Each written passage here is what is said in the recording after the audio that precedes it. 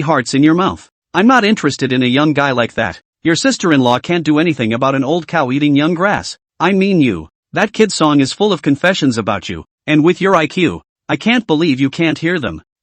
Tian Fuwei said. Speechless, Ding Chuanshan let out a light laugh and said, when it's time to fight, you must fight. That boy is shy. I watched you hug him just now at the hotel. The way his hands want to hug you but don't dare to, it makes me anxious and want to laugh. If you don't take the initiative, you two are really going to be yellow. When Tian Fuwei heard this, a look of difficulty appeared on her face. Seeing her expression, Ding Chuanxiang shook her head and smiled. Are you afraid? Afraid to really be with Wen Ming? In fact, this is a normal phenomenon of adolescence. Desire for love, but full of fear. Don't know how to face, so one side is full of desire for love, but instinctively want to escape. But human youth, it's only once. If you miss it, it won't come back. You have to hurry up and confess. Auntie, Tian Fuwei stomped her foot in discreet anger and embarrassment. Okay, I'll stop. But what are you going to do about your parents? Shall I give them a word? Don't. Tian Fuwei hurriedly stopped. I haven't even gotten to the bottom of the matter with Shi Shiming yet. You mustn't talk nonsense to my parents. I know what to do with my own affairs. Okay. Ding Chuanxiang waved her hand and said, whatever you want. I believe you have your own measure. Okay, hurry up and take a shower. Oh, Tian Fuwei answered and hurriedly ran towards the bathroom. Looking at Tian Fuwei's graceful back, she couldn't help but shake her head and sigh. This niece, looks like it's really grown big. One Piece Pavilion. Shiming didn't have the slightest idea of what Tian Fuwei was chatting with Ding Chuanxiang. At this moment, he was lying on his bed, cradling his cell phone and preparing for a beautiful sleep. Results. I had just laid down when Mom's call came. Hey, Xiaoming, did you get a girlfriend? Mom asked with concern. No. Shiming hurriedly denied. Although he had been talking to Zhao Feier for a long time, he hadn't told his dad and mom about it though. No? Mom's skeptical. I see your circle of friends. Bullying your mom does not recognize the word is not it? I don't know, your next door aunt knows how to read and write. And it's super sweet to have you in the summer heat. And your mom says you must have a girlfriend. You tell mom if it's true? When Shiming heard this, a cold sweat broke out.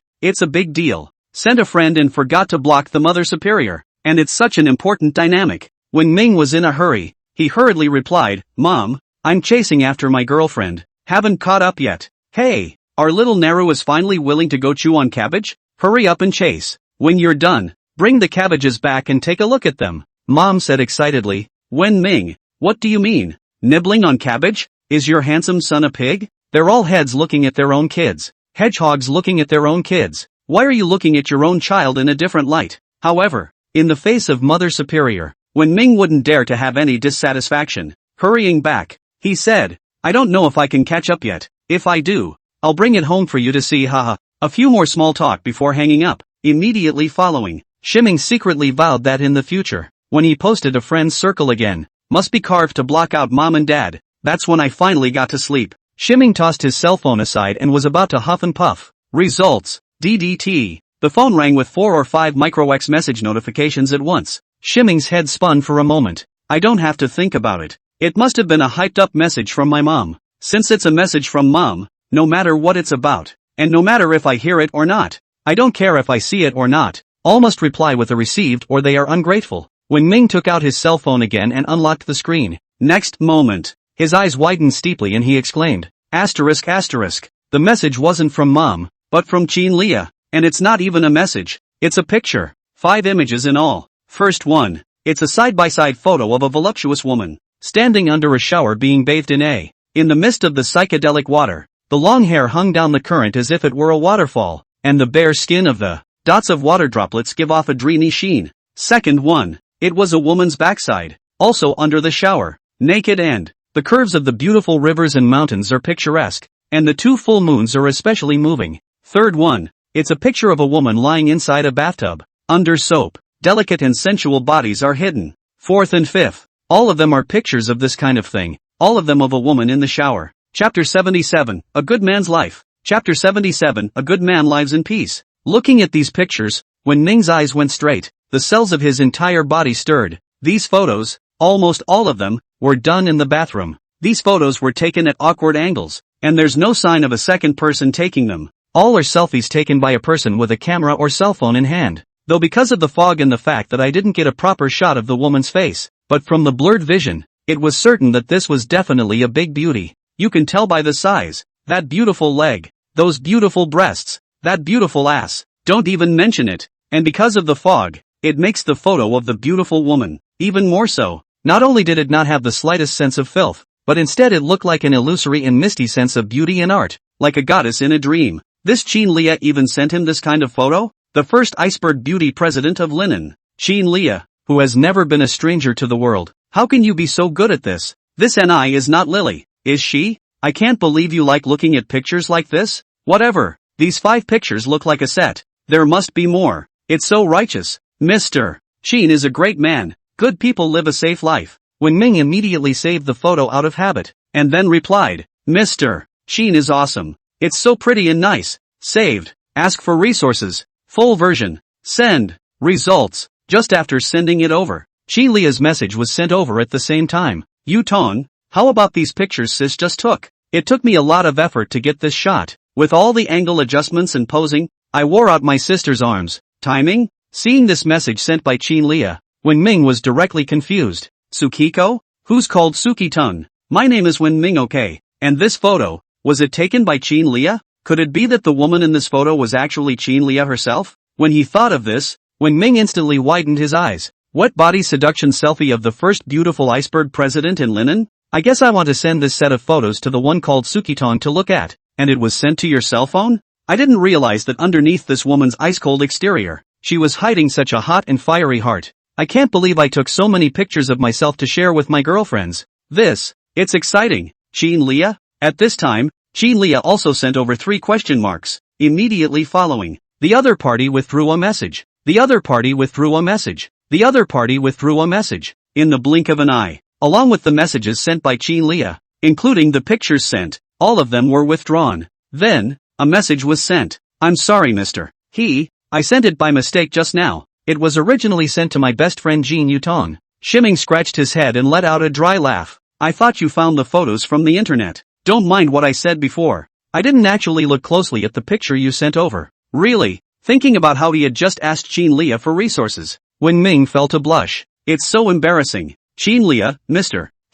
Let's not talk about this. Can you delete the photo you just saved? Thanks. Shimming grinned. How sad would it be to delete such a nice photo? If I had known. Just don't tell Chin Leah that you have saved it and secretly keep it unscented. But the photo was sent to him by mistake by Chin Leah. And since Chin Leah had asked for it, you can't just pretend you didn't see it. Okay, this is going to be deleted. When Ming directly returned. After saying that, he immediately switched out and found the photo he had just saved, and looked at it carefully for a couple of moments. Not to mention, The woman in this photo is really Chin Leah. It's so nice. Holding back his heartache, Shimming selected and deleted all of these photos, then found the photo recycling station. The photos inside the recycling station also empty, and then gave a screenshot, sent it to Chin Leah. Then I found the micro X cache again, and emptied it a bit, too, and took a screenshot of the, send it to Chin Leah. After that, another screenshot of the chat log. The first one is Chin Leah's message, while the second one is the chat record with Wang Jianbo.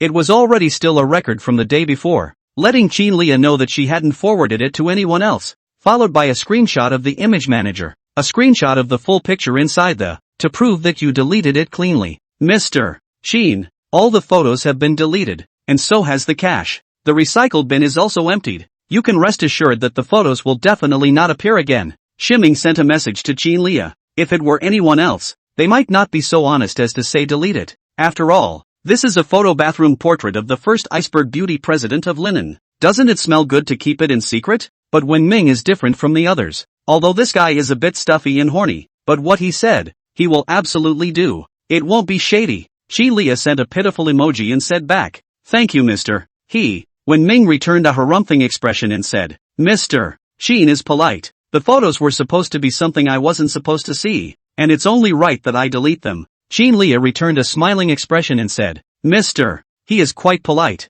I was going to share those photos with one of my girlfriends, and I accidentally clicked on your number. It was supposed to be my problem, and I didn't show my face in those pictures. It doesn't bother me. Timing? I deleted all the photos with a bleeding heart, and then you say it doesn't matter if you delete them or not. If you had said that, I would have deleted the out of it and made a screensaver. So many tantalizing photos. Where can I find it now? The cache is all gone inside. Okay. At this moment, Wenming really had a burst of heart. Drip. Chin Leah, Mr. He is still awake? Wenming, no. Made some small talk with my mom and swiped Shake Y. Chin Leah, just now I also swiped through Shake Y and saw a video of a rose restaurant. The back of the person playing the piano inside looks very much like you to me. Isn't it you? Wenming, it's definitely not me. How can I play so well? Where's the video? How about a link for me? Take a look at the effect. At the time, I was so focused on playing that I didn't even notice what was going on. Chin Leah, the link is gone. I just saw it when I was paddling, and then I paddled over. Wenming, okay, looks like this stuff will just have to go with the territory. However, what surprised Wenming was that originally he thought that after looking at Chin Leah's nude photos, Chin Leah might feel embarrassed, but he seemed to have guessed wrong. Chin Leah over there didn't seem particularly concerned. How else can you still have a conversation with them? At this point, Chin Leah sent a smiling emoji and continued, Mr. He, I remember you just said the pictures were beautiful and nice, right? Wenming froze, returned a swollen face expression and said, I should have said, the pictures do look pretty good. After a pause of a few seconds, it was only then that Chin Leah's message was sent. Is it sincere? Shimming immediately replied back, of course I mean it. I didn't even know it was you in the picture just now, and I couldn't have realized it until you told me. The words I said were all from my heart. Chin Leah sent a sweaty emoji and said, still want to see it? Chapter 78, there's more. Chapter 78, there are more powerful ones. When Shimming saw this, his eyes glared. Still watching? He immediately sat up from the bed and hurriedly typed and sent, is this appropriate? It took Chin Leah a long assembly before she came back and said, what's so inappropriate that? It's not like we haven't seen it before, and photos are taken for people to see, but it's always been me and Koton who've seen it. It's never been shown to a third person yet, and you're the second viewer. Seeing as how you deleted the photos so quickly just now, I can show you a few more, but remember to delete them when you're done. When Shimming saw this, he immediately became excited. Excitedly, he said, it's weirdly embarrassing to be anxiously awaiting ing. Having said that, set an emoji of a kitten's eyes sitting at a table rubbing her hands together. This moment, Shimming's entire heart trembled, even more excited than when he downloaded the small video. Chin Leah is going to send him a personal collection of portraits. It's really exciting. If Wang Jianbo knew about this, he would probably drool with envy. But this is the kind of thing that is better for all than for none. Doesn't it smell good when you're bored and enjoying yourself? In a few moments, Wenming's micro X then ticked. DDT. 4 or 5 more photos have been sent in. Just looking at the first one, both of Wenming's eyes almost stared out. The only thing I saw in the photo was a huge bed with 2 big white legs spread across the bed. Further up was a pair of brown lace panties, and the photo was taken from the bottom up, giving a great view of both snowy white, slender thighs. The second, wearing a white, semi-transparent, erotic camisole. The fabric was vaguely visible on the inside. which was surprisingly vacuumed, and at a glance it was clear that no underwear was worn on the inside. Third, a frontal shot without a face, without clothes on, but stepping on a pair of 7 or 8 centimeters high heights. The body looks tall and presents the body perfectly. The fourth, which seems to be in a study, sitting naked at a desk with his legs crossed. The camera took the picture from above, using the best angle to capture the perky breasts and thighs of the. In particular, the two perfect mountains were so large that Wen-ming almost fell right into them. The fifth one, still fully clothed. In the photo, Xin-Lia was clenching her legs in the mirror, her long hair cascading over her shoulders and chest, revealing only half of her chin. The hand rested lightly on her left breast in a very seductive pose. After looking at the 5 photos, Wen-ming instantly felt his blood boiling. It's so damn exciting. The only regret is that the people inside these photos are not showing their faces, only their bodies.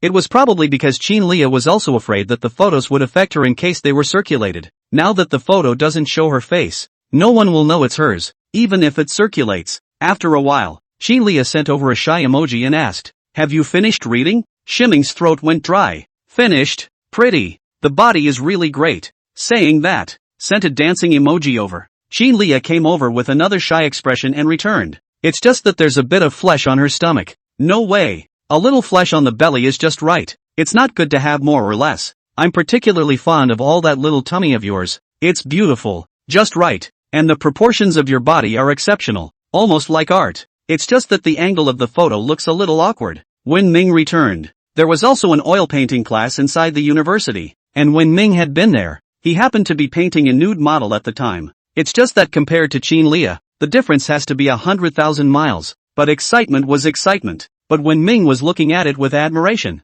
Nowadays, we're all about openness, and these photos are everywhere on the internet. It must not be viewed in a vulgar light, but analyzed in terms of art and aesthetics. Xin-Lia sent a sighing breath emoji and said, "I took all the pictures myself, not daring to look for others. Some were time shots, some were taken with a selfie stick. Very limiting. The angle and light are not good to hold, so the angle is a bit awkward." "Mister, he will look at it. Don't be offended." Shiming immediately said, No, it's already very impressive. Not bad. Does Mr. Xin enjoy taking these portraits?" Xin-Lia sent a haha emoji and said, "It's not bad. When you have time to take a shot, now is the time to be young and shoot more. Later when you are older and old, you can't even shoot if you want to." When Shiming heard this, his heart was immediately moved. Shoot when you can, so there's more? Wen-ming deep and a breath. Courage to ask, "May I ask, this kind of photo still have?" If it was two people facing each other, he wouldn't have been able to ask such a flirty question anyway, but now across the cell phone. And Wen-ming has always been online like a tiger, the reality of goat like a dog type, cell phone in hand. He is the invincible keyboard warrior. But just after sending it over, he became a little apprehensive, worried that Xin-Lia would say that he was not horny enough. Just immediately afterward, Xin-Lia's message came back, and there's, like, a couple thousand more. Put. Shiming let out a light spurt, almost spitting out a mouthful of old blood directly. "Thousands?" he returned incredulously, accompanied by a wide-eyed expression. Xin-Lia, "Yeah, I've been taking pictures since I was in college, accumulated little by little, so many years. I don't know it's so much." "What? Do you still want to see it?" Shiming immediately said with his heart fluttering. "I want to. Of course I want to." 5 exclamation points express his excitement. As a man, who wouldn't want to see such photos? Thousands of pictures. Shiming felt like his entire body was about to float up. At this point, Xin-Lia sent over a shy emoji and said, "Forget it, it's not even that good. Let's talk about it later when we have time.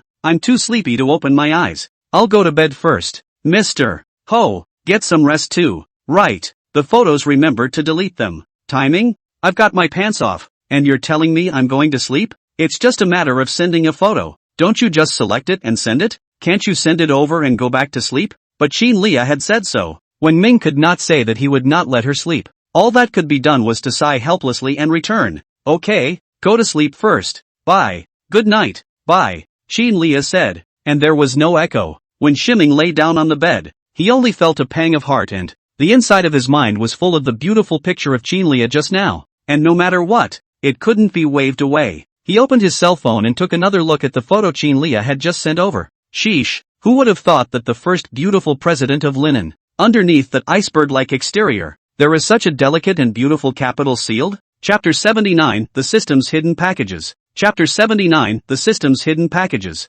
I'd like to see it again. Ximming clicked on Qin Lia's personal space to see the photos she had posted before. As a result, after half a day's rummaging, it's all filled with publicity advertisements for some Qin Shang group, as well as some poisonous chicken soup for the soul. Nothing else, not even a picture of his usual life. Once Ming lay back down, ready to cultivate some sleep. The more I lay down, the more energized I felt, and I felt my whole being become incredibly exhilarated. System, is there any way to fall asleep fast, like a sleep package or something? Wen Ming asked. Next moment, when Ming saw the cell phone screen, a line suddenly appeared. Sleeping package in progress. Timing? I'll go. For real? Next moment, Ximming suddenly felt a fierce electric current that traveled from his cell phone to his body. Lying. This time, he simply passed out before he could finish his asterisk. There was no talk all night. The next day, when Ming woke up with a start, he found himself sleeping on the road in front of the neighborhood. Asterisk. He let out a cry of alarm and immediately ran inside the neighborhood. Wherever they passed, all the residents of the neighborhood, all of them had a look of anger and cold laughter in their eyes. Far out, he then saw a bunch of people gathered around his basement door. Get out of the way. He pushed his way through the crowd and rushed into the basement of the. It turned out that his things had long been thrown out, and inside the basement, it had long been dug up, and a ton of gold had even disappeared. After seeing this scene, when Ming had a look in both eyes, he directly passed out. Then, once again, he suddenly woke up and looked around anxiously. Inside the room, it was quiet. The furniture was all still there, and there wasn't a big hole dug out of the ground, and everything that had just been, it's all just a dream. So close, just a dream. This dream, it really is so realistic. He got out of bed, went under the table, felt the gold inside, and stepped down. He sighed in relief at that. Immediately afterward, however, he secretly decided that the matter of the gold must be shifted in the fastest possible time.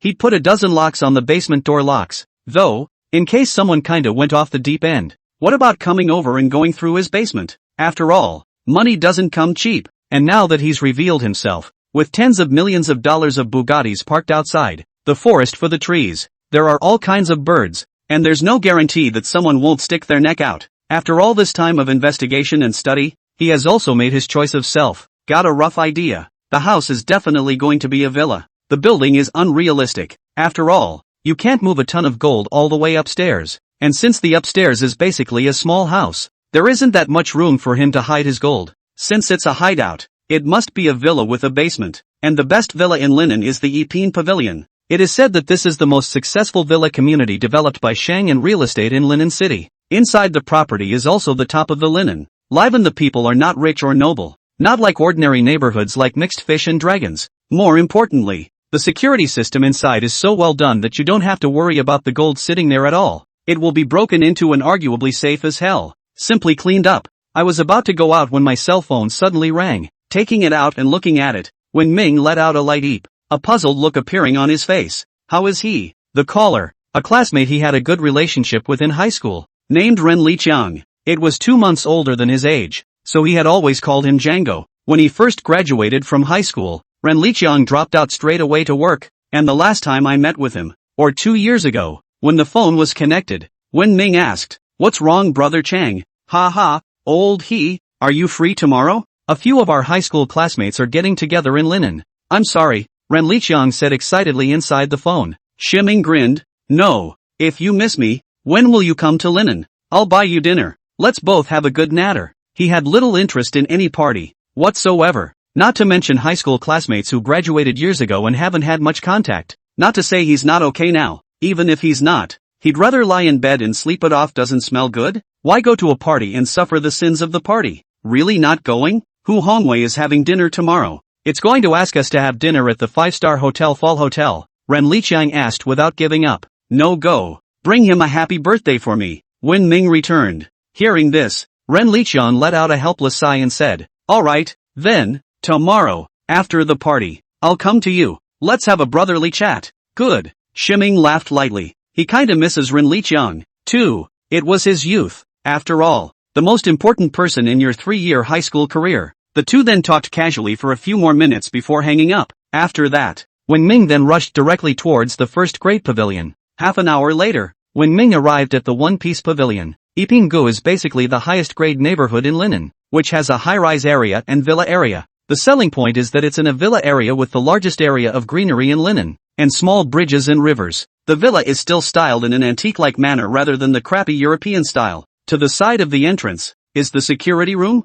At this point, a Ferrari is parked in front of the security room. A man and a woman were standing next to each other doing the registration. The man is handsome with small inches. The woman has a thin waist and long legs, and from the back view is a big beauty. Next to the two men, a security guard standing straight up stood there like a flagpole. When Ming learned about One Piece Court online, according to the internet, anyone who is not an owner of One Piece Pavilion and wants to enter One Piece Pavilion to register, it's not just a matter of taking down the license plate. It's the name, cell phone number, reason for entry, etc. All of them have to be registered to ensure that the homeowners living inside the neighborhood will not be disturbed. As for people who put up ads, hand out flyers, and so on and so forth, it was simply impossible to get through the door of the One Piece Pavilion. Otherwise, as soon as you enter the One Piece Court, you end up on the wall, on the streetlight, in the doorway. All posted are locksmith ads, dating ads, app ads and whatnot. What has become of it? These are things you can find everywhere in other neighborhoods that you'll never find inside One Piece. Even in the high-rise area,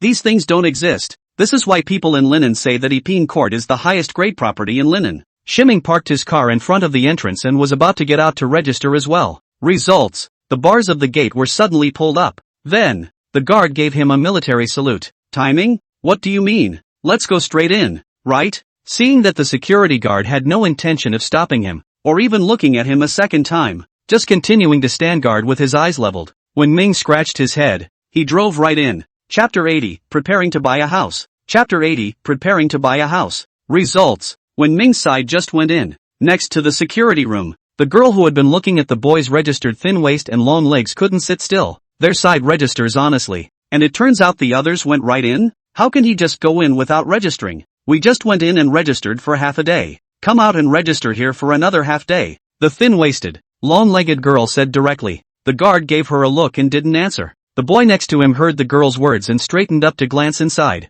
Immediately following, he instantly widened his eyes and exclaimed, asterisk asterisk, not the same as a girl with a thin waist and long legs. And then again, he's from a rich family, much more than girls know things. Today is his 24th birthday, Kaiser Chang. According to the agreement with his dad, when he's 24, his dad will buy him a villa in One Piece Court. So today he brought his girlfriend Zhang Xiaochui to see the house. The car in front of us was already far away. But even so, you can also tell at a glance what kind of car it is. Without further ado, just saying how many cars can have two exhausts mounted on the roof? Not to mention that this blue and white look is even more so with only one car. Bugatti Chiron. At this point, seeing that Zhang Xiaochui was going to continue to pursue the question, Zheng Kaixian hurriedly pulled her back and said, alright Zhang Xiaochui, don't ask. If you were driving a Bugatti Chiron, you could still go straight in. Saying that, a hurried wink to Zhang Xiaochui. Just kidding. A man in a Bugatti could be someone their family could afford to mess with?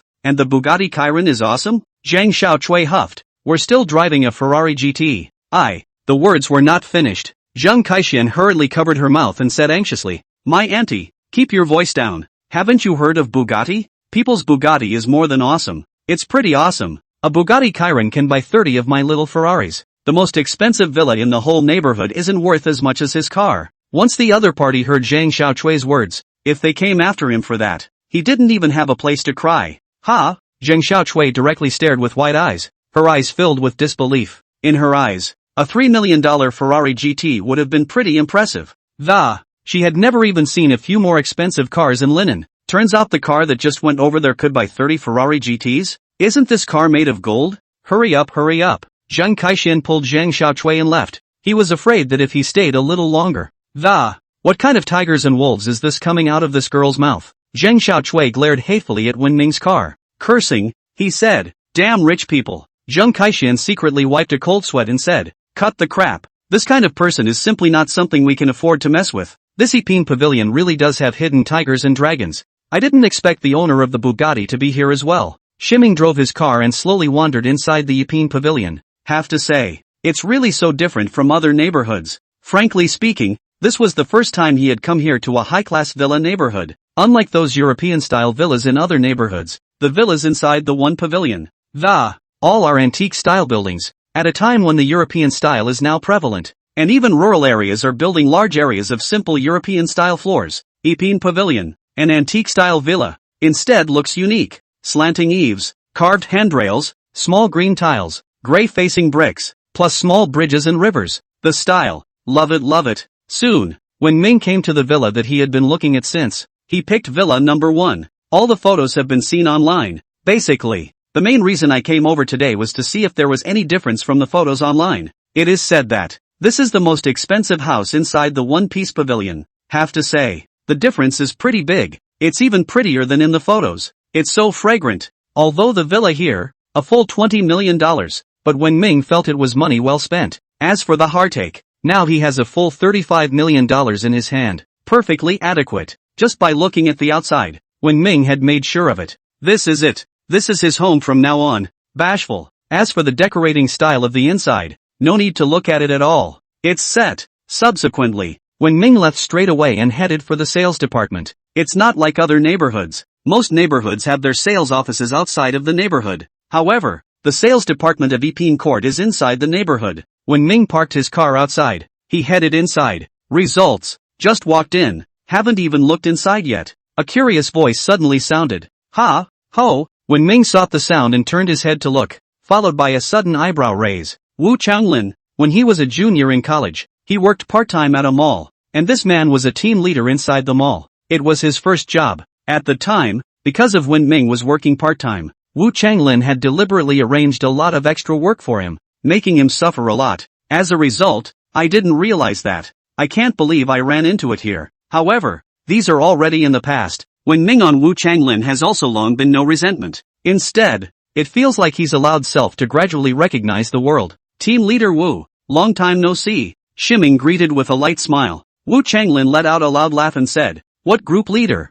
It's not a group leader anymore." "Oh, removed?" Shiming was surprised. Wu Changlin, he rolled his eyes and said, "What do you mean you've been removed? Are there any good words inside your mouth?" "I've been promoted. Understand? I'm a supervisor now, accompanying our mall's young master here to look at houses today." Just saying. A young man and woman just happened to walk by. The men are inch-haired. The women are thin-waisted and long-legged, with white skin. These two were no one else. It was Zhang Kaishan and Zhang Xiaochui both. Just, when Zhang Xiaochui saw Wen Ming, her brows gradually furrowed. "This guy, why does it look and feel so familiar?" Zhang Kaishan looked at Wu Changlin and asked, "Old Wu, what's going on?" Wu Changlin immediately smiled back. "Good day, young Master Zhang. This is a former part-time student at our mall who worked for a long time while at the mall, so I'll say hello when I see him." Having said that, immediately, he said to Wen Ming, "Xiao He, this is our shopping center's young master, Zhang Kaishan. Why don't you hurry up and greet young Master Zhang?"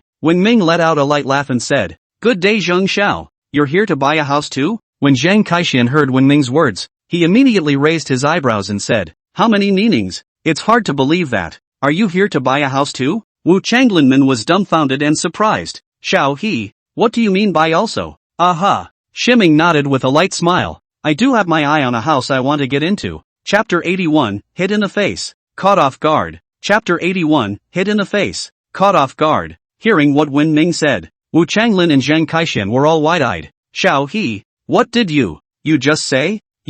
Ahem, you want to get your hands on a house here?" As if he had heard the most unbelievable words in this world, Wu Changlin asked Wen Ming in surprise, "When is Tweet going to buy a house here?" "What a joke. This is the first-grade pavilion, the most luxurious and expensive house in all of Linen. Any house here is $1 million hit, and it's a high-rise area. As for the villa area, it is even more so that any set costs tens of millions of dollars." Wu Changlin saw Wen Ming here just now and thought he was working here part-time. After all, according to the time, Wen Nara hasn't graduated yet. As a result, I didn't realize that. This guy actually said he wants to buy a house here? "Ha, old he, are you sure this guy is a part-time student in our company?" Zhang Kaishan sneered. Wu Changlin hurriedly explained. It's true that he was a former part-time student, but it was still a good student then. Having said that, looking to Wen Ming, he said, "Alright, they're all old acquaintances. Who doesn't know who yet? Does it mean anything to pretend to be here with us?" At this point, a beautiful saleswoman came over and said to Zhang Kaishan, "Young Master Zhang, may I ask how you feel about Villa 87 just now?" Zhang Kaishan shook his head. "It feels good, but the lighting is a bit bad. It would be nice if it was cheaper." While the two were chatting, Wen Ming looked at the beautiful saleswoman. Nice gesture, pretty good. A blue hip-hugging work outfit that framed her petite figure to the hilt. At this time, standing in front of Zheng Kaixian, a euphemistic and intellectual appearance. Just a glance makes people feel in a good mood. Ximing glanced at the sign on her full breasts. Liang Jiaxue. I'm sorry, young Master Zhang, we can't dictate the price. If you really want it, I can go and discuss with the manager. The price should be able to come down a bit, but probably not too much. Liang Jiaxue said back. Zheng Kaixian sighed. I'll take another look. When Liang Jiaxue heard this, a look of disappointment appeared on her face. Usually when you say that, the order is basically yellow. However, professionalism still made her smile as she faced Zheng Kaixian and said, Alright, young Master Zhang, may I ask if there is any other assistance young Master Zhang needs? No more. You go ahead and get busy. Zheng Kaixian waved his hand. Liang Jiaxue nodded her head and said, Alright, if young Master Zhang needs any help or explanation, I can be reached at any time. Having said that, turn around and be on your way. Just then, Wu Changlin suddenly called out to her and said, Ms. Liang, wait a moment. Liang Jiaxue turned back and looked at Wu Changlin in confusion. Sir, can I help you? Wu Changlin hemmed and hawed. I don't have anything I need help with. It's just this little old brother of mine. He said he's also looking at the houses here and wants to get his hands on one. So ask him what he wants to buy. Saying that, reaching out and pointing at Wen Ming, a derisive look appeared on his face. Waiting to see Wen Ming's joke. Let's get you loaded. Watch me tear you apart. Liang Jiaxue raised her eyebrows and also turned her head to look at Wen Ming. She had seen Wen Ming from when he had just entered the sales department a while ago, but when it came to seeing Wen Ming's age, then he saw Wen Ming started chatting with Wu Changlin and the others, so he didn't come over to entertain him. Even a young master like Zheng Kaixian was cautious and prudent when he bought a house here, not to mention the people who chatted with Kaiser Yung's underlings. There is basically no possibility of buying a house, but out of professionalism. A professional smile surfaced on Liang Jiaxue's face. To Wen Ming said, May I ask this gentleman if he needs any introduction? Wen Ming gave a light laugh and said, No need for introductions. Hearing what Wen Ming said, a cold smile immediately appeared on Wu Changlin's face. Sure enough, that opening of the mouth was revealing. He was about to open his mouth to sneer a bit. At this point, Wen Ming suddenly took out a bank card from his pocket and said, I've already seen the house. Villa 1. Quite satisfactory. Go straight to the credit card. Ha! As Wen Ming's voice fell, the professionalized smile on Liang Jiaxue's face instantly froze there. Wu Changlin steeply opened his mouth wide. Zheng Kaixian's eyes narrowed. Really? And you didn't even ask for a price? And it's Villa 1? Direct swipe? How can you be so bossy? Or is it? Is this also pretending? Liang Jiaxue blinked, also thinking that she had misheard. She coughed softly and said with her trademark smile on her face once again, This handsome man, let me introduce this villa to you first. The selling price of this villa is almost around $50 million, with a north-south view. The style is designed by Mr. Zhao Jingguang, a famous Chinese art master, with a unique style. I said I've seen it, just swipe the card. Go in installments. Ximing repeated again. Prices he checked. A $50 million Villa 1, staged down, with a down payment of about $15 million. That's a little bit of money. He can still afford to pay. As for the loan for the subsequent land, when this ton of gold on hand is disposed of, are you still afraid that you won't have the money to pay back the loan? Liang Jiaxue, this guy really wants to buy it? It's not a trick, is it? The commotion over here also attracted the attention of the other people around. These people, all of them, looked curiously at Wen Ming. This guy, really here to buy a house? They've been doing real estate sales for years. Never seen such a boozy guest before. There is no one else like it. Liang Jiaxue, in particular, was directly stunned by Wen Ming's words. Not at all sure how to pick up on the following. That's not happening in the training. Never even heard of it. At this point, Wang Jichao, the manager of the sales department, came over and said, Hello this gentleman, let me tell you a little bit about it first. Villa 1 is the most expensive villa in our one pavilion. If you want to buy it, you have to go through us. Ximing frowned and said, It's just buying a house. Why is there so much going on? Is it because you're afraid I can't afford it? He's still anxious to hurry up and finalize the house and go move the gold over. As a result, these people here at Baba's are really making his head spin. At this point, Wu Changlin patted Wen Ming's shoulder and advised in a serious tone. I say Xiao He, that's enough. Do you really want to keep pretending? If we keep pretending like this, it's not going to end well if we reveal ourselves later. Mr. Ho! Just then, a voice suddenly came from inside the passage. Those on the scene craned their heads, immediately following. All of these people immediately stood up straight and respectfully saluted the visitor. Good day, young Master Li. Ximing looked at the visitor curiously. A young man in his 20s with a cynical look. At this point, Wen Ming suddenly heard Zheng Kaixian introduce his female companion next to him, Xiao Chui. This is Linen's #1 young man, the crown prince of Shang'an real estate, the grandson of Linen's land king, Li Gowen, Li Wenfeng. When Zhang Xiaochui heard this, she was surprised. Li Wenfeng? He is Li Wenfeng? Shoo, keep your voice down, Zheng Kaixian hurriedly reminded.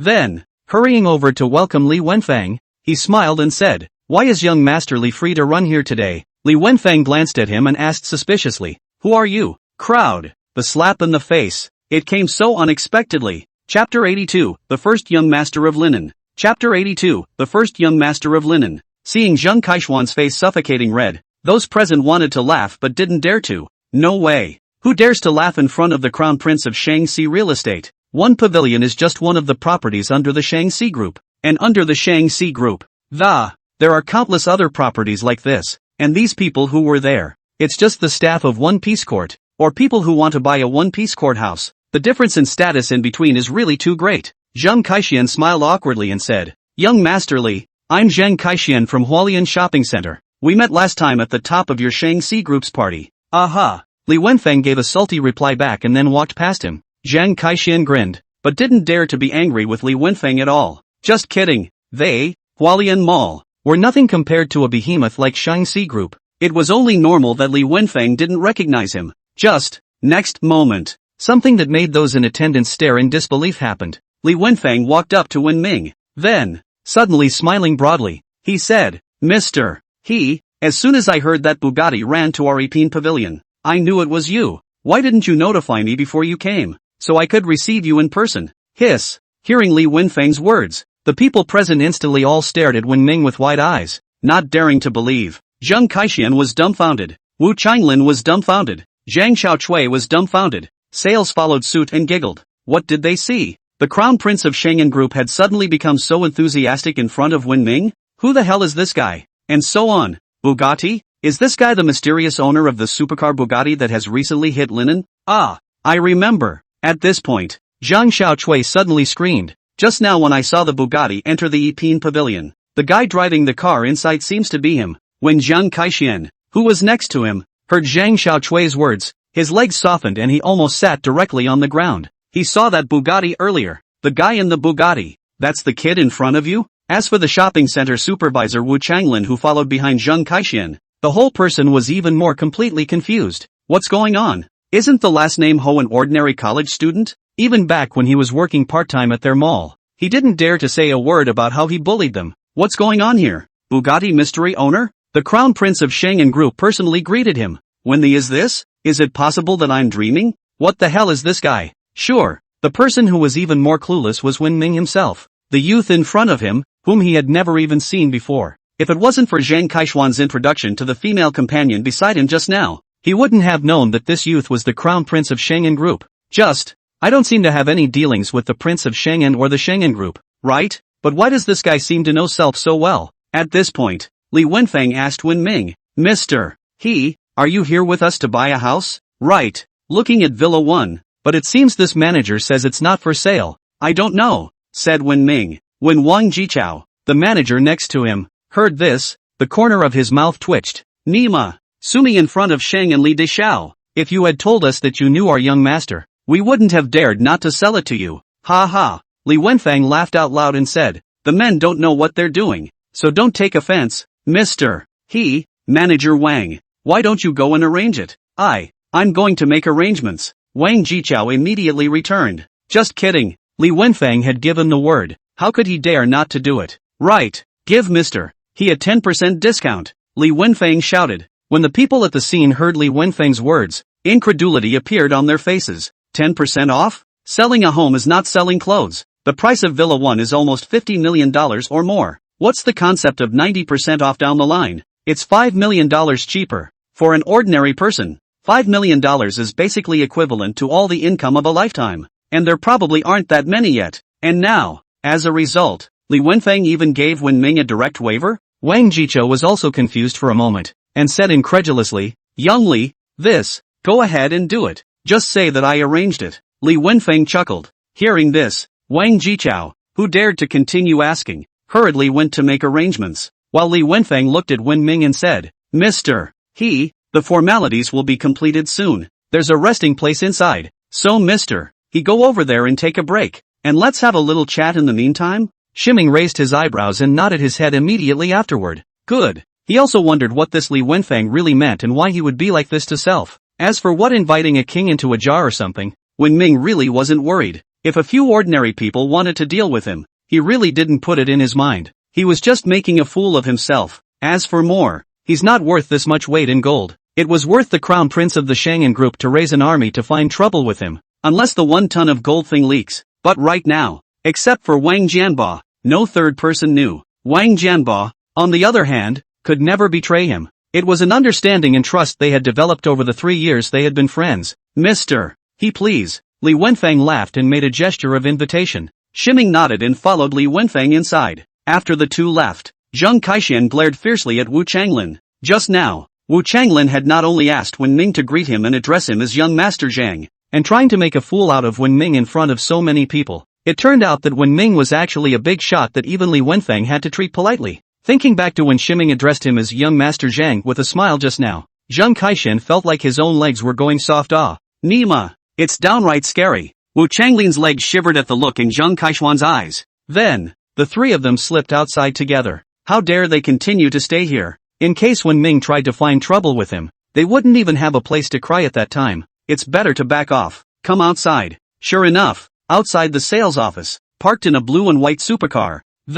It was the same Bugatti they had just seen at the entrance of the one pavilion. Up to this point, there was no longer any need for any doubt about Wu Ping's identity. That's over $80 million for a Bugatti. Just now when Wen Ming said that he would buy the house directly by swiping the card, they thought that Wen Ming was pretending. After all, it was a $50 million supermansion. But now that I see this Bugatti, they suddenly realized that their imagination was limited by poverty. Driving an $80 million supercar. What's wrong with buying a house worth $50 million in Ipin Court? For someone at the level of Wen Ming, ing living in a $100 million house, there's no surprise there either. You don't know, aren't people driving $100, 000 to $200, 000 cars and living in $700, 000 to $800, 000 houses everywhere? Whose house isn't worth more than a car? Back in the car, Zheng Kaishan then breathed a sigh of relief and said to Wu Changlin, Old Wu, are you sure that that kid just now, is he really a part-time student at our mall?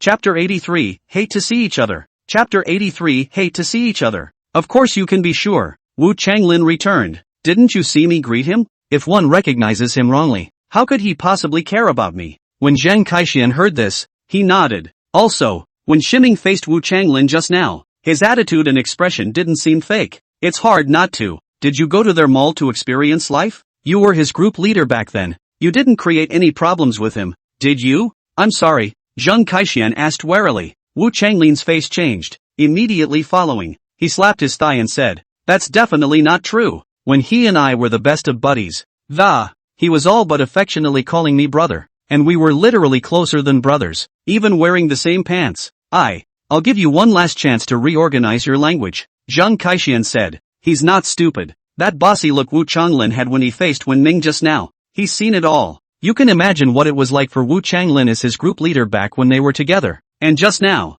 Wu Changlin intentionally let Wen Ming down in front of so many people. That's simply not something an iron brother can do. It would be fine if Wen Ming was just an ordinary person. He wasn't so idle as to run off and seek justice against a commoner who was looking for trouble with his own people. But if this person is the one that even the number one young man in linen, Li Wenfeng, has to deal with solemnly, that would be totally different. It means, well, something completely different. With the influence of the Shengen Group's Li family in linen, all it takes is one word. Their Zhang family will be finished. The malls have to close down. So he had to figure it out. When Wu Changlin heard Zheng Kaishuan's words, his face suddenly turned white. What? Don't say? Very well, when I get back, just look for the other people inside the mall and ask them. Zheng Kaishan said back. I say, Wu Changlin hurriedly said. Actually, there's nothing much going on. It's just that he's been given more tasks to do. After all, he's part-time and isn't likely to be here for long. So, Zheng Kaishan took a deep breath and said,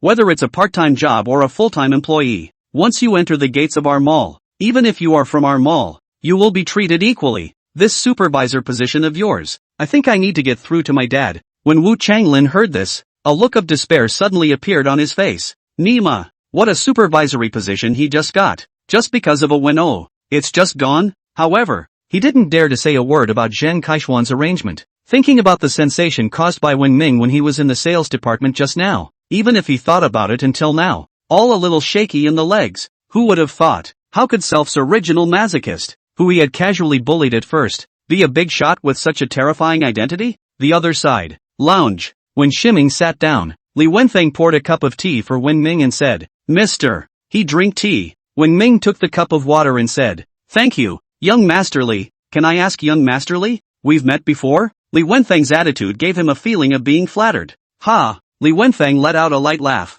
"You may not have seen me, but I have seen you. And more than once. Couldn't be more impressed with you." When Shiming heard this, the puzzled look on his face intensified. Seeing Wen Ming's appearance, Li Wenfeng let out a light laugh and said, "Meeting with Mr. He for the first time. It was at Ronghua House. At that time, Zheng Tin-chun invited me to dine at Winghua House, saying that there were two pretty foreign girls. Then I went there. Then Zhang Tianjun said he saw a foe. Then he went down with his men. Then I was upstairs. Watch as Zhang Tianjun is inexplicably shattered." Wen Ming, Li Wenfeng continued. "The second time we met was last night. I was supposed to pick up a young model yesterday and go to the Rose for a little fun. And then I saw you strutting your stuff on stage." Shattered Lu Open. And then Lu Open had Zhang Tianjuan's dad, Boss Zhang, come out. I thought you were going to be shattered, but you ended up shattering Boss Zhang again. Wen Ming, this linen no. One young man, is he so interesting to talk to? However, Li Wenfeng's cynical appearance like this was even more puzzling to Wen Ming. Shiming rubbed his nose and said, "So, shouldn't you help Zhang Tianjun take revenge? How is it that instead, you're still helping me out, and you're giving me a discount on my house?" This was what Wen Ming was most confused about. Judging from the previous two incidents, this Li Wenfeng should be in league with Zhang Tianjun. Ha! Oh, don't get me wrong. Li Wenfeng laughed and waved his hand. "I'm going to eat with Zhang Tianjun. It's all because of those two foreign girls he brought with him. It's got nothing to do with him. He has nothing to do with Boss Chung. He's him and I'm me. I'm just feeling curious about you." "Me?" Shiming pointed to his own chest in confusion. "Why are you curious about me? I'm not a pretty chick." Although this was the first time he had seen Li Wenfeng, but he basically kind of knew Li Wenfeng almost as well as he did. This guy. It's the cynical typical rich kid who's full of women. Twice. It's all about the women. It was as if this bastard's life was all about women at all times, making Wen Ming have to sigh. This is the rich kid. The only thing that made Wen Ming feel interested was that Li Wenfeng, the rich second generation that, unlike those other rich kids, not the kind of unreasonable, brutal rich kids. Rather, it is a sense of cynicism and playful panache. Li Wenfeng smiled lightly and nodded. "Right. I'm curious. How did Zhang Tianjun suddenly get shattered? And Zhang Dishu, why did he suddenly change his attitude towards you by 180 degrees? Don't you have any magic tricks? Can you teach me? I feel like it's fun, and when I see a chick later, directly perform magic to get it. No need to soak it in slowly at all." Wen Ming, this guy, is he that Tai? Still trying to pick up girls with magic tricks? Wen Ming coughed lightly and said, "I'm sorry, there's no magic. Something happened to Zhang Tianjun. It's completely true that it's a coincidence, and I can only say that this kid is too backward. As for Zhang Dishu, because he owes me a favor." When Li Wenfeng heard Wen Ming's words, a look of disappointment appeared on his face. At this point, Shiming continued, "Moreover, how meaningless is it to use magic to pick up girls? Get them directly. Might as well go inside a kiln. For pretty girls, isn't the most important thing the fulfillment of the slow conquest process? That's a real man, don't you think so?" When Li Wenfeng heard this, he brightened up and reached out to grab Wen Ming's hand. Excitedly, he said, ***, brother Neru is in the same boat. Ming brother great talent. Listening to my brother's words is better than picking up chicks for 10 years. One sentence makes my little brother feel as if he has been enlightened. I hate to see you. I hate to see you again. I'm so touched. Timing? Goddamn fellow travelers. Who hate each other? Who's in the same boat as you? I'm just saying it. How am I in the same boat as you? What's the matter with me? I don't like you anymore?" Chapter 84 Massage by the First Young Master. Chapter 84 Massage by the First Young Master. Facing the enthusiastic Li Wenfeng, Wen Ming really had a headache for a while. It's a living treasure. Pouring water for Wen Ming again and rubbing his legs, it was a joyous occasion. Then, just as Li Wenfeng was rubbing Shi Ming's leg, Wang Jichao, the manager of the sales department, walked in with the beautiful sales Liang Joshua. Results. Seeing Li Wenfeng rubbing Wen Ming's leg, his eyes glazed over in shock, a look of having seen a ghost. The number one young man in linen is actually rubbing Shiming's leg? If this scene were to spread out, I don't know how many people's jaws would be dropped. When Li Wenfeng saw Wang Jichao, he hurriedly stood up and coughed lightly. Putting on a serious look, he said, "Manager Wang, is it done?" Wang Jichao instantly returned to his senses and said back, "Yes, all the formalities for Villa 1 have been completed, and I'm ready to take Mr. He to see the house." "Aha." Li Wenfeng nodded. Then, turning his head to look at Wen Ming, he said, "Brother Ming, let's have a good exchange when we have time. Why don't you let this pretty young lady show you the house first?" Saying that, blinking at Wen Ming, then pouting at Liang Joshua, you know what look. Wen Ming, he was truly convinced of this Li Wenfeng. It's a case of seeing a woman and not being able to walk away. No way. One must keep one's distance from him, lest one be led astray by him. Late in life, after saying goodbye to Li Wenfeng, Shiming moved outside with Wang Jichao and Liang Joshua. "Come outside." Wen Ming said to Wang Jichao, "Manager Wang, Liang Joshua can just take me alone. Go ahead and do whatever you need to do, and it's just to check out the house. You only need a chaperone." There was no need for Wang Jichao, the sales manager, to accompany him.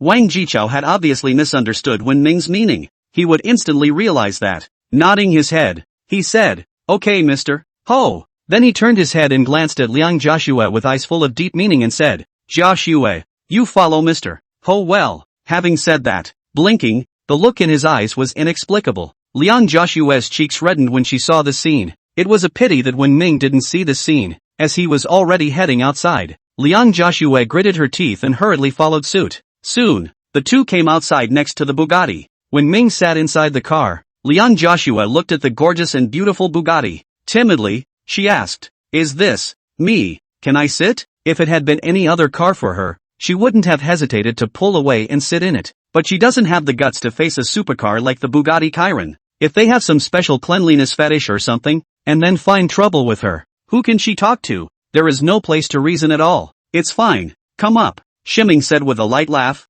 "Yes," Liang Joshua answered and immediately pulled open the car door to drill into the ground. Looking around at the luxurious Bugatti interior, Liang Joshua only felt a wave of incredulity. Is that a Bugatti? She's been in a lot of luxury cars, Mercedes and BMWs, but it's the first time she's ever sat in a Bugatti Chiron that cost over $80 million. Before, not even seen, not even heard of, only known to grab the parking space inside the ultimate boss limo is just a Bugatti Veyron. And now, instead, she was sitting inside the Bugatti Chiron supercar, which was even more powerful than the Bugatti Veyron. She wouldn't dare to dream such a dream. Seeing Liang Joshua's appearance, Wen Ming laughed and said, "You may not believe me when I say it. You're the first person besides me to sit inside this car." "What? Me? The first?" Liang Joshua said incredulously. "How is that possible? I'm afraid the girl sitting on top of a supercar like this one is different every day, right?" Wen Ming spread his hands and said, "Yes, besides you, no one else has ever ridden in this car of mine. It's always been my own drive. This Bugatti of his, from the time it was redeemed to the present time, did except himself, never carried another one yet." Regarding Wen Ming's words, Liang Joshua, however, clearly did not believe them at all. Men's mouths, lying ghosts, scumbag. If you want to hit on me, just say so, and talk about how I'm the first passenger in this car. Do you really think I'm as easy to fool as those dumb college girls? I don't even have to lie. Okay, just hook your finger and the old lady is down for the count. The more scummy the boy, the more girls he's met and the more beautiful women he's seen, the more picky they are. The more ordinary girls don't even make it into their eyes. But now, when Ming showed his liking for her, doesn't it mean that she's also a beautiful woman? Beats most women? Come to think of it, Liang Joshua's heart became even more excited and subconsciously glanced at Wen Ming's side face. Whoa, this side view is really handsome, clean and neat and stylish, and more importantly, angular, full of masculine flavor. Liang Joshua couldn't help but feel a stirring in her heart. What fresh meat, so greedy. Liang Joshua subconsciously swallowed a mouthful of saliva. It's just the two of them in the car at the moment, and soon they're going to go inside Wen Ming's house. A lonely man and a woman sharing the same room. Will something wonderful happen? After all, a low-key, rich and handsome super rich second generation like Shiming, but it's very rare. Even if you can't marry him, just a little something leaking out of his hand, it's enough for her to enjoy. Sure, it would be nice to marry him and give him 10 or 8 fat sons. Wen Ming didn't even know that. Just because of his words, how many changes Liang Joshua's mind went through in her heart and mind. It had even been coveted by Liang Joshua. Otherwise, He would never have said that with his mouth full. Soon, the two of them then arrived in front of Villa 1 of the One Piece Pavilion. The villas in One Piece court sell for more money the further the number goes. And Villa 1. This can be said to be the best located villa inside the entire One Piece Pavilion. Whether it's the design or anything else, it's unique, or it wouldn't be this number 1 villa. The villa was a small 3-story building that looked like one of those ancient palace buildings, beautiful and luxurious, connecting the front and back yards, plus the villa itself. It's almost the size of 3 basketball courts. Liang Joshua walked to the gate and introduced herself to Wenming. Mr. He, if you're doing this for the first time, you need to enter the recording pattern and face information first so that the door will open automatically when you return later. Wenming followed Liang Joshua's reminder and entered the information. The gate opened instantly. Facing it is a very large courtyard with rocky hills and flowing water, flowers and shrubs and trees. On top of that there is a large event space, next to the parking lot, with a full 5 or 6 parking spaces. The decor inside the room, on the whole, favors an imitation style, but is not lacking in modernity. It looks simple and neat, but doesn't look so empty that it's instantly likable. A masterpiece of art, no less. No wonder everyone is desperate to make money. I'll be living in a house like this every day. Every morning you wake up refreshed. Okay, money isn't everything, but it allows you to manifest things that others wouldn't even think of. Liang Joshua walked and introduced herself to Wenming, including the designer of the house, and the furnishings inside as well as the materials used, etc. All of which were told in a nutshell. Just, as time passed, Liang Joshua's eyes gradually became odd. Chapter 85, Buying a Car by the Way. Chapter 85, Buying a Car by the Way. Liang Joshua had been walking in front of Wenming. The rounded, hip-hugging skirt, which had been facing Wenming, twisted twice every now and then. Attempting to get Wenming's attention. She was all ready to think that in case Wenmera had any designs on her. What about the fact that she rejected it a little bit, cooperated with Wenming a little bit, made him feel a little accomplished after that, and then took it from him? As a result, from the beginning to the end, all of Wenming's attention was on the house. Surprisingly, he didn't even look her in the eye. Isn't this a rush? No way. Greedy old lady. Reactivity must be transformed into proactivity. Liang Joshua's eyes twitched, and as she was walking, her foot suddenly felt like it had stepped on the air. With an ah sound, she fell directly into Wenming's arms. When Shiming looked at Liang Joshua, who was upside down, his face changed. It's too late. Without even thinking about it, Shiming subconsciously moved a step to the side, immediately following. Bang! Liang Joshua's entire body fell solidly to the ground. Liang Joshua, would it kill you to give me a hug? At this point, Shiming hurriedly ran over and inquired with concern. What happened to you? Did you get caught in the fall? I didn't react just now. I just subconsciously dodged. I didn't think I'd fall on you. Liang Joshua. That being said, could you give me a hand? This time, she could sort of see that Wenming had nothing in mind for her at all. This asshole is just a super straight guy. Otherwise, with her knowledge of men, if Wenming was interested in her, just now while squirming in front of Wenming should have had a tiger and wolf move long ago. It's okay. Liang Joshua gritted her teeth and got up from the ground herself. With an apologetic smile to Wenming, he said, I'm sorry, I accidentally fell just now. I didn't scare you, did I? No.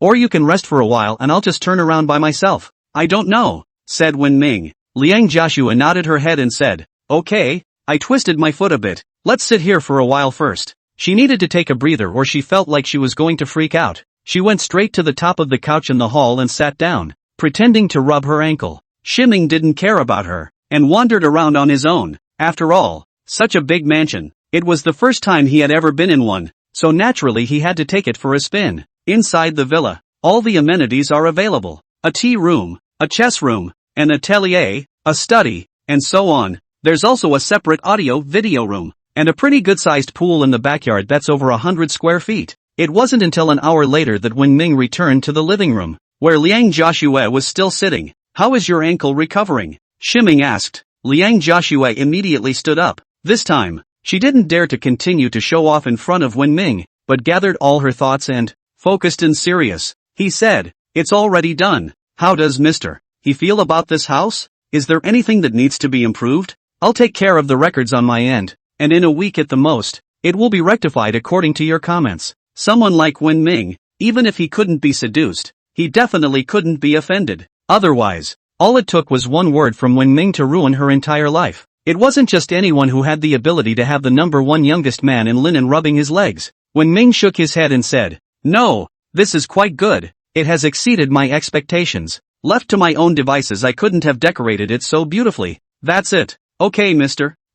May I ask when Ming needs any more help?" Liang Joshua smiled. When Ming shook his head, "No more. Then I'll go back first, mister. He can call us anytime if he needs anything." "I'm sorry," Liang Joshua smiled. "Come along," Shiming said. "He's on his way out, too." Liang Joshua was puzzled. "Does Mr. he need to buy something? If so, you can just notify the property and the property will deliver your stuff to your doorstep." "No, this house has everything in it. I went out to buy a car," Wen Ming said. "The inside of the villa is full of everything that can be said to be there. I don't know how much more than what's inside that basement of his. He wants to ship gold now, and he needs a car. You can't drive a Bugatti to pull gold, can you? The Bugatti kind of car is all about flashy styling and extreme speed, and as far as hauling stuff, it's not even close to a little motorized tricycle. And, Wen Ming also desperately needs a car to get around now. You can't go out for groceries or a barbecue and drive a Bugatti every day, can you? Too flashy." Shiming doesn't like to make a splash,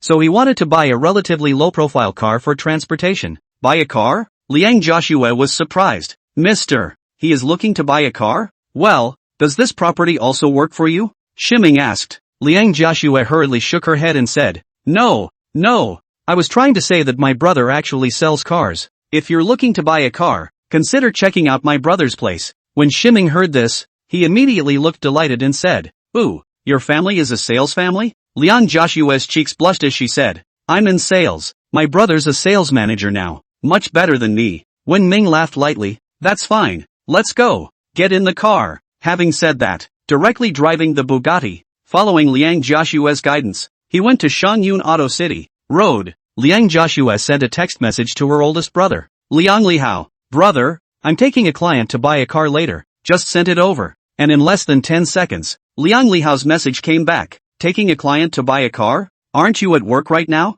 How can you leave the One-Piece Pavilion?" Liang Joshua hemmed and hawed and returned, "Because this client's identity is very impressive. As long as I follow him, no one will dare stop me. Yo, how much awesome. Humph, I won't tell you now. You'll know when we meet. When that happens, watch out your eyes don't glaze over. Ha, you're so happy. You haven't gotten yourself some big bucks, have you? Let me tell you something. Snow, don't ever trust the bad words of those old assholes. One by one, they're a lot older and still going around scamming little girls. You're the old asshole. My client is handsome. 1,000,000 times more handsome than you. Humph. Liang Lihao." Liang Joshua stopped replying to the letter and directly put her cell phone into her bag. Xiang Wenming smiled and said, "I've already talked to my brother. My brother said he's already waiting for us there." "Good. After it's done, I'll treat you guys to dinner." Shiming smiled back. The other side, Shangyun Auto Mall. Liang Lihao shook his head and put his cell phone away. Then, stepping inside the hall, he said to the group of salesmen who were clapping,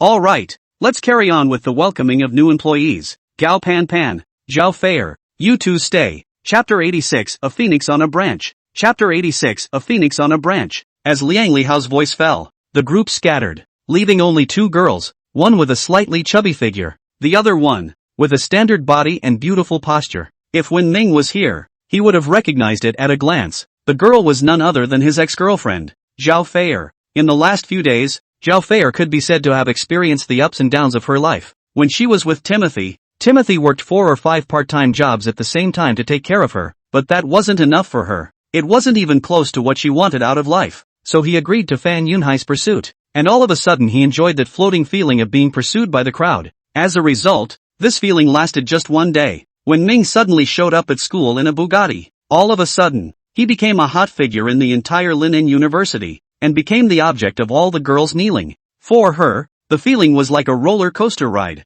She couldn't care less about Fan Yunhai's feelings and ran straight to the library to find Wen Ming to get back together. She thought that Wen Nara would be like before, not caring about all her little tantrums, that forgive her for all her little tantrums.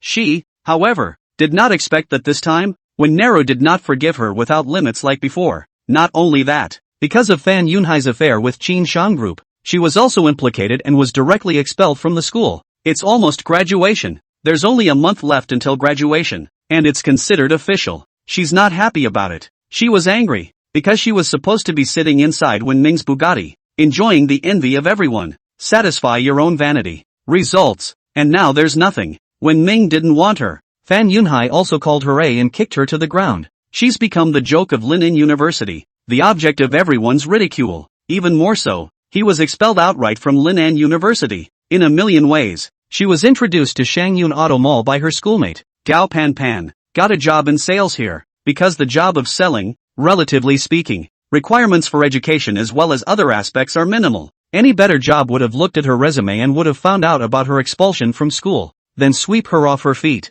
So she left school and was introduced by a well-connected schoolmate. Gao Pan Pan came to Shangyun Auto Mall as a sales. Gao Pan Pan has graduated for 2 years and has been working in the sales department of Shangyun Auto City since graduation. More than once, she had invited Philip Zhao to come over, only that Zhao had never been able to look at a sales job. Liang Lihao said to Zhao Feier, you'll follow Gao Pan Pan next. She's got more experience on the job, so let her take you on more. Thank you, Manager Wu. Trouble you, Sister Gao, Zhao Feier immediately said. The slightly built girl waved her hand and said, no trouble, they're all co-workers. Liang Lihao nodded and said, alright, Gao Pan Pan, there's a guest coming later. You'll receive it later, and also let Zhao Feier understand the process of selling a car. Good. Gao Pan Pan immediately nodded. Just saying. Liang Lihao's cell phone rang. It was Liang Joshua calling. Hey, old man, we're almost there. You come out and pick us up. Liang Lihao rolled his eyes and said, can't you come in by yourself?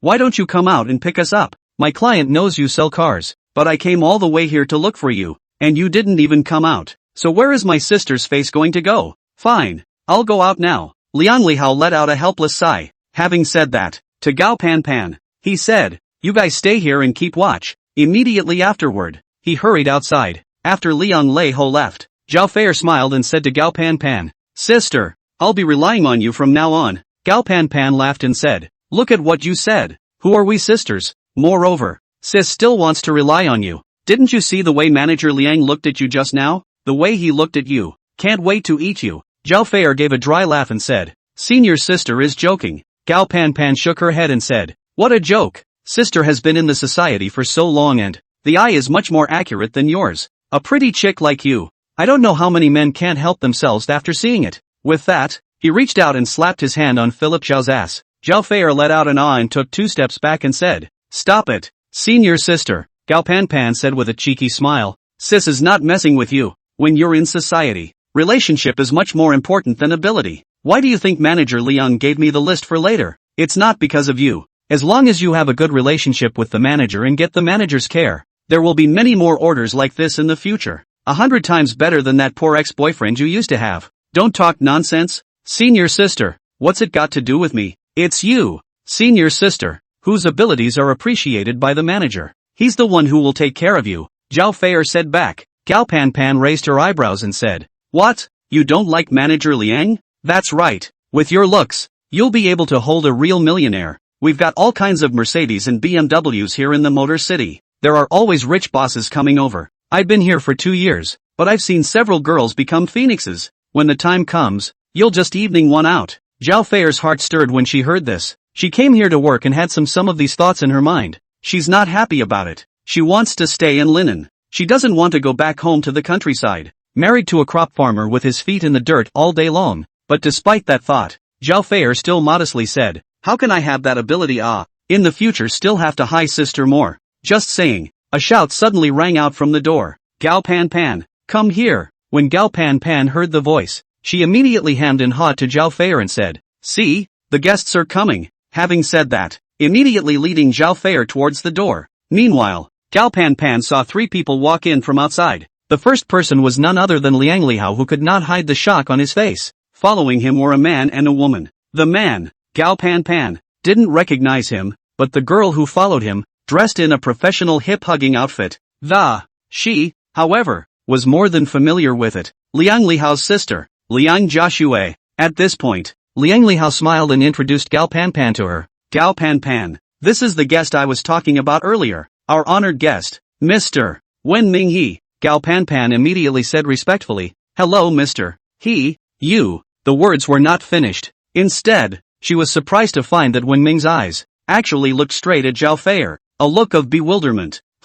What the hell? Gao Pan Pan froze for a moment. Self-neglected? She admitted that Zhao Fei was more beautiful than self, but was the attraction of a beautiful woman even that great? Straight-up dumbfounding customers? She glanced toward Zhao Fei with a confused expression. As it turned out, Zhao Fei similarly stared at Wen Ming with round eyes, looking straight at him. Shock in the eyes is inexplicable. Chapter $87 Million Mobility Scooter. Chapter $87 Million Mobility Scooter. It's a big world, but at the same time, it's a small world, too. Sometimes the people we desperately want to meet never see each other in our lifetime, but some people we don't want to see are always in front of us from time to time. And at this point, this was how the two of them, Shiming and Zhao Fei, felt in their minds. Looking at each other, both of them were all dumbfounded. Shiming's entire body was mesmerized. Why is Philip Zhao here? Going to work? This woman started working too? When she had a lot of fights with Wen Ming because he wanted her to get a job. In the end it didn't move. For a refinementist like Philip Zhao,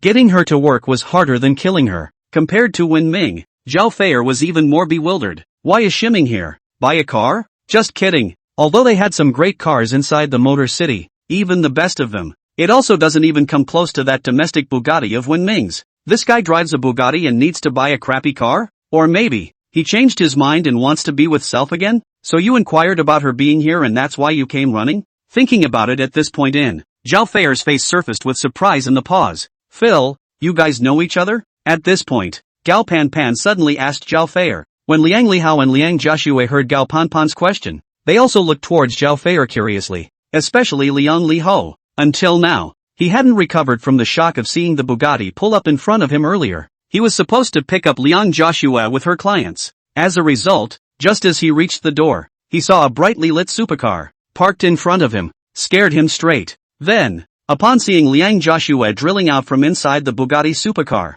straight away, his mouth dropped open in shock. That scene, he swore he'd never forget it in his life. And, just now, on the way here, Liang Joshua even told him that, Wen Ming had just bought the first villa of Yiping Pavilion, and she had also seen that the eldest young master of the Li family, the Shengen group behind Yiping Pavilion, personally rubbed Wen Ming's leg. Without further ado, with just these few things, Liang Lihao had already treated Wen Ming as a godlike existence, and now, as a result, this godlike being knew the new salesman who just came to their Motor City? Zhao Fei immediately returned. Recognize. Of course I recognize. He's my boyfriend. Having said that, going over and hugging Wen Ming's arm, he said excitedly, Xiao Ming, are you here to find me? Or are you here to take me home? Let's go home, okay? Seeing Zhao Fei's move, Liang Lihao and the others, their eyes instantly widened. Boyfriend? Zhao Fei was actually Wen Ming's girlfriend? Is this woman that good? If you're so good, how come you're still working as a salesman in their Motor City? When Shiming looked at Zhao Fei's arm,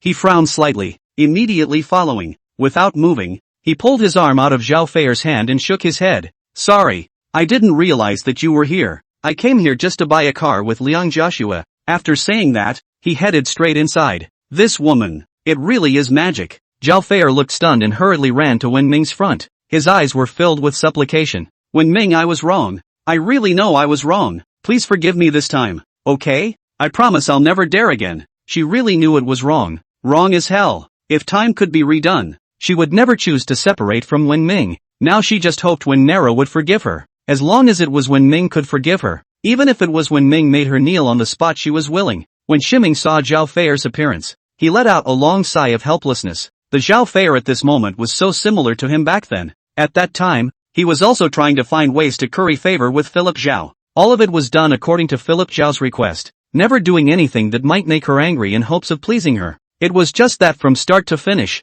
Zhao Fei's expression when she looked at him was like she was looking at a little cutie. It ended up dumping him like a dog even more. Until then, it was only when Shiming realized what he had done wrong. From the very beginning, the moment he put all his thoughts on Zhao Fei, he had already lost. Losing nothing but a humble heart. When it comes to relationships, both parties are together only if they appreciate each other. No woman would like a lowly lickspittle, for no man would appreciate a lickspittle that, much less likely to feel the personality of a lickspittle. Instead, it's the handsome, rich, scummy boys who go around flirting with girls and womanizing. They'll be affectionate and even proactive to the point where you can't believe it, because the personality of these scumbags is exactly what those girls appreciate and love. So licking dogs, in the end, is only a way to die. No other way. Trouble, get out of the way. Will you? Shiming frowned. When will the song be heard? Zhao Feier suddenly said excitedly. I've already apologized to you in front of everyone, even knelt down for you. What will it take for you to forgive me? Do you have to humiliate me to death before you're satisfied?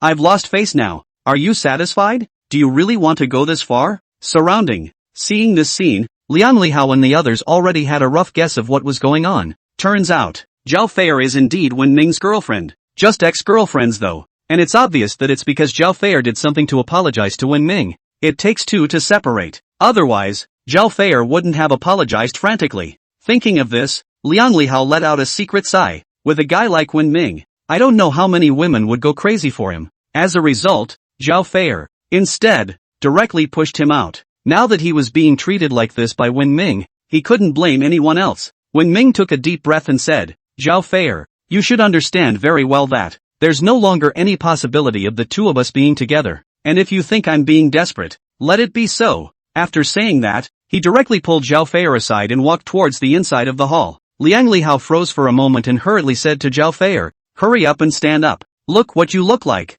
Having said that, hurrying to Wen Ming chased after him. Liang Jiaxue and Gao Panpan also followed and chased after them. Zhao Feier squatted on the ground, and two lines of tears immediately crossed her cheeks. Inside the hall, Liang Lihao enthusiastically said to Wen Ming, Mr.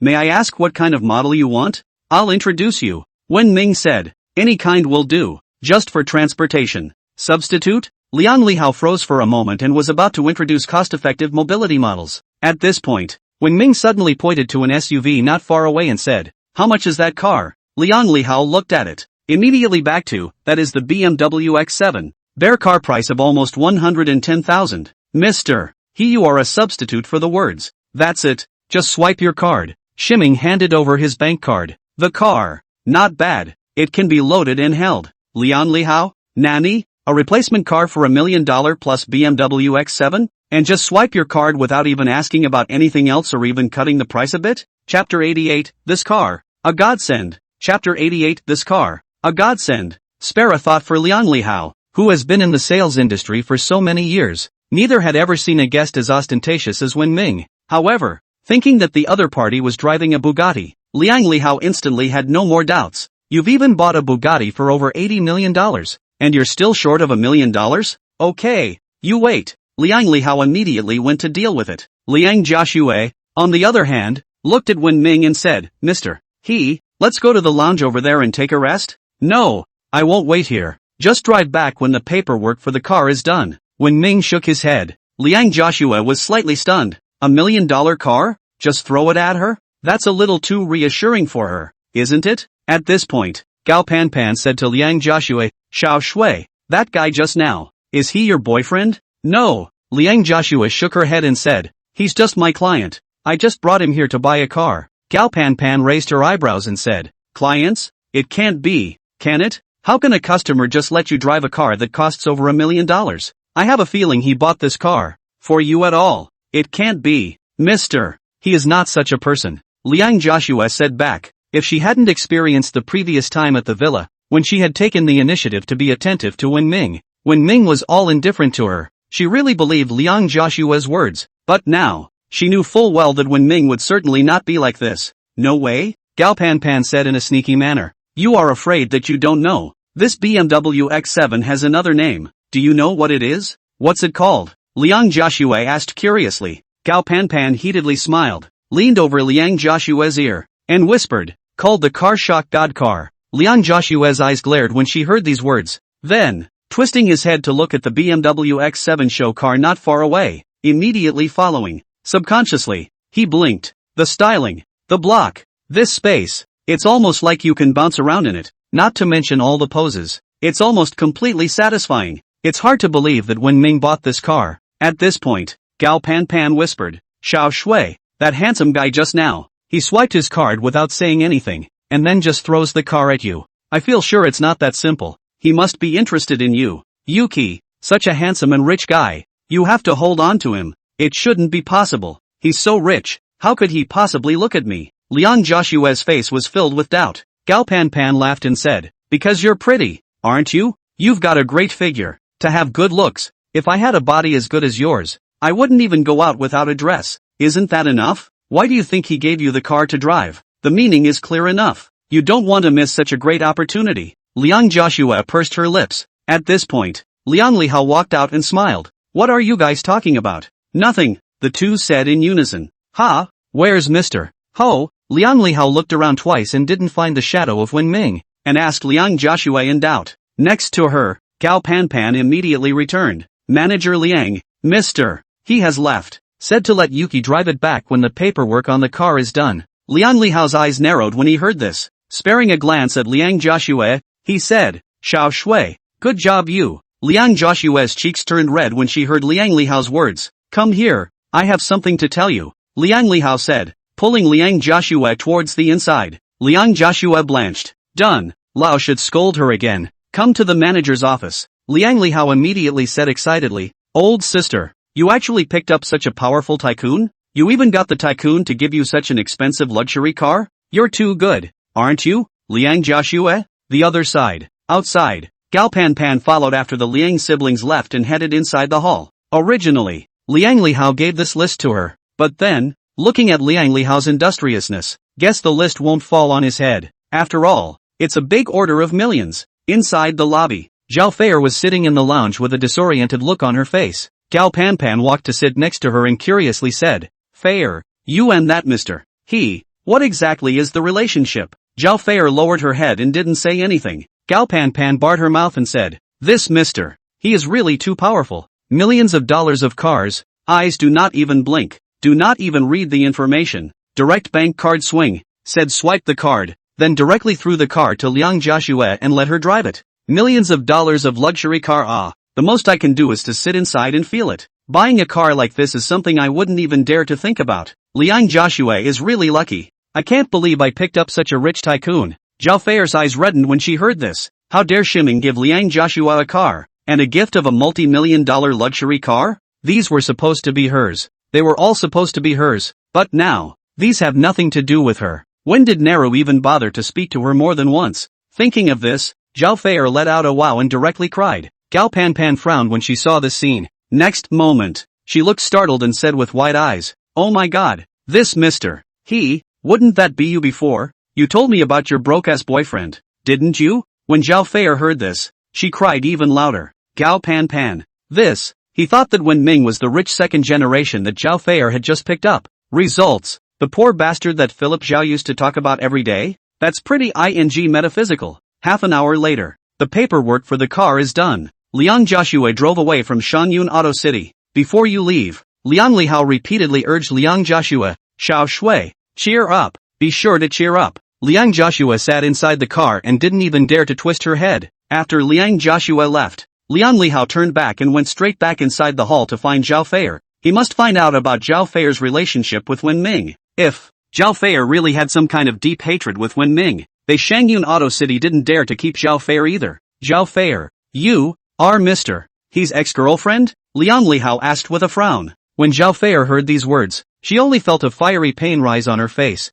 It was like salt had been sprinkled on an already bloody wound. However, still nodding, she returned, yes. Liang Lihao narrowed his eyes and returned. I think, you are not suitable for. The words were not finished. His cell phone suddenly rang, and it was Liang Joshua calling. Hello? Snowy, what's wrong? Liang Lihao asked. Brother, just now Mr. Ho called me and said that he asked you not to make things difficult for Philip Zhao. Just do what you need to do. Liang Joshua inside the phone said. Liang Lihao froze for a moment. Then he nodded. Okay, I understand. Having said that, looking at Zhao Feier, she said, it's okay, get up and continue to work. Chapter 89, He Shiming's 36 Stratagems? Chapter 89, He Shiming's 36 Stratagems? Happy Neighborhoods. When Ming hung up the phone, he went back to the basement. The reason why he didn't want to stay inside the Motor City for more time was that he didn't want to continue to be with Zhao Feier. Secondly, because there was no point in him continuing to wait there. He went there in a Bugatti,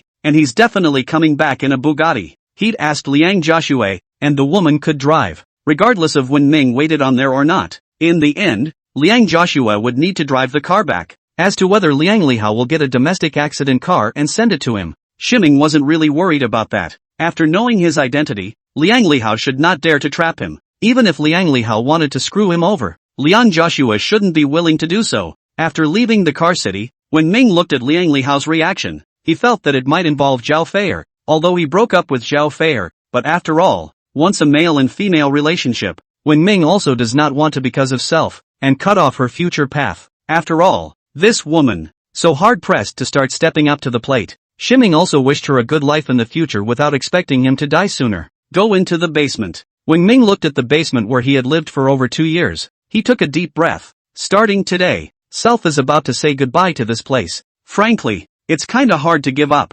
After all, people are nostalgic, but it's important to get out of here for the safety of the gold. Wouldn't it be better to live in a large villa as opposed to a basement? In a few days, self will fit into the big villa and start to get nostalgic about it. Now, let's dig out the gold first. Think it and do it. Shiming took out a shovel and hammer and started to get busy. It's a good thing it's work time and no one cares what he gets up to. If it's in the middle of the night, it's probably going to be so loud that the whole building won't be able to sleep. And just when Wen Ming was pouting and frantically digging for gold, One Piece Pavilion. Liang Joshua drove the dark and bright BMW X7 and entered the Epine Pavilion. When she parked her car outside Wen Ming's Villa 1 and returned to the sales office, just got in. The manager, Wang Jichao, then called her over and said, Joshua, Mr. Li said to wait for you to come back and just go to the office and ask for him. Oh, good. Liang Joshua answered and hurriedly headed inside the office. Pushed the door in. Liang Jiao saw Li Wenfeng sitting on top of the sofa and greeted. Good day, young master.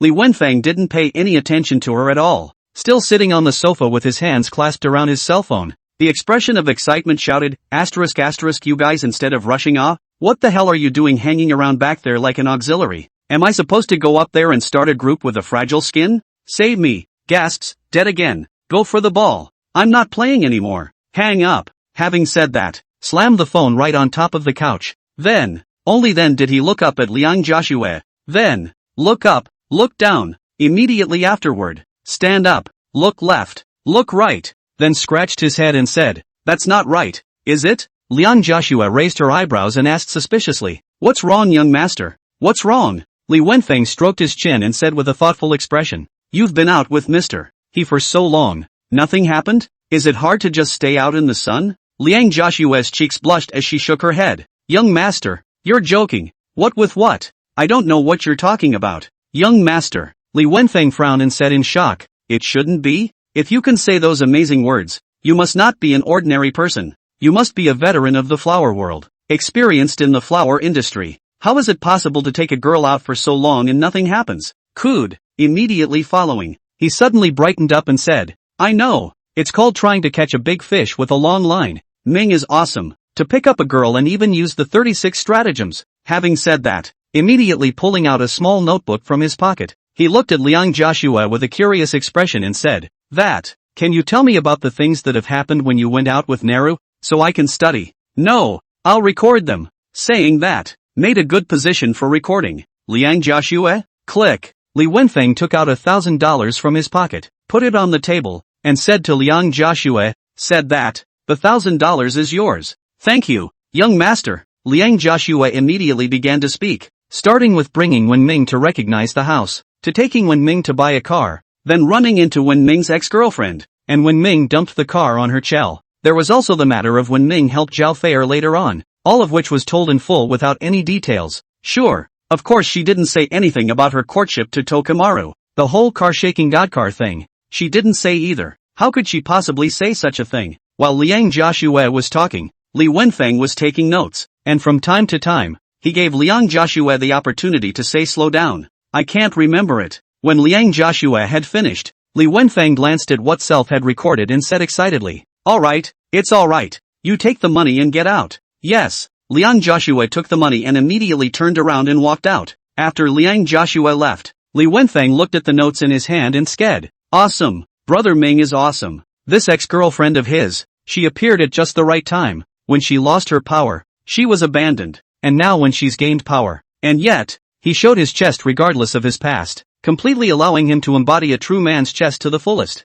And the way the car was given away, it was natural without being pretentious, atmospheric without being ostentatious. Make a woman's heart melt in her own arms. Tee-hee, Naru is Naru, the best at picking up girls in the world. Little brother, admirable. Saying that, made a saluting gesture toward the ceiling. It's just a shame that Wen Ming isn't here. If he was here and heard Li Wenfeng's words, there was a good chance that a mouthful of old blood would spurt out directly. God's special code is a collection of the best in picking up girls in ancient and modern times. I'll poo-poo you. Happy neighborhoods. When Ming was still pouting like a hard-working farmer, continue to be busy inside the hole in the ground. In the beginning, when Ming knocked out the hole in the ground, it was only the size of a rice cooker. Now, however, it was almost a meter in diameter and more than a meter deep. The whole basement was full of dirt thrown everywhere. If someone were to break in and see this right now, there's a high probability of suspecting that this is a major grave robbing site. Sure, if someone dared to barge in now,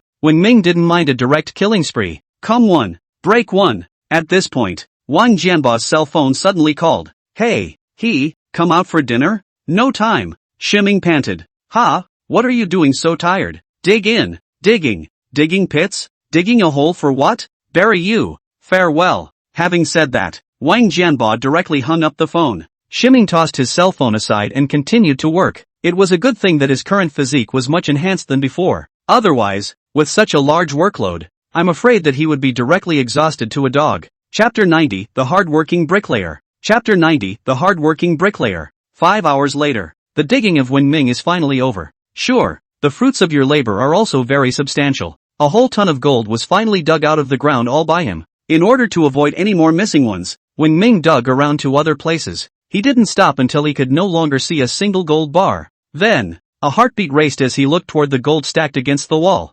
Finally got the out. The only thing that made Wen Ming a little surprised was that he had thought that this ton of gold would be much larger in size. Now that it's all dug out and piled up, there's not really that much of it. It's also the same volume as 6 pieces of mineral water when stacked together. After all, gold is much denser than iron. Done. Shiming chuckled. Immediately following, a thoughtful look appeared on his face. Next, it's how to move that gold to the one piece. The job of transferring gold is a technical one. After all, it's a whole ton of gold, not a bar of chocolate. Even if he bought the new domestic BMW X7, it is impossible to load so much gold at once. Even if he could barely fit, he wouldn't dare. A ton of gold on a car, the tires would be flattened. Once the traffic police on the road suspected overloading or other problems and gave him a check, then a ton of gold was found hidden in the car. Next, I'm afraid he's going to turn into the Hisoso on the news when he mings. As for the tons of gold, forget it. He didn't want to do the stupid here and now thing. Therefore, for this batch of gold must be careful and prudent.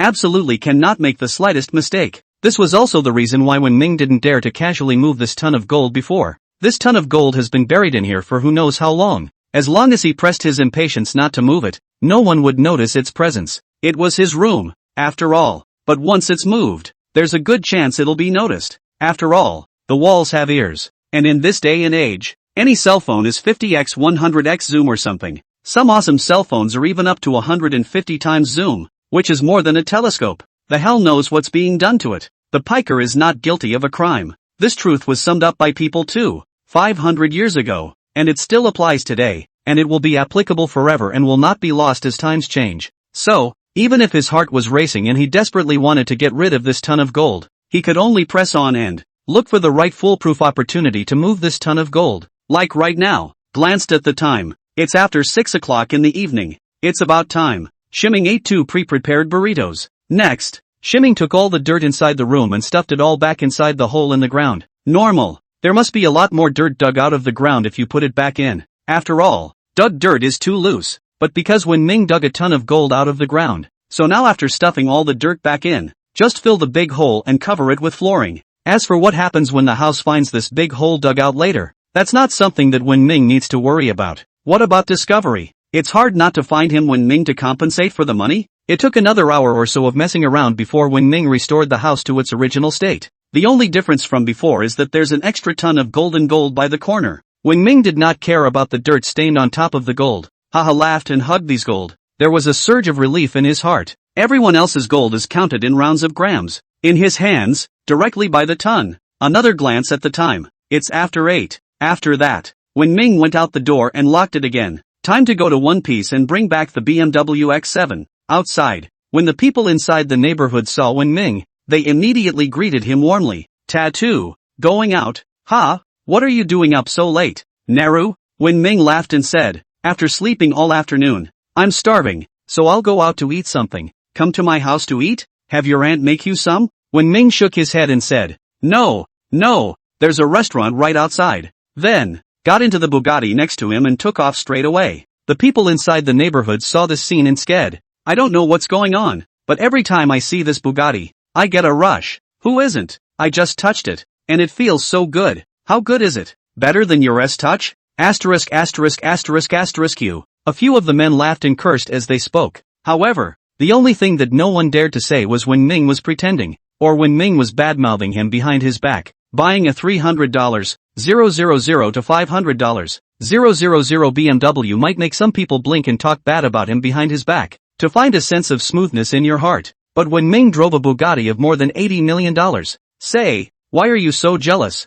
It's not even on the same level, alright. When Ming drove the Bugatti, he called Liang Joshua on the way and prepared to get the keys. It's now past 8 o'clock in the evening, and at this point Liang Joshua has already gotten off work. Definitely not in the one-piece pavilion. 10 minutes later, the downstairs of Building 46 in the Gangnam-style neighborhood, Liang Joshua looked at Wen Ming and said with a shy face, Mr. Do you want to go to my house and sit down? No, I have things to do. Having said that, take the keys and drive off in the Bugatti. Liang Joshua? Back upstairs. Liang Lihao was quickly packing things inside, only to see Liang Joshua running back alone. Asked, where's Mr. Ho? He said something happened and left. Liang Joshua was also speechless, while frowning tightly. Could it be? Is it all wrong? When is Nero not interested in her? But all that before, could it have been fate? Or maybe just overthinking it? This was a question that Liang Joshua couldn't figure out even after thinking about it. Just a pity. He didn't know when Ming was anxious to get back to his ton of gold.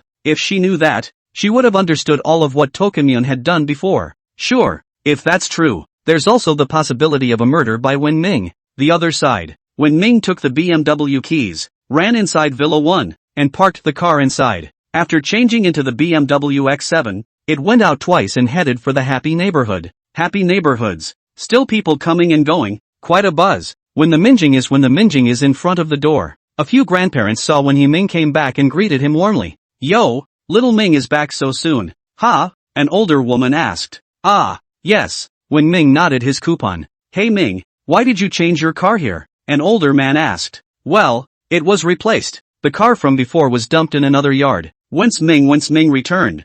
A simultaneous bout of head scratching. Nima, the people inside this neighborhood are really welcoming. Forget it. So long have waited. Just wait a little longer. Chapter 91, Old He is on fire on Shake Y. Chapter 91, Old He is on fire on Shake Y. Night. It came silently. It was also time for families to go back to rest and exercise. An occasional uncontrollable scream rang out. And when to sound. He also started his own business of moving bricks, working hard like a farmer on a construction site. The only difference with those migrant workers is that those guys moved slabs, and he moved gold. In order to avoid being noticed when moving, when to sound the bricks of these bricks, instead of carrying it directly to the car, it was wrapped in clothes, or something else, and pretended to look like it was carrying something else, loaded on top of the BMW. Not to mention, just as he was moving, an enthusiastic uncle ran over and said with a smile, Xiao Ming, what are you moving? I'll help you move it. When Ming laughed and said, thank you, uncle. No need.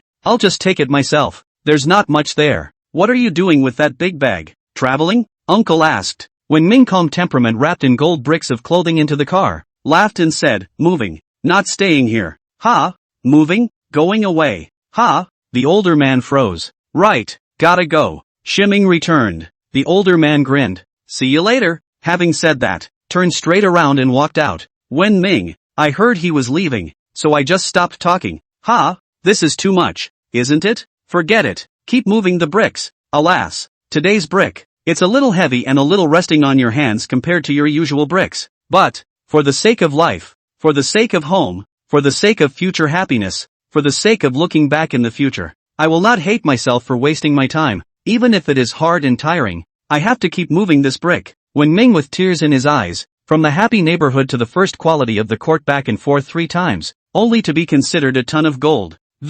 All moved out. Meanwhile, the inside of the basement was basically pretty much moved as well. After all, there wasn't much in this basement to begin with, and most of it is dispensable stuff. For example, review materials inside the university, and all kinds of exam materials and so on. All together, it must be almost a couple dozen pounds. There's no point in moving these things back. Is it hard to start over and go to college again? Driving a car loaded with a trunk full of gold. When Ming waved at the basement where he had lived for 2 years, See you later, my youth. Thank you. Gave me a ton of gold. Then, Wenming then drove his car and left the happy neighborhood, back to the One Piece pavilion. Twice, Wenming drove the car back inside the yard, then started moving the gold inside the car toward the basement. Although the villa has 3 floors, but Wenming felt that only this underground was the safest place to put gold. After all, no one is going to have nothing better to do than drill down into his basement and play around. When Wenming put all the bricks, after it was all moved into the basement, a glance was taken at the time. It's almost midnight.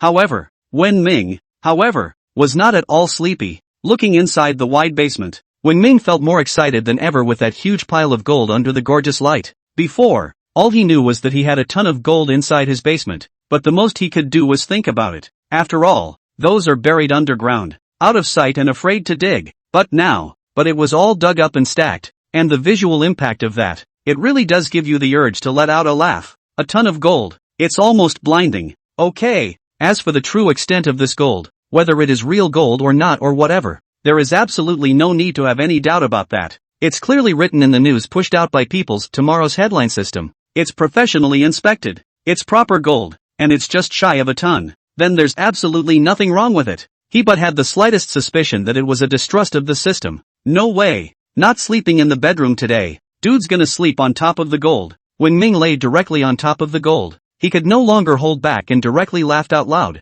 There was no talk all night. The next day, Shiming was sleeping soundly when he was suddenly jolted by a noisy cell phone ringing. Taking it out, it was Wang Jianba calling. Hey, what's wrong old Wang? Wenming said listlessly. It felt like my whole body was stranded in a pang of pain from the gold. But one look at the gold underneath him and all of that pain instantly disappeared. What's wrong with the pain? Gold on hold. The average person you want to gold shelves to the whole body pain. The key you have so much gold? Asterisk.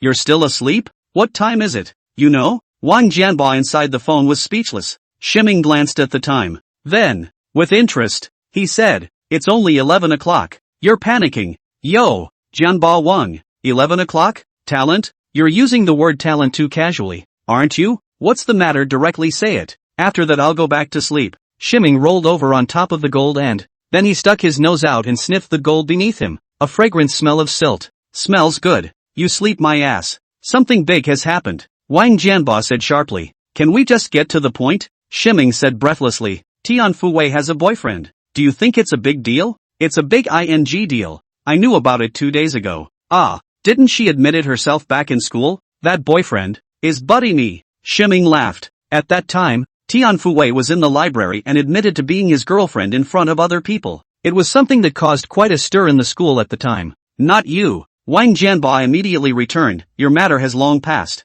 No one believes it's true that you're with Tian. But this time, it's true. There's a video to prove it. A video of Tian's schoolgirl hugging someone in public. I'll send it to you. Having said that, hang up. Immediately following, Wenming's cell phone received a link to a Shake Y video. Click on the video and take a look. Shiming was instantly amused. Inside the video, on a modest stage, in front of a black piano, sitting there was a boy in a black leisure suit, playing the piano obliviously and mesmerizingly. From time to time, the camera flashed Tian Fuwei's demented smiling expression. Near the end of the video, amidst a lively round of applause, the man walked up to Tian Fuwei and then Tian Fuwei gave him a hug straight away. After that, end of video. After watching this video, the corner of Wenming's mouth twitched. He's the one playing the piano. What intrigued him was that, who made this video? It's a great shot, even though he's only showing his back from start to finish, but just looking at the back, all of them could feel the richness and elegance of the body. So Wenming couldn't help but want to add a chicken leg to him. That photography. Absolutely. What a master of great photography. Chapter 92. What is the experience of being worth $10 million? After watching the video, Shiming glanced at the number of likes again. Over 4 million likes. Looking at the comments again, it's up to over 300,000 as well. This time, the sense of accomplishment in Shiming's heart was overwhelming. Himself, inexplicably finally catching fire? He used to play with Shiver Wise a lot, but after taking hundreds of shots, as a result, the number of likes never exceeded 10, and it was basically just a few cousins clicking away. As for outsiders, basically no one is following you, much less liking you. This also made Wenming gradually, for what suddenly fire completely give up, because it's just not going to happen. As it turned out, he didn't expect that. Surprisingly, he suddenly caught fire himself because of a video. With curiosity, When Ming clicked on the comment. Then, he just couldn't help but burst out laughing at the goose. Such an elegant little brother. I'm sour. The singing is really great. Not only is the song good, but the piano playing is also very good. I'm not going to brag about it. This level of piano is among the top in the whole of Linen. It's so good to hear crying. It feels like my ears are getting pregnant. Begging for my little brother's contact info. I'm going to give him 100 big fat sons. You can pull back, and give them 100 big fat sons. Aren't you harming them? And can't you see that people are doing it to confess their love? He has a girlfriend. I'm so envious of that young lady in the video. What's so good about it? I feel it's pretty average. It's not as good as what I play. Oh, do you want some face upstairs? Didn't you see that comment on the second floor that was very much liked? That's the famous pianist in China. Mr. Hai Changhua. Even he praised it. You say it's average? What kind of ears do you have? These days, there are really a lot of people who have nothing to find to criticize. Shiming rubbed his chin. Then, also in the inside back to it truthfully. In fact, the video inside that person is in the next. My name is Lin and Win Ming. Turns out someone replied just after it was sent. Ha! Someone returned so soon? When Ming clicked on the comments section with interest. Results. The old face darkened.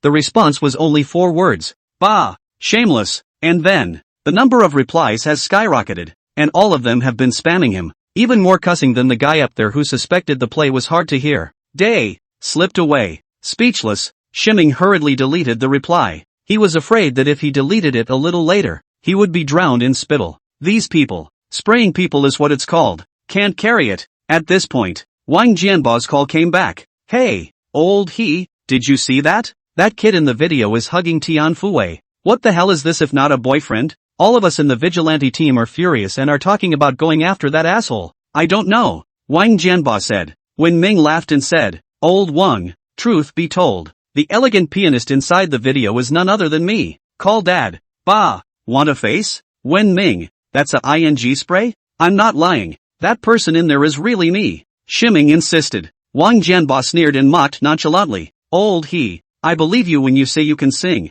You said you can play the piano? Who are you kidding? If you can play that beautifully, even pigs can fly. Know how many keys a piano has you? When Ming laughed and said, there are a total of 88 keys, 52 of which are white keys. There are also 36 black keys, and it's not like pigs can't fly, as long as they're standing in the right place, like being on the windward side. Wang Jianbao, you Baidu is quite fast ah? Wen Ming, you don't believe me when I say so? You want me to take a grand piano and smash it in your face? So what did you say it would take for you to believe it was me in there? Shiming asked. Wang Jianbao sneered and said, unless you pull yourself upside down. Wen Ming, farewell. Wait a minute, don't hang up yet. Wang Jianbao said sharply. Do what? Old he, I've been thinking about gold futures for the last couple days, so I'll ask you again. Are you sure you're not kidding me? There really is a ton of gold? When Ming pondered for 2 seconds, he returned, tell you what, let me show you a picture. Saying that, took a picture of a pile of golden gold underneath him and sent it to Wang Jianbao.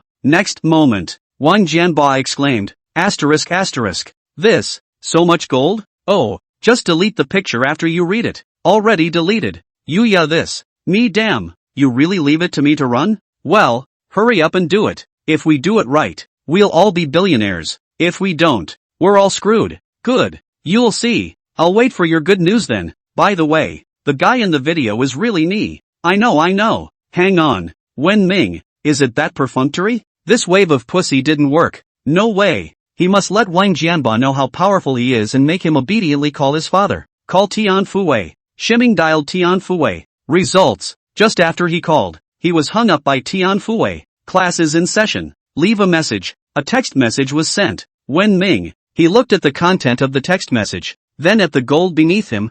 I felt a sense of shame all over the place. Look at Tian Fuwei. Classes. Study. Read the book. That's the richness of soul. That's the nobility of character. Now that's a good example of youth in the new era. And then look at yourself. It's 11 o'clock and you're still lying on top of the gold sleeping and trying to keep catching up. The contrast in between is really a bit too great. Sweat it out. At this rate, how can we chase Tian Fuwei? Are you worthy of her? No way. Hurry up and get up. Shiming immediately climbed to his feet. Then, after waddling around for a while, he jumped into the pool inside the backyard, squinted his eyes and, feeling the warmth of the sun on his body with a look of enjoyment, salty for a little while longer. It's a good idea to nourish your energy so that you can work harder. Lay back, It's so cozy. Pick up your cell phone. A forced Q&A invite popped up. What is it like to have tens of millions of dollars in assets? When Ming laughed and said back, the pool in the backyard. It's a thief. Send. Was about to put my phone to the side and enjoy it. Ding dong. The phone suddenly rang with a message alert. Taking it over, he was surprised to find another Tomorrow's Headline System news push. Just when he saw the contents on it, when Ming instantly frowned. Storm warning. The city of Lin has issued an emergency alert for the next 2 hours. There will be localized heavy to heavy rainfall appearing in our city. Please take precautions. Push time, July 3rd, 12 o'clock. Next moment. Wow. A clattering sound of raindrops cutting through the air came steeply from the sky. Timing? He immediately looked up. The sky. The sun blazes white and bright with a ray of storm. Right. It's just a wisp of area like the size of a villa in whenever Ming's storm. Like a weapon that fell from the sky. It plunged straight towards the villa where Wen Ming was. Wen Ming. Chapter 93, Justice from Heaven. Chapter 93, Justice from Heaven. Looking at the strands of torrential rain in the sky, Wen Ming was shocked. A storm the size of a cottage? This localized storm. It's too damn localized, isn't it? Is this God's way of seeing him as too salty and giving him a heavenly justice? What else can be done in the face of this heavenly justice? At this time, Wen Ming, the heart of a batch of panic, as if fleeing for their lives generally from the swimming pool to climb out. The result is just climbed out of the pool. Boom! The torrential rain that resembled a giant wave poured down, smashing when Ming's body stumbled, almost fell straight to the ground. 1 second. Wet. He understands. A localized rainstorm of this magnitude is bound to be God's way of looking at him and wanting to screw him on purpose. He turned around, tilted his head, and yelled in the face of the pouring rain. Look at me. Just get me killed if you can. Think I'll give in to a rainstorm? I'll be this salted fish for sure. I won't leave. Having said that, Double turned and jumped inside the pool and laid down. The body was all wet anyway. The experience of collapsing into the sun inside a rainstorm-tossed pool. The average person can't experience it if they want to. Next, the storm suddenly lightened up. In less than a minute, they were all gone. Sky. All that was left was the warmth of the sun shining down and warming his body. Shimming climbed out from inside the pool and rubbed the back of his head like a monk in 2 feet. If it weren't for the puddles all over the inside of the yard, Shimming still felt that the scene from before was like a dream. It's a bit too metaphysical, isn't it? Just then, another message beep sounded on his cell phone. Ha! When Ming took out his cell phone and looked at it, realizing that with all the rain just now, I can't believe there's not a drop of water on this phone. Unlock the screen. Upon seeing the content on top of the screen, when Ming instantly widened his eyes, exclaimed, asterisk asterisk, that ing works? Screen. Displayed was the very same push reward for this Tomorrow's Headline System news. Congratulations to the host for participating in this news push for content. The system rewards a 5-star hotel. Fall Hotel. Please click on the host to receive it. Looking at this every message, when Ming was dumbfounded. It's just a shower. Reward him with a 5-star hotel building? And it's the famous Fall Hotel 5-star hotel in Linen? It was worth it to get soaked in this rain. It seems that, just now, he had made the right choice in not choosing to go inside to take shelter from the rain, but to fight this rain hard. So what if justice comes from heaven? The old man has a system. Direct pickup. Ding. The transfer of the 5-star hotel was successful. At the same time, the hotel's general manager's contact information was sent. Looking at this reward, when Ming did not care about the water on his body, he burst out laughing. The laughter hasn't even dropped yet. Suddenly, the cell phone suddenly rang again. Someone had called. When Wen Ming saw the caller's number, he became excited. Xin Leah? At this moment, when Ming's eyes could not help but float back to those photos he had looked at earlier, the mind couldn't help but become on fire. After the call was answered, Wen Ming smiled and said, Hey, hello Mr. Xin. Hello Mr. He, may I ask if Mr. He is free today? Xin Leah inside the phone said in a somewhat low tone. Wen Ming smiled and asked, Free? What's wrong with Mr. Xin? Sound like you're a little upset? Well, I've run into a bit of trouble, and I'd like to invite Mr. Ho to dinner. By the way, I'll ask Mr. He for some advice. Xin Leah returned. When Shimming heard this, he was instantly distracted. Can I see Xin Leah again? Thinking of those pictures of Xin Leah that I saw the other night, Shimming suddenly got a little impatient. Good, I'll pick you up from Qin Shan Group? Shimming asked. No, where are you? I'll go find you, Xin Leah said. When Ming reported an address, then chatted for a couple more sentences before hanging up the phone directly. Then, he looked at his naked body. The female president will soon come. Their own this dress cannot have to hurry to change clothes to go. Shimming rushed upstairs. 10 minutes later, Shiming walked down from upstairs wearing a sunny-looking and handsome outfit. This outfit, he had picked it out of dozens of outfits. It was also the one he was most pleased with. At this point, the doorbell outside suddenly rang. Ha! Shiming raised an eyebrow. Qin Lia arrived so soon? As he was about to go to the door, the TV inside the living room lit up with a. Then, the scene outside the gate appeared on the TV screen. Wen Ming, so advanced? Just, when he saw the person standing outside the gate, Wen Ming's eyebrows furrowed. How could it be him? Just outside the doorway, there was a youth standing. This man, who looked to be in his mid-20s, dressed in a tawdry, big red suit, with an inch of hair, was no other than. It was none other than Shang An's youngest master, Li Wenfeng. It just made Wen Ming curious as to what brought this guy here. What's he doing here? He thought it was Qin Lia, but it turned out to be this one, leaving Wen Ming speechless for a while. At this point, a mechanical voice, from inside the TV, immediately following, a beautiful girl popped out of the TV screen. Hello master, I'm your intelligent home assistant, Xiao Yi, and we have a visitor. May I ask if I need to open the door? The beautiful girl inside the TV smiled sweetly. Timing? He blinked, a knowing look on his face. So advanced? Shiming felt like he was falling behind. It's too backward. Is this world? Now. So advanced? Open the door. Wen Ming shouted. Next moment, the door outside opened at once. Meanwhile, the beautiful girl inside the TV smiled and said, I'm glad to be of service to you, master. Next time you need it, just call Little Art directly. Goodbye. Immediately following, the image disappears and the TV returns to darkness. Wen Ming, he suddenly felt like a primitive man who had crawled out of a cave on top of a mountain. Naru! At this point, a sudden excited shout rang out from outside. Then, dressed in a flirty red suit, Li Wenfeng excitedly walked in from outside. Wen Ming eyelids jumped straight and said, Wait, young master Li, you this clothes. Don't call me young master Li. Li Wenfeng directly waved his hand and said, Master, from today onwards, I am your loyal junior. You can just call me Little Feng, or even call me Little Li Smash. Wen Ming, he was all confused by Li Wenfeng. What's this guy up to now? Master, can you teach me the way to pick up girls? You don't need to teach me all the 36 tricks of picking up girls. Just 10 of them. I'll give you whatever you want. I don't know. Li Wenfeng said excitedly. Shiming said breathlessly, what 36 strategies for picking up girls? I don't even play this stuff. Li Wenfeng excitedly grabbed Wen Ming's hand and said, Master, you certainly do not need to play. Because your technique of picking up girls has already reached the realm of realization. Has reached the realm of no trick is better than a trick. It's the greatest success of picking up girls in the ancient and modern world. But little brother can't. Little brother is still just a novice. Will you teach me? Wen Ming. Chapter 94, Good day, ma'am. Chapter 94, Good day, ma'am. I don't know what's going on. When Shiming looked at the excited Li Wenfeng in front of him, he always felt that this guy was like a little cutie. This one, it can't really be a cutie, right? No. One young man in linen is a little cutie. That's powerful news. With such a cutie, keep your distance. Wen Ming lightly coughed out. Xiao Feng ah, what is it? We have time. Yeah, it's something, Li Wenfeng said excitedly. I didn't expect master to even be able to calculate this. It's simply too powerful. Since Nara said so, I'll just say it. Ha, Wen Ming, that's fine. He could no longer afford to spit. He let out a long breath and said, okay, go ahead. Li Wenfeng nodded his head and said,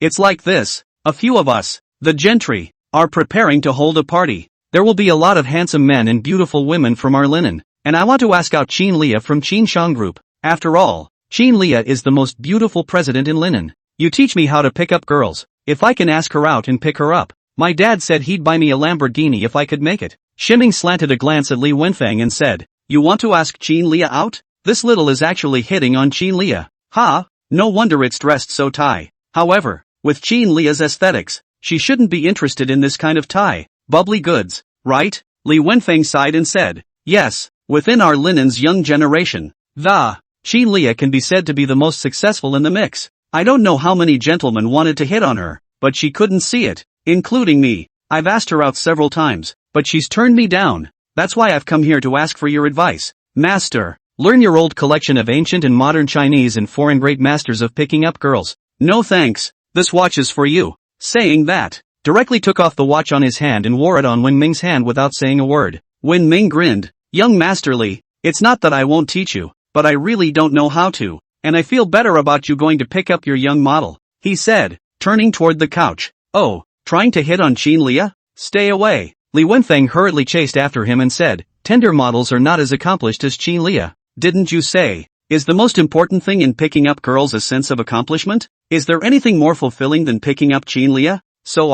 The words were not finished. A woman's voice suddenly sounded at the door. Excuse me, is Mr. Ho home? Li Wenfeng twisted his head. Next moment, his eyes instantly went round. Just at the doorway, there stood a stunning beauty with long hair, a black waist-length skirt, and, directly embodying her perfect figure, standing there like a great beauty stepping out of a celebrity poster.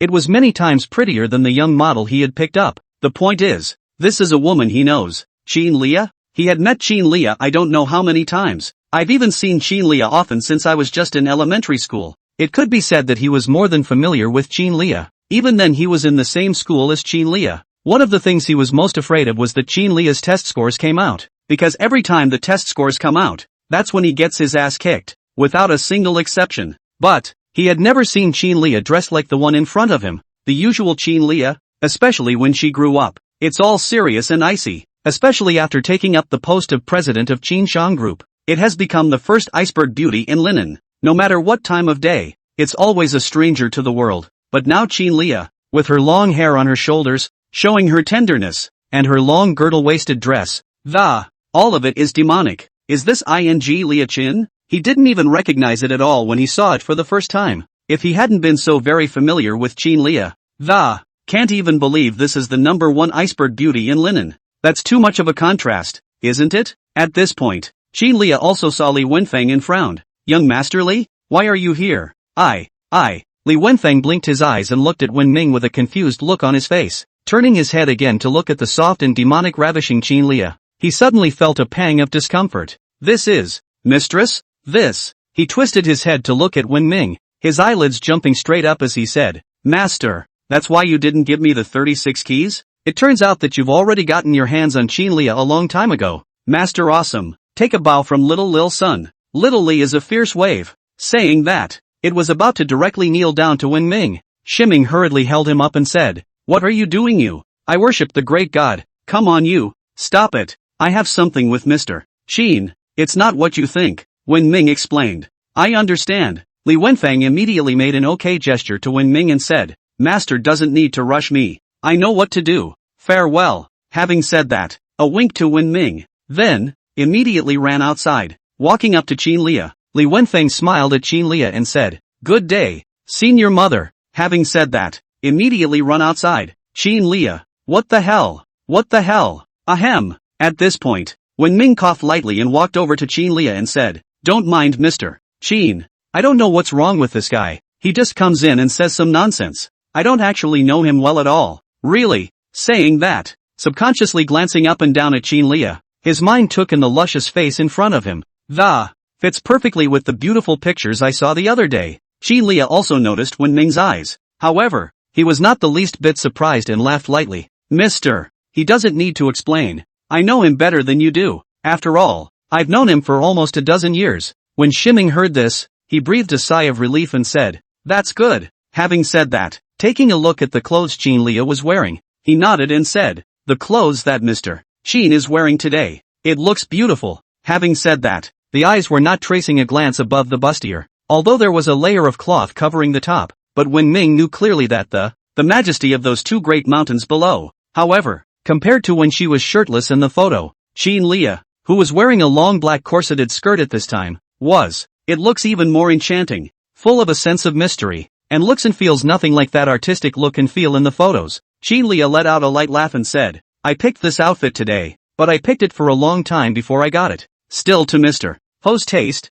right? Aha! Wen Ming immediately nodded his head, followed by a curious question. Mr. Qin's clothes, it wasn't bought especially for me, was it? Guessed right. How about it? Isn't it touching? Qin Lia hemmed and hawed. Wen Ming coughed lightly and said, touched. Having said that, however, he didn't bring even a single punctuation mark to believe in what Qin Lia said. You bought it especially for me? That kind of crap. Only a young innocent young man starting out in society would believe it. At this point, Qin Lia laughed lightly. Mr.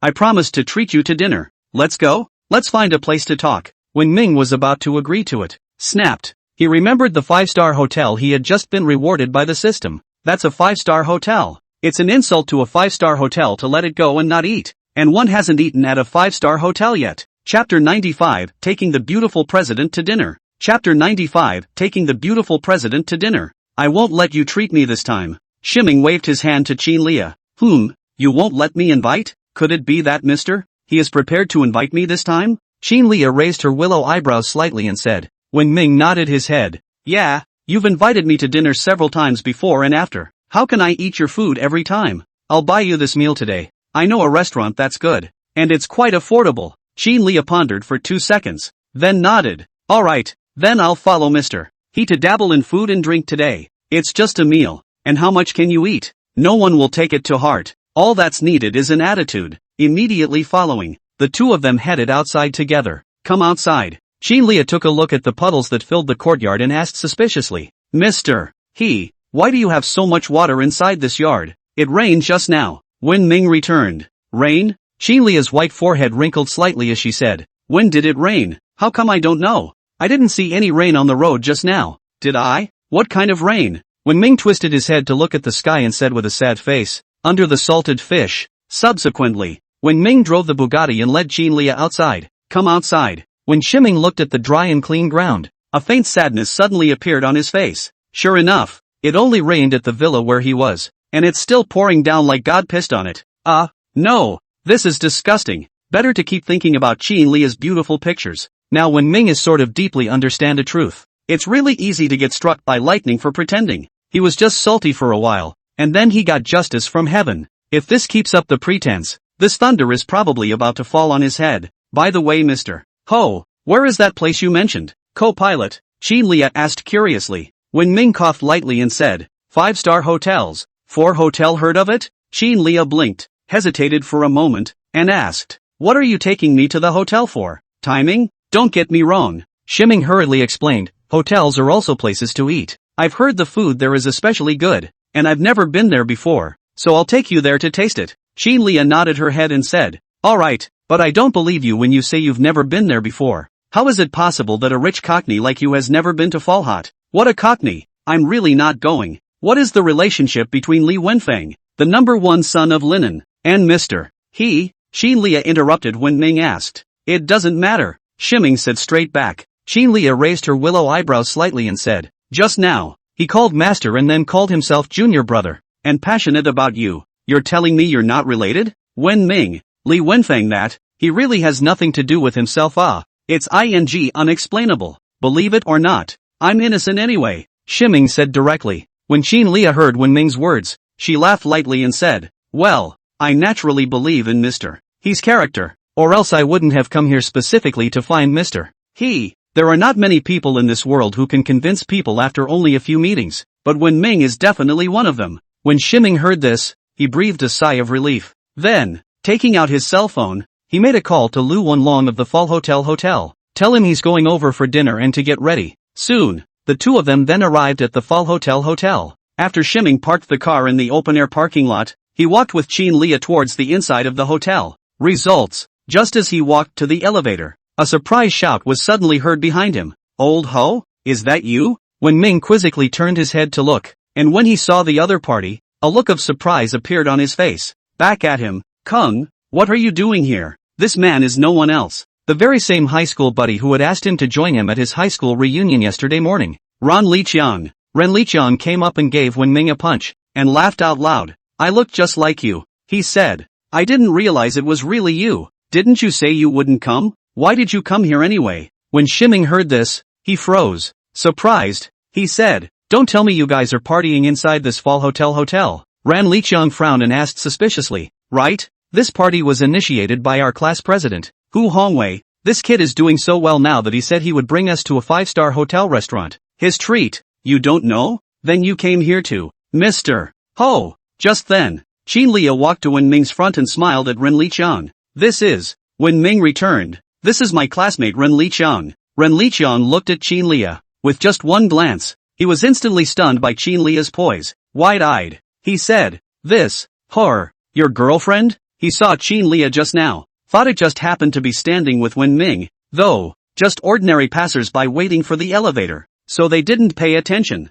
Qin Lia looked at Ren Liqiang and smiled. Hello, I'm a friend of Mr. He. It's good to see you. Ran Liqiang froze. You. Hello, that. If there is nothing else, I will go up first. Having said that, immediately after saying goodbye to Wen Ming, he didn't wait for the elevator and directly ran towards the stairway. When Shiming saw this scene, he was speechless. This guy, still as shy as ever to see a beautiful woman. However, Shiming glanced at Qin Lia next to him. I have to say, Qin Lia's posture, in the people he knew inside definitely capable of being in the top 3. Even those big stars on TV would pale in comparison to Qin Lia. Other things aside, just the temperament piece, those stars have no way to compare with Qin Lia. Qin Lia saw Ran Liqiang go upstairs. Laughing softly, he said to Wen Ming, "You're really quite an interesting friend, aren't you?" Shiming spread his hands and said, "It's not bad. It used to be quite fun when I was in school. I was quite close to him at the time, and he got better grades than I did in the entrance exams.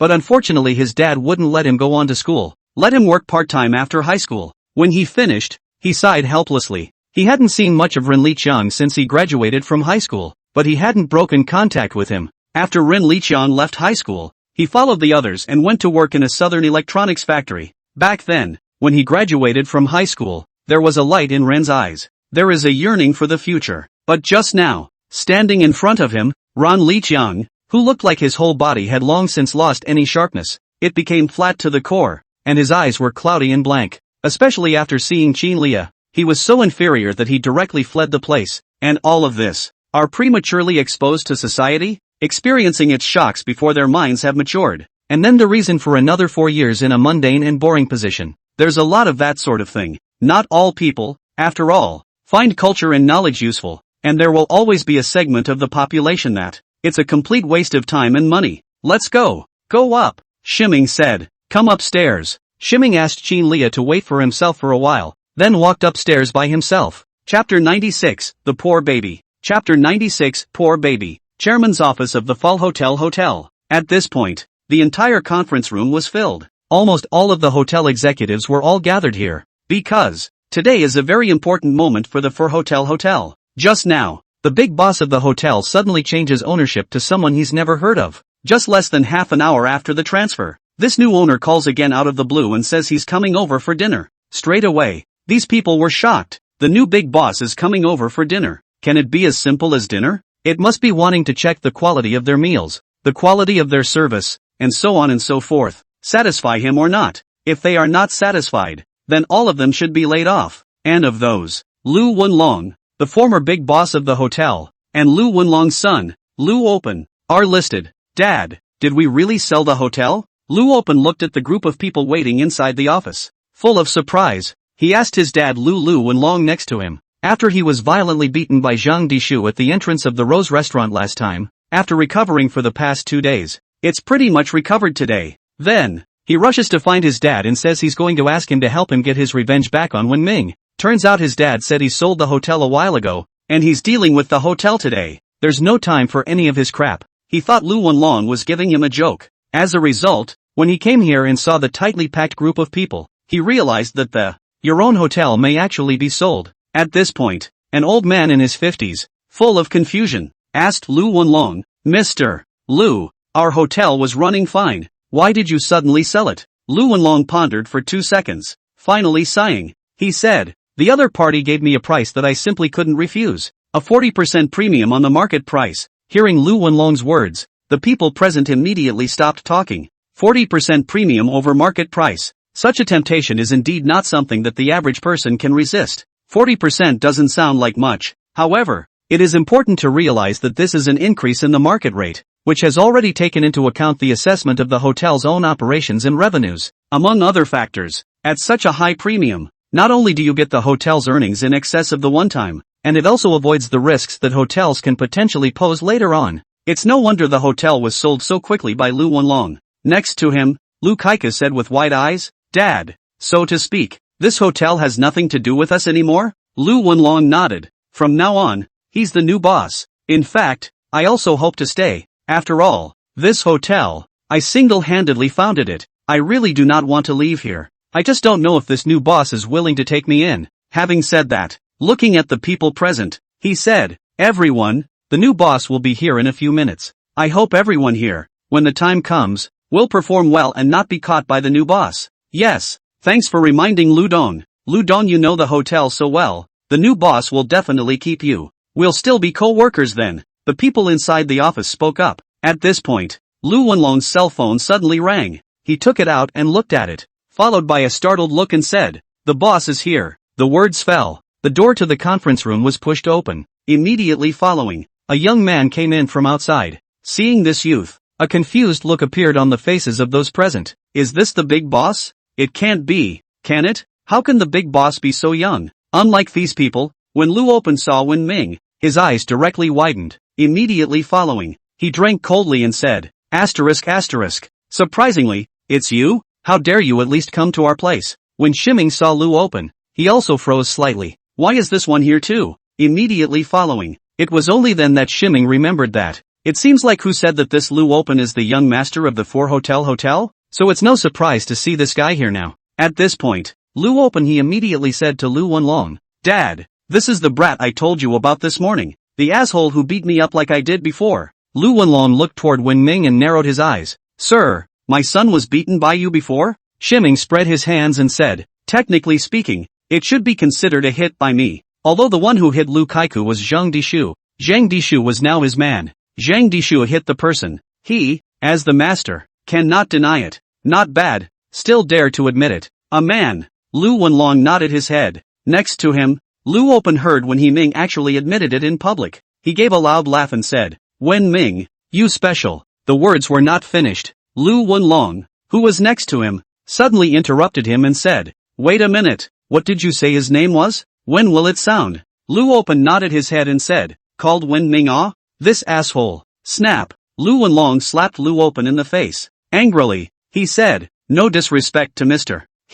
Lu Open? He covered his face and looked at Lu Wenlong with a dumbfounded expression. At this moment, Lu Open, the entire person was completely dumbfounded. What the hell? When he was in front of Zhang Dishu, he was scolding Wen Ming for. As a result, he was beaten up by Zhang Dishu. And now, as a result, in front of his own dad, in front of a bunch of executives at the Fall Hotel, he thought he could get his revenge. But because he scolded Wen Ming, he was beaten by his own dad again? What the hell is this? My own father. How dare you just beat him up because he said something about someone else? Is this dad respectful? Dad. Lu Open covered his face and looked at Lu Wenlong with a look of disbelief. Dad, instead of beating up the asshole surnamed He, you actually beat up. How dare you speak out against Mr. He? Lu Wenlong let out a cold cry, and directly made a vicious tiger pounce. Charging towards Lu Kaiku, came a Foshan shadowless kick. The pain just recovered. Lu Open screamed again and again. See Wen Ming eyelids straight jump. This hand. It's too hard, isn't it? Lu Open this kid. Really poor baby ah. Sheesh. It's pathetic. Shiming couldn't wait to pull out the melon seeds in his pocket and knock them up on the spot. Inside the office, a crowd of hotel executives, looking at the scene in front of them, all got dumbfounded. They were completely unable to understand what was going on. Originally Lu Wenlong was fine. How come after hearing Wen Ming's name, suddenly getting so angry and laying such a heavy hand on your own son? It's hard not to. Does this guy named Wen Ming have some kind of extraordinary status? Just then, Lu Wenlong stopped his hand. Immediately running to Wen Ming, he smiled and said, Mr. He, I'm sorry, my son doesn't know how to behave. I've taught him a hard lesson, so I've made Mr. He laugh, and I hope Mr. He won't blame his canine son. Having said that, hurrying to the group of hotel executives inside the conference room, he said, come and meet your new big boss, Mr. Wen Ming He. Hiss. Hearing Lu Wenlong's words, the people at the scene were collectively petrified.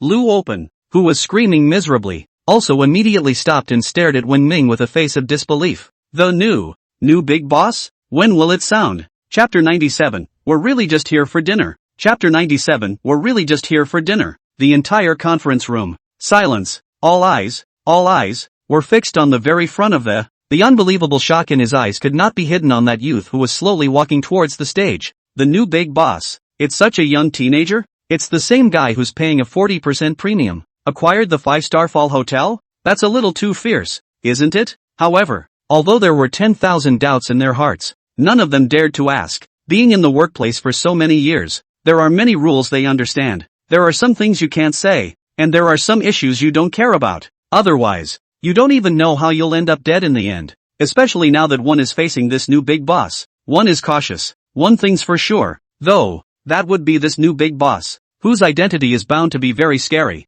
Otherwise it's impossible to be so young. You can just buy a 5-star hotel outright for that kind of money. Such a person should never be messed with. This was also after Lu Wenlong realized Wen Ming was the big boss. The reason for the direct brutal beating of his own son. It's not that he wants to beat up his own son, but he's afraid that his own son will anger Wen Ming, inviting even more terrible retaliation. Lu Wenlong walked up to Wen Ming and said with a serious and earnest expression, Mr. He, knowing that you're coming, I purposely called all of the hotel's executives over. Please lecture Mr. He. Wen Ming stood on the stage, shook his head inside. Lu Dong misunderstood. I came over here today with nothing to say. Just came over for a simple meal. Ha, it's really just a meal. Lu Wenlong was surprised. Shiming nodded. I came up here just to tell you guys to give me a freebie later on. I didn't realize you guys would be so nervous. When they heard Wen Ming's words, those present were left speechless. They thought Wen Ming would make a big deal about changing the hotel's top management. Results, come all the way out here just for a meal? Up here in the conference room just to get the hotel to give them a free bill? This is too much fun, isn't it? Alright. At this time, Wen Ming waved his hand and said, you should be busy with what you are busy with what to go. Lu Dong, you can be the general manager of the hotel if you want, and continue to manage the hotel. If not, I'll find someone else. I do. Lu Wenlong immediately nodded his head and said, thank you, Mr. He, having said that, immediately picked up Lu Open on the ground and reprimanded. Brat, why don't you hurry up and thank Mr. He? At this point, Lu Open's entire body had been completely dumbfounded, and he hurriedly nodded his head. Thank you, Mr. He. Thank you, Mr. Ho. He's made up his mind. In the future, one should never provoke Wen Ming again. Every time he met him, nothing good would happen to him, and he was bound to get caught and beaten up. Even his dad. This guy. It's horrible. Can't afford to mess with it. Wen Ming nodded and said, alright, I'll go down to eat first. I'll go make arrangements. Lu Wenlong immediately said. Shiming laughed lightly and shook his head as he walked outside. When Wen Ming left, the people inside the conference room burst into conversation. This new boss is really interesting. It is. I thought the new officer would show them a good time. And it turned out to be nothing. I feel like this new boss is interesting. I like it. I also like the other side. The third floor of the hotel's Fortune Pavilion private room. It was already full of people, and Ren Liqian was certainly one of them, and the rest of the people that, all of them were his high school classmates. Too, some people, who dropped out of high school to work after high school, and some who are attending college, came here after vacation. Linan University has not been closed until now because it usually closes late, and these people, gathered here today because of Hu Hongwei's invitation. On the table, it has also begun to set up a lot of very upscale looking dishes that are very sophisticated and beautiful. At this point, Hu Hongwei, who was sitting at the first east seat, stood up and said, hello students, thank you for coming to celebrate my birthday. I'm very happy that we can get together today. After so many years of high school, I miss my classmates here all the time. Come on, I'll toast everyone first. Come on everyone, happy birthday to old Hu. Everyone all stood up and raised their glasses for a drink. After everyone was seated, Hu Hongwei continued. These dishes ordered today, the main focus is on seafood, and all of them are signature dishes of the Fewer Hotel. So let's try and see how it tastes. Get used to eating or not. Old Hu, this dish looks like it sells just fine. So much I don't know how to eat it. This table must cost quite a bit of money, right? A young man next to him laughed. This person's name was Zhu Shicheng. He was on good terms with Hu Hongwei when he was in school. Hu Hongwei waved his hand and said, don't care about the money. Today we are called to do together. It's all about getting together. And the most important thing for everyone is to have fun. Boss Hu is atmospheric. Boss Hu, I heard you're doing well now. Can you bring us along? Khan, what's with the band? I heard you make a lot of money driving a digger. 2. You can't compare to Boss Hu. Boss Hu is a big boss now. The cars they drive have been replaced with multi-million-dollar BMWs. Really? Then I have to congratulate old Hu first. The group above the table complimented. Only Ren Liqian, who was sitting at the end, only had a bitter smile on his face. Within these people, he's the worst offender and has always worked in the south. On the contrary, these people, who were just talking casually just now, he didn't dare to continue the conversation. All of these people, who drive excavators, run big rigs, etc., all of them make much more money than he does. Especially Hu Hongwei, who dropped out of school and went straight into business with his dad. Now the business is growing and making a lot of money. Hu Hongwei laughed and waved his hand. Don't mention this. It's just good luck. Come on, let's eat. Everyone, come on. Move your chopsticks. With Hu Hongwei's words, those present began to eat at once. After 2 bites, Xu Shicheng laughed and said to Hu Hongwei, "It's still Boss Hu who's great. This looks like a regular at this hotel." Hu Hongwei laughed and said, "Not bad, because there is some friendship with the manager of this hotel, so come and sit here often." Hearing Hu Hongwei's words, those present immediately gave a thumbs up. This was a 5-star hotel. Usually they didn't even enter, but Hu Hongwei is a frequent visitor. This is definitely a classic life winner. At this point, Hu Hongwei suddenly said to Ren Liqiang, who was sitting at the end of the table, "Right, Kung-chan, I think I heard you say just now that you saw Wen Ming when you were downstairs? Why didn't that guy come?" Chapter 98, Playing Poor with Cars and Rich with Watches. Chapter 98, Poor Play with Cars, Rich Play with Watches. 3rd floor lobby. When Shiming came down from upstairs, he ended up not seeing Qin Lia. He had asked Qin Lia to wait for him here earlier. The 1st to 3rd floors of the Fur Hotel are the dining floors, and further up are the rooms. In the middle of the 3rd floor was a dining hall, and at this time there were already many people dining inside, and around the hall, there are many private rooms. When Ming looked around, he ended up not finding Qin Lia, so he picked up his cell phone and sent a message. "Mr. Qin, where have you been?" Less than a moment after he had just sent it, Qin Lia's message came back. "I saw you hadn't been back, so I came to the restroom, so why don't you set up the dining area and I'll go straight there later." When Ming returned, "Yes, subsequently, put away your cell phone and get ready to find an unoccupied booth first." In the meantime, inside the Precious Pavilion private room, the people present, after hearing Hu Hongwei's question, all looked at Ren Liqiang. A look of interest appeared on his face. When he first went to school, when Ming's grades could be said to be the best in the class, he, Hu Hongwei, on the other hand, is the hangman inside the class. Whether it's the teacher or his classmates,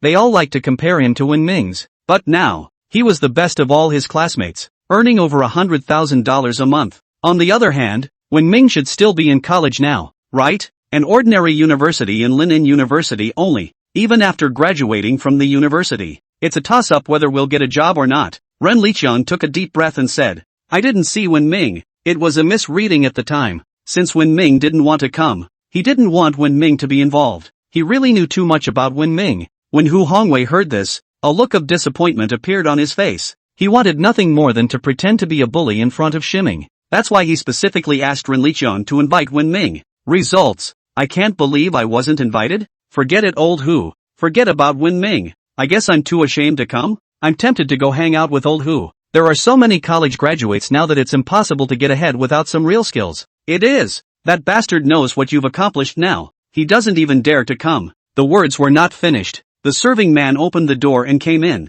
Xu Shicheng suddenly glanced toward the door. Immediately following, his face froze and he cried out in shock, "Ha! When is the song?" Upon hearing this person's words, the people who were chatting about when Ming was going to be, immediately glanced curiously towards the door. Meanwhile, outside, Wen Ming, who was looking to see where there was a vacant room, heard shouts from inside the private room. It also suddenly froze. "Who's calling me?" He stuck his head out and froze. "Hooch, Hu Hongwei?" The rest of the group, all of whom also looked very familiar, were classmates from high school. "Ha ha, what a time to chirp." When Xu Shicheng saw Wen Ming, he let out a loud laugh and immediately rushed out from inside the private room. Pulling Sure He Ming in, he said to Ren Liqiang, "Didn't you invite old He over here? What's to say people don't want to come?" "Wen Ming, you're late. You have to punish yourself with a cup." This guy, still as shy as when he was in school. A nerd. "Ha ha, don't talk nonsense. I feel that Wen Ming is more handsome than before." A group of students greeted with a smile. Ren Liqiang also froze, stood up, and said to Wen Ming, "Old He, I thought you weren't coming." "Ha ha." Hu Hongwei smiled broadly and said, "Everyone sit down first. Sit down first. We'll talk about anything later." When Shiming looked at these people, he let out a sigh. It's your own lost youth, now that I've seen it." Shiming didn't make himself polite and greeted everyone. "Hello everyone, come sit with me." Wang Jiqing enthusiastically pulled Wen Ming to himself and said to Wen Ming, "Old He, today is Hu Hongwei's treat. Now old Hu is something special. The cars are all in the millions. Today's meal is all on him." Hu Hongwei waved his hand in embarrassment and said, "It's not worth mentioning. It's just a car. I've been obsessed with playing with watches lately." Saying that, revealing the gold-colored watch on his wrist, he grinned and said, "This watch, but I went to a lot of trouble to get it." A girl next to me exclaimed, "I've seen this watch before. Philadelphia, a watch is over $100,000. The girl is called Fong Wan. who herself works in a famous watch store and has some research on watches. Ran Liqiang, who was sitting at the end of the line, was even more ashamed of himself when he heard this. If he had known that these people were mixing so well, he wouldn't have come. Asterisk asterisk. Wang Jicheng exclaimed. A watch of over $100,000? No wonder people now say poor play car rich play table. Big young play young model beggars play cell phone. Who boss you this segment? We are fast to climb up. Just saying. He suddenly saw that a bit of the watch chain was also exposed underneath Wen Ming's cuffs. At that moment, he let out a light eep and said, Old he, what you're wearing also has a watch. Saying that, lifting Wen Ming's wrist up and raking the cuffs up immediately after exclaimed, asterisk asterisk. Really wear a watch?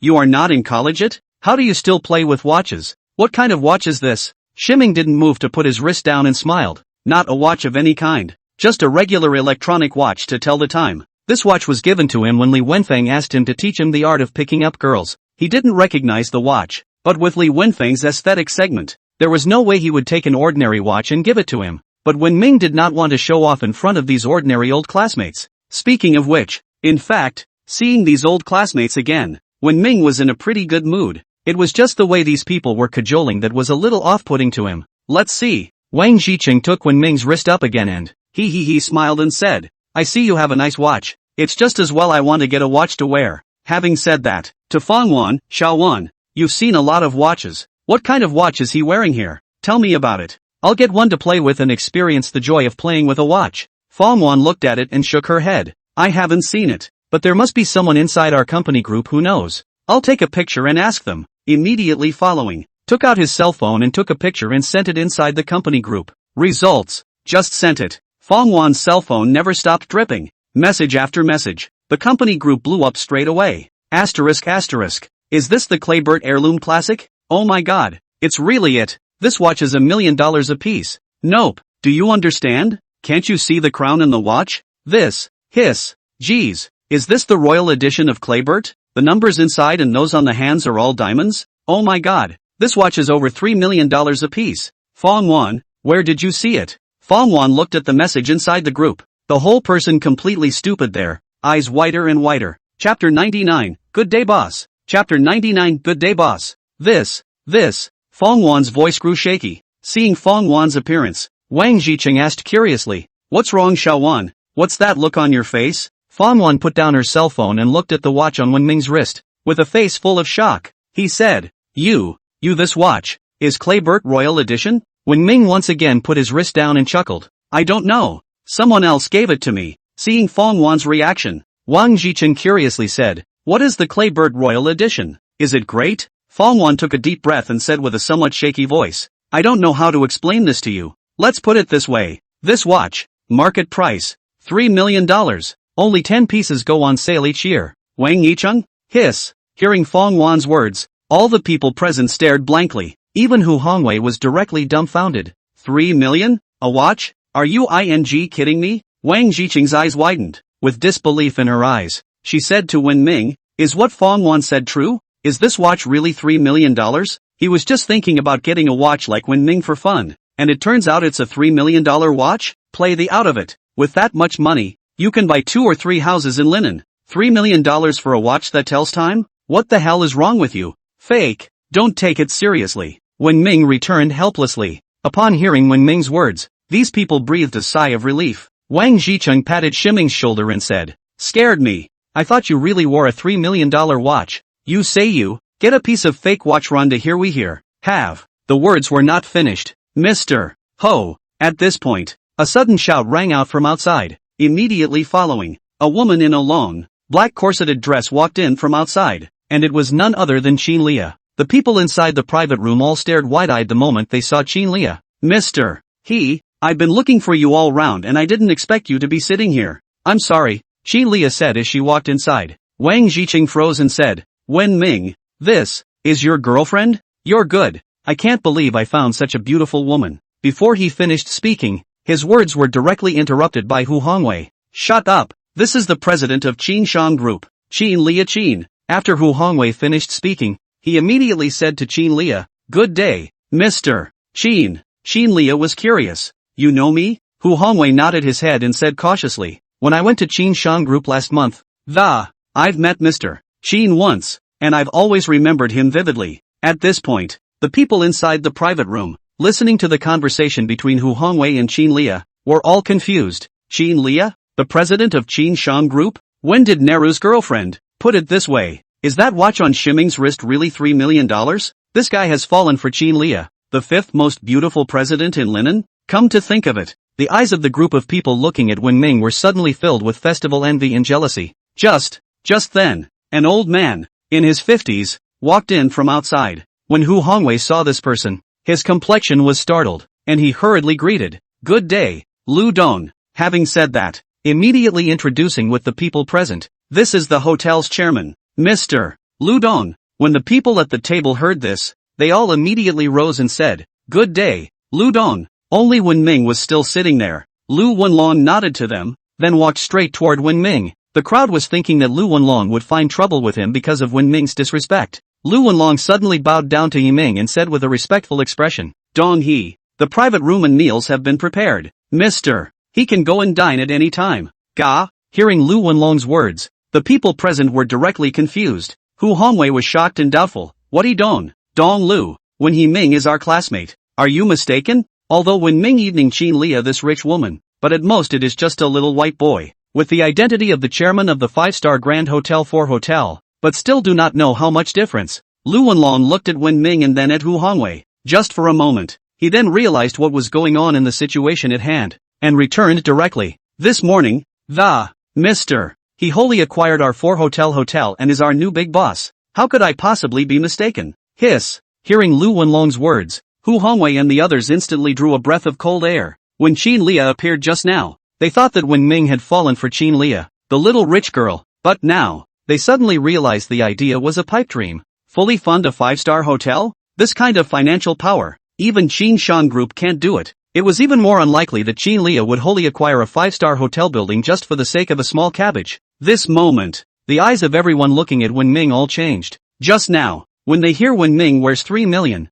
they think it's a pipe dream because it's fake. After Wen Ming personally admitted that it was a fake, these people were even more convinced. But now, they suddenly felt that in the presence of someone who could wholly acquire a 5-star hotel building. What's a watch with $3 million on it? It's a 5-star hotel. It makes tens of millions of dollars in profit every month. How much would it cost to acquire such a large hotel? They simply shudder to think about it. On the contrary, Hu Hongwei. Before, they thought Hu Hongwei was great. After all, not everyone can afford a multi-million-dollar car. Results. In comparison to Wen Ming, this was the difference between a firefly and the blazing sun. At this point, Wen Ming stood up and spoke to Hu Hongwei in a serious tone. "Old Hu, in fact, the only reason I'm sitting here is to say happy birthday to you. Just from sitting here, there would be no talking. It would be all you guys talking." When Hu Hongwei heard Wen Ming's words, his old face turned red. Wen Ming picked up a glass of wine and said to Hu Hongwei, "Happy birthday." Having said that, one drink.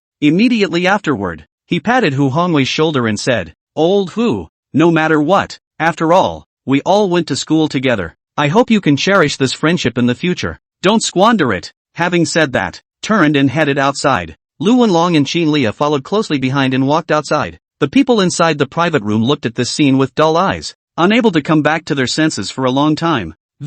Inside the entire private room, it was so quiet that you could hear a pin drop. Can the president of Qin Shang Group, to follow a person of this level with the chairman of the 5-star hotel of 4 Hotel, this kind of treatment, the whole linen probably couldn't find a few of them. Is it really true that they used to be classmates when they were Song? Special code even if you are dreaming. You can't dream such an outrageous dream, can you? At this point, Ran Liqiang, who was sitting at the end of the table, suddenly stood up, picked up the wine in front of him, and, to Hu Hongwei, he said, "Old Hu, happy birthday." Having said that, raising his glass, he took a drink, then said, "I'll go first too." Chapter 100, Feuds of the Magnificent Family. Chapter 100, Feuds of a Magnificent Family. After Lu Wenlong brought Wen Ming to his room, he bid farewell to Wen Ming and left. The light bulb thing is something he wouldn't dare to do. Inside the room, only Wen Ming and Qin Lia were left in an instant. On the table, a dozen dishes were laid out, and all of them were all colorful and flavorful.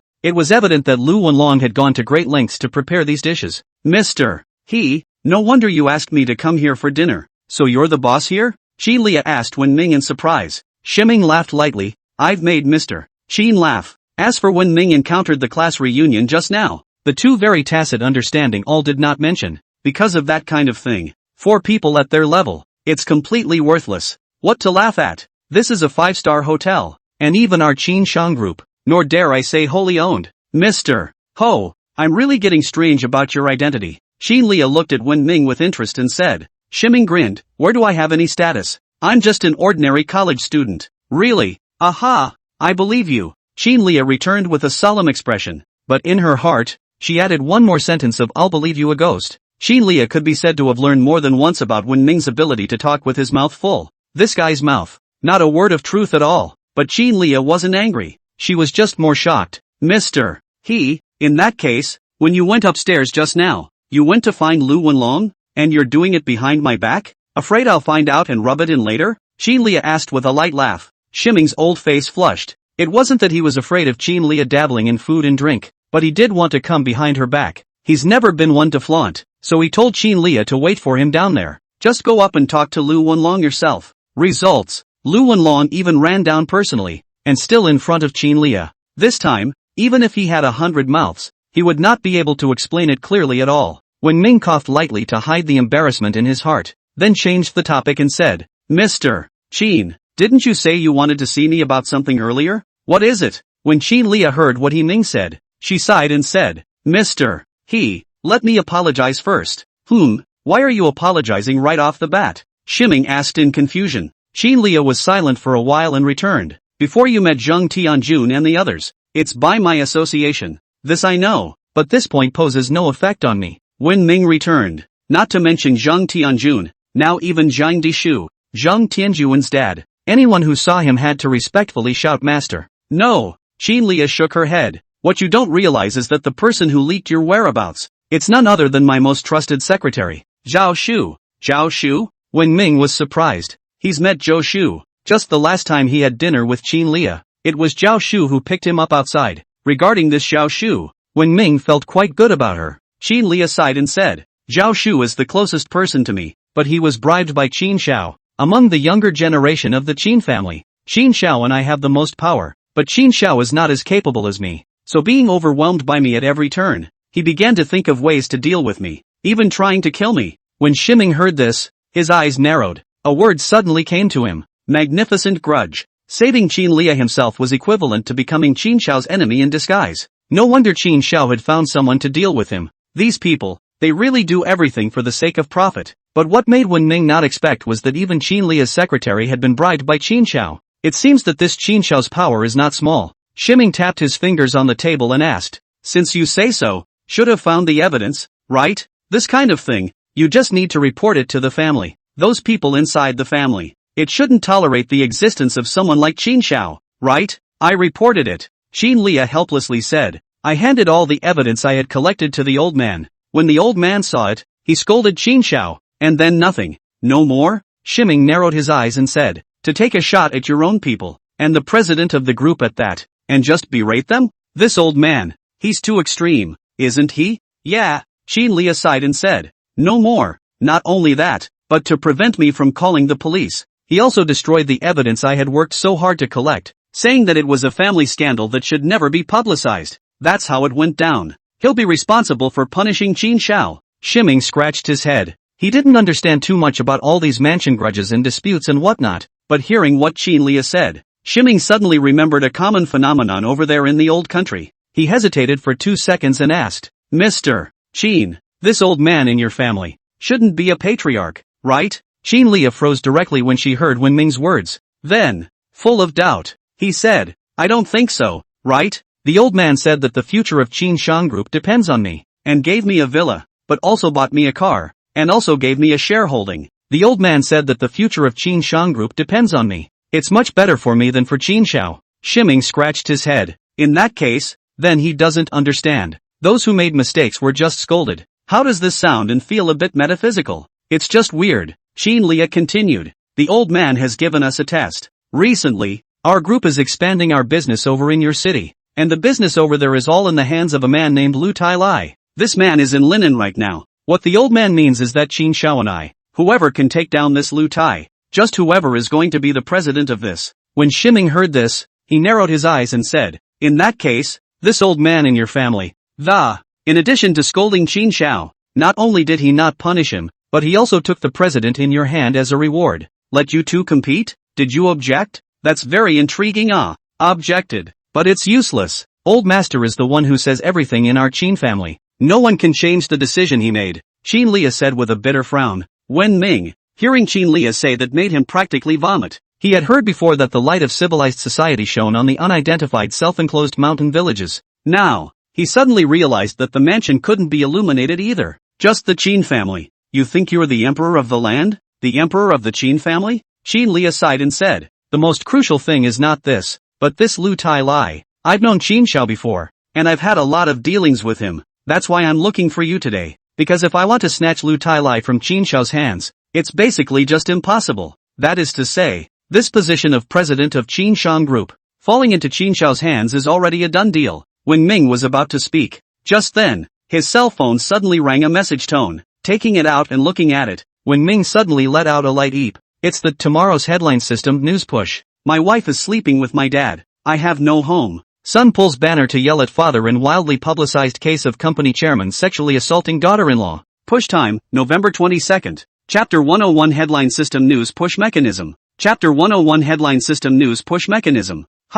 Seeing this news, when Ming immediately came to interest. Gossip heart-burning. Without saying a word, just click on the news and check out the details. The hottest thing on the internet today is this man. He is Lu Weidong, the son of Lu Tai Lai, the chairman of Tai Lai. This human tragedy took place in Jianyang Guicheng. This incident is a serious violation of the traditional bottom line of morality, the destruction of human relationships, a great historical tragedy. Lu Weidong, carrying a loud hailer, pulled up a banner in front of the company and waved a tearful complaint, stated that the chairman's father is an animal and has been sexually abusing his daughter-in-law, Yaji Wang, for years. Currently, Lu Tai Lai has been taken away by the police for investigation. Timing? How can there be such a thing? This is more than a human tragedy. It's just a tragedy. Mr. Ho, what's wrong? Did your girlfriend send you some message? At this time, Qin Lia suddenly laughed softly. When Ming immediately put his cell phone away and let out a light laugh. No, Qin Lia nodded.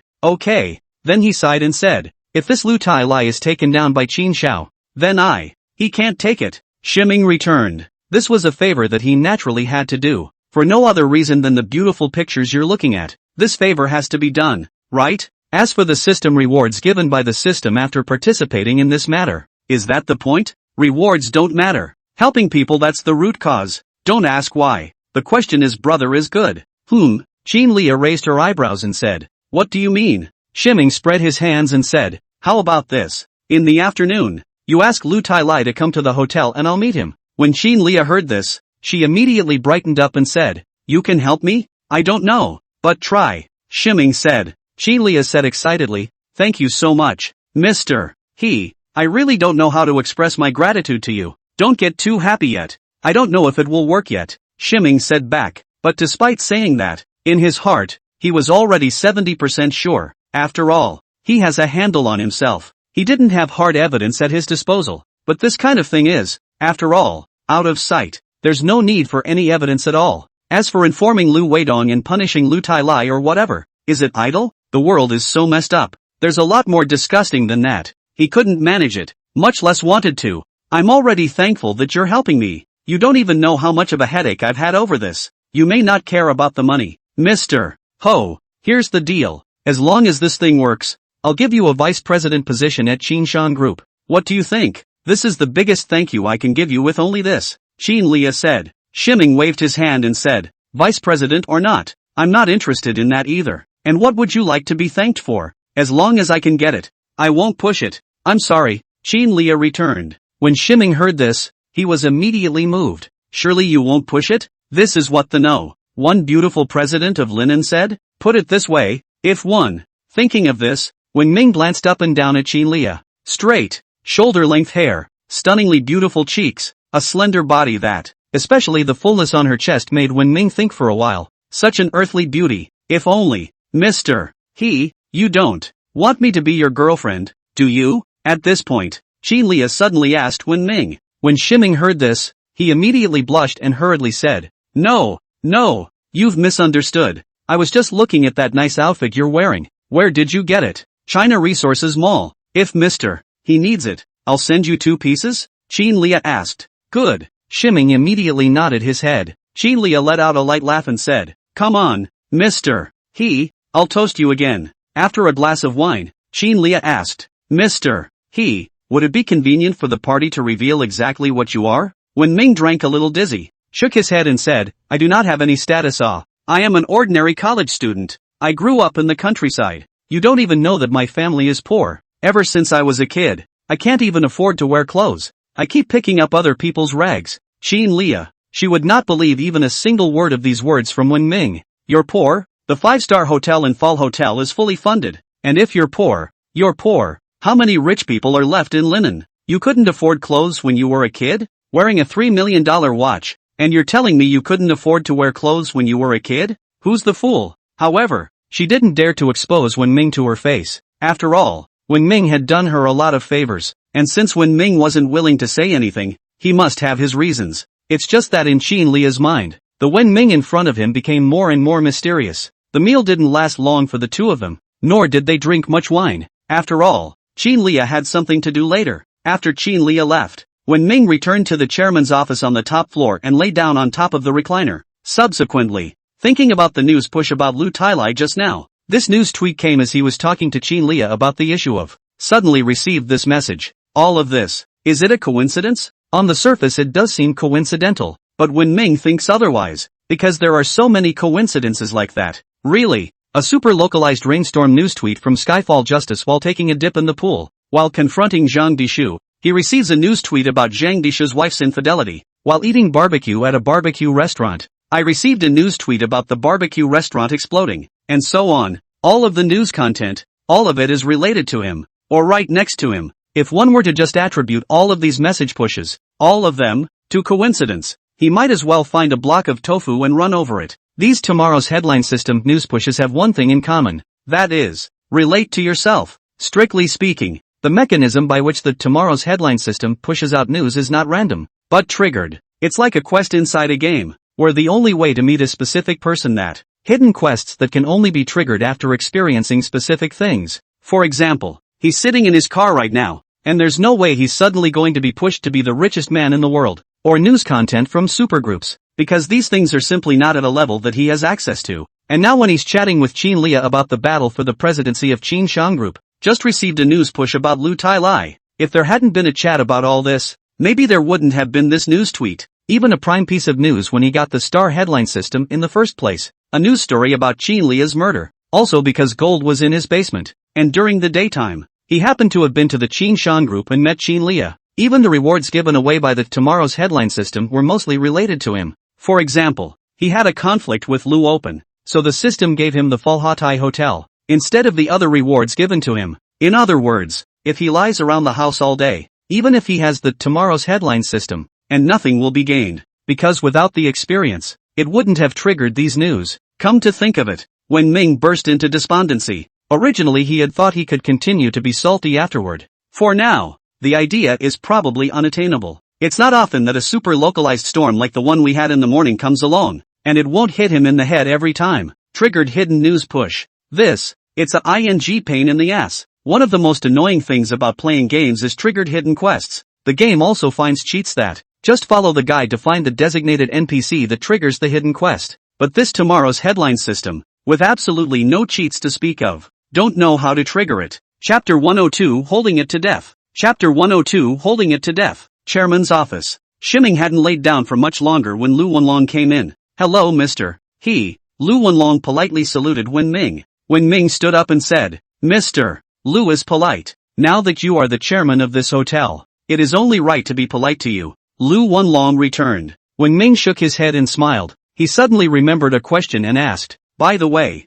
our hotel, what's the approximate profit per month? Profit, after all expenses, is almost around $10 million per month. Lu Wenlong returned. When Timothy heard this, his eyes narrowed. $10 million?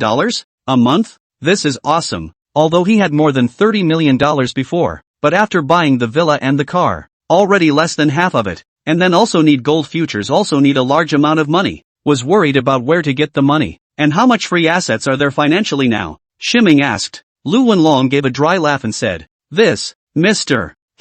When the hotel was transferred, I withdrew all the money inside the finances, and the money inside the hotel's finances, at the moment, is zero. In addition, there's still a week or so to go before payday, and by then, it'll be almost $4 million.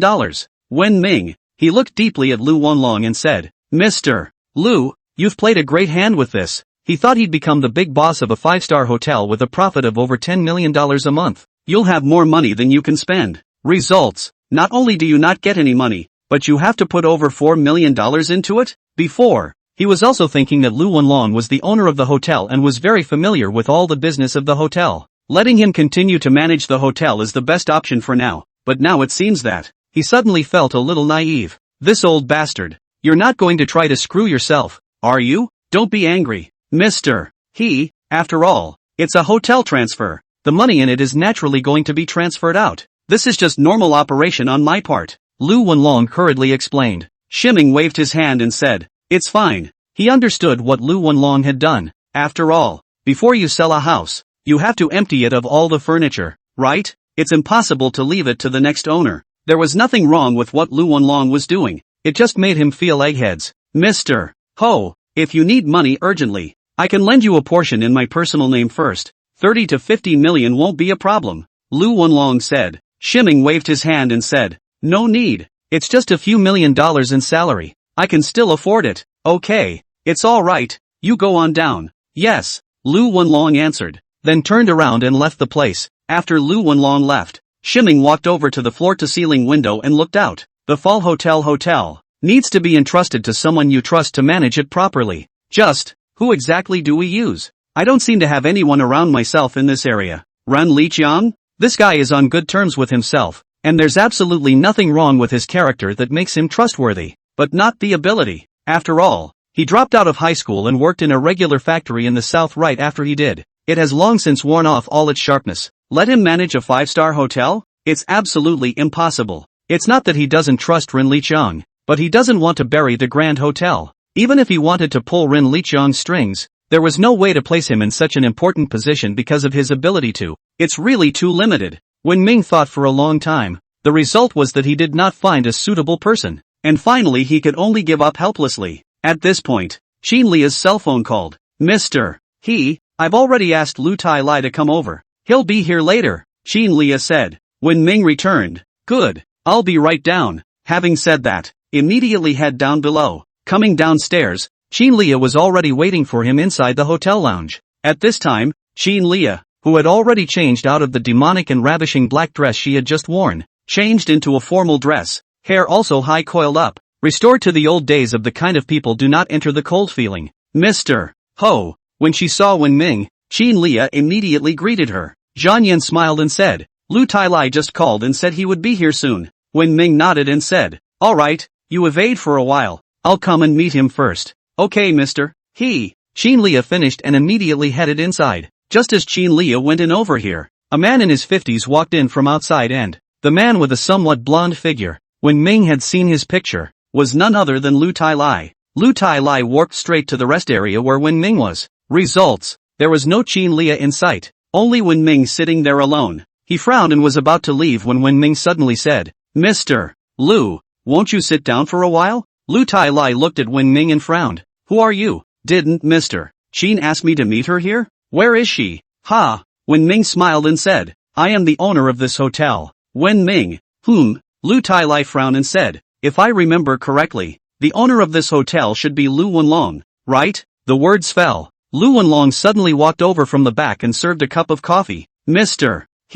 Director Lu, coffee please. Having said that, after placing the coffee on the table and nodding and smiling at the two men, he left the area. Lu Tai Lai looked deeply at Wen Ming, then sat down opposite of Wen Ming. With a light laugh, he said, Dong, nice to meet you. Just don't know. What do you mean by waiting for me here? Wen Ming light mouthful of coffee, bitter straight grin, hurriedly put down the returning, he said, naturally, I appeared here because I have something to tell you. Saying that, standing up, he walked over to Lu Tai Lai and sat down next to him. Lu Tai Lai frowned. Wen Ming sat right next to him without his permission, much to his displeasure. He didn't say anything, though, but just said, without moving, if you have something to say, just say it, or just call Mr. Sheen out and we'll talk together. When Ming sat down next to Lu Tai, he let out a light laugh and said, we'll talk about Mr. Sheen's matter later. The thing I want to talk to you about isn't about Mr. Sheen either. It's about you. Lu Tai frowned and said,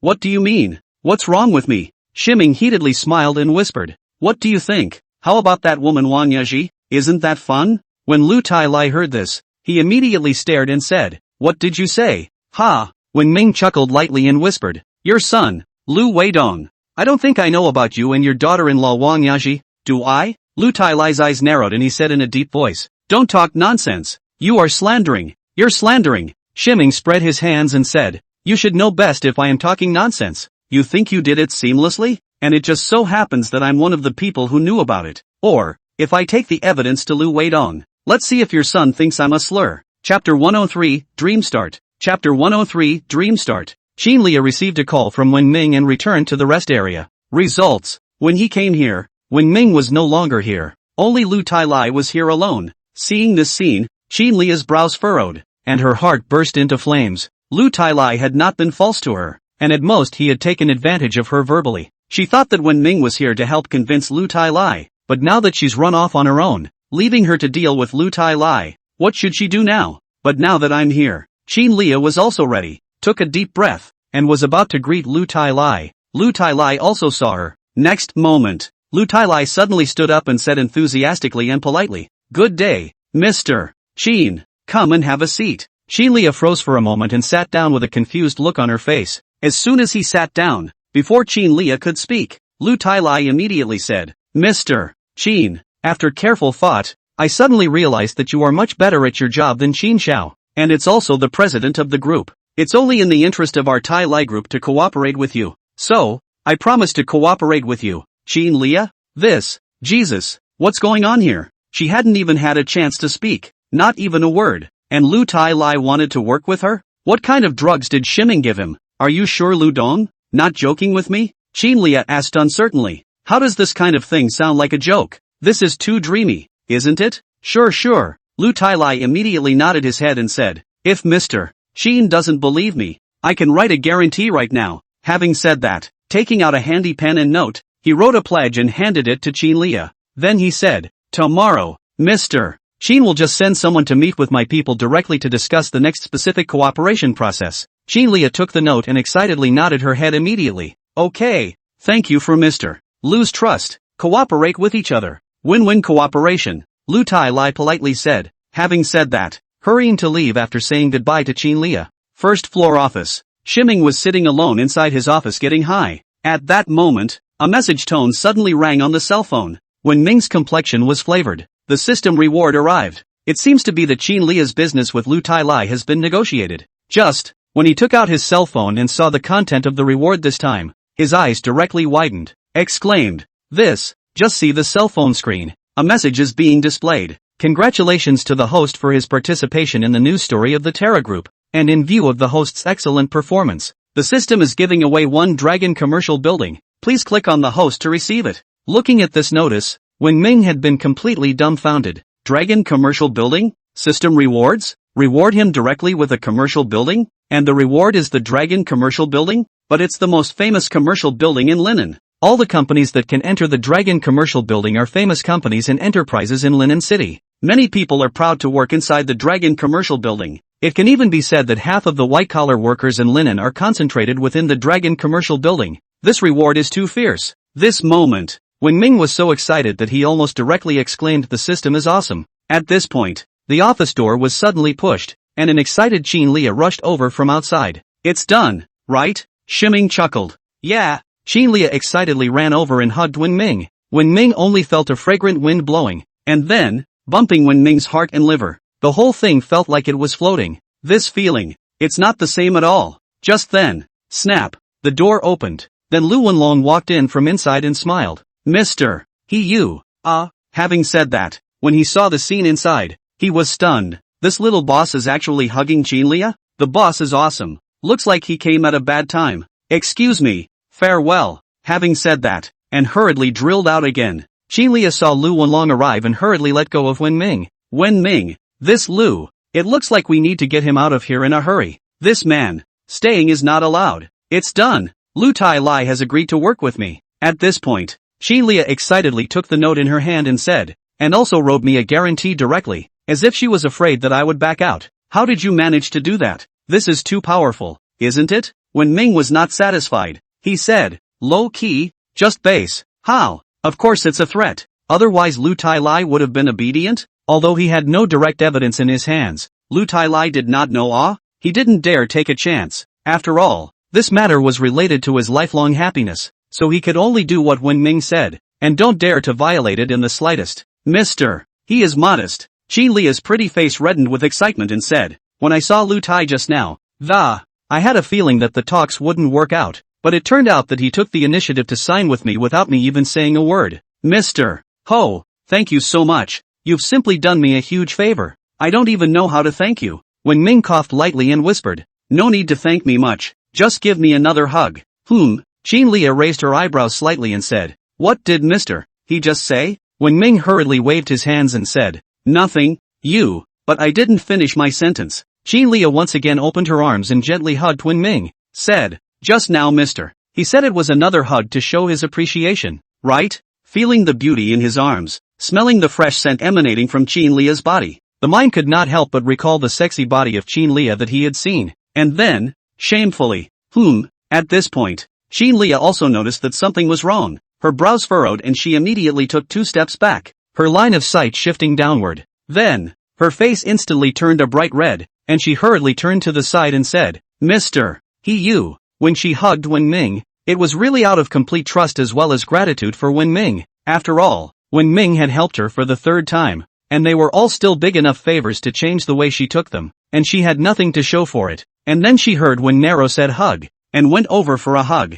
Who would have thought? Just a simple hug. And Wen Ming had such a big reaction. This guy's got too much fire in him, doesn't he? Jesus, it's just embarrassing. Are all men like that? Although Xin Lia has often heard about it and learned a lot about it on the internet, but this kind of openly doing this kind of thing in front of her, when Nero was still the first. What to do? Xin Lia turned her back to Wen Ming, her embarrassed face red as if it was engorged with blood. If I had known, I wouldn't have hugged this guy just now. Shame on you. Shiming's old face also blushed, feeling embarrassed by the thief. It's so humiliating. He hurriedly sat down on top of a stool aside and, explaining, that, I've been drinking too many goji berries lately. Really? My mom sent me a bag of goji berries and said she wanted me to hurry up and finish them. It expires in half a month, and then I've been pounding it every day, so I've been on a bit of a fire lately. Chapter 104 Good News on Gold Futures. Chapter 104 Good News for Gold Futures. Put. Xin Lia couldn't help but let out a soft laugh. She had, after all, been through thick and thin,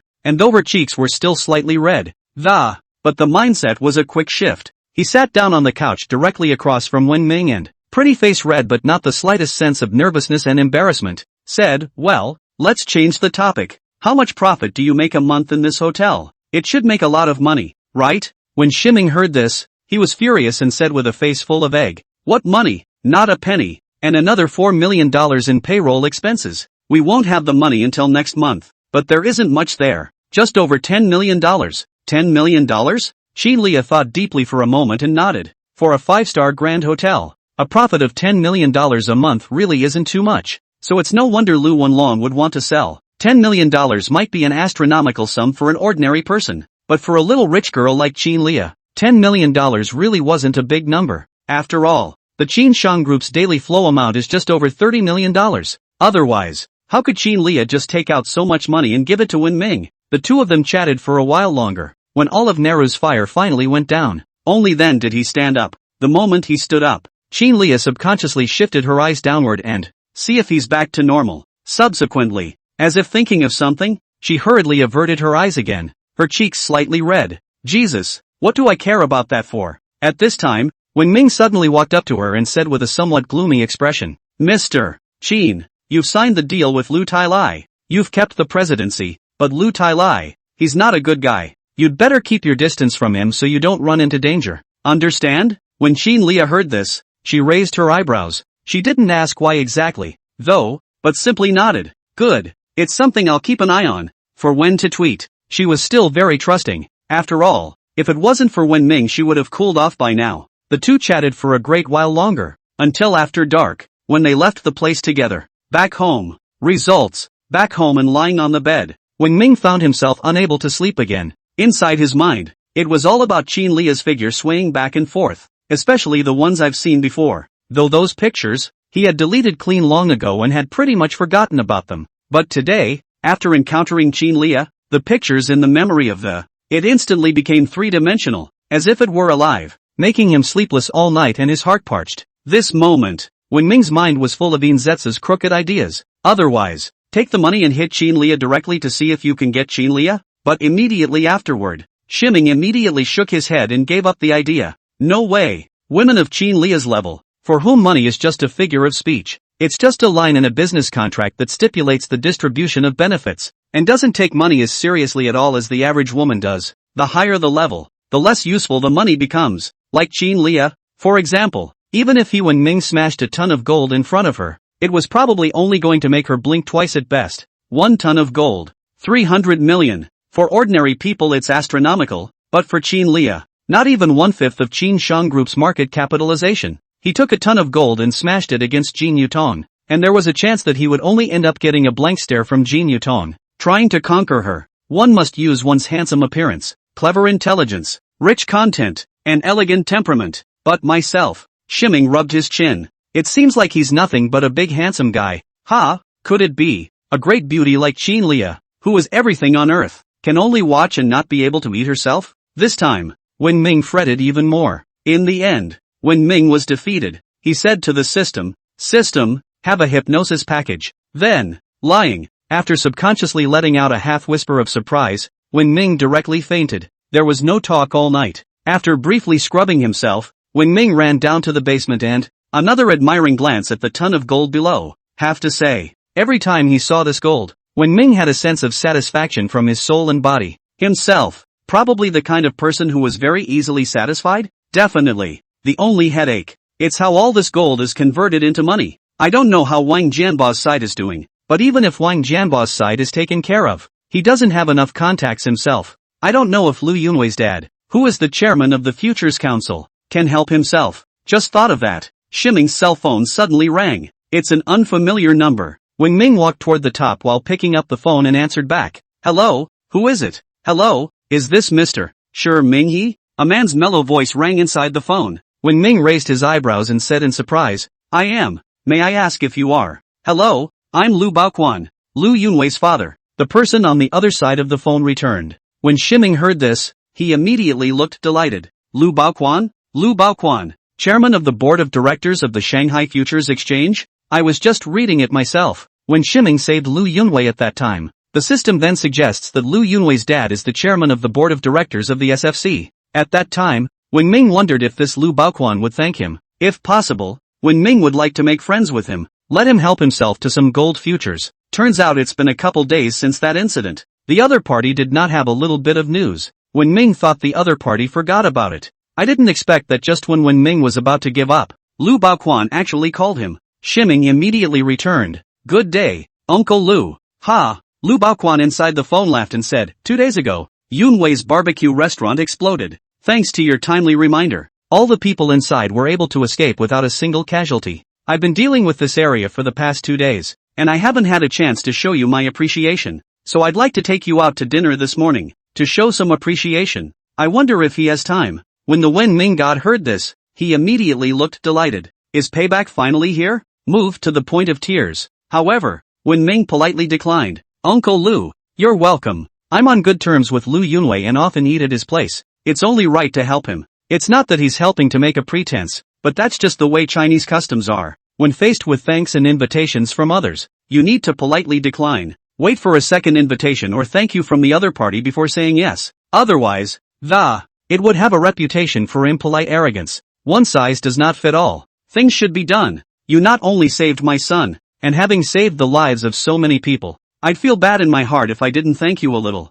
Lu Baoquan invited again. Shiming hesitated for a moment before agreeing and saying, all right. After hanging up the phone, Wen Ming directly laughed happily. As long as hit Lu Baoquan this line, gold futures things, basically half of the success. Nope. Shiming suddenly remembered that inside his prop box, there was still a prop that he hadn't used. Rui stickers. This sticker is from the last time there was an explosion at the barbecue restaurant. after Wen Ming saved those people, one of the 3 rewards the system gave him, and the sticker, with the odd note that it takes effect on men. It made Wen Ming spit for a long time at the time. According to the instructions on this sticker, use the Rui sticker and stick it to your head to get what you want in 10 minutes. If one puts on this Rui sticker when he meets with Lu Baoquan, wouldn't talking and working with him have gone infinitely more smoothly than just halfway? Chapter 105, The Power of Rui Sticker. Chapter 105, The Power of Rui Sticker. I just don't know if this Rui sticker is useful to Lu Baoquan. The sticker instructions clearly state above that they are not valid for ideas that break the law. It is ineffective against ideas that are not pure in purpose. Is this gold futures on its own? Is it illegal? Is it an impure purpose? If so, wouldn't this Rui sticker of his own go to waste? But otherwise, what if the exchange with Lu Baoquan doesn't go well? Shiming sulked for a minute and finally gritted his teeth. Spell it out. Whether it works or not, you always have to try it to find out. Even if this sticker fails in the end, big deal. Just pretend it never happened. There's no point in keeping this sticker. Anyway, couldn't we really find a man to try it out on? While he was preparing to go out, Wang Jianba called. Hey, Lao He, what are you doing? Wang Jianba inside the phone asked. What? Shiming asked. Wang Jianba laughed and said, the thing you let me do. I've basically got it all pretty much done. And the financial skinflints have been found, and have talked to each other. And the next step is to see when your funds arrive, and when you can find enough contacts to help us open the way. When Shiming heard this, he hemmed and hawed and said, Old Wang, just wait for my good news. This afternoon at the latest. I'll contact you then. You got it on your side too? Wang Jianba was surprised. When Ming hemmed and hawed and said, Heaven's chance can't be revealed. Hang up. After that, Timothy started to clean up. Noon. Shiming followed the agreement with Lu Baoquan and came to Lu Yunwei's house. The usual treat is a direct hotel. Unless it's a particularly grand invitation, it's only then that you choose to be at home. From this, it can be seen that Lu Baoquan has a high regard for Wen Ming. Doorway. Lu Yunwei is waiting at the door for Wen Ming. Seeing when He Ming came over, Lu Yunwei immediately greeted him and said, Old He. Wen Ming gave a loud laugh and said, Old Lu. Lu Yunwei saw the things hefted in Shi Ming's hands and politely said, If you come, you come. Why are you still pawing things? Oh, the first time I came to your home. How can I come empty-handed? Wen Ming returned. Just saying. From inside, an old man in his 60s, wearing a gray suit, was none other than Lu Baoquan. Classmate He, here you are. Come on in, Lu Baoquan politely said. Subsequently, the 3 of them headed inside together. Inside the living room, the meal was already set up, and it looked quite scrumptious. Yunwei, pour some wine for Mr. He, Lu Baoquan said. Good, Lu Yunwei answered back. When Ming hurriedly refused. I can't drink. I drank too much yesterday and I'm still a bit dizzy, and there's driving to be done later. It's fine. I'll send you if you drink too much. Lu Yunwei laughed. Wen Ming, okay, it looks like the drink is not going to get away. Meal to the middle of the night. Lu Baoquan politely said to Wen Ming, Student He, you saved our family. In the future, if there is any use for it, just ask. As long as Uncle Lu can help, he will definitely not excuse himself. He was really grateful to Wen Ming. Although the explosion destroyed everything in the grill, other stores around the area, however, were unaffected, and surveillance could be accessed to see the scene at the barbecue restaurant when it exploded. At that time, when Wen Ming had just rushed out from inside, a ferocious flame rushed out from behind. If these people had come out a second later, they could have been engulfed in flames. Even if they could escape from it, they would probably have extensive burns on their bodies. As for his son, he is sure to die. And it was only because of Wen Ming's reminder that he had been spared. Not only did they save Lu Yunwei's life, but they also saved their whole family. And even more so, they protected many families like them. No one wants to go through the white hair thing. The suffering involved is simply beyond human capacity. Shiming's expression was so happy that he even woke up all of his wine. Here we go. Wasn't that what he was waiting for when he begged his grandfather and his sister? However, just in case, he took a deep breath, took out his cell phone and scratched it twice. Find Rui sticker and click to use it. Immediately following, a small cartoon pentagram, visible only to him, appeared in his hand. He pretended to be fretful, rubbing his head and, by the way, I put the Rui sticker on my head. Then, scanned the cell phone screen. Above, display a Rui sticker in effect. When Lu Baoquan saw Wen Ming looked sad, he was puzzled and said, What's wrong? Is it something really difficult? If you need money, I can give you $300,000 as a thank you fee. Wen Ming waved his hand and said, It's not about the money. But, having said that, he let out a long sigh and said, Uncle Lu, truth be told, recently, I am going to do business in gold futures. Originally the preparations have been done, but just at the juncture. But it's stuck on the SNL side. Upper futures exchange? As soon as Lu Baoquan heard this, he narrowed his eyes and his heart tightened. Could it be that Wen Ming knew that he was a handful of the SSSC, so he came to him on purpose? Nope. In the next moment, Lu Baoquan immediately came back to his senses. The barbecue restaurant explosion was a fluke. The investigation reports are in. It was the result of an old ruptured gas tank. And he, Lu Baoquan, knows very little about his relationship with Lu Yunwei. Only some of his relatives know. Outside, they never said they were father and son. Lu Yunwei even did not use over his right to make money, but ran directly to the opposite side of Linen University to open a barbecue restaurant. And he was the one who invited Wen Ming over. At this point, Wen Ming replied, "Yeah, I've been fretting about this lately. As soon as I don't have any connections. Secondly, there is no power. Has not been able to figure out how to solve the problem. I do not know Uncle Lu no people in this area. If you recognize it, please help me make a connection. I appreciate it. If not, forget it. This favor, I'll help." Lu Baoquan immediately said back. When Shiming heard this, he immediately looked happy, and was about to say thank you. At this point, an old lady walked down the stairs. Her brows furrowed as she said to Lu Baoquan, "Baoquan, do you want to help without understanding?" Shiming's complexion stared. Is this Auntie Lu? On the Rui sticker, it clearly says that it is not effective on women. It's hard not to. Things are going to change? Needless to say. At this point, Lu Baoquan waved his big hand and said, "You womanizer, don't talk nonsense. If someone else had asked me to do this kind of thing, I wouldn't have agreed to it. But Shiming is my son's savior. It's even a lifesaver for our family. I'll do you a favor. If you have any problems, just come to me. I'll take care of everything. But there's one rule, no breaking the law." Chapter 106, Wang Jianba's Initiative. Chapter 106, Wang Jianba's Initiative. Wen Ming's expression was joyful. This old man, bossy, with Lu Baoquan's words. The future of gold futures is basically water under the bridge. No more problems at all. As for breaking the law, are gold futures considered illegal? He's just got gold from an unknown source, but it's not illegal. All that's missing is a doorway. And Lu Baoquan is opening this door for him. As long as there is this door, everything he does is justified and legal. He immediately saluted Lu Baoquan and said, "Thank you, Uncle Lu. You're welcome. This is what I should do." Lu Baoquan laughed. After that, the three men went back to eating. After a meal, Lu Yunwei sent Wen Ming back. After Wen Ming left, Lu Baoquan sat on top of the sofa, his brows gradually furrowing. What happened to you? How come it was so easy to agree to Wen Ming's request? At this point, the old lady walked over and said, "Baoquan, you were too impulsive just now. You're the hand of the SSS. How can you help him so easily? Otherwise, let's just pretend this never happened." Bull asterisk. Lu Baoquan directly said in a deep voice, "What has been promised? How can it be as if it never happened? Not to mention the fact that he saved our son's life. What do you know? You woman? You can afford to lose face. But I can't." Having said that, taking out his cell phone, he pulled up the phone number of the Upper Phase Institute and said, "Hey, get me Director Zhao." Half an hour later, Villa 1 of the One Pavilion. After Lu Yunwei put Wen Ming down, he left the Yiping Pavilion directly. Wen Ming sat on the stone chair inside the front yard. He took out his cell phone and plugged it to Wang Jianba. Soon, the call went through. "Hey, old Wang, it's done." Shiming chuckled. "I know," Wang Jianba said excitedly. "Director Zhao of the SFE called me just now, said that everything is negotiable, and asked me to just go directly to him if there's anything." "Old he, how did you do it?"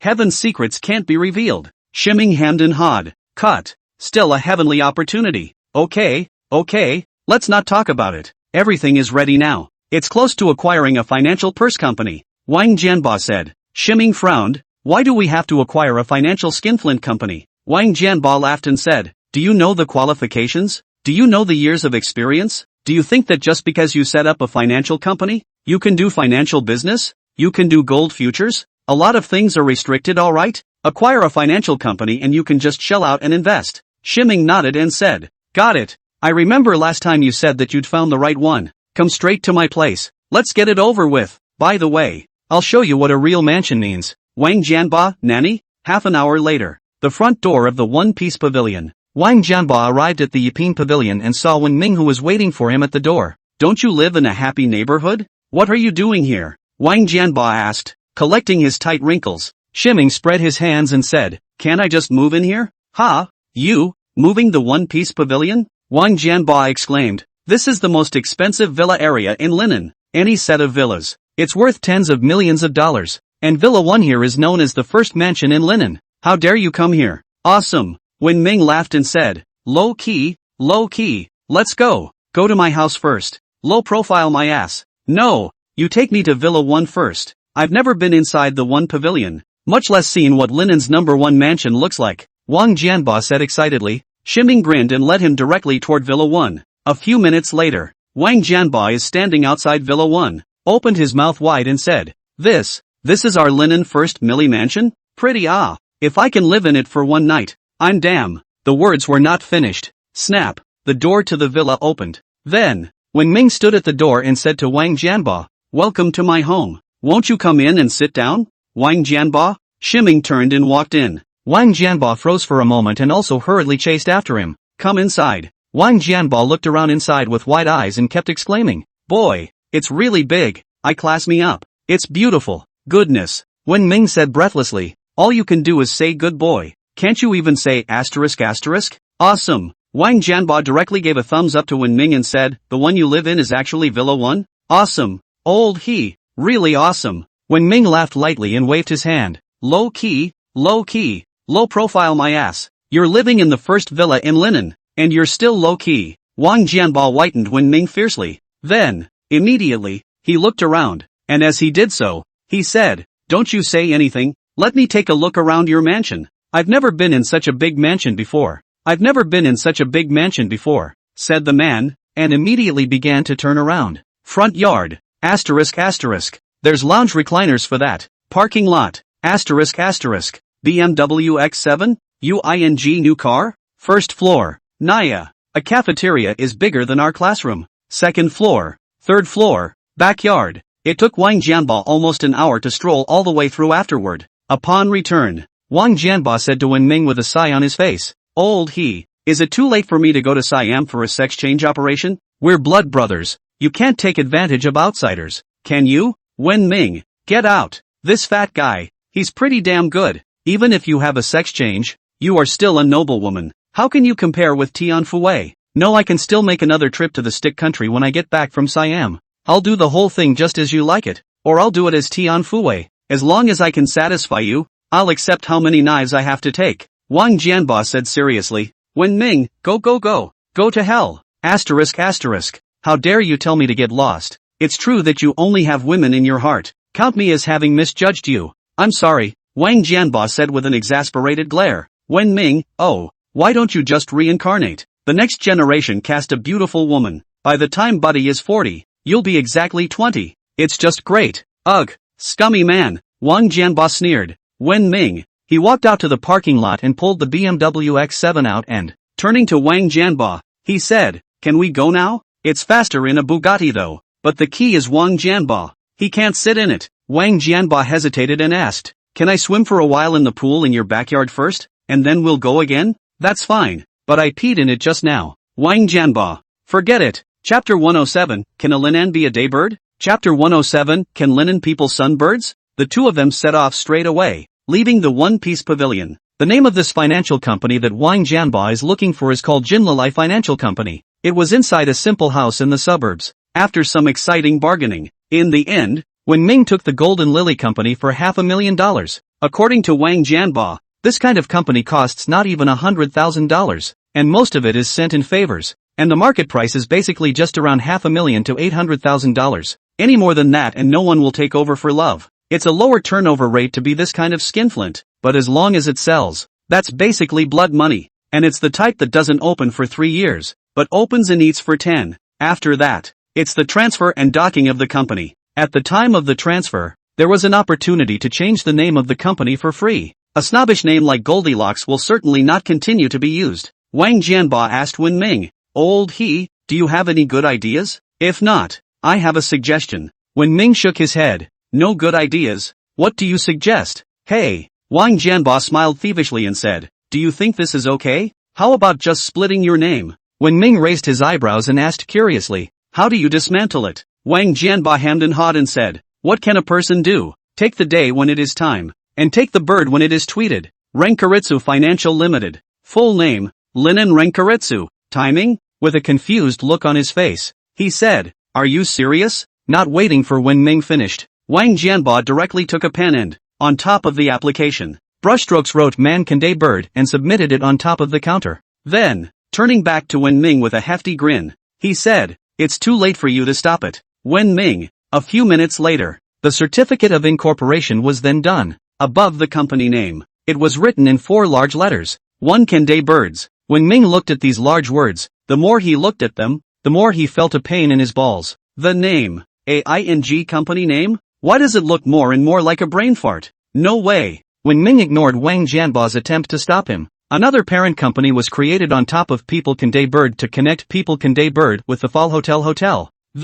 All transferred under this parent company. And this time, when Ming didn't let Wang Jianba get any more bad ideas, he was afraid that Wang Jianba would directly replace bird with mouth this time. The name of the parent company is The Long Tweet, taken from the phrase to look forward to doubling its value, and to cut and brush to make it sing. Long for specialization, song for exertion. He hoped that this long-sounding company, which could, as stated within the quote, it became a place for him to develop his talents and fulfill his dreams. When Ming's grip on his papers became up tighter and tighter. These are just the first steps he's taken to step out into something that's really his. He wants to go higher and farther, using the long sound as a starting point. At the same time make the long call a long call for more people. Old he, congratulations, you'll be the real big boss from now on. Wang Jianba walked to Wen Ming and laughed loudly. Results, just finished. Suddenly seeing the details on the top of the document in Wen Ming's hand. At once, his eyes widened and he said, asterisk. Fall Hotel 5-star hotel is also under your name?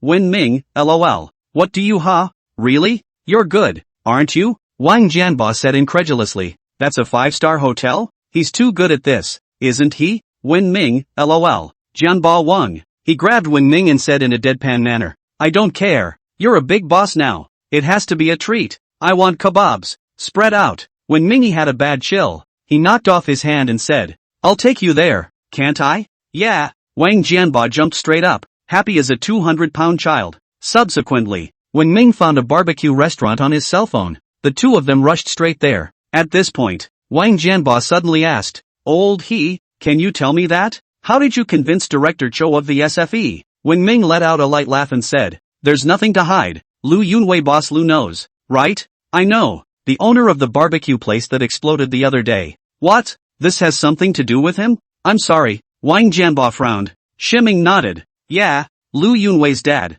It's Lu Baoquan, the hand of the SFE. Wang Jianba, asterisk. It can still be like this? So, in the future, if there's anything inside the company, just go directly to Director Zhao. If Director Zhao can't solve it, just give me a word and I'll go find Lu Baoquan. Shiming said. Good. Wang Jianba immediately replied back. When Ming mused for 2 seconds, he said, and, when you're free, we'll do an equity split for Renkaritsu. We'll split the proceeds 30/70ths, and then we'll split 5% of the shares from my hand. I'll give it to Lu Baoquan. Whatever cooperation there is, it is based on a favorable foundation. Lu Baoquan will help him in return for his favor, but this favor can't last forever. After helping him once or twice, this favor is slowly fading. If you want to maintain a long-lasting relationship with Lu Baoquan, you must have enough benefits to do so. No, Wang Jianba immediately returned. This time, I was able to get Lu Baoquan's help. All of it is your labor. You gave me more shares in the first place, and this 5% is out of my hands.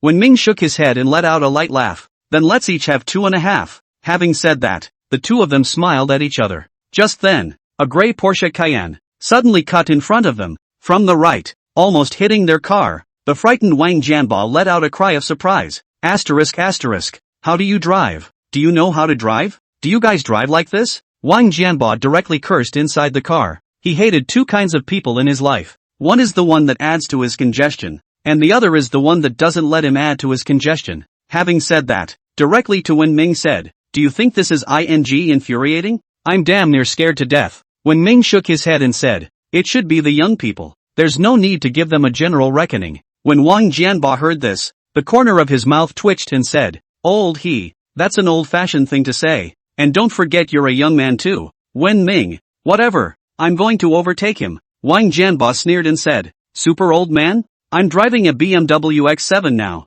Having said that, with a direct kick of the gas and a dump, He rushed to the front of the Cayenne. Meanwhile, front of the BMW. Inside the gray Cayenne were sitting 4 young people in their 20s, 2 men and 2 women. These 2 boys, no one else, were none other than Lu Open and Huang Wei-kai. Now Lu Open, after his dad sold the 4-hotel, the family can be said to be immediately rich, and began to take Lu Wei-kai all day to drive a Cayenne around crazy up. Results. Just now, Lu Kai-xiang made a tail swing and almost threw the people inside the car down. ***, Lu Open, you want to die, are you? You're still overtaking at that distance? I'm sorry, said Huang Wei-kai sharply. Chapter 108 Dragon Tang? Look for me. Chapter 108 Dragon Tang? Look for me. Nothing. Lu Open waved his hand indifferently and said, it's just a broken BMW. Dare to stop in front of us. Super him how? Don't make a big deal out of it. Open Lu. Trust my skills. Wang YK. Lu Open smiled and said, well, I'll drive steadily. Dare to overtake me? He immediately accelerated, only to have the green light in front of him suddenly turn red.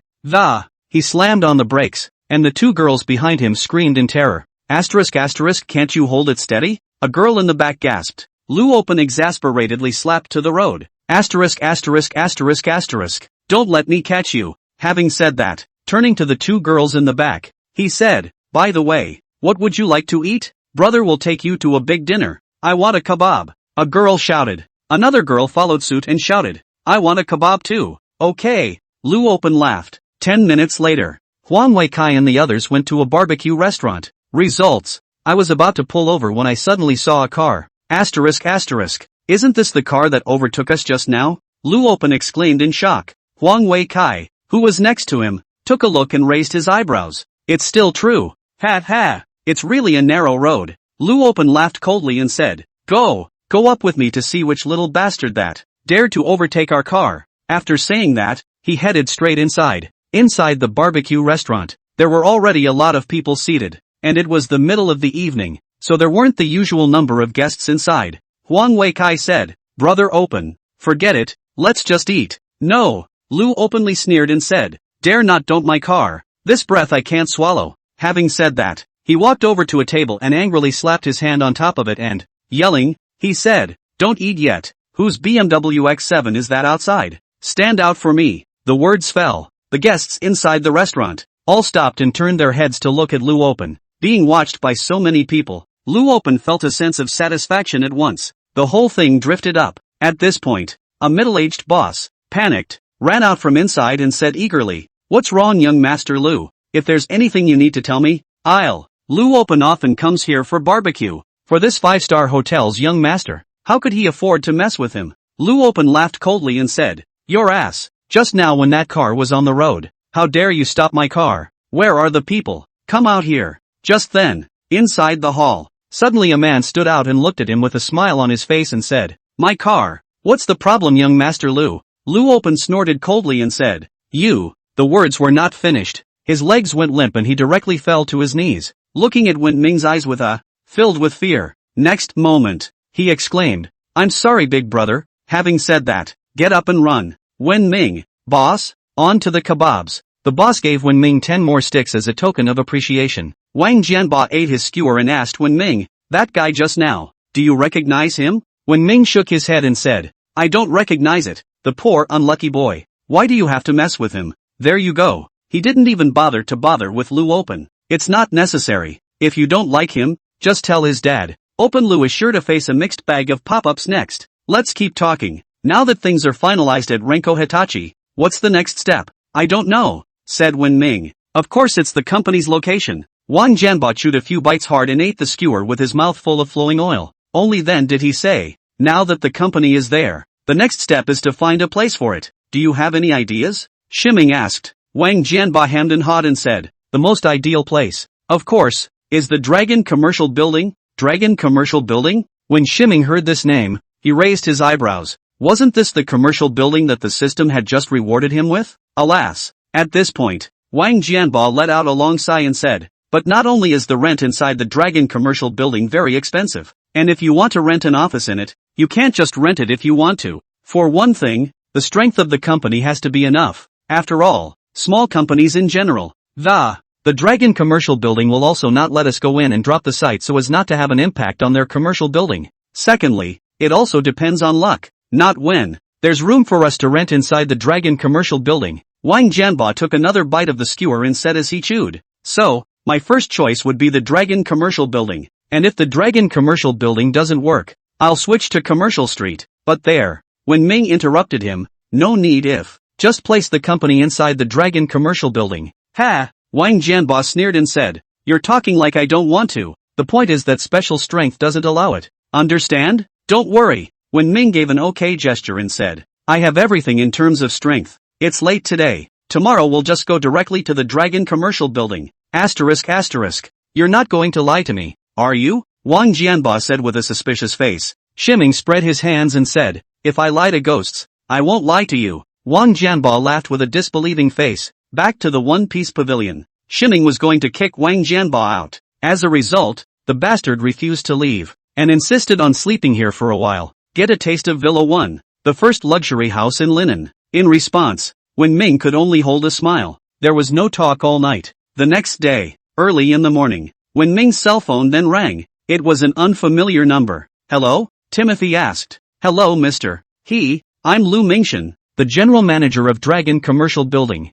I would like to invite you to come to the Dragon Commercial Building for the handover of the building's title and the signing of this quarter's commercial tenants' rents. I wonder if you have the time. Boss? Lu Mingshan said in a respectful tone. Ha? That fast? Shiming raised his eyebrows. He was preparing to go to the Dragon Commercial Building with Wang Jianba later. I didn't expect Lu Mingshan's call to come so soon. What fast? Lu Mingshan inside the phone asked in disbelief. Shiming let out a light laugh and said, it's fine. I'll go over after breakfast later. By the way, I have a friend who wants to apply for a company inside the building. Okay, no problem. Just have your friends just give your name when the time comes. I don't know, said Lu Mingshan. Hang up the phone. Shiming hemmed and hawed. The transfer of title and all that is not so much on his mind, but the rent for the quarter rather, he was very much in his element. Before that he only had $30 million in his hand. I bought a villa and a car, and then I invested over $10 million in the Renko Hinoki. There wouldn't be much money left in your own hands. Just don't know. A quarter's rent. How much would that be? In the meantime, Dragon Commercial Building, 99th floor, General Manager's office. Lu Mingshan hung up the phone and wiped the cold sweat from his face. Just now, a silence from Wen Ming almost scared him to death. Thought the new boss was going to fix him. He picked up the picture of Wen Ming on the table and muttered, this new boss. What's the status? It looks like an ordinary college student. Surprisingly, he was able to buy the entire Dragon Commercial Building at full price. He couldn't be the young master of a super family, could he? I wonder what kind of temperament he has. Don't ever be a hard lord to serve. Having said that, immediately took out his walkie-talkie and shouted inside. Attention, all departments. The new boss is coming later. It's the first time the big boss has been here. You guys have to get the job done. Don't let anything slip. Immediately following, he hurriedly cleared his desk of the things he needed to prepare the information he would need when he met with Shiming later. Chapter 109 Entering the Dragon Commercial Building. Chapter 109 Entering the Dragon Commercial Building. An hour later, the two of them arrived at the Dragon Commercial Building. Dragon Tower is a famous landmark in Linen, and it is the tallest building in Linen, with a total height of more than 300 meters and a total of 99 floors. Inside, there are high-class offices, 6-star hotels, luxury apartments, leisure and commercial streets, technology companies, real estate companies and so on. Suffice it to say, inside this building, more than half of Linen's white-collar petites are gathered. Countless people were proud to work inside this building, including Wen Ming, who regarded this as his dream place. But who would have thought that now this building is all his personal property? Old he, what are you standing here gawking at? Wang Jianba asked suspiciously when he saw Wen Ming was standing downstairs in the building, staring blankly. Wen Ming took a deep breath and laughed softly. It's fine. Take a look at my mansion. When Wang Jianba heard this, he rolled his eyes and said, Che, knowing that you're great, but you don't have to go around bragging about being awesome, do you? Also your mansion. Why don't you say the earth is all yours? Shiming laughed without explanation. Subsequently, the two of them walked together towards the inside of the Dragon Mansion. The management department of the Dragon Mansion was on the 3rd floor of the building. Old he, are you sure it's really okay? Wang Jianba asked in disbelief. Wen Ming laughed and said, don't worry, just report my name directly later. Let's show you how valuable your father Ho's name really is. Cut. Wang Jianba immediately rolled his eyes. Sidebar. The two men edged their way to the administration. Hello, how may I help you? One of the beautiful staff members smiled. Wen Ming laughed softly. We're here to apply for company entry. Saying that, A glance at the job tag on the pretty staffer's upturned chest. The name is Zhao Xiaoli. Company incoming? Zhao Xiaoli frowned and said, may I ask you? My name is Wen Ming. The people above you should have given you a greeting. Wen Ming said. At this point, there were 4 or 5 people inside the office, all here to conduct business. These people, after hearing Wen Ming's words, immediately looked over to Wen Ming. Wang Jianbo subconsciously took a step back so as not to make a fool of himself. Wen Ming, it won't involve itself.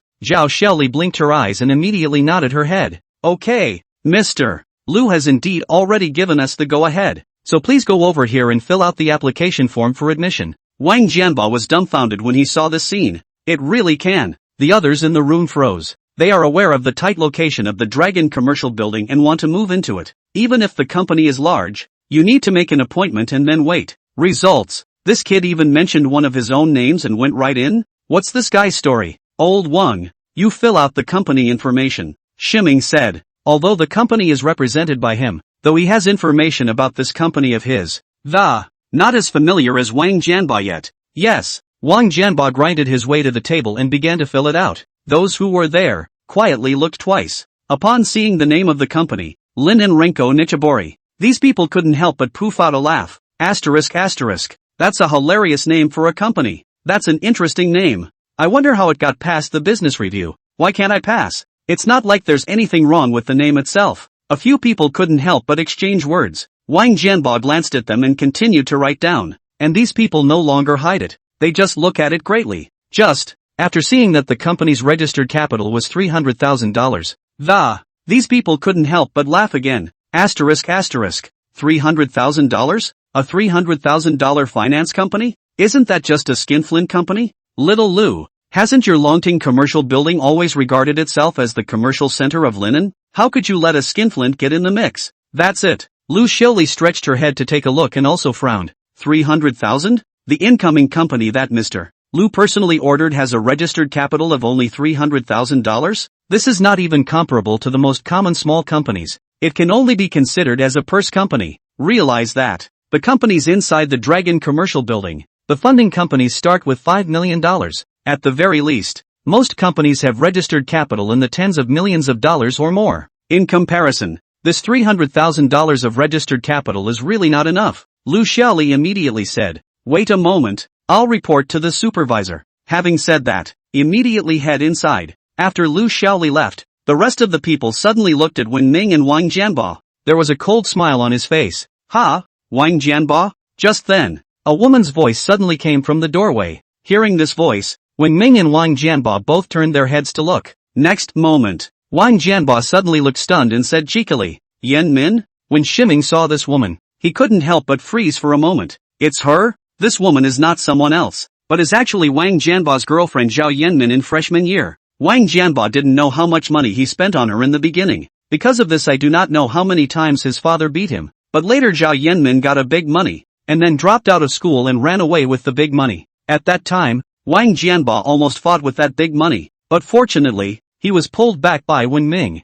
Since then, Wang Jianbo has been overeating, and he was not too fat, eaten straight through to what is now over 200 pounds. When Wang Jianbo saw Zhao Yanmin, his expression sank and he said in a cold voice, Zhao Yanmin, why are you here? This woman. Wang Jianbo, since he saw through her true face of love and vanity, there's no love for her. Zhao Yanmin heard Wang Jianbo's words. At once, he sneered and said, my husband's company is in here, the big boss of Zhoya Real Estate. This is the management department of Dragon Commercial Building. Isn't it normal for me to come here? It's you. I heard you can't even get a job. Why are you getting worse after I dumped you? Running to an upscale place like Dragon Mansion. You wouldn't be here to steal something, would you? They're here for company move-in. Right. $300,000 of financial skinflints running to the Dragon Commercial Building to move in. I wonder if he's out of his mind. Didn't you hear this woman? She doesn't even have a job. So I guess she'll get a purse company to move into Dragon Tendency. And then go around blowing awesome out there. Ha ha, I'm the big boss of the company inside the Dragon Commercial Building. For a while, the people around them were pointing this way. Zhao Yanmin raised her eyebrows slightly when she heard this. This fat guy, he's actually here to handle the company's move-in? But, a $300,000 purse company is all it is. How dare it come to Dragon Commercial Building? Who gave you the nerve? Wang Jianbo's face darkened as he said grimly, Zhao Yanmin, don't go too far. Who the hell stole anything? I'm here to get my company in. Chapter 110 Voiding of Provisions. Chapter 110 Nullification of Provisions. Where did I go overboard? Zhao Yanmin sneered. With a face full of mockery, he said, a $300,000 financial purse company is just that. And you still want to move into the Dragon commercial building? Do you deserve it? Have that qualification? Having said that, waving to the two security guards at the door, he said, security, come here. Seeing Zhao Yanmin's gesture, the two security guards at the door immediately ran over. Politely, she said, Mrs. Zhao, what can I do for you? Zhao Yanmin sneered, took out $200 from her pocket, and shoved it into the hands of the security guard, said, both of you, Dragon Tower is the commercial center of Linen, a 300,000 registered capital of a purse company. How dare they come here and move in? Why do I look at these two as coming for a fight? The two security guards took the money and immediately saluted Zhao Yanmin. Mrs. Zhao, you can rest assured. Let's take care of it. Immediately following, the two of them walked directly to the two of them. Wen Ming and Wang Jianba, one of them said in a cold voice, two gentlemen, according to the rules of our commercial building, a company's registered capital needs to be a minimum of $5 million. Only then can you process the company in. Please get out of here. Zhao Yanmin sneered and said, hear that? Think you can just handle a $300,000 purse company and blend in with Dragon? 5 million minimum. Do you have it? You guys, better be honest and go back to where you should be yourselves. Wang Jianba clenched his teeth, followed by a sigh and pulled when Ming said, old he. When Ming patted him on the shoulder, then he looked at Zhao Yanmin and said, who said that the registered capital of the incoming company needs a minimum of $5 million? Sorry, the security guard from before said, the company has explicit rules. The minimum registered capital of the incoming companies must not be less than $5 million.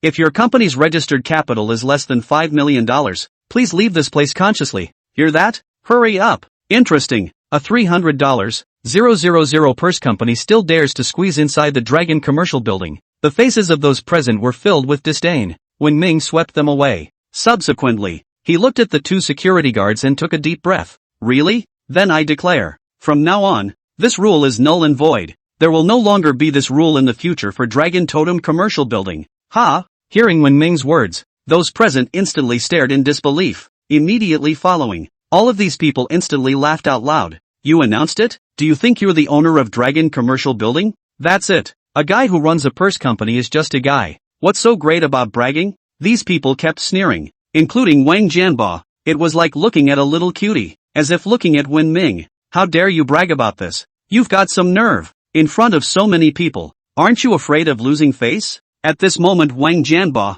just want to hurry to find a scene to drill in. Too damn shameful.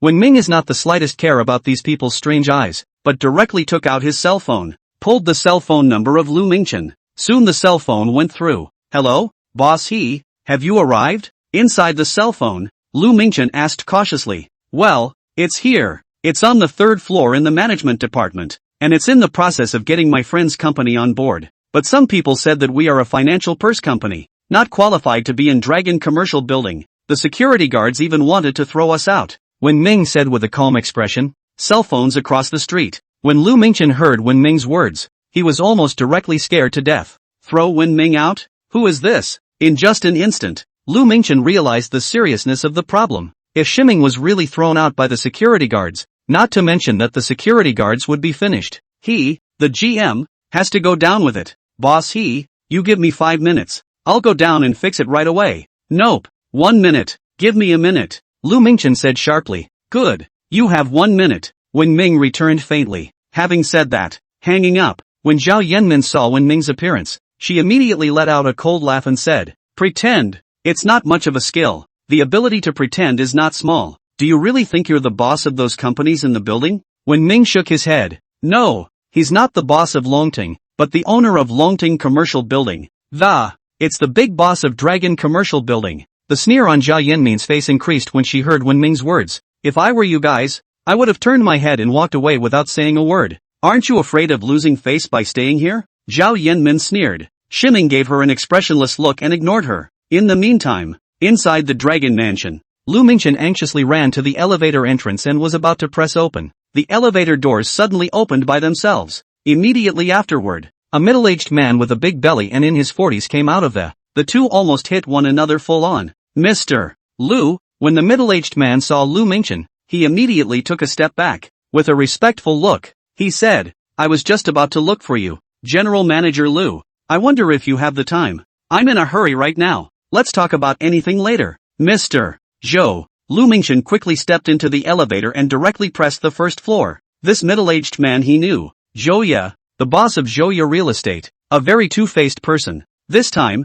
when Zhouya came to him, it must be because of the company's rent. Zhouya Real Estate is 2 quarters behind in rent payments. Now this quarter's rent, Zhouya hasn't paid it till now. It must still be about the rent to come to him now. Zhouya also hurriedly followed and rushed into the elevator with a smile on his face. "Mr. Lu, well, let's talk about it here. Here's the thing, regarding the rent for this current quarter, do you think you can give us a reprieve for a while longer? This is a small gift from me. I hope you'll accept it." Saying that, he took out a bunch of money from inside his clothes, almost $50,000 or $60,000. Lu Mingchen glanced at Zhouya, didn't pick up. He took a deep breath and said, "You're 2 quarters behind on your rent and normally, we can give you a reprieve, but this rent collection is going to the new owner, so we may not be able to slow it down." "Ha? New boss? Dragon Mansion has a new boss?" Zhouya said with wide eyes in surprise. "This Dragon commercial building, has it changed owners? What kind of person is so powerful that they can buy Dragon Mansion? Who's this guy?" When he thought of this, Zhouya's eyes shifted. A change of boss, which for all the leasing companies inside the Dragon commercial building, it can all be a big deal. If you get on good terms with the new owner, maybe his rent will be waived. Now that the new boss has changed, I don't think those guys at the other companies know about it yet. He himself probably wouldn't have known about it if he hadn't happened to run into Lu Mingchen going to meet his new boss. This is his chance. Thinking of this, Zhouya instantly became excited. Chapter 11 Angry Zhouya. Chapter 111 Angry Zhouya. Lu Mingchen nodded his head and said, "Right, there's a new boss. I'll go down now and it's to pick up the new boss. You can talk to the new boss in person if you want to get the rent slowed down. As to whether we can negotiate or not, it's up to you." "Good. Thank you, Mr. Lu, for giving me this opportunity," Zhouya excitedly said. At the same time the mind could not help but tense up. I wonder what this new boss is like. Soon, the two of them then came to the first floor. Lu Mingchen immediately ran outside with quick steps, and Lu Zhouya hurriedly followed.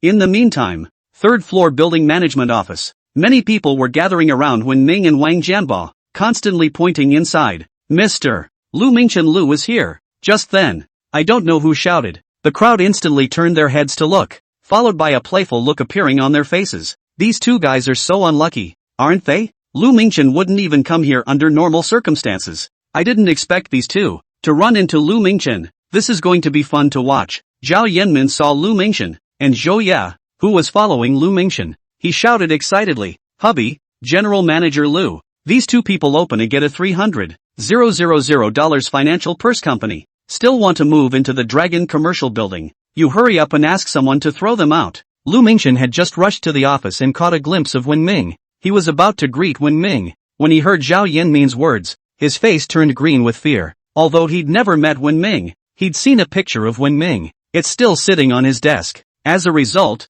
this Zhao Yanmin, she's going to throw the new boss and them out? Don't get us involved in your death, okay? He glared hatefully at Zhao Yanmin and rushed to Wen Ming with an arrow step. Zhao Yanmin, as well as the people around her, saw Lu Mingchen's movements and hemmed and hawed. Thought Lu Mingchen was going to be mad at Wen Ming and the others. Results. Next moment, something that blew the minds of those in attendance happened. Only Lu Mingchen suddenly bowed deeply and respectfully said, "I'm sorry, boss I'm the one who's late. I'm sorry." Having said that, immediately turning his head towards Zhouya, he coldly shouted, "Zhouya, how dare you guys try to throw the boss out? How dare you?" "What?" When Zhouya heard this, his eyes widened in surprise. Not just him, the other people around, including Zhao Yanmin and Wang Jianba, all had their mouths wide open. There was a sound of jaws dropping to the floor. What's going on? Is it really the owner of Dragon Mansion? Surprisingly, it's true. Wang Jianba was even more dumbfounded. "Nima, is this guy for real? He wasn't blowing awesome with what he just said. Crazy. You guys are mistaken, right? He's just an ordinary college student from the countryside. How could it be the owner of Dragon Mansion?" Zhao Yanmin said with wide eyes. Lu Mingchen narrowed his eyes and said in a deep voice, "Are you questioning my intelligence? How could I possibly mistake our big boss?" At this point, Zhouya was the first to react and immediately rushed to Zhao Yanmin's front. A hard slap directly to her face. Snap. A slap that directly jerked Zhao Yanmin to the ground. ***.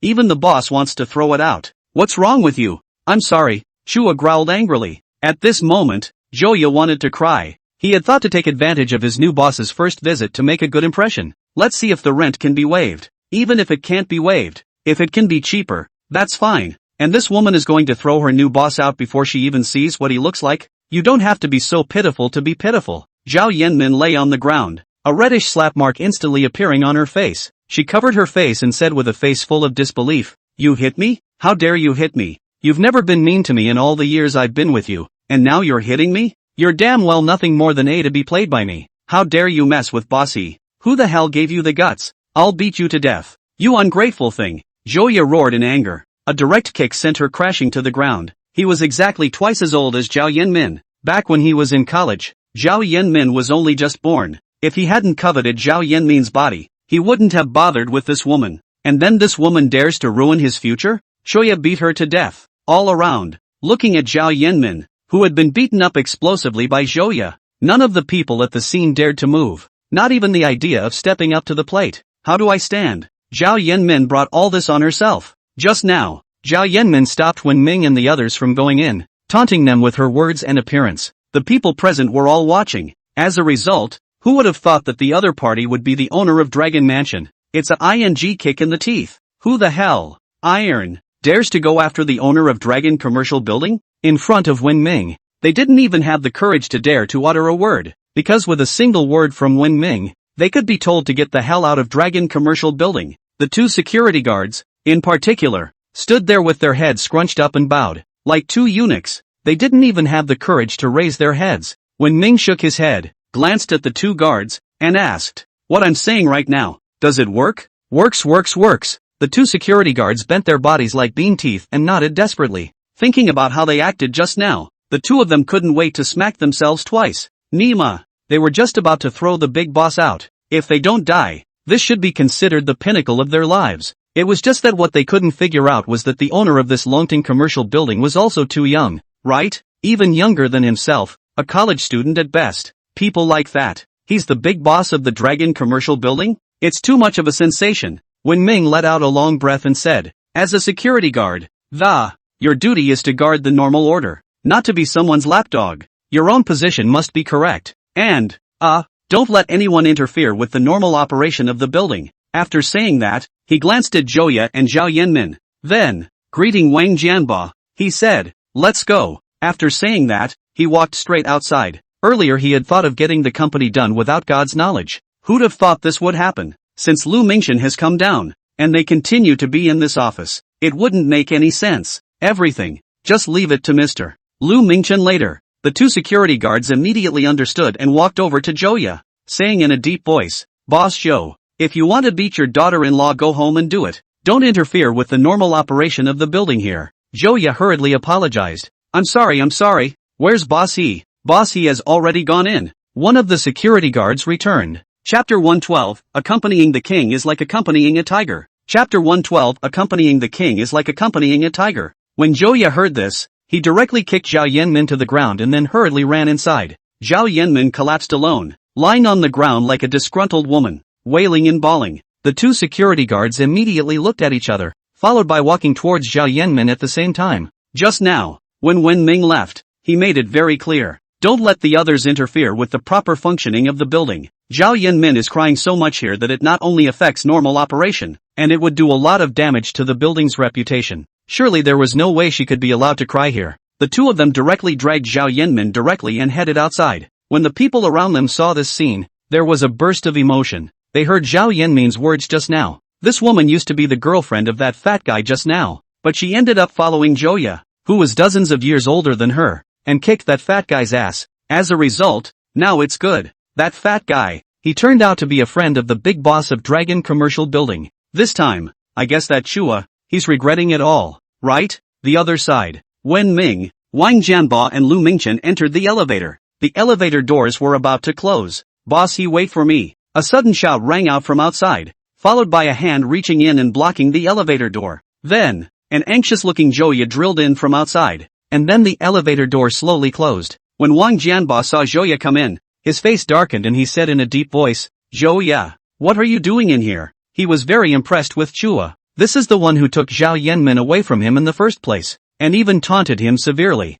If it wasn't for Wen Ming pulling him back in the beginning, he would have just gotten his hands dirty and beat up Joya. Boss, he is sorry. I have already taught Zhao Yanmin a hard lesson. Boss, you're a generous man. Don't bother with me in general, Joya said to Wen Ming with a smile on his face. For Wang Jianba, he had already memorized it a long time ago. Wen Ming shook his head and said, you lecturing your wife has nothing to do with us, and we don't want to care, and there's nothing to bother you with. Having said that, turning his head to Lu Mingchen, he said, how much is the rent of Joya real estate in Dragon Tower? Boss, $900,000 a quarter. Also, Joya real estate has been behind on rent for 2 consecutive quarters. Lu Mingchen replied. Wen Ming said with a what are we going to make money with such a low rent? Let's double it. $1,800,000 a quarter. Joya's face turned white when he heard this. $1,800,000 a quarter? He just doesn't have a lot of working capital on hand, which is why he is 2 quarters behind in paying his rent, and now they're doubling it. How the hell is he supposed to live? Wen Ming said that he didn't care, but directly increased his rent, which was even more desperate than managing him. Just then, Wen Ming continued, by the way, according to the building's lease contract, if the rent is in arrears, what's the punishment? Back to boss if the rent is in arrears, it will go up by 10% every month according to the original price of the rent. 2 quarters of time in arrears, $2,700,000 in back rent needs to be paid, Lu Mingchen said back. When Joya heard this, he looked startled and hurriedly said, I applied with my previous boss. Rent can be held off until you pay it again. No need to pay rent violations. Shiming shook his head. You also said it's the previous boss, taking a sword from the previous dynasty, beheading an official of the dynasty. Do you think it's possible? $2,700,000 in rent, plus $1,800,000 for the quarter. I hope you can hand it over within 3 days. Otherwise, move out of the Dragon Tower and find a new company address. At this point, the elevator doors opened. Shiming headed straight outside. Joya's legs went limp and he directly sat down inside the elevator. His eyes filled with despair. $4.5 million. He didn't have much liquidity in his hands, so how could he take out so much at once? Next moment, he directly stood up and angrily cursed. Zhao Yanmin, you're killing me. I'm not done with you. Shiming and the others entered the 99th floor, led by Lu Mingchen. The 3 of them went directly to Wen Ming's chairman's room. The chairman's room is so large that it occupies 1/3 of the entire floor. Inside, there are lounges, offices, meeting rooms and more, especially the hall. The area is more than 200 square feet, with open and bright to describe. It really couldn't be more graphic. Wang Jianba went to the restroom, and when Shiming came to the office with Lu Mingchen, as soon as he entered, Lu Mingchen hurriedly went to make coffee for Wen Ming, and Wen Ming looked around. On the wall of the office, there are a lot of paintings and calligraphy hanging. Wen Ming did not study the calligraphy and painting, but these paintings and calligraphy are signed, so I'm sure they're very expensive. Subsequently, Shiming walked over to the panoramic floor-to-ceiling windows and looked out of them. The place where he was the topmost floor of the Dragon Tower, a full 300 meters up in the air. It is even located in the center of Linen. Standing here, you can take in half of Linen City without the slightest shade. It's not to say that you'll be on top of the world and have a view of the mountains, but it's not far off. Just standing here, a sense of grandeur could not help but rise in his heart. Boss, your coffee. Lu Mingchen's shout pulled Wen Ming's attention back. He turned back and took the coffee from Lu Mingchen, smiling lightly. Thanks, Manager Lu. Lu Mingchen, who was having a restrained look on his face, almost sat on his butt on the ground when he heard Wen Ming's words. Hurriedly, he said, serving boss is our duty. The matter of Joya is my dereliction of duty. Please punish boss.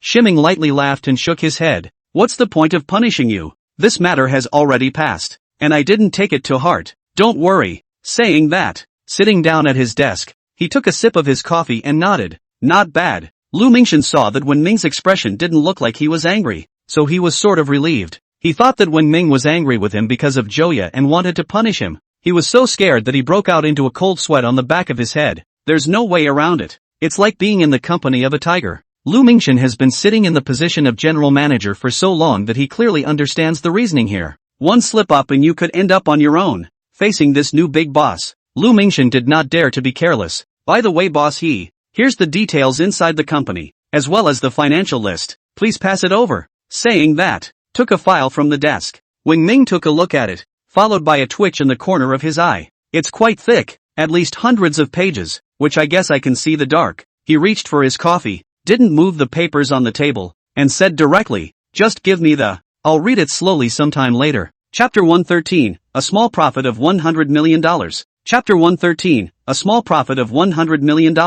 Yes. Lu Mingchen lowered his head and said in a formal manner. There are 99 floors in the Dragon Tang mansion, 305 meters high, with stores on the first floor, outdoor stores and indoor leisure shopping street combined. $10 million in rent per quarter. The second to fifth floors are shopping malls and the sixth floor is a movie theater adding up to $20 million in rent. The seventh to the 50th floors are the high-class office area, where all the companies are concentrated. $40 million in rent per quarter. 51 to 98 floors, the only 6-star hotel in Linen. The rent is $30 million per quarter, plus other expenses, such as management fees. Total revenue per quarter. It's almost around 110 million, while Lu Mingchen was narrating. Wen Ming kept staring at his coffee cup, not moving a muscle, but at that moment, waves of shock had risen within him. 110 million, and that's just for a quarter. Originally, he came here with the idea of collecting some rent and easing his strained funds. After all, we do have a bit of a spending spree these days,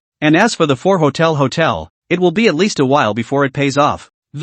It's a good thing we're not looking for him to pay our employees now. Before coming here, he thought the rent would be a couple million at most. After all, the house here is just a rental. How much can it be? As it turned out, none of them expected that the rent for the Dragon Mansion, just for a quarter, it reached 110 million alone. It is worthy of being the first commercial building in Linen, the gathering place of Linen elite white-collar workers. Until this moment, when will Ming understand the life of a rich man? This is the life of a rich man. It's boring and tedious. No wonder everyone says that hundreds of millions of dollars in assets is just an entry ticket for the rich. Under $100 million, all just ordinary people. In the past, when Ming did not believe this, he thought that those who said this were blowing awesome. Now he believes. After Lu Mingchen finished his introduction, he looked at Wen Ming sat there staring at his coffee cup and didn't move. He immediately felt a powerful sense of oppression, and thought that Wen Ming was unhappy about all this. In the bottom of his heart, the youth in front of him was filled with mystery all over his body. Taking down Dragon Mansion without moving,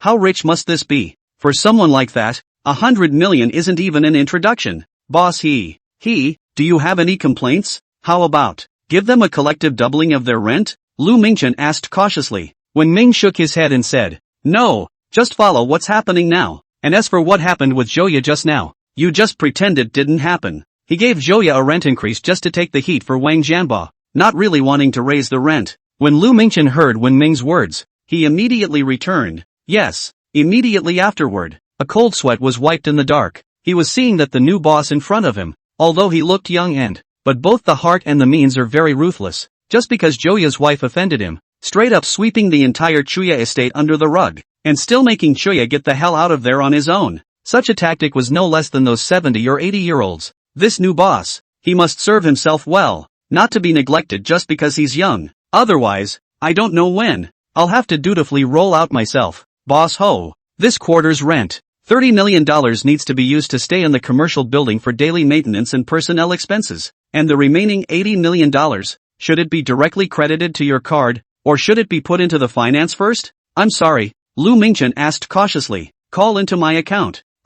If there's nothing else, then I'll go out first. Go, I'll call out to you if anything happens. Wen Ming waved his hand and said. Lu Mingchen bid farewell to Wen Ming and hurriedly left the office. Coming outside, Lu Mingchen let out a long breath. Just now, in front of Wen Ming, he felt suppressed to the point that he couldn't breathe properly. He felt like he was going to suffocate if he continued in there for a while longer. Just around the corner, just then, a figure suddenly appeared in front of him, startling him. Upon closer inspection, it turned out to be Chua. Mr. Chow, why are you still here? Lu Mingchen frowned. Joya reached out and grabbed his arm, saying with a prayerful face, Mr. Lu, my company, Joya, has been operating in the Dragon Tower for so many years, and my clients and contacts are all here, so I really can't leave here. Please talk to Boss He and give me some more grace. I simply can't get that much money in 3 days. Lu Mingchen took a deep breath and said, it's useless for you to beg me. It's better to think of a way to hurry up and get the money together.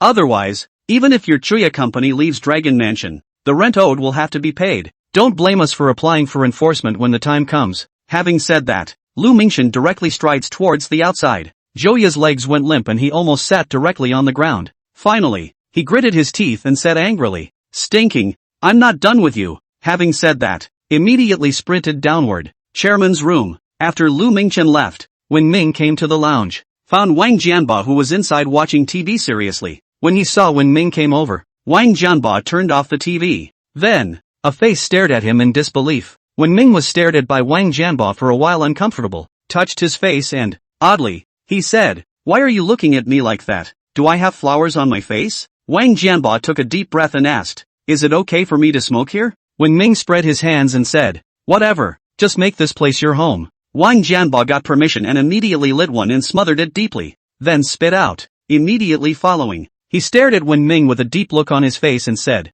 "Old he, thank you for what happened just now. Help me teach that Chuya a lesson." Just now, inside the elevator, Wen Ming gave Zhouya a rent hike, forcing Zhouya to leave Dragon Mansion. Wang Jianba understood Wen Ming did this for him. What happened to Chua was a permanent pain in his heart. The fact that he's eating so much fat now is directly related to Zhouya. Wen Ming forced Zhouya to almost kneel and beg for forgiveness. It sort of helped him out and untied him. Wen Ming laughed and said, "It's nothing, but it's really time for you to lose some weight here as well." Saying that, pointing at Wang Jianba's stomach that was bigger than a watermelon, Wang Jianba touched his stomach, followed by a long sigh. "Yeah, it is indeed time to cut back. Just now, downstairs, when I was scolded by Zhao Yanmin for being dead fat, he then had secretly resolved to lose weight. Now that the knot is over, it's time to live for your future." Wang Jianba deeply smothered a mouthful of smoke and returned. "I'll go and get a gym card to go later." "But ho, when did this Dragon commercial building become yours? Just how many other properties do you have that I don't know about?"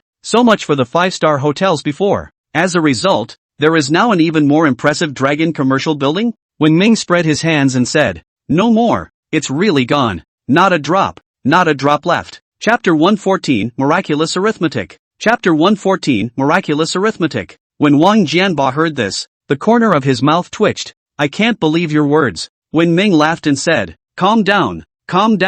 "I can't calm down at all," Wang Jianba said excitedly. "This is at least the Dragon Mansion, the gathering place for high-end elite white-collar workers in linen. I dreamed of coming to work here, and it turns out that the whole dragon is yours. How do you expect me to lighten up?" I don't blame him for being excited. It's really something like the Dragon commercial building. It really was completely beyond his imagination. The commercial center of Linan, a sacred place for all students of Linan University to aspire to. As a result, now when Ming told him that Dragon commercial building was actually his, shouldn't it be so scary? Shiming also lit a cigarette, and said with a hefty smile, "So what are you going to do? Ready to get down on your knees and call your daddy?" Wang Jianba rolled his eyes and said, "Scream my ass." The words were not finished. When Ming's cell phone, a voice suddenly rang. "Your bank card with the tail number 0718 arrived. $80 million in full." Wang Jianba, $80 million? His legs went weak and he almost went straight to his knees and called his father. When Ming picked up his cell phone and looked at it, to Wang Jianba, he said, "The rent for this quarter for Dragon Tang Mansion has arrived." "Rent? For a quarter? $80 million?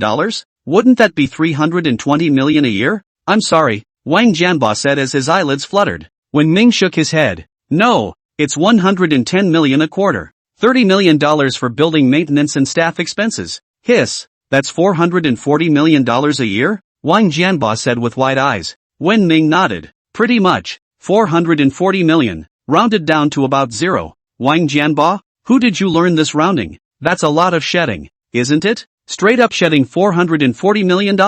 Aren't you afraid your math teacher will crawl out of his coffin and beat you to death?" This moment, Wang Jianba felt like he was going crazy. When Ming patted Wang Jianba's shoulder and said, "Brother Wang, don't be discouraged. You're the one who's going to be the richest man in linen. Believe in yourself." Wang Jianba drew a breath and said, "But I now feel that linen first richest it does not smell good.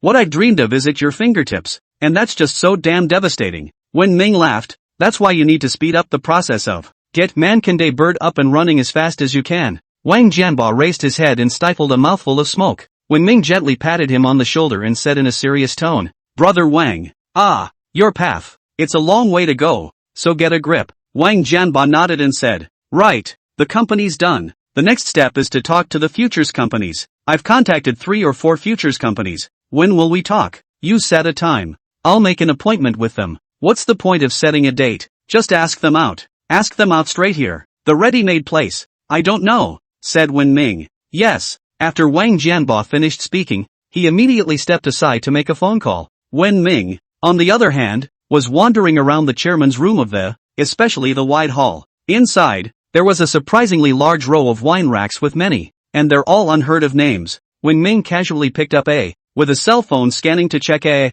surprisingly need more than 100,000 yuan. He was so scared that he put it back, fearing that he would have to pay for it if he broke it. But on second thought, crap, nope, these are all ING owned. Pay back my ass. I've just become a divine hero, and my temperament and mindset haven't caught up yet. It can't happen again. Opened it right up and smothered it. Sheesh, it tastes pretty good, compared to those complimentary red wines inside the supermarket. I can't tell you how many million times better it tastes. When Ming carried the red wine to the sofa in the hall. Lay back comfortably and sip your wine beautifully. Previously, this kind of luxurious chairman's office, when Ming at most only saw it inside the TV. But now, it was an office dedicated to him. One word, cool. Just saying. Lu Mingchen came over. Boss the matter of the Renkori Bird Company has already been arranged. Lu Mingchen respectfully said. Shiming nodded and said, tough luck Manager Lu. No hard work. It's an honor to be of service to Mr. Why? Lu Mingchen hurriedly waved his hand.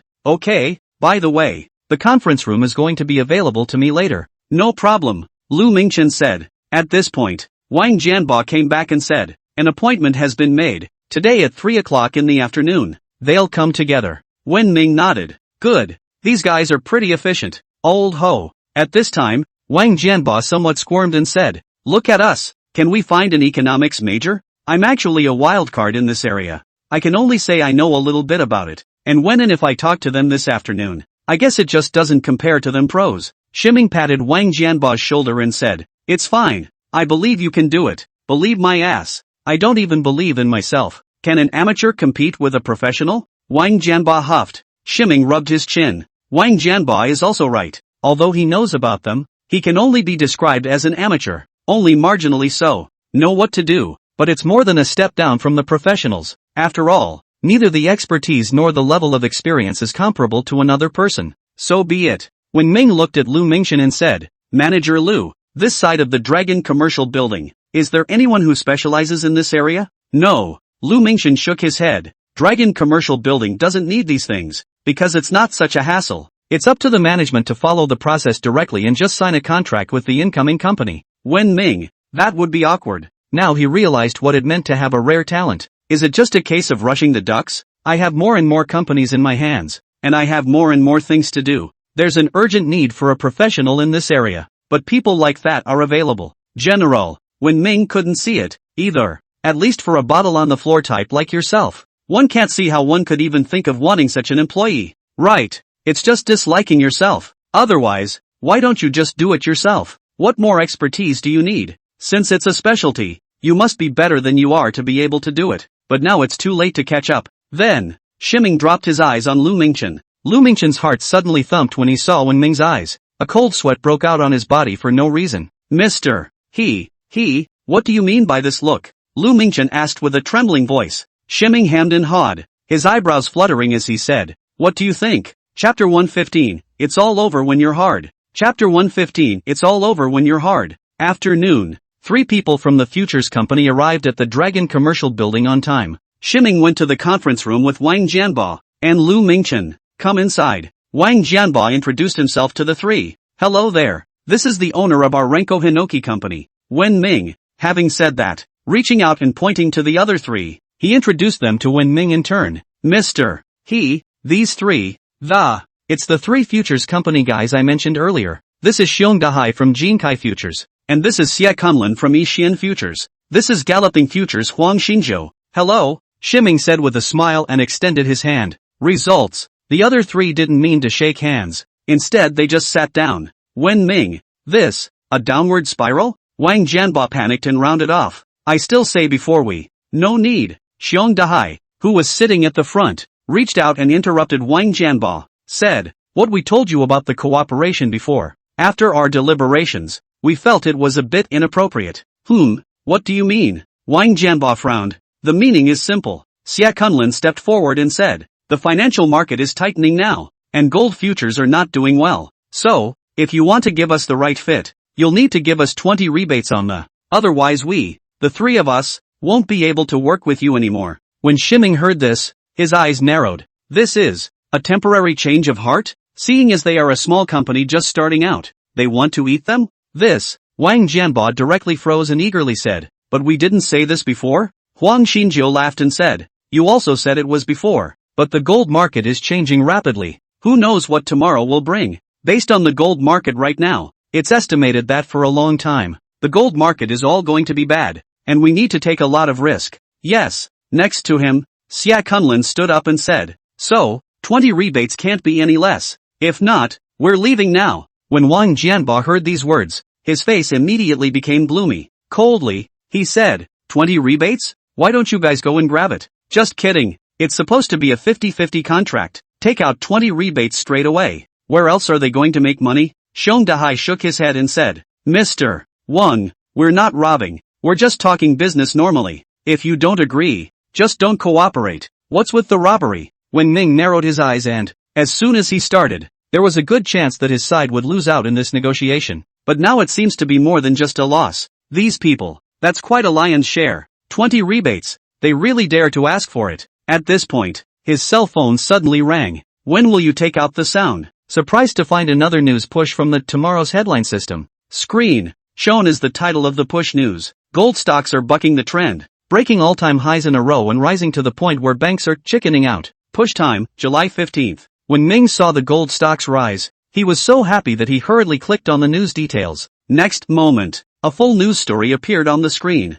Gold, which has long been regarded as a safe haven asset, is once again shining brightly. Gold futures prices bucked the market trend in a rather tumultuous week for the stock market, with the exception of Hoyo New Energy stock riding high. The price of gold has also been climbing continuously at an alarming rate. As of the afternoon close on July 15th, gold futures were up 3% on the day, with refresh gold futures since the listing of the highest price in history. It is worth mentioning that since July 8th, gold's upward momentum has surged and, recently it has gotten even more intense, breaking the all-time high price 3 times in a row. This situation is a direct result of the gold rush that has also occurred throughout the country. Wachovia Bank urgently issued a high-speed gold trading announcement, while reducing the position limit for individual customers of deferred settlement contracts, to stabilize the frantic gold market. According to industry experts, the reason for the current situation, it is due to the uncertain environment of the surrounding countries, as well as the global plunged into the Great Recession related to the gold. This kind of safe haven function assets, the value will increase and the upside will be higher for a long time to come, making it a good long-term hold.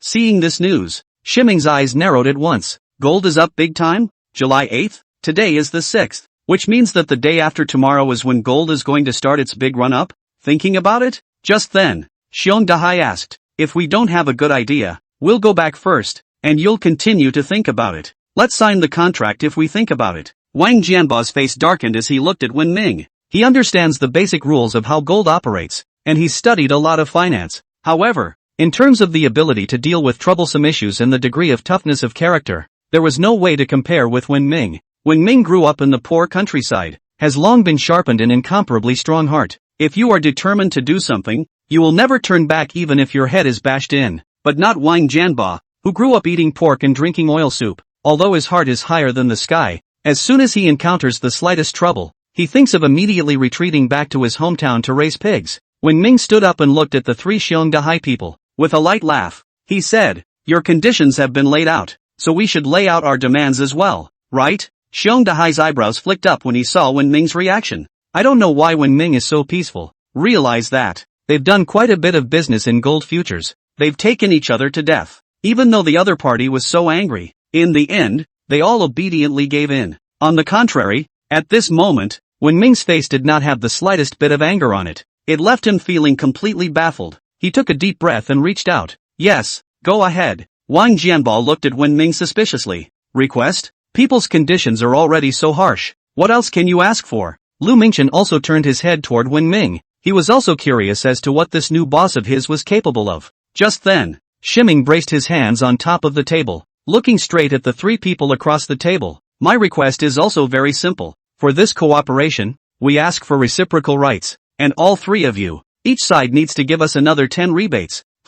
Hearing Wen Ming's words, all 3 of Xiong Dahai frowned, including Wang Jianbo also froze along with him. Reciprocal power? And another 10 rebates? Is this guy Shiming stupid? They want 30 rebates, okay? You don't give them 1 now, and you're going to turn around and ask for 10 more rebates? Lu Mingchen was even more confused. This new boss of his, He's too damn fierce, isn't he? It's ing suicidally hard. Chapter 116, are you sure you don't want some? Chapter 116, sure you don't want some? Boss you're joking, right? Xiong Dahai asked with a furrowed brow. Shiming spread his hands and said, do you feel like you're joking? Our conditions are laid out here. You guys think about it too. And if you don't think about it, please go back and think about it again. Come back to me when you've thought it over. Humph. Xiong Dahai gave a heavy cold snort and said, in that case, then we have nothing to talk about. Farewell. Having said that, straight away, he stood up and headed outside. Without saying a word, the other two followed Xiong Dahai outside.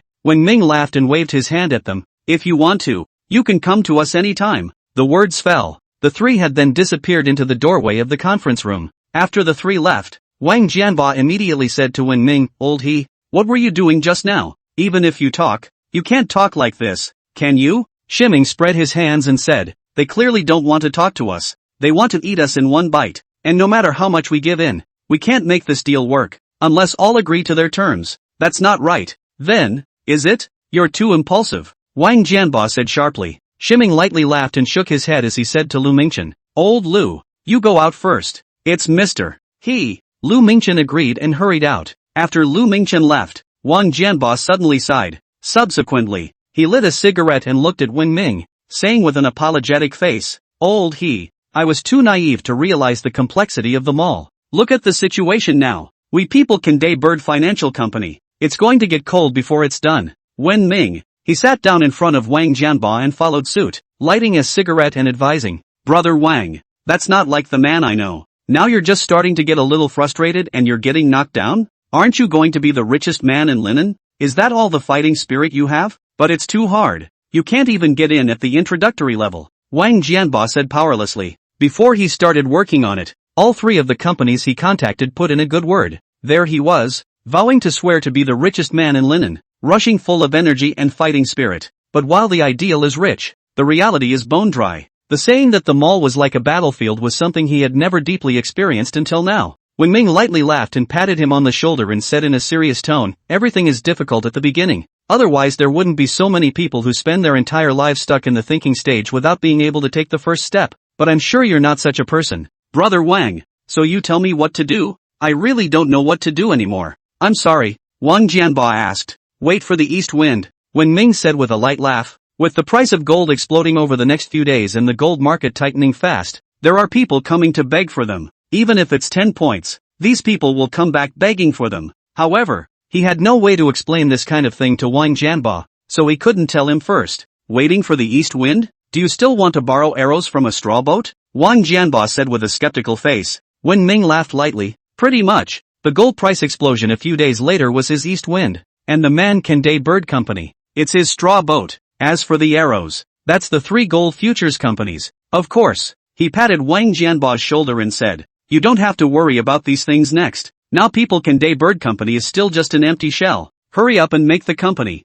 And recruit a few more people in the. That's what a normal company should look like. Yes. Wang Jianba nodded. It just so happens that it's college recruiting season. I'm going straight inside the university to recruit. Whatever. As long as we get someone. Wen Ming said. Having said that, as if he thought of something, he said to Wang Jianba, by the way, don't you like to speculate on stocks? Buy some gold stocks lately. I have a hunch that they're going to go on a big run. Really? Have you ever speculated in stocks? How do you know that gold stocks are rising? Wang Jianba said suspiciously. Wen Ming spread his hands and said, believe it or not, I'm going to speculate on stocks anyway. By the way, what is the maximum number of stock market accounts each person can open? 20. The maximum daily transaction amount per account is 3 million. Wang Jianba returned. Wen Ming nodded and said, understood. Go Securities Company to open an account to go. Ha? You really want to fire it? Wang Jianba said with wide eyes. Crap. Of course. Shiming said directly. Subsequently, the two ran to the stock company together. On the way, Wang Jianba still advised Wen Ming said, old if you want to learn to speculate in the stock market, I can teach you. There are a few stocks I'm particularly bullish on, and they're all sure to go up big. You just have to follow my lead. Not to say make a lot of money, but it's still absolutely fine to make a little bit of money. Shiming laughed and said, it's no fun to earn small money? To earn big. Wang Jianba grinned. Old do you know how deep the stock market is? Although you're damn rich now, but those money thrown into the stock market inside, Even a ring you cannot hear, you believe it? Unbelievable. Shiming returned. Jianba Wang. He realized that this surname he really pissed. How to say how not to listen to it. Soon, the two of them then went to the securities company. And then when Ming opened a full 20 stock accounts in one breath, Wang Jianba followed beside him and said with a speechless face, if you speculate, you speculate. Isn't it enough to open 1 or 2 accounts at random? What's the point of opening so many accounts? When Ming laughed and asked, are you sure you won't get some? If you don't get any, you probably won't be able to buy it when I'm out of it. Wang Jianba shook his head. Don't believe it. When Ming sighed and set his cell phone in front of Wang Jianba, then opened the golden stock and place a pending order at 1 cent above the current trading price. Then, enter 300. Every time he entered a zero, Wang Jianba's eyelids jumped. After seeing when Ming had entered $3 million, Wang Jianba directly exclaimed, asterisk asterisk, UING this. The words were not finished. Ding! When Ming hung up the list. Wang Jianba? Really? And 3 million in one fell swoop? But immediately afterward, something happened that he couldn't believe. Only to see when Ming boarded another account in front of him and hung $3 million again. Immediately following, another account was changed and another $3 million was pending. Then, went ahead and switched accounts and hooked up another $3 million. In a few moments, when Ming then hung out a full $60 million order. All 20 securities accounts are full. The deal alerts in the background are flashing like crazy. Crouch. When Wang Jianba saw the scene, he directly exploded. $60 million in one breath? Is this a human being? Even if one speculates in stocks regularly, all the money invested from the time of speculation up to now adds up to, it's not even $500,000. It's good to know when you're going to be called. $60 million hung up as soon as it came in. Rich people play like that? This is too much of a ING game, isn't it? That's pretty damn trenchant, isn't it? He's been playing stocks for so many years, and as a result, he's now comparing himself to Wen Ming. He found himself playing with stocks as if he were playing house. Chapter 117, What is Brutality? Chapter 117, What is Brutality? The stock exchange. There are usually a lot of people here. The inside of the exchange was abuzz with activity after Wen Ming hung up a buy of $60 million.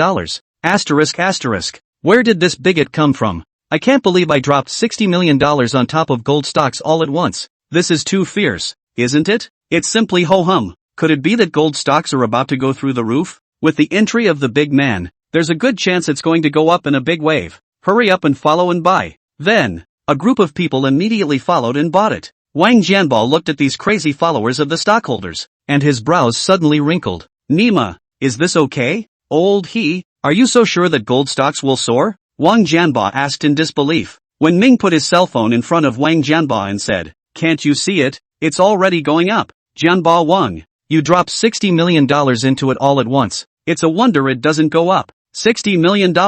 Although the gold stocks have a relatively large stock market, but all of a sudden, they slammed in $60 million. It's a huge deal too, and it's still listed at a premium, so the price is sure to go up a bit. Not to mention the crowd of stockholders who looked to invest after Wen Ming dropped $60 million. Didn't you see so many people following the stock exchange? And this is just the tip of the iceberg for all of China. Except for this stock exchange, there are countless other stock exchanges, and countless other stockholders, and this number of followers would be horrifyingly high. It might even be more than this $60 million that Wen Ming smashed. What is brutality? It's ing atrocious. According to Wen Ming this style, tomorrow even if he will sell all these stocks, you could easily make a couple million at least. Why don't you say that the richer you are, the easier it is to make money? That's why. I'll hang a little too. Wang Jianba tentative also hung a little. As a result, hung half a day. Did not buy. Wen Ming laughed and said, I told you just now, when I make my move, there's a good chance you won't be able to buy it. Believe it now? Jianba Wang. Forget it. Get some at a markup. At this rate, what if it goes up big time? It was pretty much dark when we left the stock exchange. The two of them continued to casually eat out. When Ming sent Wang Jianba back to school. Old Wang, I'm counting on you for the company's affairs, as well as recruiting, so I'm not going to care. When it was time to part, Wen Ming admonished. Oh, Wang Jianba hemmed and hawed. Just don't worry, I guarantee to complete the task. Usually, I only watch other companies come to recruit. I have never recruited as a boss myself, so I'm going to live the addiction of being a boss. Shiming spread his hands and held a smile. There was no talk all night. The next day, a.m., before the market even opened, Wen Ming hung another $20 million on top of the gold. He also wants to hang another $60 million. The key is not so much money. Yesterday, $60 million. Today, 20 million more. This has already used up the rent of the Dragon commercial building for this quarter. In other words, in the next 4 months, he won't be able to get a penny from Dragon commercial building. When it comes to emergencies, you'll have to hitch some more to the inside. There's also a big hole in the ground over at the Fall Hotel. So although he still has some free money in his hand now, he doesn't dare to throw it all away. Just after doing so, he suddenly received a call from Ding Chuanxiang. Hey, Xiaoming, didn't you say you were going to teach our Xiaowei the piano? Did you forget? Ding Chuanxiang inside the cell phone laughed, when Ming hurriedly got up from the bed and returned. No, didn't he forget? I contacted Fuwei 2 days ago and she was in class so I never got around to it. Is Fuwei available today? How could he forget such a good thing? I've been in touch with Tian Fuwei a couple times before, but every time Tian Fuwei was either in class or reading a book in the library. She was simply a complete schoolteacher. Just when he thought this matter was going to be yellow, Ding Chuanxiang took the initiative to invite him over. There is. Keeps dragging me to go out shopping. I feel like practicing playing the piano is more fun than shopping. What do you think? Ding Chuanxiang asked. I think so too. Shiming immediately said back. Oh, then it's a deal. Come straight over here. Villa 96 in Jiayi neighborhood. I don't know, said Ding Chuanxiang. Good. Be right there. Shiming returned. Then, flush directly into the toilet. Wash your face, brush your teeth, take a shower and wash your hair at the same time. 5 minutes to get out of the pot. From his previous scruffy image, he was instantly transformed into a sizzling fresh meat. 5 minutes later, the blue and white supercar Bugatti, as if roaring like a bull in the throes of passion, he charged out of the one-piece pavilion neighborhood. The other side, Villa 96, Jiayi neighborhood. Ding Chuanxiang hung up the phone, and with a hefty smile, she said to Tian Fuwei, Xiaoming called this Fuwei. It's really so gracious. Tian Fuwei's pretty face turned slightly red, and she stomped her foot in anger. Auntie, ignore you.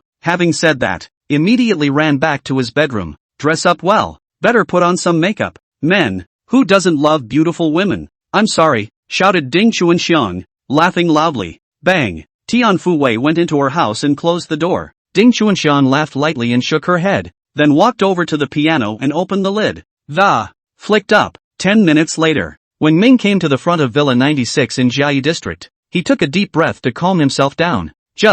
The heart, however, was still pounding, and it felt like the whole person had become incredibly nervous. This nervousness came from the first time I came to the Tiffany's house. Although he had already met Ding Chuanxiang, this was his first visit to their home. However, it's rather like an ugly daughter-in-law meeting her mother-in-law. Sure, more nervousness came from being about to meet Tian Fuwei. This nervousness was from the time when Shiming stepped into Linen University and saw Tian Fuwei for the first time. The feeling that had suddenly risen up over the years had not only not dissipated in the slightest, but had increased rather than diminished, but not when facing other people, including Qin Lia. Even after seeing those pictures of Qin Lia and then meeting Qin Lia in person, there was no such embarrassing tension. Is it a wimp? Or is it true love? When Ming didn't know, all he knew was that the tension was so intense that he felt very addicted to it that, it's like all the cells in your body are boiling. Took a deep breath and was about to ring the doorbell. At this point, the door suddenly opened. Immediately following, Ding Chuanxiang came out from the villa and said, Ha, why did you bring something with you? It's too much to see. When Ming gave a dry laugh and said, It's the first time I've come to the door. How can I come empty-handed? Although the gift is a bit light and a slight token of appreciation, I hope Auntie Ding won't mind. No matter whose house you go to, you can't come empty-handed, especially the first time. It's the bare minimum of etiquette. Smack what? Come on in, Xiaowei. Shiming is here. Ding Chuanxiang shouted inside. Coming. A voice rang out from inside. Then, Tian Fuwei stepped out of it. At this time, Tian Fuwei, with a bow tied on her head, was wearing a white dress. With a light makeup on her face, she looked sweet to the core, directly making Wen Ming look smitten. Ding Chuanxiang shook her head helplessly and poked Wen Ming. What are you looking at? Wen Ming instantly came back to his senses. His old face turned red, scratching his head. You. Ding Chuanxiang shook her head and smiled. Alright, I'll leave you two alone. I'm going to go out and get some groceries first, and we'll eat at my house for lunch today. Having said that, turned and walked right out. After Ding Chuanxiang left, Tian Fuwei's pretty face flushed red as she walked over to Wen Ming. Sassy gave him a blank look and said, Silly, Shiming, Tian Fuwei. Chapter 118 Old He, who is so bold as to be a woman of color. Chapter 118 The Audacious Old He. The whole room was filled with awkwardness, although the two of them have known each other for a long time, but never have the two been in the same room like this. How many people were inside the whole restaurant that time at the Rose? Not to mention the fact that Ding Chuanxiang popped up later, so the presses didn't count. And now this time, it's two people actually in the same room. In front of her, Tian Fuwei was wearing a form-fitting white dress that, two white arms were exposed. In terms of size, maybe Tian Fuwei can't compare to Qinlia, but that kind of sweet and innocent flavor emanating from the whole body was something Qinlia could not compare to. The two stood there for that convention. When Ming had a mind to break the awkwardness, he ended up thinking for a long time and it was only then that the words came out. By the way, do you kowtow? Saying that, pulling a handful of melon seeds out of his pocket from the last time he went to the Dragon Mansion. Bought it on the road. The corner of Tian Fuwei's mouth twitched as she shook her head. I don't like to kowtow. It's too boring. You might as well just teach me piano. Good. Shiming immediately nodded his head. Subsequently, both together in front of the piano, when Ming was leaning against Tian Fuwei's heel, Tian Fuwei's long black hair, it even rested right on his own body, uniquely belonging to the kind of charmingly fresh scent that Tian Fuwei had on her body. The non-stop transmission into the inside of Wen Ming's nose made Wen Ming's heart burst with joy. He took a deep, intoxicated breath, then coughed softly. You play that first and I'll see where you're having problems, and then I'll analyze each of them for you. First for the problems you're having. Yes, Tian Fuwei agreed and began to play. When the song was finished, Wen Ming shook his head and said, the feeling of playing is good, but the strength is not right. Come on, I'll teach you. Saying that, tartly, he took Tian Fuwei's small hand on the keys. Immediately after that, he felt Tian Fuwei's small hand tremble gently, and thought that Tian Fuwei would draw it out. But it only quivered for a moment and then stopped moving. When Ming held Tian Fuwei's small hand in his hand, he only felt endless silky smoothness in his hand, unable to help but be distracted. Seeing that Tian Fuwei didn't react, his thieving guts got bigger. He held Tian Fuwei's small hand and gently pressed on the keys of the piano. As he pressed, he said, that's the strength. Here, feel it carefully. Results, just within 2 clicks, an air raid siren suddenly sounded outside. Why is it ringing outside? When Ming raised his eyebrows and looked out the window and said, Tian Fuwei glanced back at him and returned. Today is the 7th day of the 7th month. You wouldn't be unaware of that, would you? July 7th? Shiming froze for a moment. It's true he didn't look at the time when he came out today, and has never been in the habit of keeping track of the time that, at best, I know the day of the week. No wonder the air raid sirens are going off. It's already July 7th. It is indeed a day to be remembered by all. At this point, Tian Fuwei stood up, walked to the window, and stood there raising a military salute gesture to the sky. When Ming took a deep breath, and his expression became serious as he walked to the windowsill and, standing next to Tian Fuwei, he held up the same gesture. Outside, the air raid siren sounded for a full 20 minutes. When Ming and Tian Fuwei were standing in front of the windowsill in the same position, standing for a full 20 minutes. Not only them, the other people outside the window at that moment were keeping the same standing position on the road. Until the alarm is over, it's every man for himself. The two of them, Shiming and Tian Fuwei,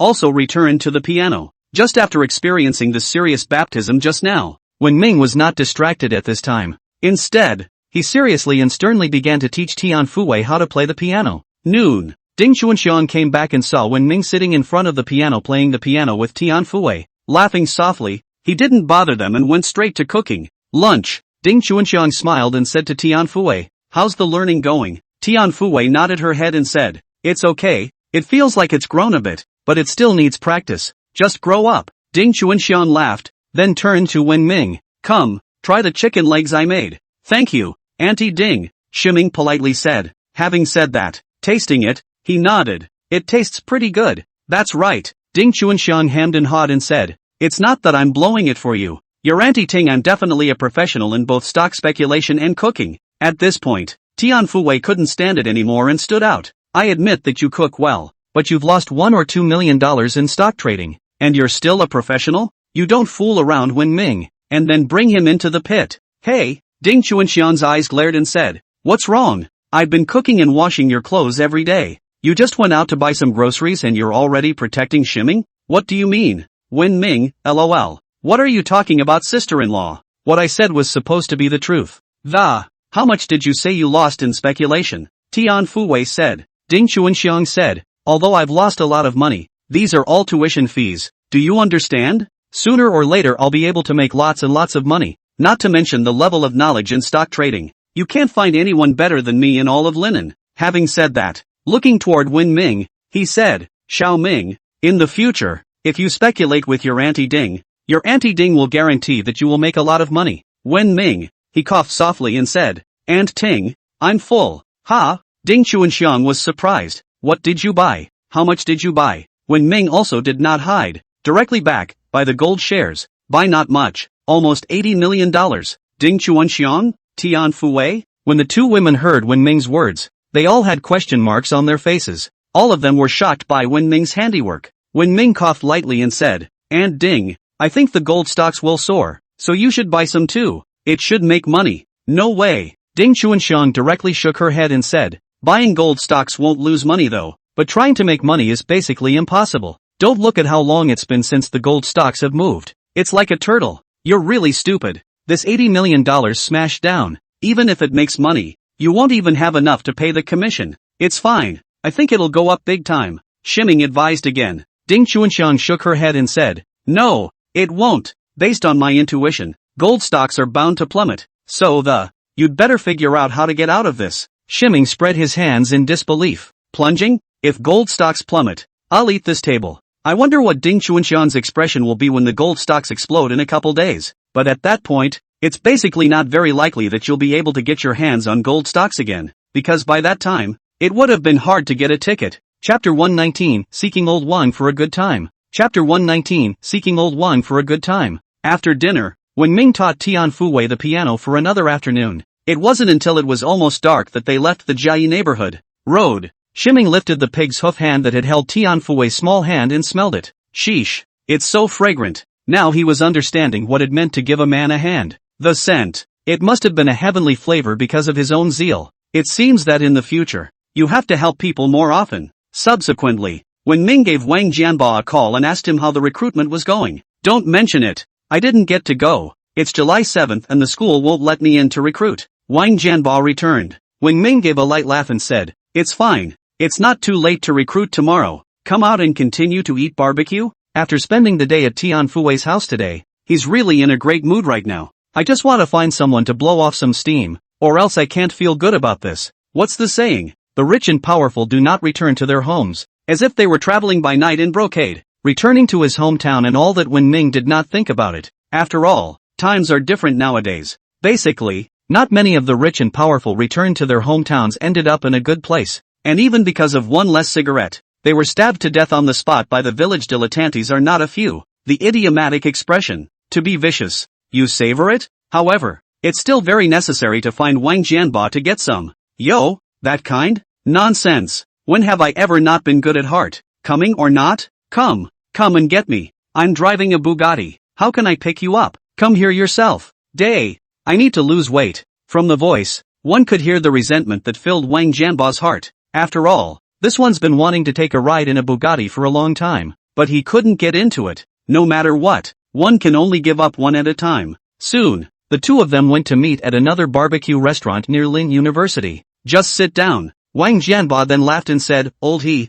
usually it's me who drags you to invite me to dinner. Why are you so forthcoming today? Shiming hemmed and hawed. Dude's in a good mood. Guess where I spent the day? Wang Jianba raised his eyebrows and said with a face full of surprise, in the resuscitation room? Asterisk asterisk asterisk asterisk off. When Ming kicked Wang Jianba and said, I spent today at the home of our Linen University's #1 school beauty, Tian Fuwei. What? Wang Jianba said with wide eyes. Tian Fuwei's house? You are not awake. Or is your brain eaten by a dog? When Ming heatedly smiled, blinking, he said, I know this thing is really hard for you to believe, but it's really true. Dude did spend the day at Tian Fuwei's house today. Spending the day with Tian Fuwei. Where's the evidence? Wang Jianba sneered. When Ming took out his cell phone and found one of the photos inside, handing it to Wang Jianba, he said, open your doggy eyes, see for yourself. Wang Jianba took the cell phone and looked at it. Next moment, he stared straight up. Only the picture on the cell phone shows a huge black piano in front of a. Shiming sat side by side with Tian Fuwei. The most crucial thing was that the clothes that Wen Ming was wearing were the very same ones he was wearing now. Instead, the photo shows Tian Fuwei in a pretty white dress with a bow tied around her head. It looks even more beautifully stunning than the kind of normal dress you'd get in school. Behind the two, you could make out a beautiful villa. The photo was taken by Shiming with his cell phone. Tian Fuwei also raised a yes sign very cooperatively. The whole picture. There is no trace of Photoshop. At this point, ding dong, incoming message. It's a voice from Tian Fuwei. After Wang Jianbo clicked on it, Tian Fuwei's sweet voice sounded from inside. Home, right? Wang Jianbo blinked his eyes and said to Wen Ming, this damn, you and Tian Fuwei? Were you really with Tian Fuwei today? You played the piano together? Shiming picked the phone up and hammed and hawed. How can this be fake? Having said that, gave Tian Fuwei a sentence back. Didn't go home, out eating barbecue with old Wang. Phew, sent, Jianbo Wang. He took a deep breath and said, old he, you know, right, our Vivian protection team. For Tian Fuwei, you can dry crush the foreign students' balls. I think it's necessary to call the vigilantes now. Shiming spread his hands and said, fine, call if you have the ability. Come one and I'll waste one. You up first. Wang Jianbo grinned. Seriously, didn't you used to not know Tian Fuwei? This development speed is too fast, isn't it? Could it be that our Tian schoolgirl is also such a snobbish woman? What are you talking about you? Shiming rolled his eyes and said, what snobbery? People aren't directly posting to me. Look at what you're saying. A few days ago Tian Fuwei liked my friend circle. You know that, right? Wang Jianbo nodded and said, I know. Shiming hammed and hawed. It was that night that I went to dinner at Rose's with Tian Fuwei, and then I played the piano and sang there, and then it got posted on Shake Y. It's the one I told you about last time, and it turns out you don't believe that's me, no matter how much I tell you. Asterisk. That one is really you? Wang Jianbo said with wide eyes. Shiming spread his hands and said, what else? Tian Fuwei said my piano was very good, so I was called over to teach her how to play the piano, and then the two of us, just sat together, hand in hand, slowly and gently. Believe it or not, I'll get you killed? Wang Jianbo interrupted when Ming said. Shiming laughed and said, how is it? Do you believe me now? Is my brother good? Call daddy. Wang Jianbo rolled his eyes and said, you're too happy too soon. There's a saying, it might be a shock for you to hear it from my brother, who really thinks that you're probably overthinking it, said the man, shaking his head. What do you mean? Shiming asked with a frown. Wang Jianbo put his arm on the table and said, people are just asking you to teach to play the piano. And you think people are interested in you? Shiming frowned, isn't it? If not, why did she ask me to teach her? And touched her little hand. Wang Jianbo sighed and said, then I'll ask you a question. So think carefully. What do you think people will see in you? When Ming mused for a moment, he returned, connotation and good looks. Wang Jianbo rolled his eyes and said, you can pull it down, you are still handsome. You're half as handsome as I am. Can't you have some face? I don't even care to talk about you anymore. Wen Ming, because I play the piano well and sing songs well. Wen Ming said, ha, you think the Tian schoolgirl is such a shallow girl? Would fall head over heels for you just because of that? What are you thinking? Wang Jianbo nonchalantly struck out. Chapter 120 Fatty Wang's Love Scripture. Chapter 120 Fatty Wang's Love Scripture. When Shiming heard Wang Jianbo's words, he suddenly became a little apprehensive. Young men and women who are in the period of love often, because of some very minor problem, just suddenly suffers from the same thing. And now because of these words from Wang Jianbo, when Ming suddenly had a little bit of no bottom in his heart, a couple of gazpacho came up, and beer. Wang Jianbo opened the Golden Star beer and poured a glass for the two of them. The language to Wen Ming said, brother, you love experiences less, do not understand women. Brother from the 3rd grade of elementary school began to fall in love. I can't count the number of girlfriends I've had so far on 2 hands, and I know more about women than you do about what they're at and what they're up to. Then how come you're still single now? Shiming asked. Wang Jianbo blinked his eyes and froze directly in place. A full 4 or 5 seconds later, Wang Jianbo cursed the hand of the beer a drink and said, yeah, you know, a fart. Brother, this is to see through the red dust. Called clear mind. Called. When Ming suddenly reached out and pointed at the road. Look, beauty. Wang Jianbo turned his head to look with a huff, only to see a flock of crows flying through the sky. Where's the beauty? Wang Jianbo asked. Wen Ming. Jianbo Wang. That's when he realized he was screwed and rolled his eyes and sat down. He then picked up the bottle of wine, drank it down, and then said, to be a man, and especially to be a man, you've got to know what you're doing, don't you? Feeling good about yourself will only lead to a chicken and egg in the end. Tian Fuwei is having dinner with you. It's just that he thinks you're nice, and he's just being a little nice to you by letting you teach her how to play the piano back there. Having said that, pouring himself another beer, he said as he poured, but most of the feelings that all stop at this stage. Because this stage is very fragile and the slightest mistake could be the end. You're at the point where you need a very experienced handsome man to help you out with the advice that it's only then that you can truly hold a beautiful woman. You, teach me? Are you sure you can really teach me? Shiming asked rhetorically. Wang Jianbo laughed, lit a cigarette, full of vicissitudes of life. You Wang brother me. I've suffered enough from love. And my understanding of love has long since reached the point of being out of this world. Listen to me. There's nothing wrong with quasi. These, from my experience. Shimming rolled his eyes and said disdainfully, you're so good at this. Why don't you get yourself a girlfriend? Wang Jianba let out a long sigh and said, because my heart, which has been broken through, see through the love of men and women. When I see you now, I think of me then, distant, and sad. Wen Ming, then tell me how to do it. Shimming chuckled. Wang Jianba stretched out a finger and said, sit down. What I'm going to talk about below.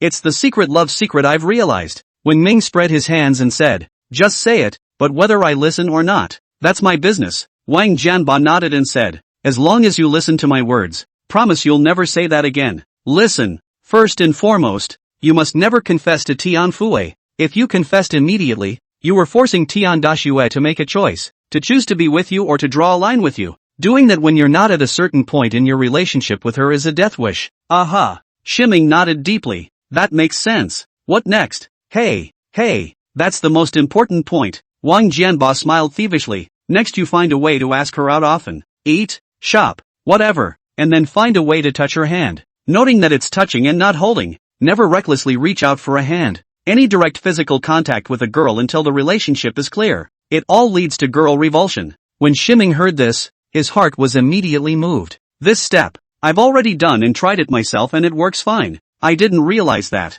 This Wang Jianba still has a few tricks up his sleeve? He put down the chopsticks in his hands and said with interest, what next? What to do? That was his main concern. After all, he and Tian Fue had already proceeded this far. I don't know what to do next yet. And then it's just more chatting. Wang Jianba laughed and said, not the kind of licking face chat. According to brother's summarized experience, women have no interest in licking dogs, and licking dogs must die. Shimming nodded. This is something he knows all too well. Love is based on mutual appreciation. Keywords, appreciation. That's why scumbags are so popular with women. It's not because women don't know he's scum. It's really his taste, his behavior, his personal charisma, is really very much appreciated by women who can't help but like him, and would rather be slagged by him, and would rather eat the pain of being slagged for it, and happy to do so. On the contrary, licking dogs, what's there for a woman to admire? Can you lick it? Aha, that's a good one, but there's no telling if there's that chance. When Ming politely poured a glass of wine for Wang Jianba and asked, continue?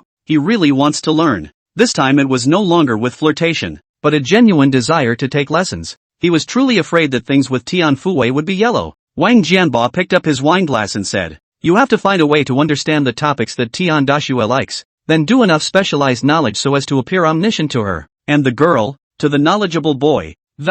Often they will be so adored that they will be more than happy to talk to you, and one way or another, the two of them will be close to each other. And then confess? Timothy asked. Confession my ass. Is confession the only thing on your mind? Can't you damn well communicate without confessing? Wang Jianba glared at Shimming with hatred, saying, I told you not to confess. Once confessed, it scares the girl, and fear makes her want to run away. All the homework done earlier will also be wasted. That's why confession is the last step, the spice that serves as a sublimation of both parties' feelings. Understand? Shimming's heart was shocked. He almost confessed to Tian Fue when he was at the Rose restaurant. That was close. Almost stepped on a mine. Understood. So how do we do it? Just keep chatting like this? Shimming humbly asked for advice. Though he'd been in love once, how he'd made it with Philip Zhao at the time, I'm not so sure about it myself. It's like a king looking at a green bean. Just like that. For Wang Jianba said these love scriptures. Never heard of them. Wang Jianba hammed and hawed and pretended to be deep.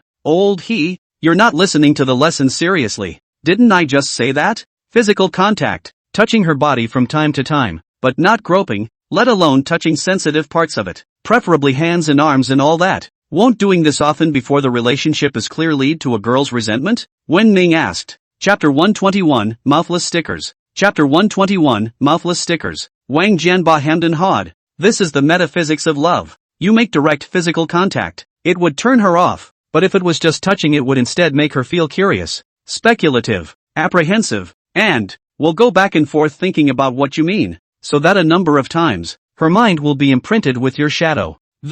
Gradually caring more and more about you, and all this, by the frequency with which she watches you and by the look in her eyes that, it will be easy to tell. Shimming excitedly slapped his thigh and said, it makes sense. In this way, it's much more successful when it comes to confessing. Snap! Wang Jianba slapped Wen Ming directly on the back of his head. Exasperated, he said, I just made it very clear that confession is a flavoring sublimator for feelings, not a staple. You judge that both sides of the relationship is almost. You should be appropriate to strike. Looking for opportunities to directly hold her hand. It's best to do it when you're crossing the street or when there are a lot of people. For one thing, the girl won't say no. And for another, she'll think you're being considerate. What's next? It's just water under the bridge. And as long as you don't actively make a fool of yourself, it's basically not going to be a problem. Then when will the confession confirm their relationship? Wen Ming asked with a frown. Jianba Wang. He rubbed his brain helplessly and said with a bemused expression, why do you always want to confess? How can you determine the relationship between two people without confessing? Shiming asked in disbelief. Wang Jianba took a deep breath and said, is it so important to be sure? Do you have to make everything clear? Is there any point in a so-called confession when you've held, hugged, kissed, everything?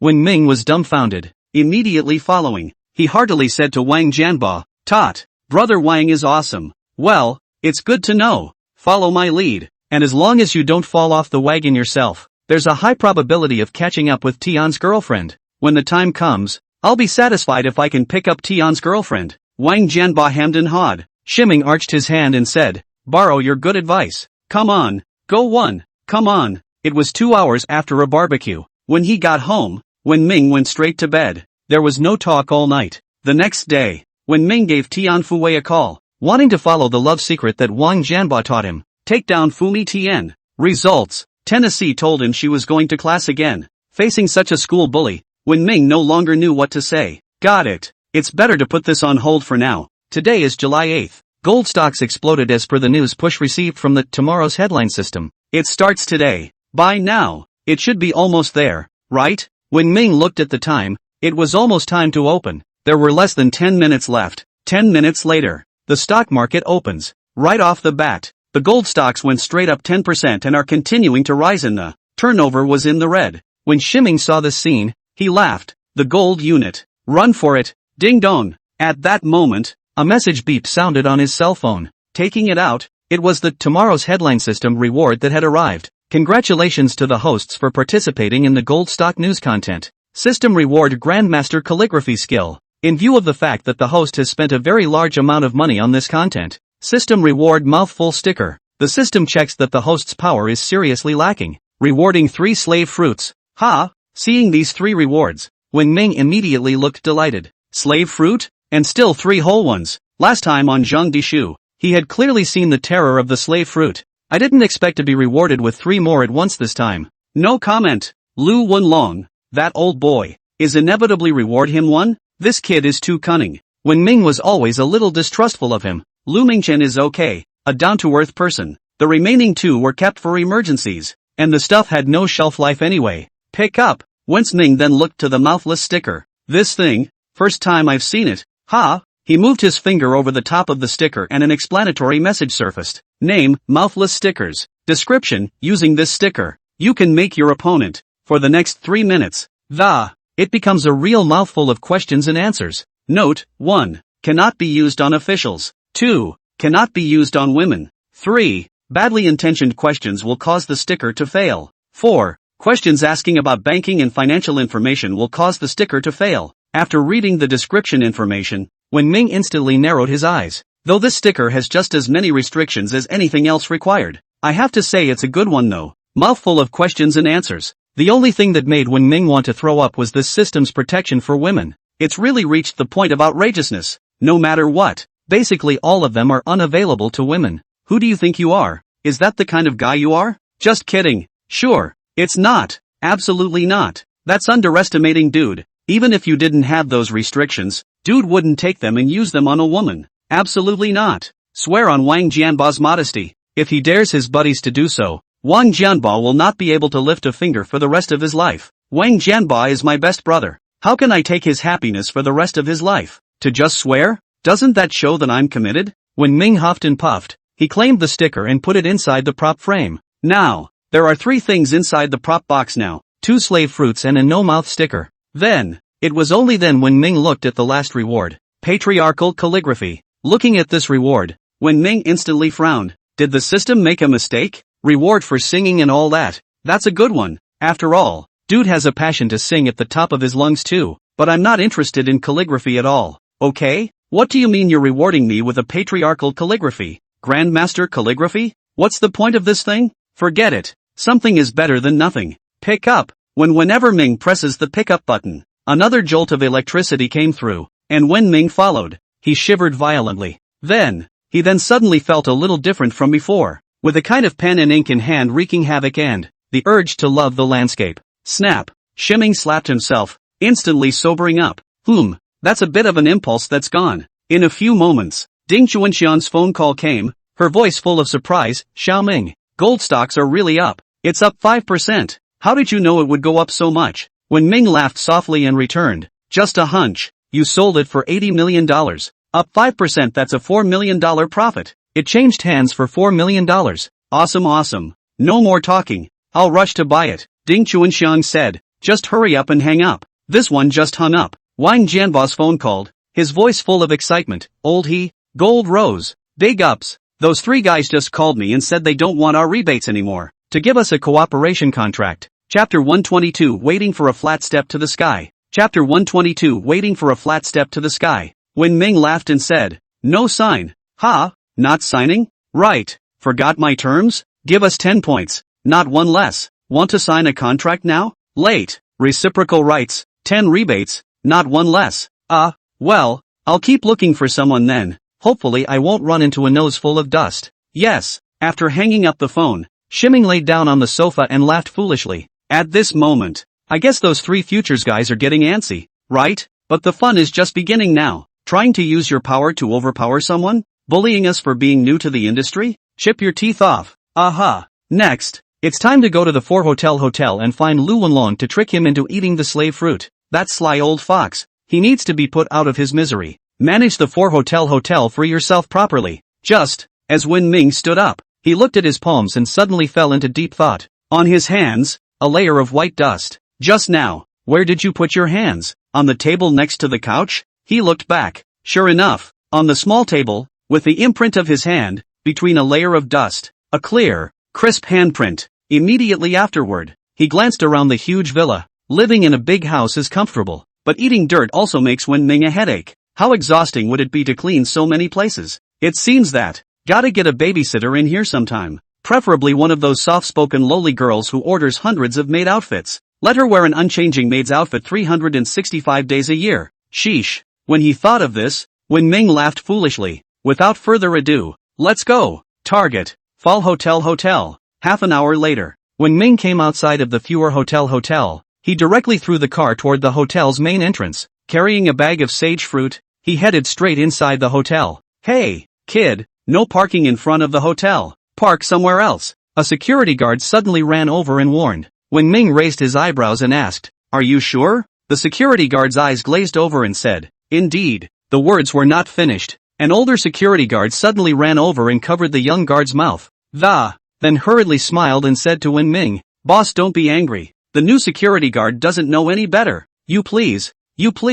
Shimming laughed and walked directly inside the hotel. Just kidding. What's wrong with parking my car in front of my house? When Wen Ming went inside, the older security guard sighed in relief and, immediately glaring at the young security guard, he said, brat, do you know that you almost got into big trouble just now? Do you know who that kid was just now? The young security guard froze for a moment and shook his head. I don't know. Just one student. Could he still be our big boss? The older security guard sneered. Count on your guess. Him. It's the new owner of our hotel. Mr. Wen Ming he. Hiss. The young security guard suddenly drew in a breath of cold air. Inside the hotel, Shimming is heading inside. As a result, when walking past one of the internal standing guards, the look froze. Then, turning around, he retreated back to the guard standing guard and said with a face full of surprise, ***, Brother Chang? This security guard is no one else. It was Ren Liqiang, his old high school classmate who he had just met inside the hotel last time. Ren Liqiang's face reddened when he saw Wen Ming,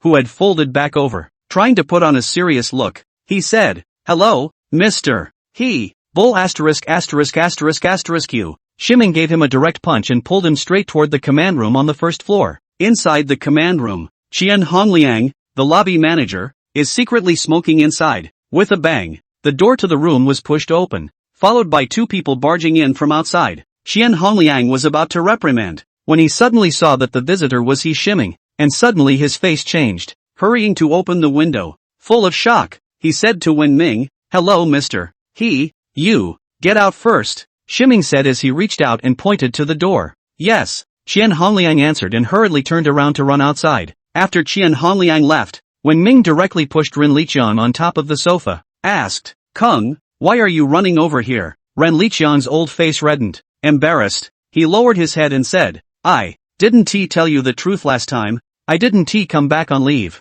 but our factory closed down. I still owe me 2 months' wages, and now the situation is bad. Other factories are laying off workers. No one wants me at all. I can't do anything else, so I had to come back and run to Linen to see if I could find any work." Shiming said breathlessly, "So you came running to me?" "Yes." Ren Liqiang honestly nodded his head and replied, 2 months without a paycheck. I don't have much money left in my hand now. There's an advertisement for a job outside the hotel, and the pay isn't bad. It's higher than I was inside the factory in the south, and the hotel is owned by you. I know you better. I shouldn't be screwed over. Not to mention that I wouldn't be behind on my paycheck, so I applied for the job the next day." Wen Ming, looking at Ren Liqiang who looked uneasy in front of him, Wen Ming was silent for 2 seconds, a final helpless sigh. Back then, when they were in high school, Ron was also a spirited teenager. Now it's only been a couple of years, and it's already looking like this. The coy look. This is someone who has been ruined by the so-called uselessness of school. Back then, Ren Liqiang's father, shouting that school is useless.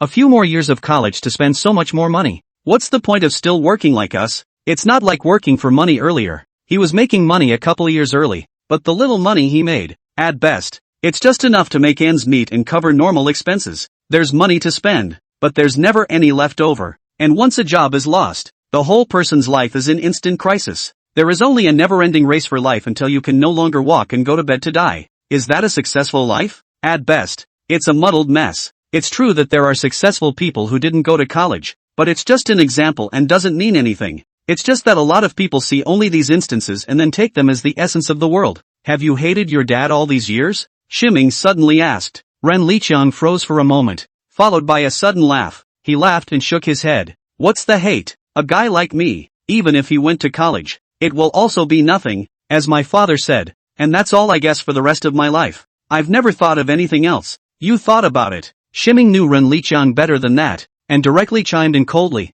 It's just that you don't dare to admit it. Afraid of people laughing at you. The Ren Liqiang I know is the one who dares to stand on the roof of the school building and the one who shouted to the whole school. The first immortal among the 3,000, waiting for a leisurely, flat step to the blue sky. How arrogant, how free, instead of being all bitter and resigned to his fate now, saying he's done with his life as a little security guard. Chapter 123, Old Lu, have a fruit? Chapter 123 Old Lu, have a fruit? When Ren Liqiang heard Wen Ming's words, a ray of light suddenly erupted in his eyes. It's a straight glow. It was as if I had returned to my teenage years when I was in the prime of my youth and ambition. The ray of light, just as it came out, was fleeting. Immediately following, he let out a bitter laugh. Don't make fun of me. Back then, it was my youthful ignorance and arrogance. I have all of these. Do you want to wait for a flat step to the sky? Shiming asked. Me? Ren Liqiang let out a bitter laugh. But I only know how to fold packing boxes. Not many people can match my speed at folding boxes. But I can't do anything but fold boxes. How can you wait and see? How can one wait and see? Remember the dream you had when you were young? Shiming asked. But people have to grow up. Ren Liqiang returned. Wen Ming looked at him with a grave expression and said, You're only in your 20s. You shouldn't be as silent as you are now. You've got a long life ahead of you. You could even say you're just getting started. You can't let a temporary failure wear down all your ideals and fighting spirit. As long as you don't fold yourself, there would be no one in the world to keep you down. Ren Liqiang froze for a moment and asked, No folding of the arms, no bowing of the head? Right. Shiming nodded, then reached up and pointed up. You were my best brother back then. I don't want you to go on like this. As long as you're good enough, as long as you've got what it takes to impress me, if you can meet my requirements, I'll give you the whole Fal Hotel. Even a wider stage is available to you. But first, you have to have that skill that can be worthy of my trust. The light in Ren Liqiang's eyes, which had gone out, suddenly burst out again. The light in his eyes shone brightly as he said, What is your request? When Shiming saw Ren Liqiang's look, he suddenly laughed and stretched out a finger. The first one. I've seen it. The light in your eyes tells me that. You're still the same Ren Liqiang who tilted his head and shouted, I am the first immortal among the 3,000. But that's not enough. there's a second one. Saying that, holding out a second finger, he said, I need to see that you're willing to learn the ability to, and the fortitude to improve yourself. I'll give you 3 years. Back when you were in high school and got better grades than me. Now that so many years have passed, I guess I've pretty much forgotten about it. Now I'll give you 3 more years. Within 3 years, pass the Jianyang Provincial College entrance exam and get into any university above the 2nd grade in Jianyang Province. If you get in, I'll take you to the top. If you fail the test, you're on your own. No need. Ren Liqiang took a deep breath and said with a serious expression, it doesn't take 3 years. The college entrance exam is next week, and I can take it any time as long as you can get me into an exam room. Wen Ming raised his eyebrows slightly, surprised. Are you sure? Ren Liqiang is too confident, isn't he? Right. Ren Liqiang nodded, looking agitated. After dropping out of high school, over the years, I carried my high school books with me everywhere I went, and read them over and over again at the end of every day at work, and for 4 years, without fail. More than that, I never forgot. 4 years? When Ming's eyes widened in disbelief, he said, other people go singing and dancing after work. You read these textbooks that you've seen a million times already? If that was really the case, then this Ren Liqiang was too scary. Not frighteningly scary, but self-disciplined to the point of being scary. He spoke of resignation, but never resigned himself to his fate, and always, in his own way, struggling silently with his current fate. Ren Liqiang pursed his lips, then he took a deep breath and said, because once I put all my hopes in these books, which have accompanied me for more than 1,000 days and nights, although these books no longer mean anything to me, I am not willing, nor do I want, nor am I willing to sink. When Shiming heard this, there was a moment of silence. It sounds like Ren's behavior is not only silly but doesn't make any sense. But maybe not for Ren Liqiang. It was his resignation to his fate, his fight against life, the rebellion against his father. Though these protests are pointless, but there are so many things in life that are so pointless,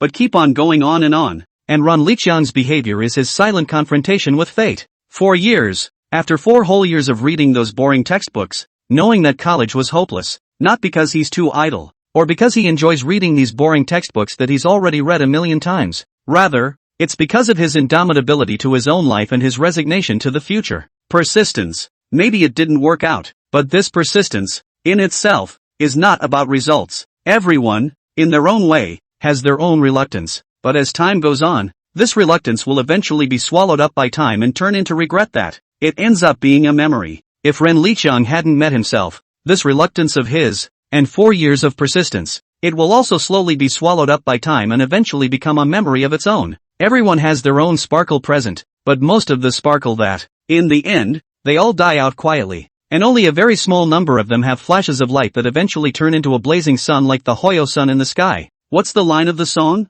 We've all been resigned to living our lives that way, but we've always been average. Ren Liqiang can last 4 years, but not 40, not even 5, because he's unemployed, but met himself before this sparkle of his died out. In that case, let me see what you've accomplished over the years. There's only a week to go. It's a little tight, but I'll set it up. I'll get you on the exam list. Now, take off these clothes on you and go back to prepare for the exam. Wen Ming said. Ren Liqiang looked happy and said, is this really true? Right. Wen Ming nodded and said, no need to doubt. You just take the test. As long as you pass it, this fall hotel lobby manager position is yours. And I'll get rid of that lobby manager who was hiding in the office sneaking cigarettes just now. As for the latter, it's up to you. Yes. Ren Liqiang immediately wept with joy and said, thank you Wen Ming, I really don't know what to say. Shiming laughed lightly and held out his fist. Ren Liqiang froze for 2 seconds, then suddenly came back to his senses and followed up by extending his fist. Then, hit the fist, slap the palm,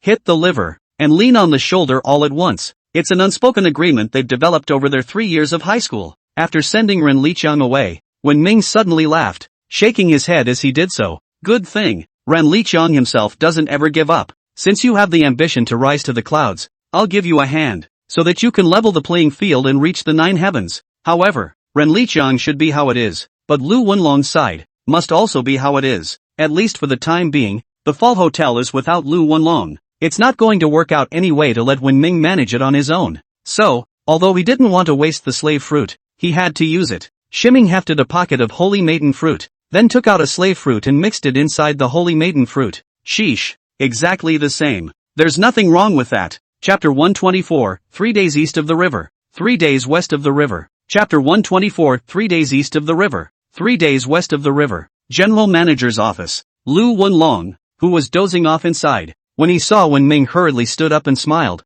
Hello, mister. Why are you free to come? Wen Ming laughed and said, come on old Lu, I bought some saint fruit on the street. It's extraordinarily good. Come and try it together. No, mister. He is too polite. I won't eat. Lu Wenlong waved his hand and said, Wen Ming raised his eyebrows and picked up one of the saint's pills and put it in his mouth. As he chewed, he said, what? You don't like it, do you? Dislike it? Which can? I'll eat it. Lu Wenlong hurriedly said. 5 minutes later, when Lu Wenlong ate one of the holy maiden fruits, he raised his eyebrows and said, this holy fruit. Shiming laughed and said, delicious, isn't it? Lu Wenlong respectfully saluted Wen Ming. It's so delicious, master. Wen Ming laughed and patted Lu Wenlong's shoulder and said, good boy. Have you ever thought of pitying me? I'm sorry, master. It's all because I was confused. I definitely won't be in the future. Lu Wenlong hurriedly bowed. Oh, old fox. Shiming's white eyes rolled straight up. Good thing there's slave fruit. Otherwise,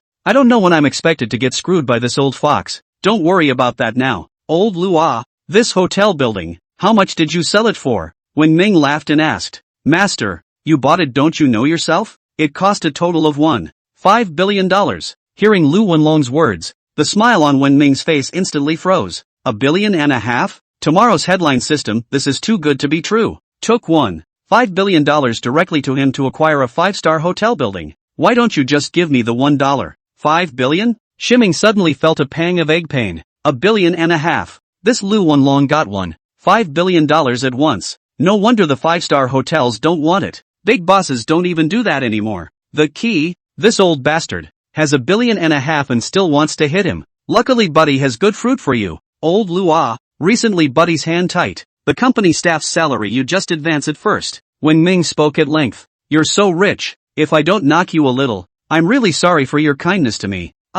No problem. Wen Ming pondered for 2 seconds. He continued. In addition, the hotel's future expenses, just put it on your tab. It's the master. I have money, Lu Wenlong honestly said. Shiming laughed with satisfaction. Understanding. After saying goodbye to Lu Wenlong, he left the general manager's office. Come outside. Shiming called Lu Baoquan and asked him to make arrangements for Ren Liqiang's college entrance exam. Ren Liqiang has been out of school for many years. He's not considered a normal high school student. And with the entrance exams starting next week, it's not that easy to add your name to the list. However, when Lu Baoquan heard Wen Ming's words, immediately assured, it's just adding an exam list. No problem. Just give me your identity information and find me in a couple days to get your pass. Thanks Uncle Lu. You're welcome. Who are we with each other? Lu Baoquan said. 2 days ago when Ming was free, went to Lu Baoquan to give him the share split contract for gold futures, although Lu Baoquan strongly refused, but in the end when Ming left him there. Now Lu Baoquan and him, more than a simple benefactor relationship. Rather, there are deeper interests at stake. It's just a matter of adding a name to the list of high school entrance exams. For Lu Baoquan is simply a matter of words, and not let him cheat on the college entrance exams, much less open the back door. It is a list of things, not a big deal. When Ming hung up the phone, he called Ren Liqiang and asked for a copy of his identifying information. Just send it to Lu Baoquan. Evening. When Ming lay down on the bed, he called Wang Jianba and inquired about the recruitment. Inside the phone, Wang Jianba complained. Don't mention it. No one even cares about me. Not a single person. It's fine. Take your time. Shiming said. How was your day with Tian Fuwei? When Ming grinned. I didn't get a date. Tian Fuwei went to class today. Listen to your brother and don't rush it. Understand? Understood. You understand. Hang up. Timing? Not literally? He scratched his head with a puzzled face and couldn't understand Wang Jianba's meaning after thinking for half a day. There was no talk all night. The next day, after the stock market opened, gold stocks once again bucked the trend as the entire broader market began to fall. It became an absolute blast of cold. Meanwhile, news about gold stocks exploding and all sorts of good news is flying around. What's more, countless experts have stepped forward to examine the reasons for the continuous explosion of gold stocks. And certain that it will continue to rise. When Ming was taking a dip inside the pool in the backyard, Wang Jianba's cell phone suddenly called. Said, those 3 old guys want to talk to us again. Oh, tell them that I've changed my attention. They didn't want 10 rebates before. Now I demand 15 points of rebate. Wen Ming said. Wang Jianba was surprised. Are you sure? Of course I'm sure. Who doesn't have a temper? They're not the only ones who can go back on their word. Tell them 15 points. And tomorrow it'll be more than that. Shimming returned. Like anyone doesn't have a little temper. Hang up the phone. A few minutes later, Wang Jianbo called again and said, Old he, they said it's okay. Let's go to the place where we went last time and sign a cooperation contract, but guarantee the supply. No problem. Timothy climbed out from inside the pool. After that, from inside the basement, 3 bags of gold, in garbage bags, just head straight for the Dragon Commercial Building. It's still the same office. It's the same 3 people, Pan Dahai, Xia Kunlun, and Huang Xinjiu, but last time, all 3 of these guys were eyeballing it. He didn't even look squarely at Wen Ning and Wang Jianbo, but this time the attitude of the 3 was a 180-degree turnaround. Mr. He, I'm sorry, it was our fault before. You see, these 15 points are just too many. Can we discuss this? Pan Dahai smiled apologetically. Xia Kunlun also said with difficulty, yes, how about 10 points? 15 points is indeed a little too many. Originally they had a chance to sign a balancing agreement with Wen Ming and the others. Not a single rebate. Turns out the contract wasn't negotiated because they wanted too many rebates. Now that's good. Not only are the 30 rebates gone, but you have to take out 15 points backwards. Because of this incident, the bosses of all 3 of their companies, they've given them a good thrashing, even almost blew them out of the company. Otherwise, they wouldn't have been so anxious to find Wen Ming to discuss the cooperation. When Shimming heard their words, he let out a cold laugh and said, 15 rebates too much? That's not what you said when you asked us for 30 rebates, is it? Chapter 125, Wang Jianbo was beaten up. Chapter 125, Wang Jianbo was beaten up. Beside, Wang Jianbo looked at the 3 people whose faces had risen to the color of pig's liver and almost couldn't help but laugh outright. It hurts. In all his life, he had never been so sore. Make these people awesome. How's that not awesome, right? Lu Mingchen, who was sitting on the other side of the table, was now completely at a loss for what to say. Just a few days ago, these 3 people still looked as if they were certain of Wen Ming. As a result, only a few short days of work had passed, and it was in turn eaten to death by Wen Ming. This new boss of his own is simply awesome. In the past, he had only heard of 30 years east of the river and 30 years west of the river. Now that's good. It's only been 3 days. These 3 people then became better than grandchildren from their previous arrogant appearance. No way. One has to serve him well, lest one doesn't know what day just by this dangerous new boss of his own. In the end, Pan Dahai and the 3 of them, with pig-livered faces, signed the contract, then asked Wen Ming to take out a portion of the gold that they needed to take back for inspection. Wen Ming laughed and brought up the 3 bags of garbage when he came in just now. Then, straight back, dumping the contents on the conference table. It made a heavy thumping crash. Crowd? They saw these 3 bags of garbage in Wen Ming's hand when he came in just now. Thought it was Wen Ming who cleaned up the trash inside his office. Results. It's got gold in it, and by the looks of it, at least a couple dozen pounds? Realize that.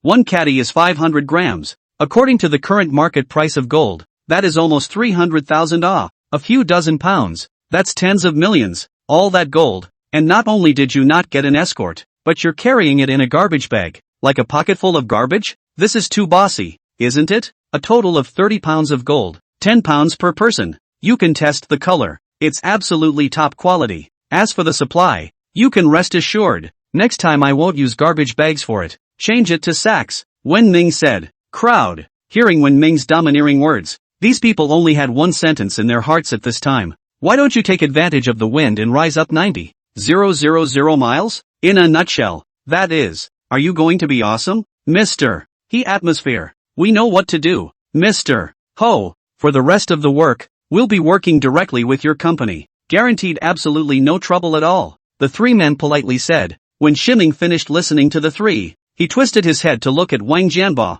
Company? People can Day Bird Financial Company also run up for several days. Results. Until now, this bastard is still yet is a bare-knuckle commander. A person has not recruited for him it. After sending the 3 Panda Highs back, when Wang Jianbo saw Wen Ming was about to he immediately reached out and interrupted him. Straight away. I know what you're trying to say. I get it. You don't have to say it. I'm going to recruit people right now. If I don't recruit someone this time, I'll cut my head off. Saying that, walking directly to the outside, it was quite a wind-shy, easy water-cold style. Wen Ming, this guy, he's finally in a hurry, isn't he? This is good, so as not to rush him, he is also happy to relax. You can go to find the schoolgirl sister to go. Shimming hemmed and hawed as he took out his cell phone and called Tian Fuwei. Soon, the call went through. Hey, Fuwei, Busy? Continuing to teach you piano practice? Ha? Shiming said. No. I'm at school. Something came up today. At school again. Ha?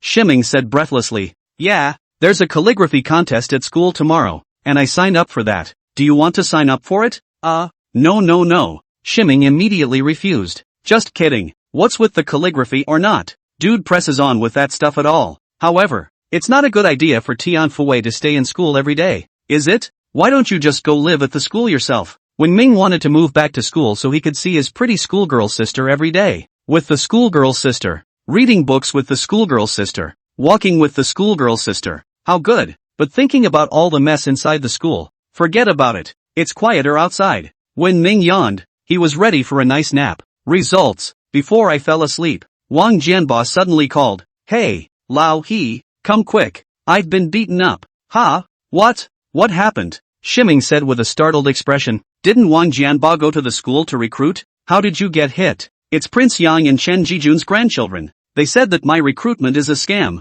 Wang Jianba returned. The voice inside the phone was very cluttered. You can be sure that there must be quite a few people on the other side. When Ming's face chilled and he said in a deep voice, I'll be right there. Wait for me. At this moment, an uncontrollable anger rose in his heart. Prince Chen Jijun. These are his best brothers. But after the last time these people betrayed him in order to please Fan Yunhai, just draw the line at them. But he didn't expect that these people would go after Wang Jianba. This is the kind of thing that he absolutely cannot tolerate. Wang Jianba was his best brother, and even more so when everyone was targeting him. Those who resolutely chose to stand by him and support him. A friend in need is a friend in need. The world is full of people who fall on their sword, and there are even more of them. It is human instinct to celebrate judging the times and avoiding harm, and when all others have done so, for whatever reason, one would convince oneself to do the same. That's why Wang Jianba doesn't want to follow the masses, preferring to buck the trend by choosing to stand in front of him. This trusting support is so important to Wen Ming. He was not allowed to, and definitely would not let Wang Jianba be bullied by other people. No one is going to bully him except himself. Soon, Wen Ming then came to Linan University. Far out. He then saw that there was a section of the road within the school grounds where a number of people were standing in twos and threes. And the direction of these people's line of sight was the location of the display board in front of the dormitory building. There, a few people were standing, none other than Prince Yang, as well as Chen Jijun and Su Kaming. There were 5 in total, and Wang Jianba was standing in the middle of them. Boom! When Ming directly blasted his foot on the gas and rushed to the front of several people, the sudden roar of a car startled those present directly. As for Prince Yang and the others who were directly in front of them, they were scared. Their faces were on one side and they retreated back and forth, looking in disbelief at the large BMW X7 in front of him. This car they had never seen before. They didn't know Wen Ming was sitting inside. When Wen Ming came down from inside, Prince Yang and the others realized that it was Wen Ming who had run over. Yo, when's this chirping? Why is young master he free to come to school? Haven't seen you for a few days. Young master he's got a new car here. Ha! Prince Yang and the others immediately greeted Wen Ming warmly and said, Chapter 126, giving you a big mouth. Chapter 126, a big mouth for you. After all, for the moment, Wen Ming was the man of the hour in their school, taking out the former student president and driving an $80 million Bugatti. Who would dare not give him some face? Just, off. Shiming directly peeled them aside and walked over to Wang Jianba in the crowd. With these people, he really had nothing to say. Wine is not enough for a friend who understands you, and words are not enough for you. Although people live in the world and have many friends, not everyone can be a friend. There are some people whose selfishness, whose snobbery is inherent in it's deep in the bones. If you treat him like a friend, he'll just think you're a bully and cut you off from the road, leave you with no way out, and kick you in the ass afterward. And Prince Yang and the others are exactly that kind of people, as Wen Ming has seen with his own eyes. As long as a person lived a life, as long as he had a good brother who could treat him sincerely, he was already content. Wen Ming walked straight to Wang Jianba's side and found some bruises on his face. There was still anger in his eyes. Old Wang, what's going on? Shiming asked in a deep voice. These people won't allow me to recruit here, saying that I'm simply just trying to scam people. Not only did you tear up the recruitment publicity I posted here, but you also hit me with your hands. Wang Jianba huffed.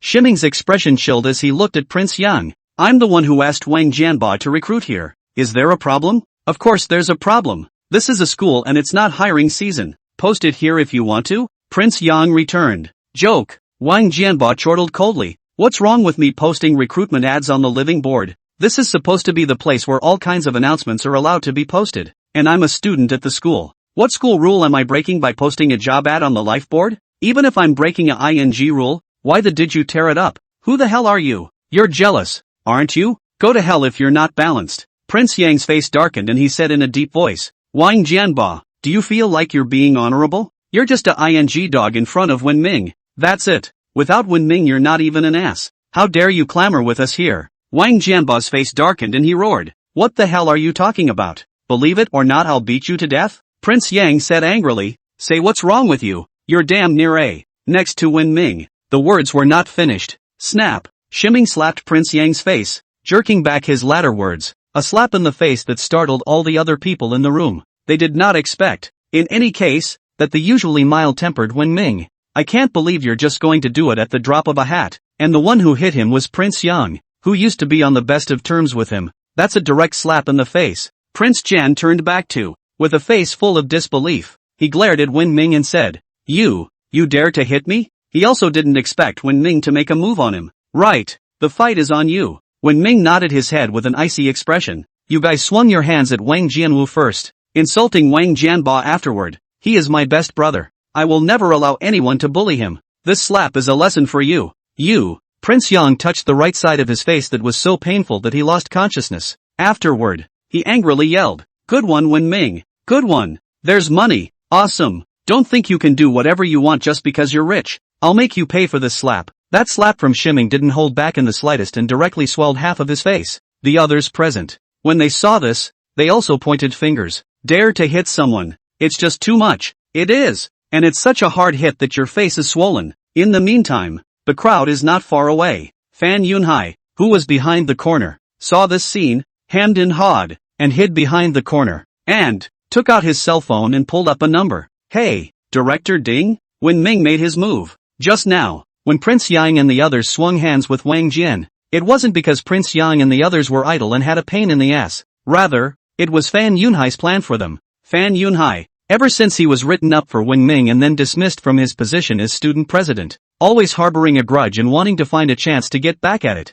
As for Prince Yang and the others, they were also unbalanced in their hearts because of Wen Ming's sudden change. As for Ding Guanquan, then it was because the last time he was ready to fire Wen Ming, it turned out that the Qin Shang Group's legal affairs corps bumped my nose and kept it in the back of my mind. So this time, Fan Yunhai saw that in the last 2 days, after Wang Jianba sent out recruitment advertisements in the school, made a plan like this with Prince Yang and the others, and then hit it off with Ding Guanquan to make things happen. In front of the life display board, a group of people are talking about it. A group of school leaders, including Ding Guanquan and Shui Ziyuan, suddenly arrived here, including when Ming's counselor Zhou Sheng came. The usual thing is not even that gung-ho, but in order to deal with Wen Ming, Ding Guanquan purposely pulled Dean Shui Ziyuan over. What's happening? What are so many people gathered here for? Ding Guanquan said with a cold shout. When the people present heard Ding Guanquan's words, they immediately made way. When Prince Yang saw Ding Guanquan, he immediately wailed, Director Ding, Dean Shui, I've been given a beating. You must do right by me. Choi. He glanced at the swollen-faced Prince Yang and asked suspiciously, Who hit him? That's him. Shimming. Prince Yang reached out and pointed to Wen Ming, who was not far away, and said, They ran a small company of who knows what, and ran to the school to recruit. And then we didn't let them just put up small advertisements. Then he directly slapped me like this. Dean Shui, you must do right by us, said the man, tears snapping down his face, looking aggrieved and tearful. That's how he was able to be brothers with Wen Ming for 3 years, because he knows how to act, and even more so, he knows what to look like when, so that people can trust him completely, people who can act, to get into the good graces of others, no matter what the situation is, as quickly as possible, to achieve their own ends. When Shui Ziyuan saw Wen Ming, he directly frowned. When will it sound? Him again? The trouble with the Qin Shang Group's legal team last time was still a bit hairy when he thought about it even now. What's this all about? At this point, Chen Jijun and Su Keiming they also added fuel to the fire. Dean Shui, you don't even know Wen Ming is nowadays. He doesn't know who he is when he's rich. Exactly. I've never seen such a swell. 4 or 5 people spoke up. Fan Yunhai, who was not far behind the corner, saw the scene and hemmed and hawed. Surname he? This time, I'll see how you respond. Fan Yunhai hemmed and hawed. Chapter 127 Angry Ding Guanquan. Chapter 127 The Angry Ding Guanquan. Okay. Choi Jaiwan waved his hand. having lived most of my life, and even more so having sat in this seat at Linen University for so many years, he's still a pretty good judge of character. He didn't know Wen Ming well, but from a brief encounter with he also had a rough idea of Wen Ming would be. Wen Ming is not at all the kind of person they say he is. Swell, if that's the case. This guy drives an $80 million Bugatti and needs to pretend to be a regular student in school for 4 years? However, this is the kind of thing that Cui Ziyuan really doesn't want to be involved in. He took a deep breath and said, I know about this matter. I'll have a good talk with Shimingwen. Wen Ming, come here. Prince Yang's heart sank when he heard this. Talk? This is a clear attempt to favor Wen Ming. However, since they had come here, it was naturally impossible for them to just give up. Just talk? Dean Choi? Prince Yang touched his face and said, look at how beaten up my face is. Surname, he made a move on me in front of so many students. A student like him should be expelled. At this point, next to him, Ding Guangquan, who hadn't said anything, also stood out and said, Dean Chui, are you sure it's as simple as just talking about a student with such a stubborn character? Chui Ziyuan frowned and said, what are you going to do? Ding Guangquan is the director of the Academic Affairs Office. Although his power and position are not as big as his, yet it was also sent down from above, and in many places Choi was constrained by him. Otherwise, once Ding Guangquan said a few bad words about him to the top, it would be very difficult for him. Ding Guangquan took a deep breath and said, Principal Chui, our Linen University is the most famous school in Linen. How can we allow this kind of thing to happen? This matter must be investigated to the end. Well, since Director Ding is back, you'll have full authority over this matter. I don't know, Choi said, shifting the blame directly. When Ming this hot potato, he did not want to touch it. If we run into a tough guy like Qin Shang Group's legal team like last time, he had no place to cry if he wanted to. Since Ding Guangquan wants to take care of it, then just let him handle it. I believe that with Shiming's ability, he should be able to handle it, even if he can't in the end.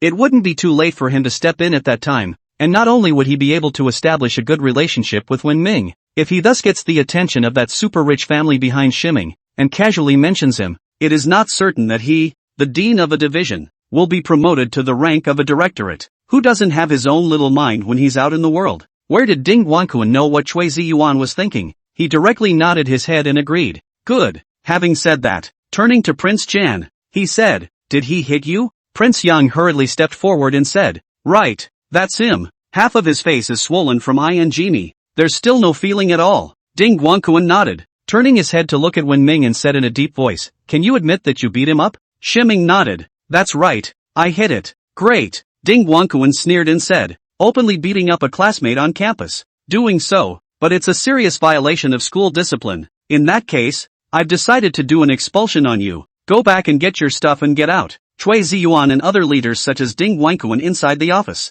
Seeing Ding Guangquan make a decision so quickly, all of them raised their eyebrows in confusion. You're going to fire me without even asking why. That's a bit hasty, isn't it? When Shiming heard Ding Guangquan's words, his eyes narrowed. His hatred with Ding Guangquan all started from that time he bumped into his scandalous affair with one of his schoolmates. Spoiled him. So since then, Ding Guangquan has been looking for trouble with him. Ding Guangquan should have been punished for the last school rumor incident, too, but it looks like he obviously didn't remember that lesson and is still a thief, bent on kicking him out of school and ruining his college career. In that case, don't blame your buddy for being rude. When Ming took a deep breath and stopped ignoring the people present, but took out his cell phone and find the tomorrow's headline system prop box. Subsequently, found the mouthy sticker. Director, your decision is too hasty, isn't it? Cui Ziyuan couldn't stand the sight of Ding Guangquan's decision. Asked directly, Ding Guangquan took a deep breath and said, I'm the dean of faculty. He has the right to decide whether a student stays or goes. This son assaulted his classmates on school grounds and shows no remorse. Such students are a disgrace to Linen University.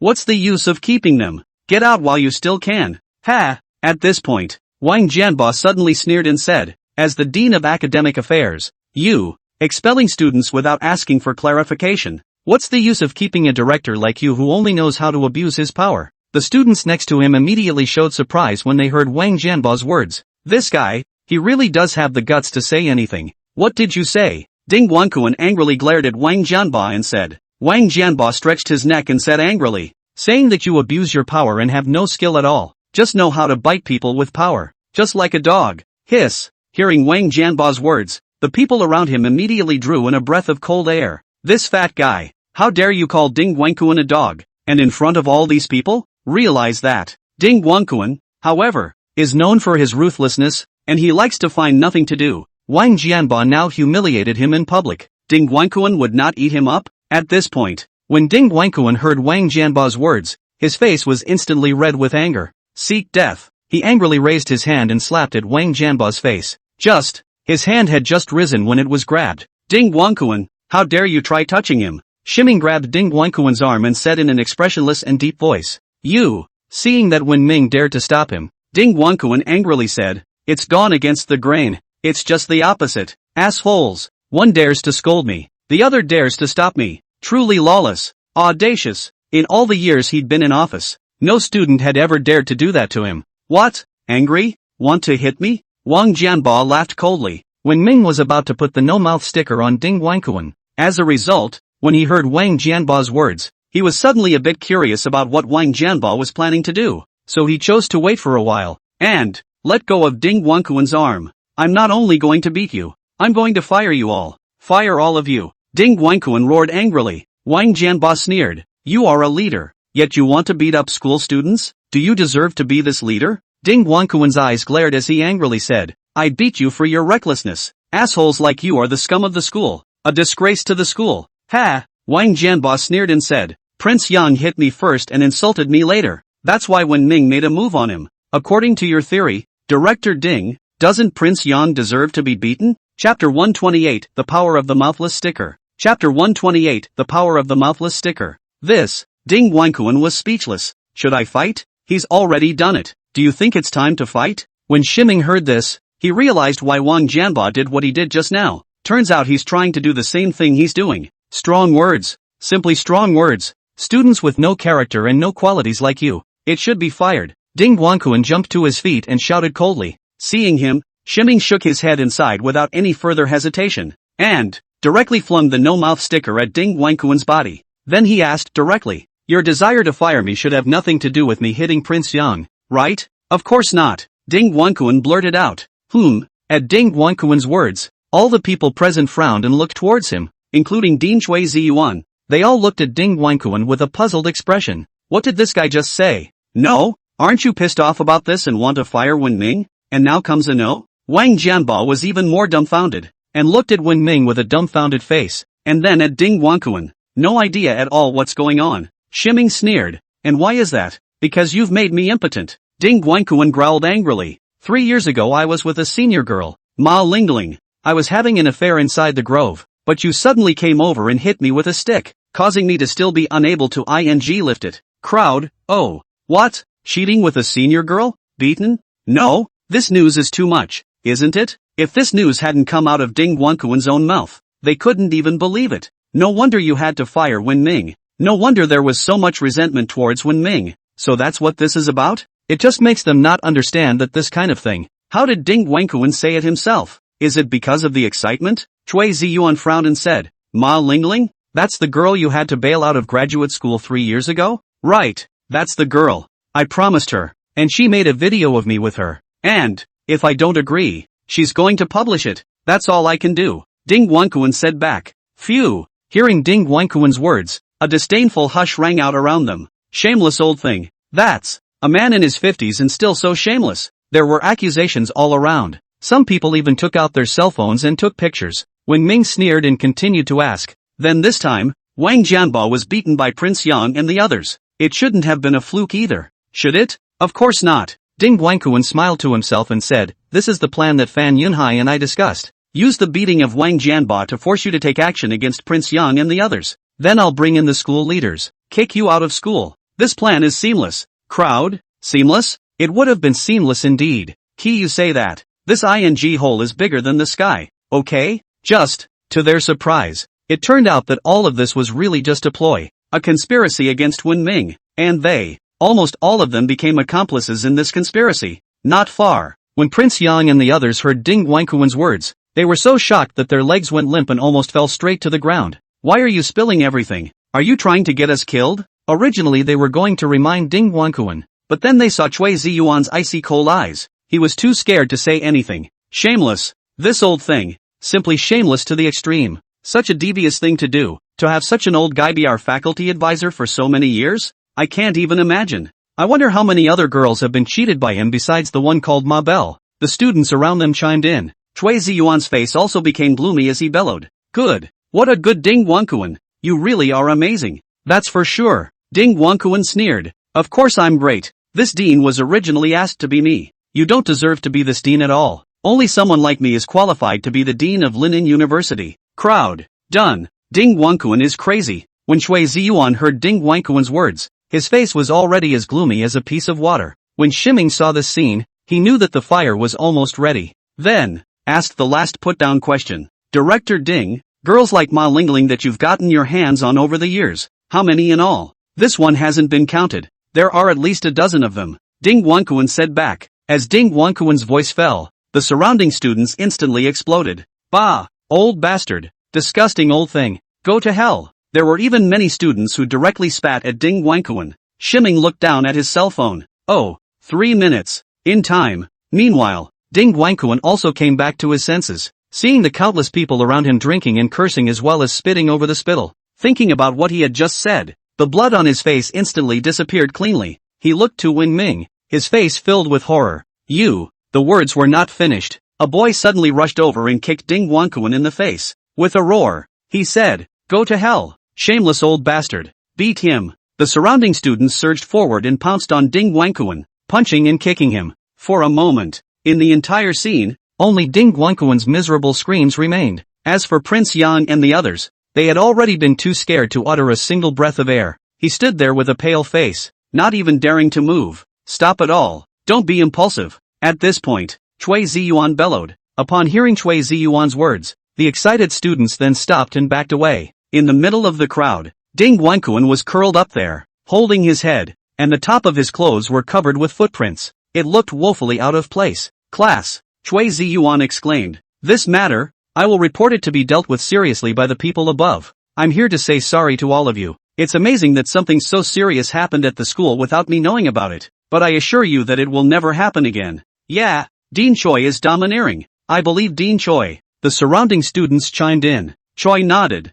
Then, looking toward Prince Yang and the others, as well as Wen Ming and Wang Jianba, he said, You guys, come with me for a minute. When Prince Yang heard Chui Ziyuan's words, he directly sat on his butt. Nima, it's over. If nothing else, they are ironically going to be fired, including Fan Yunhai. They will also be fired outright. Chapter 129 Unhuman. Chapter 129 Improper Man. What happened next was obvious. Prince Yang and Fan Yunhai were fired outright. Chen Jijun and the others who were with Prince Yang, all were given demerits and probation. As for Ding Wankuan, he was taken away on the spot by the disciplinary office. As to how the punishment will be meted out, no one knows, but with a problem of this magnitude, and with a confession already made, there's basically nothing left to flip. After that, Chui Ziyuan soothed Wen Ming for a while, reassuring him to go to school. The school will not shortchange any good student, let alone condone any bad student. Wen Ming could only hold a smile at this kind of appeasement that was full of officialism. If he didn't have the no-mouth sticker,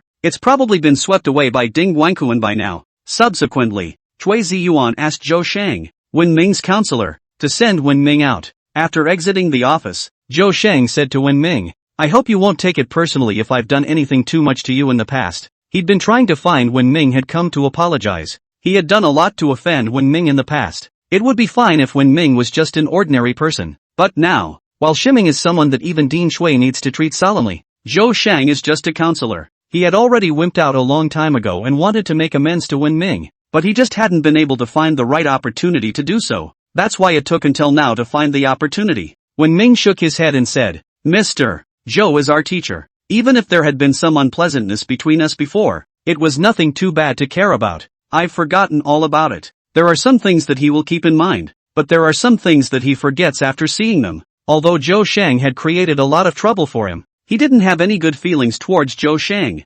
However, Zhou Sheng is not intentionally targeting him, just the environment has made it so. At least it didn't fall on him, so there was no need to hold on to it and have to get back at him. Though he was now rich, he would not be as villainous as he was, so he raised his momentum. As Tian Fuwei commented on Wen Ming, no matter what people do to him, he's always a smiling bundle of joy, and not like the villain, not the power of jealousy and resentment, but gain the power but suffer from loss. Life without a day happy time. It's true that a person's happiness or unhappiness has something to do with the economic base, but it is not a decisive relationship. When Zhou Sheng heard Wen Ming's words, a helpless look appeared on his face. Just listen to this. He knew there was no chance of friendship with Wen Ming. The most that could happen was that Wen Ming would not trouble him, and the two would maintain an ordinary teacher-student relationship. The three of them walked inside the campus. Along the way, almost all of the students were talking about Ding Guanquan. After all, what Ding Guanquan had done was really too shocking to the senses. The three had not gone far. Suddenly, a young girl, dressed in jeans,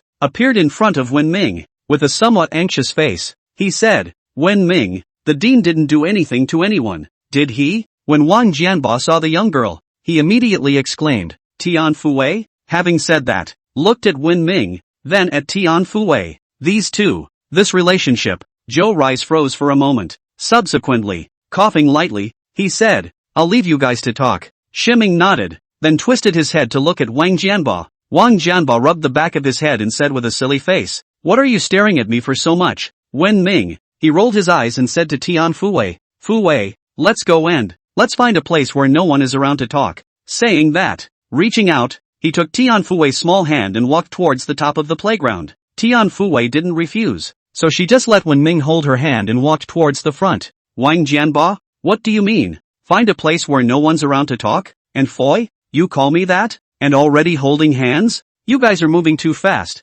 aren't you?" Only he didn't know Wen Ming was teaching Tian Fuwei how to play the piano. Having already touched Tian Fuwei's small hand for I don't know how many times, Tian Fuwei had already gotten used to it and didn't put up any resistance at all. So, next, inside Lin'an University. Then there was a scene that made all the students incredulous. Wide campus roads. When Ming held Tian Fuwei's small hand, the two of them were side by side, walking together inside the campus. I also don't know whether Wen Ming had no intention to declare his relationship with Tian Fuwei, or whether he intended to do so, directly leading Tian Fuwei from the playground to the teaching building, from the teaching building to the dormitory building, then the living area, the library, the green forest, the gymnasium, the cafeteria, and so on, almost everywhere, left the footprints of the two. Almost all of the students saw the two holding hands in the background, and the news about Wen Ming and Tian Fuwei spread wildly above the school forum. Did you guys see that? Tian Da's school beauty is being held by a big piggyback walking inside the campus. See, it's right over there at the stadium. I saw it over at the green forest, too. I suspect that bastard surnamed Ho did it on purpose.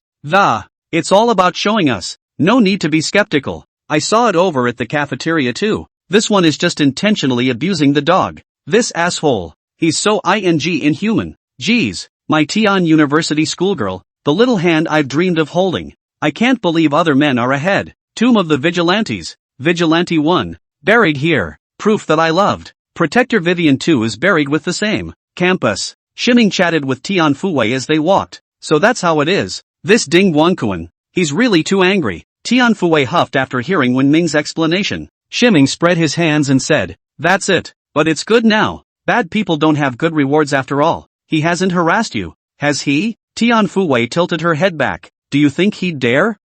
Shiming pondered for a moment, and then immediately shook his head immediately afterward. "Dare you? Definitely wouldn't dare." Although Tian Fuwei is just an ordinary student at Lin'an University, not only is she the president of the literary club, she's even the president of the Go Club, and she's also the #1 schoolgirl in Lin'an, and she's a big hit throughout the campus. You could say it's a total campus hit. The most Ding Guanquan can do is to chat and flirt with girls who don't have much presence. Dare to mess with Tian Fuwei? With just one word from Tian Fuwei, the spittle of the entire Lin'an University students could spray him to death. "I heard you're competing in the school's calligraphy contest tomorrow? What's going on? You know calligraphy?" Wen Ming asked. He thought Tian Fuwei was just a school bully. "You know calligraphy? Is this girl a decathlon?" Tian Fuwei smiled cheekily and said, "Of course, I know a lot of things. It's just that you don't know. To tell you the truth, Mr. Wei of the Calligraphy Association was my teacher. My calligraphy, that's definitely on the level of shock and awe. Your jaw will definitely drop when you see it. It'll definitely take first place by a landslide." Chapter 130, Business Mutual Advocacy. Chapter 130, Business Mutual Advocacy. "You-hoo?" Shiming raised his eyebrows slightly and said, "Look at your confident appearance. I'm really looking forward to enjoying your masterpiece. Voila or whatever." He doesn't know him, but how can one refuse the invitation of a beautiful woman? Then it's a deal. "Let's hook up," Tian Fuwei said. "Yes," Wen Ming responded. Then the two pulled a straight hook. Immediately following, the two of them looked at each other. followed by all of them giggling. It was getting dark. Ximming was ready to drive Tianfu home. Results. Just turned on the car and the car music came on. Old driver, you look at the little sister born white a grin tube you too white not white a grin big brother no matter white a grin. Timing? Asshole Wang Jian pottered all day to listen to what songs He wiped a handful of cold sweat and hurriedly gave a dry smile to Tianfu. This is what Wang Jianba heard. He chose the songs. It's got nothing to do with me. Faced with the crisis, Wen Ming did not hesitate to sell Wang Jianba. After returning Tianfu to her home and saying goodbye, Wen Ming drove his car directly toward Yiping Pavilion. Road. A call to Wang Jianba. Results. How to play. Wang Jianba do not pick up. Continuously hit a dozen. They were all mercilessly hung up by Wang Jianba. Sent him a message and it wasn't returned. This caused a pang of hurt in Wen Ming. What happened to Wang Jianba? Why are you ignoring yourself? Could it be that he did something wrong? It was when he wanted to ask Wang Jianba what was going on. Wang Jianba suddenly sent over a sentence. There are only 5 words. 5 simple words. Roll. Be a human being. Wen Ming. Dude, I'm supposed to be a human being, okay? You know what I mean? Wen Ming sent over a photo and asked, Old Wang, look at this picture I just took with Fu.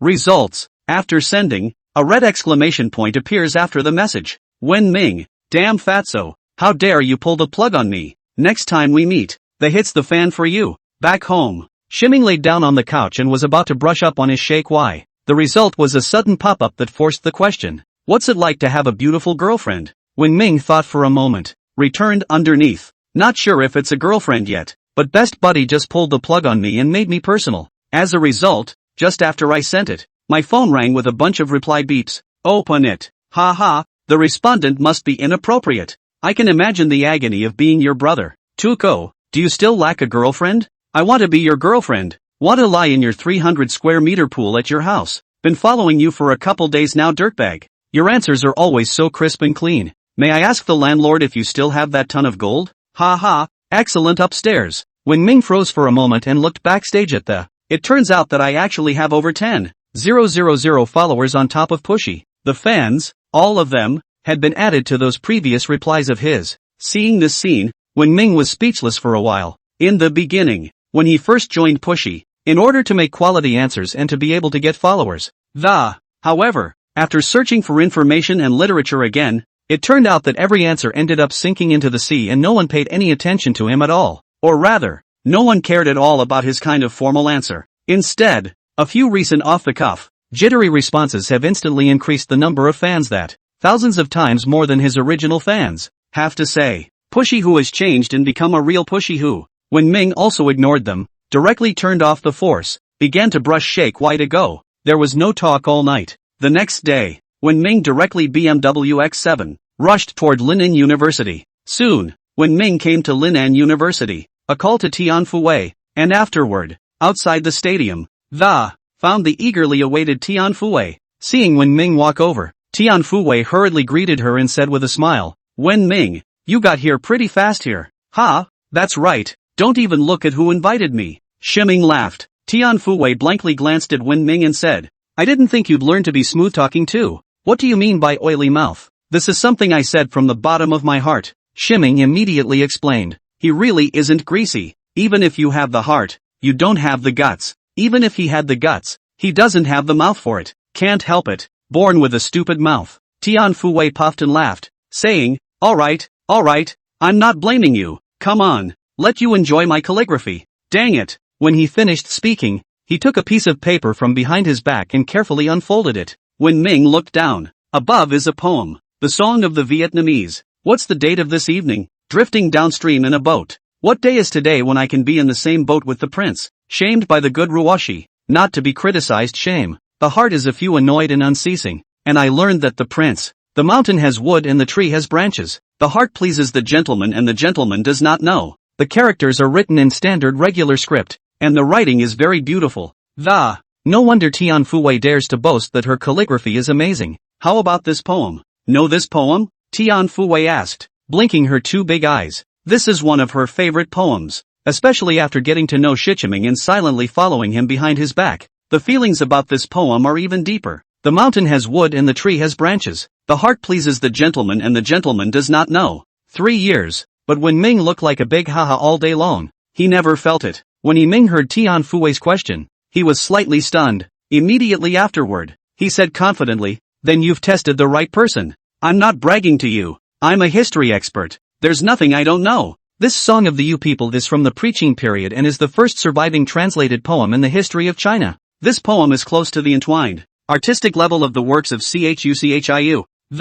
It became the artistic source of the Chu rhetoric along with other folk poems of Chu. How's that? Not wrong, right, Tennessee? She took a deep breath and said, "That's right, enough about the poem. How's the writing? I wrote this in 2 hours last night." When Ming took a look at it, he nodded and said, "Not bad, but it's still close to being on fire. A little more force and a softer lift would have been much better." Although he hadn't practiced calligraphy, he had a patriarchal-level calligraphy proficiency gifted by the system. In the area of calligraphy, if he claims first place, basically no one dares to claim second place. Really? Tian Fuwei heard what Wen Ming said. Alarmed, he said, "But my calligraphy teacher, Guo Ming, said that my characters are already very good, and are on the verge of catching up with him all." Wen Ming's complexion moved. This moment, in his mind, he suddenly remembered the 35th style of the love secret that Wang Jianba had imparted to him. At no point in time can a girl be said to be in the wrong. "I just made that up." Shiming immediately changed his tone.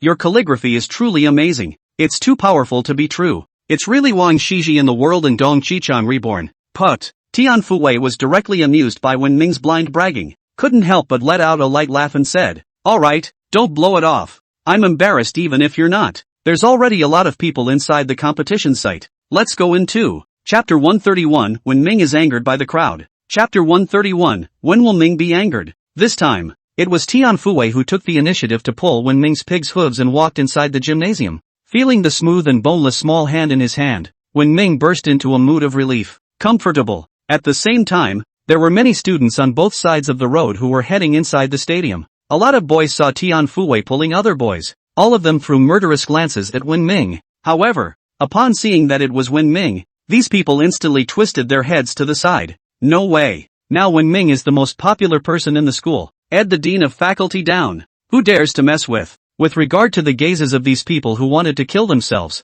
Wen Ming had long since become accustomed to it. In terms of eye killing, yesterday was more fierce than now, right? Yesterday. That's what was called the killing intent that covered the sky as if it had condensed into substance. After yesterday's baptism, Wen Ming had long since practiced the divine skill of not being afraid of boiling water for a dead pig. Soon, Tian Fuwei then brought Wen Ming inside the stadium. There were a lot of people standing inside by now, and there were a lot of racks around it was covered with calligraphy works, and the staff of the student union was in charge of the order of the competition site. Seeing the people coming and going inside, Wen Ming was surprised. There are quite a lot of people here. Of course, Tian Fuwei introduced. This is the first official match between Linen University and the University of Economics and Trade, intended to promote exchanges between the two sides of the school and enhance the feelings of the students on both sides. It is a master calligrapher from the Calligraphy Association who will personally come out to comment on My teacher, Guo Ming, was also there. The members of the two schools involved in the competition amounted to more than 200.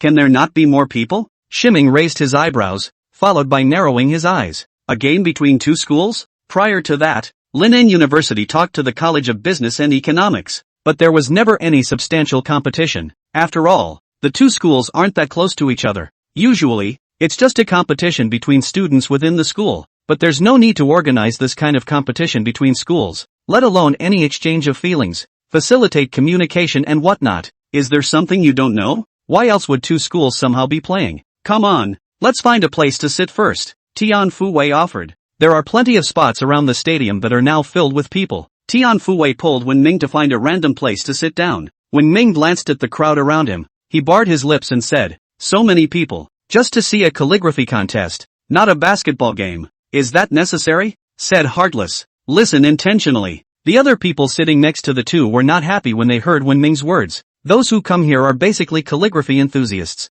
Hearing Wen Ming's words, these students were instantly disgruntled. The students from Linen University were better off, but the students from the College of Business and Economics immediately objected. What's wrong with a calligraphy contest? Is a calligraphy contest inferior to basketball? That is, calligraphy is our excellent traditional art and culture in China. How is it no better than basketball? Even the students of Linen University's own school were disgruntled and accusatory. Wen Ming, please don't insult calligraphy. It's a person's pursuit of spirituality. Right. Spiritual pursuits are infinitely more important than in money. Do you know what the reward for the winner of this competition is? By winning the championship, then you can directly become the personal disciple of President Liang Qingping of the Linen Calligraphy Association. Do you know about Liang Qingping? That's a master calligrapher inside the Chinese Calligraphy Association, including Tian Fuwei. They all stared at Wen Ming with a helpless face and said, Wen Ming, it seems you really need to up your spiritual quest. Wen Ming, the moments, straight up,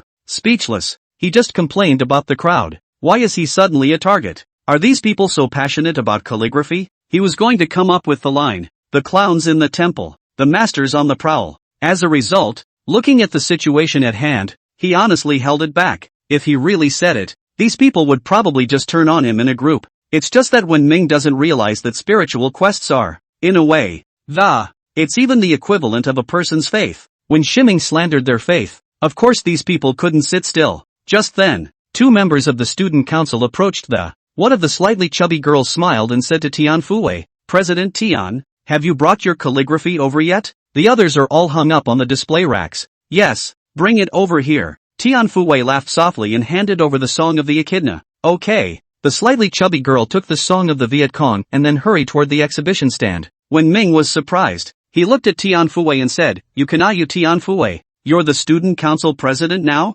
Congratulations. He hadn't been in school for only a few days, and he didn't realize that Tian Fuwei had become the president of the student council. Tian Fuwei let out a helpless sigh and said, It's not because of the things you've done. Fan Yunhai was expelled, and Dean Choi asked the entire student body to re-referendum on a new student president. I ended up with 78% of the votes, and then it was rushed. Hi, you're getting a bargain. Shiming laughed lightly. Asterisk smiley face caret asterisk, hee hee. Tian Fuwei laughed softly and said, This time, because there are more people participating in the competition. So the competition entries were all on display, and the judges came up with a list of advancing entries first for the second round. In order to avoid ghostwriting, the second round of the competition was written on site. Then from those entries, the top 3 in the contest are chosen for prizes. Having said that, reaching out, he pointed to the display racks in the middle of the gymnasium and said, All of our work is now on the display racks. Of course next to it are the works of those people from the Calligraphy Association.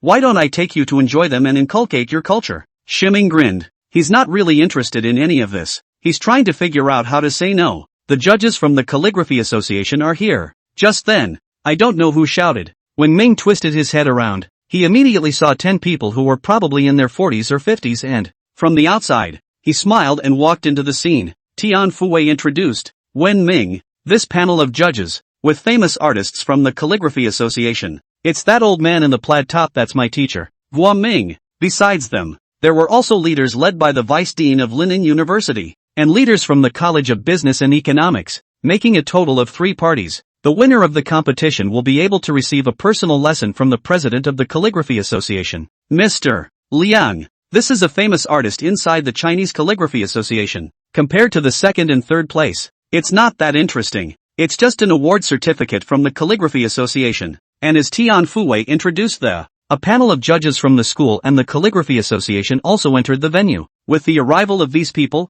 the competition site became lively. Tian Fuwei raised her small fists and said, This time, I'm going to get the championship of the tournament. Chapter 132, The Battle Between the School Flower and the School Herb. Chapter 132, The Battle Between the School Flower and the School Herb. Want to win so badly? Shiming chuckled lightly. That's for sure. Tian Fuwei nodded her head. As long as you get the championship, you will be able to receive calligraphy instruction from President Liang. You don't know calligraphy. You don't know President Liang's position in the calligraphy world. What? It's just the president of a calligraphy association. How powerful can it be? When Ming asked in disbelief, Tian Fuwei explained excitedly, President Liang is not only in our linen, even in the province, calligraphy is one of the best, and many events that require calligraphy to be displayed. They would all pay him a lot of money to come over and write inscriptions. It's not an exaggeration to say that a word is worth 1,000 pounds. My calligraphy teacher, Mr. Kwa, all of them highly respected President Liang, saying that as long as I can get the personal guidance of President Liang, calligraphy is bound to rise to a higher level. I've always wanted to get guidance from President Liang, but unfortunately I've never had the chance. This time can be considered a once-in-a-lifetime opportunity for me. Shiming grinned. I don't know calligraphy? If I say I don't know calligraphy, then there is not a single person in this room who knows calligraphy. However, this kind of words, when Ming if he said it out, otherwise Tian Fuwei will have to say that he bragged again. It even provoked a swarm of people around it. It's totally unnecessary to do it for a word of mouth. It's better to just watch the game honestly. Then, first of all, may your heart's desire be fulfilled. Shiming laughed lightly. Thanks. Tianfuwei laughed happily. At this point, the members of the student council, who were present, began to maintain order at the scene.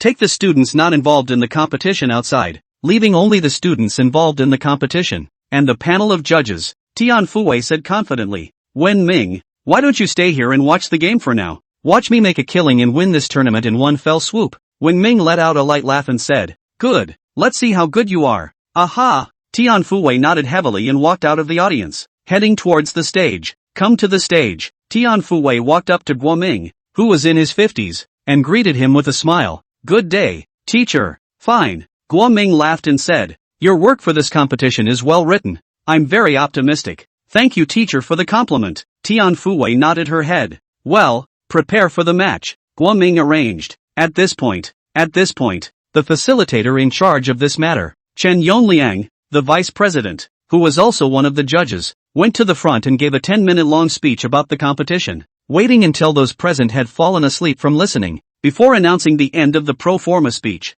The game is officially over. The entire venue, at once, fell silent. A member of the student council, who is responsible for bringing the calligraphic works of the participating members before the jury, by the jury of people responsible for scoring. Each jury member has 10 points of rights in hand. 10 people add together, the full score is just 100 points. The 10 people with the highest total scores compete in a second round. Shiming looked at the participating calligraphy works with interest. I just saw Tianfuwei's calligraphy of that Song of the You people earlier, and I was a little put off by it. Now looking at the other entries, that's really the only way to describe it as dismal. You call this calligraphy? Do these people really know calligraphy? Anyone can write like that, right? There's even a couple of paintings in there that look okay on the surface, but at a glance, you can see that it is a copy of those calligraphy masters to write out, empty of its shape but not its god. Compared to these people, Tianfuwei's calligraphy is really called a conscience. Although Tianfuwei's calligraphy compares favorably with these copycat, the shape may be a bit of a comparison, but it's heavy on the emotions.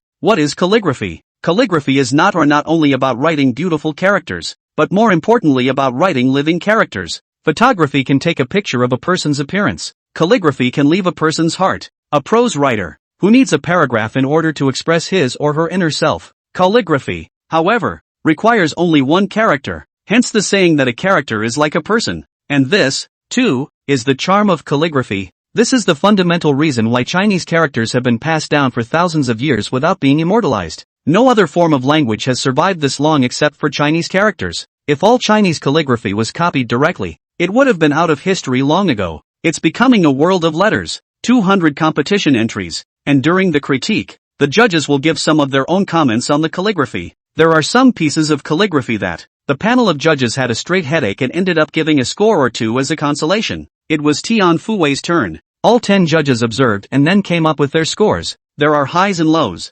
Tianfuwei's teacher, Guo Ming, scored 10 out of 10, but Linin University's vice president, Chen Yonliang, surprisingly, the final score was 86.7 for those who only scored 5. The handwriting is good, but it needs to be practiced. Yes, you can tell there's some calligraphy underpinning it, but it's too little practice to be forceful. A couple of the judges pointed it out. Tianfuwei stood there, listening gravely to these people's comments. Just, when Ming listened to these people's critiques, he was frowning. No force? Are these people kidding me? Tianfuwei is a girl herself, and a girl's character is meant to be a woman's natural belles lettres, and she wrote this poem as well as a woman's sultry feelings that, and here you judges are talking about the lack of force in the words? Just the words. I can't believe you only gave it an 86.7. On the contrary, those few copying calligraphy, all scored 90 points or more, the highest one.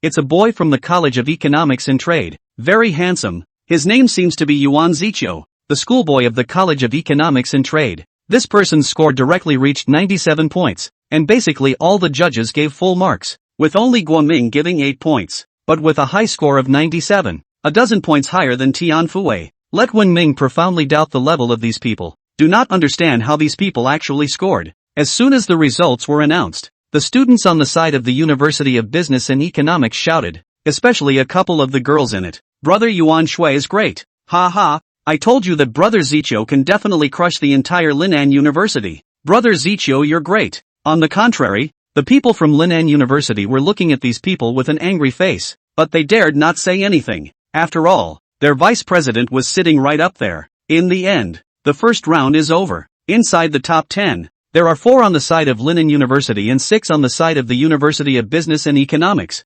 Tianfui's score of 86.7 placed her in 8th place. When Ming looked at the loss on Tianfui's face, his eyes gradually narrowed. Congratulations to the 10 contestants who have been selected, and the second contest, live writing, is next. Please prepare yourselves. The host, Chen Yongliang, stepped forward and said, Chapter 133, The First United Front. Chapter 133, The First Unified Front. In the middle of the room, there were 4 tables with paper, ink, pen, and inkstones, and, it's for the second game. With Chen Yongliang's voice, the second round officially began. Tianfui took a deep breath, came to the table, thought for a moment, and 4 large words were then written: plum, orchid, bamboo and chrysanthemum. Others began to write. There were those who wrote about heaven and earth. There are also other words or idioms written. As for that school grass Yuan Zichio from Jinglu Academy, he wrote the 4 words spring, summer, autumn and winter. But the rewritten characters, compared to the finished calligraphy on display before, significantly worse.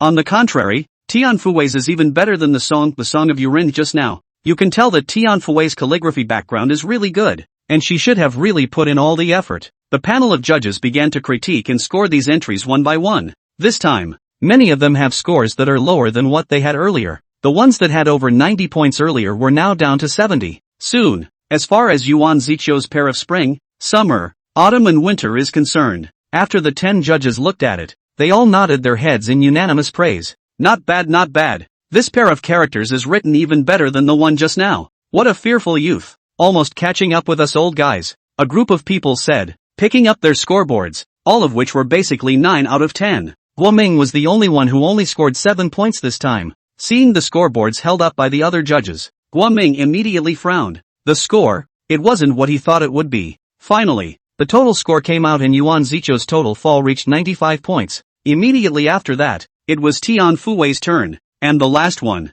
After the judges of the jury had looked at them one by one, they began to exchange words, and Tianfui stood in front of the judges' table with an apprehensive look on her face, this time writing on the spot that she can be described as overachieving. She'd seen the calligraphy of the other 9, and while a couple of them were really good, but his own isn't too bad, and has high hopes of winning this tournament. At this point, the panel of judges began to comment. Tianfui, your calligraphy, the form is out but the meaning is lacking. Yeah, I've already told you just now that the force is not enough. Now this pair of characters still has problems with that. There's still room for improvement. Tianfui's face grew white as she listened to the judge's words. Audience. When Shiming saw this scene, his eyes were gradually narrowed. Tianfui's pair of characters, even compared to Yuan Zichio's pair, was not weak at all. Results. Yuan Zichio's won, all of which were exaggerated, and Tianfui's turn, and it all turns out to be a no? At this point, the panel of judges, picking up their scoreboards, with 7s, 8s, and 9s, there are also 10s, and 10s are given by Guoming. In the end, total score out, 88 points. That's less than 2 points more than the first time around. In the meantime, the ranking of the 10 participating members is also freshly released. First place, Yuan Zichio, 95 points. Second place, Bai Fanyi, 92 points. Third place, Bailey Zhao, 91 points. Tianfui's result, only ranked in the 6th position only, not even squeezed into the top 3. Upon seeing this ranking, the students of the College of Business and Economics immediately screamed and exclaimed, especially the girls. Yeah, I love you, Senior Yuan. Brother Zichio is too good. Guoming looked at the result of this match and let out a helpless sigh. As Tianfui's teacher, he also hoped that Tianfui could take the first place. But calligraphy is something that, it has a lot to do with each person's preference. He likes it. It doesn't necessarily mean that other people like it. In the middle of the tournament field, Tianfui lowered her head with a face of sadness and loss.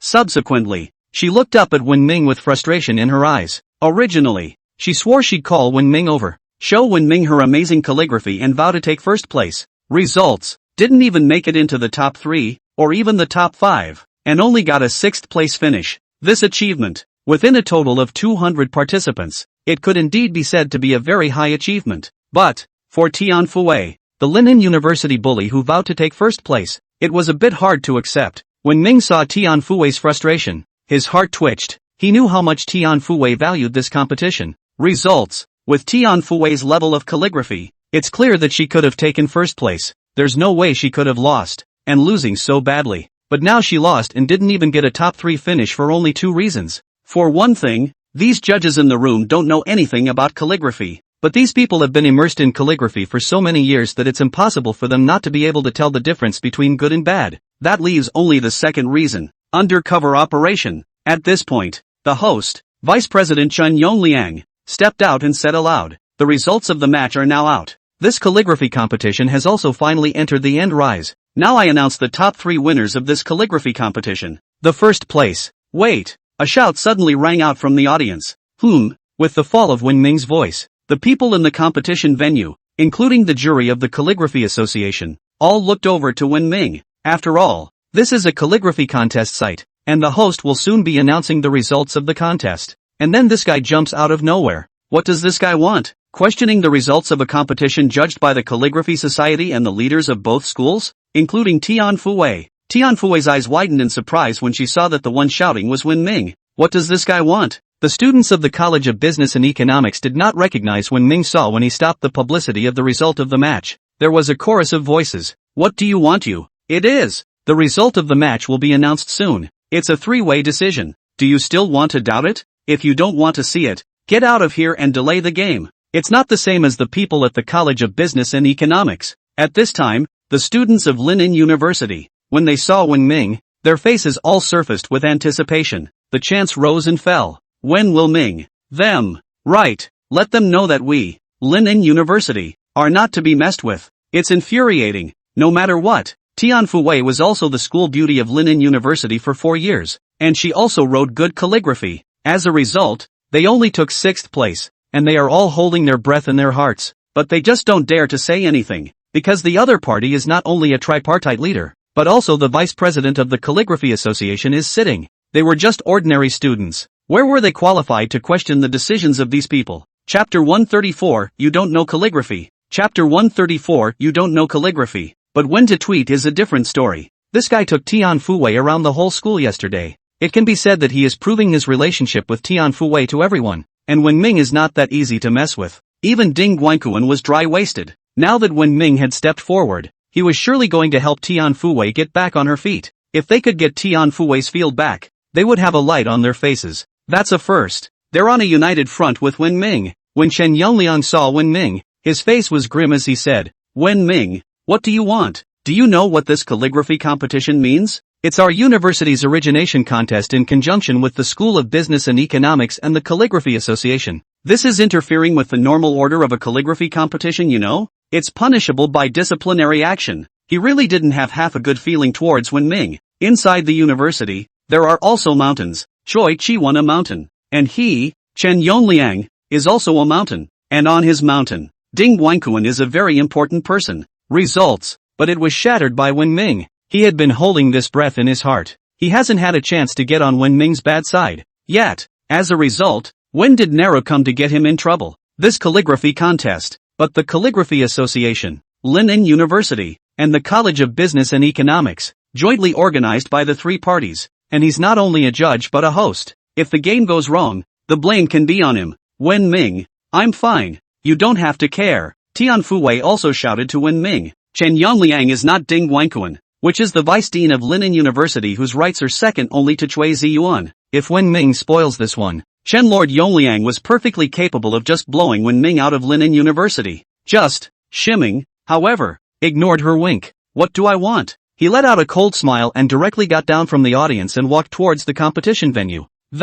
As he walked away, he said, "There's one thing I can't figure out that I need you guys to answer. You judges, what criteria were used to evaluate the goodness of these calligraphies?" When Guo Ming heard this, he looked at Wen Ming in surprise. Even he didn't dare to doubt the outcome of this competition, because this is a matter that involves the 2 universities, as well as the Calligraphy Association on 3 sides. One bad move and you'll offend all 3 parties. Now a young man jumps out and questions the outcome of the game they set? Do we need to report to you on what criteria we use? Who do you think you are? Even if I tell you, do you understand? Security. Blow him out of my face. I'll find him when the match is over. Chen Yongliang said in a deep voice. The voice falls. Immediately 2 security guards ran from outside the field and came straight to Wen Ming. Results. When Shiming just swept a glance at them, it scared them so much that they didn't dare to move. What is momentum? It's all about momentum. Immovable as a mountain. The momentum is like that of a mountain. Subsequently, when Ming looked at Chen Yongliang, shook his head inside. Vice President Chen, truth be told, I don't think you know anything about calligraphy. Not at all. I don't get it? Joke, Chen Yongliang said with a sneer on his face. How dare you say that I don't know calligraphy? When the Linen Calligraphy Association was first established, I was one of the first members of the board of directors of the association. Ask the Linen Calligraphy community. Which person doesn't know my great name? Chen Yongliang, how dare you? A guy who doesn't even know what calligraphy is. Say I don't know calligraphy? Do you know what calligraphy is? Know what calligraphy is? Wen Ming squinted his eyes and said, calligraphy expresses one's sentimentality, one's character. These are expressed through the form of calligraphy for people to enjoy. If you know it, how can you not tell who is good and who is bad in these calligraphies? It can't be. Is there some kind of inside job? Taking favors from someone else? For Chen Yongliang, Wen Ming didn't bother to give him any face. Such a person as a judge. Wen Ming for the objectivity of this what calligraphy competition. Really not hopeful at all. Hiss. Hearing Wen Ming's words, all the people present were shocked, including Wen Ming. They all instantly furrowed their brows, directly accusing the vice president of receiving favors? This guy has some nerve. What did you say? Chen Yongliang instantly exploded and growled angrily. Who are you saying received benefits from others? You're slandering our 2 schools, as well as the Calligraphy Association. Believe it or not, based on what you just said, so I can call the police and have you arrested? Other members of the jury followed suit with accusations. Kid, you, a guy who doesn't even know calligraphy, dare to talk nonsense here? Who are you? How dare you say we're not? Simply don't know what's going on. If you don't want to see it, get out of here and stop interfering with the game. Tian Fuwei hurriedly urged to Wen Ming. Wen Ming, stop it. It was my own skill that lost the match. I can't blame anyone else. She was also mixed up in the Calligraphy Association and knew many people inside the association. It was difficult for her to be caught in the middle when Shiming got into trouble with the Calligraphy Association. No need to speak for them.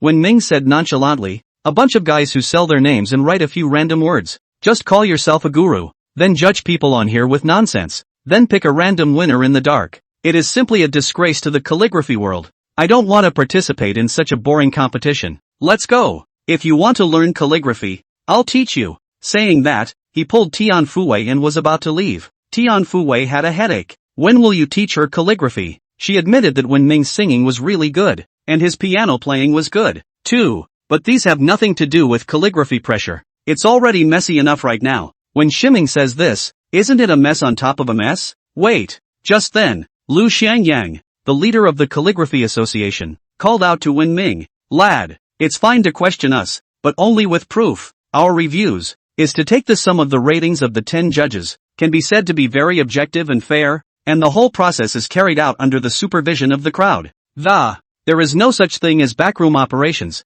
Lu Xiangyang said with a serious expression. By questioning the results of this competition, Shiming is questioning the authority of the Calligraphy Association. It's questioning him as the vice president of the Calligraphy Association. As Lu Xiangyang's voice fell, several people from the Calligraphy Association next to him immediately stood up. It's simply too infuriating. How dare you say that we are selling our names and writing random words? Ha! You teach someone calligraphy? I'm afraid you don't even know how to hold a brush, right? Alas, the hallowed Linen Calligraphy Association. Surprisingly, he was taught a lesson by a human rash kid who doesn't know calligraphy. Where will our Calligraphy Association's face go when word gets out? Vice President Lu, teach this arrogant brat a good lesson. Let him know what calligraphy means. Chen Yongliang followed suit and said in a deep voice. Wen Ming, I admire your courage in saying that the Calligraphy Association is a bunch of name-droppers, but so unaware of the sky. Today, if you don't give us a statement, then don't leave. Shiming sneered. Sayings? What argument do you want? At this point,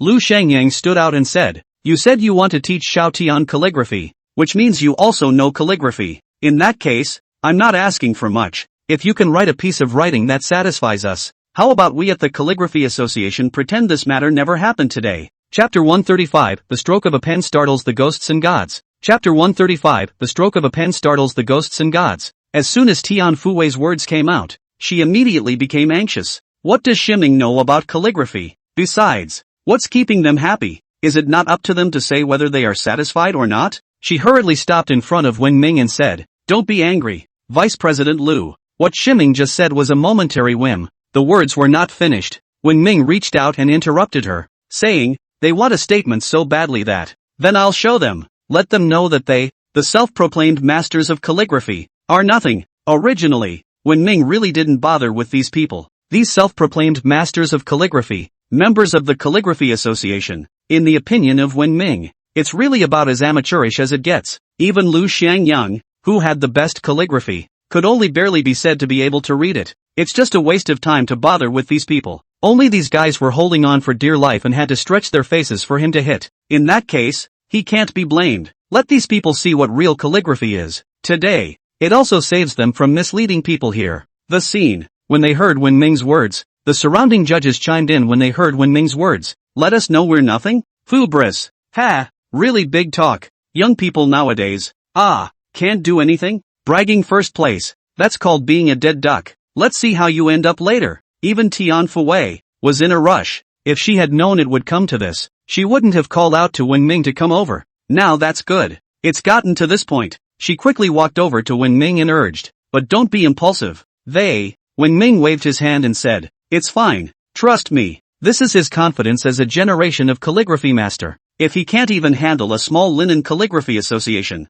how else can you call yourself a master of calligraphy? Having said that, he walked right up to the words spring, summer, fall, winter, which won the tournament, and, fingering the words on the table, he looked at Yuan Ziqiu and said, this piece of writing, you wrote it? Yuan Ziqiu stepped forward and said with a soft smile, I wrote it. May I ask for any guidance? He practiced hard for months to win this competition. It is no exaggeration to say that he is confident that the entire linen age group of the same. There were definitely no more than 3 people who surpassed him in calligraphy. However, in order to win this competition and become President Liang's disciple, he still paid off several members of the Calligraphy Association, as well as Chen Yongliang of Linen University, to give him high marks. It's just a precautionary measure. While he was thinking that Wen Ming would compliment him on his handwriting. Rubbish, Wen Ming suddenly said. After saying that, he directly grabbed the word and threw it to the ground.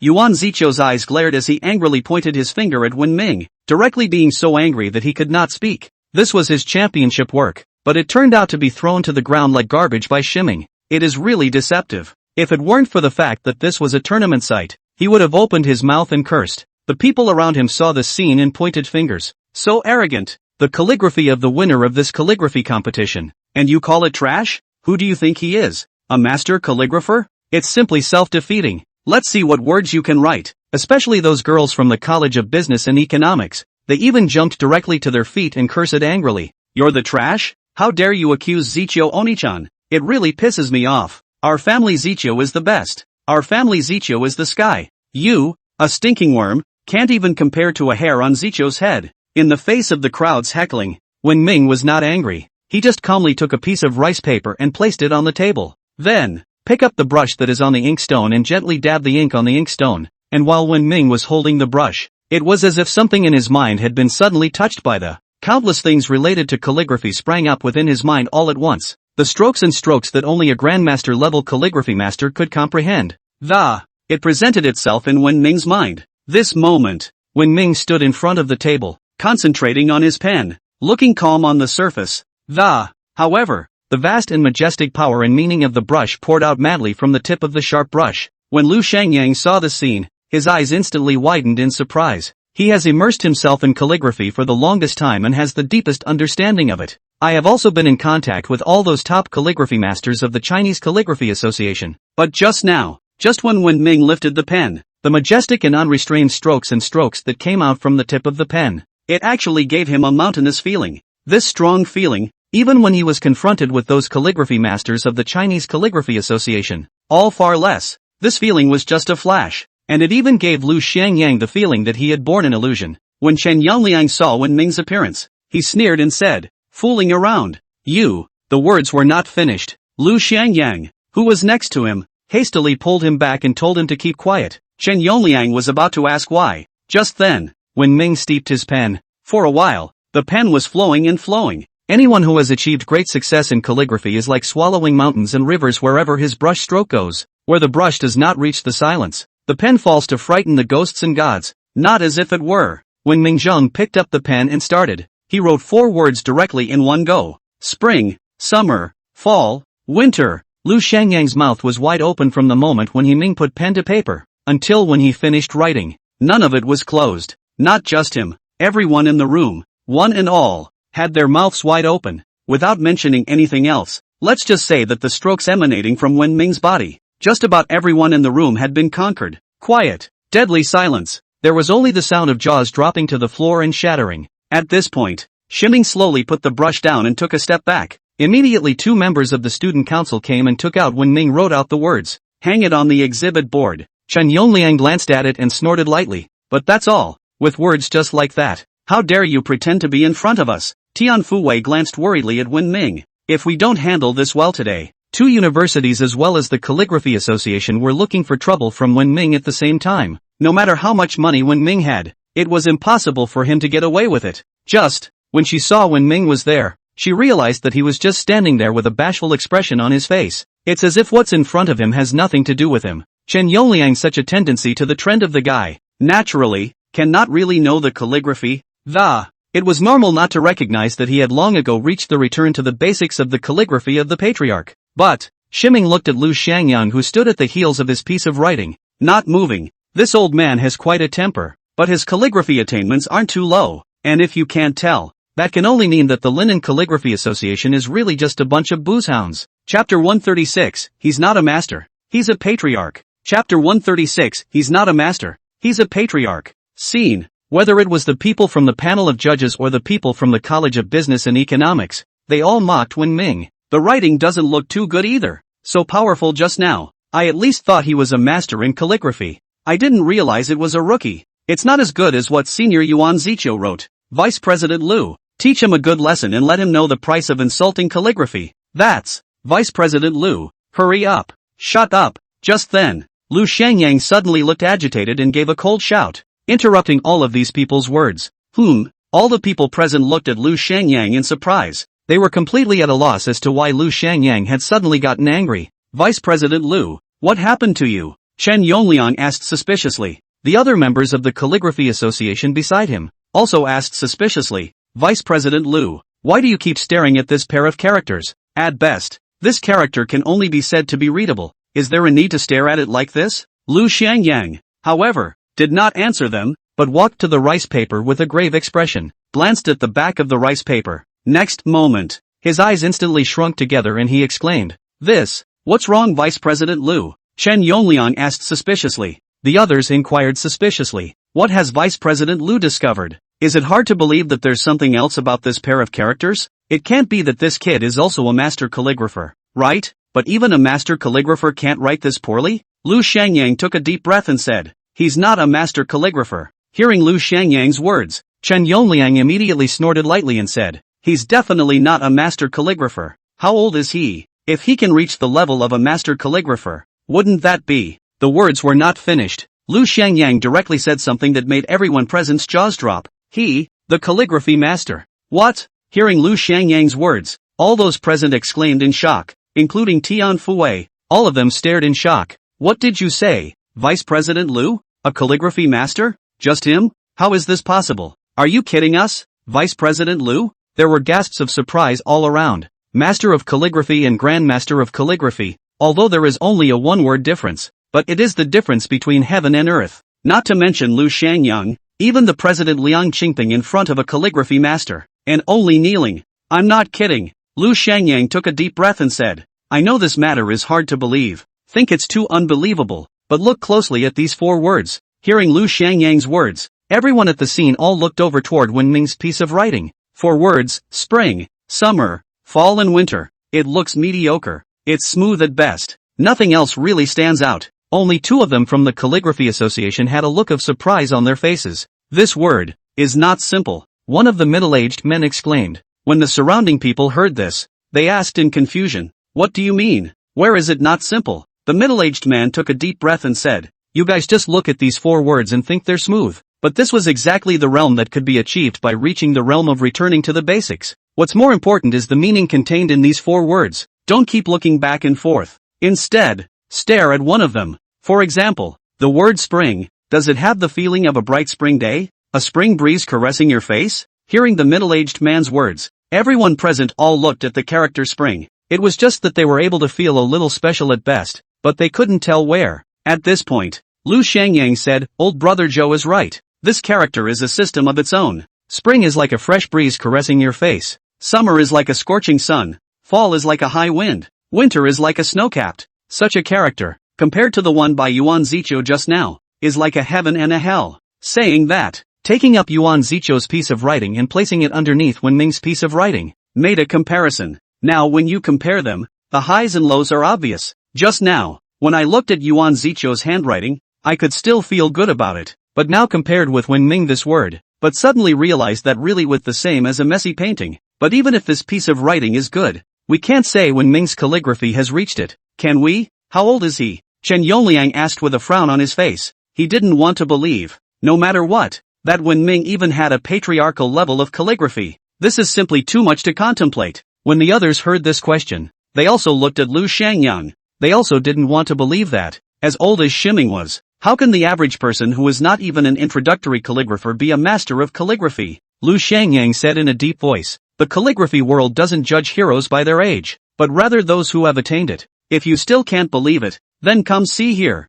Saying that, reversed the rice paper of the character written by Wenming, revealing the back of the rice paper. Hiss! Seeing the back of the rice paper, the scene immediately resounded with a sound of pouring cold air. On the back of rice paper, equally clearly printed in large ink are the words spring, summer, autumn, winter. In calligraphy, there is an unwritten rule, but anyone who knows anything about calligraphy knows this rule. Calligraphy paper is different from ordinary paper. There are 7 layers, and all fine paper, and the 7 layers of fine paper of which the rice paper is composed. It is the important means of distinguishing the grade of one's calligraphy. Ordinary people, who can usually only write to the first layer of paper, no matter how much ink they use, none of it penetrates to the second layer of paper, but instead the writing can feel badly smeared from too much ink, and most of those present from the Calligraphy Association could only put their own words that, penetrating to the second layer only. As for the third level, this is the level that only a true master of calligraphy can achieve. Not a master of calligraphy is known to outsiders, but a true master of calligraphy who has practiced it to a certain degree. With so many people from the Calligraphy Association on the scene, Lu Shangyang was the only one who could make it this far. As for the 4th layer of rice paper, in the entire city of Linen, only the president of the Calligraphy Association, Liang Qingping, was the only one who could do it. 5th floor, no one in Linen can do it. Throughout the province, those who can do it, there are only a handful of them. 2. As for the 6th level, there is only one in the province, and the calligrapher who can penetrate 7 layers of ink and power through paper. There are only 3 of them in the whole of China. Each one of them is a Chinese treasure calligraphy master. The existence of the calligraphy industry, like the Northern Dipper Tarzan. Normally, they don't write at all, and they are only asked to come out when they are exchanging with foreign countries. To put it simply, these 3 people are the facade of the Chinese calligraphy world, and even more so, the ceiling of the Chinese calligraphy world. And now, when Ming's this pair of characters, but the same force through the back of the paper, ink through the 7 layers, and the writing is legible. What's more, all of this was done under their watch. There is no possibility of any forgery at all. In other words, Shiming's calligraphy is truly masterful. It is the same as the 3 Chinese calligraphy masters at the level of Beidu Taishan. Chapter 137, A Master Cannot Be Humiliated. Chapter 137, A Master Must Not Be Humiliated. Contest site. Those present, one and all of them wide-eyed and, unbelievably, he stared at Wenming as if he was looking at a monster. Power through paper. That's the sign of a grandmaster level. Geez, I'm not dreaming, am I? Surprisingly, I was able to meet the grandmaster of calligraphy with my own eyes, and just now he scolded him for not knowing calligraphy. I damn well feel like I'm going to get cold. A calligraphy master in his 20s. The calligraphy world is afraid to panic. Our Linen calligraphy community has made things difficult for a calligraphy master. Now I'm afraid our Linen calligraphy community will become the laughingstock of the national calligraphy community. A master of calligraphy. Legendary. Before this, none of them had even looked at Wenming squarely. After all, this is a calligraphy competition here. Competing in calligraphy, and although Wenming has money, but inside the calligraphy circle, it's nothing at all. Not to mention the fact that Shiming just denigrated calligraphy, saying it's not as good as basketball. Even more so, the results of the Calligraphy Association's competition were questioned in public. In their eyes, a person like Shiming was simply nothing more than a cocky and arrogant guy who had no one in his sight. Who would have thought that this guy would be a calligraphy master that only exists in legends in the calligraphy world? No wonder he dared to say that competition winner Yuan Zichou's writing was poor. No wonder he dared to tell Lu Shangyang to show them what real calligraphy means. It's not arrogance. It's ing confidence. Compared to a calligraphy master, not to mention Yuan Zichou, even a master calligrapher level existence like Lu Shangyang was simply not qualified. Chen Yongliang swallowed a mouthful of saliva with difficulty, his eyelids beating wildly. A master calligrapher? When did Ming turn out to be a master of calligraphy? This is not a good place to hang out. I should have known to just tell Wen Ming to just off. And now this. Having to drag Wen Ming here to write it is a direct ride. Tian Fuwei looked at Wen Ming in surprise and said, Wen Ming, you are actually a calligraphy master? Wen Ming let out a light laugh and didn't answer her question. Instead he turned his head to look at Chen Yongliang, asked Vice President Chen. Now, is there a problem if I say you don't know calligraphy? When Chen Yongliang heard this, his old face blushed. Is there a problem? In terms of position, he was the vice president of the first academy, and Wen Ming was just a student. Shiming is 100,000 miles away from him, but when it comes to calligraphy, what can a master of calligraphy say when he says he doesn't know calligraphy? What is a patriarch? The patriarch is the industry ceiling, the representation of the pinnacle. To provoke the patriarch is to provoke the entire calligraphy world, so the old saying goes, the patriarch cannot be insulted. At this point, Hua Ming stood out, his face grim. I told you that although Yuan Zichou's calligraphy was good, however, it is not as good as Tian Fuwei's, but Tian Fuwei is my disciple, so I can't say anything toward her. Just looking at the fact that she only took 6th place, I honestly feel that this result is not right. Of course, Wen Ming nodded his head and said, Tian Fuwei's calligraphy level is definitely top-notch among these people. Although Yuan Zichou's is good, it's at most around 2nd or 3rd place. Definitely not far ahead of Tian Fuwei. The audience at the scene, after hearing Wen Ming's words, all looked at Yuan Zichou. The face was full of pity. Just got the calligraphy contest championship. As a result, he was slapped in the face by a calligraphy patriarch level existence. Wen Ming said he couldn't take 1st place, even if all the people in the Linen Calligraphy Association thought that Yuan Zichou could take 1st place. It was meaningless. This is an authority reserved for calligraphy masters. Crowd. The blood color on Yuan Zichou's face had vanished cleanly. The moment when Ming's patriarchal calligraphy was displayed, he knew he was going to be cold.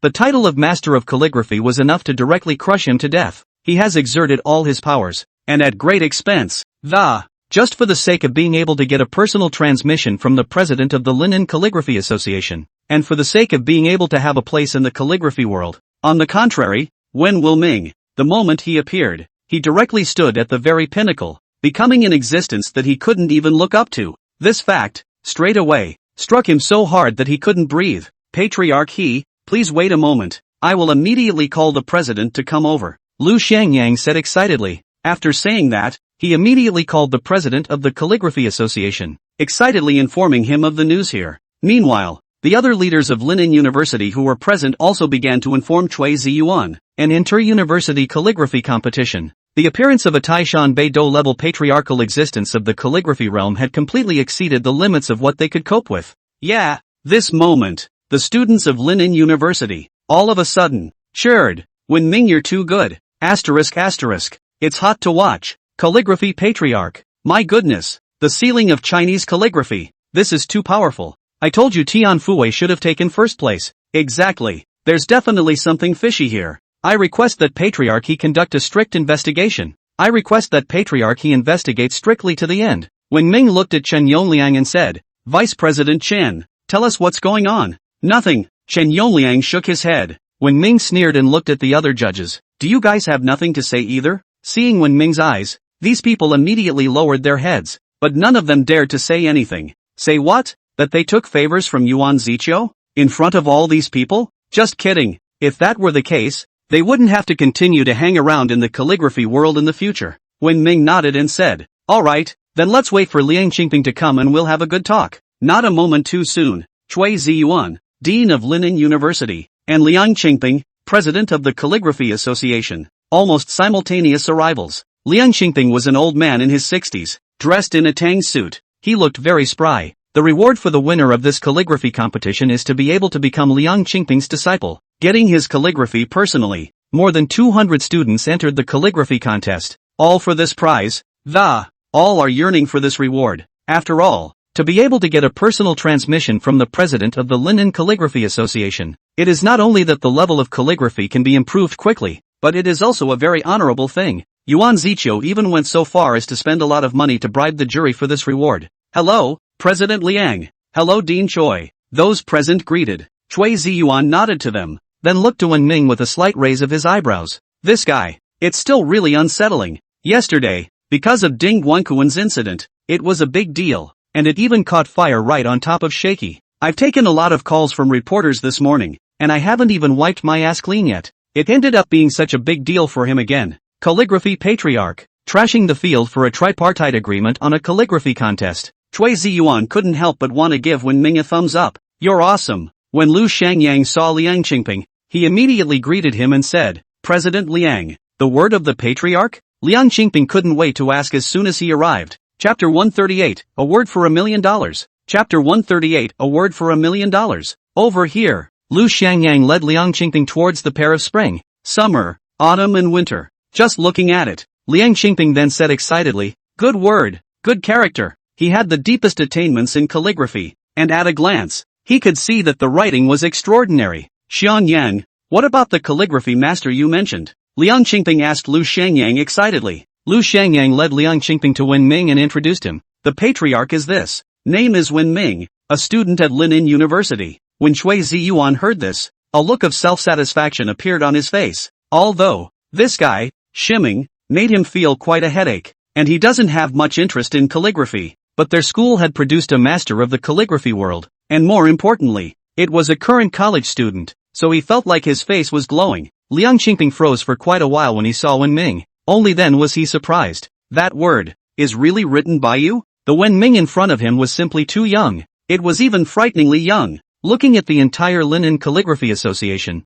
there was no such young member. Although Tian Fui's calligraphy is good, and she frequents the Calligraphy Association, but it is also just a credited member of the Calligraphy Association, not considered a full member. Now Lu Shangyang told him that the young man in front of him, he really couldn't believe that he was the calligraphy master that was mentioned inside the phone call. Lu Shangyang hurriedly replied, President Liang, he wrote the words, and we were all watching from the side. I'm sorry Patriarch he. Liang Qingping hurriedly apologized. It's not that I don't trust you, I just didn't expect you to be so young. Just reached the realm of a calligraphy master. It's really too unbelievable for me to feel, questioning a patriarch of calligraphy, even if he's the president of the Linen calligraphy community. Just one word from Wen Ming, and the entire calligraphy world would no longer have a place for him. Seeing Liang Qingping's attitude towards Wen Ming, Yuan Ziqiu and many other people present at the meeting, the hearts were shaken beyond words. They knew that the calligraphy patriarch was very powerful, but they very much didn't expect to have such a great influence. With just the name of a patriarch,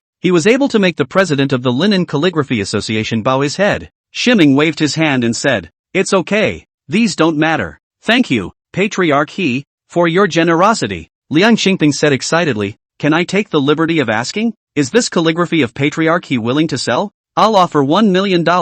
What? Upon hearing Liang Qingping's words, the people present exclaimed in shock. $1 million for a word? That's too scary, isn't it? Is the calligraphy of a patriarch so valuable? Shiming spread his hands indifferently. It's only a few $1,000,000. In fact, he wasn't really looking at it too much right now. While he was trying to respond, Liang Qingping suddenly said, One word, 1 million. I'm going to spend $4 million on this character. I wonder if Patriarch he is willing. Crowd, one word, $1 million? Is this Liang Qingping crazy? It's just that they don't realize that the higher the realm of calligraphy, the more importance they place on it. It's like faith. For people like Liang Qingping, who had been immersed in calligraphy all their lives, the calligraphy master in their eyes, it's the same being as God. To understate the price is a blasphemy against your faith. President Liang, are you kidding? Just these 4 words are worth $4 million?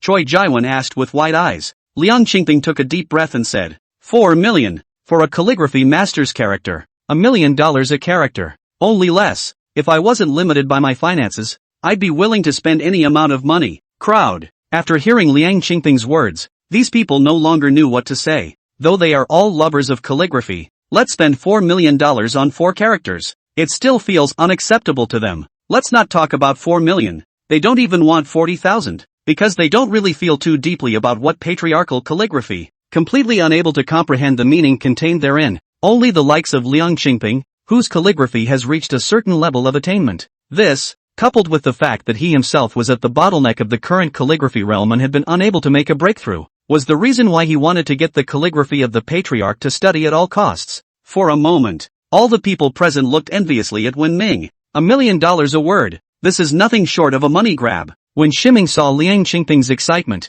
he burst out laughing. From when Liang Qingping came in just now and saw his 4-character calligraphy of spring, summer, autumn, winter, with that kind of blazing eyes, Wen Ming could tell that this was a real calligraphy fanatic. A real calligrapher. Real calligraphy isn't what it looks like to the outside world. A bunch of self-proclaimed gurus clowning around in a frenzy. Calligraphy, which has been passed down for thousands of years, naturally has its significance and reason for existence. True masters of calligraphy, although they also do utilitarian things and exchange their words for money, but both in heart and character, it is definitely superior. Calligraphy, then, is the embodiment of a man's disposition and character. And only good disposition and character that. It is only when the calligraphy is written that it can be appreciated and admired. Otherwise, it becomes a jumped-up guru. However, this piece of writing, Wen Ming but did not think of selling. After all, it was his first piece of calligraphy and he had other uses for it. As for a few $1 million, he doesn't see it in his eyes yet. It's not even enough for a month's salary for the staff at the Fall Hotel.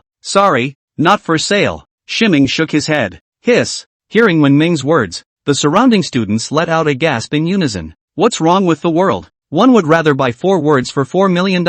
One that's not even for sale? At this point, Wen Ming continued, because, I'm going to give it away. Having said that, took the spring, summer, autumn and winter calligraphy, immediately following, in front of everyone's eyes, slowly walking up to Tian Fue, smiling, he looked at Tian Fue and said, Fue, this piece of writing, for you. I hope you'll like it. Whoa! Taking $4 million of calligraphy and giving it away. This is really awesome. So romantic. I wish that girl was me. Seeing this scene, the surrounding students cheered in unison. Tian Fue even covered her mouth with both hands, only revealing her 2 wide-eyed eyes. The eyes were filled with shock and joy. She didn't think, in any way, that Wen Ming would actually give him such valuable calligraphy in front of so many people. No. Tian Fue's cheeks turned red as she waved her hand. I can't take such an expensive gift. What's valuable? It's just a scrap of paper. And if you like it, I'll write you as much as I can. And I'll write you a bunch of baskets to plaster your house all over. Wen Ming laughed and said, Liang Qingping, you won't even give me $4 million, but you're willing to write a bunch for Tian Fue? Do you want to bully a dog like that? Chapter 139, Practicing Characters Before Being a Man. Chapter 139, Practicing Characters Before Being a Man. The people around them no longer knew what to say when they saw this scene. I've seen dog abuse, not this much, that's just straight up abuse of a human being as a human being. In the end, amidst a roar of laughter, Tian Fue accepted the writing, then bowed her head and, her pretty face was a reddish smile, and her face was full of happiness. Liang Qingping coughed heavily to defuse his embarrassment. Subsequently, looking toward Wen Ming, he said, Patriarch I wonder if you would like to join the Linen Calligraphy Association? The presidency is yours if you want it. There's a calligraphy master sitting there. Their calligraphy association would immediately become the top calligraphy association in the country. No, Shiming shook his head. Inside the Linen Calligraphy Association,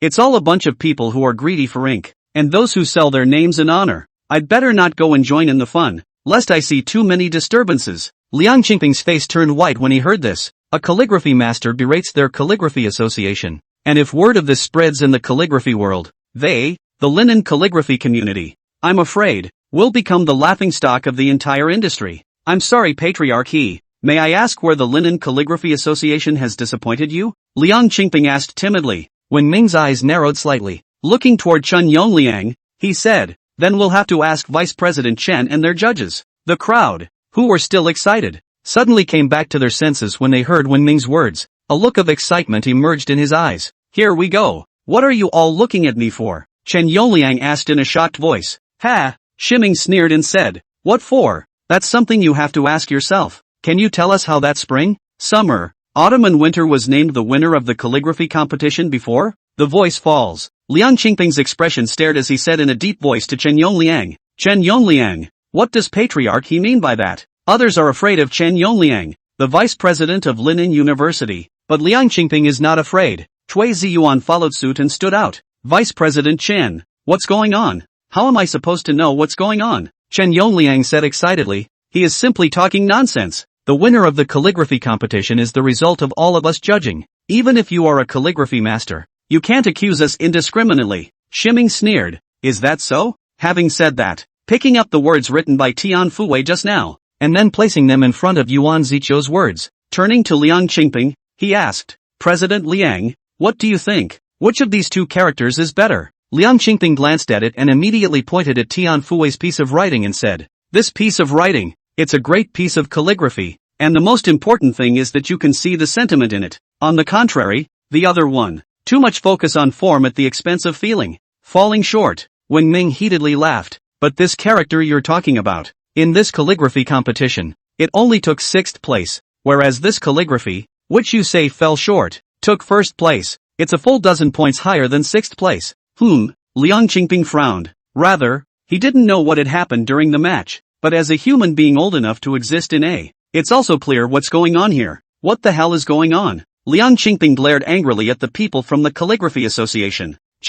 And yet none of them answered. Great. Liang Qingping took a deep breath and looked at Yuan Ziqiu. You can tell me what's going on, right? Did you bribe someone inside? Yuan Ziqiu's face changed and he hurriedly waved his hands. No.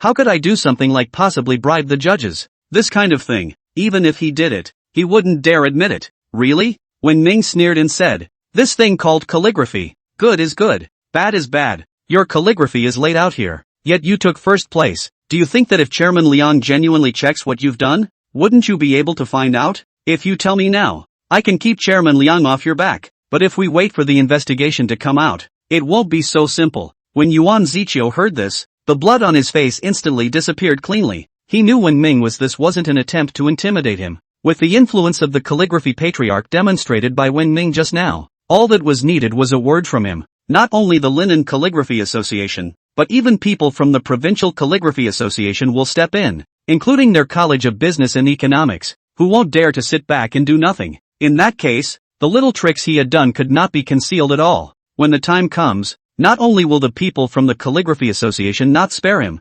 including the side of the College of Business and Economics, and surely he will not be tolerated. I'll say. Yuan Ziqiu immediately returned. Chen Yongliang's face changed and he said in a deep voice, Kid, you've thought it through. If you talk nonsense, watch out for trouble. Don't worry. At this point, a middle-aged man from the jury stepped forward. Yuan Ziqiu, go ahead and say that. I can assure you, on behalf of the College of Business and Economics, that the college will not hold you accountable, as long as you can tell us what happened. Only reserve the right to pursue the matter. Yuan Ziqiu glanced at the middle-aged man and nodded. Good. This middle-aged man was the competition judge sent over by the College of Business and Economics. He is also the Director of Instruction for the College of Business and Economics. With the assurances of the Director of Instruction, if he still doesn't speak up, then the final responsibility of it would be up to him. That's a responsibility he simply can't afford. Yuan Ziqiu looked at Liang Qingping with a face full of guilt and said, I'm sorry, President Liang.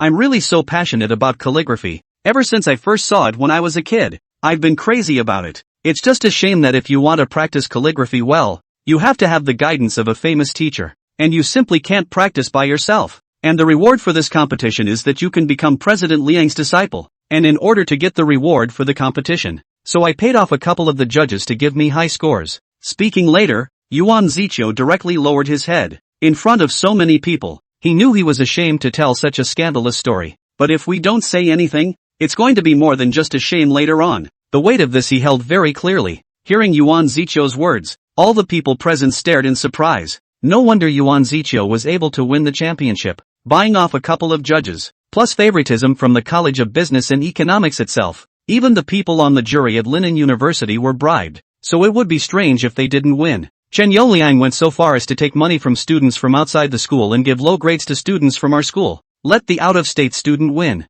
This wave is nothing short of excellent. In this way, it would also make sense that Tiffany lost the battle. Being able to make sense of why Wen Ming sabotaged the competition and yelled at the panel of judges. Good thing, Wen Ming was the patriarch of calligraphy before revealing this incident. Otherwise, I guess the matter will just go away. Excessive. Liang Qingping angrily shouted in a cold voice. Practicing calligraphy comes first. You are simply putting the cart before the horse. Chapter 140, Fanbase Mutiny. Chapter 140, Fanbase Mutiny. Yuan Ziqiu hurriedly lowered his head and said, I know I'm wrong, President Liang. I won't dare to do it again. Definitely dive into practicing calligraphy. Liang Qingping took a deep breath and looked at Wen Ming with a heavy expression. Patriarch I'm sorry. Under my leadership, the Linen Calligraphy Association has been so humiliated and discredited the calligraphy community. I'm sorry. Requesting Patriarch He's understanding. Shiming spread his hands and said, there's no need to apologize to me. What matters is what you will do. Don't worry,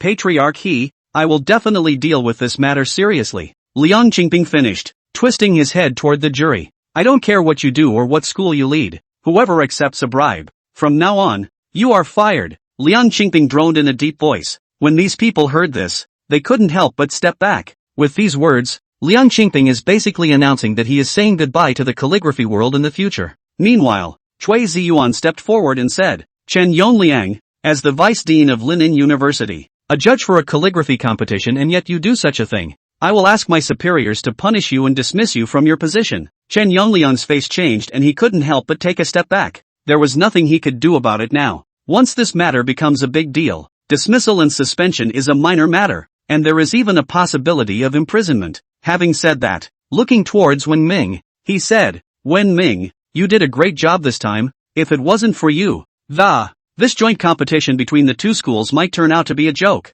Shiming spread his hands and said, I hope it doesn't affect the relationship between your two schools just yet. No way. Cui Ziyuan immediately shook his head and said, you don't have to worry about that, since it's a competition. Of course each should win on their own merits. Tian Fuwei should get the contest though. Speaking of which, he looked meaningfully at Tian Fuwei, and then at Wen Ming. Smiling, he said, now Tian Fuwei shouldn't care if she can be taught by President Liang. As the words fell, all the people around them smiled. Facing the laughter of the crowd, Tian Fuwei blushed and hurriedly lowered her head. Ha ha. At this point, Tian Fuwei's master Guanming walked over and looked at Wen Ming with satisfaction. Patriarch for Fuwei to have a boyfriend like you, I really feel happy for her. What are you talking about, teacher? Tian Fuwei said with reddened cheeks. Liang Qingping said loudly, I announce the result of this competition. Tian Fuwei wins. Yuan Ziqiu, disqualification. The students of the School of Economics and Trade, hearing the results of the competition set by Liang Qingping.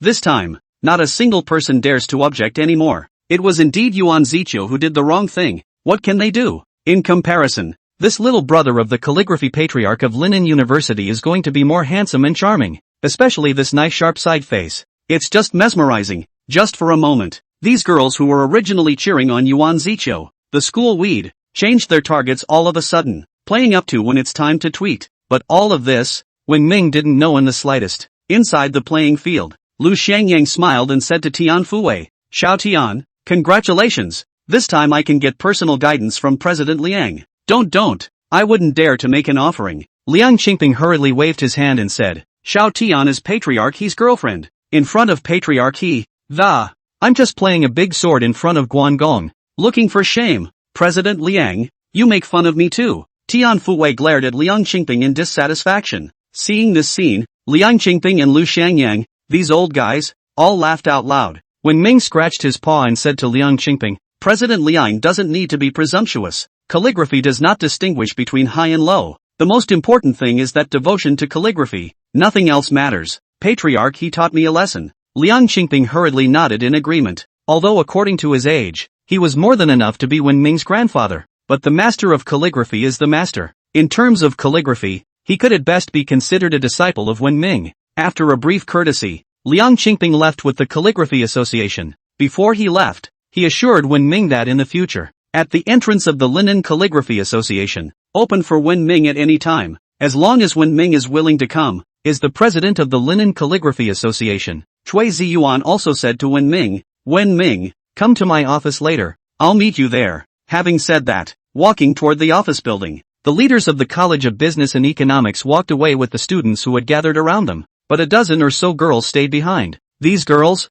Yuan Ziqiu's cheerleaders, came for the purpose of supporting Yuan Ziqiu, and now, as a result, all of these girls betrayed Yuan Ziqiu and directly lunged at Wen Ming. Little brother, you were so awesome just now. Add a micro X, right little brother? Does little brother have time tonight? A group of girls directly surrounded Wen Ming. Tian Fuwei immediately stood in front of Wen Ming and said in a deep voice, what do you want? Take it easy sis. That's right, we don't mean any harm to little brother. We just adore him. Right, worship. Tennessee. Worship my ass. The way you guys are acting, you don't look like you're worshipping. You're just trying to get a tiger's mouth. She twisted her head to look at Wen Ming and was about to ask Wen Ming what he wanted to do about it when, suddenly, he was grabbed by his wrist by Wen Ming. Run! Then, Shiming pulled her and ran, escaping the gym like a madman. Don't run, little brother. Wait, little brother. Add a micro X shouting. Wen Ming and Tian Fuwei fled without a trace. At this point, a boy walks up to these crazy girls and, coldly laughed. Stealing a boyfriend in front of our number one schoolflower? Playing with a big sword in front of Guangong's door? Making a fool of yourselves? You guys, haven't you ever seen a ridiculously handsome guy like me? Girls? Sisters? Beat him up. Next moment, a dozen or so girls lunged directly at the boy. Help! Inside the gym, a miserable cry for help rang out. Outside, Wen Ming pulled Tian Fuwei and ran to the green forest in one breath before stopping. Turning back, it was found that Tian Fuwei was so tired that she could hardly breathe. No more running. No more running. I'm exhausted. Tian Fuwei waved her hand and said. Shiming spread his hands and said, this physique of yours, it's too bad. I can still run another few dozen kilometers. Tian Fuwei rolled her eyes and said, you think I'm you? Playing the piano again and singing. Calligraphy is surprisingly still so good. How come I've never heard you say you know calligraphy? Shiming modestly waved his hand and said, you didn't ask me either. To borrow the phrase you just used, I know a lot. I just haven't told you. Chapter 141 is too hard for me. Chapter 141 I'm too hard. Tennessee. When Shiming first came to the school, she was asked how she knew calligraphy, and her answer, it's just that you know a lot, but there's a much bigger difference between getting it and getting it okay. She's got it. It's really just a slight understanding. On the contrary, Wen Ming's understanding is directly to the top of the pyramid of the calligraphy world.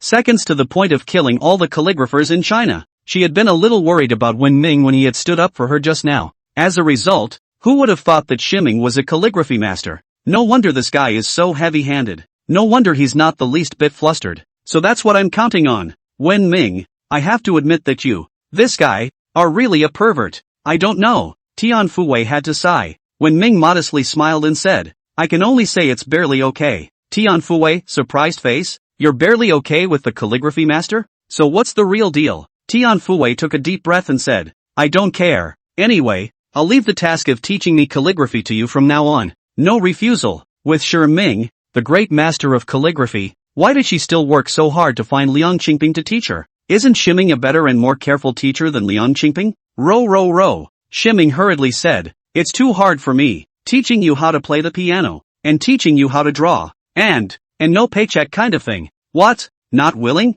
Tian Fuwei frowned. No. Shiming immediately waved his hand and said, I'm more than happy to do so. It's just a little bit of love. Just kidding. It's a God-given opportunity. Wouldn't it be nice to catch? Thinking of this, Wen Ming couldn't help but begin to be distracted, quietly playing a bad game. Pust. Tian Fuwei couldn't help but be amused by Wen Ming's words and waved her hand. Alright, don't be poor. Hurry up and go to the dean's office. He's waiting for you there. After saying goodbye to Tian Fuwei, Shiming marched directly toward the dean's office. Just got to the office. Cui Ziyuan then poured a cup of tea for Wen Ming. As a current student, the one who could make the dean personally pour the tea, Wen Ming was definitely the only one. Wen Ming, today you've really given me a big surprise here. Originally, I thought you were very powerful, but I didn't realize that what I understood was just the tip of the iceberg. Cui Ziyuan said with a sigh of relief. Until then, Wen Will Ming, no matter how much money he has, in Choi's eyes, Shiming was all just a student at their Linen University. But now, once the identity of Wen Ming calligraphy patriarch came out, it was enough to surpass him with just that one identity. How many universities are there in all of China? But how many masters of calligraphy are there? Dean is overstating it. You just treat me like a normal student like you used to, Wen Ming politely said. Cui Ziyuan waved his hand and said, that won't do. You're a calligraphy master. Although I'm the head of a school, but at most, it is just one more institutional level than you. And in terms of status it is simply not comparable to you. I don't know if you have time. A calligraphy lecture at a school? I'll broadcast it live all over the internet directly. These days, their school's reputation is stinking to high heaven. There is an urgent need to salvage the reputation. Calligraphy Patriarch's live lecture. They Linan University. It's definitely capable of catching fire overnight. No. Shiming hurriedly waved his hand and said, I'm just afraid of trouble. That's why I didn't let other people know that I'm a grandmaster of calligraphy. And, although I have the strength of a grandmaster calligrapher, But what is more important for a calligraphy master is precipitation and accumulation in order to have real fame. I don't have that. Even if I gave a lecture, no one would believe me. Instead, we'll end up with claptrap. Without further ado, it is Chen Yongliang, the Vice Dean of Linen University, who is likewise one of the members of the Calligraphy Association. Neither could recognize his patriarchal calligraphy. It was only after Vice President Liu Xiangyang's reminder that Chen Yongliang realized it. From this it will be seen that patriarchal calligraphy, for the common man, something that simply doesn't make any sense. It's only within the small circle of the calligraphic community. Within the real, it's just a matter of having a certain status and influence. When Shui Ziyuan heard Wen Ming's words, he let out a helpless sigh. He realized that Wen Ming was right. Then can I borrow your title of calligraphy master to advertise our school to the outside world? I'm sorry, Choi asked. Undeterred. Yes, but no mentioning my name. Shiming said. Chui Ziyuan gritted his teeth and said, okay, just need your permission. As for the follow-up operation, we can prove it by the Calligraphy Association. Wen Ming nodded and responded, this is something you can do on your own, but I need a couple of hands, too. I've recently opened a financial firm, and I need a couple of people in that field. Is it okay for you to set me up? No problem. I'll get it done for you tomorrow at the latest. Chui Ziyuan said back. Having said that, like something suddenly came to mind. By the way, Patriarch He Ming grinned helplessly. Don't call me Patriarch He, it's weird. Just call me whenever Nara like you always do. Okay, Wen Ming, can you write a couplet for our school? I'll hook it up directly inside the school office. That's fine, but $1 million a word. Are you sure? Shiming asked. Chui Ziyuan, we have this relationship. We still need money? Aren't you looking down on our relationship? Wen Ming, he realized that the usually serious-looking dean in front of him, shamelessly, quite the invincible Wang Jianba. A few minutes later, when Ming left the dean's office, Chui Ziyuan couldn't help but be overjoyed as he held one of the couplets that Wen Ming had left behind. The big mouth even grinned right up to the base of his ears. So much for patriarchal calligraphy. Sheesh, hang it inside this office, and you will have the capital to brag about your power in the future. Throughout the country, how many rooms can be hung with the works of calligraphy masters? As for the money, what money? Money for what? What money? Outside, when Shiming walked all the way, the road was all about discussing the calligraphy competition. Did you guys know? In the calligraphy competition just now, there was actually a grandmaster of the calligraphy realm who came down to the arena. What is a calligraphy master? You don't even know the calligraphy master? Put it this way, there are only 3 calligraphy masters in the country in total. Representing the ceiling of Huaxia. ***. How did someone so powerful come to our school? Because he's from our school and you all know him, but you'll never guess who he is. When Ming listened to these people's comments, he let out a helpless bitter smile. This pussy, it's a little big to load. Old ho. At that moment, a shout suddenly rang out. When Ming turned his head, he immediately realized that Wang Jianba was running towards him. Meanwhile, the people who were talking around them also discovered Wen Ming had arrived and immediately became excited. Pointing at Wen Ming said something excitedly. Wang Jianba ran straight to Wen Ming. He looked at Wen Ming as if he had seen a ghost and said, Old He Yulin What's wrong? Shiming asked knowingly. Load. Wang Jianba rolled his eyes and said, I'm ing sleeping. As a result, inexplicable ears were bombarded with your damn name. It's a ing calligraphy grandmaster, a fight with 2 university buildings, and a rage for the red face. Can't you just ing stop for a couple days? Leave me alone? Chapter 142, if you are shameless,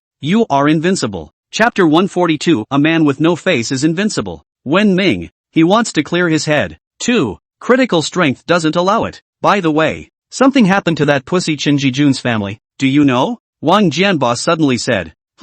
Shiming raised an eyebrow and returned. What does an accident in his family have to do with me? Yesterday, with Prince Yang and the others who were looking for trouble with themselves, there was Chen Jijun present. This guy used to be in the same dorm as him and very close. As a result, these people were the ones who stepped on him the most, and now he's in trouble at home. It's enough for them if Shiming doesn't fall on his sword. It's hard not to help him. Wang Jianba spread his hands and said, I feel the same way. This one's been running around the school all night yesterday. He borrowed money from everywhere. The money he borrowed was less than $200, and his old buddies, who used to be his best friends, there's not even one willing to help him now. All shunned. Shiming shook his head. Don't you think this scene is similar? Yeah. Wang Jianba laughed and said, it's exactly the same as the situation you encountered before. When the tree topples, the monkeys scatter, the walls are falling down. This guy, by now, should be able to deeply realize what you were feeling at that time. Shiming shook his head and said to Wang Jianba,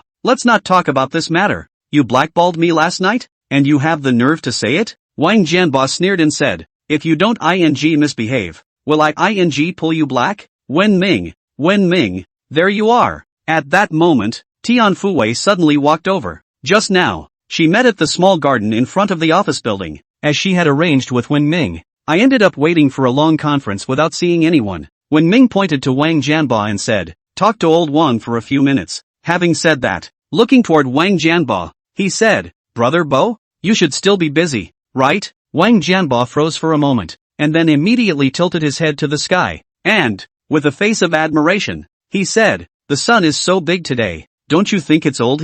Wen Ming, as long as you're happy, Shiming said breathlessly. Subsequently, pulling Tian Fuwei, she was ready to head outside. Hey, what are you guys doing? Are you going to have lunch? Wang Jianba excitedly chased after him. Timing? What's the face of this asshole? It is true that if a man is shameless, he is invincible. Tian Fuwei nodded. Yeah, why don't we go together? Yes. Wang Jianba immediately nodded excitedly. Then, turning his head to look at Wen Ming, he said, see, look at our Tian Dashue, and then look at you, Wen Ming, this old king. It's kind of slowly evolving into the next door king. How about just burying it? Just, this tonnage. I'm afraid to dig a not so small hole. Tian Fuwei couldn't help but smile slightly when she saw Wen Ming was defeated. This guy, you're still in a state of shock, aren't you? Immediately following, the three of them headed for the hotel together. Just walked up to the school gate, a figure suddenly appeared in front of him. Upon seeing this person's appearance, Wen Ming's trio immediately frowned. Chen Jijun? Wen Ming said with a frown. Just now he was mentioning this person to Wang Jianba. Puff. Just then, Chen Jijun suddenly knelt down to Wen Ming. With a choked voice, he said, Wen Ming begs you to save my mom. My mom is sick. She's dying. After he was expelled from school yesterday, he went straight home under the pretext of early graduation. As a result, when he got home, he realized that his mom had been hospitalized for quite some time, and it's already barely holding up. It's just that I never dared to tell him because I was afraid of delaying his studies, trying to keep him in school. Even the living expenses to get him to school were paid for by his dad selling his blood directly, because their family just couldn't get the money. Upon learning of this, his heart was cut to the core. His mom and dad put up with this for him. As a result, he only knew how to hook up and not learn at school, and he was expelled from the school outright when he was about to graduate. He went straight to his knees in front of his old mom, desperately repenting. As a result, his mom went straight into a coma when she heard he was fired and needed surgery as soon as possible.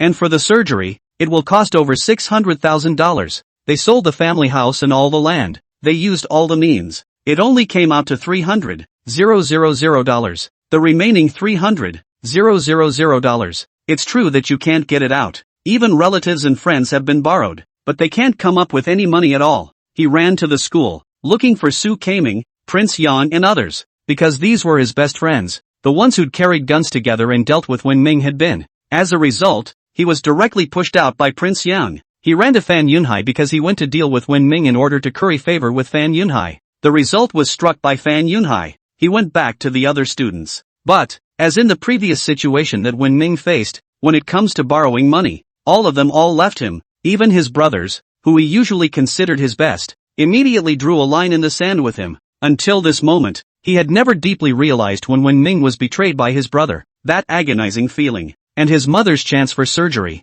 With one last day left to procrastinate, there's a good chance his mother will die. He even found the school. But, the university isn't a charitable organization, and Chan was already the subject of an expulsion. There's no way the school is going to help them pay for the surgery. Desperate, he even thought of selling his kidney. But, you can't get money in such a short period of time, even if you sell your kidney. As for the loan sharks, even the loan sharks won't lend him their money. That loan sharks are also, by their very nature, out to make money, and are profit-making organizations rather than charities. Seeing that the loan sharks will not be able to get their money back, who is willing to lend money out? They're not interested in Chen Jijun's life. It was even more unlikely that he would take so much money to buy Chen Jijun's life. Chen Jijun is desperate. Results. A sudden surge of hope rose in his head when he suddenly heard Wen Ming's name. He had one more person he wasn't looking for, while knowing that the chances of borrowing it are unlikely, and that finding this person would be a huge loss of face. But he wasn't even afraid of death. So how could he be afraid of losing face?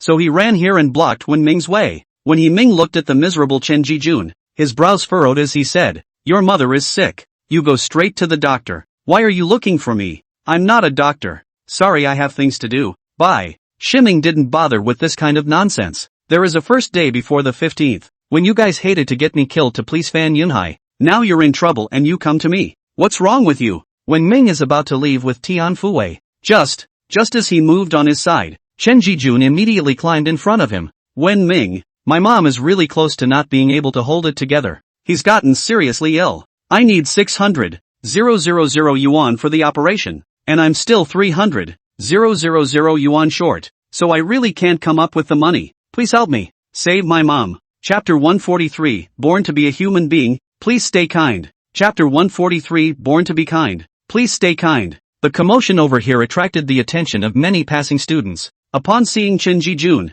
who was kneeling in front of Wen Ming, these people talked about it. Isn't this guy Chen Jijun? He's been frantically looking for people to borrow money in the past 2 days, and I've even been borrowed by him. I heard it was his mom who got very sick and needed a lot of money. I didn't expect to be a filial son. This Wen Ming is also too cheap. With so much money, any word can be sold for $1 million. And now he's not even willing to lend the $300,000 to save his classmate's mom. It's simply abominable. You know, don't advise others to be good without experiencing their suffering. Do you know how Tokumaru was treated by these people in the first place? It's not a matter of money or not at all. When Chen Jijun treated people so badly, now that you've used them you turn around and beg them. How cheap does that make them look when they're chirping? You can't say that. It's a human life after all. It's better to help if you can. That's easy for you to say. Why don't you go help? Your family has money, right? It shouldn't be too much of a problem to get out $300,000, should it? How can I compare to Wen Ming? Ha, you're not willing to do that when it comes to yourself, then who are you to make Shimming willing? People's money isn't money? Right. Although I'm more of a wealth hater, I'm on Wen Ming's side this time. If someone dares to treat me that way, let alone ask me to help him, I'll just kick him out. These people all knew more about Chen Jijun's affair with Wen Ming. After all, the previous fiasco with Wen Ming involved the entire school. Almost all students have heard of it. And after the Ding Guangkuan incident, and the subsequent calligraphy contest incident, these students' impression of Wen Ming had undergone a 180-degree transformation. If we're talking about influence, in the entire Linen University, Tian Fuwei ranked first, and Wen Ming was the deserved second. Shimming looked at Chen Jijun with an expressionless face. Chen Jijun, you have your iron brothers. If you want to borrow money, go to your good iron brothers. And we don't have much to do with each other, so please get out of my way and don't block my way out. Bang! Chen Jijun directly knocked one of his brains to the ground and said with a sad expression, Wen Ming, I was wrong before. Those people I begged, they all ignored me. I know I was wrong. I'll kowtow to you. Please save my mom. Whatever you offer, I'll promise you. I just beg you to save my mom for the sake of our classmates. If we wait another day, her life will be in danger. I will pay you back this money. Definitely not without it. Saying that, once again, he knocked his head to the ground with a thud. The scene. Straight away, the eyelids of those around him jumped. Banging your head on the floor. That's a bit harsh, isn't it? Tian Fuwei gave Chen Jijun an unforgiving look and pulled Shi Ming's sleeve and said, Shi Ming, how about helping him? Shimming took a deep breath and let out a helpless sigh. By the looks of it, this Chen Jijun is really short of money. Very urgent indeed. Otherwise it wouldn't be like this. Give up your life and bang your head on the ground. He could have chosen not to help, after all. It was a matter of affection to help and a matter of honor not to help. In terms of Chen Jijun's attitude towards him in the first place, he had every reason not to do this favor. But being born a human being is ultimately about being a human being. If his refusal leads to the death of Chen Jijun's mom, even if he has no obligation to save Chen Jijun's mother, and his mother has even less to do with himself, but he can't get over this piece of his heart, there will be a lifetime of guilt and an everlasting guilty conscience. Shimming let out a long breath and walked over to Chen Jijun to help him up. Said, for the sake of your piece of filial piety, I'll give you a hand this time. Let's go. Go to the bank. Don't delay your mom's condition. When Tian Fuwei, who was next to her, saw this scene, she immediately laughed. That's probably why he liked Wen Naru himself, right? Maybe he's got a little temper. Maybe he's got a little heart. Or he's selfish. Maybe not a strictly good person. But when it comes to the greater good, he never disappoints. What is the definition of a good person? The person who does it for his own good while not hurting others is a good person. A person who goes to the detriment of others for his own benefit is a bad person. He is a great man who works for his own benefit and at the same time can profit others. These definitions, it doesn't really have anything to do with whether it's for your own benefit or not, because man lives in this world, first and foremost, for himself. It is the greatest insult to a good man, the greatest violation of human nature, to dismiss a good man with the words, every man for himself, and every man for himself. It is a person who is bad to the core, which is just a self-seeking off-word for evil, and like Wen Ming, who, for the sake of a human life, preferred to help someone who had hurt him in the first place. It already belongs to a kind of personality elevation. When Chen Jijun heard this, he immediately looked happy and hurriedly climbed up. With an excited expression, he said to Wen Ming, thank you, Wen Ming, you really are a generous person. Don't worry, I will definitely pay you back the money. Definitely won't renege on the debt. Otherwise the heavens will strike you down and you will not be allowed to die. Let's go. The car is outside. Shiming said. You guys go ahead. I won't go. Tian Fuwei said. Shiming nodded. He knew that Tian Fuwei was worried about influencing him. Subsequently, the group of three came to Wen Ming's car and headed for the bank entrance. When Ming threw the money he had just taken out to Chen Jijun, who was waiting outside, said, here's $500,000 for your mom's surgery and subsequent treatment. Chen Jijun froze for a moment. Immediately following, puff, he directly knelt down to Wen Ming and said, Wen Ming, thank you. You are truly my great benefactor. You are a great benefactor to our family. From now on, my life is yours. I'll do whatever you want me to do. I'd be willing to be a dog or a cow even if I had to. Wen Ming shook his head and said, let's go. Don't waste any time. Hurry up and go to the hospital and get your mom to surgery. Subsequently, Wen Ming drove a BMW and sent Chen Jijun to the People's Hospital. Looking at the background of Chen Jijun, who was hugging his leather bag and running excitedly towards the hospital, shaking his head, Shiming leaned back against the backrest and let out a deep sigh. People have natural and man-made disasters. He helped, not Chen Jijun, but did not want to leave himself regrets. $500,000 only. For him, it wasn't 9 cows and 1 dime, but it was about the same as an ordinary person eating a steamed bun. Sure, if Chen Jijun dares to take this money and not pay it back, and the whole family relies on him together, Wen Ming had ways to make them spit out double or even triple. When it's time to help, when it was time to be ruthless, Wen Ming would not be polite with them. Aren't we going to take a look together? What if Chen Jijun is lying to us?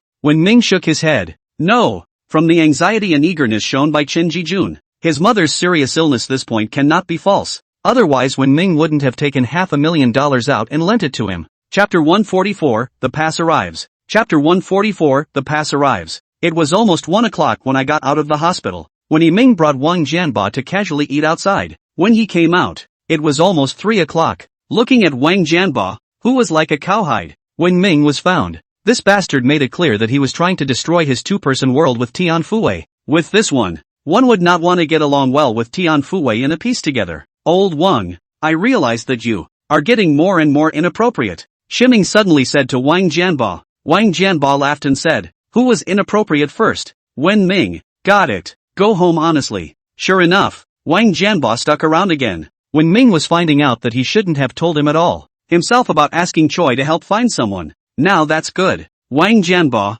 this asshole, was idle and directly became the brightest electric light gun in this world. At night, Lu Baoquan called and told him that the matter of Ren Liqian was done, and the pass was in his hands. Let Wen Ming go over and get it. What makes Wen Ming speechless is that, just go out to get a pass. This fat bastard Wang even had to follow. It's clear that it's not human. Subsequently, Wen Ming and Wang Jianba, the two of them, took the pass and went to find Ren Liqian. Where Ren Liqian lives, it's on the outskirts of the city, in the village of 10,000 people. He rents a house with his dad in the village of 10,000 people. His dad works at the Lin site road. Shiming told Wang Jianba a bit about Ren Liqian's past. After Wang Jianba heard Ren Liqian's words, he burst into a fit of emotion, lamenting his fate. It was late in the day when I came here. I've just arrived at Ren Liqian's door, and I haven't even gone in yet. The popping sound of Ren Liqian's dad could be heard from inside. All day long, I've been reading this. It's been 4 years, and it's still the same as before.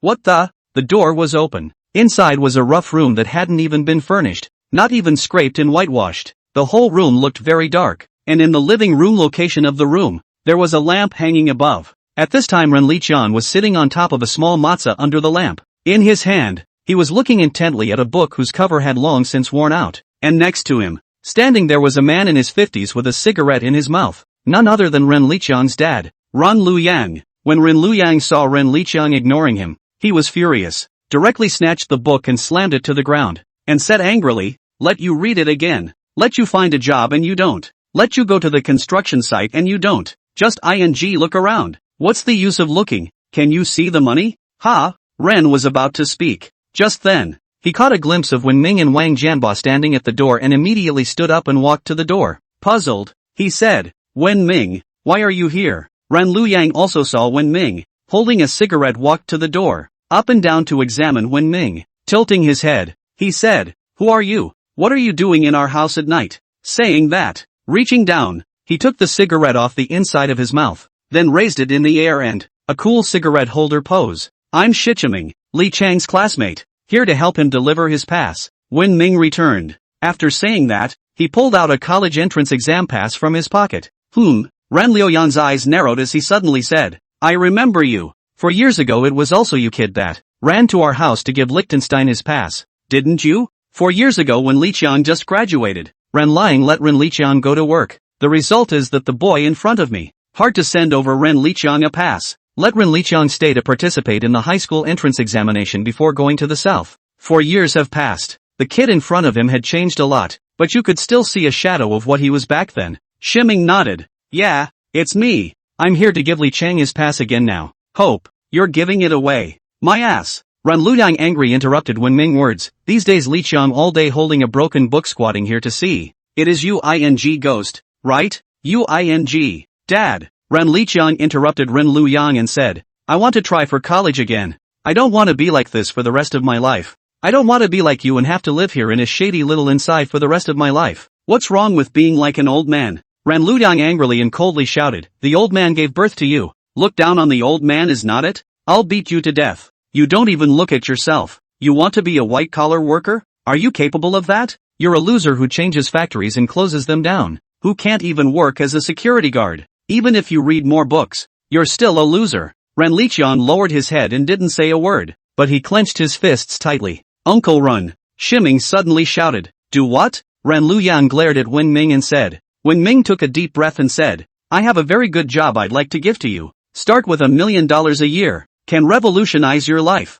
What? Ren Luyang froze for a moment, followed by a sneer. Just you? You still want to give me $1 million a year? I'll pay you $10 million a year. Why don't you follow me, Dad? Ren Ligang said in a loud voice. Dad, Wen Ming was my boss when I was a security guard, the chairman of the 5-star hotel, Fall Hotel. When Ren Luyang heard this, he was dumbfounded and hesitantly said, lying to me, right? Shiming took out 2 car keys and waved them in front of Ren Luyang, saying, this car, it's my grocery car, a BMW X7, and this one, my usual supercar Bugatti. Ren Ruyan? Supercars? Bugatti? Next moment, he immediately put out his cigarette and threw it on the floor, saying excitedly, what kind of job are you offering me? I'll get right on it. Wen Ming gave a light laugh and said, but this job of mine, there is a requirement. What's the request? Ren Luyang asked. Wen Ming held out a finger and said, there is only one request. That means the minimum education must be a bachelor's degree.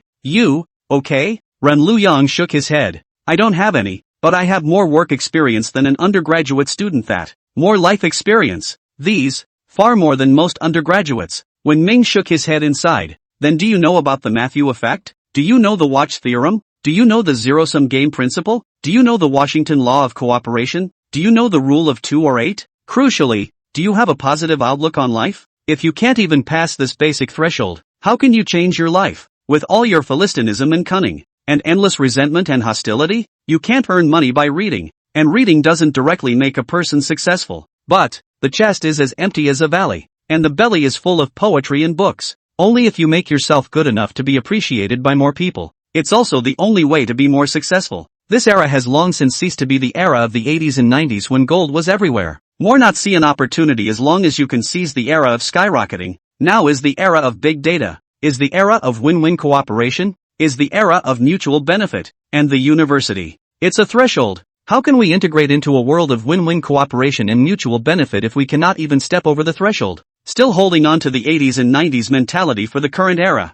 Eventually it will be like one of the stores along the road now, where the owners come and go like moths to a flame, changing ownership year after year. Ren Luyang froze for a moment, immediately following. His face turned a bright red, and he growled angrily, little bastard, how dare you curse me? Let's see me beat you to death. Try moving a finger. At this point, Wang Jianba suddenly stood in front of Wen Ming, nearly 300 pounds in size, instantly scaring Ren Liang's eyelids, not daring to go any further. Wen Ming looked at Ren Liqiang and said, "Brother Chang, keep track of the time, don't forget." "Good. No problem." Ren Liqiang nodded. Chapter 145 Headline Systems Exclusive Exposé. Chapter 145 Headline Systems Exclusive Exposé. Back on the road, Wang Jianba asked suspiciously, "Aren't you afraid that Ren Liqiang's dad will tear up his pass?" Wen Ming shook his head. "Ren Liqiang is no longer a child. He's just like us. He's perfectly capable of dealing with his dad. He's in charge of his own life. I can only help in any way I can. As for how far he can go on his own, it's up to him." "Okay," Wang Jianba sighed and said, "but if I had a dad like that, I feel like I might be skinny as a tomboy. Thinner than Ren Liqiang." Wen Ming. Upon returning to the One Piece Pavilion, Wen Ming is swimming. Wang Jianba just got out of it. Just saw Wen Ming's cell phone suddenly came with an unfamiliar number. "Hello, is this Mr. Tokimune Ho?" "No, I'm his friend." "Why, it's like this. I'm Starway Entertainment's gold medal agent, Song Pioneer. It's also Lu Xinu's manager." The person inside the phone returned. Asterisk asterisk. Wang Jianba exclaimed, "An entertainment company? Big Moon's manager?" "Oh, yes, I saw Mr. Ho singing Big Moon's song on national karaoke. It feels good. So I'd like to ask Mr. Ho, sir, if he wants to sign with us at Starway Entertainment. I can provide a full package so he can become a real star in the shortest possible time." "Good. I'll ask him later when he comes over." "Okay, I'll be waiting for the good news then." After hanging up the phone, Wang Jianba looked at Wen Ming in the pool, and was instantly envious and jealous. A star. Starway Entertainment. Ah, the entertainment company that Ryu Xinu works for. Soon, Wen Ming came up. He asked, "Who called?" Wang Jianba hemmed and hawed and said, "You won't believe it when I say it. It's from Starway Entertainment. Lu Xinu's manager, Song Pioneer, saying that he wants to sign you and asking if you want to be a star." Wen Ming shook his head and said, "I don't want to." Having said that, climbed out from inside the bath. Asterisk asterisk. "Don't want to? That's Big Moon, my ultimate idol," Wang Jianba said excitedly. Wen Ming, not interested. "It's not like he's a groupie," Wang Jianba said breathlessly. "You really pissed me off. By the way, you haven't forgotten about Lu Xinu's concert in 2 days, right? I've already bought the tickets, so don't forget to come over then." Wen Ming nodded. Okay, no problem. Anyway, Wang Jianba buys tickets, and he hasn't been to a concert yet. It's a waste not to go. Good, then it's a deal, ha. Wang Jianba laughed out loud. There was no talk all night. The next day, early in the morning, Wen Ming then received a call from Cui Ziyuan, the president of Linen University. "Hey, Wen Ming, I've picked out the people for you. They're all better at their jobs. Shall I have them go straight to your company, or do you come over and take a look?" Cui Ziyuan asked with a grin. Wen Ming returned, "I'll go check it out." "Yes." Choi finished and hung up. Wen Ming ran downstairs and pulled out Wang Jianba, who was sleeping like a dead pig, just straight out the door. "Gone. Cui Ziyuan got us someone," Wen Ming said. When Wang Jianba heard this, he was instantly energized and directly drilled into the cab, leaving the pavilion of One Piece. Before going far, Wen Ming's pocket cell phone suddenly rang a message tone. "Take it out. Heck, I found another tomorrow's headlines news push." Just when he saw the title of the news, Wen Ming's brow furrowed. The truth behind the death of a 24-year-old girl who jumped to her death out of love is saddening.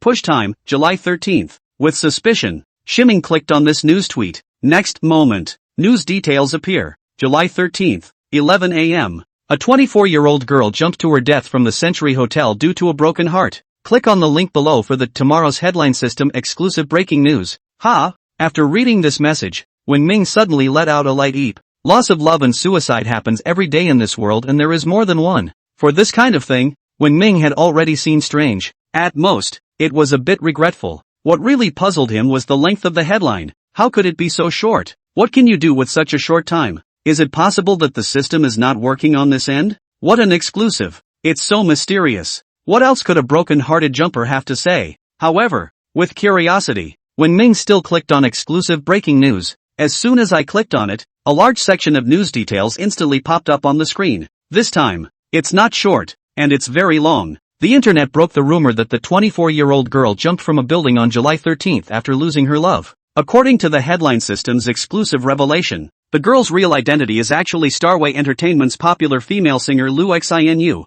All this time, Lu Xinyue has been suffering from severe psychotic depression. Inside Starway Entertainment, she often suffered from her manager, Song Pioneer, forcing her to do things she didn't want to do, so it made her develop severe mental depression. According to the company's arrangement, on the evening of July 13th, Lu Xinyue needed to hold a concert in Linen, so he arrived in Linen on July 12th under the arrangement of his manager. It's just that what she didn't expect was that traveling with them was one of the company's shareholders.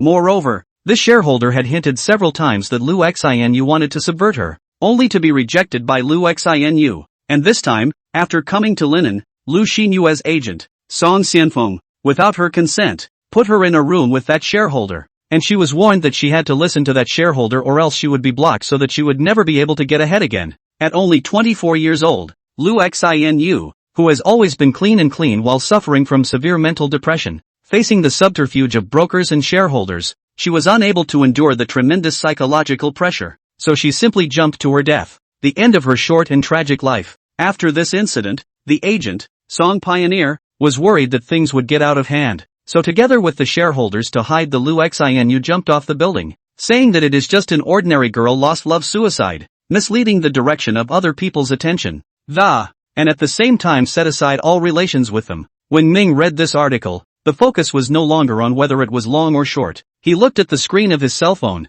his brow furrowed. Of course he knew Lu Xinu. Wang Jianba has been chanting in his ear for the past 2 days, and his ears are almost calloused. And Lu Xinyue is also a popular star. Not only is she pretty, and there are several songs that have a very high level of popularity, and now when Ming's cell phone still has 2 of her songs stored inside. And last night, Lu Xinu's agent even called him and wanted to sign him, but he gave it a straight refusal. Chapter 146, The Light-Hearted Star. Chapter 146, The Big Star Who Lit Up Her Life. Shiming didn't expect, in any way, that the one who smiles a lot in front of the camera, Lu Xinu, who possessed all sorts of beautiful names such as talented girl and literary young woman, would suffer from severe mental depression and would even jump off a building to commit suicide? Old ho! At this point, Wang Jianba laughed and said, "Tomorrow is Big Moon's concert. I'm really so excited. Finally, I can get up close and personal with my family's Big Moon." When Ming took a deep breath, Lu Xinu matter, since he knew, there was no way he could not care, even though he didn't know Lu Xinu, and hadn't even met her in person. However, he still appreciated Lu Xinu's character, not to mention that there would be a system reward after saving Lu Xinu, whether it's for a live life, or because of personal feelings, or for the rewards of the tomorrow's headline system. There was no way he could stand idly by. Shiming immediately glanced at the time. It was after 10 o'clock, just over half an hour before the girl jumped. "Stop the car," Timothy applauded. According to Wang Jianba, this turtle line speed, and so on running to the Century Hotel. At least the sky is going to be dark. He didn't have time to hang around with Wang Jianba here. It's a couple dozen miles from the Century Hotel, and it would take quite a while to run there. I'm driving fine and steady. I'm sure nothing will happen. I'm sorry, Wang Jianba blurted out. Ever since he drove when Ming's BMW, he'd learned to slow down at turtle speed. According to his words, that's how you can fake it. When Ming, he didn't bother with him, and went straight to the driver's seat, and yanked it out for Wang Jianba with one hand. Then get in the cab. Wang Jianba also did not dare to hesitate, immediately ran to the passenger seat and sat in. Just sit in it. The next moment, buzz, the low and muffled engine growl roars to life, and it's hot to hear. This, Wang Jianba was so shocked that he hurriedly fastened his seatbelt. Immediately following, the white BMW X7, a catapult rushed out. A dumping. Just run straight up the main road. Asterisk. Are you taking off? Wang Jianba screamed. The seatbelt on his body was no longer enough to give him enough security.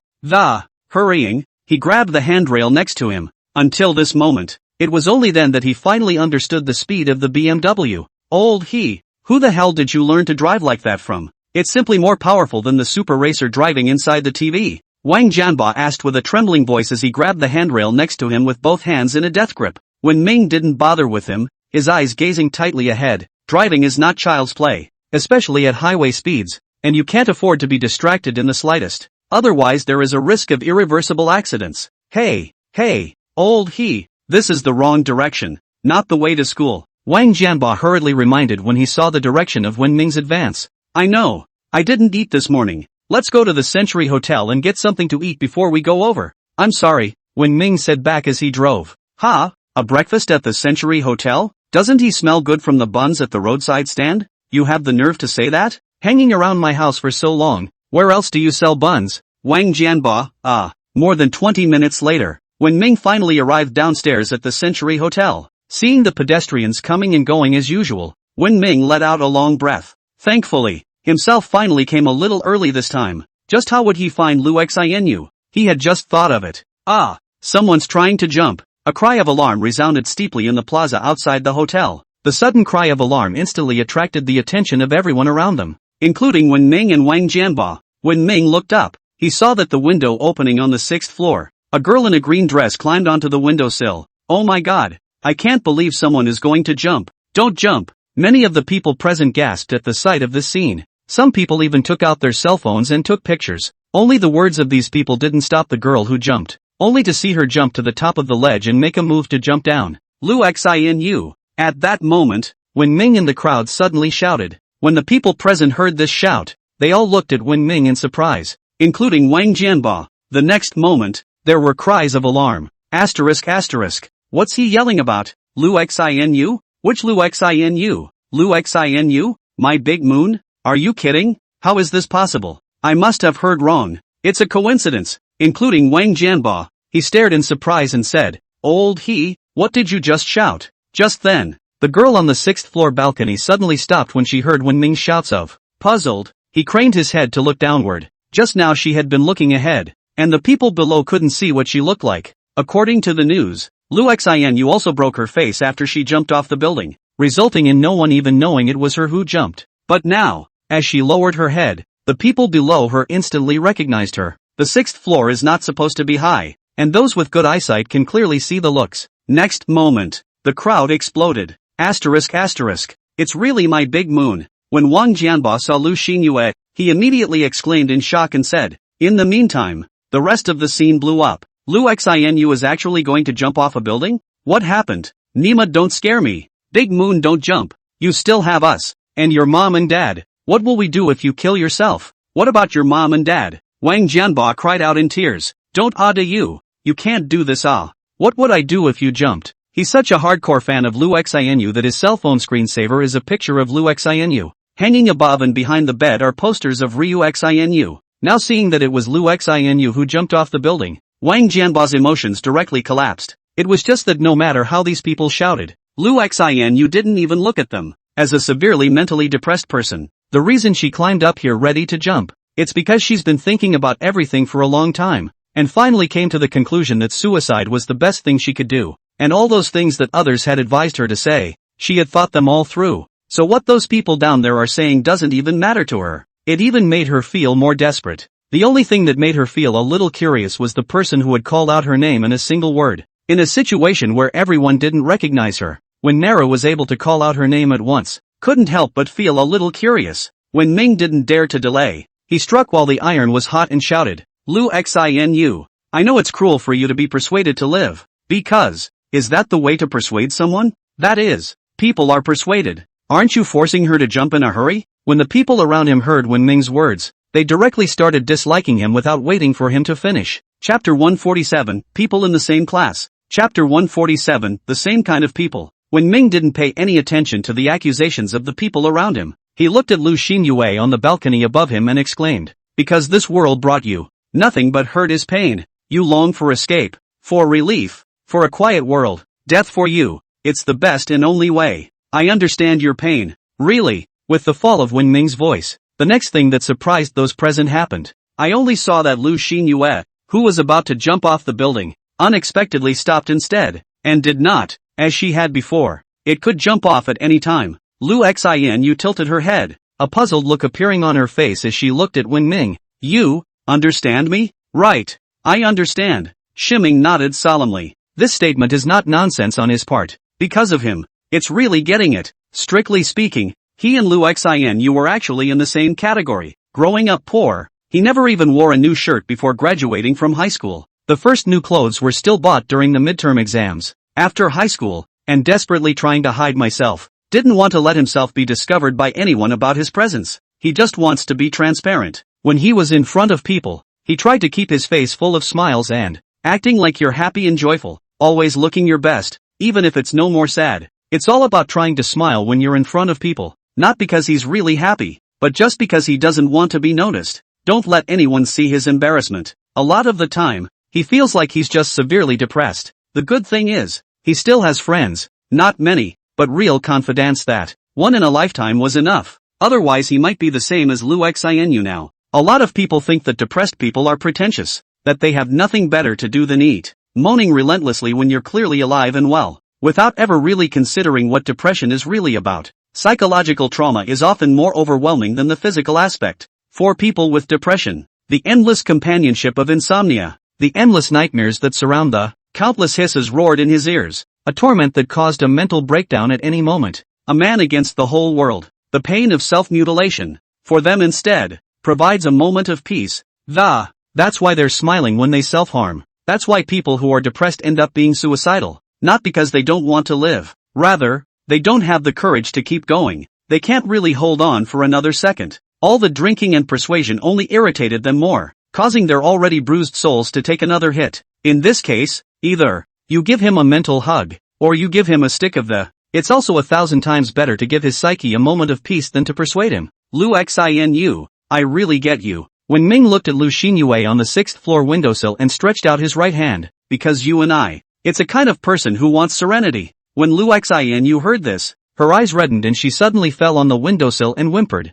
Seeing this scene, the people in the plaza downstairs suddenly quieted down. All of them looked at Wen Ming in disbelief. They didn't expect to hear a few messy-sounding sentences from Wen Ming, words that didn't even have the slightest persuasive meaning, but actually made Lu Xinu cry. It's a situation that they simply don't understand. When Ming saw that Lu Xinu didn't give up on lightening up straight away. Continuing, Lu Xinu, have you ever thought about who is the happiest person when you die like this? You may not care about that, but don't you want the people who bullied you, who persecuted you, to pay the price before they die? Upstairs, as Wen Ming's voice fell, Lu Xinu suddenly stopped crying. Actually, just now, the first words of Wen Ming touched her nerves. For someone who's mentally depressed and really doesn't need any comfort, all it takes is someone who understands her, someone who can listen to her and understand her. Living is really too cruel for her, but all the other people's words of advice were to tell her how good the world was, and to make her appreciate life. Say something about mole crickets, but they ignore the fact that people aren't molehills after all, and all that they say about the goodness of the world. She couldn't feel it, felt nothing but indifference and hurt. She really couldn't take it anymore. But when Ming's words, just a simple sentence, it was as if she had found her confidant, found a soulmate, the only person who could understand her pain. For someone who suffers from depression, it's simply unimaginable to the average person that they fight the pain of mental and soul torture alone. Fear, helplessness, sadness, loneliness, etc. They need, and desperately need, just one person who understands them. The kind of soulful resonance that erupts when two people suffering from depression meet together is simply beyond the comprehension of the average person. The pain of the heart. Sometimes all it takes is a quiet "I get you" from someone else. So, can you help me? Lu Xinu looked at Wen Ming asked. Shiming took a deep breath and said, I don't know, but I think I can try and, maybe I don't help you, but I can give you support. What's your name? When will the song be heard? Wait for me. After Lu Xinu finished speaking, she disappeared onto the windowsill and went back inside the room. Those who were watching in the square downstairs, seeing the scene, there was an outburst of excited shouts. It worked. Daiki, don't take life lightly. Junior, you really are amazing. How did you do this? What you just said scared the hell out of me. I even suspected you were here to irritate her. All right. I almost punched you, including Wang Jianba. He excitedly grabbed Wen Ming's hand and said excitedly, You're too good, aren't you? You look messed up with a few words and actually talked my big moon down? You're not a blind cat with a dead rat, are you? Wen Ming also breathed a sigh of relief and shook his head. If I tell you, you won't understand. Cut. Wang Jianba rolled his eyes and said, Say you are fat and you are still gasping. The girl still does not understand. The whole thing is so mysterious. Shiming smiled and shook his head, not saying much. Something. If you know, you know. If you don't know, no one else will. As in the case of people suffering from mental depression, that mind-warping pain. Ding. Right at this moment, when Ming's cell phone suddenly rang a message tone. Take it out. In the next moment, his eyebrows followed with a slight raise. It's the reward for tomorrow's headline system that's arrived. Seeing this time's reward, Wen Ming directly stared in excitement. Chapter 148 Bullying Broker. Chapter 148 Bully Broker. Congratulations to the host for participating in the content of this tomorrow's headlines and for successfully saving the lighthearted actress. The system rewards Starway Entertainment Company with 80% absolute shares and the right to make decisions and vetoes in the company. This reward is acquired through a formal way of legal transfer. There is no transaction dispute. Please host click to receive. This one's a bonus. He was rewarded with an entertainment company straight out of the gate, and it was also the very same entertainment company that Ryuxinu worked for. This headline system is too good to be true, isn't it? When Ming directly clicked claim. Immediately following, cell phone receives a short message alert. Dear Mr. Wen Ming, congratulations on obtaining 80% of the absolute shares of Starway Entertainment and having the decision-making and veto power of the company. Just then, a sudden gasp rang out around them. Whoa, my big moon is out. Atsuki, I love you. When Ming heard the shout, he put his cell phone away in his pocket and looked over in the direction of the hotel entrance. At the door, a pretty girl in a green dress with long, flowing black hair. It was none other than Ryuxinu who was walking quickly this way. But at this time, she was different from what she saw inside the TV. Her eyes were red and, it looked very moody, like he had just cried bitterly, facing the breathing of the people around her. Ryuxinu didn't even look at them for a second. Instead, he walked straight toward Wen Ming. Then, stopping a meter away from Wen Ming, he barely managed to squeeze a smile out of his face and, looking at Tokimune, he said, Tokimune? Wen Ming nodded. Aha, a simple answer. Just one word. The barely squeezed smile on Ryuxinu's face instantly collapsed, and suddenly tears fell like rain. Then, in the unbelieving eyes of all the people around her, she directly pounced on Wen Ming and hugged him tightly.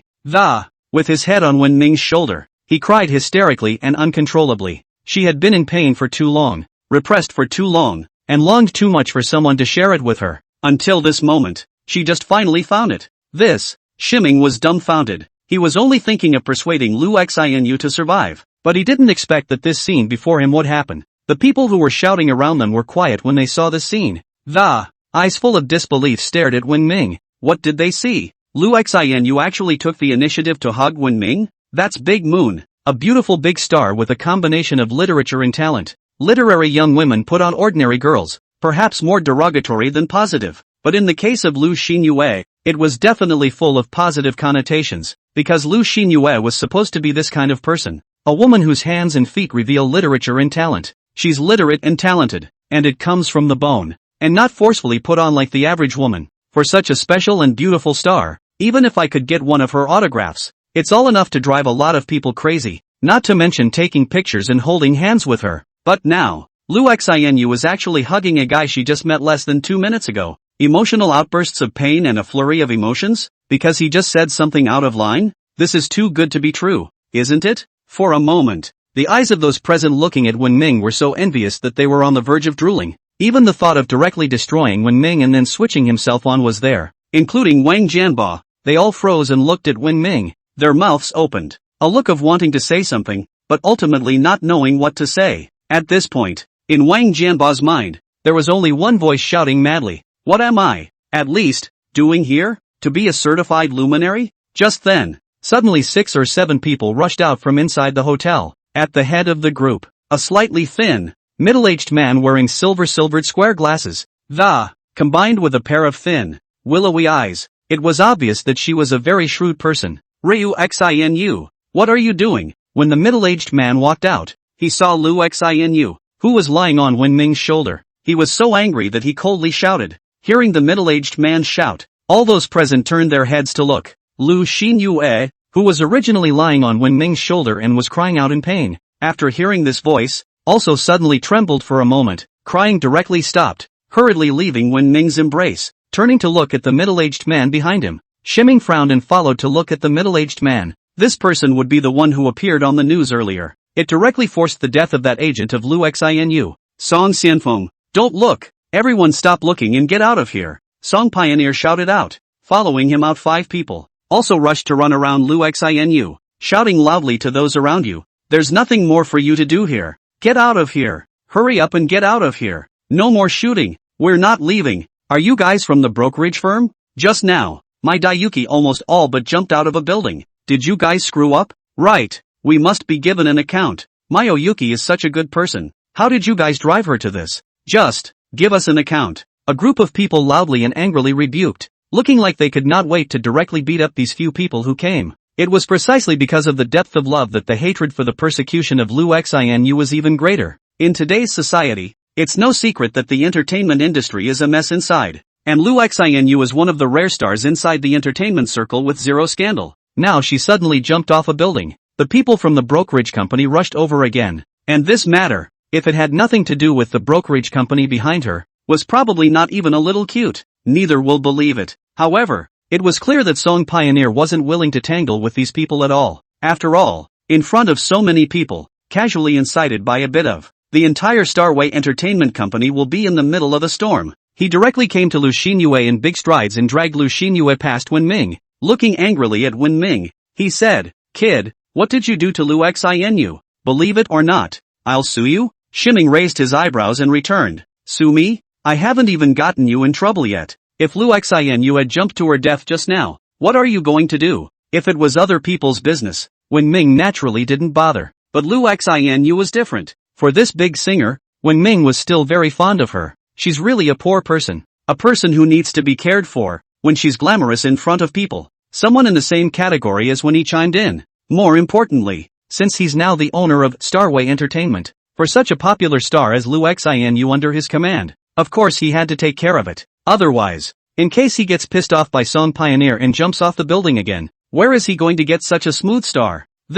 When Song Xianfeng heard this, his face followed and he said angrily, "You're talking nonsense. Who said Liu Xinu was going to jump?" Chapter 149, Unspeakable Secrets. Chapter 149, The Unspeakable Secret. Just now, Song Pioneer arranged for Lu Xinyue to be in a room with shareholder Huo Weiping. It was then met with a harsh rejection from Liu Xinu. However, under Song Pioneer's soft and hard words, Liu Xinu said that she wanted to think about it. Song Pioneer wasn't willing to play hardball with Lu Xinyue until it was absolutely necessary. After all, Liu Xinu was the cash cow of Starway Entertainment. Nay, the one who looks at Liu Xinu is Huo Weiping. Huo Weiping, as a shareholder of Starway Entertainment, was the one who accounted for the most shares excluding the boss. The voice inside the company is so powerful that it can even easily determine a person's future. The term subterfuge, itself, has been passed down from inside the entertainment industry. The average woman, Huo Weiping had long since gotten tired of playing with. Now he was interested in Lu Xinyue,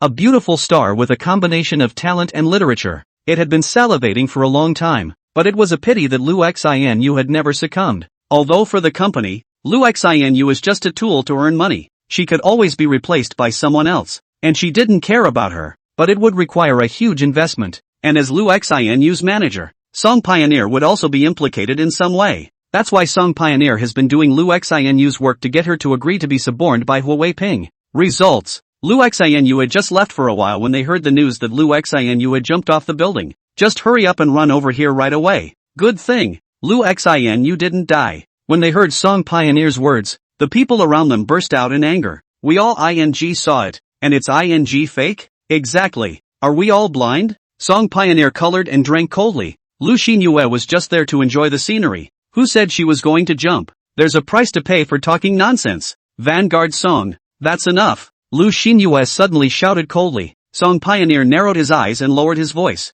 "Liu Xinu, dare to yell at me? Don't forget your own identity. And don't forget your contract with the company." Liu Xinu's face turned white when she heard the word contract. "When I was young and uneducated, I signed a contract with Starway in confusion. It turned out to be full of a bunch of bullying contracts, even similar to the contract of sale. One of them was that Lu Xinyue needed to unconditionally obey the arrangements of Starway Inc., uphold the interests and reputation of Starway, regardless of the fact that Lu Xinyue, for whatever reason, anyone who causes Starpath's interests and reputation to suffer will need to come up with tens of millions of dollars in compensation. So, in the face of Starway's oppression, she didn't dare say a word, even if it meant committing suicide. She was also afraid to show her face, lest she cause damage to Starway and harm her parents. Leaving the world without a word was her greatest revolt. Song Pioneer sneered and lowered his voice. "Lu Xinyue, the consequences of breaking a contract should be clear to you. Don't do anything you'll regret. Follow me in." After saying that, he reached out to pull Liu Xinu's hand.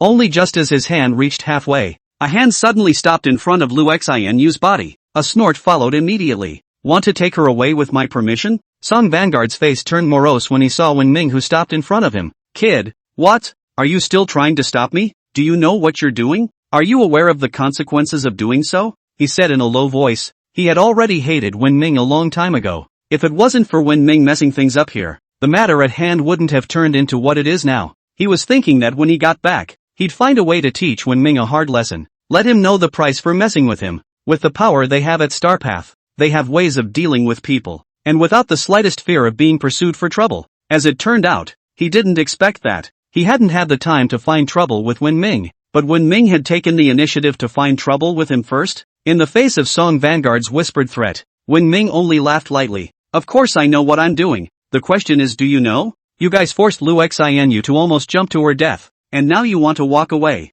Do you think that's possible? Do you think it's possible? Does Starway Entertainment agree? Shiming reached out to those around him. No! Wang Jianba shouted after him. When the other people around them heard this voice, they also immediately shouted in a group. Right! We'll never agree to this without giving us a statement. Set us straight. What exactly did I, Big Moon, do to provoke you? That is, what the hell have you made us do, Inatsuki? You will never be let go until you get your story straight. There's no shortage of hot blood in this world for the most part. All that's missing is a lead. As soon as one person steps forward, countless others will swarm behind them. Some people. It even directly stopped Song Pioneer and the others on their way back. When Song Pioneer saw this scene, his face immediately changed. Miscalculation. He didn't think it would have such an impact. If this thing gets really big, not to mention him, not even the entire Star Tour company could pocket it. You are simply bloodthirsty, making something out of nothing, making things up out of thin air, distorting the facts. I'm sorry, Song Vanguard shouted in an angry, cold voice. Having said that, directly to Lu Xinyue, she said, do you tell them in front of them that have we ever done anything bad to you? Have we ever forced you to do anything you didn't want to do? You tell them, and you kill them, too. Let them know how stupid their behavior is. The only thing he could utilize now was Lu Xinu. With the contract in play, Lu Xinu had to speak for them, or she herself would be doomed. When Ming heard Song Pioneer's words and laughed coldly, Song Pioneer's idea that, how could he not know? Lu Xinu, now in front of so many people, and a lot of them are recording the video. You can say whatever you want. I can make a decision for you. With me around, Song Pioneer can't threaten you. When Ming directly encouraged Lu Xinu, right, we'll all give you the go-ahead. Just take the mask off their ugliness. Big Moon, we support you. The people around him also spoke up in encouragement. Lu Xinu glanced around at the people who supported him, and the people around him saw the scene and, all of them quieted down at once,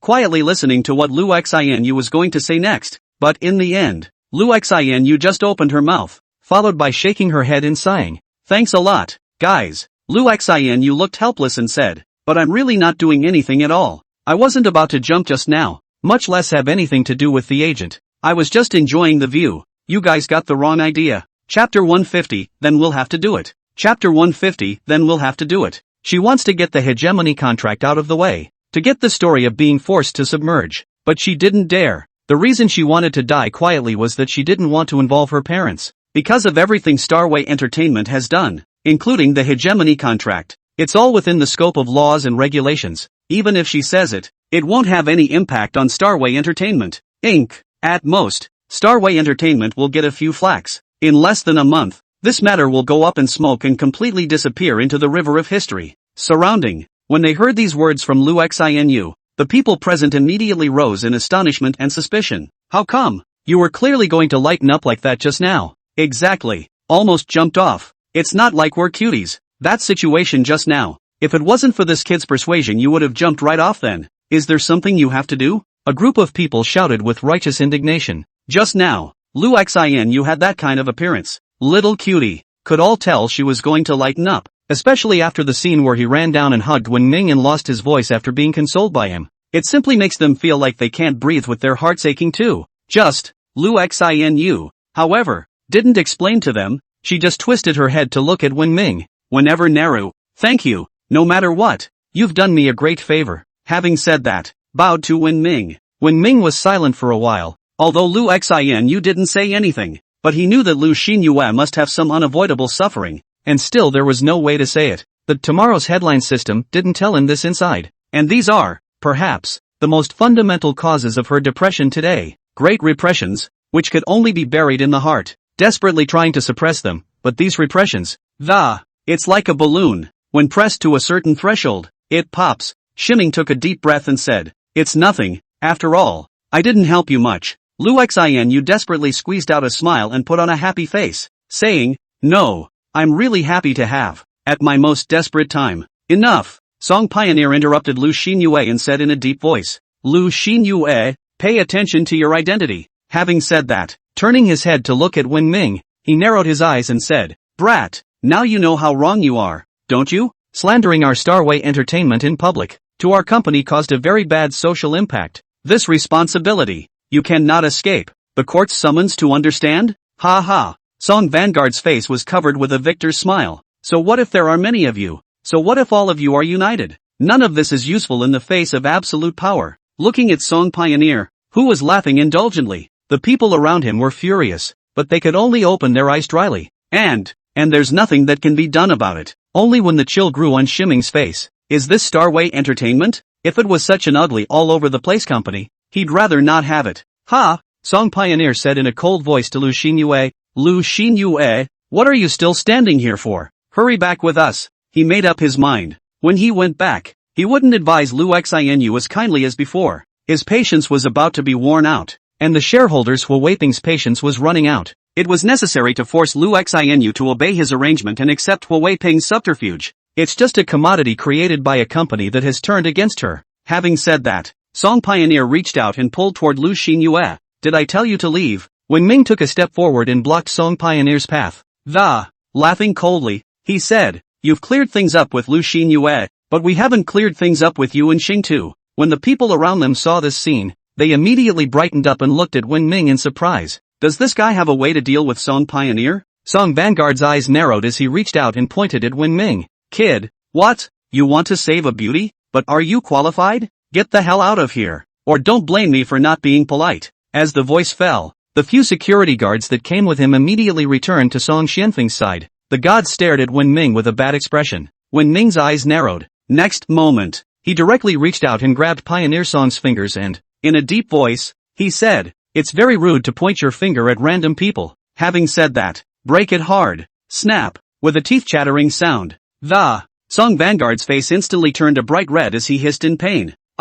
Hiss. Seeing this scene, the people present suddenly drew in a breath of cold air in unison. Straight up broke your finger? That's a bit harsh, isn't it? Song Pioneer covered his fingers in pain. His voice trembled without authorization. Give me to beat him. The words fell. The few security guards around them immediately yelled and rushed towards Wen Ming. Just then, Shimming's cell phone suddenly rang. Wait! Shimming shouted to the security guards who rushed over, then took out his cell phone and connected the call. The security guards who had rushed over were completely frozen in place for a moment. Almost everyone, who has been taught that when someone is on the phone, can't bother that guy. Now that we see Wen Ming is on the phone, these security guards are standing there, up or down. Neither is not on. Wen Ming took the cell phone and said in an old-fashioned manner, hello, who is it? Hello, I'm Zhang Yongquan, the general manager of Starway Entertainment. May I ask if you are Mr. Wen Ming He? The person inside the phone said respectfully, I am. Hello Mr. Ho, now that we have all the company's financial statements ready, and it is ready to welcome Mr.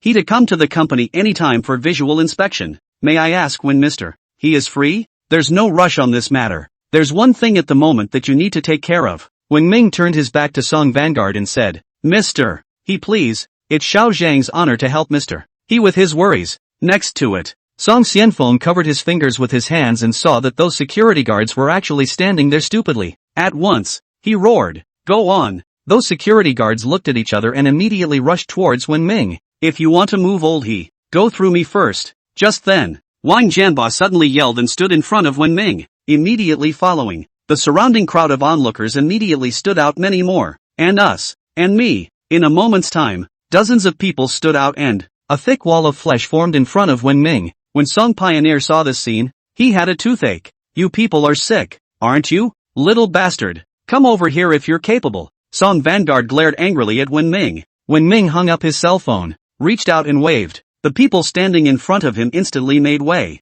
Wen Ming walked through the crowd to Vanguard Song. When Song Pioneer saw Wen Ming came over, he immediately let out a cold shout and said, you have guts. Security guard, give me him. The words were not finished. Wen Ming suddenly reached out and interrupted Song Pioneer. I now formally announce that you're fired from Starway Entertainment. Chapter 151, You're fired. Chapter 151. You're fired. Song Pioneer suddenly froze when he heard Wen Ming's words. Immediately following, he laughed outright and said, "You, firing me? You." The words were not finished. His cell phone suddenly rang. Seeing the caller's number on top of his cell phone, Song Pioneer suddenly looked puzzled. Subsequently, he looked at Wen Ming and said, "Brat, I'll come back to clean you up later." After saying that, he hurriedly pressed the answer button and said in a respectful manner, "Good day, General Manager Zhang. What are your orders?" He dared not be disrespectful, because the person who called him was Zhang Yongquan, the general manager of Starway Entertainment, responsible for managing the entire company for the big boss behind Starway Entertainment,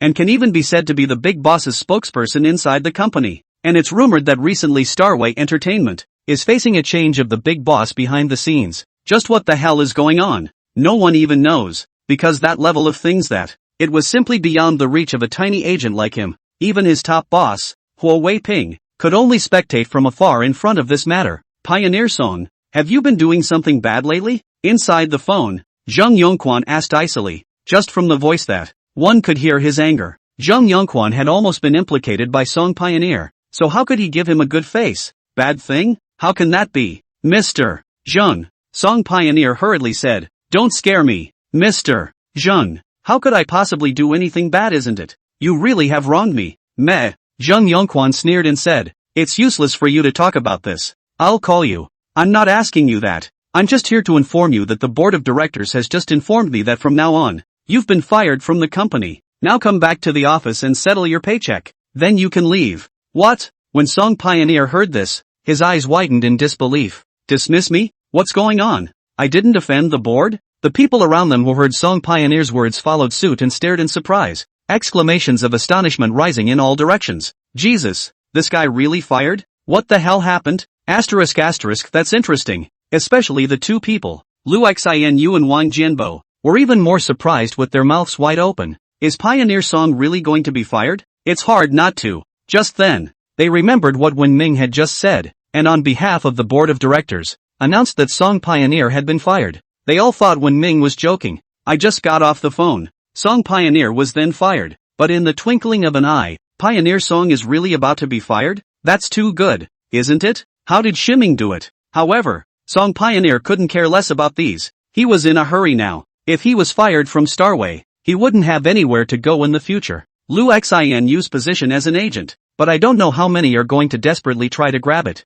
If he hadn't had Huo Wei-ping to help him, he wouldn't have been able to take the position. And if he was fired, although he would have gotten some compensation, but that money is nothing compared to this job. Okay, Mr. Zhang, listen to me. How come the board of directors are somehow going to fire me? Does Mr. Huo know about this? Have you guys asked for his permission? He anxiously asked Zhang Yongquan inside the phone. No need, Zhang Yongquan said, because the order to fire you came from the big boss inside the board of directors. Even General Manager Hua has no right to interfere. What? Big boss? You're kidding, right? How could big boss be? The words were not finished. Song Pioneer suddenly froze, mechanically twisting his head slowly, and his eyes were filled with disbelief as he looked at Wen Ming. Pioneer Song, take care of yourself. Goodbye, Zhang Yongquan said. Song Pioneer said eagerly, hello, Mr. Zhang? Don't hang up, don't hang up, don't. Just halfway through his words, the phone was hung up directly by Zhang Yongquan. For a guy who got fired by the big boss himself, even Zhang Yongquan was unwilling to have any dealings with him, so as not to cause the big boss to be dissatisfied with him. Song Pioneer muttered, impossible, how is this possible? Next moment, he looked toward Wen Ming, his face filled with disbelief as he said, brat, what you did? What exactly is your relationship with the big boss? How come you can get him to fire me? Shiming spread his hands and said, this is not something you should know. All you need to know is that you're fired now. You're no longer Lu Xianyu's manager, let alone a staff member of Starway Entertainment. That's enough. When the surrounding people heard this, their expressions were immediately filled with shock. Jesus, it wasn't until this moment that they were finally sure that Song Pioneer had really been fired from his job. And it's still the result of a single phone call from Wen Ming. Immediately following, these people almost simultaneously looked at Wen Ming with a look of adoration in their eyes. One word screws the agent of a major star. This is a god, isn't it? No. How can this be? I am not going to be expelled. It must be you guys who are lying to me. Security, arrest him for me.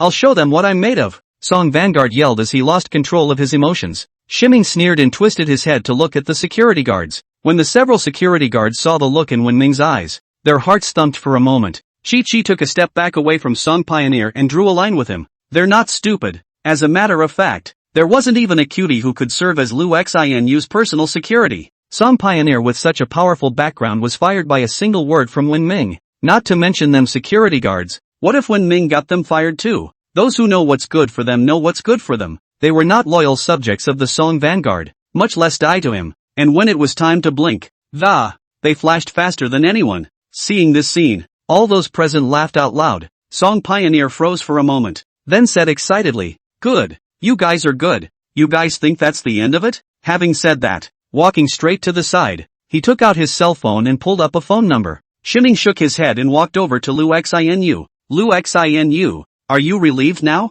Lu Xinu glanced at Wenming and sighed. "Thank you for helping me. I don't know how you did it, but thank you." "You're welcome. It's what I'm supposed to do." The two were chatting. A wrinkled old man in his 70s wearing a suit. Suddenly, he walked out from the hotel entrance with a furious look on his face. "Where's Pioneer Song? Tell me what happened." When Lu Xinu saw this person, the blood on her face instantly disappeared cleanly. When Song Pioneer saw the old man, he immediately rushed over with an arrow step and said sadly, "Uncle Hua, you're finally here." Chapter 152 Be bold and you'll be safe. Chapter 152 Be bold, and I'll keep you safe. Shiming also craned his head to look over. The visitor was dressed in a black suit, and the whole man looked corpulent, greasy-headed, and a look of listlessness, a look that the body has long been emptied of alcohol and sex. If expected correctly, this person should be Hua Weiping, the shareholder behind Song Pioneer. This man followed the troop here for the sake of Lu Xinu. This led to the jumping of Lu Xinu.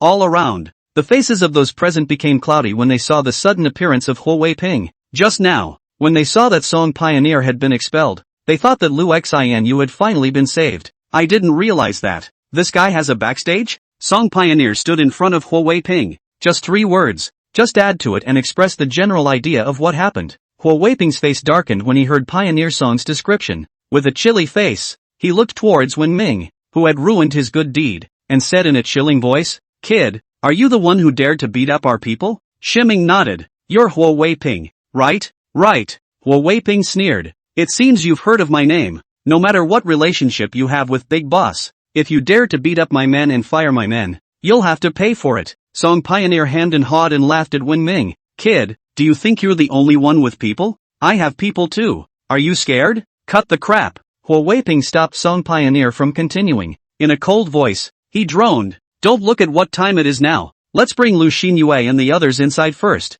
and we'll talk about other things later. What's it like to make such a big mess here?" "Go, did I tell you guys to leave?" Shiming narrowed his eyes. Hua Weiping narrowed his eyes and said in a deep voice, "Kid, before messing with me ask what Master Hua is." Shiming shook his head and said, "You also inquire about what kind of person I, Shiming, am." Just then, a siren went off and in the blink of an eye, 2 police cars pulled up. Immediately following, a group of police officers rushed out from above. "What happened here? Who's causing trouble here?" One of the police captains, who was in his 30s, shouted in a cold voice, "Comrade policeman, Atsuki was forced by them to jump off a building." "Right. It's these people who are the ones who forced Lu Xinyu to jump down from the stairs in a raw manner. That's why we called. Comrade policeman, you must help me Dazuki. She's really too pitiful." The people around them all spoke at once. "You guys are bull ******* ting me." Hua Weiping chortled coldly. "You have to talk with evidence. Talking nonsense in front of the police, but you're legally liable." Having said that,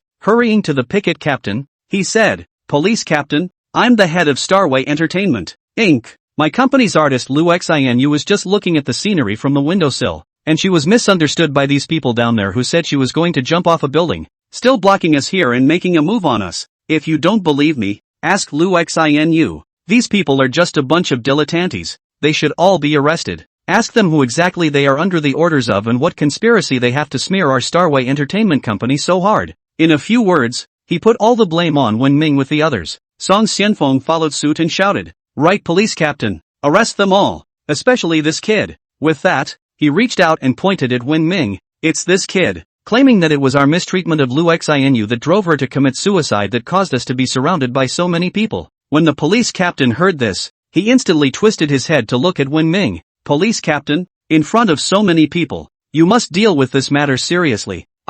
Never let these people who have nothing better to do slip through." Hua Wei-ping released the pressure. There are our rules and regulations for what I do, and I don't need you to direct me yet, the police captain said towards Hua Wei-ping with an expressionless face. He's been a cop for so many years. What hasn't he encountered that he doesn't even have to think about? All know that Hua Wei-ping and these people have a belly full of bad water, but police work is all about evidence and nothing else. He twisted his head to look at Wen Ming and asked, "Sir, after this incident, and the reason why you hit the man, please tell us." As the police captain's voice fell, the people around him instantly quieted down and all of them looked toward Wen Ming. Wen Ming took a deep breath and asked directly, "The thing is that the Hua Wei-ping, a shareholder of Starway Entertainment, and Song Xianfeng, Lu Xinyue's manager, have teamed up to try to subvert Lu Xinyue. Lu Xinyue swore she wanted to jump off the building, but I persuaded her to come back. That's why they're here desperately trying to deal with me, saying that I smeared them. These, he learned from inside the headline system of tomorrow, but under the circumstances, there shouldn't be any deeper inquiry into how he knows these things." Hiss. When they heard Wen Ming's words, the people around them let out a gasp. Before this, although they guessed that Lu Xinyue was being bullied by Song Pioneer and Hua Wei-ping and the others, but it's just a guess, not to mention how the bullying is going on. And now Wen Ming said the whole thing in one sentence. It exploded that they were trying to subvert Lu Xinyue. For a moment, the people around them became angry. "Scum! Go to hell, scum! How dare you try to submarine my big moon? Shameless! An old, fat, old man who wants to submarine my Dayuki. Old bastard." The policeman who arrived even looked at Hua Wei-ping with icy expressions. If this matter is true, Hua Wei-ping and the others are simply worse than animals. Hua Wei-ping's face changed, and he angrily shouted coldly, "Shut up, you guys, where's the evidence?" Having said that, to the police captain, he said, "Comrade policeman, this guy is simply slandering us. If you don't believe me, you can ask Lu Xinyue to see if we're trying to subvert her. He's talking nonsense. You must deal with him seriously. Compensate me for the damage to my honor and spirit." He was very certain that he could determine that there was absolutely no way that Lu Xinyue would risk the end of her entire family. Getting things off your chest, as long as she dares to say it, Starway Entertainment will surely terminate her contract right away. She was also asked to come up with tens of millions of dollars in compensation, and that, exactly the means by which they can hold their artists in their death grip. "Do you think it's Lu Xinyue? You tell them," Hua Wei-ping said to Lu Xinyue. The picket leader took a deep breath and also turned his head to look at Lu Xinyue. With a serious face, he said, "Comrade Lu Xinyue, please give us a statement as to whether or not what Wen Ming said is true. Don't worry, no matter whose fault it is, we will deal with it seriously and will never condone anyone." When Lu Xinyue heard this, a look of difficulty appeared on her face. Knowing his concern, Shiming said directly, "Lu Xinyue, speak up boldly and I'll keep you safe." Chapter 153, I am the big boss. Chapter 153, I'm the big boss. He was going to say that Self was the big boss of Starway, but doing so would likely cause Lu Xinyue to reject him. For a depressed person, it's not about how much money you give him, or give him as much power and influence as he needs to bring him out of his depression. And the only way to get her to open up for herself is to let her. It's the only way to come out of depression. When Lu Xinyue heard Wen Ming's words, she suddenly looked puzzled. Shiming continued, "A bad man should be punished as he deserves. I hope you'll tell us what happened in front of us so they can get what they deserve. Or continue as you were just now." Not a word was uttered in silence. "And then I was taken away by these pickets and locked up, and prosecuted by them for, then compensate Hua Wei-ping for their huge amount of reputation and moral damages. But I won't blame you because you don't want this either. I can understand you." When Lu Xinyue heard this, her eyes reddened. Seeing this scene, Hua Wei-ping glared at Lu Xinyue and said in a deep voice, "Lu Xinyue, you have to think it through. Don't talk nonsense. We can all watch. Once nonsense words, the consequences are not you. You shut up." Lu Xinyue suddenly lost control of her emotions and snapped, interrupting Hua Wei-ping's words. Tears snapped and dripped from her eyes and, in a choked voice, he said, "How far are you going to push me? I've had enough. I'm going mad. I'll say anything. I'm going to tell everything." Hua Wei-ping's eyes narrowed and he said expressionlessly, "Fine, then feel free to say that. I haven't done anything anyway. I have a clear conscience." Having said that, straight away, the old man stood aside with his hands clasped like it was no big deal. The law is all about evidence. Whatever Lu Xinyue says, it needs to be backed up by evidence. If they can't get the evidence, it won't have any effect on them, but instead it's Lu Xinyue herself who has to face tens of millions of dollars in compensation. He had nothing to worry about above this matter. When Lu Xinyue heard Hua Wei-ping's words, she suddenly looked stunned, followed by tears raining down on her, crouched down on the floor and hugged his knees and let out a sob. She wanted to get everything out regardless, but she didn't dare. I really wouldn't dare. Not just because of herself, but her family. Her mom needs money for a cure. Lots and lots of money. And if there's no money, her mom won't even survive a month. If she said all that, their family would have to compensate the company for tens of millions of dollars. So it's not just her. It's all over for all three of their families. Straight to the end of their families. When did Naru? I'm sorry. I'm sorry. I'm sorry. Lu Xianyu crouched on the ground and cried out loudly. Shiming let out a helpless sigh at once. It seems that. Still need him to step up. The picket leader frowned when he saw Lu Xinyue, who had lost her voice and was crying, and pursued. Lu Xinyue, please tell us what happened to you. We can help you. Comrade Picket, Huo Weiping shouted. Lu Xinyue is relatively timid, so I guess she's been scared. Just don't push her. Let her cry for a while. Now that things are clear. This man has maligned us, and he's had an extremely bad effect on us and on Star Tour. I hope the comrade picketers will arrest them. The picket leader craned his head to look at Wen Ming, although he knew that Huo Weiping must have something unspeakable going on. But judging from what's going on and the evidence, it's very bad for when it's time to tweet. I know what you're trying to say, Wen Ming said to the picket leader. He finished looking at Huo Weiping and said, Huo Weiping, you think I can't do anything about you if Lu Xianyu doesn't say anything? I don't believe that a company as big as Starway Entertainment. I can't find a shred of evidence of your evil behavior. I will investigate this matter to the end and find evidence of your wickedness and hand it over to the picketers. Just you? Huo Weiping sneered, full of disdain. Too funny for you, right? You're investigating our company? Are you out of your mind? Think about yourself. You're already in trouble. I can't believe you're even thinking of picking on us. After Huo Weiping's words fell, Song Pioneer followed suit and laughed out loud. It's really too funny. A guy who came out of nowhere and still wants to run our company. Do you really think you're our big boss? Wen Ming gave him an expressionless look and said, right, I am your big boss. Ha! Song Pioneer froze for a moment, then laughed as if he were crazy. Asterisk. Just you? You can die without pretending, right? All the other people around them shook their heads and sighed. To them, this statement from Wen Ming was like having a heart attack. The big boss of Starway Entertainment can say such crazy things. If he's really the big boss of Starway, he'd be here? Shiming ignored them. Sometimes, saying a million words is better than doing one thing. He directly took out his cell phone and pulled out Zheng Yongxuan's cell phone number. Hey, what's Mr. Ho's order? As soon as the phone was connected, Zheng Yongquan inside the phone immediately said respectfully, just got on the phone and pissed off the new big boss. Young Yongquan has been on tenterhooks. Now that he suddenly received a call from Wen Ming, he was really a bit panicked in his heart. Wen Ming said directly, Xiao Zhang, Huo Weiping is with me right now, and has reinstated the expelled Song Vanguard. What? When Zhang Yongquan heard this, he immediately looked shocked. That guy Huo Weiping, he even got the guy big boss just fired back? Does this guy want to die? Even if he has some shares in his hand, the big boss wants to get him killed. It's also just a matter of needing a finger. After all, Big Boss holds an absolute 80% stake in Starway Entertainment, and there is absolute decision-making power and veto power. In other words, if the big boss if he wanted him to get out, he definitely wouldn't be able to stay inside the company until the next day. Neither can the shareholders. Force a buyout of the stock and be done with it. Second, Wen Ming continued, because the two people, Huo Weiping and Song Pioneer, wanted to subvert Lu Xinyue. It caused Lu Xianyu to almost jump off a building and was beaten up by me. And now Huo Weiping is saying that he wants me to pay for their damages.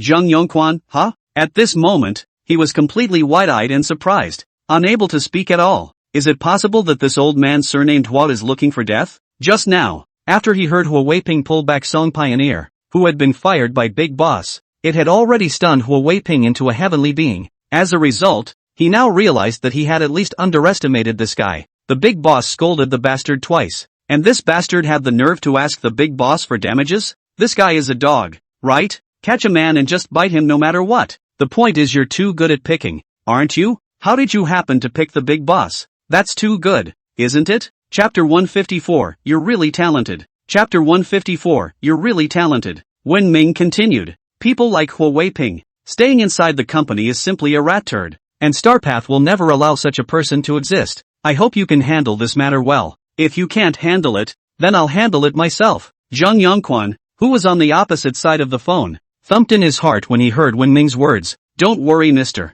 Ho, I promise I can handle it. Guarantee to complete the mission. Please, Mr.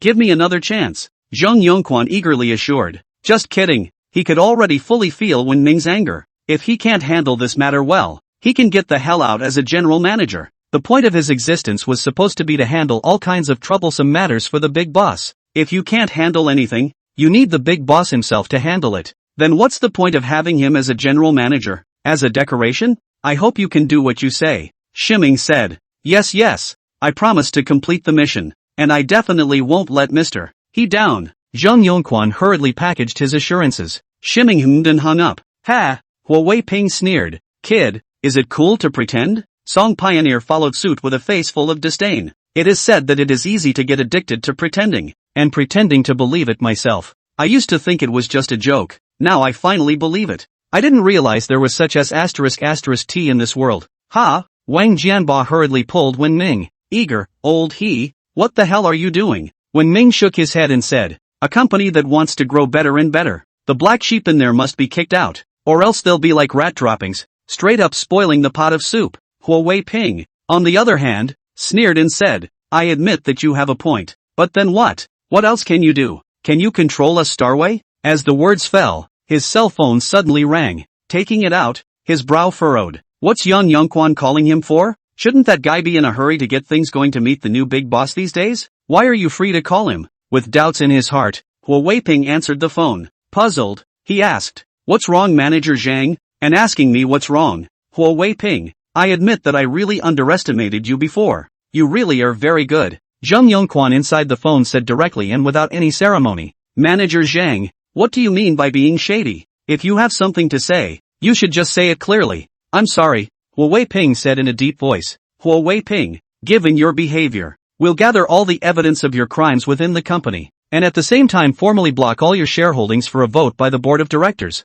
And when that vote is passed, we'll forcefully buy out these shares of yours, Zhang Yongquan said in a grave tone. This, Huo Weiping's complexion stared as he angrily said, Zhang Yongquan, what do you mean? You want to join forces with the other board members to screw me while the big boss isn't here? Does the boss know? I'm going to report this to Big Boss. I want Big Boss to make a decision for me. Don't think about it, because this order was originally given by the Big Boss. Otherwise who else can represent the board? Zhang Yongquan sneered. Huo Weiping finally panicked when he heard Zhang Yongquan's words. No way. It must be you guys who are messing with me behind my back. I can't believe Big Boss would target me like that. How could Big Boss do this to me? He shouted in an angry, cold voice. Seeing Huo Weiping's reaction, all of the surrounding people's faces surfaced with puzzlement. They couldn't hear the words inside the phone. But just now, Huo Weiping looked so overbearing. And now you're suddenly scared like this because of a phone call. Cootie, both know something is happening. Ha! Zhang Yongquan inside the phone sneered and said, that's for you to ask yourself. How dare you blackmail the Big Boss in front of him, demand damages from him, and have a picket arrest him? Absolutely. I can't help but admire your courage. You're really talented. Who's the Big Boss targeting if not you? I didn't. Huo Weiping excitedly shouted. How dare I blackmail the Big Boss? When did I do it? He stopped abruptly before the words were finished. Then, mechanically twisting his head toward Wen Ming, the expression on his face gradually changed from anger to astonishment. And then from shock to fear. They hadn't blackmailed the Big Boss, but they had just asked for these things from Wen Ming. And then, when I think about that phone call from Shimming just now, the blood on Huo Weiping's face instantly vanished cleanly. Could it be that? His voice trembled a little as he asked Zhang Yongquan. Mr. Zhang, what's the name of the Big Boss? His name is Wen Ming. Huo Weiping, I've finished explaining what I should tell you. You take care of yourself. Zhang Yongquan finished speaking and directly hung up the phone. Huo Weiping put down his cell phone dumbfounded. Song Pioneer hurriedly asked, Uncle Hua, what happened? What Big Boss? What happened to the Big Boss? All the other people present also looked towards Huo Weiping with curiosity. They all wondered what had happened and why they could scare the seemingly strong and powerful Hua future like this. Just, Huo Weiping, however, didn't answer Song Pioneer's question and instead looked at Wen Ming. Then, in a trembling voice, amidst the astonishment of the crowd, asked a question that threw everyone for a loop. When will Ming, you? Huo Weiping swallowed a mouthful of saliva and said, are you really the Big Boss of our Star Road? Hiss. As Huo Weiping's voice fell, the scene was filled with the sound of backward gasps. Asterisk. What did he say? The Big Boss of Starway Entertainment? I heard wrong, didn't I? This youth is the Big Boss of Starway Entertainment? Are you kidding? Awesome. This is going to be hilarious. The people around them said in a chorus of voices that they hadn't expected. In any case, that the The small and unimpressive-looking youth in front of him was actually the big boss of the Starway Entertainment Company behind Lu Xinu. This is too unbelievable. Lu Xinu was even more surprised with her mouth wide open. The youth who had just been counseling her and trying to pull her out of her depression. Surprisingly, it's her big boss? As far as she could remember. The big boss of Starway Entertainment. It should be an obese man with a round brain and a big belly. After all, it's Starway Entertainment's fault that she's in the position she's in now. How could anyone who can create that kind of impersonal and hegemonic contract be a good person? But how could she have imagined that? The legendary big boss would be a young man like Shiming. It's just too mind-boggling, isn't it? Even Wang Jianba, who was closest to Wen Ming, looked at Wen Ming as if he were a god. In astonishment, he said, you are the big boss of Starway? Shiming nodded. Yes, I'm the big boss. Followed by the rhetorical question. Why? What's the problem? Chapter 155, The Truth Comes Out. Chapter 155, The Truth Comes Out. When Wang Jianba heard this, the corners of his mouth twitched. What's the problem? You said there was a problem. You said you had money. I put up with it. You said you drove a Bugatti. I put up with it. I'll put up with it if you say you're living in a $50 million villa. You told me you had a ton of gold and I put up with it. I'll put up with it if you say you're the owner of the 4-hotel. You said you were the big boss of Dragon Commercial Building, and I gritted my teeth and endured it. Now, you're telling me you're still the big boss of Starway Entertainment? It's Oyuki's top man? I'll put up with your grandma's leg. Wang Jianba felt like he was going crazy. Those who were about to go crazy just like her were Huo Weiping and Song Pioneer. Huo Weiping involuntarily took 2 steps back, and Song Pioneer's legs were even softer, almost squatting his ass to the ground. Endless despair instantly surfaced in his eyes. How did this happen? He had not expected, in any case, that this little youth, who had appeared out of nowhere, surprisingly, it was the big boss of their Starway Entertainment Company. How could you run headlong into the big boss? What the hell kind of luck is that? How come the new big boss of Starway Entertainment is so young? It's completely unscientific. Okay, but no matter how young Wen Ming is, he only needed to have this identity as the big boss of Starway Entertainment to be enough to terrify Huo Weiping. He immediately rushed to Wen Ming and eagerly said, I was wrong, big boss. I didn't know who you were just now. I'm sorry. Saying that, he hurriedly bowed to Wen Ming. The only thing he could do now was to pray for Wen Ming's forgiveness. Otherwise one's life is really over. As for Song Vanguard, he had long since been scared into cowering to the side, not even daring to take a breath. In front of the legendary big boss, Song Pioneer had been completely dumbfounded. Wen Ming sneered. Toward Huo Weiping, he asked, Don't you want me to compensate you for your mental and reputation damages? No. Huo Weiping hurriedly and quickly posed after, wiping a cold sweat from his head. Urgently, he said, Big boss, you've misunderstood. How could I possibly ask for compensation from you? It's all a misunderstanding. Misunderstanding? Didn't you still say you were going to arrest me? Shiming continued to ask. Shiming didn't have the slightest intention of letting Huo Weiping go and pressed on step by step. Doing this was more than just to take it out on Lu Xinu. Even more so, the future of Starway Entertainment is in mind. Big boss, I was wrong. I apologize to you. I won't dare to do that again. Please give me another chance. Huo Weiping eagerly shouted to Wen Ming. Only Wen Ming ignored to meet him again. He instead looked at Lu Xinu.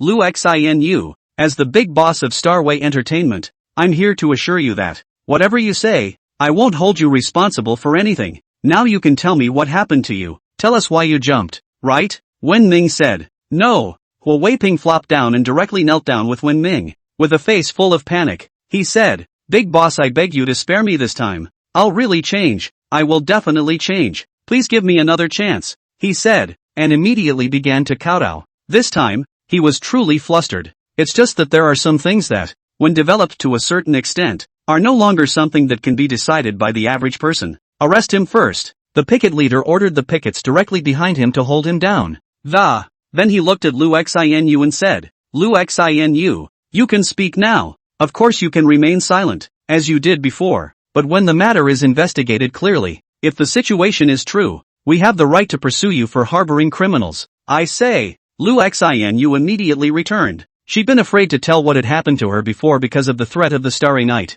but now since Wen Ming had given her assurances, what did she have to worry about? Immediately following, she directly put that she had been suffering from Huo Weiping and Song Pioneer both harassing her and trying to subvert her, including what had just happened to her before she jumped off the building. All of it. Having said that, straight away, he squatted to the ground and cried loudly. These things, which had been weighing on her heart for years, and tormenting her to the point of insanity. But never dared to tell anyone, and now that it was finally said, all the repression that had been accumulated over the years was instantly released. Cried out in direct pain. Huo Weiping and Song Pioneer's legs went limp and they directly sat down on the ground. At this moment, they knew they were finished. Once this matter is out of the way, there is only one path awaiting them. Starting at 3 years and going up to life. With so many people testifying on the spot, plus the evidence from Wen Ming's side as well as Starway Entertainment's side, they don't have the slightest chance of flopping. Meanwhile, all of the surrounding people cursed at Huo Weiping and Song Xianfeng with righteous indignation. ***. These people are too black-hearted, aren't they? Right. It's just a bunch of animals. Sphinx. That's disgusting. Pull them all out and feed them to the dogs. If it wasn't for the picketing, the surrounding people would have rushed up to grab Huo Weiping and Song Pioneer and beat them up. Cuff them, the picket leader said with a wave of his hand. Click. Huo Weiping, who was pressed to the ground, was directly handcuffed. The other pickets went straight toward Song Vanguard. Song Pioneer's face changed, subconsciously turning his head to run. Only he hadn't run 2 steps yet. Where to run? A cold shout rang out from the crowd of. I don't know which strong man kicked Song Pioneer directly, kicking him in the face. The 2 pickets who chased him over, pressed him down to the ground in one smooth motion and sneered. Run? Now you're guilty of this, now you're guilty of one more thing. When Song Vanguard heard this, he directly pissed himself. Yay! Exciting! This is awesome this. I can feel my blood boiling. Who isn't? Let's this be a victory for ordinary people fighting rich people. No way. I'm going to show it off to my friends. You can pull it off. Is that the victory of an ordinary person? That's the victory of the big boss. It's a fight between rich people. I don't care about that. I'm just staring blindly today. The King of Heaven is here. This is a victory for us ordinary people. Almost everyone's faces were filled with excitement that was hard to hide. Lu Xinu's fan base itself is relatively large. Plus she has a very good persona herself. Even if they're not her fans, a lot of people like her. Now that they saw the person who had bullied Lu Xinu being arrested, all of these people were excited. At this point, the picket leader walked up to Wen Ming and said with a serious look, Mr. Ho, when you get the evidence that they broke the law, please give it to us so we can deal with them as soon as possible. Wen Ming nodded. No problem. After I get my hands on it, it will be forwarded to you at the first opportunity. Chapter 156 Old Wang is too difficult. Chapter 156 The Old King is too hard to handle. This is not a big deal. Just let Zheng Yongquan do it. The picket leader nodded, turned his head and shouted to those around him. It's over and it's time to disperse. Don't all stay here. So much time had passed that more than 200 people had gathered on the spot. One slip up and someone could get hurt. And because of the mass gathering of people, there are really not a few stampedes. We're not leaving. Big boss he. Do you guys at Starway Entertainment still need people? I also want to join Starway Entertainment. It doesn't matter if I can make money or not. I mostly just want to see my big moon every day. And me. I'm running to Big Bossy. Such a handsome little brother. And with such a good temper. I'm just going to love you so much I'm going to give you 100 sons. You're pulling your punches you. You're getting back at Big Bossy, aren't you? Big Boss he. Look at me. I'm a good singer. I don't want money. I just want to be famous. Big Bossy I can dance and I don't want money. The surrounding people instantly lost control and directly surrounded Wen Ming, shouting loudly in excitement. On the contrary, Lu Xinu, a big star, had no one to pay attention to her. No way. Who made Wen Ming the big boss of Starway Entertainment? Under normal circumstances, it's impossible for them to meet a big boss of this caliber that. It's so hard to see it now.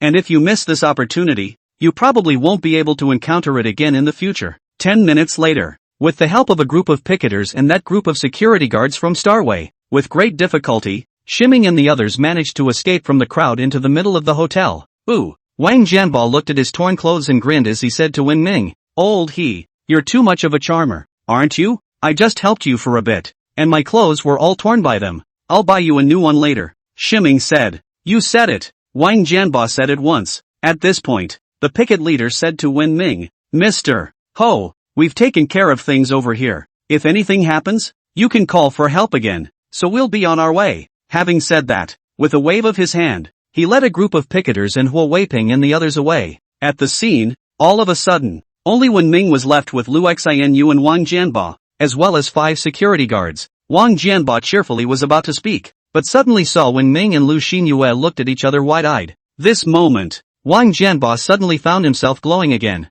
I specialize in. He looked at his torn clothes and sighed. I'm not going to hell. Who goes to hell? Having said that, righteously, he rushed toward the enthusiastic people outside the hotel lobby. Shiming and Lu Xianyu came to the rest area and sat down. Wen Ming, no, big boss I didn't realize you were the big boss of Starway. Lu Xianyu looked at Wen Ming and said. Shiming spread his hands and said, I wasn't going to tell you, but now that you know, is it a disappointment to me? When Lu Xianyu heard Wen Ming's words, she slightly lowered her head and did not speak. Disappointed? There was certainly some disappointment. Originally she'd thought of Wen Ming as the only confidant who could understand her pain. It turns out, in the end, that Wen Ming turned out to be the big boss behind Starway Entertainment who drove her to mental depression. This loss directly brought her mood down to the lowest level. When Timothy sighed at the sight of Lu Xianyu, Timothy sighed. The reason why he didn't explicitly state his identity at the beginning just now. For one thing, no one would believe it if they said it outright.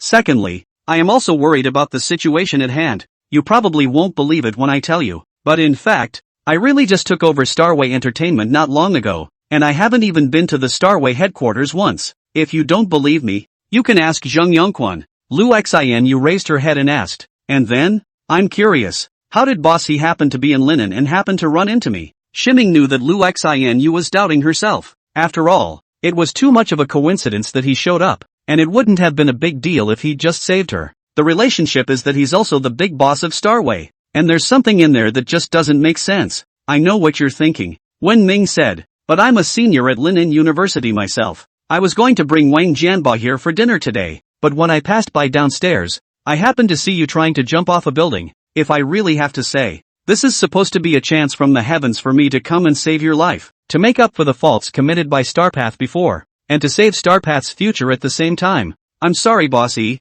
I was too sensitive. I apologize. I'm sorry, Lu Xianyu said as she hurriedly stood up. Wen Ming waved his hand and said, I don't blame you. It's true that Star Road hurt you too deeply before. It's what makes you so sensitive. But I'll fix this and put an end to this kind of thing in the future. And don't call me boss it's weirdly familiar. Just call me Wen Ming like you did in the beginning. How can that be? You're the big boss of Starway. I'm just an artist under your banner. How can I call you by your name? Lu Xianyu hurriedly said. Then don't you just think of me as your depressed friend. Shiming chuckled lightly. Lu Xinyue pursed her lips with furrowed brows, then nodded her head and said, alright, however, how can a young, handsome, and successful young man like you be depressed? Wen Ming raised an eyebrow. Back to, why would a big star like you, who is so reasonable and loved by everyone, get depressed too? When Lu Xianyu heard this, she fell silent. Everyone has their difficulties. She's a big star, but at the same time, it's just a money-making pawn in someone else's hands.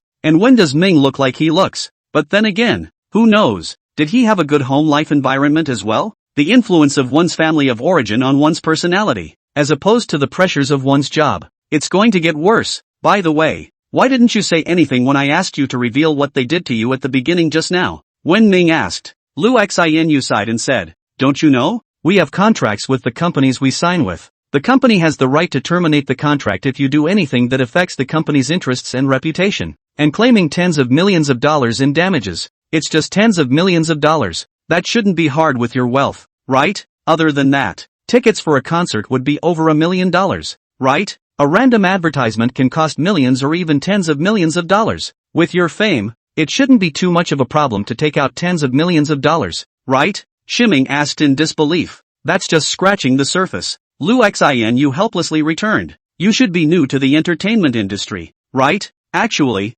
we, the stars, it's all just a tool for bosses like you to make money. And frankly it's really just a commodity. The company packages us out. After speculating on popularity in order to make money for you, other people think that all the money that we get our hands on is ours. But in fact what comes into our hands? Not even 1%. The big head is in the company's hands. Plus my mom is sick and needs a lot of money. The money I can get out of it isn't even $1 million. Chapter 157 Angry Old Wang. Chapter 157 Angry Old Wang. When Ming heard this, only then did she understand why Lu Xinyue was being held to death by Hua Weiping and Song Pioneer. I understand. I'll take care of the bully contract as soon as I can. If you stay on, I'll get you a new reciprocal contract. And with your reputation, there's already enough information for a reciprocal agreement. Of course, if you want to leave Starway, I won't hold you responsible for anything, Shiming said directly. He knows he has been most incompetent bourgeois in doing so, but that's all he wanted to do. As for the money, after all, it is just an external object. This point when Ming's cognition is very clear. Because he grew up poor, he never saw money as the only thing in his life. There's a lot more to this world than money. Conscience, for example, guilt-free. Really? Lu Xianyu asked uncertainly with her eyebrows slightly raised. Ming nodded. Of course, I have no need to lie to you in this matter. When Lu Xianyu heard this, she stood up, seriously and earnestly. He bowed to Wen Ming and said, "Thank you. Sit down." Wen Ming reached out and nodded the stool. "These are supposed to be what I should do as a boss. Now do you want to stay or go?" "Thought so. I'm staying." Lu Xinyue sat back down on the stool and let out a light laugh. "No matter where I go, it's all just a tool to make money. Comparatively speaking, it's you that I trust more, and without the bullying contracts, there would be no need for me to leave. What's more, you take me for a friend, don't you, Shiming?" "Of course." When Ming smiled and said, "In that case, then this matter is settled. The matter of the contract. I'll arrange for Zhang Yongquan to handle it as soon as possible, and then send you a new agent. Can I pick my own? My old agent, Shaw, was great, helped me a lot as soon as possible, but then I was squeezed out by Song Pioneer, never found a good job, and with a child, it's quite difficult." After Lu Xianyu finished speaking, a nervous look emerged on her face. Shiming nodded. "I'll talk to Zhang Yongquan, then you can just look for her directly." "Thank you, Mr. He." Lu Xianyu hurriedly bowed and said. When Ming shook his head helplessly. "Again, right, about the concert tomorrow. Let's put it on the back burner for a while, and you relax and try to perform in the best frame of mind you can. Don't give me another death wish at the concert, then our whole star will be over." "Okay, thanks for being considerate, boss. I'll just prepare a bit more then. In my current state, it's true that I don't have the confidence to put on a good concert." Lu Xianyu hurriedly waved her hand. "Well, there's time for that. Eat something first? You're the boss. You make the decisions. Ladies first." Outside the hotel, on a stone step next to the square where an electric car is parked, Wang Jianba, dressed in tattered clothes, tough to smother a mouthful of 7 pine cigarettes. Then, Su spat it out, rubbed his hungry stomach, and muttered, "So hungry."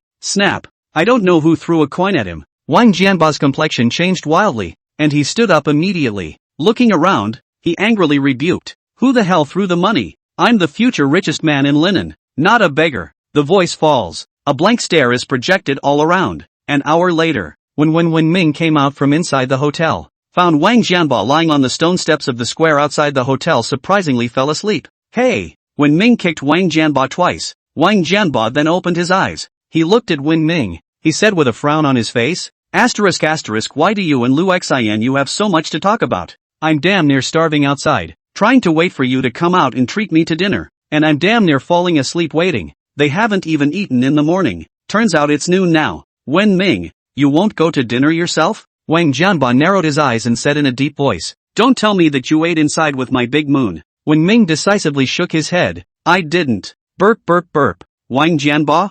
***. Wang Jianba suddenly exploded and roared angrily. "Surname He. Don't go too far, you damn it. I was waiting for you outside the hotel. I didn't even eat, and you're inside having a big meal with me? And you didn't even call me? You burped in front of me after eating? And 3 times? You dirty bastard. I'm going to cut you off at the very least. I can get you Ryu Xianyu's autograph and give you her cell phone number." "I don't know," said Wen Ming. When Wang Jianba heard this, he immediately brightened up and said in surprise, "Really? You really want to give it to me?" He was a hardcore fan of Lu Xianyu. "Lick? It's not a lick anymore. It's a belief. Love, faith. Crap. Is this difficult for me? I'm her boss," Wen Ming said with a heated smile. Wang Jianba excitedly hugged Wen Ming's shoulders and said excitedly, "Old He? No. Brother. From now on, you're my real brother. Give me a kiss. Get out. Just roll with it. Go eat something first. I'm starving." Wang Jianba farted. The two of them talked and laughed like they were brothers and went straight to the car. 10 minutes later, an uncle selling egg pancakes on the side of the road froze as a BMW pulled up in front of the stall. Uncle's face was shocked, and he hurriedly had to pack up and get ready to leave, just in case there's any bumps and bruises with the other car. Results: just as his side moved, the passenger window of the supercar fell down. Then a round head was revealed from inside. Laughing and looking at him, "Uncle, get a pie." This person was no other than Wang Jianba. He wheedled for a long time and finally got to the point where he asked Wen Ming to invite him to dinner. Then, Wen Ming brought him here and then gave him 2 choices. Either that, or eat. Either that, or starve. "Ha?" The older man stared slightly. "Driving a BMW and buying his omelet? This operation completely froze him off. You want an omelet? The older man asked in disbelief. Right. Clip a sausage. What are you waiting for? Do it now. I'm in a hurry. Here's the money, Wang Jianba urged, and said, pulling out $5 and handing it over. Uncle, you even know about the $5. Looks like a regular. Why haven't you noticed it yourself? But he didn't dare delay, and hurried to do so. Inside the car, Wang Jianba grinned and said to Yiming, Old he, I think our friendship boat is about to capsize. You have pierced my heart deeply. Did you pierce it? Shiming asked with a grin. Wang Jianba, I'll wear your ass. Believe it or not, I'll impale you with my 40-meter long stick. I'll stab you straight up in the sky. Chapter 158. Always. Chapter 158. Always. Traveling to the middle of Linnan University, Wang Jianba said with a long face, Old Hia, you're not doing your job properly, are you? You're the big boss of Starway and you never mentioned it to me. Do you have me as a brother in your eyes or not? Wen Ming dryly laughed. This is really an accident. He became the big boss of Starway Entertainment because he stopped Lu Xinu from jumping off a building. He didn't even know about it before. Okay? How can he tell Wang Jianba? Sure, even if he knew before, he couldn't have told Wang Jianba. Otherwise the bastard would have to beg and pester him to enter Starway Entertainment. Old he, since we're brothers, I won't beat around the bush for you. Brother Wang, I want to enter Starway Entertainment. Can you help me? Wang Jianba stared at Wen Ming with a serious face and said, Wen Ming, with a breathless look on his face, he said, what are you going to do? Be famous. Be a star. Become a big shot. A big shot like Lu Xingyue. From now on, I'll follow Big Moon. I'll go wherever she goes. And we'll make a moonlight wave combination. We'll be a moonlight wave duo. We're sure to be a hit. I'm sorry, Wang Jianba said excitedly. Wen Ming laughed and said, okay, I also think that with your ability to, definitely able to hold up the whole company. You also think I'm suitable? Wang Jianba said excitedly. Shiming nodded. Yes, there's no one better suited to be a pillar than you. And it's still bolded. Jianba Wang. Asterisk. Wang Jianba cursed and glared at Wen Ming. Soon, the two then traveled to Linnan University and found Chui Ziyuan in the dean's office. Patriarch, he is here? When Chui Ziyuan saw Wen Ming, he laughed and stood up from his desk. At a glance, Shiming saw on the wall behind Chui Ziyuan the couplet he had written, and it's already framed. Seeing Wen Ming's eyes, Chui Ziyuan smiled and said, how's the framing? You haven't dishonored your calligraphy, have you? Dean Chui, you're so efficient. Shiming couldn't help but exclaim. Ha ha, Chui Ziyuan laughed out loud and said, that's right, Patriarch, he's writing. How dare I delay? Wen Ming is $1 million word, and it's the kind that doesn't sell. And now he's got 14 characters on this couplet. That's $14 million. It's a ing heirloom in its own right. No one is going to take it away from anyone. Got to offer it up. Next to him, Wang Jianba froze for a moment and pointed to the writing on the wall. Old he, is this what you wrote? Call the Patriarch. Shiming slanted a glance at him and said, Jianba Wang, I'll give you a break. Even if you're a calligraphy master, you can't change the fact that you're an A***. Ha ha. Seeing this scene, Chui Ziyuan let out a loud laugh and said, let's not talk about this. Don't you need staff? I had the faculty counted. Here's the list. It's all about graduating high achievers, and people who graduated a few years ago and now have no steady job for a while. There are about 24 of them. The list is all here. Saying that, a document was given to Wen Ming. Shiming took the document and glanced at it. It has a name and photo as well as identifying information, even contact information and current address. Most of these people are at the school right now, and would have been here a while ago, but seeing as you never arrived, let them go ahead and get moving for now. There's 3 or 4 others who have jobs right now but am about to jump bad, just haven't found the right place yet. I'll have them come over if you'd like to have them. I'm very happy, Choi said. Shiming nodded. Call them all over. 20 of them, they can eat. According to Wang Jianba, if Renkaritsu wants to function properly, at least 15 people are needed. It is, after all, a large financial company with billions of dollars at stake. Yes, Choi Jaiwan nodded. An hour later, 20 people appeared inside Choi Jaiwan's office. Chui Ziyuan laughed and said, hello everyone, this is Boss He, who I told you about. He's now a senior about to graduate, but don't look at him as young. This kid is not only a master of calligraphy, and a big boss at that, so you guys talk next. I'm going out. Having said that, after saying goodbye to Wen Ming, he left the dean's office. Wen Ming looked at those people in front of him. Directly, he said, Dean Shui said that you are all the group of people with the best grades in our school, so I won't be too polite about the company I've just set up. It is a financial nature of the futures company. Now just started. The company inside the urgent shortage of manpower. The salary will not be lower than the industry standard. Well, if you guys have any questions below, you can just ask me. And if there's anything you don't want to do, you can just leave. Wen Ming, I know how good you are. Lately at school it's all about your legend. But is this new company of yours guaranteed? Will it suddenly go out of business? One of the boys asked. Wen Ming gave a light laugh and said, this company of mine, the registered capital is $300,000. It is a very small company, but it's already in the Dragon Commercial Building, and it's already negotiated all kinds of business that, all that's needed is manpower to get right on track, and it will get better and better. Hearing what Wen Ming said, of those present, 3 immediately stepped forward. These 3 people Wen Ming remembered, is working in the same trading company people. The names are Liang Yangli, Deng Quan and Feng Kaiyuan. I'm sorry, a small company with a registered capital of $300,000. We just can't believe it.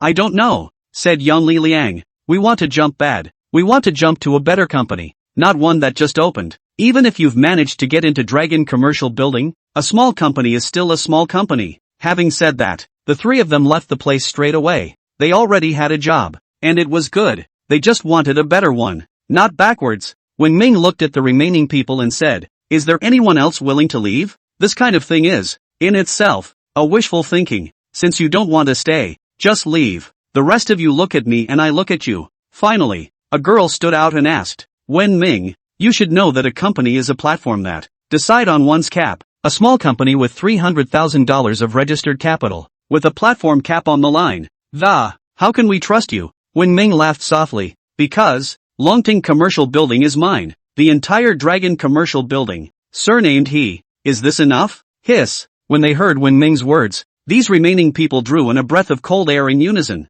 Dragon Commercial Building? When was it sounded? Put it this way, they're not working for a small company inside the Dragon Commercial Building. Instead, you're working for the big boss of the entire Dragon Commercial Building? One grade higher than those white-collar ones inside the Dragon Commercial Building? I'll stay. I do too. For a moment, the rest all chose to stay. Wen Ming let out a light laugh and said, I'm glad you guys are willing to choose to stay. Next will be Wang Jianba to manage you all, and elect group leaders or supervisors from among you. I hope we can work well together next. Chapter 159, The Commotion at Longting Commercial Building. Chapter 159, The Commotion at Longting Commercial Building. After that, Shiming rented a bus and brought the people directly to the Dragon Mansion. These are the first employees of Renko Nichibori, and also the first employees of Changming Group. It's more about when to tweet your own employees, whether it's the Dragon Commercial Building, or the Fall Hotel, or Starway Entertainment. It was all just given to him by the Tomorrow's Headline system, an arrangement of the system that didn't have much to do with Wen Ming himself. Only this Longmire company, only this Renko Hinoki company, was built up by his own hands. However, Shiming didn't start any opening ceremonies, let alone notify anyone, because those don't make much sense. After noon, Wen Ming and Wang Jianba, as well as the new employees of Renkori Bird Company, it's a meeting inside the office. As a result, there was a sudden clamor outside, and you could hear that there were a lot of people that, it's approaching their way. Shiming frowned slightly and was about to ask Wang Jianba to go over and see what was going on. Results. It was then that he saw Lu Xinu walk in from outside, back, with a group of employees inside the building, holding cell phones and frantically taking pictures of Lu Xinyue. His face was filled with excitement. Lu Xinyue's fans are all over the country, and there are even more inside the Dragon Mansion one. The employees, who were in the middle of a meeting, saw the arrival of Lu Xinyue, and after a brief moment of stupefaction, it became instantly agitated. This is Ryu Xinu? ***. Why is Atsuki here? A dozen people, like they've never seen anyone before, don't even care when it's time to chime in. It directly surged towards Lu Xinu. Even Wang Jianba, including Wang Jianba, turned red with excitement. Lu Xinu lightly smiled and waved her hand. Hello everyone, I'm here to see Mr. He. The man from outside froze as well. Mr. Ho, our boss? One of the boys said in surprise. Lu Xinu nodded her head and said, yeah, Mr. He is the boss of our entertainment company. I'm also just a hired hand under him, so we're actually kind of co-workers. We're all the same hired hand. Crowd? Lu Xinu's boss? Now, the scene became lively with shouts of surprise. Especially those employees of Renko Nichibori were screaming with excitement. Starway Entertainment is also Wen Ming's company? You and Lu Xinu are co-workers now? For a moment, The crowd's eyes immediately changed when they looked at Wen Ming, as if they were looking at a god. There was a gleam in his eye. Okay. Shiming waved his hand at the people pouring over outside and said, do what you have to do. We have work to do. It took a lot of effort to get these people out of the company. Then, turning to the employees underneath, he said, work well, and let Lu Xianyu sing to you sometime. Yeah. Upon hearing Wen Ming's words, the people in the room immediately became interested. I'm going to show it off to my friends. Fighting workers, go for it. Dazuki, come, let's take a picture. And me. Wen Ming had a hard time calming these people down. Meanwhile, the news that Lu Xianyu had come to Dragon Mansion and was a worker for the owner of Renko Rebird Company, it instantly spread throughout the entire Dragon Commercial Building. 24th floor of Dragon Commercial Building. Zhongming Trading Company. Liang Yongli, Deng Quan, and Feng Kaiyuan chatted without a word as they worked. Brother Liang, that he is simply underestimating us. Right, it's just a small company, and they still want us to go over there. I've just inquired, and that man Korahito is indeed a small company. At that time, when he was stationed in Dragon, he even clashed with the company's security guards, and finally went through the back door before he was successfully stationed. While the three were chatting, outside, a few employees suddenly came in, chatting as they walked. Have you guys heard? Lu Xianyu has come to our Dragon Tang commercial building. It's simply much prettier than it looks on top of the TV. It's really beautiful. Upon hearing this, Liang Yongli, Deng Quan, and Feng Kaiyuan immediately came into the spirit and joined in. Lu Xianyu is here? Where is it? Liang Yongli said excitedly. Yeah, let's go get an autograph too. Take a. People are here to work. Going to work? Come to our dragon? Are you kidding? It's not a joke. Lu Xianyu is from Starway Entertainment, and the owner of Starway Entertainment. It's the boss of Renko Rebird Company. People, Lu Xianyu came here to report to her boss. Liang Yongli, Deng Quan, and Feng Kaiyuan furrowed their brows when they heard this. People can Day Bird Company? With such a recognizable name, how could they not know that isn't that the company that Chui Ziyuan introduced? The owner is Wen Ming. But when was Shiming the boss of Lu Xianyu? More than that. At this time, one of the employees whispered, I also heard through the grapevine that the entire Dragon Mansion belongs to Wen Ming. ***. Such powerful news? It can't be true, can it? It's true, because I've seen Lu Mingchen, the general manager of Longting Commercial Mansion, with Wen Ming, and Lu Mingchen is acting very respectfully. I'll go. In that case, this Wen Ming is too powerful, isn't he? Honestly, I'd like to join this Manko Day Bird Company. I don't know if people want it. Don't think about it. The requirements of such a company must be very high. Guess it's hopeless. Liang Yongli, Deng Quan, and Feng Kaiyuan's eyes had grown wider and wider as they listened to these people's arguments. How can a man be so powerful as a Japanese bird? How could Shiming be so good? This moment, the three of them suddenly regretted that they hadn't agreed to Wen Ming's words. The three men looked at each other, immediately following, took a leave of absence from his supervisor and headed straight outside. The Manhwa Day Bird Company. Shiming sidetracked the enthusiastic employee and led Lu Xianyu to the office. Xianyu, you've caused quite a commotion by suddenly running over here. Wen Ming shook his head helplessly. Lu Xianyu let out a light laugh and said, it's fine. I'm already used to it. Shiming laughed out loud. You're used to it, but I'm getting a bit of a headache. Tell me, why are you suddenly here with me? Mr. Zheng is here. Lu Xianyu returned. Shiming frowned. Zhang Yongquan? How did he get here so quickly? It was only in the morning that Zhang Yongquan said he wanted to see him, but he came running over in the afternoon? Realize that the headquarters of Starway Entertainment was not in Jianyang province. It's only been less than half a day since he ran over here, so I guess he came straight by plane. Lu Xianyu nodded and said, Mr. Zhang has also just arrived in Linen now, and asked me to come over to inform you of this. He has already prepared drinks and food at the Fairview River Hotel and would like to invite you to dinner and report on the company's situation. Shiming nodded. Alright, let's go then. He hadn't eaten much at lunchtime, as he had only focused on chatting with Lu Xianyu. This will happen to be a little hungry. Chapter 160, The Legendary Lady Driver Appears. Chapter 160, The Legendary Female Driver Appears. Come outside. When Ming found Wang Jianba, he smiled and said, Old Wang from now on, you'll just work here, so you won't be thinking about waving things around, and you're not a human being? Let's see you misbehave now.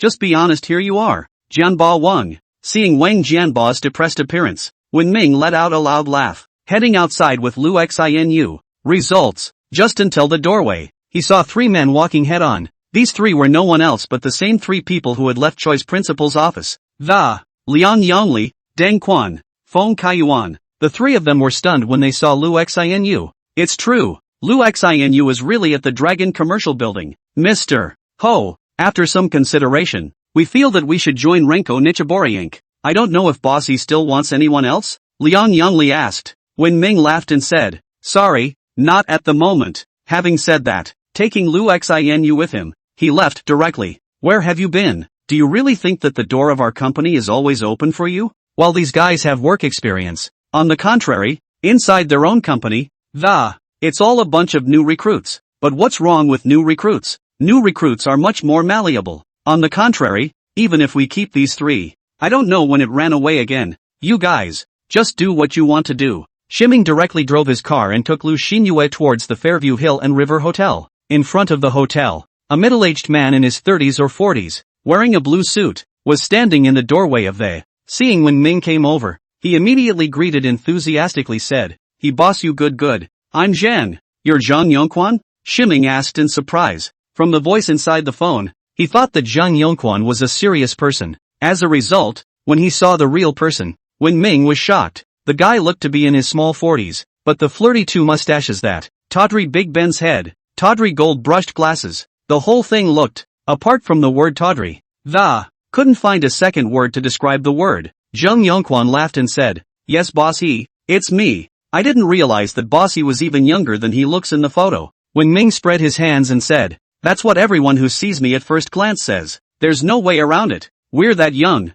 Let's go in first Bossy," Zhang Yongquan said enthusiastically. Shiming nodded and followed Zhang Yongquan and Lu Xinyue inside. The private room is on the second floor. A very large room with a woman in her 30s. When Wen Ming saw this woman, his eyes widened in surprise. It's her? This woman. It was clearly the last time, when he used the super bad luck patch on Zhang Tianjun, the woman who owned the SUV that skidded. At that time, after this female owner parked her car, the car suddenly skidded away and rushed towards Zhang Tianjun. But since then, Wen Ming had never seen her again. I also wonder if this sister was implicated in that incident. Originally, Wen Ming wanted to find her to ask about the situation, but unfortunately, they did not find it together. I didn't expect to see it here. Seeing when Shiming came in, Lu Xinyue laughed softly and stood up. Wen Ming, to introduce you grandly to the. This is my former manager, Jiang Xin, who I told you about last time. Like me, we both have the word Xin in our names, and we're the Xin sisters. Jiang Xin immediately stood up and politely said to Wen Ming, "You are the big boss, right? Hello, you." The words were not finished. She then saw when Nara gave her a strange look. "Why are you looking at me like that?" Jiang Xin asked in confusion. She didn't recognize Wen Ming. Things were just too dangerous that night, and she kept her eye on the car the entire time that, as well as the injured, completely oblivious to when the crowd chimed in. On the contrary, Wen Ming is different. The impression of this amazing female driver is more than a profound one can express. Simply a godsend. Wen Ming instantly came back to his senses and let out a dry laugh. No, it's fine and good. Xinu, this agent you got is pretty good. That's. Lu Xinyue let out a light laugh and said, "Sister Jiang is a very good agent. I don't know how much she helped me in the beginning. Without her, I wouldn't be where I am now. It's just a pity that she was later forced out by Song Pioneer. I heard the other day that she had some trouble wrapped around her and lost hundreds of thousands of dollars to someone, and mortgaged her house because of it.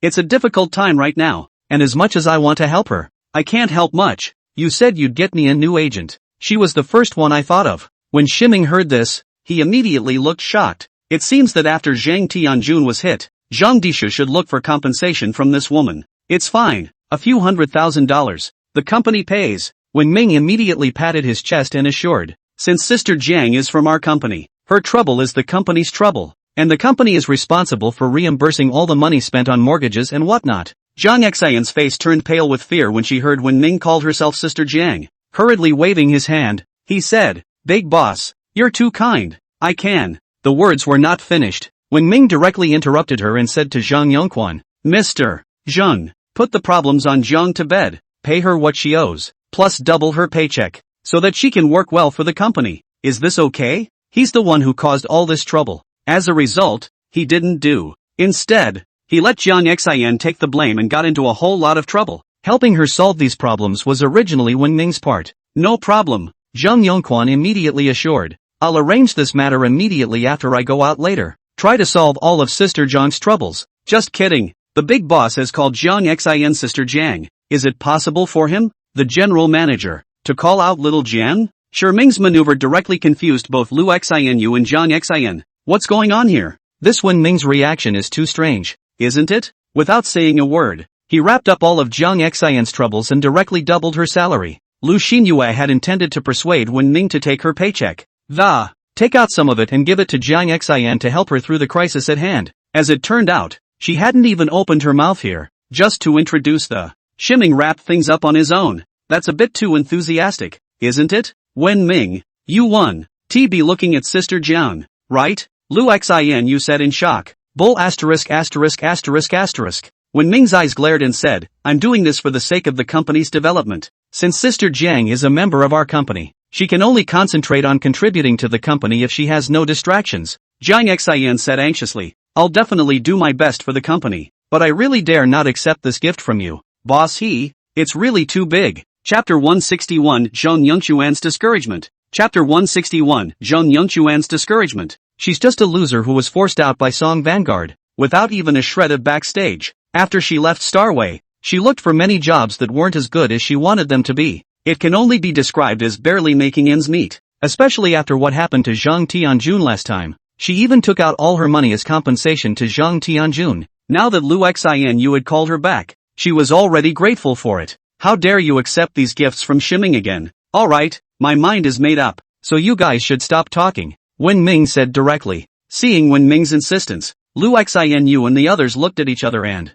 already don't know what to say. Wen Ming was their big boss and had full decision-making power. However, in their minds, the question of Wen Ming did this, but instead of disappearing, it was getting bigger and bigger. It's impossible to say that Wen Ming has a crush on Jiang Xin, right? Jiang Xin is a dozen years older than Wen Ming, and her kids are almost 10 years old. Whether it was posture or temperament, Lu Xinyue didn't know how much better than Jiang Xin. So how could Wen Ming choose Jiang Xin? Or maybe this big boss, has a special fetish for chow thieves? This doubt was growing heavy in their minds, only to be. It was impossible for Shiming to explain to them, and there was no way to do so. After dinner, Zheng Yongquan had only begun to report to Wen Ming, while the two of them, Lu Xinyue and Jiang Xin. Instead, he made an excuse to go out. The work report between the company's senior management, their two employees, naturally, is not suitable to be present. Mr. Ho, you told me this morning to draw up a new contract, but it turns out that I've just scrapped the old one.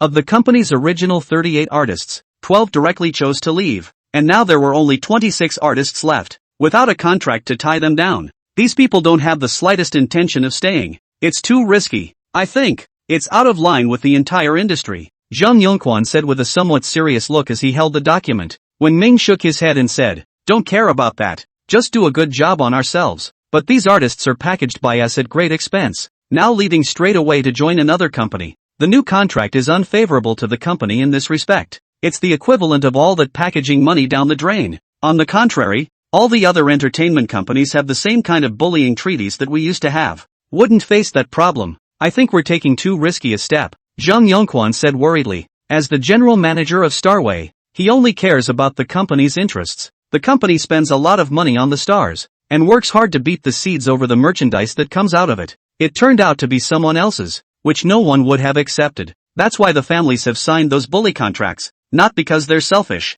It's really for the good of the company. When Ming pondered for 2 seconds, he returned, can we use the contract as a selling point for the attract more artists? Boss, this will only result in greater losses for the company. Zheng Yongquan replied back, that would indeed attract more artists, but in that case, it only amplifies the company's losses. In fact, many artists don't care if their contracts are fair or not. They care about fame and the others don't matter at all. Even if they sell them, the other companies just have to come up with more resources for them. They are then immediately drawn to it. This leads to a loss for us if the artist fails to be packaged, and an equal loss for us once the package is successful. Then there will be no expansion of new artists for a while. Wen Ming said directly, 26 artists inside the company right now. It's already completely enough. Just throw all your resources at them. But these people who stayed behind, except for Lu Xinyue, all of them are just ordinary artists or rookie trainees. And once these artists become famous, chances are they'll leave as well. It's a thankless task for us to do so. and it's simply not in line with the rules of the marketplace these days. This society itself is the age of bad money driving out good money. You can only fit in if you're rotten and bad enough. Otherwise you will be spurned and rejected by everyone, Zhang Yongquan urgently advised, not even caring about face anymore. He had been in the entertainment industry for more than 10 years and clearly understood the rules here. When Ming did this, he was simply going against the grain, and it was a thankless task. Not to mention that, there's also the possibility of ending up in a stinky mess. When Ming let out a long breath and said, I understand what you said, but Lu Xian, you almost jumped off a building before. This you should understand. I don't want this to happen again in the future, and as for whether they want to stay in the end or not, it's just a matter of seeing what we can do. I'm sure if we do a good enough job, more and more good people will join us. It will also be supported by more people. What do you think? Although he didn't understand the rules inside the entertainment industry, he knew the meaning of bad money driving out good money. It was just that he really didn't want what happened to Lu Xianyu when she jumped off the building last time to happen again.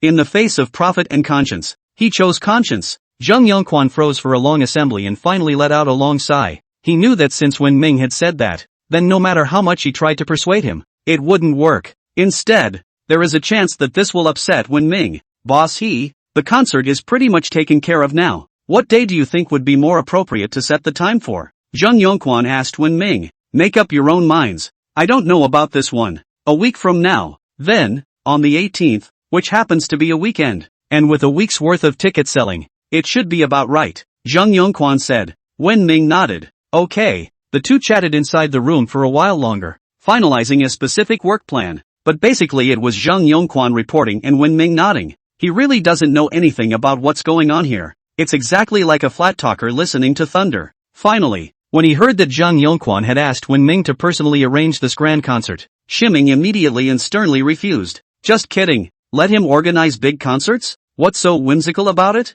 You guys can just take care of those things. I'm just responsible for enjoying the results of your performance when the time comes. Don't tell me you guys can't do this little thing well, Shiming said directly. Zhang Yongquan could only nod helplessly and say, alright, then we'll try our best. Coming out from inside the hotel, Lu Xianyu and Zhang Xian were still waiting outside. Afterwards they left the hotel together. When we get home, when Ming lay inside the huge villa, he fell into deep thought, not thinking about work. Rather, I just came back. He found that there was more and more ash inside his own villa. Higher housekeeping, right? Uneasy. After all, there's so much gold sitting underground. It seems that it's time to find a little babysitter with a lighter voice and a softer body. Chapter 162, I have a friend. Chapter 162, I have a friend. The next day, Timothy is just about to go around the job market. As a result, Qin Lia's phone suddenly called. Hey, mister. Got a minute? I'll buy you a lunch at noon. Dinner? Shiming raised his eyebrows and said, what's good again? Oh, naturally, it's a good thing. I've already taken all the markets over in your city. The old man was very happy, gave me 10% of the equity reward. Qin Shaogai nothing. I'm sorry, Qin Lia said with a giggle. Not bad, not bad. That's something to celebrate. So no see no evil? Okay, returned Wen Ming. Noon. The two once again came to the place where they last met. Today's Qin Lia, wearing a black dress with her hair draped over her shoulders. It looks full of a dumbfounding sense of mystery. Mr. Qin, look at you with a spring in your step. First of all, congratulations on your position finally being secure, haha. I don't know. Wen Ming joked. Qin Lia spread a smile and said, Mr. He is polite. It's still thanks to you. This is my thanks. A little token of appreciation. And please don't mind. Saying that, another bank card was taken out and put in front of Wen Ming. Wen Ming raised his eyebrows, surprised. This is $20 million. All my money now. It's all in here. The code is 6 zeros. I'm sorry, Qin Lia returned. Shiming pushed the bank card back and said, between us, let's not be so outgoing. A little favor is all. You keep this money for emergencies. That won't work. Qin Lia immediately and hurriedly pushed back and said, you've done me such a great favor again this time. I always have to thank you for something. It can't just be a hug for you every time. The corners of Shiming's mouth twitched. More hugs? The last time he had a hug, he'd been up half the night straight away thinking there would be a next time. However, seeing that Qin Lia was so sincere, how could he say these shameless words? Really, doesn't Qin Lia still think of him as a hooligan? Alright, Shiming pushed the bank card back again and said, if you really feel bad about it, just do me a favor too. Help you? Go ahead, Qin Lia said immediately. Shiming mused for a moment and said, you also know that villa in my house. I can't clean by myself. so I would like to hire a babysitter to help me clean, preferably one who is very capable of. And by the way, you get to moonlight as my secretary, with 2 paychecks. Jean Leah raised her eyebrows slightly and said, being a nanny and a secretary? May I ask which secretary is this one Mr. Ho is talking about? Which secretary of what? Shimming froze for a moment. Immediately following, he instantly came back to his senses and exclaimed, asterisk asterisk. A phrase suddenly came to him. There's something for the secretary to do, and nothing for the secretary to do. Jean Leah asked him this question. It's hard to, don't get me wrong. When Ming hurriedly explained, you misunderstand Mr. Jean. The secretary I'm talking about is a real secretary. A secretary who helps me with my work affairs. Not the kind of secretary you're talking about. What misunderstanding? What kind of secretary am I talking about? I'm talking about regular secretaries. I'm sorry, Jean Leah asked. Meanwhile, a wry color emerged from the bottom of his eyes, since discovering the master of reckoning that is Shimming. After she turned out to be a very easily shy little boy, Jean Leah became very fond of molesting when Ming, such a treasure boy. Being able to see him embarrassed was simply more pleasing than even having his own presidency secure. Timing? When Shimming heard Jean Leah's question, his entire body directly froze. What kind of secretary? I know exactly what kind of secretary you're talking about. How the hell am I supposed to answer that? A secretary who says directly that he can use it? What's wrong with my ing face? When Ming scratched his head and returned, I'm talking about ordinary secretaries too. Jean Leah gave a cheeky smile and said, so, Mr. He, what do you think of me? You? When Ming froze for a moment, followed by a pause. Of course you are very good, simply the perfect candidate, but, I'm afraid I can't afford it, right? Letting Jean Leah hire her own nanny come secretary? It's exciting to think about. This is more than just a soft voice, it's just soft to the core, okay? Look at the posture, look at the body, and look at the temperament. The bottom line is this, the first iceberg beauty president of Linen. This card face, this title, be your own nanny and secretary. You believe that? Even when Ming himself didn't believe it alright. When Jean Leah heard Ming's words, she let out a light laugh and said, actually, if I didn't have the Qinshang Group's side of the job pestering me, I'd really like to try something like this. When Shimming heard these words, his heart trembled. I should have known that I wouldn't have helped Jean Leah last time and let her be removed as president by the Qin family's supreme emperor. Doesn't that make you your own nanny and secretary? However, it's good to think about such things. Jean Leah's words were mostly flavored with flirtation. If I really wanted her to come, I guess she wouldn't want to again. What you mean, Mr. He, is that you want to ask me if I have any good referrals, right?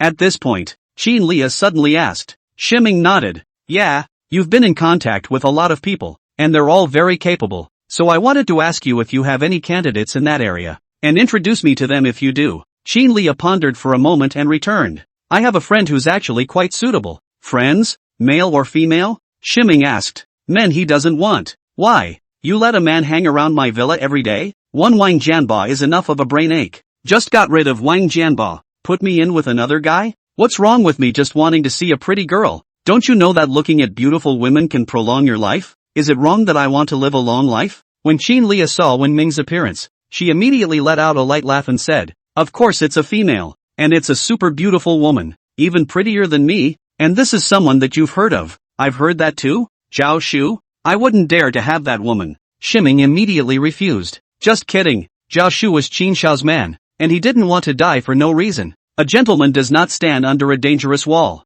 This is something he still understands. No, Jean Leah shook her head. This girl's name is Jean Yutong. Last time when I sent the wrong piece of, it was meant to be sent to her and it ended up on your phone by mistake. As soon as Shimming heard this, those photos that had been forgotten by his brain, instantly it came back to mind, blending with the Jean Leah in front of her. Just for a moment, Shimming immediately felt his heart dry up and hurriedly coughed lightly. Your friend? Are you sure? At the same time there was some emotion in his heart. This one, Jean Yutong, was practically her guiding light. If it wasn't for her, one wouldn't have been able to see those art photos of Jean Leah for 800 years. Chapter 163, Little Sister is back. Chapter 163, The Young Lady is back. Jean Leah nodded. Jean Yutong just recently returned from studying abroad and is looking around for a job. I wanted her to come to me, but she didn't want to. Don't worry about her ability. She's absolutely excellent and outstanding. The personality is also very good and there is no problem with the character. More importantly, the person is good looking. Being a secretary is absolutely fine. And as for babysitting, I don't know about that. When Ming coughed lightly and said, since you recommended it, of course it's no problem. Why don't you contact her for me and see if she's willing? If not, forget it. Good. Xinlia immediately took out her cell phone and started the call, and Wen Ming put down his chopsticks. Soon, the call went through. Hey, Koton, let me tell you something. Haven't you been looking for a job? I've got a good one over here. You wanna come check it out? Ha? In the country? When are you coming back? In a few days? Okay, I'll do it. Contact me when you get back. Good. It's a deal. Bye. Love you. Hang up the phone. Xinlia spread her hands to Wen Ming and said, you've heard it all, right? I won't be back until a few days from now. I'll have her come over when she gets back. Well, if this matter comes to fruition, I'll treat you to dinner. Shiming nodded. Mister, he is polite. Xinlia smiled. It was almost 2 o'clock when the two came out of the hotel. Shiming didn't wander around blindly and went straight back to the one-piece pavilion. The next day, early in the morning, Wen Ming received a call from Xinlia. Hey, mister. Jin Yutong is back from the countryside. Just arrived in Linen. When will you arrange to meet? Xinlia said. Just for now. Where is she now? She's near Chungkong Road. Why don't you guys go straight to that interesting cafe on Chungkong Road? I'll inform her to come over now. By the way, let me send you a picture of her first, in case you don't recognize her when you see her. I'm sorry, Xinlia returned. Then, hanging up the phone, immediately following, Wen Ming's micro-X received a photo. When I clicked on it, there was a picture of a girl facing the sun with a sunny smile. Not to mention, pretty decent looking, especially a pair of long legs is eye-catching. Have to say, beauty is really all-around beauty. Look at Xinlia, then look at Jin Yutong. It's almost like a pair of sisters. I just don't know about the temperament. If it's anything like Xinlia. Shiming's expression was startled, and he suddenly backed off a bit. Frankly, although Xinlia did look very eye-catching, a man would want to look at her more. But this woman, always inexplicably a few words. Wen Ming said when the red face, red ears. Not sure how to take this. If it's another one as strong as Xinlia. Shiming felt like he was in danger of being eaten to death by Jin Yutong. Soon, Wen Ming then rushed to the interesting cafe on Chungkong Road. Unlike hotels where only the restaurants are occupied, the cafe is open from the start of business until nightfall. Both basically never break people. As promised, Shiming went straight up to the second floor and saw the girl sitting in front of the window at a glance. The girl's information had been given to him briefly by Xinlia before. Jin Yutong, 25 years old. Though Kim Sukitong in front of the window has a different hairstyle and clothes than in the photo, but a pair of big eyes really stood out, especially the big silver ones on the face, which were very identifiable. You can see it clearly from a distance. Wen Ming coughed lightly, straightened his attire, and walked over to Jin Yutong. Meanwhile, in front of the window, Jin Yutong looked out the window at the traffic of people coming and going, and looked a little lost in thought. Studying abroad for 7 years. 7 years. Today's Huaxia had completely subverted her imagination, and it could be said to be worlds apart from 7 years ago. Originally, she thought that with her study abroad credentials, she would be welcomed by everyone, but she ended up hitting a wall at every turn. Not many companies even cared about this study abroad certificate of hers. Looked for several jobs, none of which were very satisfying. Xinlia had wanted her to work for Qin Shang Group, but she had refused. Working under your best friend, it is indeed awkward. Just yesterday, Xinlia called her and said that a company was hiring. She's more appropriate. The owner of this company, though, is an older man of a certain age, and according to what Xinlia said, this old man is very difficult to get along with, and he's also a bit horny. If Jin Yutong went, she could make an introduction from there, depending on whether Jin Yutong was willing or not. Although Jin Yutong was a bit reluctant, she still wanted to come here and try. If the other party is too harsh, just refuse then. Hello, is this Ms. Kim Sukitong Kim? Just then, a voice suddenly sounded from the side. Jin Yutong twisted her head to look favorably, and then immediately brightened up. Only beside her stood a youth of 1.8 meters, with a nice sharp cheek that, with a warm smile, the whole person looked and exuded a unique charm that made people feel comfortable all over just by looking at him. I don't think I know this person? How did he know his name? Hello, you're... Jin Yutong asked suspiciously. The youth let out a light laugh and said, my name is Wen Ming. Xinlia introduced me here. Ha! When Jin Yutong heard this, her mouth opened wide in surprise. Full of disbelief, he said, you are Wen Ming? What's going on? Didn't Xinlia tell her that this Wen Ming was an old man in his 50s, with a big bad drunken nose that's not only horny, but also very grumpy? So what's the deal with this handsome little brother in front of us? That's a little young, isn't it? Not only are you young, but most of all, you're handsome. Handsome even to the point that even after all her years of studying abroad and seeing so many handsome blonde men, none of them could compare to the handsome youth in front of him. Just a glance. It just gave Jin Yutong a sinking feeling. This moment, Jin Yutong felt like she was going to be messed up. Where's the cranky old man we were talking about? Yeah, I'm Wen Ming. What's in question? Wen Ming asked suspiciously. No. Jin Yutong hurriedly waved her hand, stood up and politely extended her hand. Hello, Mr. He. Good to see you. This moment, she had already guessed that she was being tricked by Qin Lia again. What a cranky old man. All of it was just fooling him. She was so scared that she hesitated for quite a while before coming here. As a result, I didn't realize that. I can't believe it's going to be such a handsome little brother. When I see Qin Lia next time, I'll make sure to clean her up and make her lie to herself indiscriminately. It's good to see you, too. Wen Ming also politely extended his hand and gently shook it before separating from each other. Sit down. Kim Sukitong rested her huge silver wire glasses on the bridge of her nose. Smiling, he said, I didn't expect Mr. He to be so young. Chapter 164, Subduing Golden Moontong. Chapter 164, Subduing Golden Moontong. Wen Ming laughed and said, thanks for the compliment. Everyone who sees me says so. Listening to Mr. Qin. Mr. You came back from studying abroad, right? I wonder what specialty you studied. Jin Yutong smiled politely. I majored in economics and management. At present, all of them have got the ACCA double advanced certification. I heard that the development in China is better now. Thinking of coming back to China to develop. Just haven't found the right job yet. When Shiming heard this, he nodded in satisfaction. That's what he needs. ACCA, a world-class certification that is recognized throughout the world. And all of them are also advanced certifications, which is enough to show that Jin Yutong's ability to work. Capable. Beautiful. Isn't that what he needs most right now? Not to mention the fact that such a beautiful secretary stays by his side. It's just a beautiful sight. And when you're bored and look twice, it's just pleasing to the eye. Of course, it would have been nice to have some love story with her that was pure as rim of the sky. Right, Mr. Ho? At this time, Jin Yutong asked Wen Ming, I heard Qin Lia say that Mr. He you need to. I wonder what Mr.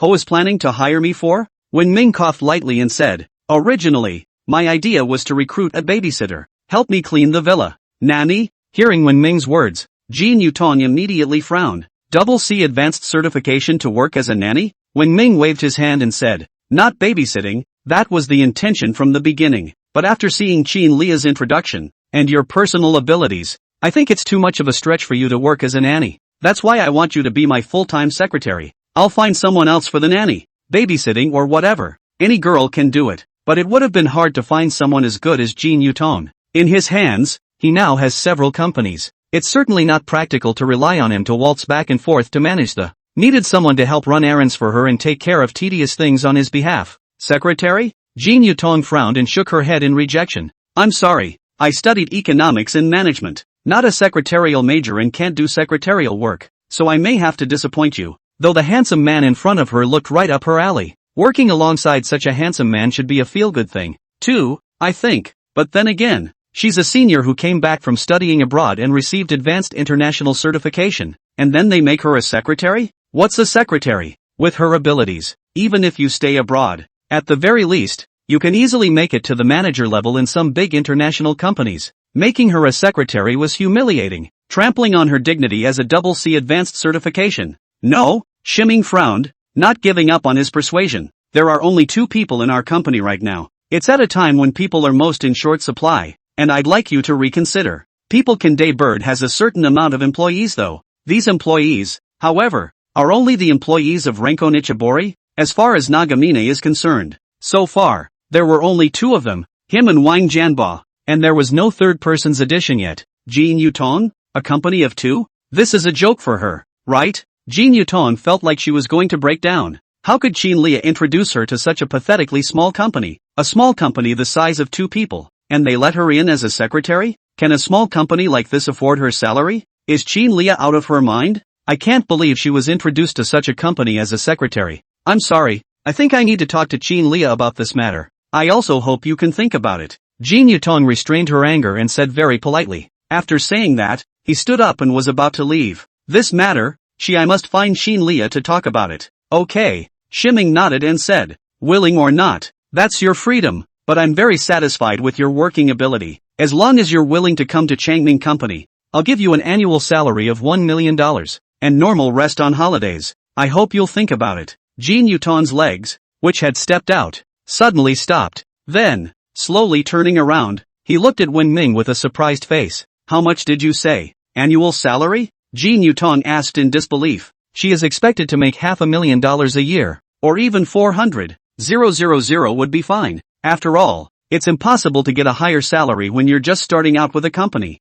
According to her projections, give her 3 to 5 years. With her work ethic, boosting the salary to $1 million should be about right. But just now, when did Ming directly give her $1 million? Doesn't that put her ultimate goal squarely in front of her? One couldn't have heard it wrong, could one? $1 million a year. Wen Ming said, wages can continue to rise in the future, and you can transfer anytime. With the fall of Wen Ming's voice, quiet, it just came so suddenly. Jin Yutong stared blankly at Wen Ming, her large eyes fluttering constantly. Really pay her $1 million a year? A whole lot more than she expected to be paid? And that's the starting wage. It's gonna go up from here, and days off can always be adjusted? This kind of treatment, even she couldn't find it by beating her head against a lantern probably. What? Not satisfied? If you are not satisfied with this salary, we can still negotiate. When Ming saw the frozen Jin Yutong, he asked in confusion. Jin Yutong took a deep breath and said, no, I'm satisfied. Dignity? Dignity is nothing in the face of money. Self-esteem is bull *******. $1 million a year to start. Where can you find such a good job? Saying that, the long legs that had stepped out, slowly retracted and, with a marvelous stride, she returned to Wen Ming and asked, but you only have a company of 2 people. Can you really afford to pay me that much? Wen Ming gave a light laugh and said, I said that there were only 2 people in my company. Doesn't mean my company is small, just because it hasn't started hiring yet and you're the first. If you still don't believe me. Saying that, taking out a bank card from his body, he gently placed it on top of the table in front of Jin Yutong. Said, this is the bank card I just prepared when I came here. Inside this card, there are $3 million. Consider it an advance on your salary for 3 years, with bonuses and salary increases to be calculated separately thereafter. Jin Yutong was dumbfounded when she saw the bank card on the table. She was originally skeptical of when Ming would be able to come up with $1 million paycheck. After all, it's not $30, 000 or $50, 000. It's a whole $1 million, and that's an annual salary. 2. Take that much every year. She didn't want her hard work to result in being screwed over by Wen Ming. As a result, when did Ming pay her 3 years' salary directly in advance? That's a little too hoity-toity, isn't it? Isn't he afraid he'll run off with the money? After all, it's $3 million. Money an ordinary person wouldn't earn in a lifetime. Not to mention deposits. Mr. You trust me that much? Jin Yutong asked in shock. Chapter 165, Star Trainer. Chapter 165, Star Trainee. Wen Ming gave a light laugh and said, I do trust Qin Lia. She says you're a very trustworthy person. Someone who's dedicated to everything you do, and who's meticulous about doing the right thing. And after the contact just now, I think Qin Lia is quite right. If it was anyone else, he naturally wouldn't have been able to just take out $3 million in advance. But Jin Yutong was different. For one thing, Wen Ming did appreciate her. Secondly, there was Qin Lia in the middle as an introduction. And Qin Lia. But when has he ever tweeted a woman who has seen a fruit photo? Counting up, he's with Jin Yutong. It should be the only person in this world who has seen those fruit photos of Qin Lia. What else can compare to this brotherhood of love? So Wen Ming is very relieved. Since he wanted her to be used for himself, he naturally had to give enough sincerity to do so. The pie is painted big and round. None of it is more sincere than actual money coming in. When Jin Yutong heard Wen Ming's words, her face was serious as she took a deep breath. Immediately following, she slowly bowed to Wen Ming and rose to her feet. With a serious expression, he said, thank you for Mr. He's trust. From now on, I will definitely do my best for the company. May I ask when will I start working? You can pay 3 years' salary in advance. With a boss like that, what else did she have to think about? It just made her curious as to what this 2-person company of Wen Ming's was all about. Even though she had seen very much, she could not at all resemble a company of only 2 people. But hiring $1 million a year secretary, what kind of operation is that? But those aren't good things to be concerned about. As a qualified employee, you just need to do your part. The rest doesn't require much thought at all. When the time comes, it's time to know sooner or later. There's simply no point in asking what you shouldn't know, even if you're forced to. Tomorrow. Today you'll clean up and mentally prepare yourself. Call me directly tomorrow. Wen Ming said. Yes, Mr. Jin Yutong nodded solemnly. Ximing shook his head and let out a light laugh. It was just as Qin Lia had said. Jin Yutong and Qin Lia's personalities can be said to be just the opposite of one another. Qin Lia always liked to chat about things that made Wenming freeze. On the contrary, Kim Wultong is a serious type of girl who is always meticulous about what she does. It's also a slam dunk. Such a girl must be very unpleasant to live with, or to socialize with. It can even be said that it can be annoying and repulsive to many people. However, old Mr. Lu Sun once said that what kind of vegetable needs what kind of, and as the secretary of the big boss of the Changming group, doing everything with a single eye, serious and meticulous isn't that the essential quality that is required? Otherwise, how to be a good secretary to your big boss? Things were agreed upon and the two left the interesting cafe together. Subsequently, Wenming then went directly to the Dragon Mansion and inquired about the progress of gold futures. After getting that it would be done soon, Wenming was relieved. After Jin Yutong left with Wenming, Qin Lia then drove up in her car. Little Tong, are you still satisfied with that old man? Qin Lia smiled cheekily. Jin Yutong got into the passenger side and glared at Qin Lia breathlessly. You still know how to say it? How can you tell me Wenming is an old man, and a grumpy old man at that? Do your eyes grow on the soles of your feet? Qin Lia giggled and said, just kidding for you. What's your hurry? Isn't it interesting? I'll let you in on a little secret. And a very easily shy treasure boy, too. Kim Moon Tong, speaking as if you know him well. What is your relationship with him? I don't know. Jin Yutong asked curiously. Qin Lia hemmed and hawed. I can't tell you that, but hearing you say that, are you happy with this boss? Jin Yutong nodded her head and said, it feels okay, offering me $1 million a year, and with $3 million up front. It looks a little different than what you said. Then you should be careful not to accidentally fangirl him. I'm sorry, Qin Lia giggled. No way. Jin Yutong shook her head. He's the boss. I'm the secretary. My task is to help him with his work. I won't think about the rest.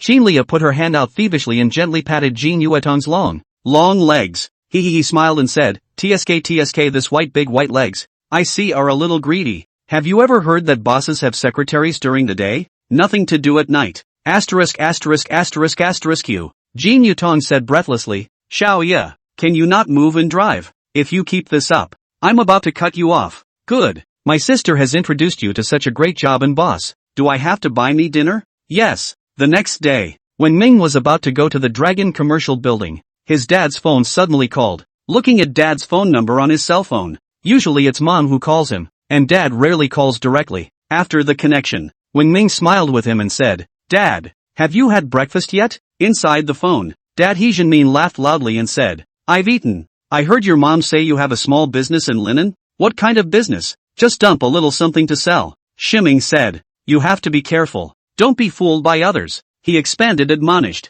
No way Dad. They're all friends. Wouldn't lie to me. Well, that will do. By the way, your eldest uncle is going on a trip to Linen, and your cousin will be there, too. You've been in Linen for such a long time. You're more familiar with the place. You receive them. He Jinmin chuckled. Ha! Ximing's eyes widened in surprise. My eldest uncle and He Yuhua are coming? What are they doing here? This father and son. Ximing really didn't have a good impression of them at all. He Xingmin does business in the town. His family is in good condition. Instead, their family, Dad He Jinmin has always farmed, occasionally working odd jobs outside, and mom sews some clothes for others in her hometown. The days can only be described as passing. So when they met, He Xingmin was always sarcastic about them, especially when Ming's cousin, Ho Yakhua, on the basis of his family's good condition and his age is older than Ming's, growing taller than Wen Ming, he often bullies him. Although He Jinmin had approached He Xingmin several times because of this matter, but every time, He Xingmin all said that children playing around, what's wrong with it?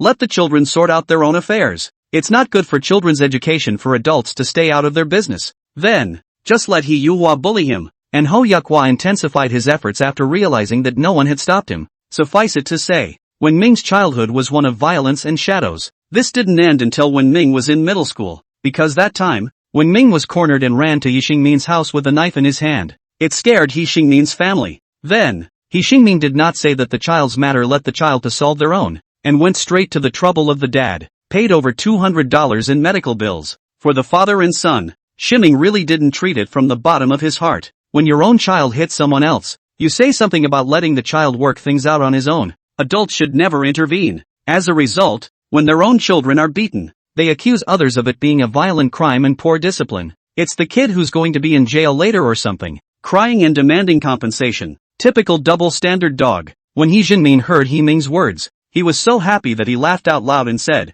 "Your brother Yu Hua is awesome. Isn't he working as a trainee inside the company now? Recently that company is going to have a big concert in Linen and asked your brother to show up as well. Your brother is going to be rich this time. He'll become a big star." Timing? A concert? Linen? Later Dad. When Ming interrupted him, that entertainment company, it wouldn't be Starway, would it? He had heard about Ho Yukhwa joining the entertainment company. Usually during the New Year holidays, when He Ming went back to his hometown, people around him would praise He Yu Hua. Let him learn more from Ho Yukhwa. In response, when Ming could only hold a sneer. A star? A villainous professional? It seems to be a Toho of some sort. He Xingmin replied. I don't remember clearly whether it was Starway or Journey or something. Anyway, that's what weighs. By the way, it's the entertainment company where the big star Lu Xianu is. Your brother and Lu Xianu are co-workers. When Ming, Ho Yukhwa is a trainee at Starway? Shiming didn't know whether to cry or laugh. Of all the entertainment companies in the world,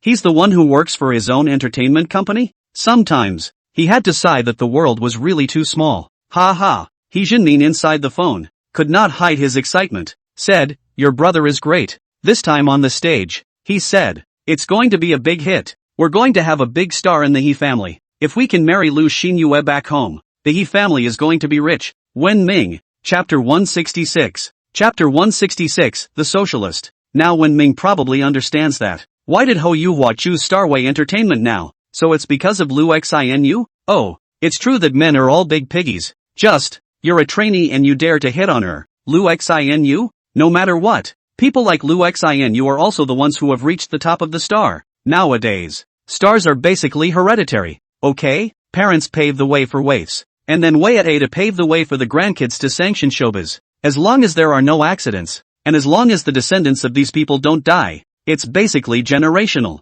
The entertainment industry has always been the domain of these people. You're just a trainee. Do you really think you're a future star? Besides, there are plenty of ordinary artists underneath Starway. A handful of them, who aren't better than him. A trainee? This is no longer a toad trying to eat swan meat, but a toad trying to eat phoenix meat. What a cockamamie thought. Shiming laughed and said, Dad, just listen to He Yuhua's blind bragging. If he could marry Lu Xinyue back, count him out. And even if He Yuhua marries Lu Xinyue, that has nothing to do with our family. He Yuhua marrying Lu Xinyue home, that would also be an honor for their He Xingmin family. You're a brother to He Xingmin and think you're family with him. Ki, do they take you as family? Can you share the glory? Back when He Yuhua bullied me, He Xingmin, beat up He Yuhua. Get him to stop. And later I wouldn't have to chase them to their house with a knife. He Jinmin continued to chuckle. Look at what you're saying. We're all members of the old He family. How is it okay? Fine. Shiming said breathlessly. I'm not going to bull you. I'm not going to receive them. Whoever I like. Hi, He Jinmin said angrily. Who are you talking to? You little brat. You're going to drop the ball on me, aren't you? Not only do you have to entertain them, you have to treat them well, or I'll clean you up when you get back. Dad. Shiming laughed cheaply. I seem to know a leader of Starway Entertainment. What do you think would happen if I let him fire Ho Yukhwa? Ha! He Jinmin froze for a moment, followed by a sudden burst of anger. You dare! They're helping their own family. Don't give them a bad name behind their backs. Do you hear me? If you do, I'll break my leg for you. Dad, I'm your son, and my dog's leg was born to you. Shiming laughed. Bad? I call that bad? What about when Ho Yukhwa bullied me? You guys didn't care about that guy's violence for more than 10 years, so I'm just being bad. So what? Asterisk. You son of a looking for a beating? Don't let me see you. I'll kick your ass if I see you. Your uncle and his men will be here soon. Not only do you have to execute them, but you have to treat them well. Don't let him gossip. If he comes back and says something bad about you, we won't be able to live up to our reputation in the village. Know anything about the pup free? Wen Ming. Okay. It was conceivable that if he really fired He Yuhua, He Jinmin would have to fight him to the death. Wen Ming took a deep breath and asked with a smile. Dad. Just now it was Doggy. What's this about being a rabbit? He Jinmin was directly infuriated by Shi Ming's words. Angrily, he said, don't you damn well give me any of this bull asterisk.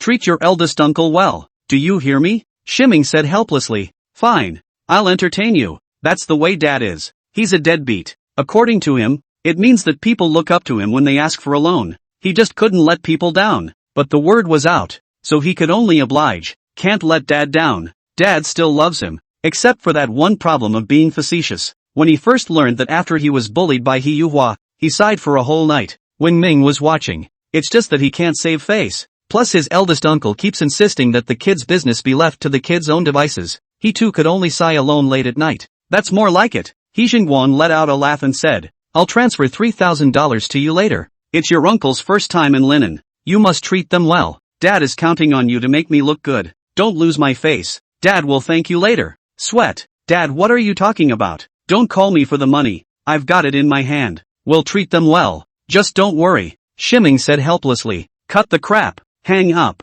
Hang up the phone. Ding. The phone received a message tone. Micro X transfer. $3,000. When Ming looked at the arrival reminder and sighed helplessly. This Dad. I said I didn't need it, but I had to transfer the money. You're so polite with your own son. Not to mention outsiders. When Ming can imagine. This $3,000 must be Dad and Mom and their old couple. Save your food and drink. Now all at once he was turned around and was to be allowed to spend it on his eldest brother and his father and his son. At best, it's pure and simple. At worst, forget it. It's Dad, after all, and there's no way to say the hard way. But this was money he would have had to flip out on him if he didn't collect it. Given Dad's pissy behavior, he really knew his dad too well. He'd thought about transferring more money to the old couple at first. After all, he's considered a multi-billionaire now. But then I remembered how Dad acted and gave up. With the way Dad's been acting, even if he was given $1 million, he'd be able, in a few days. It's all cleaned up for you. Shimming picked up his cell phone and sent a voice message to his dad. Dad, I'll take the money. I'll do what you asked me to do. By the way, is my mom with you? Ha ha, thanks son. I'm working outside right now, not at home. He Jinmin said back. Well, Dad, you're busy. Be safe. Shimming replied back. Subsequently, opened my mom's Micro X number and transferred $20,000. A message was sent immediately afterward. Mom, Dad transferred me $20,000 and told me to treat my eldest and their father and son well. I pondered that you should not know about this matter, so I informed you. This is the money transferred by my dad, so take it first and don't tell my dad. He turned his head and sold his dad, and it's still a black scale. Sheesh, 20,000. I wonder what Mom would think. In a few moments, Mom's message came through. $20,000? Your dad let He Xingmin spend it on them? Back. Followed by an angry burning emoji. When Ming laughed and said back. Right, just turned it around for me. Okay, tell him to buy me an electric car with a handjob. He didn't buy me anything for months, but he took 20,000 and let Ho Xingman and his son spend it? This matter is not over. Ming, I know about this matter. You don't have to worry about it. Mom said back. There are no big factories in my hometown. They are small workshops, and then they distribute the work to the people in the village. Let them take care of the stitching and send it back. Mom made it. It's these crafts that need to go back and forth between taking the crafts home and making them and then delivering them to the receiving site. Chapter 167 Tian Xiu's Uncle. Chapter 167 Tian Xiu's Great Uncle. Seeing his mom's answer, when Ming involuntarily smiled. This time, enough for Dad to drink. I hope Dad won't hate me. I'm doing this for our family too. By the way Mom, don't do those handyman jobs you've been doing. I can make some money now. And, it's time for me to raise you instead. Shimming said. What nonsense. I'm doing a good job and I need you to feed me? Just get yourself well. Really Mom, my business is starting to make money. How much money have you made so far? Mom asked curiously. When Ming pondered for a moment, he returned, not much, just accomplished a small goal. Let's set a small goal. Make him 100 million. The last time I speculated on gold stocks, I smashed in $80 million directly at that time. Until now, gold stocks are already up 50%. $80 million. That's 120 million, plus the money he has on hand now, almost 160 million. What a way to exceed a small goal. Aha! Mom hummed. Just accomplish the small goals, but the money you make, keep it for yourself for a daughter-in-law. Your mom isn't old enough to need support. Fine. Shimming sighed helplessly. He wasn't going to forcefully change his parents' lives for the time being, and even if he did, he could only do it slowly. After all, Mom and Dad, they've lived most of their lives, and the habits they've developed. It's not that easy to change. You don't know that in the coastal strip, the original fishermen have become demolition households, guarding a dozen or so coastal villas, but still picking up cigarettes from the ground and smoking them as before, eating a few dollars a packet of pickles. It's not that they can't afford to smoke wazoo or eat big meals. It's just habit. It's hard to cut yourself off from your past self. Just hung up the phone a little while ago. The eldest's phone call came through. Hey, Ming, your brother and I have about an hour before we get to Linen. are you okay now?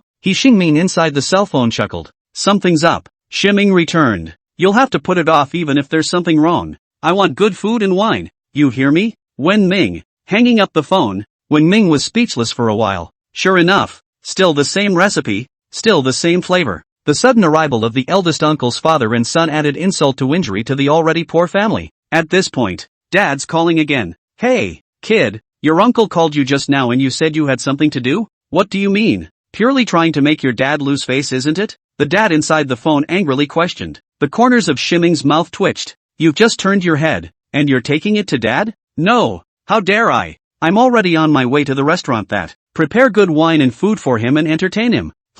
That's okay. Hang up now. When he hung up, Wen Ming breathed a sigh of relief. Subsequently, he went straight out the door to random restaurants that looked okay outside. Let's deal with what's in front of us first. As for the rest, more on that later. It was getting close to mealtime, and the restaurant was still crowded. Wen Ming could only casually throw the car at the door and go straight up. This meal Wen Ming was not the first time to come. Before and Wang Jianba had eaten many times. Just after ordering the meal, He Xingmin's phone call came. Hello? Neru, where are you now? We've arrived. I'm at the Gathering Pavilion on First Grade Road, so come directly. Good. Be right there. 10 minutes later, He Xingmin's call came back. Hey, Neru, we're here. Come out and pick us up. Wen Ming, don't you have legs? Won't you come in by yourself? Okay, Wen Ming responded. Just answer it. There should be a gift with the band. It seems they weren't too far gone and knew to paw over the gifts. Why else would we let him out? It must be a gift. Just walked downstairs.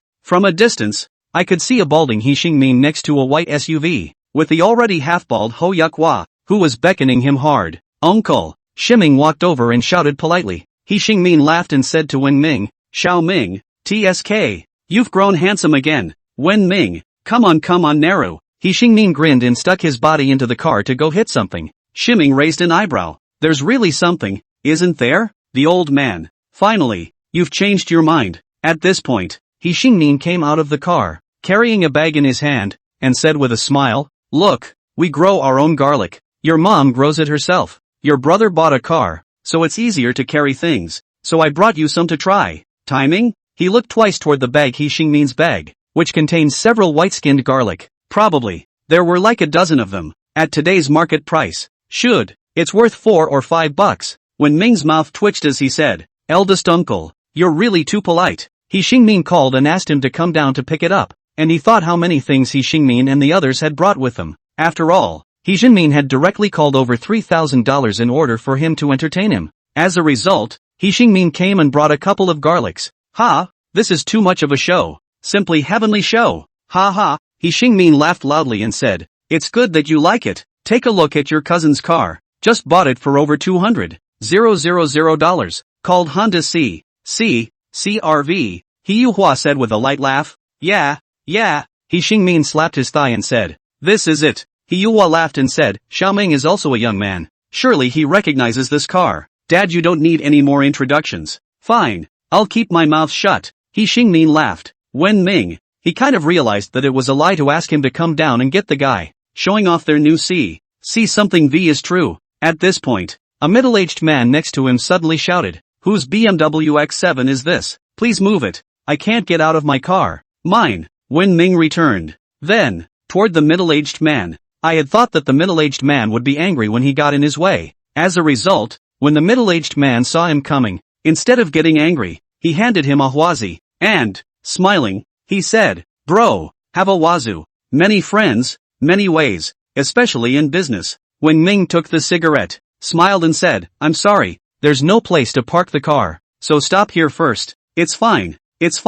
We all have times when it's inconvenient to go out. This is my business card. My name is Chen Dongsheng. I'm in the housing rental business. You can contact me if you need anything. Chen Dongsheng laughed. Doing business. The most important thing is to make peace. Anyone who says a word about road rage is either explosive or brain dead. When Ming took out the car keys and backed up the BMW X7 a bit, waiting for Chen Dongsheng's car to come out of parked the car at the place where Chen Dongsheng had just parked. Chapter 168, It's Just a Walker. Chapter 168, It's Just a Walker. Bye. Chen Dongsheng waved his hand to Wen Ming as if he was saying goodbye to an old friend. Shiming laughed lightly and shook his head. This Chen Dongsheng, he's quite interesting. It's a businessman. Then, he looked back to the time when From the moment he had left just the two of them, He Xingmin and He Yuhua, who had a dumbfounded look on their faces. These two were truly dumbfounded. It would have been nice for them to pretend. At over $200,000, it was considered a top-of-the-line car in their village. Results: crashed into $1 million plus BMW?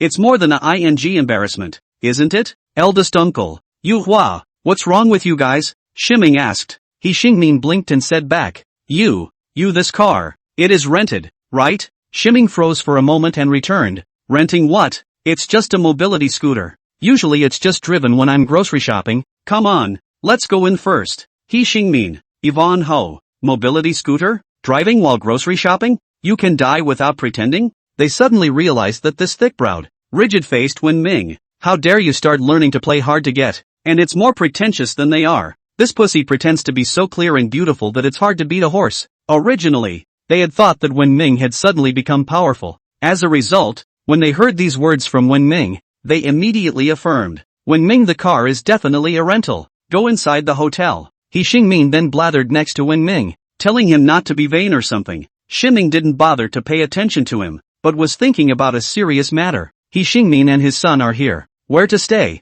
It's definitely not possible to take them to the One Piece Pavilion. Otherwise, with the gossipy nature of these two people, seeing this first mansion in linen, there's no telling how much of a fuss we'll have to make. He is not afraid of these, but in this case, there is no way to explain to mom and dad. It's better to keep a low profile. Take them back over to the basement to live? No way. Everyone there knows him now, and the big hole underneath the basement hadn't been plugged for long, so it would be bad if they stepped on it. For now, it's just a matter of renting a random house. When Ming's mind moved, remembered Chen Dongsheng. Just now Chen Dongsheng but gave him the business card. Isn't this guy in the rental house business? Meal time. Shiming excused himself to go to the restroom, then called Chen Dongsheng until no one was around. Soon the call went through. Hello? Which one? Chen Dongsheng inside the cell phone asked. Wen Ming laughed and said, My name is Wen Ming. We just met earlier, and I blocked your car. Yo! Chen Dongsheng was instantly surprised. It's you! Hello, mister. He had just tried to pass a business card to Wen Ming in the spirit of expanding his network. It didn't even occur to him to talk to Wen Ming could give him business,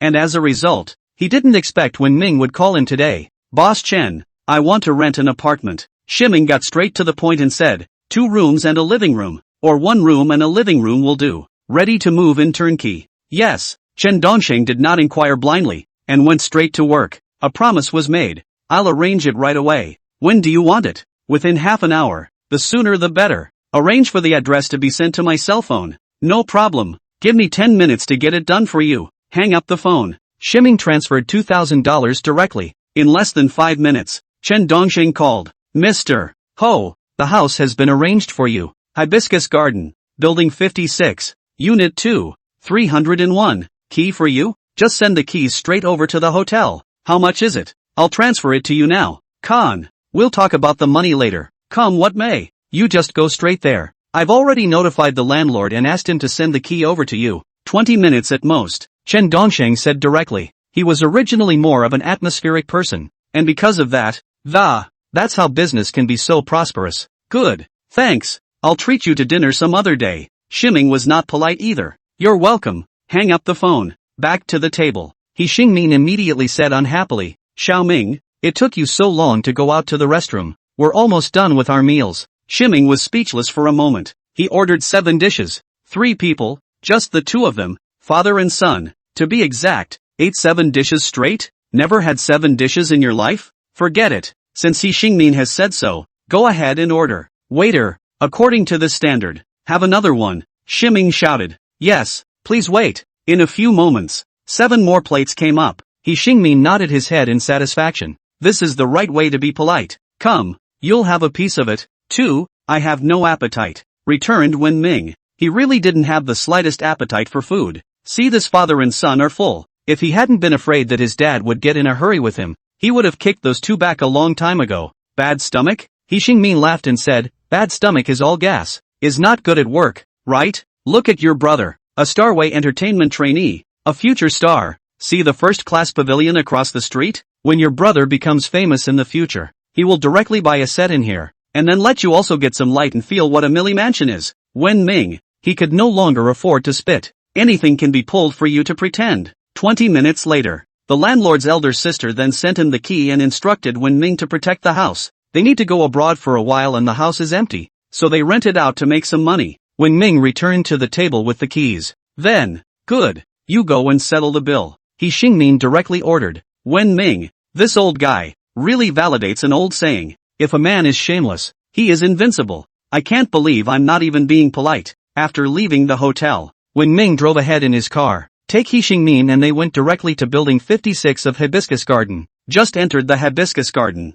Jin Yutong suddenly called and asked, Mr. He, I'm ready to go to work. Where can I find you? Please, come to Hibiscus Garden. I'll take you to the office later. Yes, Jin Yutong returned. Get out of the car. He Xingmin glanced around and suddenly let out a light eep. Xiaoming, you're renting an apartment here. Ha? Wen Ming nodded his head numbly. Ah, yes. The scalp of He Xingmin's show just now was numb. Right now he's not looking back. He Xingmin laughed and said, look at you child. It's not like we're outsiders. Who doesn't know who? It's not like we don't know you live in the basement. What's the matter? You know we're coming. Just hurry up and rent a nicer house and you want us to think highly of you? Why bother? Wen Ming, he didn't know what to say anymore. And to give you guys a high opinion. How dare you? Chapter 169, Uncle. What level are you in? Chapter 169 Uncle. What level are you in? He Xingmin continued. It's not that Uncle wants to talk about you. When you say that it's not like you can earn money like your brother.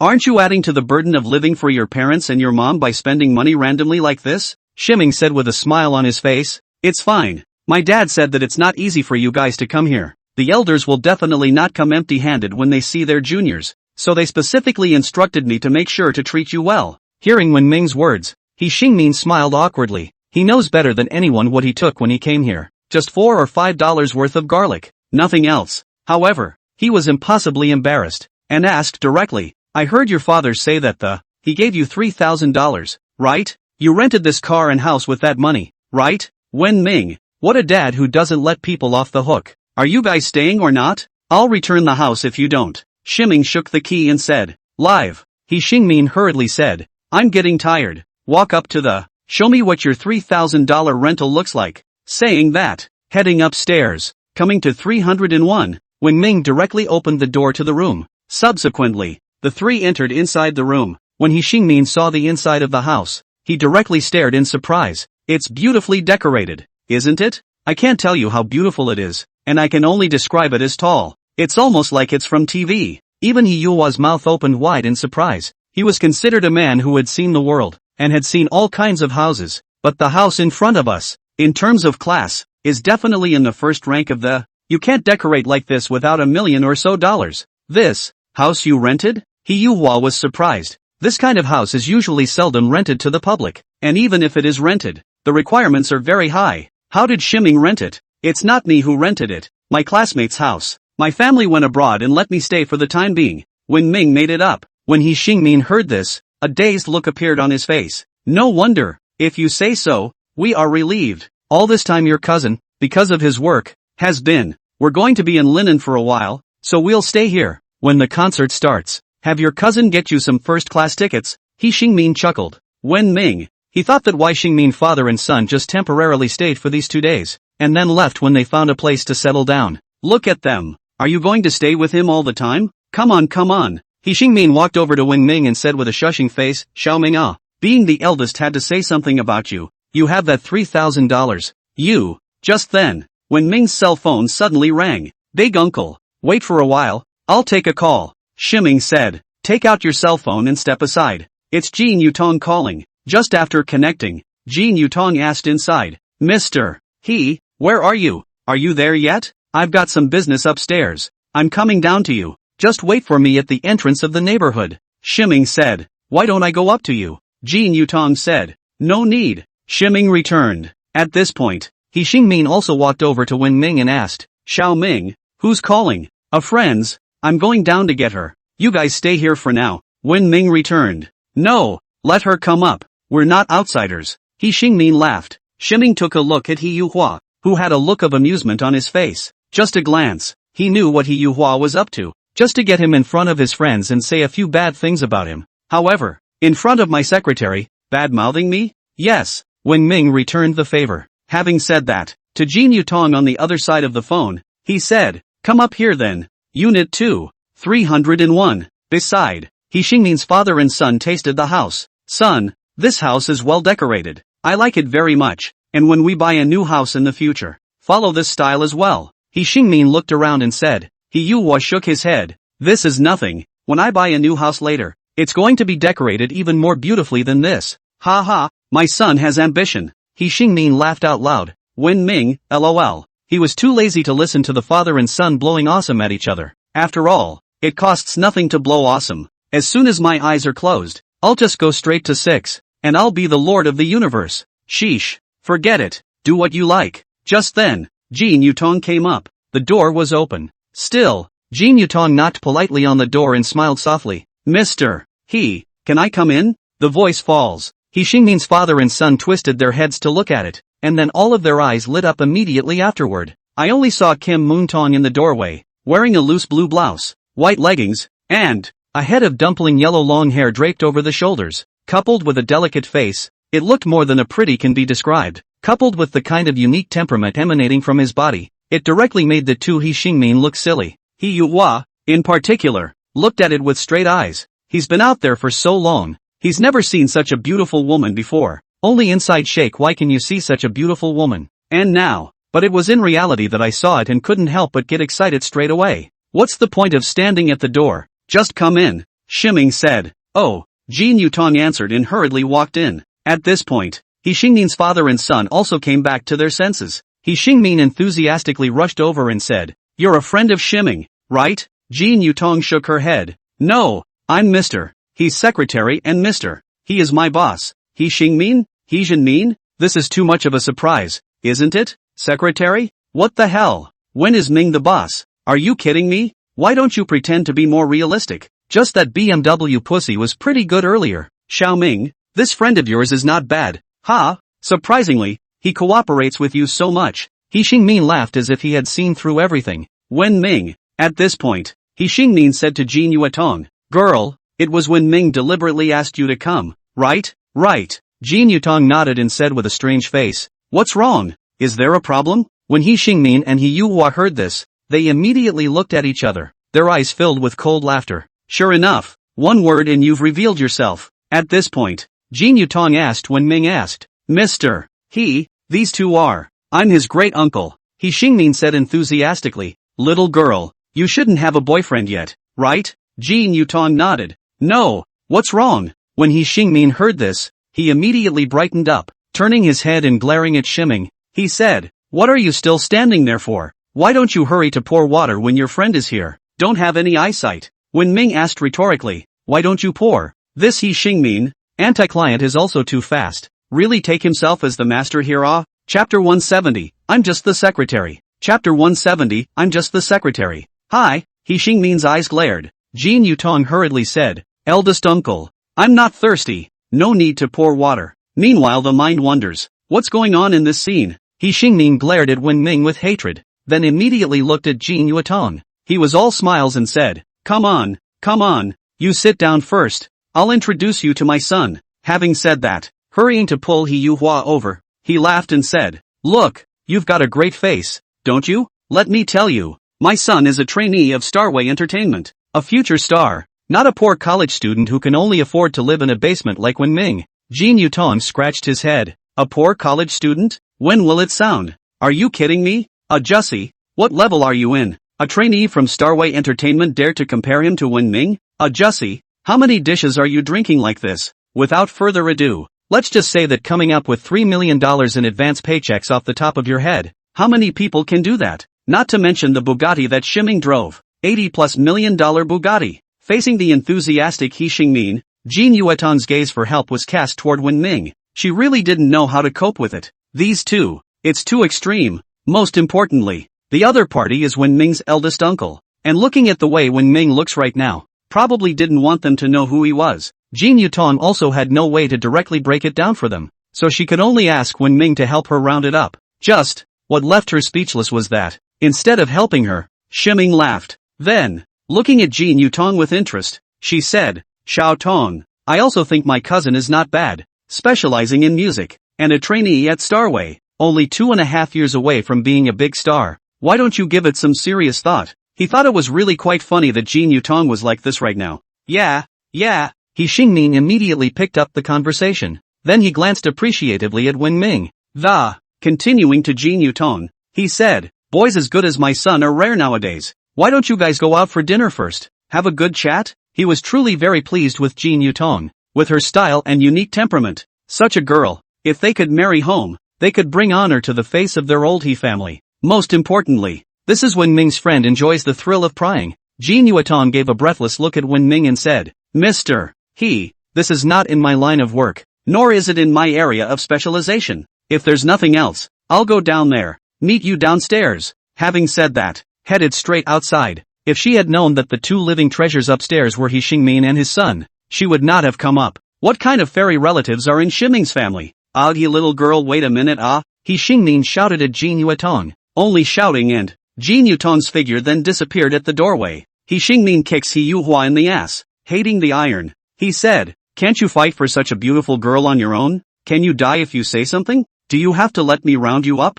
I'd like to say it, but the words are coming out of your mouth, Dad, so I don't know what to say. I'm sorry, He Yuhua said breathlessly. Hey, He Xingmin's eyes glared and said, dare to talk back to me, isn't it? It directly scared He Yuhua to the point where his neck shrank. Ximing gave a dry laugh and said, eldest uncle, brother, you guys chat here first, I'll go down first. By the way, you guys can just live in this house, I'll live at the school. With that, he headed straight outside. They can live if they like. Anyway, Dad's account is done. Wait, Xiaoming, you give us the name and cell phone number of that little girl before you go. I'm sorry, He Xingmin shouted. Another time, inside the building, the echo of when the chime sounded. Leave a phone number? No way. With the pissy nature of these two, father and son He Xingmin, if he really left a number, ironically pestered Jin Yutong every day. And Jin Yutong ironically jumped straight to her feet in anger. And, a beautiful secretary as pretty as this one has not even covered herself yet. How could you introduce it to Ho Yuhua?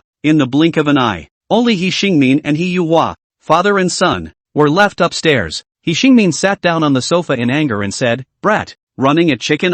Can you give us your cell phone number before you go with a bad conscience? But just as he finished, he suddenly let out a soft eep. Then, his ass wiggled hard on top of the couch twice. Surprised, why is this couch so comfortable? It's much more comfortable than the one we have at home. Of course it's comfortable. This is a high-grade leather sofa. $30,000 to $40,000. He Yuhua returned. He's seen this couch outside. It's top-of-the-line craftsmanship. Ordinary people simply could not afford to buy it. He had been amazed when he saw it just now. The owner of this house was too rich, wasn't he? How is a couch this expensive worth just throwing in?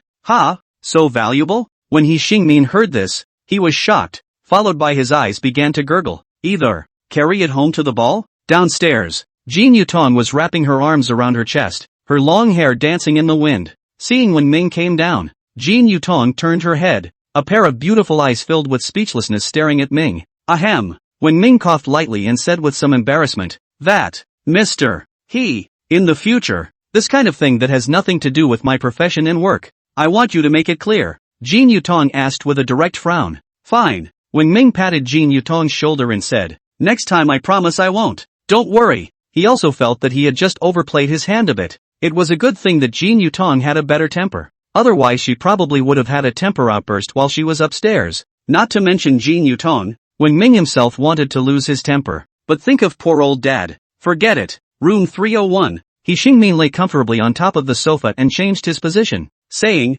Yuhua, go to the window if you can see Tattoo and the others and see what they're doing. Oh, He Yuhua answered and ran to the bedroom window in a flash. Looking outside, results, with a glance, he saw when Ming put his hand on Jin Yutong's shoulder. Asterisk. Dad, come look. Something's wrong. He Yuhua suddenly shouted. What? He Xingmin exclaimed in shock and hurried over. When she saw when Ming and Jin Yutong, who were hugging each other downstairs, she was so angry that she jumped to her feet and said, excessive. It's outrageous. How dare you steal our daughter-in-law? No way. I have to ask He Jingguan for an explanation. I'm going to ask him if he still has me as his big brother in his eyes, if he still treats me as a brother. Saying that, directly taking out his cell phone, he called He Jinxing and said angrily, He Jinxing, your son stole our daughter-in-law. What do you guys mean? He Jinxing shouted. What did you say? I can't hear you clearly with the wind on my side. Chapter 171, Tattoo on Piggy's car. Chapter 171, Piglet's tattoo on the car. I said your son hooked up with my son's girlfriend. I'm sorry, He Xingmin yelled angrily. What? Your son hooked up with my son's girlfriend? Is this girl pretty? Your son is the one who hooked up with my son. Ha? Your son hit my son? Why are the two of them fighting again? Is it in the way? He Xingmin. Farewell. Having said that, hangs up straight away. Dad, what did my uncle say? He Yuhua asked curiously. He Xingmin took a deep breath and said with a complicated expression. He said, what's it say? Can't think of a single sentence. Come to the parking place. Wen Ming suddenly saw a 6-year-old bear of a child, who was holding a small stone, painting Peppa Pig on top of the Ho family's beloved CRV. Hey! Jin Yutong was about to stop it. Shiming reached out and pulled her back, then stepped forward and asked the bear boy, Little dudes, what are you drawing here? The bear child glanced back at Wen Ming and immediately turned around to run. Wait! Shiming reached out and tugged him back, laughing. What's the point of running? I didn't say anything about you. I was feeling that your drawings are very beautiful. I want you to draw more. Here's $20. You can draw all the Peppa Pig family. I'll take it as a car sticker. Okay? Aha! The bear took the money and nodded excitedly. Good. And Susie the sheep, and Danny the dog, Rebecca the bunny, Pedro the pony, can. Go for it. Shiming raised his fist. Subsequently, taking Jin Yutong with her, she got into another car next to her. Then, when Ming saw the little boy squatting next to that CRV inside the rearview mirror, the image that was being sold as a painting, suddenly unconsciously laughed. Jin Yutong said breathlessly, Mr.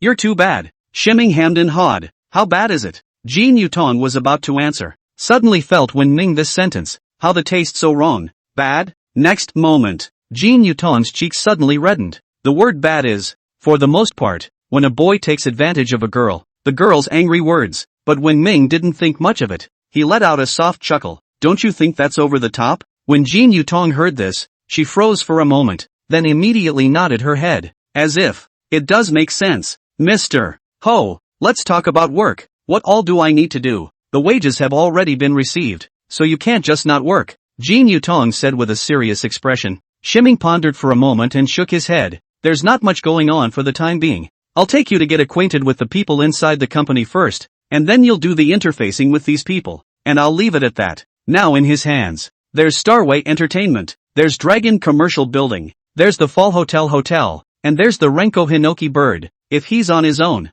you'd have to run your legs off just to collect the money. Yes. Jin Yutong nodded her head and asked immediately afterward. Then what is our company's main business? I'll familiarize myself with the business involved first. This, Shiming blinked and said, operating something of this. I don't really know how to explain it to you. Just follow me and see. Yes. Jin Yutong nodded and didn't continue to ask more questions. Subsequently, Wen Ming first took Jin Yutong to the Fewer Hotel and found the former chairman of the board, responsible general manager Lu Wenlong. Then, with Lu Wenlong, Mr. Lu, from now on, you can just directly interface with Secretary Jin. She'll be in charge of notifying me, so you guys add each other's contact info. Okay, Mr. Lu Wenlong said respectfully. Since eating the slave fruit, Lu Wenlong is the only one who looks up to Wen Ming. Leave the Fall Hotel. Jin Yutong was surprised. Mr. The 4-hotel 5-star hotel is yours? Are you in the hotel business? Shiming grinned. In that case, it's not right. Let's go and take you to the next place. Half an hour later. Century Hotel. Wen Ming found Zhang Yongquan and others from Starway Entertainment here. Manager Zhang, how are the preparations for the concert going? Back to Mr. Basically the arrangements are almost done, and the venue is almost ready. The company's artists should all arrive in Linen this evening. Zhang Yongquan returned. Shiming nodded and said, is there no problem on Big Moon's side? How's the status adjustment going? No problem. Big Moon's condition has also sued Speedwell, and she and Zhang Xian are both very close to each other. Pretty much recovered from the depression. That's good. Wen Ming nodded, then reached out and pointed at Jin Yutong. By the way, this is my secretary, Kim Yutong. If there's anything in the company, you'll interface directly with her. She'll handle it for me, or notify me. Zhang Yongquan immediately looked at Jin Yutong and said enthusiastically, Good day, Secretary Jin. My name is Zhang Yongquan, General Manager of Starway Entertainment. Nice to meet you. Kim Moontong shook his hand with a blank look on his face. Leaving the Century Hotel, Jin Yutong said with a confused face, Mr. You still have an entertainment company? And Ryu Xinu is also under your command? She was genuinely frightened. Yu Shin Moon, even when she was abroad, She had heard of Lu Xinu's name. That's a big power singer. I didn't realize that it was also from Wenming. It's a hotel and an entertainment company. How many companies and businesses does this guy have? Shiming nodded. Right. Wait. There's more. Jin Yutong? And, 20 minutes later, 99th floor of the Dragon Commercial Building. After He Ming briefly introduced Jin Yutong to Lu Mingchen, just directly said, in the future, if you have any problems with Dragon Commercial Building, you can just directly look for Secretary Jin. Yes, Mr. Lu Mingchen returned. Having said that, politely, he said to Jin Yutong, hello Secretary Jin. Going down. Inside the elevator, Jin Yutong turned to Wenming with a face of disbelief. Mr. The Dragon Commercial Building is also yours? After she returned to China, she found a few jobs in linen, all of which were with companies inside the Longting Commercial Building. None of the work is very satisfying though. She didn't think, in any way, that the entire Dragon Commercial Building is actually owned by Shiming? Wenming nodded. Yeah, awesome. Jin Yutong immediately got a thumbs up from Wenming. This moment, she finally realized what was going on with Wenming's comment about not being able to explain it very well. It's a hotel, an entertainment company, and a commercial building, so it's really not very easy to explain. Shiming spread his hands and said, nothing great, just collecting rent. All thanks to the help of those companies inside the commercial building. By the way, I have a company downstairs too. A small one. Come on, I'll show you around. Chapter 172 He Shiming delivers a car. Chapter 172 He Shiming delivers the car. Jin Yutong asked in disbelief. Mr.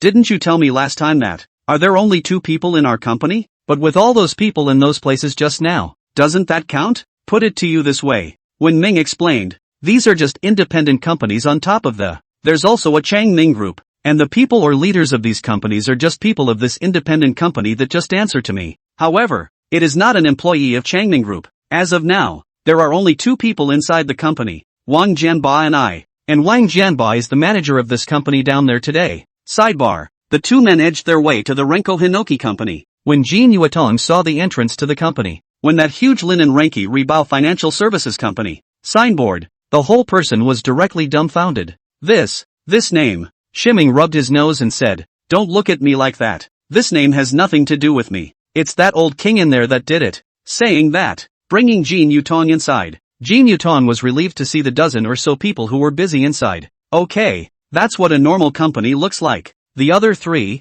they're all too scary. Just then, Wang Jianba walked out from inside and laughed. Old you damn well know to come? Having said that, at a glance, he saw Jin Yutong next to him, and immediately brightened up, asking, this beautiful woman, where did you get it from? Tokimune? Shiming introduced Jin Yutong. See, this fat guy is the old Wang I told you about. Another person inside the company. Jin Yutong nodded meaningfully. Oh, he came up with the name of the company, right? Right. Wang Jianba? Later, Wang Jianba said breathlessly, what are you guys talking about? Old you can't talk bad about me in front of a pretty girl. Having said that, immediately to Jin Yutong, beauty, Wenming is the boss of the company. Who else could have named the company but him? Besides, who else but him could name a company so obscene? Don't look at this guy's usual serious demeanor, but he's actually flirty on the inside. Shiming said breathlessly, you're shameless. Jin Yutong was slightly stunned after hearing King's words. Asked, but how did Mr.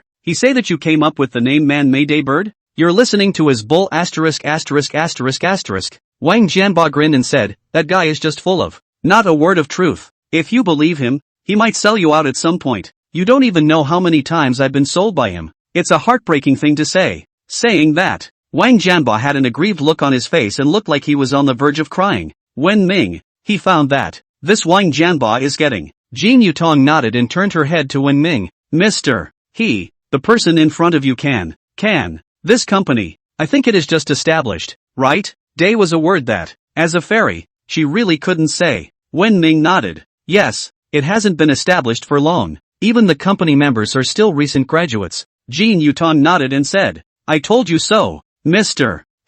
There's one thing I don't understand. Why do you want to be such an insignificant service company when your other 3 companies are so great? This beautiful comrade. At this point, Wang Jianba said with a serious look, I think I need to correct your attitude. Even though we, Renkorehito, have just been established, but our strength is definitely no weaker than the other companies in Wenming's hands. Oh, Jin Yutong was surprised. Not weaker than them? Are you sure? people are also the no. One commercial building in Linen, a 5-star hotel, and an entertainment company. You're a small company with a dozen employees. Calling the shots with these big companies? Sure you're not bragging? Just. Jin Yuton's voice had just fallen. An employee suddenly ran over and said excitedly, Mr. Wang, boss the 3 futures companies have already paid over the first installment of the partnership, totaling $120 million. Good. Let's have a set meal together tonight. Boss he is treating us. Wang Jianba shouted. Yeah, the entire office, upon hearing Wang Jianba's words, shouted loudly in excitement. Wen Ming, this fat ass, he's really good at being nice, but it's only right to celebrate the first time you get that much money. At this point, Wang Jianba looked at Jin Yutong and said with a hefty smile, how was it? Now don't say we suck, do you, Jin Yutong? She didn't know what to say anymore. A financial services company with $120 million in revenue at one time? That's too good, isn't it? It's no wonder when Nara did this. It's awesome. Subsequently, when Ming walked out of the Dragon Mansion with Jin Yutong in tow and said, your next job. It's just a matter of doing the financial statements of these 4 companies and handing them over to me. Just now, he had already brought Jin Yutong to get acquainted with these people. No one should dare give Jin Yutong a hard time. If anyone dares, Wen Ming didn't mind telling him to get lost. No problem. This is my specialty, Jin Yutong immediately said. Aha. Wen Ming nodded. Come to the parking lot. As if he suddenly remembered something, Shiming asked. Right. Do you know how to drive? Will. What's wrong? Jin Yutong asked. This car is for you to drive. Saying that, Shiming pointed to the BMW X7 not far away. Kim Sukitong needs to go back and forth between several companies, and if she doesn't have a car to drive, it's going to be a pain in the ass. Own this car. It was actually supposed to be for pulling gold. Now the gold is also pulled well. Wang Jianba is also circled in the People Can Day Bird Company. It's time to retire this car. Ha? Jin Yutong's eyes widened. What the hell? You don't have a car. You can't make me your full-time driver, can you? And it's impossible to be my secretary and drive a car that costs over $100,000. You can just drive this car. So what do you drive? You don't have to worry about me. I'll drive anything. Wen Ming returned. For other people, buying a car is a big deal, just like buying a house. But for Wen Ming, is he a couple cars short? Me. I really can't accept such a great favor from you. Jin Yutong was unable to do so. She'd only just become Wen Ming's secretary, and it was only her first day. As a result, Wen Ming gave her an advance of $3 million in salary straight away, and it gave her millions of dollars in cars, so she was really a bit flattered. Alright, what a favor. It's just a walker. You can't run around and squeeze public transportation all the time. If you're embarrassed, just repay me by working for me with all your heart. Wen Ming returned. Jin Yutong pursed her lips and was silent for a while before finally nodding heavily. Good. I will definitely do my best for Mr. He. When he heard Jin Yutong's words, Wen Ming instantly laughed. Sheesh. That's what he wants. Chapter 173, Concert Program. Chapter 173, The Concert Plan. After returning to Ipin Pavilion, Wen Ming let Jin Yutong drive away in her car. Wen Ming has just returned to Villa 1. Dad called out of the blue. Hey, Timmy, how did it go with your uncle and the others? They didn't say anything, did they? He Jinqing inside the phone laughed. Said it. Wen Ming directly returned. They said the money you gave them was too little. 3,000 wasn't enough for them to spend. They say they want you to bring over another $100,000. They want to stay in a 5-star hotel and they want to eat Australian abalone. They said if you don't agree, it is to disown him as a brother and to break with you. He Jinqing froze for 2 seconds and directly said angrily, You bear child. Who are you burying? Looking for a fight? I asked you to entertain them, and you're still entertaining them, aren't you? No. Shiming hurriedly explained, I just thought, you have money not for my mom to use. Instead, you take it out for your brother. It's not fair to my mom either. It's nice that he's your brother, but the well doesn't run into the river. He's them, we're us. They're all old hoes, though, but the water from their house can't flow into ours anymore, don't you think so? He's still trying to convince Dad. Hey, you've grown up, haven't you? How dare you lecture me? When you come back you'll see if I don't beat the hell out of you. He Jinmin said angrily. Wen Ming laughed and said, the matter of you beating me up will be discussed later. But Dad, I advise you not to go home for the next 2 days. What? He Jinmin asked. Wen Ming smiled back. You'll know when you get home. Having said that, hurry up and hang up the phone. Then looked at the time. The point. Dad should be home soon, right? Half an hour later, Dad suddenly called again. Shiming laughed and hung up the phone. Ding ho, Dad's message came through. Bunny, pick up the phone. When Ming laughed and blocked He Jinmin. No way. In order to keep the father's love and filial piety. Otherwise it would have to start the war of the century. At this point, young Yangchuan's phone call came through. Hey, Mr. He, in response to the concert. I'd like to discuss something with you. Where are you now? At home. Come on over. Yes. Half an hour later, Zhang Yongquan arrived at Villa 1. Mr. Ho, I'm going to play a big game this time for Big Moon's concert. As the beginning of the transformation of our Starway Entertainment Company. What do you think? Zhang Yongquan asked politely. Yes, no problem. How are you going to mess it up? Shiming asked. That's what I plan to do.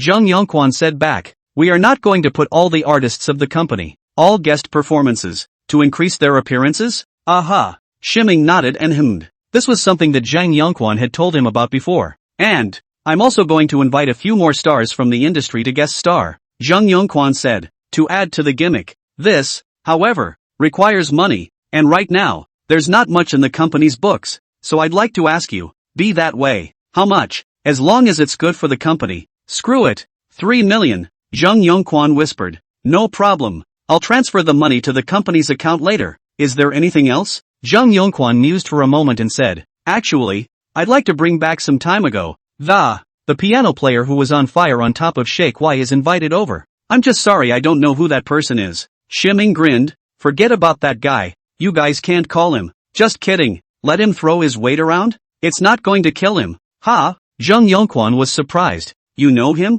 Well, sort of know each other. So don't think about it. Shiming said directly. Zhang Yongquan nodded and said, alright, then there's one last thought. It is you who will come out at the end for the grand finale. Ha? There's still me? Shiming was surprised. How come I'm still involved? There definitely needs to be one for you. You're the big boss of Starway. This transformation of Starway Entertainment can be said to be a complete departure from the original entertainment company's model, and can even be said to be epical. It will definitely be necessary for you to be the final appearance finale. Zhang Yongquan returned. When Ming returned, okay, but you guys have to prepare the speech for me. No problem. Zhang Yongquan returned. Shiming nodded, and immediately afterward, his mind moved and he asked, by the way, have you made any arrangements for those artists to live? He's got a 5-star hotel right here. If Zhang Yongquan were to arrange places for those stars to stay, wouldn't it be the company's money that would be wasted? No arrangements have been made yet, and the matter is just about to be referred to you for instructions as to where to place them. Zhang Yongquan returned. When Ming laughed and said, I have a few 4 Supreme membership cards here. You can stay for free, plus 50% off on meals. It's also a kind of welfare for the employees of the company. As my new boss Atmosphere, I'll make the arrangements. Zhang Yongquan said happily. When Ming laughed, Atmosphere? Doesn't he smell good when he can do it for free with one phone call? Lodging companies need to be reimbursed. Free of course. As for dinner, you have to pay for this stuff yourself, so it doesn't have to be free. When Ming gave Lu Wenlong a call and told him about the Supreme membership card, tell him to get the card done. Subsequently, to Zhang Yongquan, he said, just go and get the card directly. Yes, Zhang Yongquan nodded, then left the place. There was no talk all night. The next day, early in the morning, when Ming received a call from He Xingmin, after 10 seconds or so of contemplation, he finally chose to answer the phone. Actually, he hadn't wanted to take it, but if he just hangs up on He Xingmin, this grandpa would definitely go to his dad, He Jinmin, to complain. With He Jinmin's pissed-off nature, he will definitely call again to give him a bad scolding. Said he didn't know the rules and didn't even answer his eldest's phone. Hey, Ming, where are you now? The phone just picked up. He Xingmin opened his mouth and asked directly. Shiming grinned. What for? I'm busy. Hey, look at your attitude. Is that the attitude to talk to your uncle? Just so you know, your cousin's car, scratched by a bear yesterday, has been repaired at Four Sons store. Whenever you're free, go and drive the car back. He Xingmin arranged nonchalantly. When Ming, just by listening to He Xingmin's words, he knew what He Xingmin was playing at. What take the car back? Must have wanted him to go and pay for the car repairs. And with the sheer size of that bear's drawing of the piggies at the time, the money to repair the car will certainly not be small. This money, the parents of the bear child will certainly not pay. After all, what kind of bear child? Just what kind of bear parents there are. If you dare to let him fix it, he will dare to fight with you or sit on the ground and spill his guts. And scratches are not considered damage to the car. So if you don't have specialized scratch insurance, the insurance companies don't care. That's why He Xingmin has put his attention on him. Chapter 174 Extremely Good Relatives. Chapter 174 Extremely Good Relatives. That what? Uncle you first call me the money to repair the car. I'll go get the car for you sometime. Shiming said.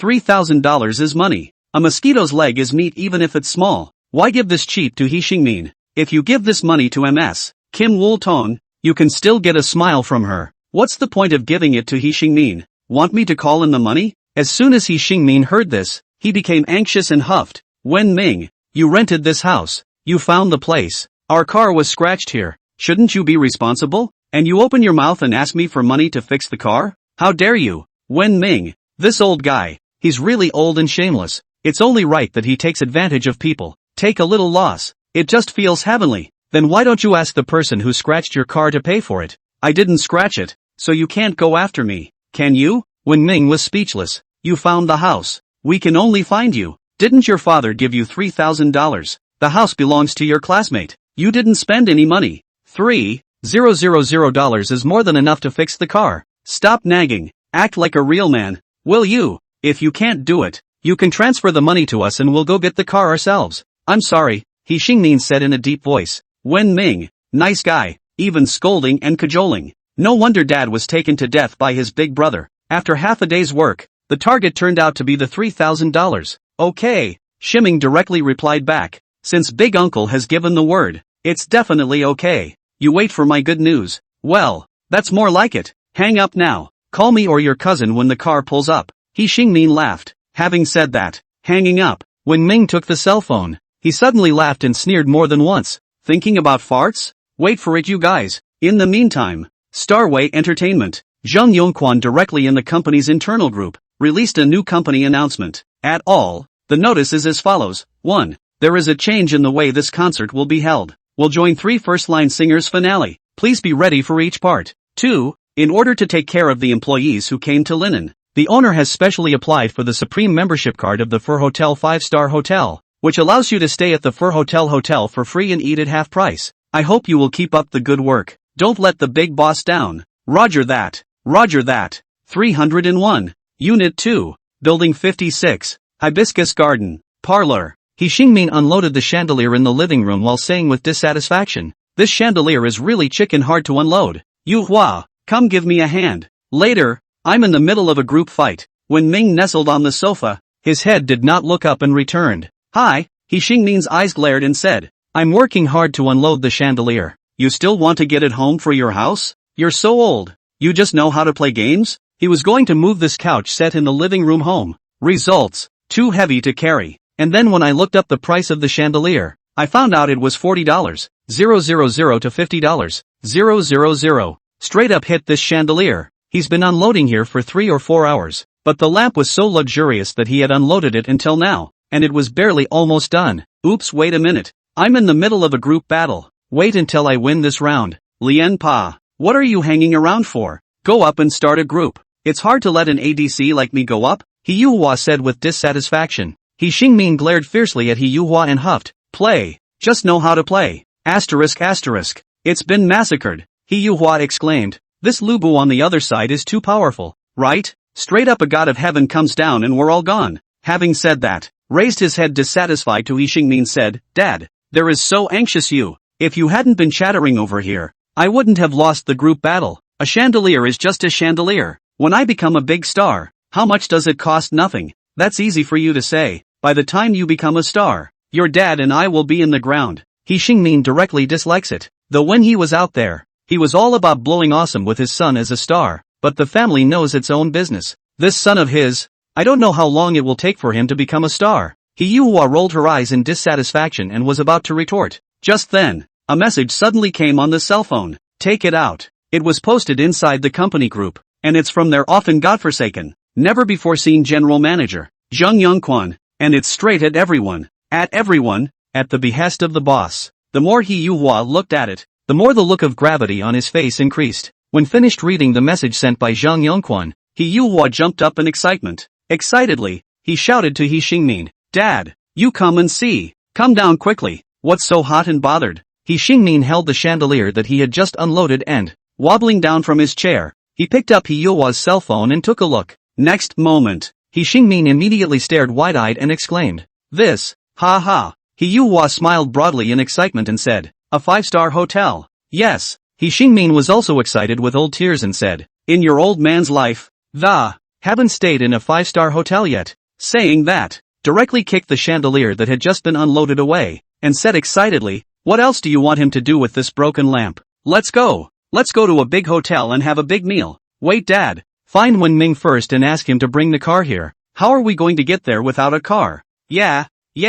The other side. Jiayi neighborhood. Shiming is teaching Tian Fuwei calligraphy by hand. Seeing the call from He Xingmin, he directly chose to hang up. No need to pick up. When Ming'al knew that He Xingmin was trying to go to the car did not. As a result, he had just hung up for less than a moment when his cousin He Yuhua called again. "Hey, Neru, why did you hang up on me? Did you go for a drive? Why haven't you driven back yet?" Inside the phone, eldest uncle He Xingmin huffed. When Ming thought for a moment, returned, "I went to see your car they have not yet repaired." Nonsense. The fourth son called your brother and told him it was fixed and for us to pick up the car. He Xingmin returned. When Ming was full of nonsense, he said, "When they drove the car outward, they hit it again, and now it's being rebuilt." Really? Of course it's true. Can I lie to you guys? Shiming laughed nervously. Hang up the phone. Shiming continued to teach Tian Fuwei how to write by hand. As a result, before a word was written, He Xingmin called again. "Hey, brat, you weren't even there. Lied to me." When Ming laughed and said, "I let my friend go. You, forget it, we'll go by ourselves. By the way, we can't live in this Thai house you're renting. This is no place for a human being to live. We'll go live in a 5-star hotel." "I'm sorry," He Xingmin huffed. Having said that, hangs up straight away. Chapter 175, Like the Passage of Locusts. Chapter 175, Like the Passage of Locusts. When Ming, He Xingmin that buckle swish like, willing to take his baby son to stay in a 5-star hotel? Why does this sound so fantastical?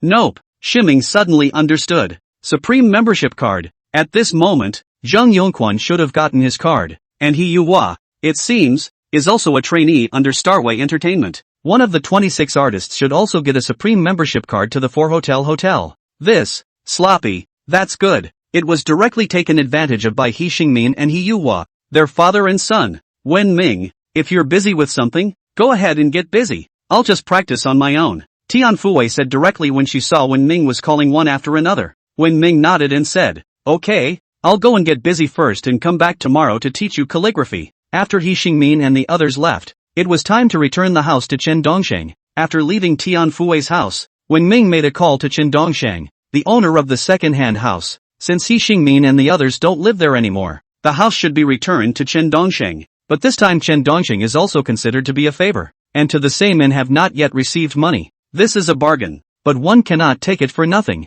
Subsequently, Shiming went straight to Hibiscus Garden. When he arrived, Chen Dongsheng was already upstairs. Timothy took out a bottle of red wine from inside the car. This bottle of wine is the one he took out from Longting Commercial Building, and has been put in the car without drinking it. Give it directly to Chen Dongsheng as a thank you. Then it went straight up the stairs. Results. Upon seeing the inside of the room, Wen Ming's eyelids instantly jumped. Is there a burglar in here? The couch was sideways, not to mention the post lamps, and the wall sconces were removed. The TV is gone, and so are the pictures on the wall. When Shiming first came here, this place could simply be described as opulent, and now, as a result, it can only be described as a miserable mess. This He Xingmin father and son is not live. Is the special code robbery to come? Not only Wen Ming, Chen Dongsheng's face at this moment was also very unsightly. This house was a fine house in his hands, and it was made to look like a ghost. Chen Dongsheng took a deep breath and said, "Mr. This relative of yours is really desperate. Even if you live there, you've even taken the TV away from me. Look at them. Is it ready to do away with the chandelier and sofa inside the house as well? It's really great." Wen Ming gave a dry laugh and said in embarrassment, "I'm sorry, Boss Chen. I didn't know the room would be messed up like this. I'll pay you how much it should be."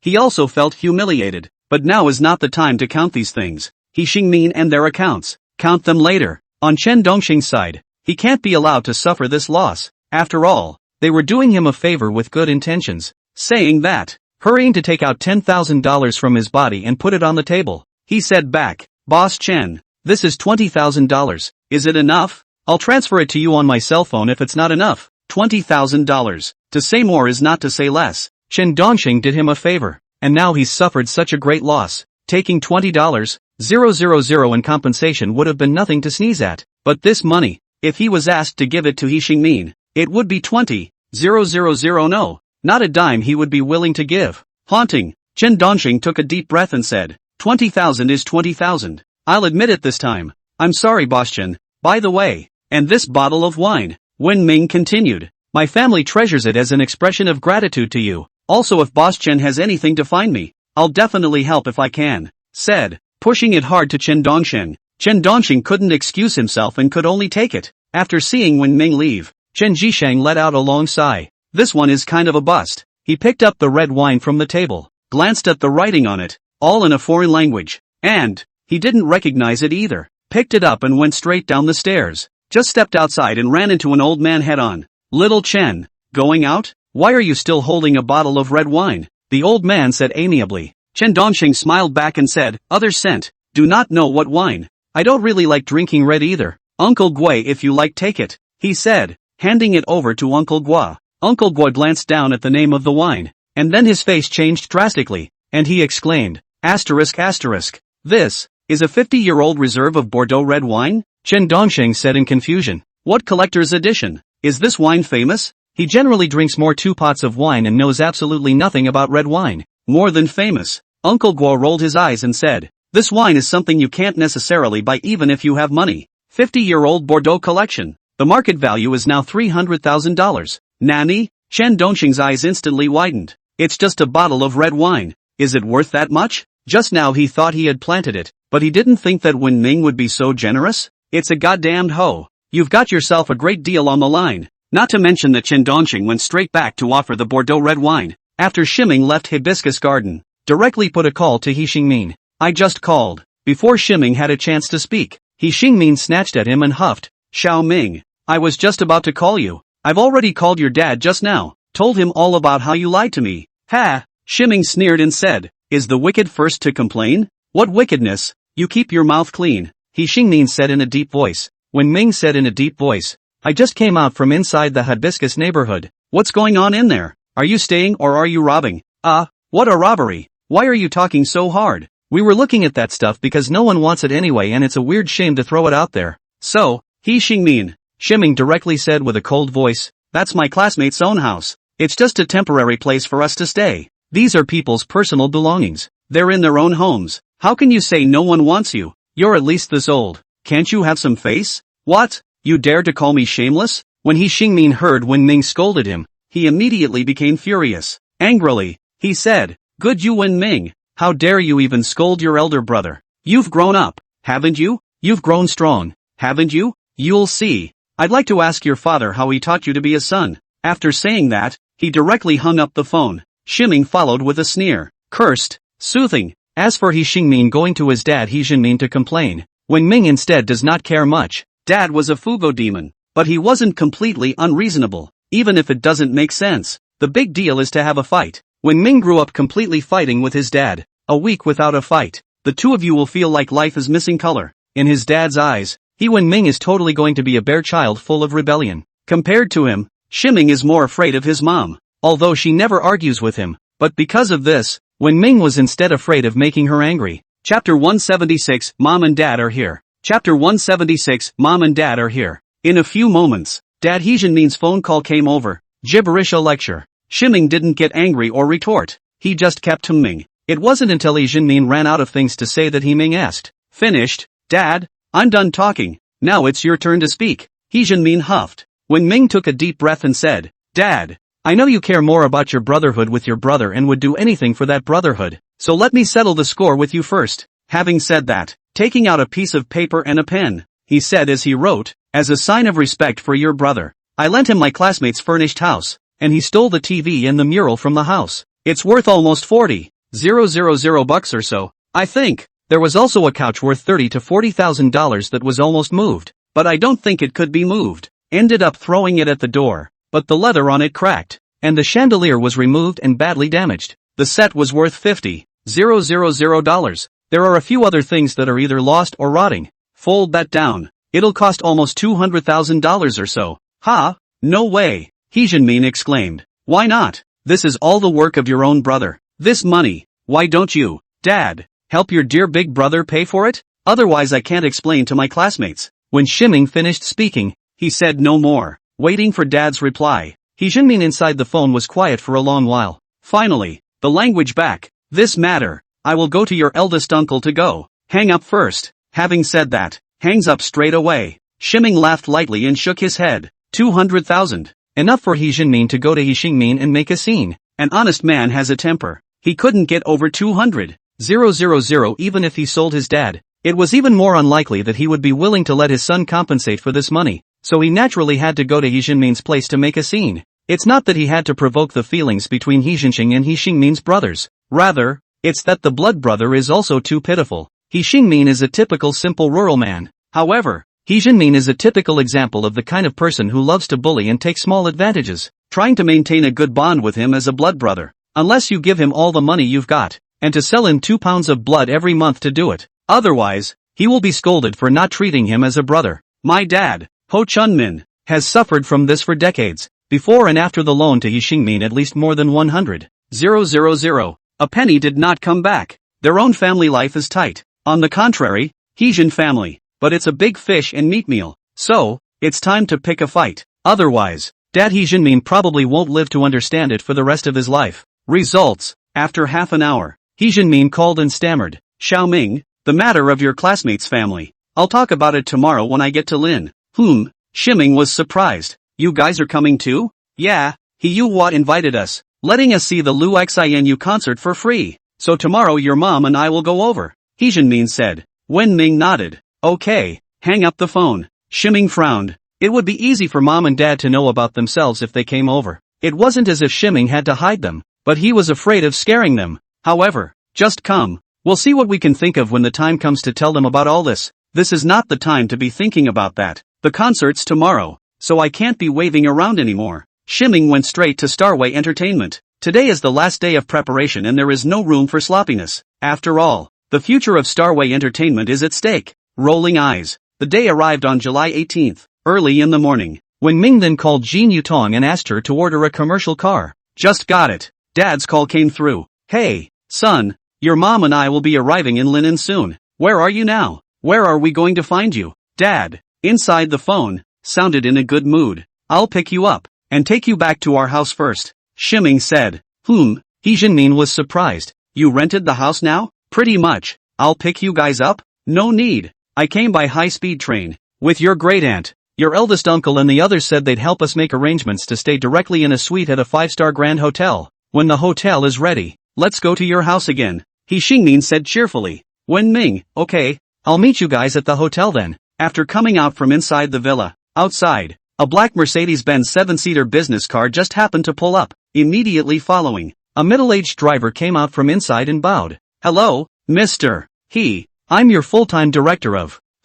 It's you? When Ming also saw this driver, a look of surprise immediately appeared on his face. This driver is no other than the one who saved Qin Lia's life in the first place. Wang Heng, the middle-aged cab driver with a chivalrous heart, whom he met. You rented a car, Wang Heng said with wide eyes. When Ming spread his hands and said, yeah, it's me. You changed jobs? Awesome. Wang Heng gave Wen Ming a thumbs up and said, you're awesome. I got fired as a cab driver, so I did this.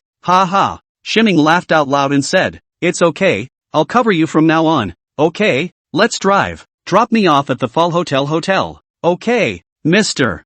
Please, come to the Fall Hotel. When Ming had just come out of the parking lot, he received a call from his dad. Hey son, your mom and I are almost at the Fall Hotel. Where are you now? He Jinmin inside the phone said cheerfully. Dad, I'm right in front of the hotel. Shiming replied back. Fine, hang up the phone. Less than 2 minutes. A white CRV pulled up in front of him, the very same car that He Yuhua had. They should have gone to the Four Sons store and brought the car back themselves. Immediately following, the doors are open. A middle-aged couple, slightly changed in color, came out of the. It's Dad, He Jinmin, and Mom, Meng Shuehui. Dad's face still has marks from scratching with fingernails. Shiming hurriedly greeted him with a smile and shouted, Dad, Mom. When He Jinmin saw Wen Ming, he immediately huffed and took off his shoes carrying them in his hands, charged towards Wen Ming. Dad. Wen Ming pendulum hiding behind the mom said, you have something to say properly. You can't do it. Mom Meng Shuehui also glared at He Jinmin and said, what do you want to do?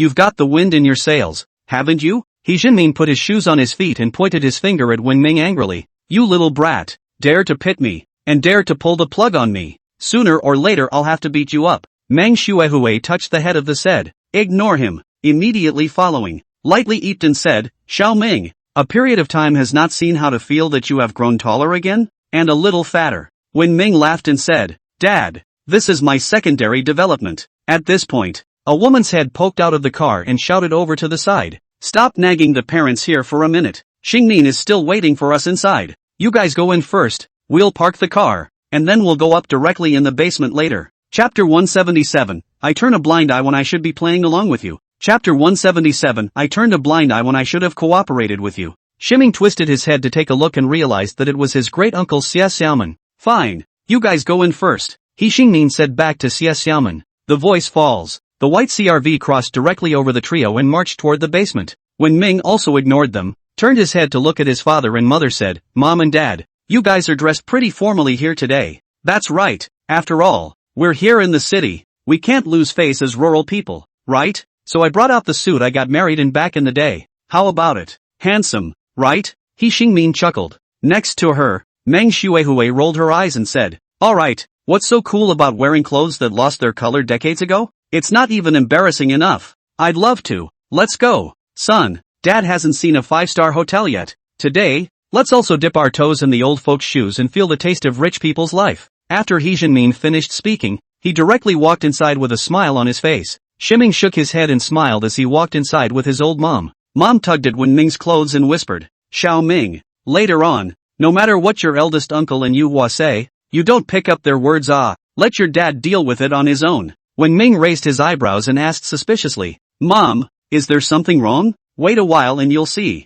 Mom said helplessly. Wen Ming's expression moved slightly. Okay, then let's see what kind of drugs He Xingmin and his family have come out to sell again. Soon. The three of them then came to the private room that He Xingmin had booked, but He Yuhua and Xie Xiaoman and the two of them hadn't arrived yet. He Xingmin is the only one. Seeing the arrival of He Jinmin's trio, He Xingmin immediately greeted them warmly. Haha smiled and said, Jinmin, Shuehui, Xiaoming, come inside please. Brother, this time it's really in your honor. Usually this 5-star hotel, I don't even dare to enter, let alone eat in here. He Jinmin smiled back. Where? He Xingmin modestly waved his hand and said, I'm not that capable, either. It's all thanks to my son. He's really something. He's got a good relationship with the general manager of this 5-star hotel. Not only can you stay here for free, but you can even give a 50% discount on meals. Yo! He Jinmin was surprised. Yuhua is actually this powerful. Ha! Barely average. He Xingmin smiled smugly and faintly and said,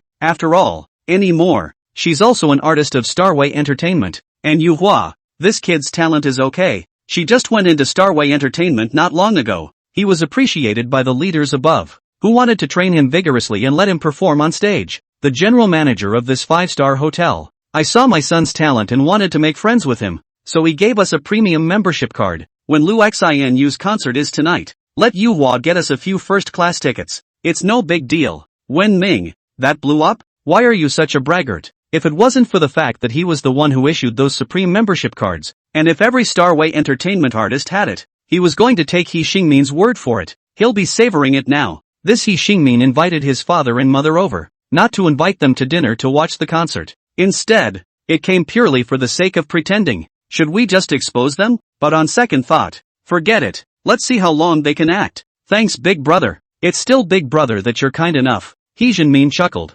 Having said that, turning his head to look at Wen Ming, he said, Little Ming, your eldest uncle has done us such a great favor. Why don't you hurry up and thank your eldest uncle? Wen Ming, what's this about you? At this point, He Yuhua and Xie Xiaoman just happened to walk in from outside. He Jinmin immediately gave a thumbs up to He Yuhua and said, Yuhua, you're really too good. It's simply the pride of our old He family. He Yuhua smiled and said, Uncle is polite. It's just good luck. Sit down first. Sit down and talk. Saying that, 6 people sat down. I just sat down. There was a sudden knock on the door outside. It's probably the waiter. Shuehui, you go open the door. Xie Xiaohua directly said to Meng Shuehui. I'll go. He Jinmin, who was at the door, hurriedly stood up and said. Then in one swift step, he went to the door and pulled it open. Outside, there stood a middle-aged man in his 40s, in a suit, looked like a successful man, not like a waiter. You are. Wen Ming Jinmin asked suspiciously. When He Xingmin's father and son saw this person, their eyes widened in surprise. Lu Wenlong, the general manager of the Falhatai Hotel? What's he doing here? The general manager of the Fall Hotel may not be recognized by the general public, but He Xingmin's father and son were more than familiar with it, because when they came, it was Lu Wenlong who was in charge of receiving them. They weren't the only ones, the 26 artists from Starway Entertainment who came, all of them were also received by Lu Wenlong. It is said that these supreme memberships, the big bosses at Starway Entertainment, the membership card customized with the big boss of 4 Hotel himself. So Lu Wenlong attached great importance to all of them and chose to receive them personally. However, these didn't stop He Xingmin and the others from taking these and pretending. Seeing Lu Wenlong, He Xingmin immediately shouted enthusiastically, "Yo, Mr. Lu is here?" Having said that, immediately introducing Mr. and Mrs. He Xingmin, he said, "Let me introduce to you. This is Mr. Lu Wenlong Lu, the general manager of the 4 Hotel. The whole hotel is under his control. He's here to see you."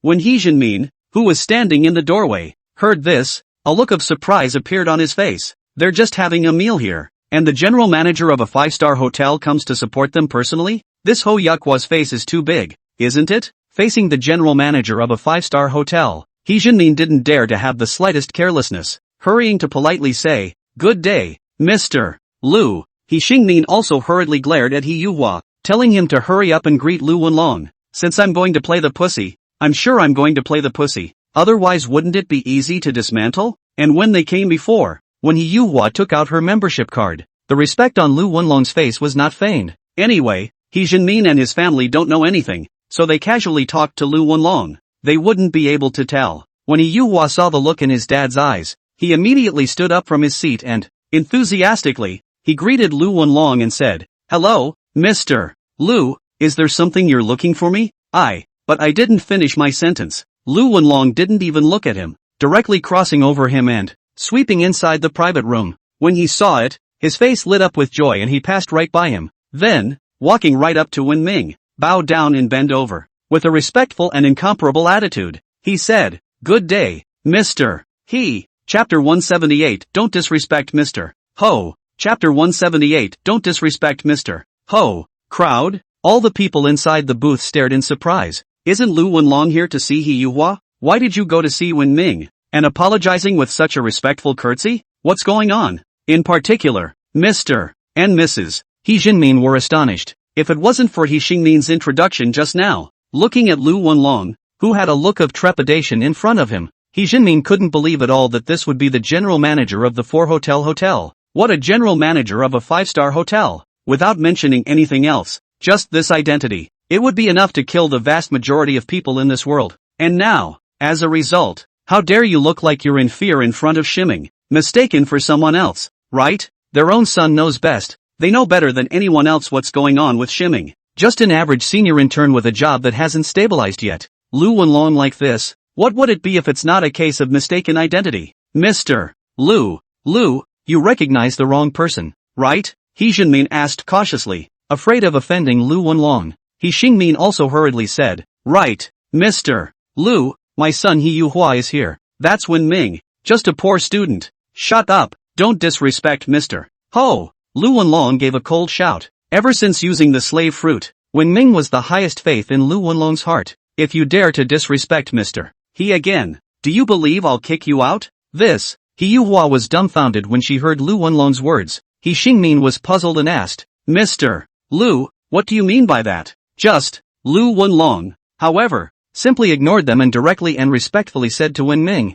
"Mr. He, is there anything you need to order?" He had come here for the sake of Wen Ming, and had nothing to do with He Yuhua and the others. If Ho Yukhwa didn't have the Starway Entertainment Company's supreme membership card in her hand, Lu Wenlong wouldn't even look at them squarely. Ximing waved his hand and said, "There's nothing going on, so you can go back. I'll let you know if anything happens. Then I won't disturb Mr. He's meal." After Lu Wenlong finished speaking, he respectfully bent over to Wen Ming again, before exiting the room. From start to finish it can be said to be respectful. With Lu Wenlong's departure, in the private room, there was a dead silence. Of the 6 people, 5 of them looked at Wen Ming with wide eyes. They were all confused by what had just happened, can't figure out what happened at all. As a result, under their gaze, Wen Ming acted as if nothing had happened. just casually sitting at the table, quietly drinking tea. Finally, He Xingmin really couldn't hold back his doubts. Alarmed and uncertain to when Ming asked, Xiao Ming, you also know the general manager of this hotel? They were the ones who were supposed to be playing hard to get just now. As a result, not only did he fail to pretend, but he lost his face. This kind of result was just unacceptable to him. As He Xingmin's words fell, curiosity surfaced on the faces of those present. Sort of know each other. When Ming laughed lightly and returned, I did him a favor. He owes me a favor. He hadn't seen exactly what the He Xingmin family was going to do in it. Since they want to act, let them keep acting. Watching a play. Naturally, you have to see the full set. Otherwise, what's the point? What favor? How could the general manager of another grand hotel owe you a favor? Dad He Xingmin asked suspiciously. When Ming spread his hands and said, he was robbed of his wallet once, and I was the one who helped him recover it. It's still not time for a showdown. He wanted to see what this He Xingmin really wanted to do. He Xingmin's face showed a sudden realization and said, oh, no wonder. The three members of He Xingmin's family next to him also had a look of realization on their faces when they heard He Ming's words. It's no wonder why Shiming was able to get acquainted with Lu Wenlong. Ha! Great Uncle Xia Xiaoman suddenly laughed coldly and said in a conspiratorial manner, Xiao Ming has also grown up.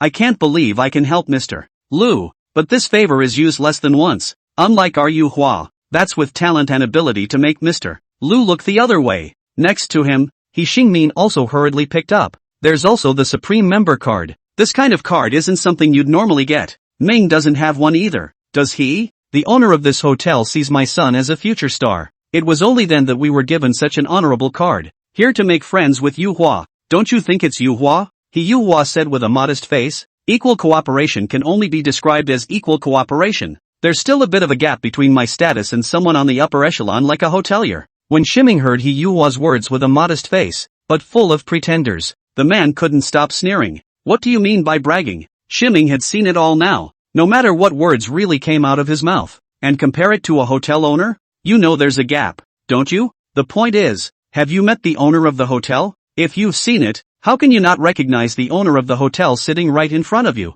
At this point, the food is coming up. It's kinda sumptuous. The 6 people each took their seats, and He Xingmin waved his hand and said, let go and eat. We've got a Supreme Membership card. 50% off your meal. Thank you, big brother. Meng Shuehui said politely. He Xingmin also laughed and said, big brother, Yu Hua, Xiao Hua is going to be a star in the future. Our Xiaoming still hopes that you can help out more in the future. After all, we are all members of the old He family. He Xingmin laughed and said, that is of course, can help when the natural to help a hand. Don't you think so, Tattoo? Shiming laughed lightly. That depends on what you guys do. I can really help you guys out, but I don't want to. That's a whole other thing. Hi, He Xingmin's eyes glared and said, what do you mean by that? What? Your father asked us to help you out. We still have to look at you. Ha, big brother, big brother. He Xingmin hurriedly stood up and said, the child can't speak. Let's eat first. Come on. I'll drink a toast to big brother and Yu Hua first, and wish Yu Hua a speedy rise to fame.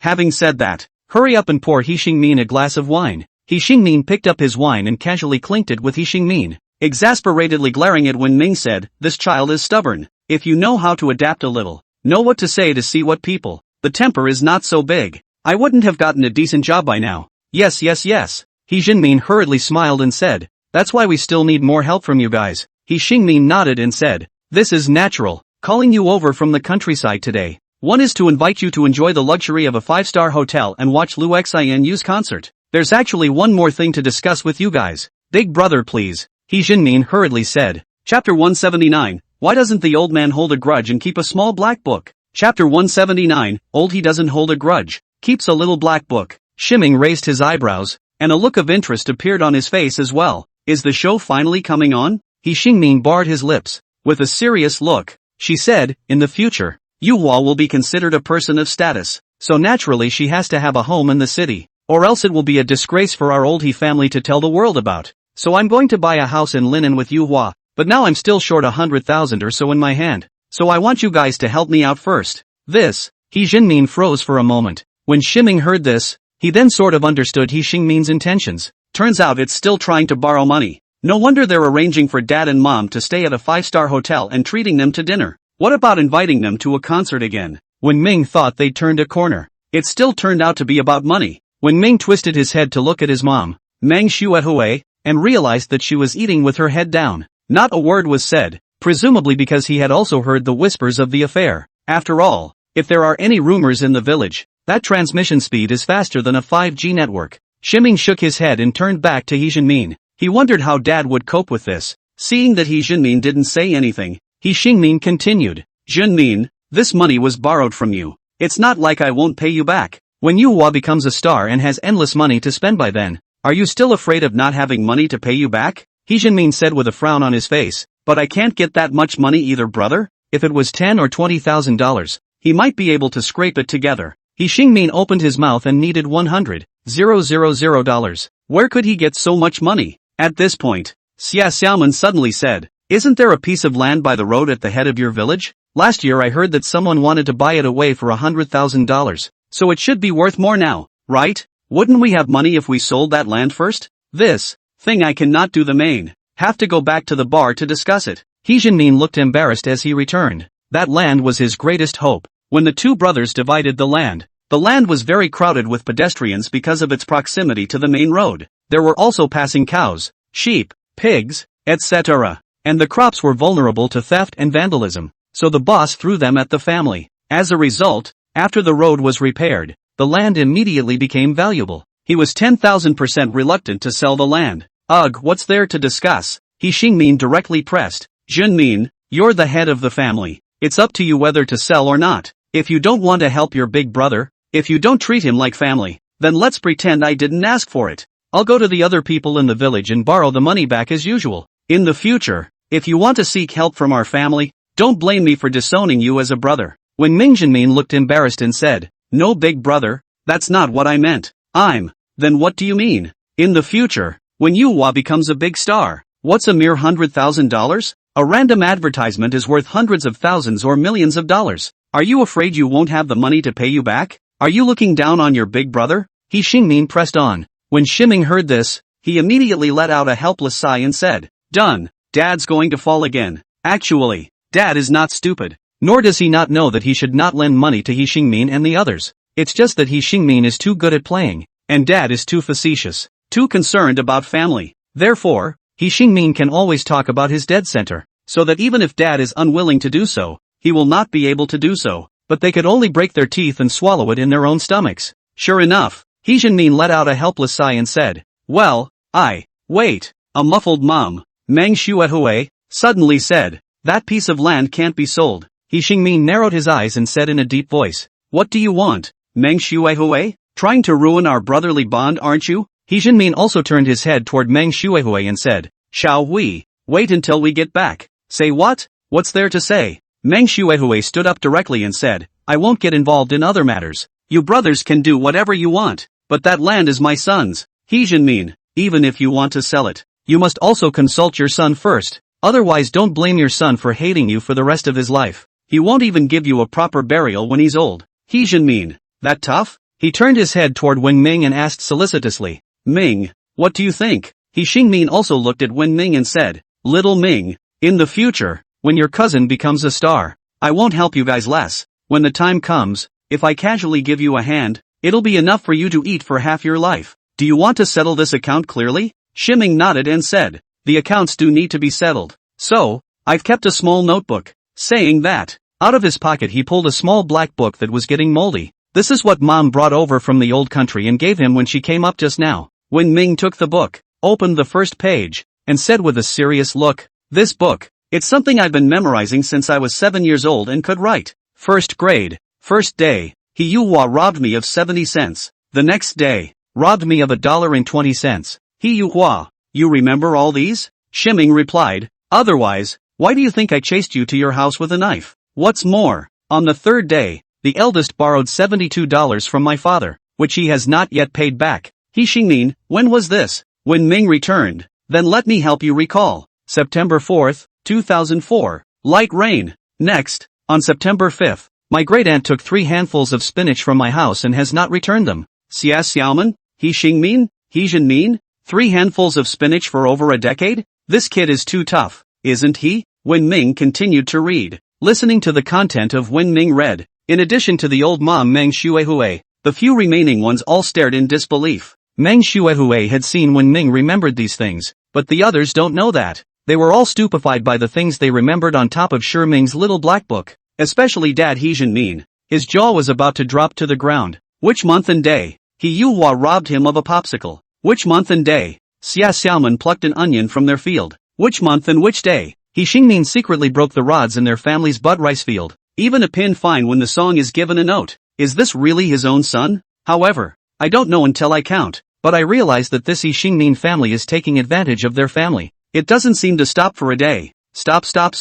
He Xingmin blared at Shiming with a speechless face and said, why are you memorizing these things? Are you trying to protect yourself from thieves? It's just our family that takes your family's stuff, but you've never taken our family's stuff, have you? I'll look for it. Wen Ming said, began to clatter backward, and ended up turning over a dozen or so in a row. Just found one. There, on June 12, 2005. He Yuhua sent 3 bottles of green tea to our house. Expired. Wen Ming read. Chapter 180, you don't want to take the face you're given. Chapter 180, you don't want to take your face off. He Xingmin. Enough. He took a deep breath and said with a grim expression on his face. Don't give me this bull ********. I'll ask you if you'll borrow or not borrow this 100,000 or so. When Ming closed the small black book and let out a light laugh. Didn't you say you wanted me to do a good job of settling the score? This little black book that I do a yearly roundup of, as of the end of last year, for a total of 14 years, not counting what was robbed by Ho Yuhua, the money you borrowed from our family amounted to about $90,000,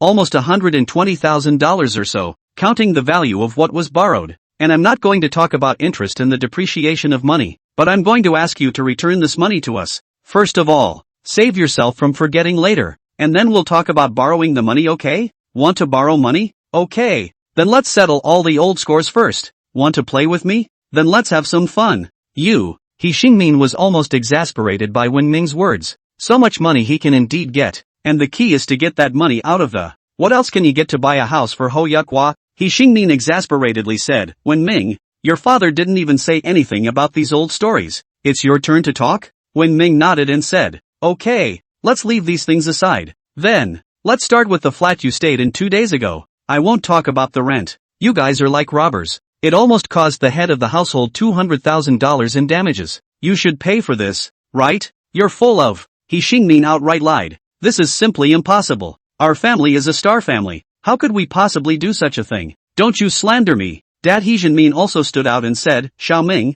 is this matter a mistake? I asked your uncle last time, and your uncle said it had nothing to do with him, so I guess it was a burglary? Shiming shook his head. Dad, I can't see the inside of the room that's been destroyed, but there's surveillance video at the door to prove it. You can see them carrying the contents of the house out. Is it possible that what was captured on the surveillance video was also fake? He Jinmin frowned and looked at He Xingmin. Brother, did you really do these things? He Xingmin waved his hand and said, it's all nonsense. I've got all the garbage there. It's just a bunch of junk that nobody wants. It's in the trash, not in the house. If you're so capable, go to the dump and find it. You've got $200,000 to pay back. Why don't you go rob the place? If you don't want to lend us money, just say so. Let's pretend we don't have your family of brothers. When Shiming heard this, he immediately laughed coldly. Here we go again. Big brother. He Jinmin hurriedly said, don't I have to ask first? We have to find out what's going on, right? Have to say. The two of them, He Jinmin and He Xingmin, were really like Zhou Yu beating Huang Gai, one willing to beat the other. He Xingmin's clumsy tactics favored He Jinmin to eat this. Just a pity. He doesn't eat it when he's Ming. What's there to figure out? Just say whether you're borrowing this money or not. I'm too lazy to talk to you guys about the rest. He Xingmin droned in a cold voice. Borrow. Shiming didn't want to make things difficult for He Jinmin, and said with an expressionless face, you're my father's own big brother. For the sake of my dad, I'll give you one last chance. I can lend you this money, but you have to give us an IOU first, and promise to pay it off within 2 years. If you don't pay it off within 2 years, increase your benefits by 10% per year. At this point he was getting a little angry. He Xingmin's family is really getting an inch ahead of themselves, but when Ming was going to give them another chance, for the sake of his dad's face, didn't want to push things. After all, it was dad's own brother. Borrowing money is fine, but with an IOU, other things, how it should be. Otherwise, given He Xingmin's pissy nature, he will definitely continue to pull the wool over his eyes in the future. After all, nowadays, when you borrow money, you act like a grandpa and just coldly berate your dad. When he's asked to pay back the money, he'll have to turn his nose up to the sky. 2. What? An IOU? He Xingmin heard in the matter of the IOUs, and directly exploded. Angrily, he shouted in a cold voice, borrowing 100,000 or so is just a matter of borrowing 100,000 or so, and asking us to make an IOU? Can we still run away? Who do you take us for? Do you people treat your relatives like this? Looking down on us? Ha! He Jinmin saw that He Xingmin was angry and hurriedly persuaded. Big brother you. The words were not finished. Shiming reached out and interrupted him. Subsequently, he shook his head and sighed with a look of disappointment. Not even willing to take an IOU. You mean you're already planning on relying on this money, don't you? Uncle, I'm sorry. It's really disappointing.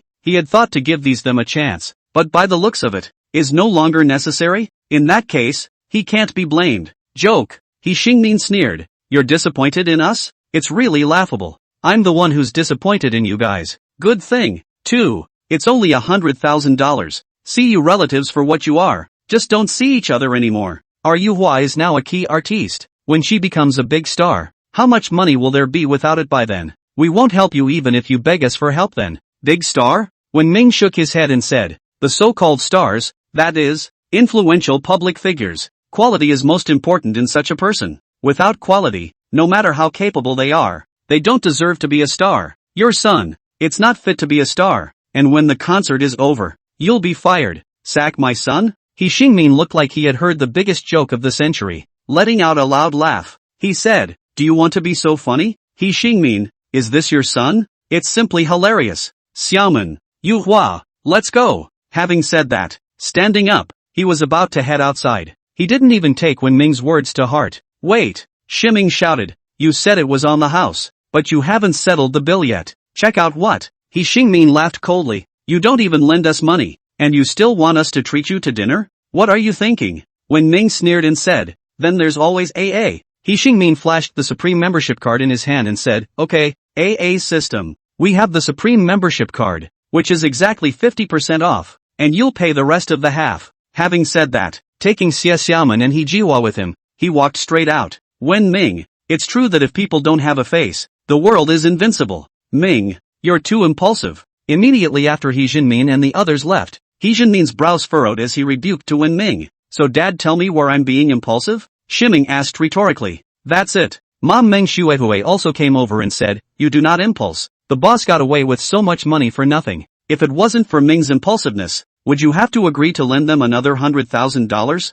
Even sold the land? Chapter 181 Virtue is not worthy of a position. Chapter 181 Virtue is not worthy of a position. It's not like they won't pay back. We're all brothers. We're all in need of money. Isn't it right to help each other? Other than us helping each other out, who can't help us? He Jinmin asked rhetorically. Where's the help? Except for the money that's been taken from our family? I've been keeping track of all the accounts. Have they paid you back yet? I feel better without them. Meng Shuehui returned directly. He Jinmin glared at Meng Shuehui and said, brothers in war, fathers and sons in battle. Can he invite you to dinner at a 5-star hotel? Can he invite you to stay in a 5-star hotel for free? What do you know about that? You woman! Shiming was directly amused by his dad's words. The village. There are dilettantes and there are fools. And obviously He Jinmin is a representative of this kind of fool. Dad, Shiming said breathlessly, I think it's fighting brothers, right? If he didn't want to borrow money from you, we'll buy you dinner? Would he treat you to a 5-star hotel? He's got a membership card.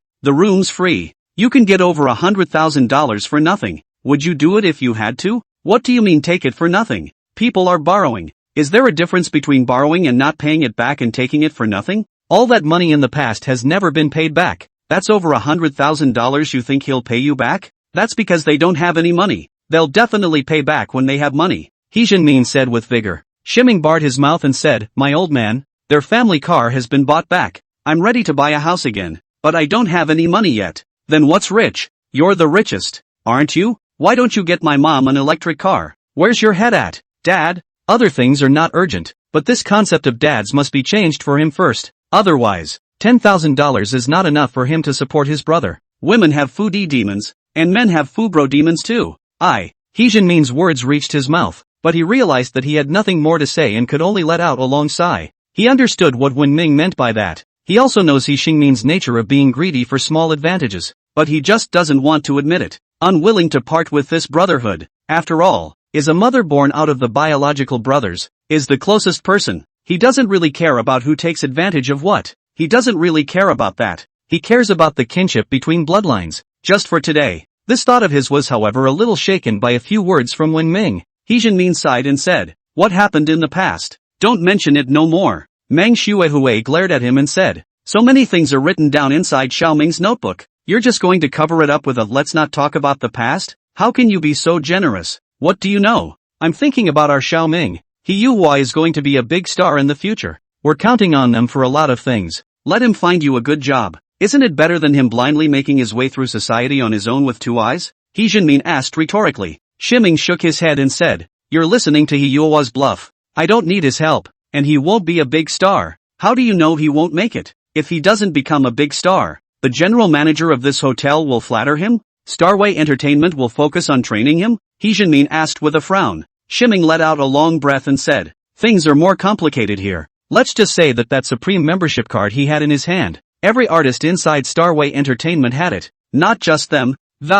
This is a collaboration between Starway Entertainment and 4Hotel, and it has nothing to do with him, Ho Yakhua, at all. He just wants to pretend to be a bully in front of you, and then I'll get some money from you guys. Got it? Ha? Seriously? How do you know?" He Jinmin said with wide eyes. "Of course it's true. However, people like him are not worthy of virtue. Even if he becomes a big star, he will only be a guy who will bring down the social atmosphere and give the company a bad name. Such a person would not be retained by Starway." Wen Ming returned. He had wanted to give He Xingmin and the others a chance, so that his dad wouldn't have a hard time. It's just that He Xingmin and the others don't know how to treasure it. "In that case, then you can't blame me for being heartless." Meng Shuehui gave He Jinmin a blank look and said, "Now you know what's going on, don't you? If it weren't for Xiaoming, you've been sold by your big brother and you're still counting the money for him. You've been bullied your whole life and you still don't understand. I'm sorry I was so blind in the first place. I can't believe I'm looking at you. Alas." He Jinmin let out a long sigh and said, "It's all my fault, okay? So what now? With big brother gone, not only will you not be able to stay at the 5-star hotel, you'll be poked in the back when you return to the village. Then don't go back. Go, I'll take you guys home," Shiming said. He Jinmin gave Ming a blank look and said, "Your home? How big is your home? Living with us, is there still a place for you to sleep?" Shiming laughed lightly. "You'll know when you see it. Things, sooner or later, Mom and Dad have to know. In that case, it's better to let them know late than early." "Little Ming, you really have a house? Rented?" Meng Shuehui was surprised. When Ming gave a light laugh and said, "Let's go. I'll show you guys around." Having said that, got up and headed outside. "Wait, what about the money for the meal? This table must cost at least several $1,000s, right?" "I'm sorry," He Jinmin asked. When Ming shook his head, "No need. It's free." "Just kidding. You need money to eat at your own restaurant?" With extreme apprehension, Mr. and Mrs. He Jinmin followed Wen Ming out of the private room. After all, this is the first time they've eaten this king's dinner, and they're eating from a 5-star hotel. It always felt a bit up in the air. Outside was standing a beautiful waitress. When the beautiful waitress saw Wen Ming's trio came out, she immediately walked over to the trio. He Jinmin's complexion changed and he was so scared that he immediately had to turn himself in and pay for the meal. This is a 5-star hotel. After all, eating bully food inside a 5-star hotel has very serious consequences when you think about it. He just stepped out. The beautiful waitress suddenly bent down and looked respectful. "Good day, Mr. He." "Good day, milord." "Good day, ma'am." He Jinmin froze for a moment and looked at Wen Ming with a confused expression. Isn't this pretty waitress here to ask for money for her meal? Why not? And that's too much attitude, isn't it? Just how did he know that Lu Wenlong had already greeted this beautiful waitress a long time ago? Tell her that the youth inside is the big boss of the hotel and must not be offended. Give her 100 more guts. She wouldn't dare to disrespect Wen Ming. Wen Ming gave a light laugh and said, "This is the service attitude of a 5-star hotel. Let's go." Having said that, headed outside. When He Jinmin heard Wen Ming's words, it dawned on him. Turns out it's a 5-star approach to service. No wonder. Chapter 182, The Terrified He Xingmin. Chapter 182, The Terrified He Xingmin. "Come outside." Shiming asked Wang Hong to bring the car over. When He Jinmin saw the Mercedes commercial vehicle, he was surprised. This is a Mercedes?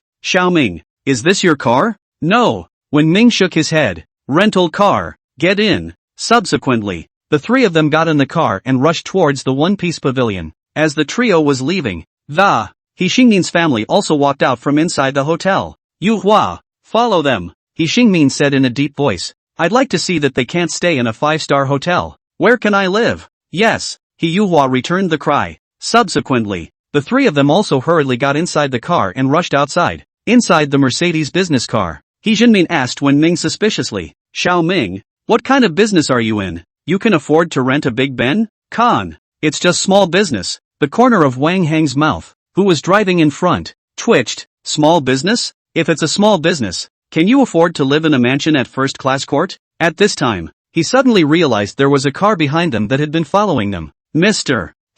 I see a car behind us that has been following us for a long time. Wang Hong reminded.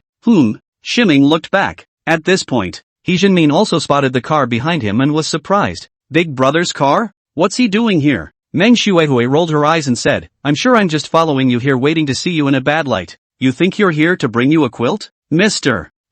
Should we get rid of them? Wang Hong asked. When Ming shook his head and said, no need, just drive normally, fast and furious or something. Forget it, Mom and Dad, they're still in the car. As for when to tweet, from the beginning to the end, when Ming had never even looked at them squarely, it's just a fly in the ointment. Whenever you get annoyed you just slap it on the wrist. Soon, the group then arrived at the one-piece pavilion. Upon seeing the luxurious villas that lined the inside everywhere inside the, He Jinmin was surprised. This, Xiao Ming, you rented a house in here? Aha. Shiming nodded his head. In the meantime, entrance. He Xingnin's family also came to the door. Watching when Ming's car went straight into the Yipin pavilion, the three of them were directly confused. Boy, what are they doing at the one-piece pavilion? He Xingnin was surprised. Even if they didn't live in Linen, they were aware of the existence of the one pavilion. This is the most expensive villa neighborhood in the whole of Linen. When he had just arrived in Linen, he had dined with Shiming at a place not far from the Yipin pavilion.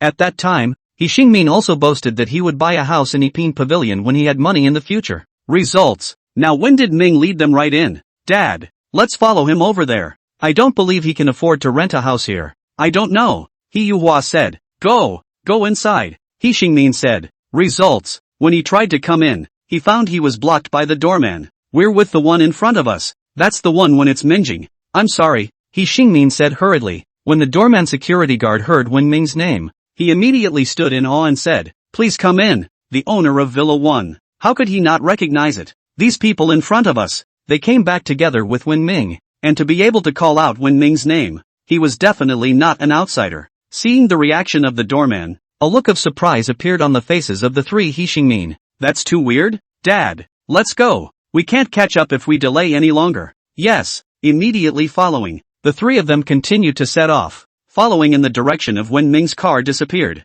Then, seeing Wen Ming's car went directly to the villa area, he hurriedly followed. Xingmin, why do I suddenly have a bad feeling? At this time, Xia Xiaoman suddenly said. He Xingmin frowned and didn't say anything, just drove the car and continued on. The reason they had followed Wen Ming over was to see where they could go. This is Linen, after all, and they stayed in a 5-star hotel. He Jinmin and the others, after not being able to stay in a 5-star hotel, it would have to go to the basement that Wen Ming rented. Results. What he hadn't expected no matter what was Wen Ming had run to the first-grade pavilion. Mom, he must have realized we were following behind. He Yuhua said. We've been following them for so long, and he realized we were following behind. That's why I ran to the one-piece pavilion, just to act tough. When Xia Xiaoman heard this, she immediately nodded her head and said, right, that's definitely the case. Xingmin, stay close to him. Front. The black Mercedes-Benz business car slowly traveled to a building with the largest scale in the entire Yipin pavilion.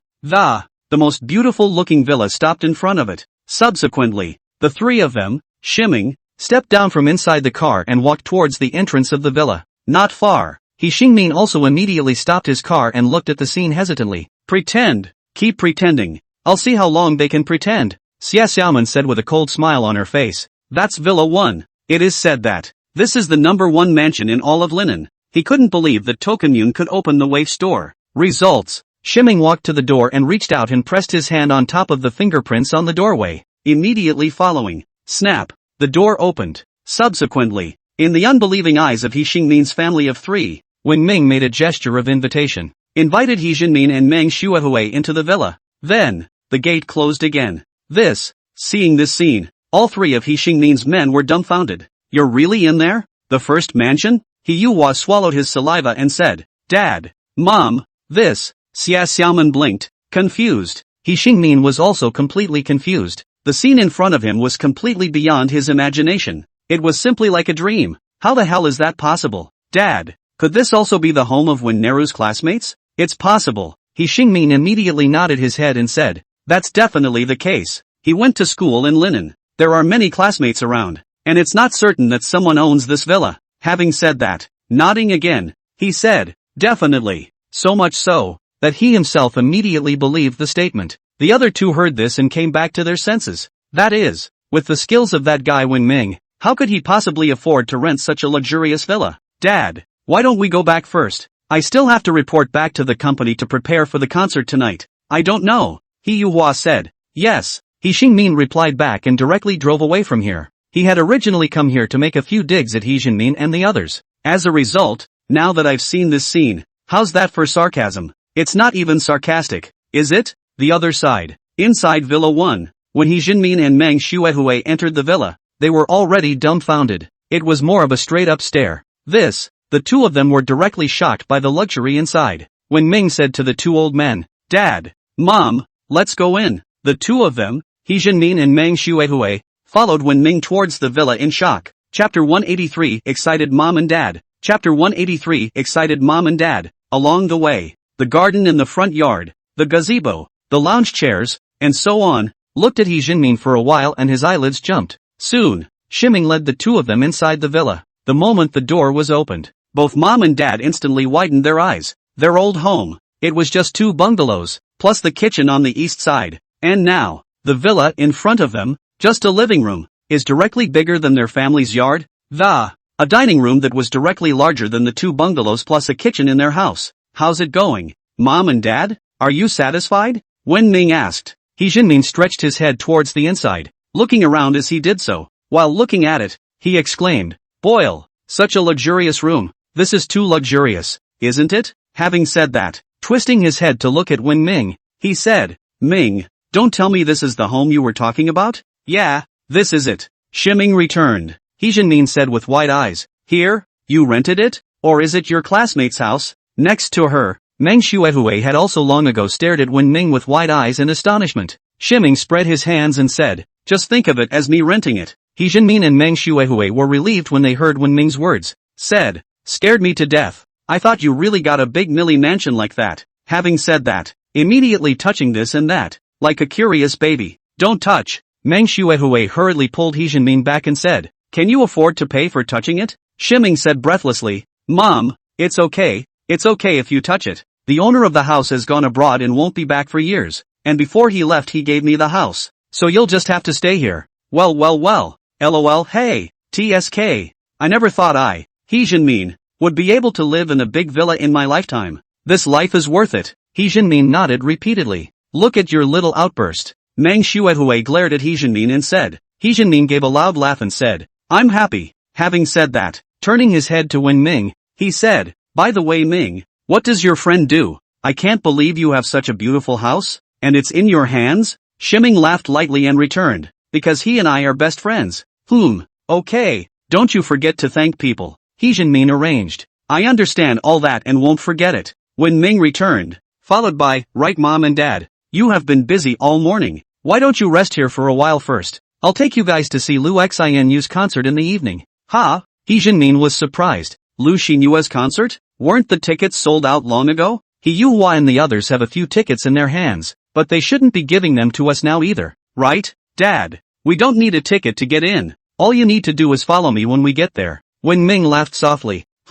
Following you? Are you sure you can get in? He Xinmin asked suspiciously. Wen Ming nodded. Of course, or you beat me up. Okay, that's what you said. He Xinmin immediately said back. Subsequently, Shiming prepared a room with his dad and mom. Get in there. He Xinmin looked around and said, Good boy class. This bedroom, it's bigger than our house. Honey, get on your cell phone and send a jitterbug. Those people inside our village brag every day that they went there to play. Let's shoot a sight of a big villa too, so they can appreciate it too. Meng Xuehui gave He Xinmin a blank look and said, If you want to send it, you send it. I'm not sending it. It's not humiliating enough. Look at you. What do you mean by shame? It's called sharing life. If you don't post it, I will. He Xinmin took out his cell phone with great interest. Xinmin, have you noticed that the current Xiaoming seems a bit different from before? Meng Xuehui suddenly asked. She's not like He Xinmin. He Jinmin is a big old man who doesn't care about anything and has a big grin on his face all day long.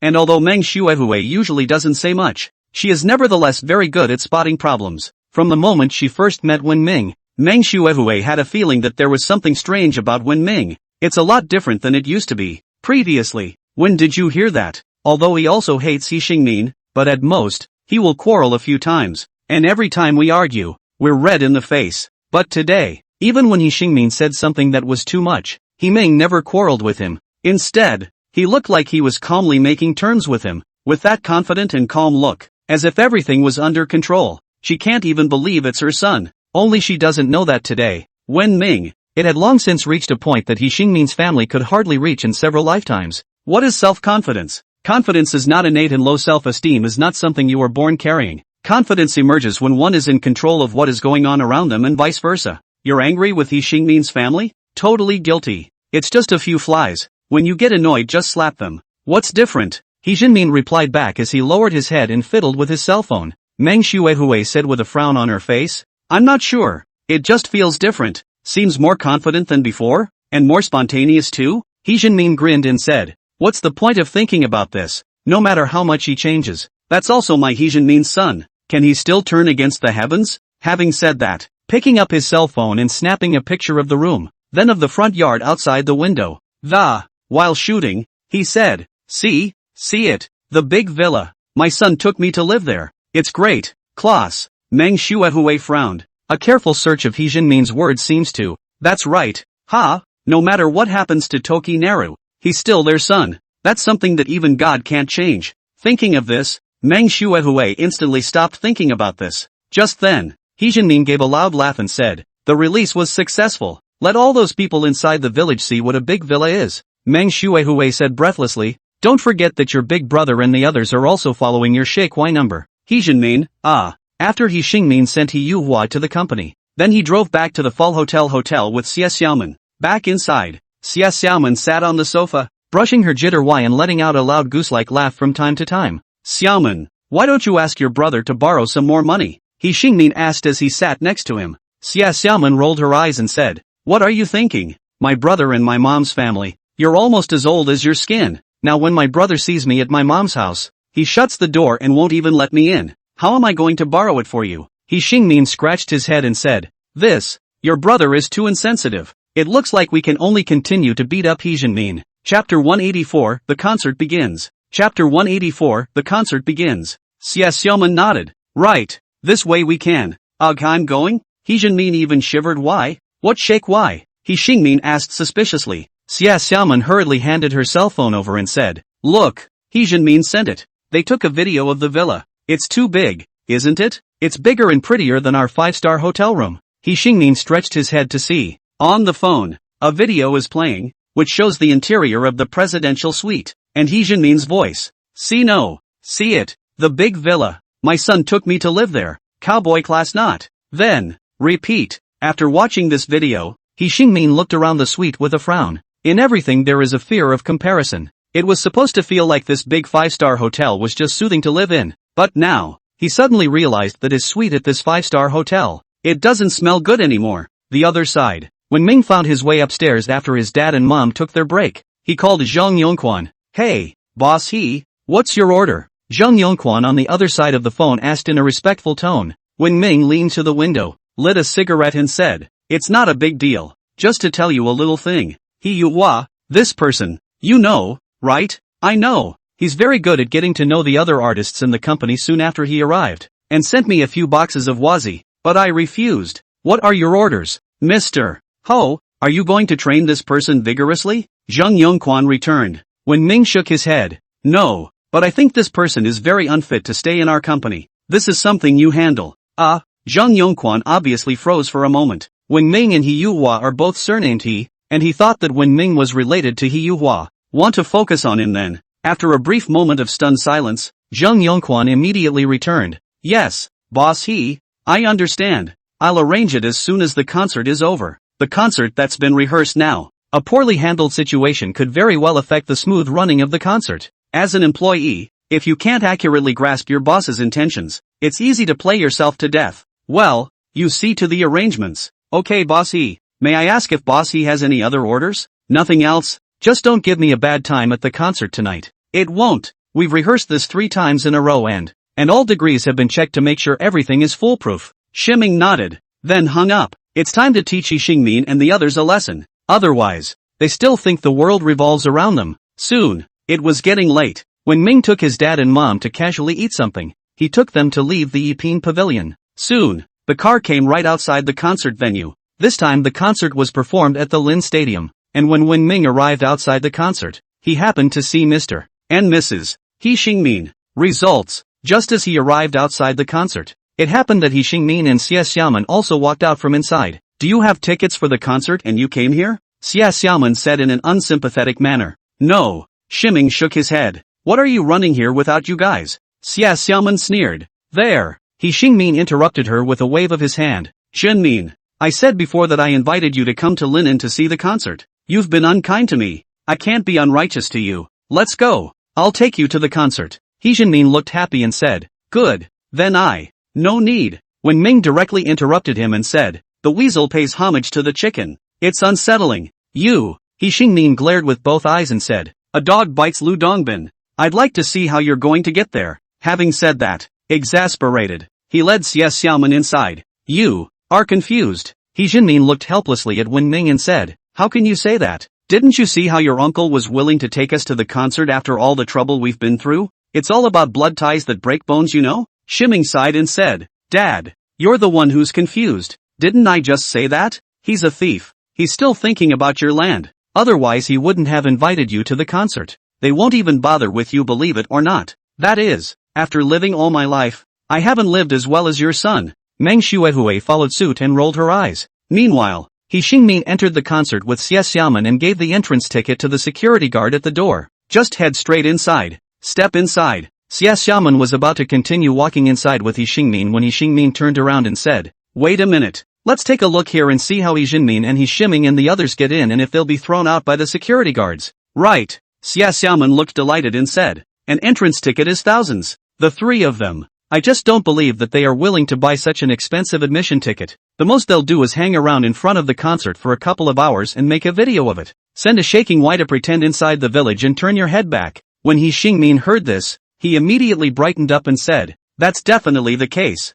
I'm going to film them and post it on Shakewai as well, to see how they can act like assholes inside the village. With that, he took out his cell phone and turned on the video, filming the entrance. Outside the entrance. Okay, Mom and Dad, let's go. Shiming was the first to head towards the entrance. Meng Xuehui pulled the letter when Ming, looking at those security guards checking the tickets at the entrance. Hesitantly, he asked Wen Ming, little Ming, can you really take us into the concert? We don't have any tickets. You won't get kicked out for going in like that, will you? Of course not. Shiming smiled and said, don't worry Mom and Dad, you just follow me. I'll take you to the front row. I know what's going on. He Xinmin slapped his thigh and said, did you buy tickets behind our backs? Shiming laughed lightly. No, let's go in. Just kidding, I still need a ticket to get in? Saying that, directly in the direction of the entrance, He Xinmin and Meng Xuehui looked at each other suspiciously. Really, no tickets? You can get in without a ticket? But although they didn't believe it, they still followed Wen Ming towards the inside. Inside the entrance, Xie Xiaoman was surprised to see the 3 of them walking towards the entrance when she saw Wen Ming,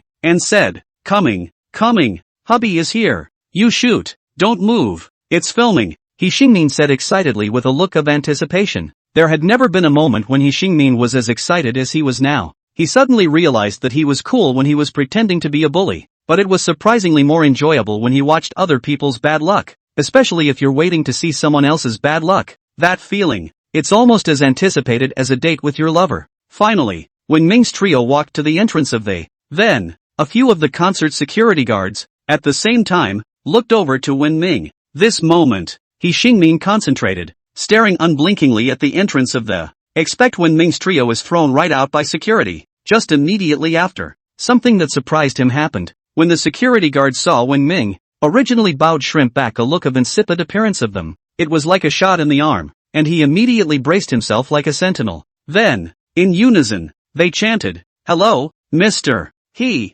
Chapter 185, Blazing Flames on the Stage. Chapter 185, Blazing Flames on the Stage. Inside and outside the entrance, Mr. and Mrs. He Xingmin, who were looking forward to watching a good show, and the apprehensive Mr. and Mrs. He Jinmin. After seeing the reaction of these security guards, all of them were dumbfounded. They all guessed Wen Ming would be thrown out by these security guards. Even if they don't throw it out, they'll chastise it. And now, as a result, these security guards not only didn't drive out Wen Ming, but they looked like a mouse seeing a cat. Just like that, he watched Wen Ming's trio strutting in. Such a reaction response was simply completely out of their expectation. Mom and Dad, why don't we go inside? Shiming laughed softly and said to the stunned He Jinmin and Meng Shuahui. What is going on here? He Jinmin said with an uneasy expression. When it came down to it, even if his reflexes were slow and his nerves big, it also felt like things were a little off. At the hotel, Wen Ming can still say that he helped the general manager of the hotel. But now,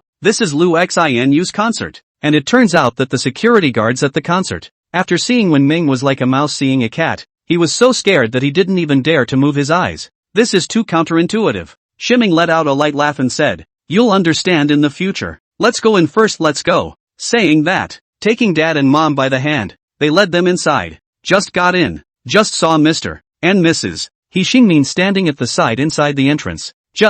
Instead, Shiming just swept a glance at them and stopped caring about them, walking directly toward the field. Lazy, old they, came in, swaggered in. Xie Xiaoman said in confusion. He Jinmin, it's not supposed to be like this, is it? What went wrong? How did it come to this? This question, entangled in He Jinmin's mind, could not be released for a long time. Live in concert. The crowd was boisterous. The Linan Stadium is huge, though it doesn't hold 10,000 people, but 5,000 or 6,000 is no problem. And now, it's pretty much a packed house. Liu Xinu's appeal was still quite big. After all, she's a national goddess and can't be like some netizens who, having a concert results in more security than audience. Sure, it's not comparable to the superstars who are always in concert with 10,000 people. Xiaoming, there are so many people here. Is there a place for us to sit? Meng Shuahui asked uncertainly. Wen Ming let out a light laugh and said,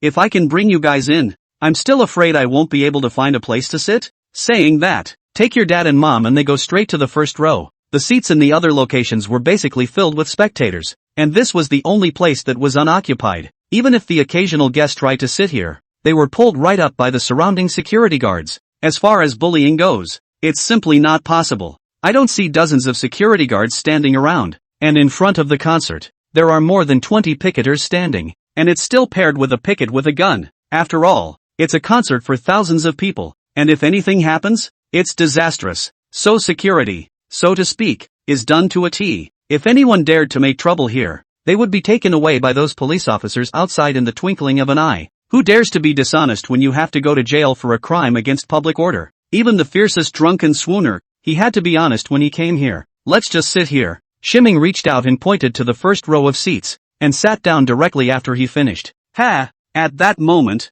a cold laugh suddenly came from behind. Is this a place for you to sit? Do you think you can sit here just because you want to? A sinister voice rang out. Shiming turned his head and realized that it was actually He Jinmin again. This old thing, it really is a ghost. He Jinmin flashed the admission ticket in his hand and said, see, an internal-only ticket. Only those with such vouchers can sit in this first row. Only people within the company or relatives of the stars can sit in this row. Having said that, waving to the security guard not far away, he said, security guard, this person doesn't have an internal-only voucher that, and sitting in the first row. The security guard glanced this way, didn't bother with him. Shiming didn't bother with him and directly greeted He Jinmin and Meng Shuahui as they sat down. He Jinmin? He scratched his head in confusion. What's going on here? Just then, the lights at the concert venue suddenly went out, plunging the entire concert into darkness. Next moment, a spotlight illuminates the darkness and is cast above the stage. In lights, Liu Xianu walked out slowly with the light. Whoa! Big moon! Atsuki, I love you! Atsuki! Atsuki! With Liu Xinu's appearance, the atmosphere of the concert site was instantly ignited and became lively. It's impossible to feel the madness without being in it. Stage, Liu Xinyue in the light, wearing a long red dress, like a blazing flame. It attracted the attention of the thousands of people present. He Jinmin's face was filled with exclamations as he said, good boy class, is this a celebrity concert? It's also too crazy. If I had been allowed to stand on the stage, I would have been too scared to stand. Meng Shuahui rolled He Jinmin's eyes and said nonchalantly, you want to stand up? Instead, what about your ability to do that? You think anyone can stand on this stage? It has to be a big star. Like this old peasant. Let's just forget about it. I'm just saying, Hee Jin-min said with a dark old face. Shiming let out a light laugh and said, Dad, if you want to go up and try, I can arrange it. Come on you. Hee Jin-min glared at Ming and said, making fun of your old man, aren't you? Your mom's laughing at me,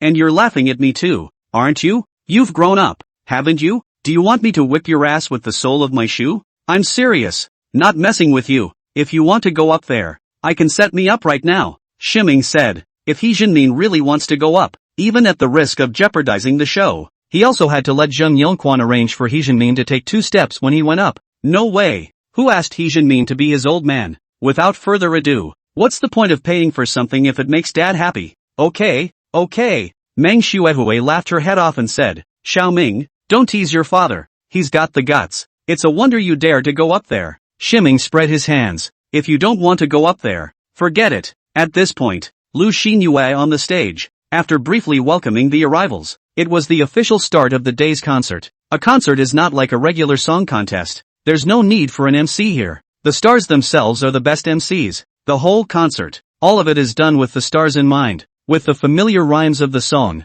the atmosphere was ignited to a new level. After 2 songs, the atmosphere was pushed right to the top. After that, Ryu Xinu then started interacting with her fans.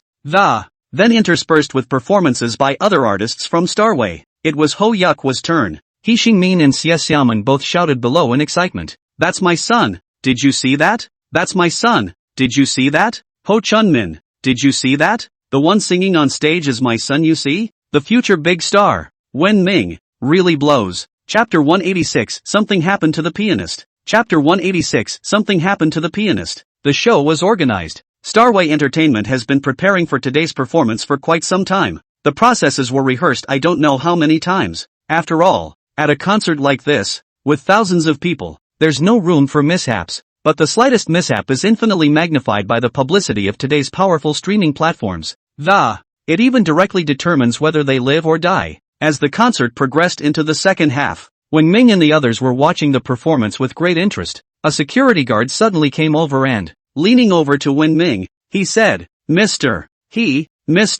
Zhang has something urgent for you. Shiming nodded and said to Hee Jin-min and Meng Xuehue, Dad and Mom, I have something to take care of. I'll be back later. Wait until Wen Ming leaves. Hee Jin-min hemmed and hawed. See, your son looks like he's going to be kicked out. I'm afraid it's your turn next. When Hee Jin-min and Meng Xuehue heard Hee Jin-min's words, a look of worry appeared on their faces. The other side, Shiming followed the security guard to the command center of this concert. Here, Jung Yong-kwan and the leaders in charge of directing the concert, all of them are here. There are also many surveillance screens inside the room that allow you to see the entire concert site. When the people inside saw Wen Ming, they immediately saluted collectively. Hello, Mr. He. Although all of the people present were even older than Wen Ming, but Wen Ming was their big boss, they had to respect that. Otherwise, it was likely that he would be forcibly expelled from Starway Entertainment by Wen Ming, just like the majority shareholder, Huo Wei-ping. Shiming nodded to them and turned his head to Zhang Yongquan. What's wrong, Mr. Zhang? Zhang Yongquan immediately walked up and said urgently, Mr. He, something's wrong. The people who had received our money and promised to make guest appearances are all not coming. Wasn't that the deal? Shiming frowned. Zhang Yongquan said with a grave expression, it's probably because our new contract has upset the bosses behind these stars, so they won't let their people show up. In that case, not only will the audience be displeased, and the concert will be much less effective. Wen Ming said helplessly, if you don't come, just do your best. Mr. He, besides this matter, there's another important thing. And, Shiming was confused. What the is all this? Yes, the pianist on stage just now developed severe diarrhea and was taken to the hospital. A lot of the piano accompaniment that was needed was replaced with other instruments, but the results were very poor. It's only been a few minutes. The atmosphere of the live audience just dropped. Wen Ming frowned and asked, don't you have a spare pianist? This pianist with diarrhea is the backup pianist, the original pianist. The tip of his finger was pinched off by the piano's cover before the concert started, and he's in the hospital too. Zhang Yongquan said urgently. Wen Ming, the two pianists all went to the hospital. That's too much of a coincidence, isn't it? If nothing else, it should still be one of those entertainment companies screwing up. Peers, it's an enemy. What to do? Zhang Yongquan said anxiously. It's too late to find a pianist if we have such a short period of time now. Atsuki's next song is going to be on the piano, so why don't I do it? I don't play the piano very well, but I can barely handle it. Then it's better for me to do it. After all, there's no room for error in this concert. Shiming said, since there's no one suitable, he'll have to take the field himself, 1,000 times over. It didn't run away in the end. Ha! Jung Yongkwon said with wide eyes. You come? Are you serious? Mr. This concert was broadcast live on all the major network platforms. Ha! The other people present also revealed a look of astonishment and uncertainty. They don't doubt Wen Ming can play the piano. After all, it's the young master of a big family. And even more so, their big boss. A person of this status. How can you not play the piano? Just being able to play the piano and being able to play it well are two different things. It's like being able to cook, as opposed to being able to cook well, which is a completely different thing. The chef of a 5-star hotel cooks a meal that can shake off ordinary people by dozens of streets. When Ming was so young, even if he could play the piano, how well could he play? This is a concert for thousands of people, and it's being broadcast live on the internet. There's no telling how many pairs of eyes, how many amazing talents in the music industry are staring. If you mess up, it won't be so easy to save the day then. It's okay, change my clothes. Shiming didn't explain, but directly ordered. Jung Yongkwon and the others looked at each other, even though there were 10,000 worries in their hearts. But still, as Wen Ming requested, he called for someone to change his clothes. After all, Wen Ming is the boss. He wants to get on stage. Who can stop it? Don't you want to be in the business? Soon, a black tuxedo was worn on Wen Ming's body. It looks so much like a pianist now. Subsequently, led by the security guards, Wen Ming walked directly towards the stage. A pianist is not like an orchestra. They're not a system at all. An orchestra is a separate system. It doesn't include the piano. And the piano is the king of musical instruments. A system all its own. The orchestra appears at best as an auxiliary piece of music for the piano. So the orchestra is next to the stage. And the piano is on top of the stage. And only it was in the middle of the darkness and not illuminated by the light. Coupled with the center stage, the attraction of Lu Xinu in the spotlight. No one even noticed that the pianist in the shadows had changed. Command center. After Wen Ming left, Jung Yongkwon and the others' faces immediately appeared with a look of urgency. The boss had a hard-on and had to go up there? What to do? One of them said anxiously. What are you afraid of? He went up there the hard way. What's it got to do with us? Are you nuts? If the concert goes wrong, do you think the boss will forgive us easily? It's sure to put all the blame on us. Asterisk asterisk asterisk asterisk. This boss is really ed up. Isn't this intentional? Alas, if we can get that one a while back. That piano maestro who performed at the Rose restaurant was invited over, and this concert could definitely create a sensational effect. It's just a pity that time is so tight, and there's no way to find out who he is with so little time. What are you thinking about you? Even if you can find it, do you think you can invite people? Piano master Hai Changhua has said that person's piano level is among the top in the whole of China. Even Hai Changhua himself was willing to bow down. Do you think you can invite such a person? I have a premonition that this concert may lead to our starway being in a life and death crisis then. Transformation. This is going to turn dead. This boss is still too young, empty of Fong Gang blood chi, but he has absolutely no idea what to do with it. This is good. We starway this time is afraid of danger. The words fell. Worry surfaced on the faces of those present, including Jung Yongkwon. As general manager of Starway Entertainment, Inc., Jung Yongkwon has a clearer picture of the dilemma facing Starry Night. It's not too much of a stretch to say that it's being targeted by the industry as a whole. When other stars give concerts, they are more or less supported by industry stars. With Lu Xinu's fame, the concert will more or less have the solidarity of many stars. It did used to be true, but now, in the face of Starway Entertainment's transformation, this concert the entire industry, however, all chose to remain silent, as if they were completely unaware of it. Predictably, these people are waiting to see the jokes of Starway Entertainment. Even the two pianists who led to the accident could be behind the shadow of these people. After all, peers are peers. Otherwise, how could it be such a coincidence that both piano players had accidents? Originally, Jung Yongkwon wanted to go up and save the day himself, but it turned out that Wen Ming had to go up. If this leads to this concert being really screwed up today, the whole industry will fall on them and make them disappear from the industry altogether. Put the entertainment industry back on the track it was meant to stay on. Alas, I only hope that, he doesn't play so poorly, Jung Yongkwon said with a long sigh. Chapter 187 A Perfect Match. Chapter 187 A Perfect Match. Darkness on the stage. When Ming sat in front of the piano, the noisy voice in the ear, instantly all disappeared. The only thing left in his mind was the piano in front of him. Center stage. When Lu Xinyu's song ended, Zhang Yongquan's voice rang out from the earphones in her ears. Dazuki, the pianist has been replaced by Mr. Wen Mingho. Pay attention to the control of the stage. In case anything goes wrong. Lu Xinu nodded, glancing without trace at where the piano was in the darkness. There, a blurry figure in a black tuxedo could barely be seen. Atsuki, Big Moon. As Lu Xinu's song fell, the audience at the scene instantly hooped and hollered. Lu Xinu smiled and said, "Does everyone still want to hear it? Want to hear it?" Big Moon continues. The audience is tens of thousands. Lu Xinu's words directly ignited the audience's enthusiasm.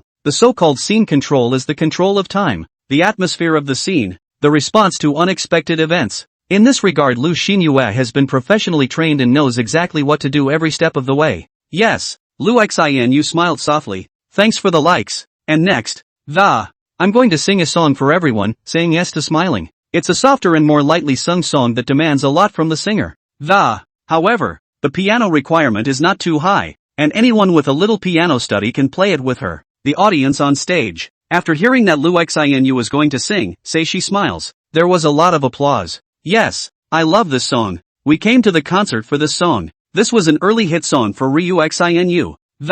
It expresses the passage of a girl who said to her boyfriend that she would break up with a smile, but ended up not doing it. The entirety of the song, not a single cry, but the kind of pain as well as the sadness of the girl within the song gets across so well that, especially Lu Xinyue's sensible voice sang out. Once popular north and south of the Yangtze River, become many boys and girls must sing songs, topped the major music charts. Center stage, Ryu Xinu raised her hand in an OK gesture. Next moment, the lights on the stage instantly became dimmed to a single greenish glow that, accompanied by a bit of glittering light, it was projected onto Lu Xinu's body from above. A concert, on the surface, appears to be just a solo performance by the star, but behind the stars, there's a team of people who support the, not far, in the corner of the stage, Wen Ming, who was sitting in front of the piano, followed suit and slowly raised his hand, gently resting it on the keys, saying yes to smiling. This is a song that he sang when he made a bet with Wang Jianba. Not only that, the song used to be a favorite of his as well,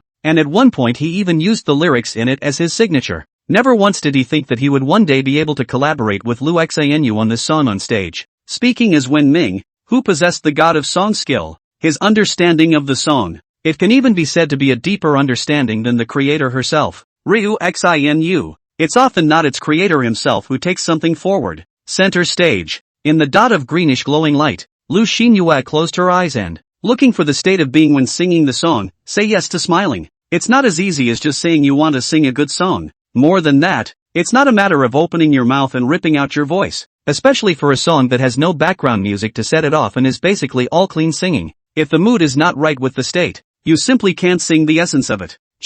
She could still easily find that feeling when she was in the studio, but now in this concert venue of thousands of people where the shouts are rising and falling, Lu Xinu realized that she was unable to go deeper into that state for a while, and was even a bit anxious because of it, but the more anxious she was, the more unable she was to enter the state. Control room, what's going on? Why hasn't Big Moon started singing yet? Zhang Yongquan asked eagerly. It's not like you need an intro for this kind of clean song. You just have to be in the mood and sing straight through. Although it takes time to prepare, this is too long for Lu Xinu to prepare, isn't it? Could it be that Big Moon is in a bad state? The man next to him speculated. It must be because Big Moon was psychologically affected when she found out about Boss Ho's rise to power. This is really the more hasty the mess. I told you not to let Boss He go up. Even if there's no piano and Lu Xinu is allowed to clear the vocals the entire time, this song won't be bad. What now? Shall I ask Mr. Ho to come down? Zhang Yongquan took a deep breath. I'll go. The words were not finished. At this point, quiet on the stage.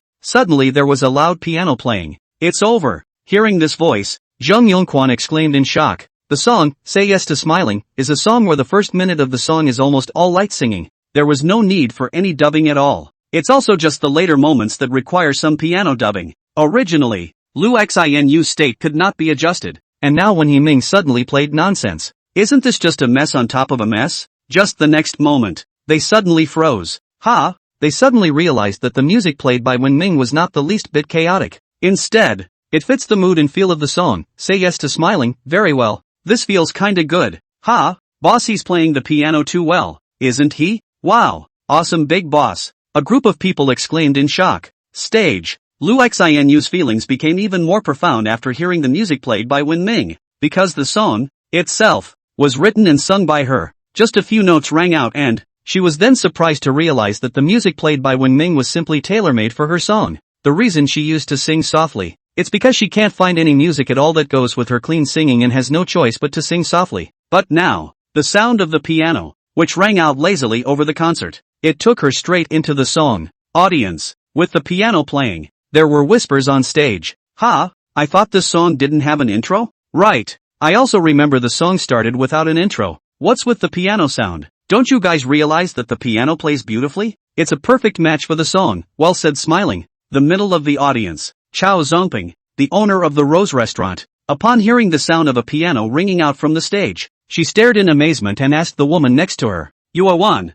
this piano feels, does it look like the young man who was in our restaurant last time? Yan Yuan said with a grave expression, I feel more than just like stage. Lu Xianu closed her eyes and took a deep breath, immediately following, the kind of calm and gentle singing voice that belonged uniquely to Lu Xinyue, followed by the beautiful sound of piano. The voice was sung in a low voice, and when it began to sound, it instantly struck the hearts of the audience. It made these people immediately emotional. Asterisk asterisk. That's too good to be true, isn't it? I only thought this song was a sad song, but I didn't realize it could be so good. OMG. My ears are getting pregnant. The piano, the singing, it's brilliant. It feels totally different, like a whole new soul has been added. This feeling that makes you want to cry. This song is probably going to be a hit again. Chapter 188, The Internet Explodes. Chapter 188, The Internet Explodes. A song, saying yes to smiling. Straight away, the scene was completely mobilized. No way. The song was a hit back in the day,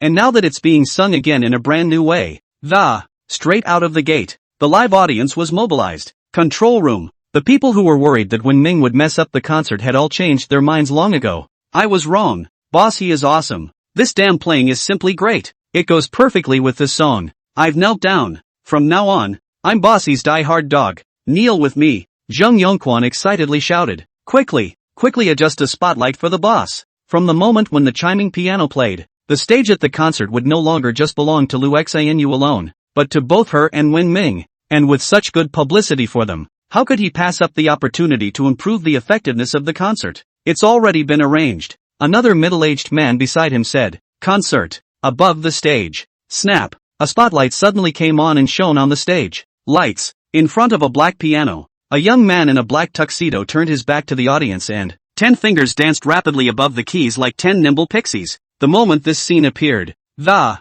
audience on stage was quiet for a moment. Next moment, the audience on stage instantly exploded. Instead of the atmosphere being mobilized, as it was before, rather, it was truly like oil inside a hot pot, boiling instantly. The middle of the audience, the two people, Chao Zongping and Yang Yuan, instantly stood up and stared with wide eyes when they saw the scene. On the scene, there was an uproar. Why does this feel so familiar? I feel familiar too. I see it all the time on top of Shake Y. Asterisk asterisk. I remember. He's the one who was at the Rose the other day. The young man who played himself and then set the internet on fire. Is that the young man who was praised by the famous domestic piano master, Hai Changhua? That video has made it to the top of the web search list on every major website. Could it be a fake? After all, there are so many fakes these days. Right. The guy that all the top entertainment companies can't poach. How could Starway Entertainment possibly hire them? Who says that if others can't hire them, Starpath can't hire them? Don't forget that person also appeared in Linen. And this is also Linen. And the guy plays so beautifully and the background is so similar. It must be him without a doubt. I had a feeling it was him too. Although it didn't say. But it's really too similar. TSK. If it's really him, the mysterious bouncing netizen appeared at the Big Moon concert. I have a hunch. The Shake Y platform is going to blow up tomorrow. Control room. Zheng Yongquan and the rest of the group had been completely dumbfounded when they heard the shouts of the people outside. When is Ming the piano virtuoso from the Rose restaurant? They've gone to great lengths to try and find that guru. He was asked to come to Lu Xinu's concert for a guest performance. And after searching for so long, it turned out to be Wen Ming who was on stage. Just now, they still doubt Wen Ming's level and even want to replace him from the stage? I'm glad I didn't change it. To be sure, that's their Starway Entertainment company is going to be on fire. Anyone who doesn't have access to the internet has no way of knowing when that video of Ming the Hedgehog was made. What a sensation it has created online. That video is still hanging out on the top of the list on all the major websites. I don't know how many entertainment companies spend a lot of money trying to find information about the owner inside the video. It's just a pity that when Ming is inside the video, there's only a back, not showing his face at all, resulting in no one even knowing who he really is. During this period of time, I don't know how many people impersonated Wen Ming, only to end up being revealed and punched in the face. There's even a famous pianist in the country who's come forward with a parody saying that the guy was him, and it has already fetched a lot of credibility, and has enlisted millions of followers on top of shaky results. Just as this man was proclaiming it everywhere, the country's famous piano virtuoso, Hai Changbua, stepped forward and, saying he's a fake is not a far cry from the man in the video, and is a direct and strong slap in the face. After this incident, the identity of the video's hero became even more of a mystery. That makes everyone curious. After all, in an age where everyone wants to be on fire, someone who is already on fire but doesn't want to show his face, it really catches the eye. But now, this person was at the top of Liu Xinu's concert. It came out in such an unimaginable way. After this incident, even if the entire entertainment industry looks at them unfavorably, all they can do is stare at them, and yet, they can't help them at all. Off stage, first row, He Jinmin said excitedly, "Good to hear, it's so good to hear." Next to him, He Xingmin laughed and said, "See, this is the charm of a big star. One day, my son can be like that, and your son." It could have been thrown out of the concert by security. He Jinmin, for the first time, he realized that this He Xingmin was indeed quite disgusting. But that said, where's that little thing? Xiuming, what took you so long? On stage, as the final notes of the piano fall, the song, Say Yes to Smiling, officially ends. However, the enthusiasm under the stage was not reduced at all, but instead, the calls rose in all directions. One more song, one more song, one more song. Control room, Zheng Yongquan hurriedly said to Lu Xinyue, "Da Yue, the concert has now exploded with live broadcasts all over the internet. How are you doing? Can you still stand your voice?" Stage, Lu Xinu had been singing continuously for so long that her voice was dry and on fire. After all, singing for half an hour straight really isn't something the average person can carry off. However, still nodding, she then addressed the audience. "Okay, I'll sing another one for you below." Subsequently, Lu Xinu sang again while Wen Ming accompanied her. As for the bands in the back, they all stopped, because they realized that, at the level of their band, with Wen Ming accompanied them, totally destroys the melody of the piano. Just halfway through this song, Lu Xinu's voice suddenly got a little hoarse. Backstage, not good. De Yu's voice can't hold out anymore. Zheng Yongquan exclaimed, "When you have a voice problem, you sing out of tune. This can be fatal to a singer who sings live." The effects of it even had a huge impact on Lu Xinu's future. Just then, on stage, along with Lu Xinu's hoarse singing voice, a man's soft chanting voice suddenly sounded. The voice not only cancelled out the effects of the change in tone because of Lu Xinu's hoarseness, and because of the hoarseness of the women's voices, and the background music of the men's whispers, under the chorus of male and female, it makes the song even more infectious and takes the song to a whole new level. You know the song, it's always been a single solo, and there's never been a male/female chorus like the one we have now, because the song is mostly sung softly, and because it requires a high level of intonation, no one dares to attempt it at all. Just for a moment, throughout the concert, the atmosphere instantly reached an unimaginable peak. Chapter 189, The Man. Chapter 189, The Man. Backstage, Zheng Yongquan looked at Wen Ming on the stage, and his entire body was completely dumbfounded. "Mr. Ho, men and women's chorus? That's a straight-up blow-up. Atsuki, Atsuki." The cries were loud and clear. After the song was over, the chants throughout the concert venue still didn't stop. This moment, Lu Xinu looked at this scene and was actually directly moved to tears. She wiped a tear from her face and smiled. "Thank you all for your support. Really, you guys are really impressing me so much. Atsuki, I love you. Dazuki, you really are amazing." The people on stage yelled wildly. Lu Xinu snorted a light laugh and said, "You guys are really too cute. Everyone should have realized that. For this concert today, although those stars from the publicity didn't show up, there's an extra mystery guest." Saying that, reaching into the spotlight, sitting in front of a black piano with his back to the audience, the young man in a tuxedo, as Lu Xinu's voice fell, live in concert, the eyes of thousands of people all fell on the youth sitting in front of the piano with his back to them. More than that, all the major network live broadcast platforms, countless people, likewise all looked at the youth's back. The comments below were refreshing rapidly at the rate of dozens per second. "Geez, it can't really be the guy from that video, can it? There's no need to doubt. it's that guy. Just now, Hai Changgua's Weibo has been updated, says it's the same guy, and highly recommended. Oh my god, even Hai Changgua has spoken out. There's no mistaking it this time. I hate that I can't be born in Linen. Envious of the people who are at the concert right now. I'd love to hear it live and in person. I really don't know what kind of person it is that can reach this level of piano proficiency. It's killing me in a hurry. Turn around and show us. They were all very curious about this man who, once, with only one video, just what does the youth who exploded the charts of major video sites look like? Imperial capital. Inside Hai Changgua's private estate, several youths were standing on either side of a man in his 50s. The man was gentle and refined, and as he sat there, he gave off a feeling of literacy and, it is none other than Hai Changgua, the premier piano virtuoso in the domestic piano industry. And at this point,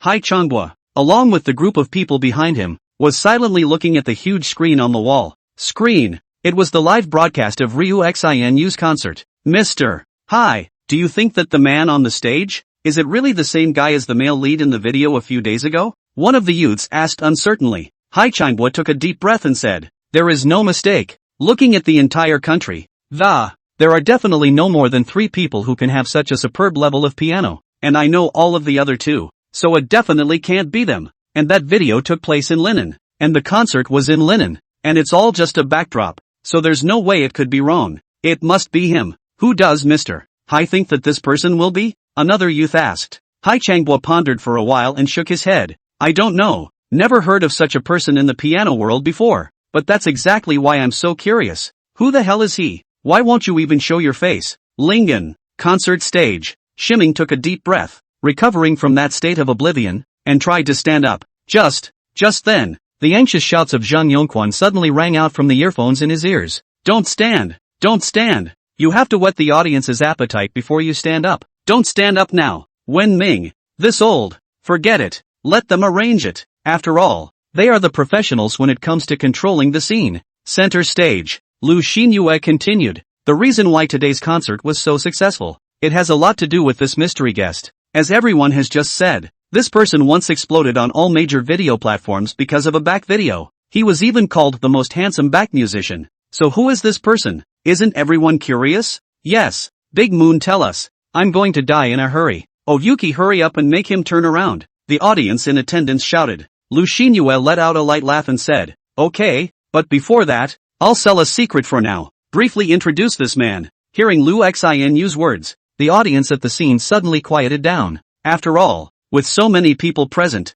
there was no one who wasn't right about the stage being straight. The identity of that person who has such a horrible level of piano feels curious. Even He Jinmin, who knows nothing about piano, after seeing that crazy reaction at the scene, the curiosity in his heart was aroused. After all, for them, a big star like Lu Xinu is already a very powerful person. The one who can perform on the same stage as Lu Xinu and set the whole concert scene ablaze. Just thinking about it makes you feel curious. Stage. Lu Xinyue continued. The first thing, as many of you here already know, this guy had a video of a spiritual performance of a song he played and sang at the Rose not long ago. It's directly exploding on every major video platform, high above the top of the charts. But what you may not know, and I've only just realized this, the main character in that video is the one in front of me. It really surprised me so much. I don't believe it. Right. Atsuki, you lied to us. We can't believe you didn't know. People have sung to you in chorus? How could you not know? Unless it's to make him turn his face around and show us now.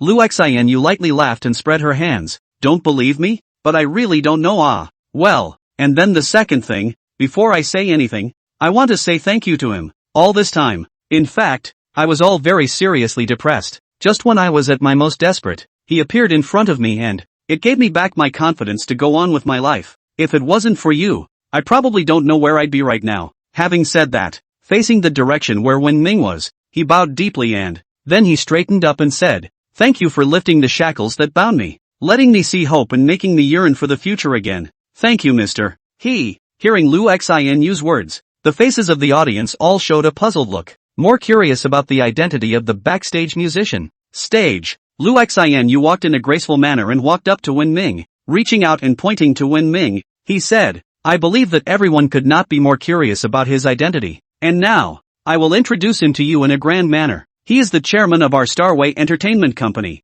Mr. Wen Ming He. Everyone welcome him. As the words fell, A round of applause erupted from the stage. First row, hearing Wen Ming's name, Mr. and Mrs. He Xingmin and Mr. and Mrs. He Jinmin were all stunned. What was Lu Xinu's name just now? When will it sound? When will the chairman of Starway Entertainment, Mr. Ming? You heard wrong, didn't you? How is this possible? Next moment. Stage. The youth sitting in front of the piano finally slowly stood up and turned to face the audience. Meanwhile, snap. Several spotlights shone on the stage. The whole stage, radiant. Among the countless rays of light, a young face in a black tuxedo, standing quietly, finally appearing in front of the eyes of the thousands of viewers on the scene. The countless people on the webcast platform, slowly moving toward the stage, toward the live screen. Bowed. Off stage. He Jinmin and He Xingmin were both dumbfounded when they looked at the radiant He Ming on the stage. Imperial capital. Inside the private estate of Bo Changbo, when Wen Ming's appearance appeared on the big screen, the youths in the room immediately exclaimed in shock. Geez, he's too young, isn't he? He's not as old as us, is he? I didn't realize it was such a young one. This is unbelievable. Genius. At this point, Hai Changhua suddenly stood up and said, buy me an airplane ticket. I want to go to Linen. Yes. One of the youths next to him immediately ran outside. Chapter 190, The Desperate He Jinmin. Chapter 190, Desperate He Jinmin. Lingen. Live in concert. Audience center. Chao Zongping suddenly smiled when he saw Wen Ming's looks. From the first time he heard Wen Ming's tunes, he knew Wen Ming would be on fire. As soon as he appears in front of a crowd, he's sure to hit the ground running. And today, the day has finally come. Scene. When the audience in the room saw Wen Ming, all of them were shocked by Wen Ming's age. If someone of Hai Changhua's age was sitting here, they wouldn't have felt so shocked. But the Wen Ming on stage was really too young. In his early 20s at most, youths of that age are barely college graduates at best, and with more than 5,000 spectators on hand. At least 80% or more of them are older than Wen Ming's age. They didn't think, in any way,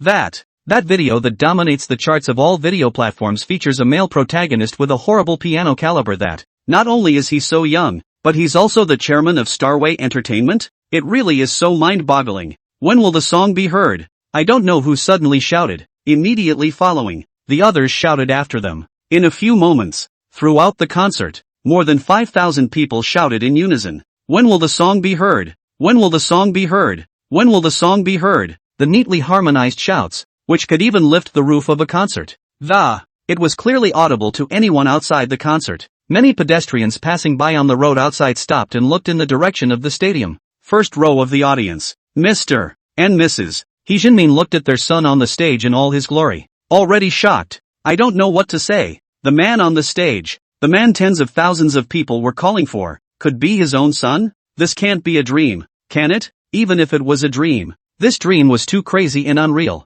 wasn't it? Next to it, when Mr. and Mrs. He Xingmin looked at Wen Ming on the stage, their faces were nothing but surprised. It's just endless fear. How could it possibly be when it's time for a song? Shouldn't he have been thrown out by security already? How did you get to the top of the stage and become the chairman of Starway Entertainment? He's just a regular college student. Not even Ho Yakhua can compare. How did you suddenly become the big boss of Starway Entertainment? It's just too much of a mind-boggling experience, isn't it? Crazy. The world is simply going mad. In this way, his son, no matter how much he bounces, all just an employee under Wen Ming, even if he becomes a superstar. It's also just Wen Ming is also just an employee in front of him. This result was completely unacceptable to them. Realize that, all along, they have been taking Ho Yakhua to join Starway Entertainment, became a trainee in it and bloated, thinking his son would be a big star later, thinking that Wen Ming will never be able to compare to his son. But now, Wen Ming suddenly became the big boss of Starway Entertainment and his son's top boss, even the big star,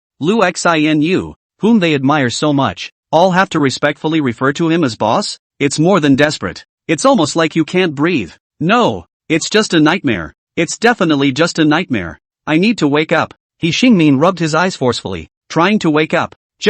There was a tidal wave of shouts in his ears, which never stopped for a moment. Open your eyes again. Nothing has changed. He twisted his head to look at Xie Xiaoman next to him, and the two of them looked at each other without words, but they were equally pale. And there's Ho Yakhua standing behind the stage. At this point, he's standing with the rest of the artists, dumbfounded. He looked at Wen Ming in the light on the stage with a confused expression. It was no wonder that Wen Ming would not give a damn about their provocations. Turns out, compared to Wen Ming, he lost from the start. lost completely and utterly, because he, at all, didn't have any qualifications to compare with Wen Ming. Stage. Wen Ming took the microphone handed over by Lu Xianyu and smiled. Hello, everyone. Thank you all for coming to Big Moon's concert. With the fall of Wen Ming's voice, the lively shouts from the scene only slowed to a halt. After a short period of shock and disbelief, the two Mr. and Mrs. He Jinmin had now come back to their senses long ago. Looking at her son in all his glory on the stage, Meng Xuehui directly wept with joy. He Jinmin was even more excited, pulling He Xingmin next to him. Excitedly, he exclaimed, "See that? That's my son. That's my son Wen Ming. Did you see that? It's my son." At this moment, He Jinmin felt like he had never raised his eyebrows so much in his life. All his life he had been subservient to people, and never, at any moment, had he felt so comfortable that, such a pain in the ass. He Xingmin, the wind and the water have changed. Just now, when his son was on the stage, he had just said that to He Jinmin, and now, He Jinmin, however, returned it unchanged. What's even more infuriating is that his son just went on stage and sang a random song, not even a few applause. When it comes to timing, it's a direct trigger for the entire concert. More importantly, Wen Ming was standing on top of the stage as the chairman of Starway Entertainment. This moment, He Xingmin lowered his head powerlessly. Turns out, today's Wen Ming had long since ceased to be the Wen Ming he knew in his heart, and Wen Ming had been immovable to them before. And it's not because I'm afraid of him, it's just because I'm too lazy to talk to them. Directly ignored them. Stage. Wen Ming let out a light laugh and continued. I've made a fool of myself by playing for you all just now. It's really because the two pianists responsible for the piano accompaniment today all had accidents and went to the hospital. I have no choice but to stand out and save the day temporarily. I hope you won't be amused. How can I see a smile? That is, He Dong's playing is really great. Right. It's just heavenly. It's a good thing the pianist had an accident. Otherwise where would we have heard such a great song? The people on stage responded loudly. Thanks. Shiming bowed deeply to the audience and, then he got up and said, as the chairman of Starway Entertainment, I have a lot to say as I stand on this stage today. By the way, I actually have a script prepared, said the man, pulling a document out of his pocket. Seeing Wen Ming's behavior, all the people present laughed out loud. I didn't realize that this big boss of Starway had such an interesting side to him. Stage. Wen Ming looked at the draft twice. He finally shook his head and said, forget it. The inside of the script feels too formatted for me, so let's just go with whatever. First of all, I'd like to use this stage to make a little advertisement that, introducing our Starway Entertainment to everyone. Ha ha. Hearing when Shiming said that he wanted to make a small advertisement, the audience in the room all laughed heartily. Wen Ming continued.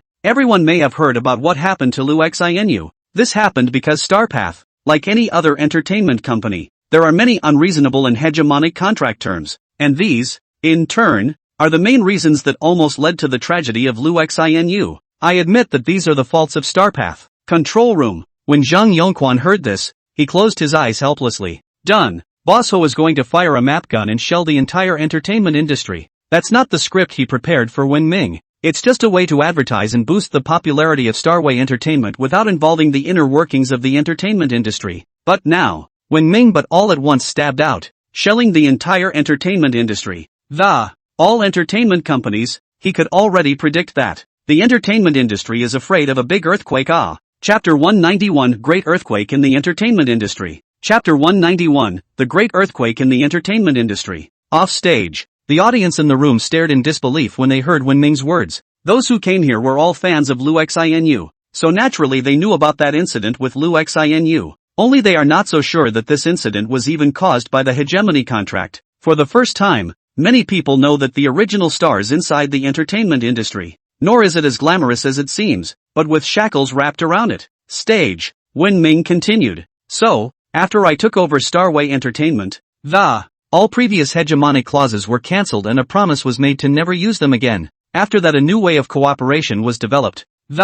Equal cooperation and fair resources with all the artists under Starway. Not oppressive slavery. Well said. Bossy He Dong. Just like He Dong's violent temper. Dong He don't panic. I want to join Starway. I want in. The audience on stage shouted excitedly. Many of the people who came to the show were in the entertainment industry themselves, also well aware of the darkness inside the entertainment industry. Now that they heard Wen Ming's words, these people were like seeing a lighthouse in the darkness. Stage. Wen Ming continued. With the new contract in place, there is no contractual tie to the many artists chose to leave Star Tour and jumped ship to rival companies, causing Star Tour Entertainment to not only lose a lot of money, and it makes the market much less competitive. But I don't regret any of this. I won't change that with the new partnership program, because I don't want the tragedy of Oyuki to happen again. Though all men are not created equal, I want everyone to be treated with respect. Everyone can live with dignity. After hearing what Wen Ming said, the audience below immediately stood in awe of Wen Ming.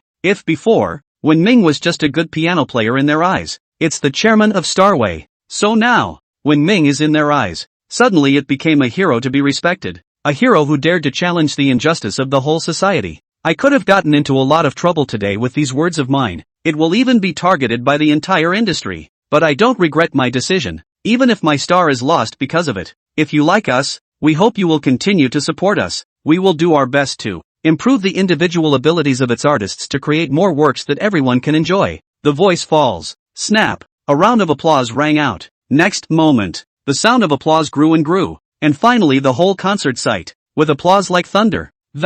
Enduring. Amidst a round of applause, Shiming walked off the stage and returned to the back control room. Slap. Just walked into the control room. Zhang Yongquan and the others applauded enthusiastically at once. All of them all looked at Wen Ming with excitement. Mr. He, you are really amazing. Mr. He, I was wrong. I shouldn't have doubted your piano caliber. I'll be your loyal lapdog from now on. Woof woof. It's just awesome. Shiming lightly laughed and waved his hand. Alright, the concert isn't over yet. You want to kiss ass, wait until after the concert. Take control of commanding the concert site. Yes. Zhang Yongquan and the others immediately returned. Stage. Lu Xian, you gave the audience another moment of interaction before. Amidst the extremely reluctant shouts of the audience.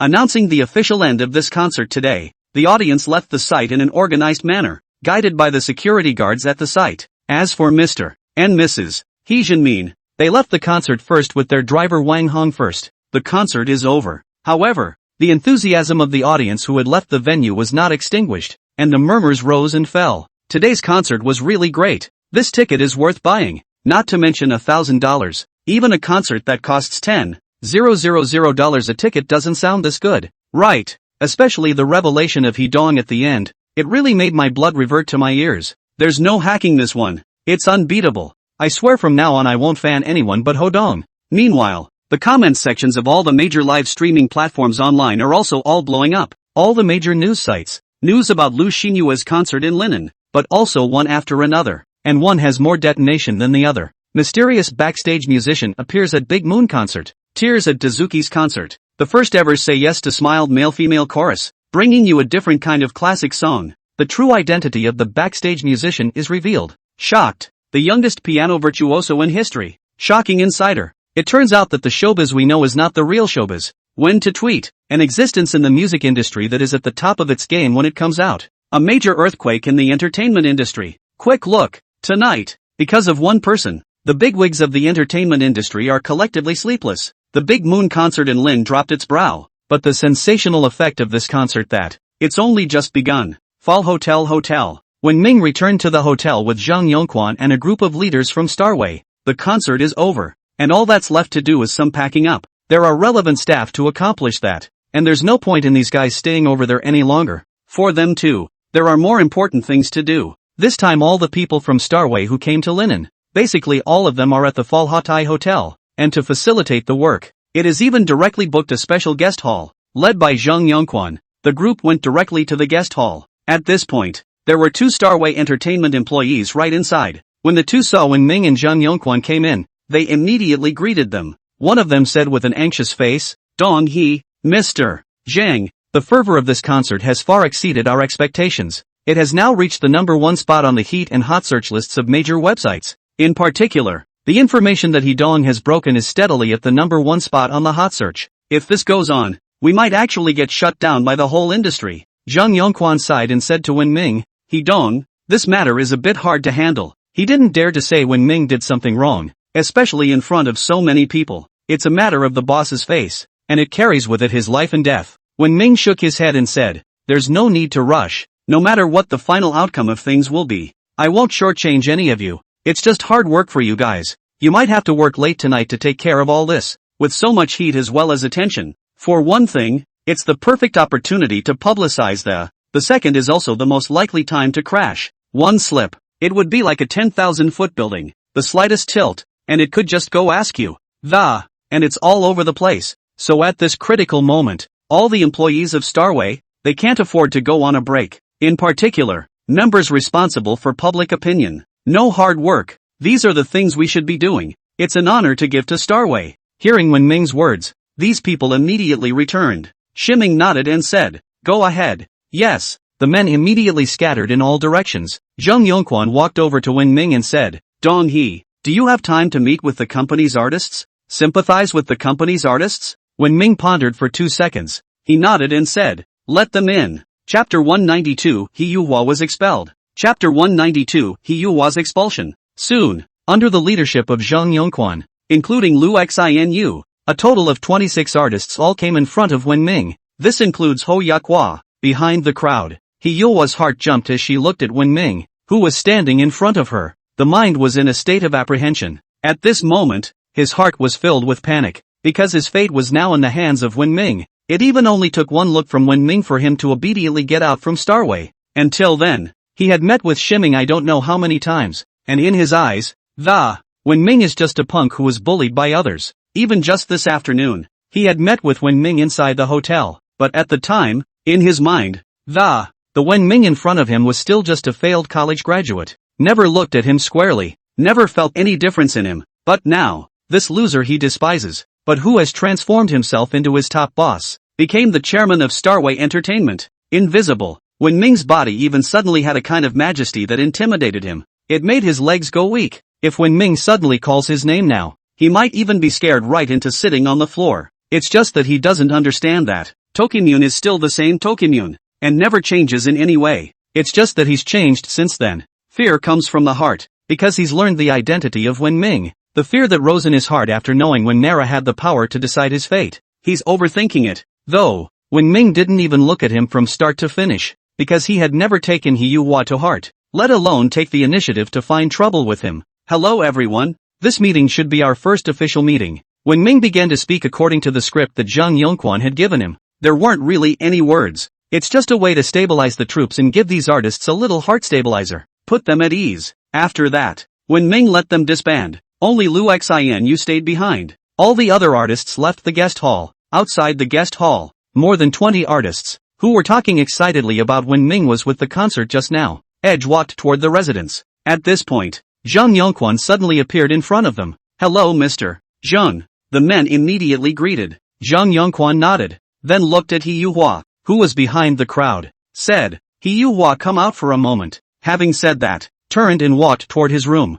When the artists present heard Zheng Yongquan's words, they immediately turned to He Yuhua with excitement. "Yuhua, it must have been your great performance just now that caught Mr. Shang's attention. Congratulations. Don't forget us when you become a big star in the future." A group of people congratulated him. He Yuhua, however, didn't hear their congratulations. He froze and stood there, his face pale. "Done. At noon, when we had a gathering with He Jinmin's family. When did Ming say he was going to fire him?" At the time, they all thought Wen Ming was talking nonsense, until they realized Wen Ming was the big boss of Starway Entertainment. It was only then that the seriousness of the matter snapped into focus. When did Ming ignore him just now? He thought that what happened before had passed, but now that Zheng Yongquan called out to him, he suddenly realized that it wasn't Wen Ming had spared him that. It's just that Wen Ming is too lazy to talk to him. Come to think of it, He Yuhua's heart suddenly burst of despair. Half an hour later, back to the room where He Xingmin was with Xie Xiaoman. The two were pacing back and forth inside the apprehensive hall, all with uneasiness on their faces.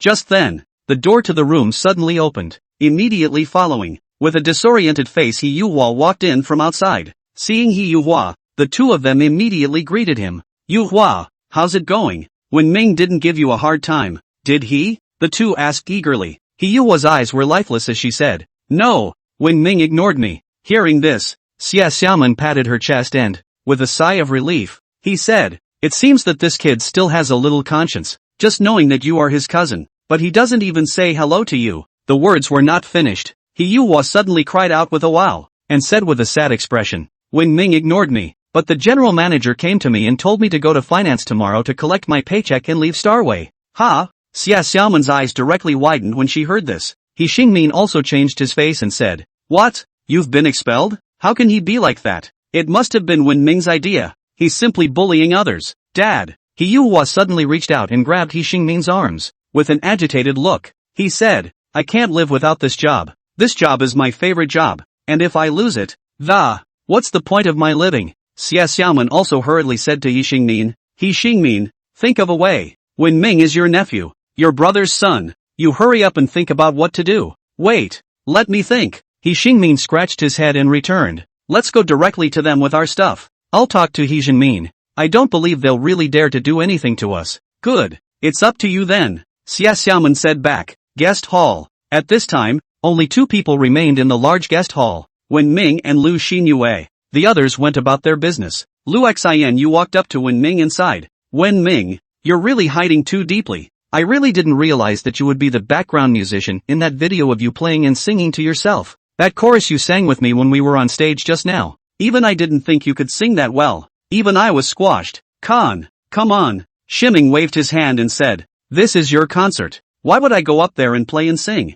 Isn't that like trashing you? What do you mean by smashing the scene? All 3 guest stars who were previously scheduled to appear in the movie are absent. If you don't have a face for the finale, the audience will definitely not buy it. And you're the owner of Starway Entertainment. This is your show, okay? You play well and sing so well, it's sure to create an even bigger sensation. Isn't the more effective the concert is, the better it is for you? Lu Xinyue said. Shiming shook his head and said, it's enough to have you singing up there. Besides, if those 2 pianists hadn't been sent to the hospital with a problem, I wouldn't be on stage. It's too much trouble. You're still afraid of trouble? Lu Xinyue asked with a light smile. That's for sure. Without hesitation, Shiming returned. After this concert, I don't know how many VIPs have come to harass me. It makes my head spin just thinking about it. He was still having a headache about how he was going to explain it to his dad and mom later. Chapter 193, A Priggish Nonsense. Chapter 193, A Priggish Nonsense. You don't have to worry too much about this. If it's an average person with your high level of piano skills,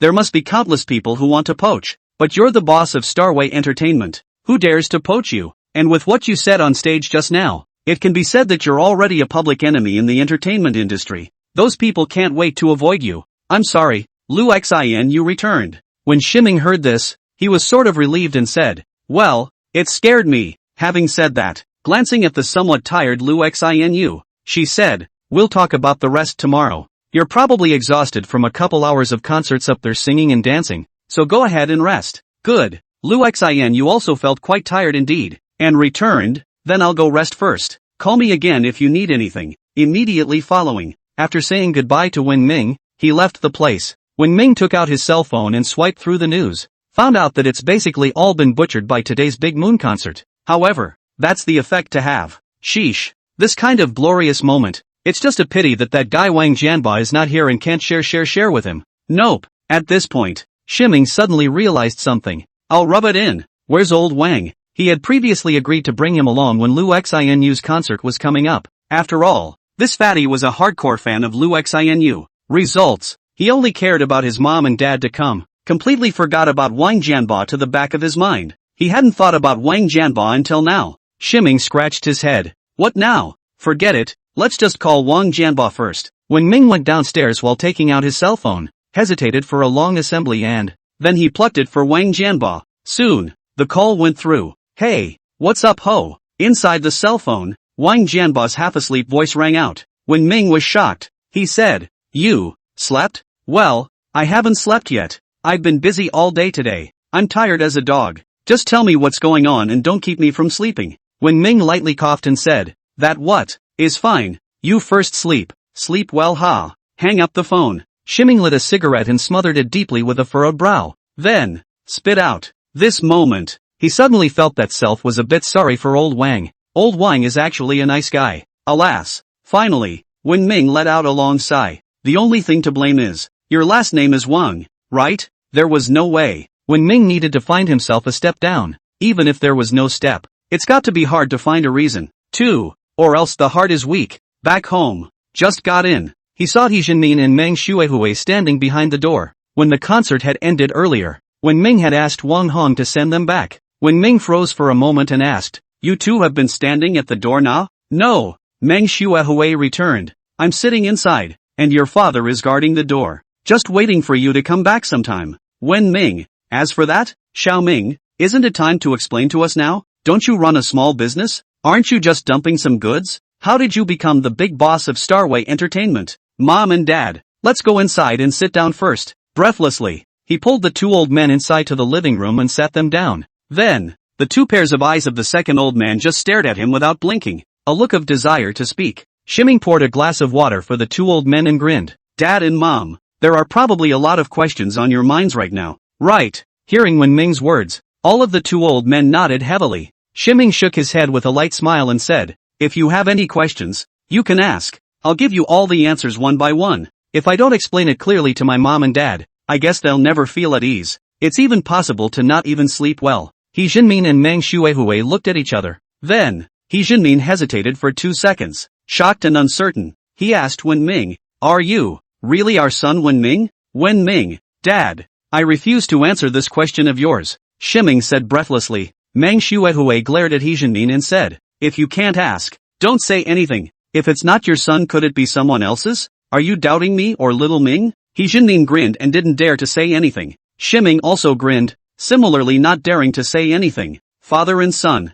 a lineage. At this point, Meng Shuehui looked to Wen Ming and said, Xiao Ming, how did you become the chairman of Starway Entertainment? And how did you play such beautiful piano music? And why was it never given to us? Wen Ming let out a long breath. The question, he'd already figured out how to explain it to Mom and Dad. Dad, Mom, Wen Ming looked at the two old men and said, this kind of thing, if I had told you before, will you believe it? No way. He Jinmin and Meng Shuehui shook their heads at the same time. If it weren't for the concert, Ryu Xinu's own admission, the thousands of people on the floor almost lifted the roof of the concert with their frantic shouts, and they wouldn't believe that this thing was real either. But even so, they both kind of felt like this was a dream until now. Shimming spread his hands and said, that's not all. You wouldn't believe me if I told you that. Even if I try my best, you still won't believe it, and you'll be even more unable to accept these things. That's why I didn't tell you guys in advance. As for how I was able to become the owner of Starway Entertainment, it's a long story. That started a few months ago.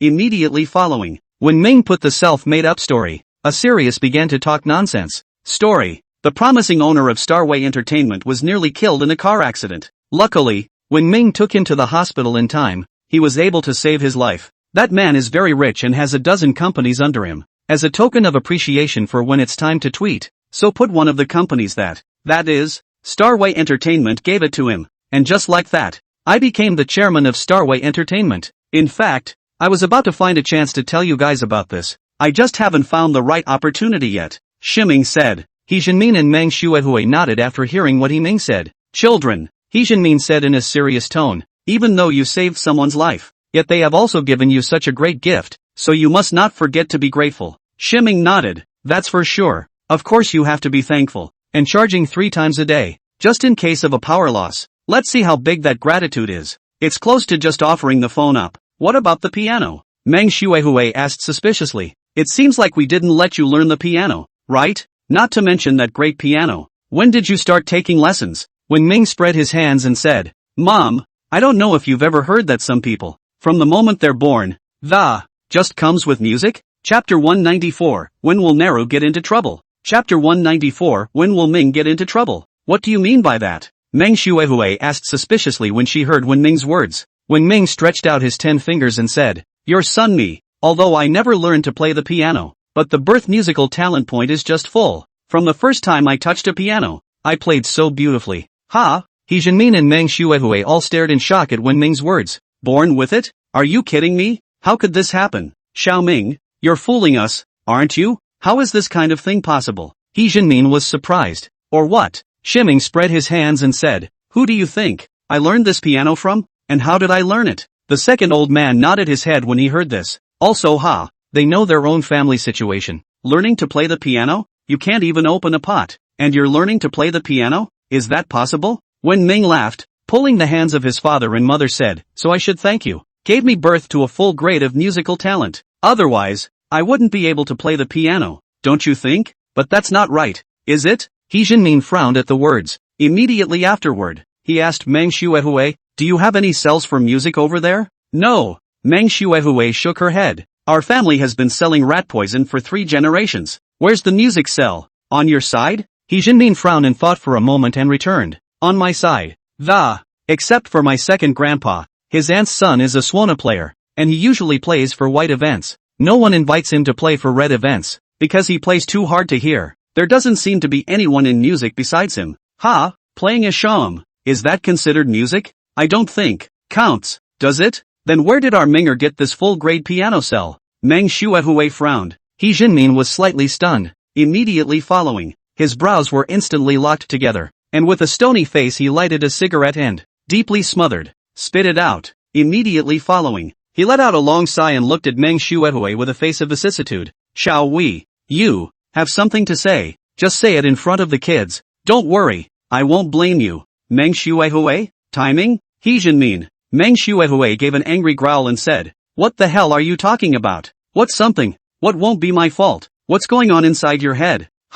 He Jinmin said with a sad face. Your family doesn't have piano cells, and my family doesn't have piano cells either. And you have a son who was born with a full piano talent and can play great piano music. What do you want me to think? That this is my cub? Wen Ming. Nima. I think we're in big trouble. I didn't think much of it, did I? I just wanted you to say it. He Jinmin said. Say. Meng Shuehui said angrily. Nonsense here. If you don't want to live, just say so. Leave if you want to. Is it fun to pull this nonsense here? Wen Ming. This. He didn't think, in any way, that, because of his flurry of bull *******,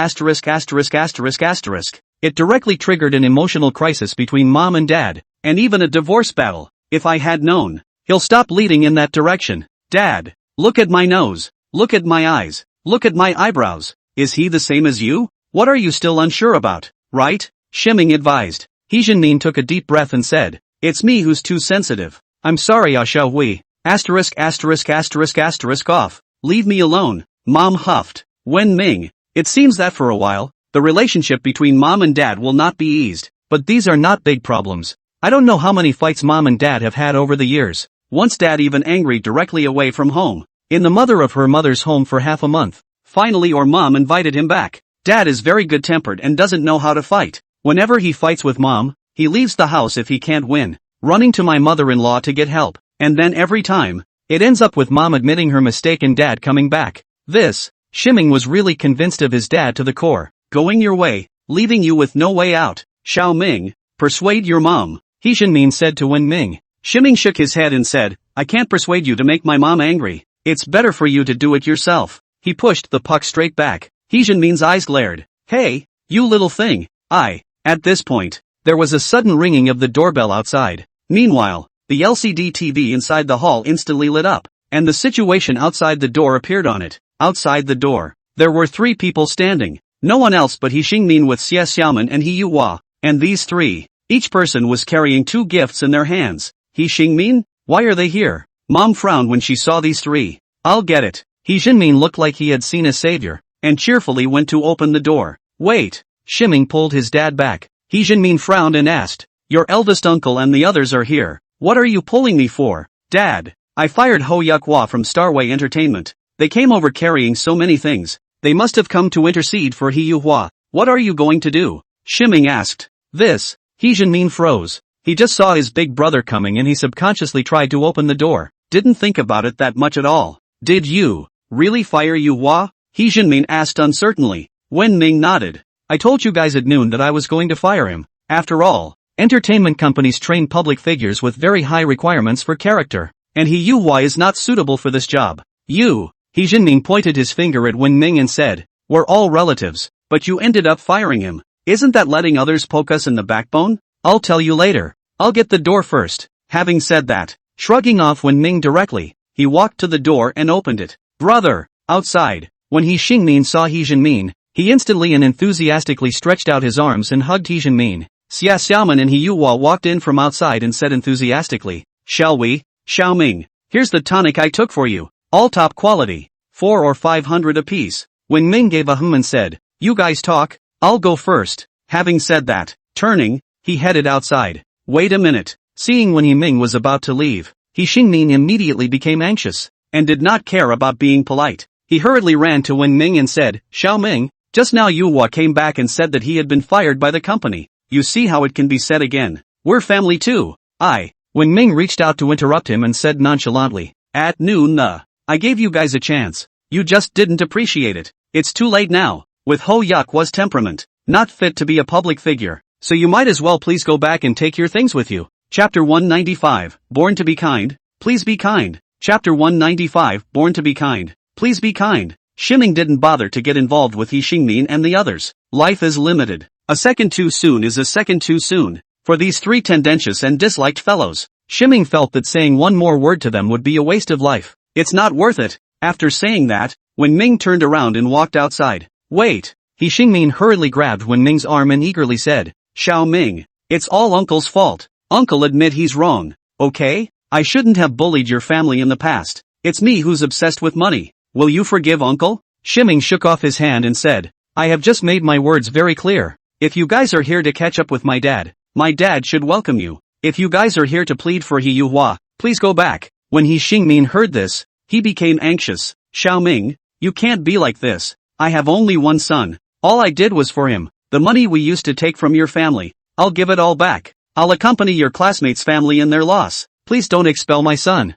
It's his future, and it's our family's hope. Uncle beg please. Xie Xiaoman also hurriedly said to He Xinmin, Junmin, can you help us persuade Xiaoming? Yuhua really can't live without this job. Otherwise it's like taking his life. We know we were wrong. It was all our fault. We won't dare to do it again. He Yuhua lowered his head, not daring to say a word. At this point in his life, it feels like a joke. There is nothing more ridiculous in this world than to be surpassed by someone you despise. And Wen Ming not only surpassed him, but stood on top of him.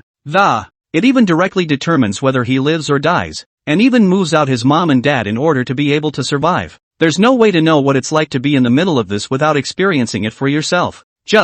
There really wasn't anything else he could do now except bring his dad and mom here. It took him an unknown amount of effort to join Starway Entertainment, and if he leaves here, it's hard to ever get into another entertainment company again. He was originally an art student. If I can't join an entertainment company, then I'll have to go back home and become an art teacher. Or singing in the streets now. Junmin, shall we? For the sake of us all being old He's family, will you guys help us persuade Xiaoming? He Xingmin also prayed anxiously. He Junmin sighed and looked to Wen Ming. Xiao Ming, you see your great uncle and your great mother and they are begging you, aren't you? Shiming reached out to interrupt He Junmin and said, Dad, don't try to persuade me anymore. Having said that, turning his head to look at He Yuhua, he said, He Yuhua, the road is all yours. If you choose your own path, you should naturally bear the consequences. Instead of begging me, why don't you think about what you did wrong, what you should do in the future, how to correct it, and how to make yourselves better? As long as you become good enough, I believe that your path will become wider and wider, not narrower and narrower as it is now until there is no way out. When the day comes when you understand, if you want to return to Starpath can still consider accepting you, but right now, you are not qualified. You say that lightly, He Xingmin said excitedly. You're standing on your feet. You're rich now to give us this. Even you, a relative, won't help us? Who's willing to help us? You're just looking down on us because you've made a fortune. And you don't think we're good enough for your family. So you're just trying to kick us out. That's definitely what you thought. I definitely didn't guess wrong. That's you. Only you would do that. Would think of kicking useless relatives out of the way. Don't think the whole world is like you. Shiming said expressionlessly, I'm not looking down on anyone. The truth is I've never held the chairmanship of Starway over you guys because I don't think it makes sense. No one knows what will happen tomorrow. Even the strongest will fail, and even the weakest will succeed. What we can do, it's all about being kind, acting with humility, and being calm and fearless so that it lasts. Don't give me that nonsense. He Xingmin growled emotionally. You're just looking down on us. Dad, just stop talking about it, okay? He Yuhua suddenly yelled, interrupting He Xingmin's words, said, still not ashamed enough? Are you? It is true that we have done wrong in this matter, that we have been too showy, that we have been too arrogant and just achieved a little bit of success to deception. Do not see everyone in the eyes, look down on everyone. Wen Ming was right. We're so far off. He Xingmin froze for a moment and said in shock, what's wrong with you Yuhua? What are you talking about? Only He Yuhua ignored him. He directly faced Wen Ming and bowed deeply. Wen Ming, thank you for the reminder that I know it's wrong. I'll try to correct it, and I'll be back later. Wen Ming nodded. Yes, but you have to pay back the money for those things you destroyed. Don't worry. Along with all that money our family took advantage of your family in the past. Return it to you all together as well. I'll return it if my parents don't. He Yuhua said. Having said that, looking to his dad and mom, he said, Dad, Mom, let's go. With that, he turned and walked outside. He Xingmin looked at He Shiming and then at He Yuhua, completely at a loss as to what to say. Finally came the words, "Son, wait for me." After saying that, he hurriedly chased after them. Xia Xiaoman glared hatefully at Wen Ming and said, "Look what you've done. If my son gets pissed off at you, I'm not done with you. Son, wait for me." Immediately afterward, he also rushed after them. Wen Ming, this woman, in the blink of an eye. It's just the Wen Ming family left. Meng Xuehui gave a thumbs up to Wen Ming and said, "It's still you, Xiao Ming, who's great." 3 or 2 sentences and they were dismissed. If I let your dad come, I guess it's another half day of pestering the mouth. Shiming grinned, it can't be helped. My dad doesn't want to be the bad guy. I'll just have to stand up for myself. He Jinmin gave a dry laugh and said, "This, me, you what you?" Meng Xuehui glared at He Jinmin and said, "All your life, you only know how to be obsequious, taken advantage of by the boss for decades for nothing. This is not a normal brotherly relationship at all. What He Yuhua did just now is normal. No one owes anyone. No one is asking for anything. It's clean. You're good. You don't know what you're talking about, but you'll be surprised when you do. $100,000 or so? I know I'm wrong. I'll let Xiao Ming be the head of our family from now on. From now on, if anyone comes to me, I'll say, go to my son. I'm not in charge. From now on, I'll carry a birdcage every day, blowing awesome with others at the village entrance, saying how awesome and powerful my son is."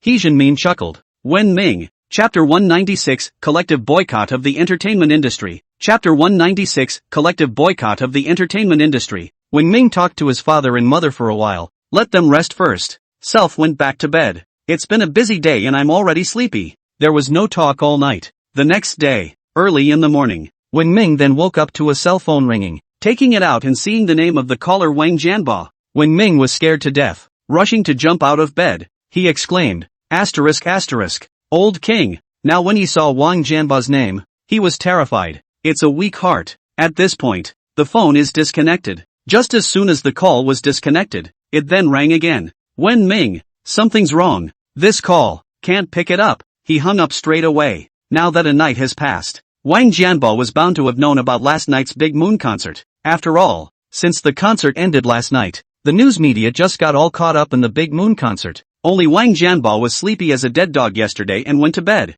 so he didn't see it. Now this guy calls early in the morning. Must have known already. This call, it's a bomb. If you press answer, it's going to be a bomb. Temperance, no panic. Steady, just don't answer his calls. At this point, the call came back. Wen Ming directly hung up again, and then directly pulled into the blacklist. The world cleared up for a moment. In the meantime, Dragon Commercial Building. People can day bird the Financial Services Center Lounge. When Wang Jianba saw that the phone was hung up, he was furious and called Wen Ming again. He was really getting pissed off. The deal was for Toki Naru to take him to Atsuki's concert, and then Wen Ming stood him up? This was the concert he was most looking forward to. From the moment he realized that Lu Xinyue was coming to Linen to perform, just day after day, night after night, just looking forward to the beginning of the Lu Xinu concert, and then Wen Ming took him to attend it.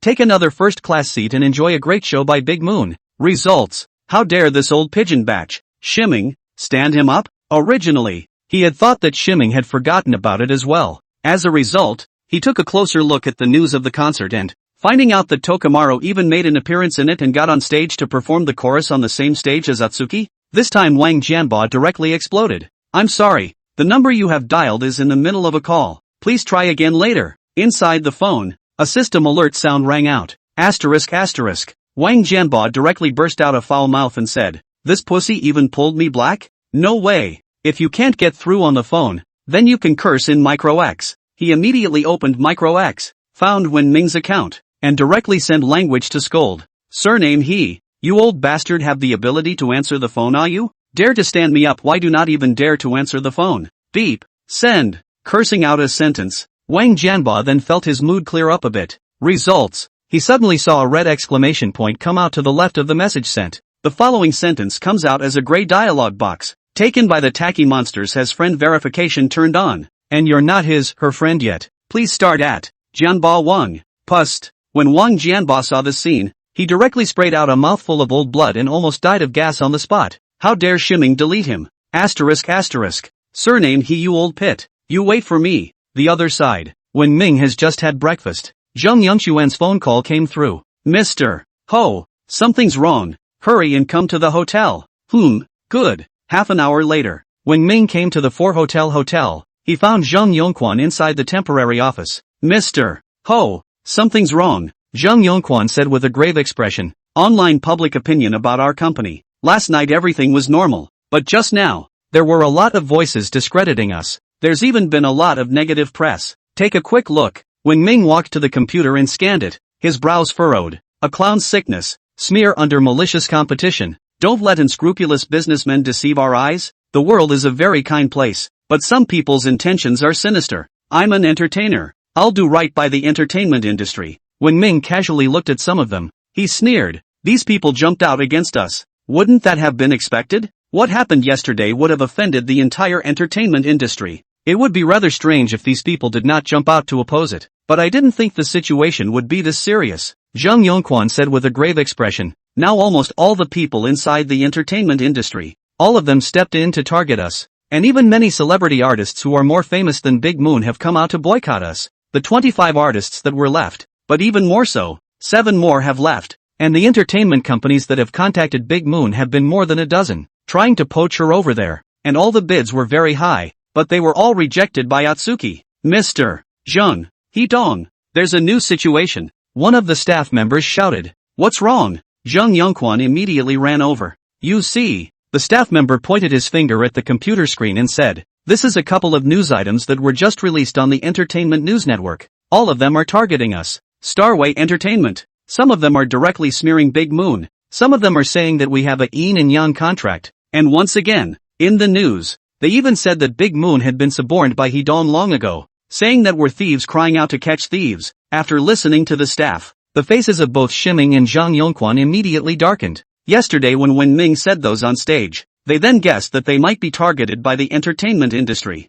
I just didn't realize that. It's amazing how crazy these people are. Zhang Yongquan took a deep breath and said to Wen Ming, Mr. The other side is obviously targeting us in a planned and premeditated manner. And it's not just one company, but an entire industry, that keeps bringing the heat, trying to steer public opinion in a direction that's not favorable to us. These people will do anything for profit. What should we do? Shiming mused for a moment. Finally, he let out a long breath and said, want to deal with us? Then let's break the pot. We're gonna take all the old contracts and all the current ones, and we're gonna put them on the internet. And we're gonna create a public outcry. Let them post their contracts too if they can. Ask them if they dare. Will this be too risky? Zhang Yongquan was surprised. Generally speaking, company contracts are forbidden to be circulated to the public, not to mention their entertainment company's contract. These are basically top secrets because there are so many questions in them. If they do that, they're really going to blow the sky out of the entertainment industry. By then, it's just a no-win situation.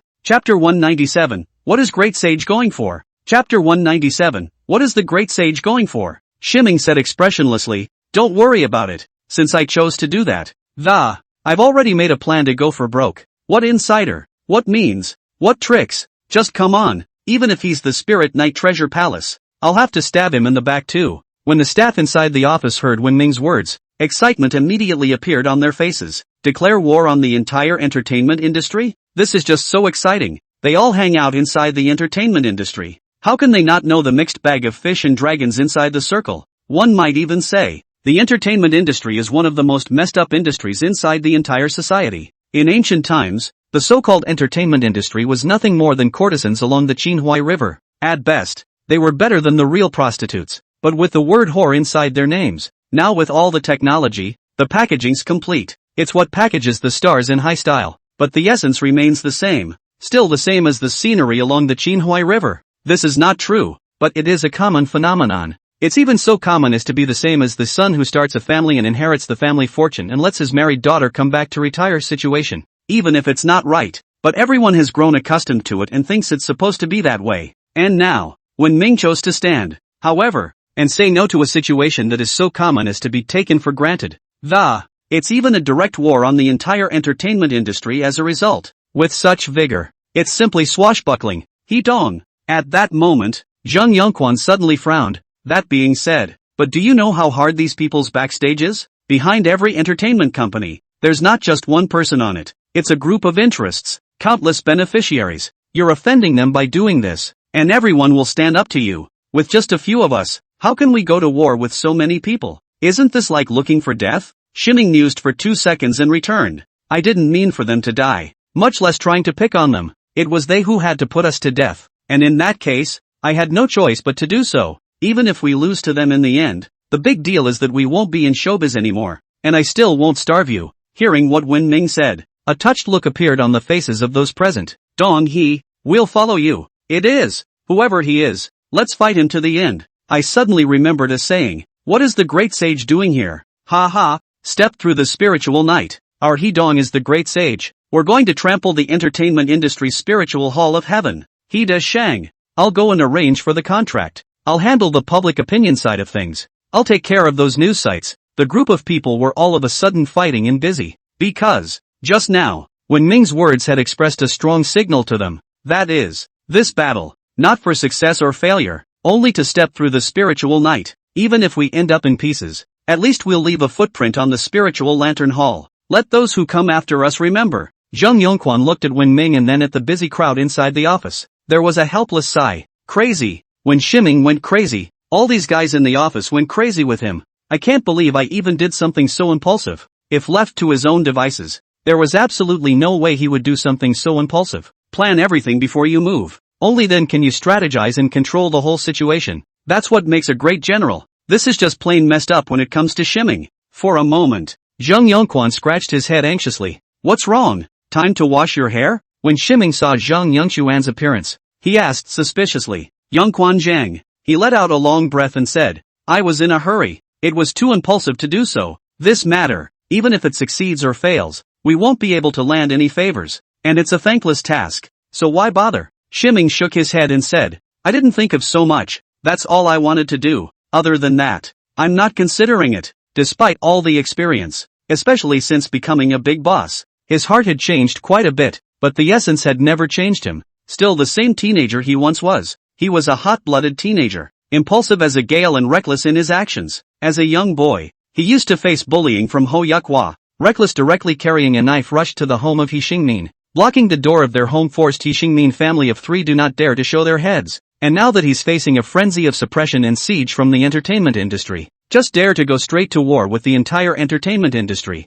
As to success or failure, and the ideals of the thing, he never considered it. Zheng Yongquan scratched his head and looked at the ceiling with a look of despair. Cthulhu, what kind of boss did I get? You're in a good mood. Poor me. I'll just have to fight tooth and nail to wipe my ass with you. However, when Shimming was impulsive, he couldn't follow along. What he needs to think about is how, at the least possible cost, maximizing the effect of what Wen Ming has to do is what a qualified subordinate should do. Zheng Yongquan pondered for 2 seconds. Immediately following, he took a deep breath and said, He Dong, in fact, there is another way to. It will increase the success of this thing, make this thing more viable.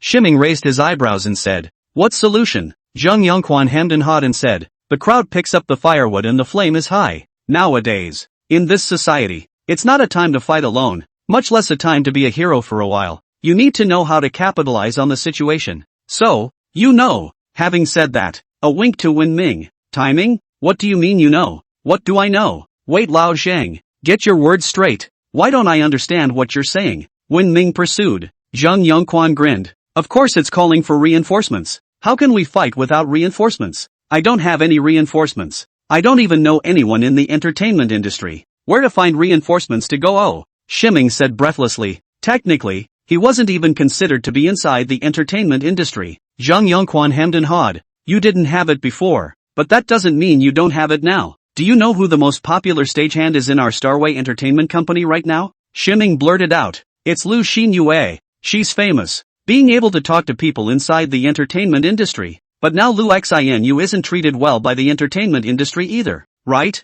Yesterday's concert. I've never seen anyone stand up for her, let alone now. How can they stand up for her when they can't even hide? Zheng Yongquan shook his head. I'm not talking about Lu Xinyue, but you. Saying that, reach out and point to Wen Ming. Me? Shimming was dumbfounded. Right, do you know how popular you are now? Zheng Yongquan said. Timing? Chapter 198. Chapter 198, The Expedition. Seeing Wen Ming was hesitant, Zheng Yongquan hemmed and hawed. What? You can't believe it, can you? Your popularity right now is the highest in our star path, even 3 or 4 times higher than Big Moon's. It can be a total blast. You're kidding, right? Shiming pointed to Self's nose. He just played the piano at the concert. While Atsuki is a singer who has been popular for several years, even though he had some fame, how could he possibly compare to Lu Xinu? Not to mention 3 or 4 times her age. It's not a joke. It's true. Zhang Yongquan returned. Yesterday's concert was broadcast live on the entire online platform.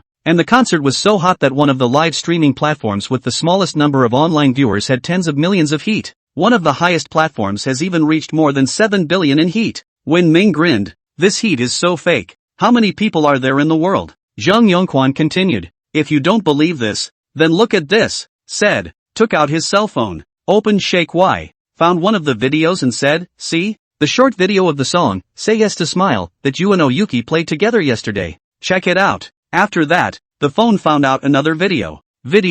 A darkness. Only a spotlight shone from above. On a long red dress. On Lu Xinu with her eyes closed. It was like the whole world. Only Lu Xinu was alone. Next moment. A moving piano plays lazily. Immediately after that, Lu Xinyu slowly opened her eyes, and the song followed out, directly opening her mouth and kneeling. The concert venue became awestruck. In a few moments, snap, another spotlight, from above, shone on the piano, sitting at the piano, dressed in a tuxedo, on the pianist with his back to the audience. Meanwhile, the entire atmosphere of the concert site was instantly triggered. Take another look at the number of likes. It's over $1 million. It's not even a night yet, is it? It was almost 10 o'clock when the concert ended last night. Then we'll edit overnight. So I guess it'll be almost 12 by the time we're done. The middle of the night. Over 1 million likes? Think about your old self again. He used to make a lot of Shake Y videos. Of students. Of school. Of everyday life. I'll shoot the old king and so on. Anyway, I'll just shoot whatever I feel is interesting. And then I'll shoot the old king. Or whatever makes sense to pass on to Shake Y. It turned out to be played for years and never got to 500 plays. The number of likes was never more than 10. And now, it only took half the night for the number of likes to reach over 1 million? No wonder everyone wants to be a star. He dong ah. Zhang Yongquan said with a look of emotion. Now you know how hot you are, right? Shiming nodded and said. Got it. I understand what I should do. Go make the arrangements. Let's just let the fire burn a little harder. Yes. Zhang Yongquan immediately said back excitedly. Online. The argument between the two waves about Starway Entertainment is getting more and more heated. On the one hand, there is the general population. These people have been hardcore fans of Starway Entertainment since yesterday's concert, attacking cities everywhere and taking over forum high ground after high ground. But starting this morning, a bunch of people popped up out of nowhere. These people are frantically smearing Starway Entertainment. At first the voices were weak, but then they grew stronger and stronger. Gradually the voices of those of the general public were drowned out. When the battle raged until noon, the voices of those of the general public have been very faint.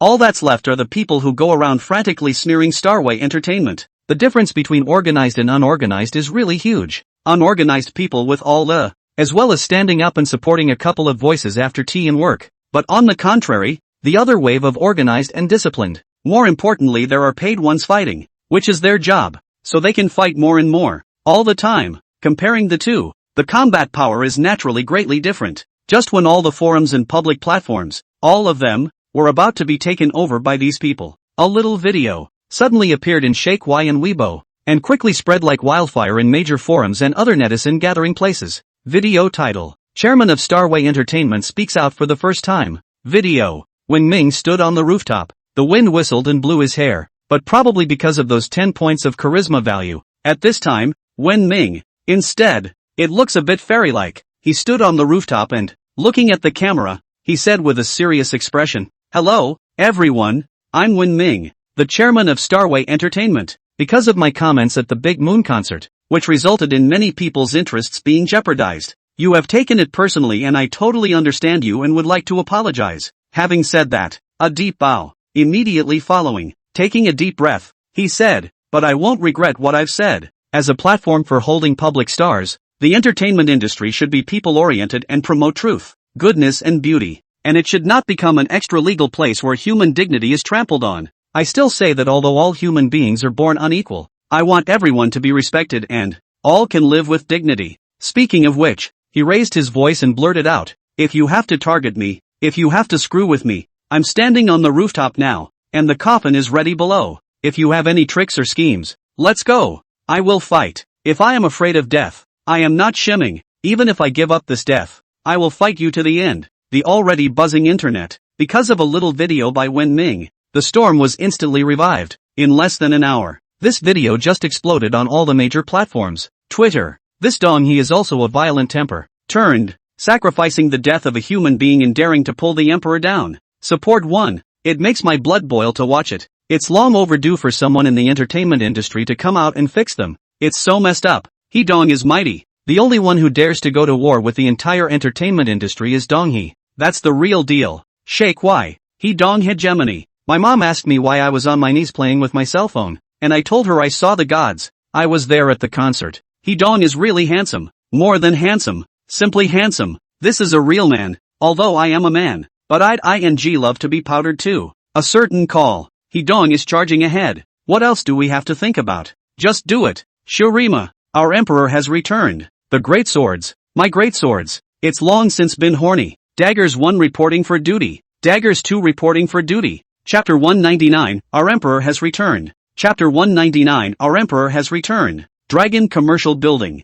Wang Jianba had been exasperatedly brushing a certain call when he suddenly saw Wen Ming's vocalization video. After reading this, Wang Jianba took a deep breath and skimmed his lips. Surname He, count yourself lucky this time. The matter of standing me up. Let's not get into it with you this time. Having said that, on your cell phone, type in Daggers 99 reporting for duty. Fall Hotel. Starway Entertainment Temporary Office. Office Lobby. A bunch of crews are ramping up. The deepest part of the office. Shimming and Zhang Yongquan are sitting here. Dong He. At the moment the results of this video of yours are very good, so you can say that it's striking while the iron is hot. Now it's all rushed up to the hot search list on all the major platforms. Finally, we've evened the odds. Zhang Yongquan said. Wen Ming took a sip of tea and said, let's hope this works. Let's go. Go out for a smoke. Good. Go. Zhang Yongquan answered and stood up to walk outside with Wen Ming. This is a sweet. After all. Plus many people inside the office don't smoke. They can't just smoke in here without regard to other people's feelings either. Results. Just walked to the door and was about to go out. Dong He.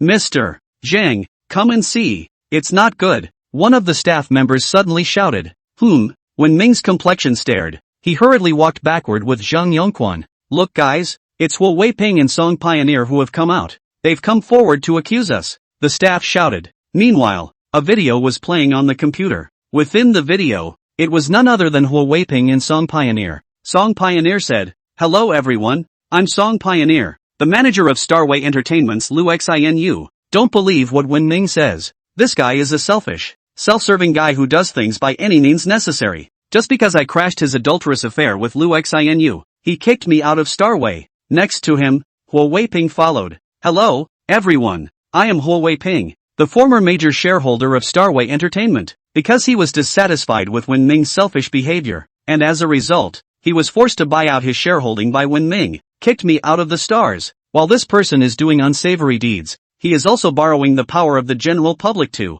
crazy smear peers, smear the whole industry, notice to elevate themselves. Please be sure to keep your wits about you. Don't let this person take advantage of you. Zhang Yongquan sighed after reading it. I didn't expect these people to get him out of there. This is trouble. Shimming's face also turned ugly. He also forgot about Huo Weiping. Originally, because of what happened to Lu Xinyue last time, Huo Weiping and Song Xianfeng have all been thrown into jail. If nothing else, at the very least, these two definitely won't be able to get out for 4 or 5 years. I just didn't realize that. I can't believe these two came out so quickly, and they look as if nothing happened. There must be a big shot behind it. If there were only 2 people, Huo Weiping and Song Pioneer, there would actually be no need to worry. It's easy to stink him up by bringing up random things he's done in the past. But now, Huo Weiping is just a knife in the hands of the countless interest consortia behind him. We're just using Huo Weiping as a knife. Then borrowed Huo Weiping to go crazy on Wen Ming and Starry Night. Even if it stinks them up, it makes absolutely no sense.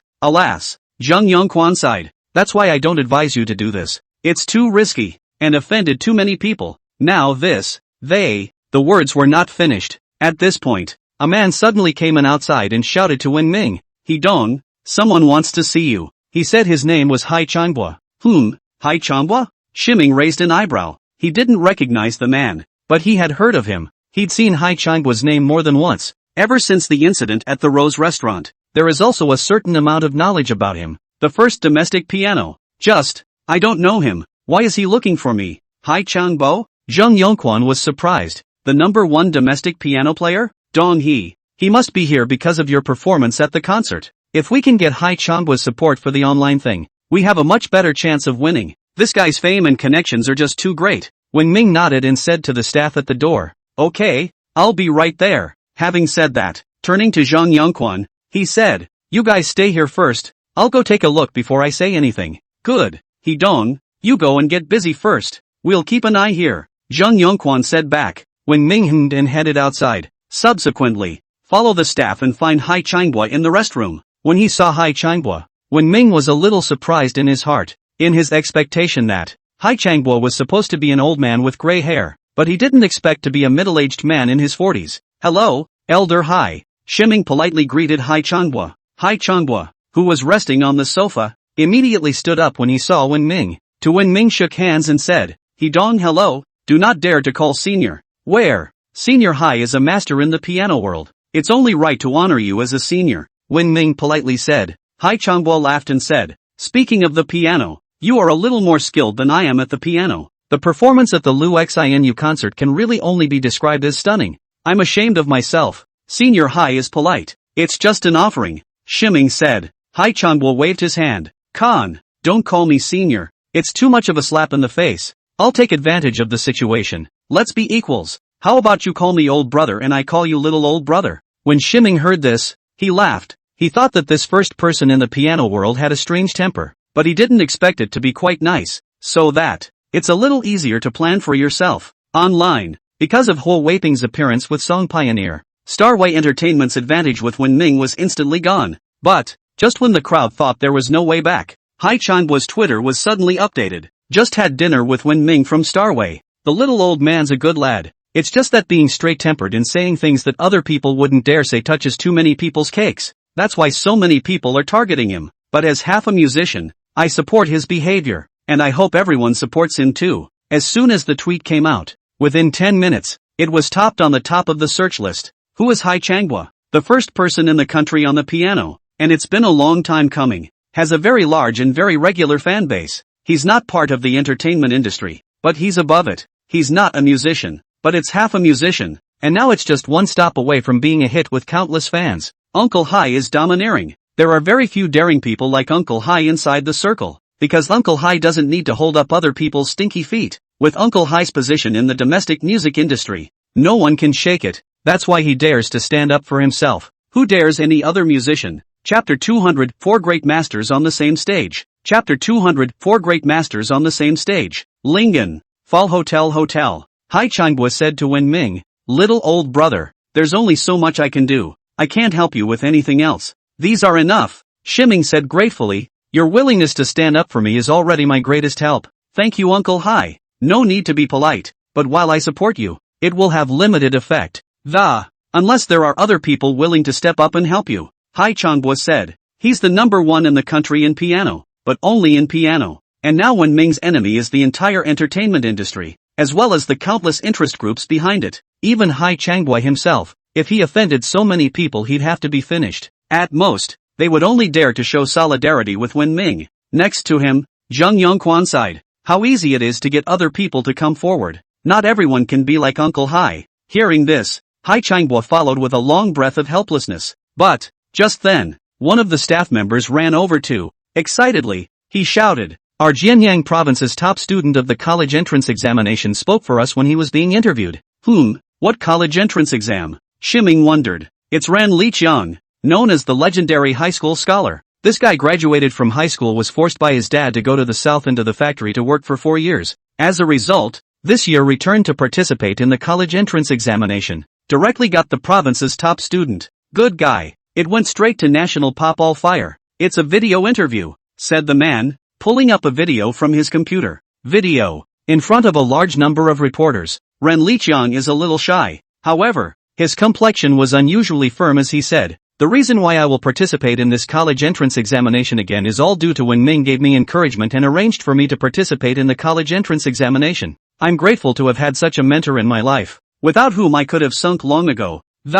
It's even more impossible to stand here. I've heard that his company has had a huge conflict with the entertainment industry, and I believe him. Wen Ming, cheer up. You can definitely win." When Shiming heard this, his eyes narrowed. Ren Liqiang? He'd been too busy lately to bother with Ren Liqiang. This guy. Have you already taken the test? And you got the top prize in Jianyang province? This kid can do it. Not to presume to help him out. With the appearance of Ren Liqiang, more voices in support of Wen Ming instantly appeared online. Ren Liqiang left the campus for 4 years, and now returned to get the province's first prize in the college entrance examination. In one fell swoop. This kind of thing is very triggering in itself and is a hot-to-trot topic. Now this man is openly supporting Wen Ming. It also makes more people believe when to tweet up. Shortly thereafter, more good news from the office. Dong He, Mr. Zhang, look, the president of the Chinese Calligraphy Association has come out to support us. The Chinese Calligraphy Association? Wen Ming was surprised. Saying that, take out your cell phone and open Twitter. Next to them, Hai Changhua and Zhang Yongquan also came over with their heads. Wen Ming found the official number of the Chinese Calligraphy Association. Next moment, all three of them stared in astonishment at once. The official number of the Chinese Calligraphy Association not only continuously reproduced the previous tweets of Wen Ming and Hai Changhua, it's also accompanied by a picture below. Above the chart, Zhou Yanghong, president of the Chinese Calligraphy Association and one of the 3 Chinese calligraphy masters. In his hand was a long wolf hair brush, and in front of him was a pair of characters. Just in time for school, in the prime of his life. Bookishness, swing for the fences. Unlike Wen Ming's calligraphy, Zhou Yanghong's characters appeared calm and atmospheric, and just by looking at them, you can just feel the essence of what's in between the lines coming through. Meanwhile, countless comments from the calligraphy community bubbled up underneath this tweet. President Zhou has good words. The scholarly spirit is swaggering. President Zhou said it well. That's the literati of my generation.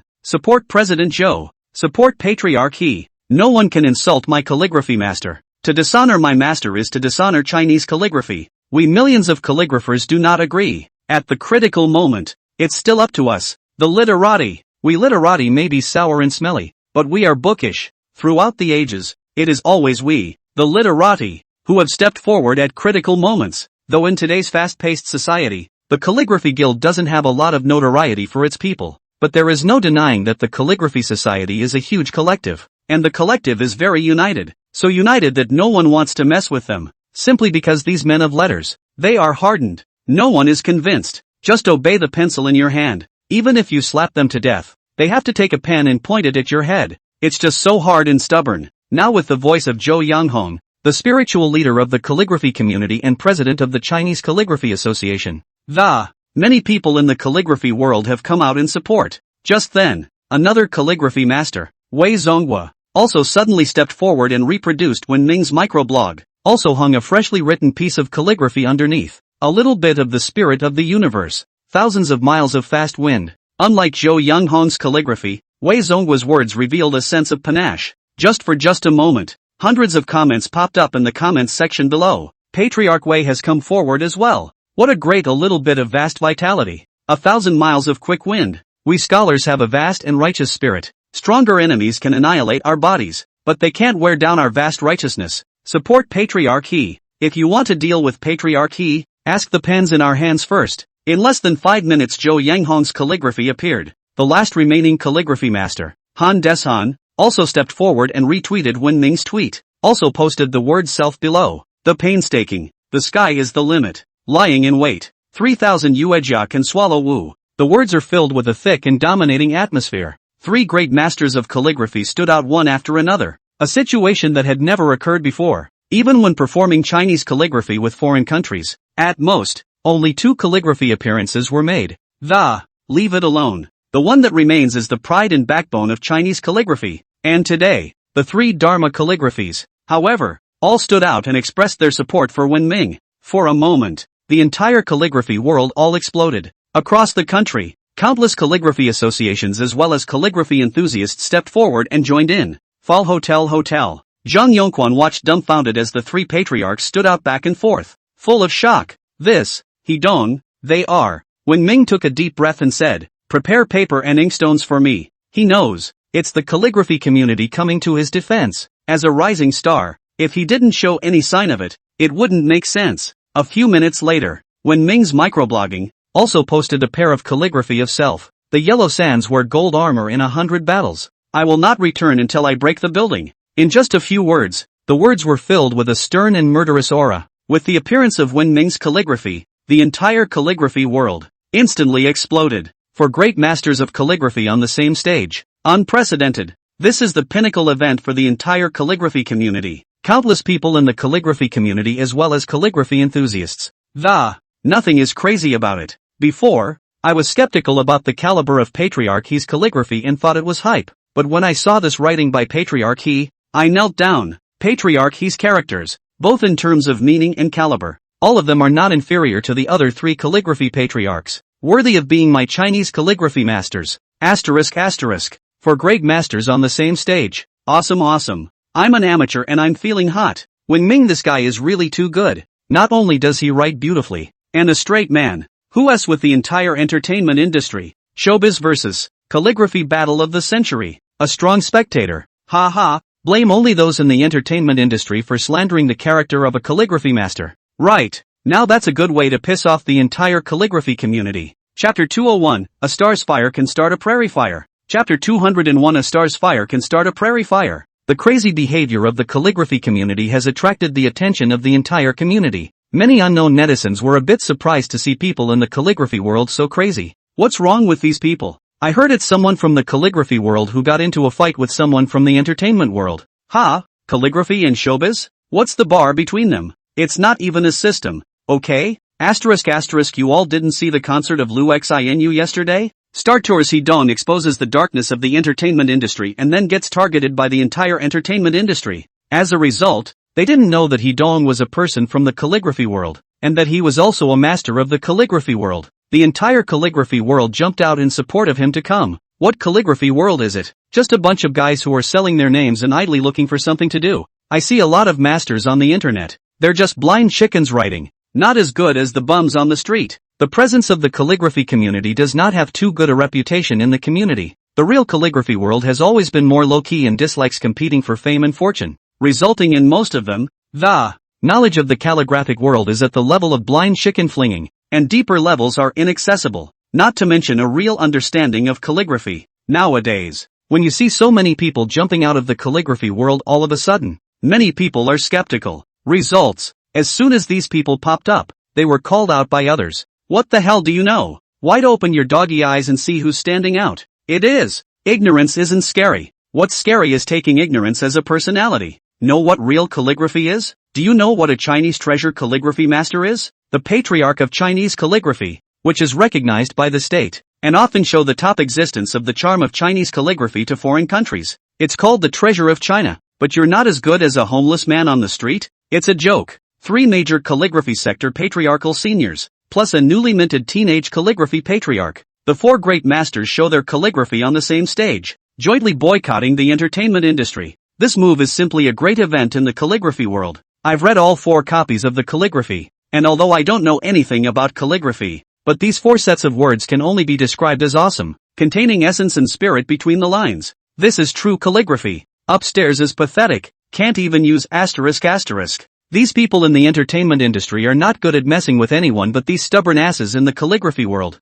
Since ancient times, those who fight with the literati have not ended well. Of course, if you don't get it right, you'll be left with a bad reputation for years to come. But it's really time for the entertainment industry to be fixed. It's a total mess. Look at my blood boiling, especially He Dong's gold armor and 100 battles in the yellow sands. Not to return until the building is broken. This word is absolute. It's simply murderous. Now that's calligraphy. I've decided. I'm going to be black and blue about the calligraphy world from now on. These people are simply adorable. How many people are there in the entire Chinese calligraphy world? Calligraphy associations exist all over the country, each with dozens or hundreds of members. Beyond the calligraphy association, there are countless more calligraphy groups, as well as calligraphy enthusiasts. Take a look at a Lin University calligraphy competition with hundreds of students competing. And today, up and down the country, countless literati, led by the 4 great masters of Chinese calligraphy. It can be said that they are all in the same boat, and all of them are madly killing their way towards the entertainment industry,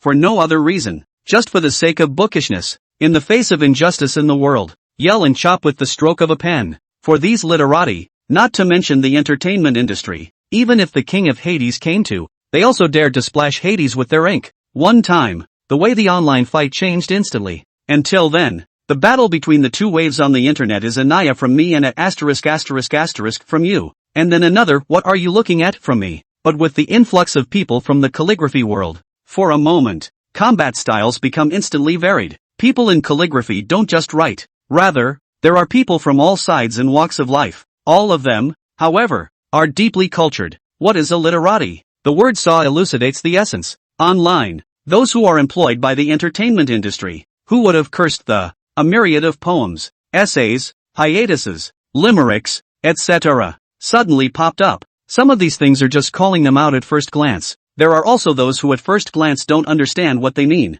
and then upon closer inspection still curse them. There are also some that at first glance seem to be complimentary to them, but turn out to be still scolding them, upon further scrutiny. And there's not a single swear word in the whole thing, but it's the kind of swearing that thieves do. For a moment, all of these people have been knocked off their feet by the calligraphy world, because of the pressure of not being able to feel the opposite side of the set. For the literati, there is no set routine. Whatever comes to mind, that is. Anyway, it's just a matter of scolding them. Some people outside of the calligraphy circle were at first attached to follow the calligraphy world for fun. Show off your knowledge base or something. As it turned out, they were playing around. Just can't keep up. Then all that's left is to follow the literati and yell asterisk asterisk. Awesome. Too showy. 66. Big Brother take me flying. The part of these people who specialize in playing with words riot, and there's nothing for them at all. A certain Micro X group. An impromptu battle command set up by several bigwigs in the entertainment industry. Report. A certain call position has been lost.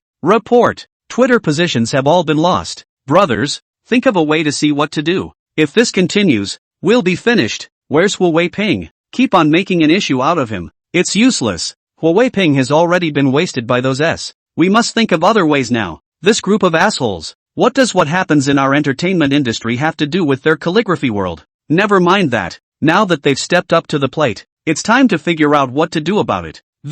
Otherwise we're all doomed. Not good. Everyone look at Heavenly King Lu's Weibo. He also retweeted Wen Ming's Weibo, and it shows support.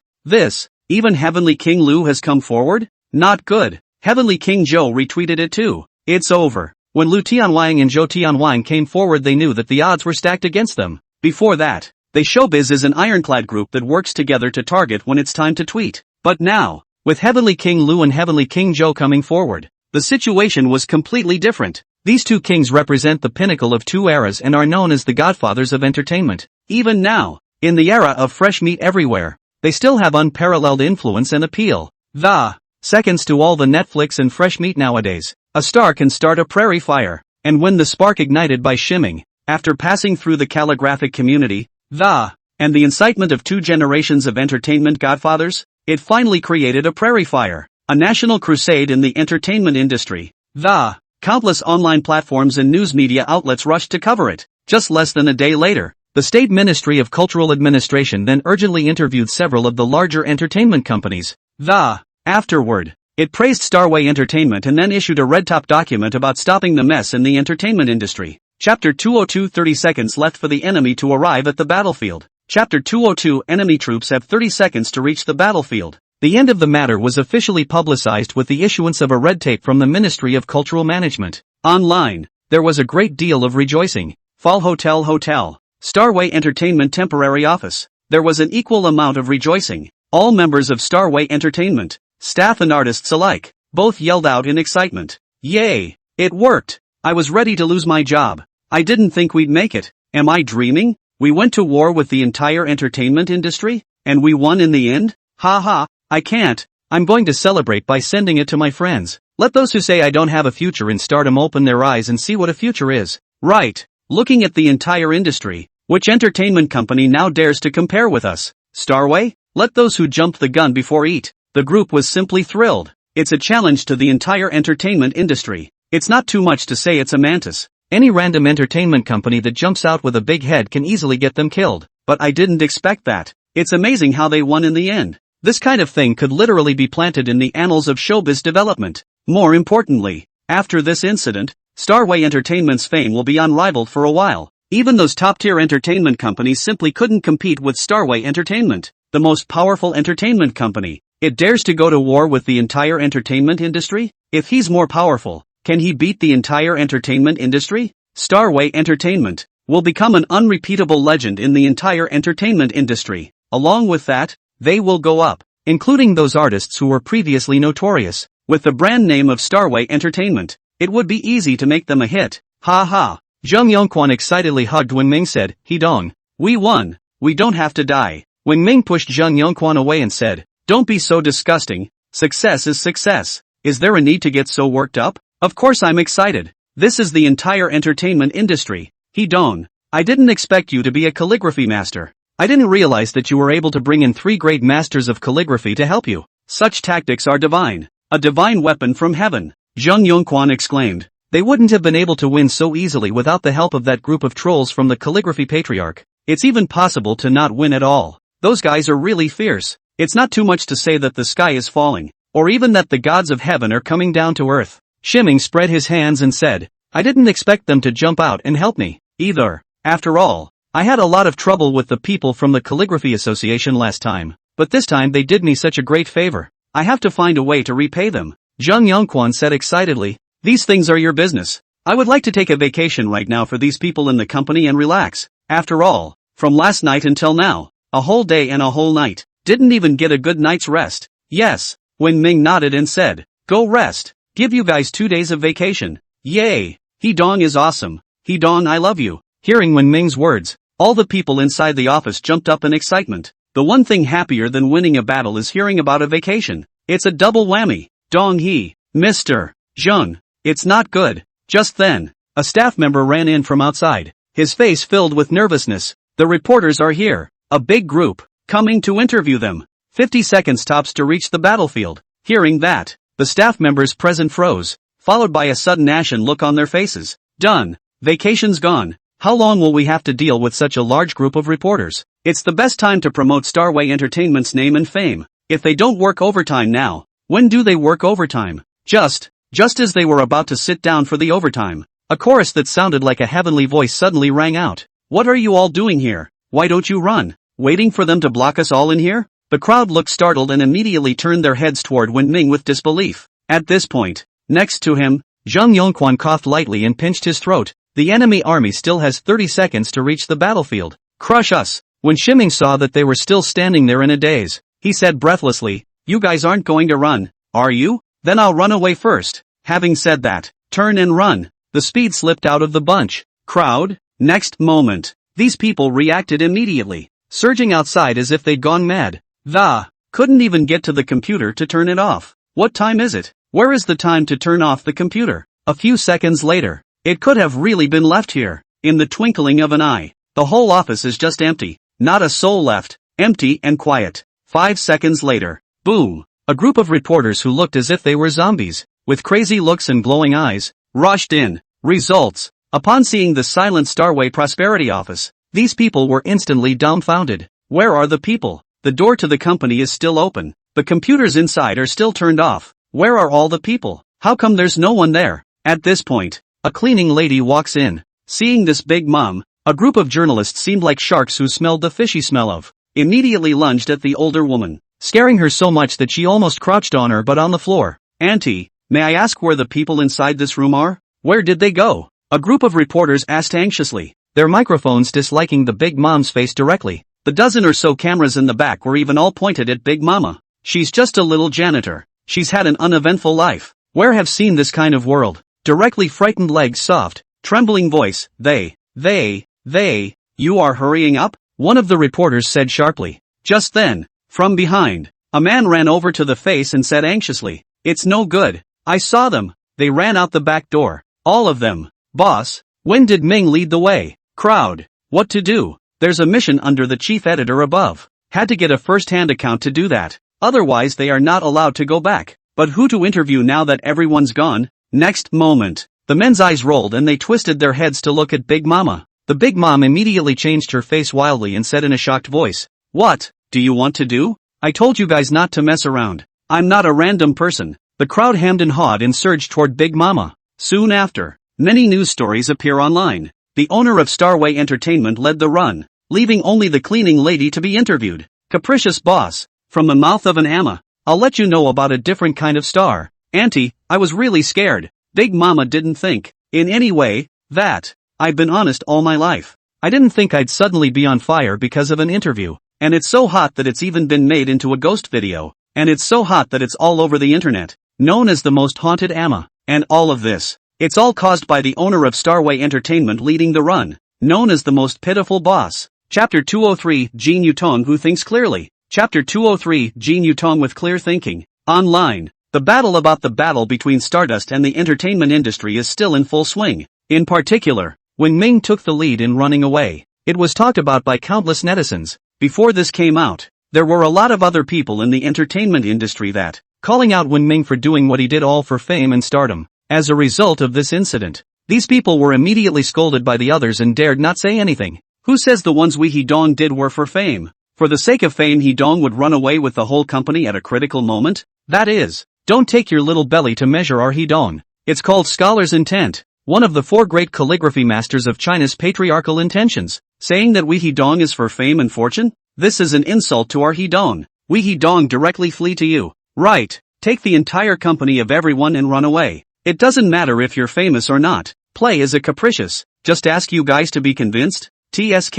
The most immodest boss ever. The most immodest calligraphy master. I don't know if those 3 old calligraphy masters from before have been made to cry with anger when such a living treasure appeared beside them. I don't know if I'm angry enough to cry, but I'm sure I'm angry enough anyway, as a laborer. So wish I had a boss like that. It doesn't matter what the paycheck is. The main thing is that the boss can lead us to skip work from time to time. It's a thief's delight to think about it. Wake up. What kind of laborer? You're just a social animal. Such a good boss. Don't even think about it. With the exodus of Wen Ming and the Star Tour team, the internet is now curious about Wen Ming and Star Tour. Not only did it not go away, but it reached a white hot point. Even but anything to do with the star's path and when it's Ming can instantly create a hotspot. Only they don't realize that. The one who started this whole thing. The one who countless people want to find. Wen Ming. Now it's the head nodding like a beansprout. Receiving a reprimand from dad. You can do it you Wen Ming. Tell me how many other things are you hiding from us? He Jinmin glared at Wen Ming. Old mom Meng Shuehue also sat aside, her eyes glaring tightly at Wen Ming. It looked like a triple trial. I don't blame them for being like this. Truly they are really pissed off. Just now, they would have been sitting happily inside the hall with Shimming, watching TV on the brush shake wise. Especially dad He Jinmin, who keeps holding a cell phone. Speaking of which, we have to talk about He Jinmin. Ever since He Jinmin posted the video of the villa on top of Shake Y yesterday, then one after another, they gained a lot of likes and comments from those people inside the village. They're all from the same village. The Shake Y numbers all follow each other. One sends out a video. Basically the whole village could see that. However, what He Jinmin used to post were some trees, doors, flowers, grass and so on inside the house. Those inside the village could see it, but they didn't give him any credit at all. But now, He Jinmin posted these things, and they instantly caught fire inside the village. It reaped a ton of likes and comments, especially the later concert of Lu Xinu, which was applauded. Then, dad was on his cell phone like he'd gotten some new and exciting tool. Watch the Shake Y. For every additional like, you can just laugh and have fun for half a day and become a total cell phone junkie. And then something happened because of this. He Jinmin was brushing up on Shake Y. Brush one up. It's about when to tweet. Brush up on one. It's about the way to stardom. Brush one up. It's about the calligraphy society. In the beginning, He Jinmin was full of pride and excitement. After all, this was his own son. As a result of brushing up, he realized something was wrong. Calligraphy master? Then, He Jinmin then grabbed Wen Ming, who was lying on top of the sofa trying to score. Dad wait, let's talk after I finish this game. This is my platinum promotion game. I'm the C position, this game can't work without me. Shimming clutched his cell phone with both hands and said urgently. He's been laying here desperately trying to score since he sent Hai Chanhua away. It's so hard to fight his way to platinum promotion. And now He Jinmin is trying to stop him. Isn't this playing with him? Say. He Jinmin directly snatched back Wen Ming's cell phone and threw it onto the sofa. Glaring at Wen Ming,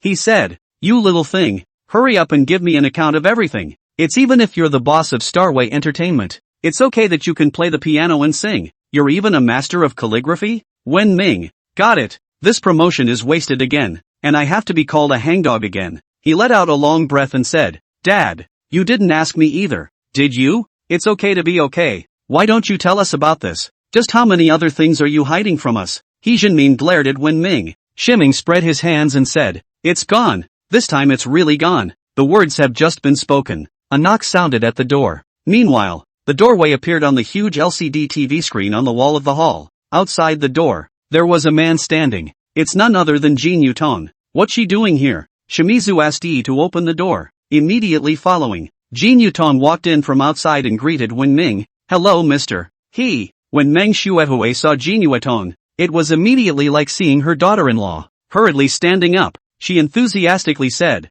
Daughter, sit first. Since Wen Ming was born, Meng Shuehui looked at everyone like she was her daughter-in-law. Shiming didn't know what his mom wanted to do, so he hurriedly explained, Dad, Mom, this is my secretary, Kim Yutong. Having said that, to Jin Yutong, he said, Xiao Tong, these are my parents. Jin Yutong immediately nodded to He Jinmin and Meng Shuehui. Hello uncle, hello auntie. He Jinmin and Meng Shuehui froze for a moment. Secretary? Not a daughter-in-law? It's a big night. Why did you run over here? Wen Ming asked Jin Yutong. Jin Yutong pulled out a document from her bag and handed it to Wen Ming. Mr. He, here's the company's financial statement. I've got it all done. Timing? You didn't come earlier. You didn't come later. And now you're here? Can't you see I'm being trialed right now? He hurriedly glared at Jin Yutong, telling him to take a look at He Jinmin's and Meng Shuehui's expressions. Hurry up and have the good sense to leave. Just, obviously, Jin Yutong misunderstood what Wen Ming meant. She saw the wink Wen Ming. Another glance at He Jinmin's unkind expression immediately made it clear. When is this going to happen? Let her debrief with the old man? What a pig's brain yourself. When did Nehru become so powerful? Directly bought out all the equity of the Fall Hotel at a single price. So you can imagine how powerful his dad is. Definitely a shocking big shot. Otherwise, how could his son be so powerful? Now the old man's here and she's reporting bills to Wen Ming. Isn't this embarrassing for the old man? Come to think of it, Jin Yutong's eyes lit up, instantly feeling that her next thought became clearer than ever. Chapter 204, Dad is also a fan of calligraphy. Chapter 204, Dad is also a fan of calligraphy. This moment, Jin Yutong completely put her eyes on He Jinmin. Compare that to when I'm gonna sing. He Jinmin, this is the real big boss. The big boss at the top. He should have reported it to him himself. When Shiming saw Jin Yutong's appearance, he laughed. Right, that's it. I didn't expect this Jin Yutong to be so uptight. And at a glance, she discovered that He Jinmin was out of sorts. Just the next moment, something happened that made Wen Ming giggle. Originally, he thought that Jin Yutong would immediately say goodbye and leave from here. Results, she handed the bill directly to He Jinmin and said with a respectful expression, I'm sorry, Master, it's my work that's out of place. This is the financial statement of the 4 companies in Mr. He's hand. Please take a look. Timing? What's he doing? He Jinmin also froze slightly and said, 4 companies? Financial statements? Jin Yutong nodded her head and said, back to the old master. This one is from Starway Entertainment. This one is from the Fall Hotel. This one is from the Dragon Commercial Building. And this one is from... Wait. When Ming hurriedly interrupted her and said sharply, you go back first. There's time for that. Having said that, hurry up and push Jin Yutong out. And it turns out that when you come back, he then saw the two of them, He Jinmin and Meng Shuehui, staring at him with expressionless faces. The eyes were cold and scary. He covered his face with one hand and was filled with despair. Done. It's over. Extinction. He had just assured his dad that he had nothing to hide from him.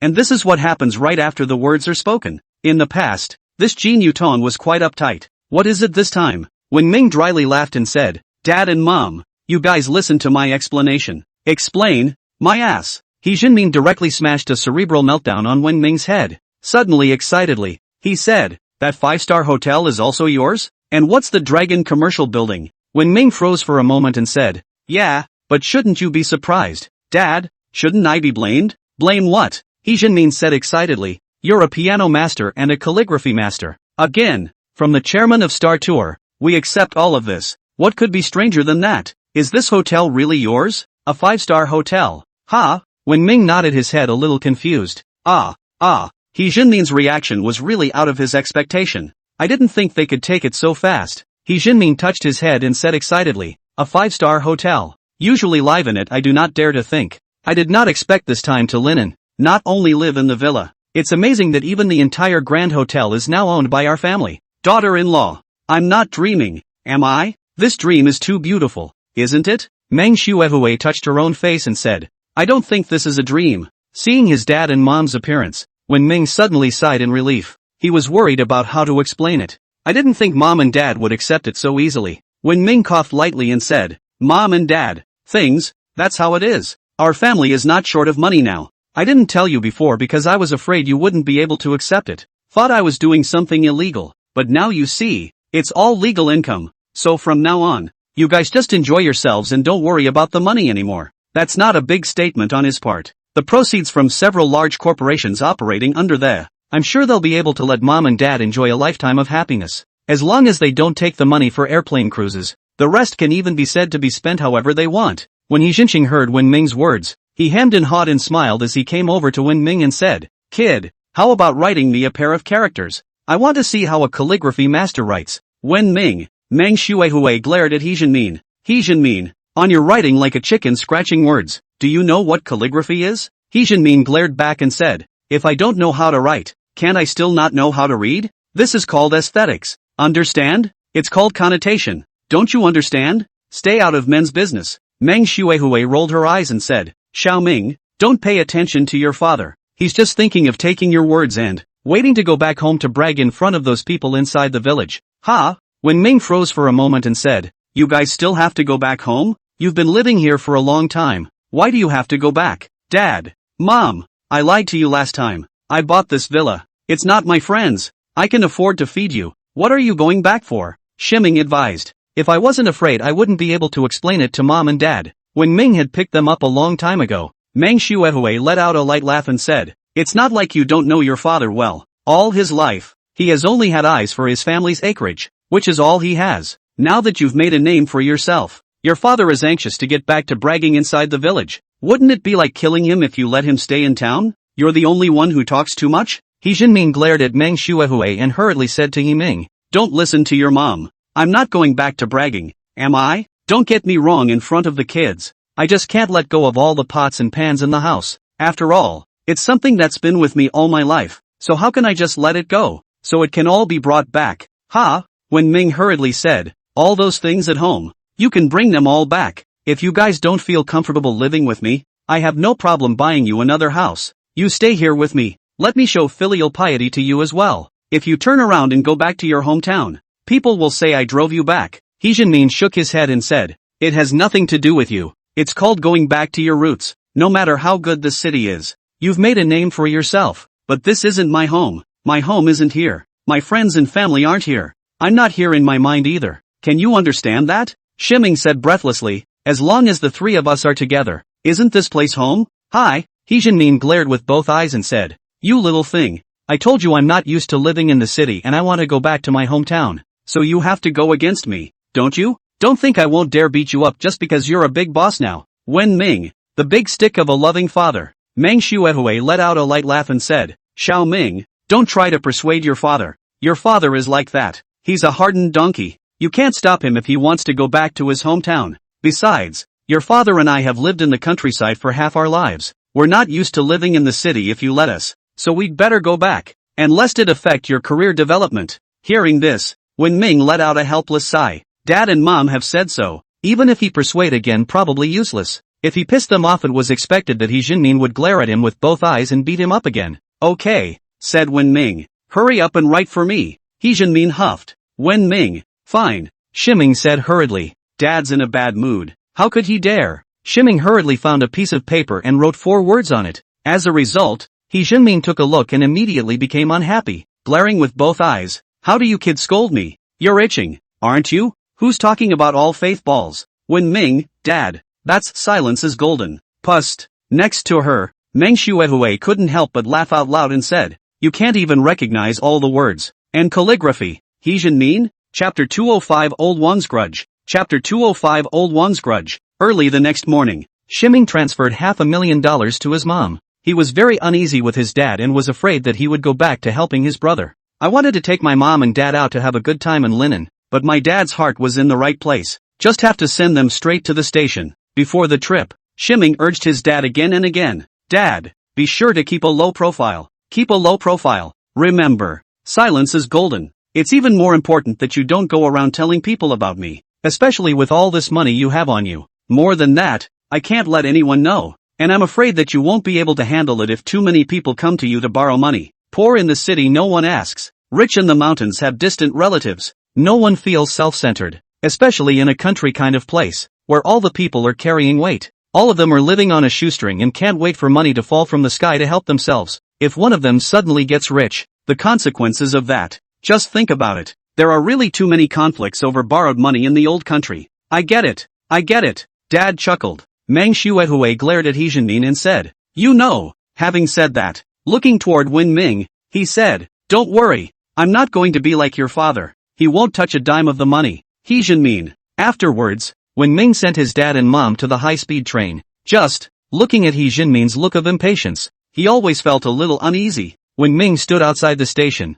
leisurely lit a cigarette and took a depressing drag. This dad, it's really too unsettling. Forget it. Whatever. We'll talk about the future later. Asterisk asterisk. Everyone, look, it's He Dong from Starway Entertainment. I don't know who suddenly shouted. Next moment, the passers-by, who were hurrying by all around, stopped instantly, and clattered. All of them turned their heads toward Wen Ming. Timing? What the hell? At this point, he realized with a jolt that the eyes all around him looking at him had suddenly become fiery. Immediately following, these people immediately pulled out their cell phones, opened the casual camera, and frantically lunged at Wen Ming. Why? To shiver why if it's just for stargazing, these people naturally don't have to be like this, but it's not the same with Shake Y. Now as long as the video related to Wen Ming and the Starway, post it that is directly on the hot list, reap the benefits of countless fans. Asterisk asterisk. Wen Ming exclaimed in shock. His face changed wildly and he turned around to run. A few minutes later,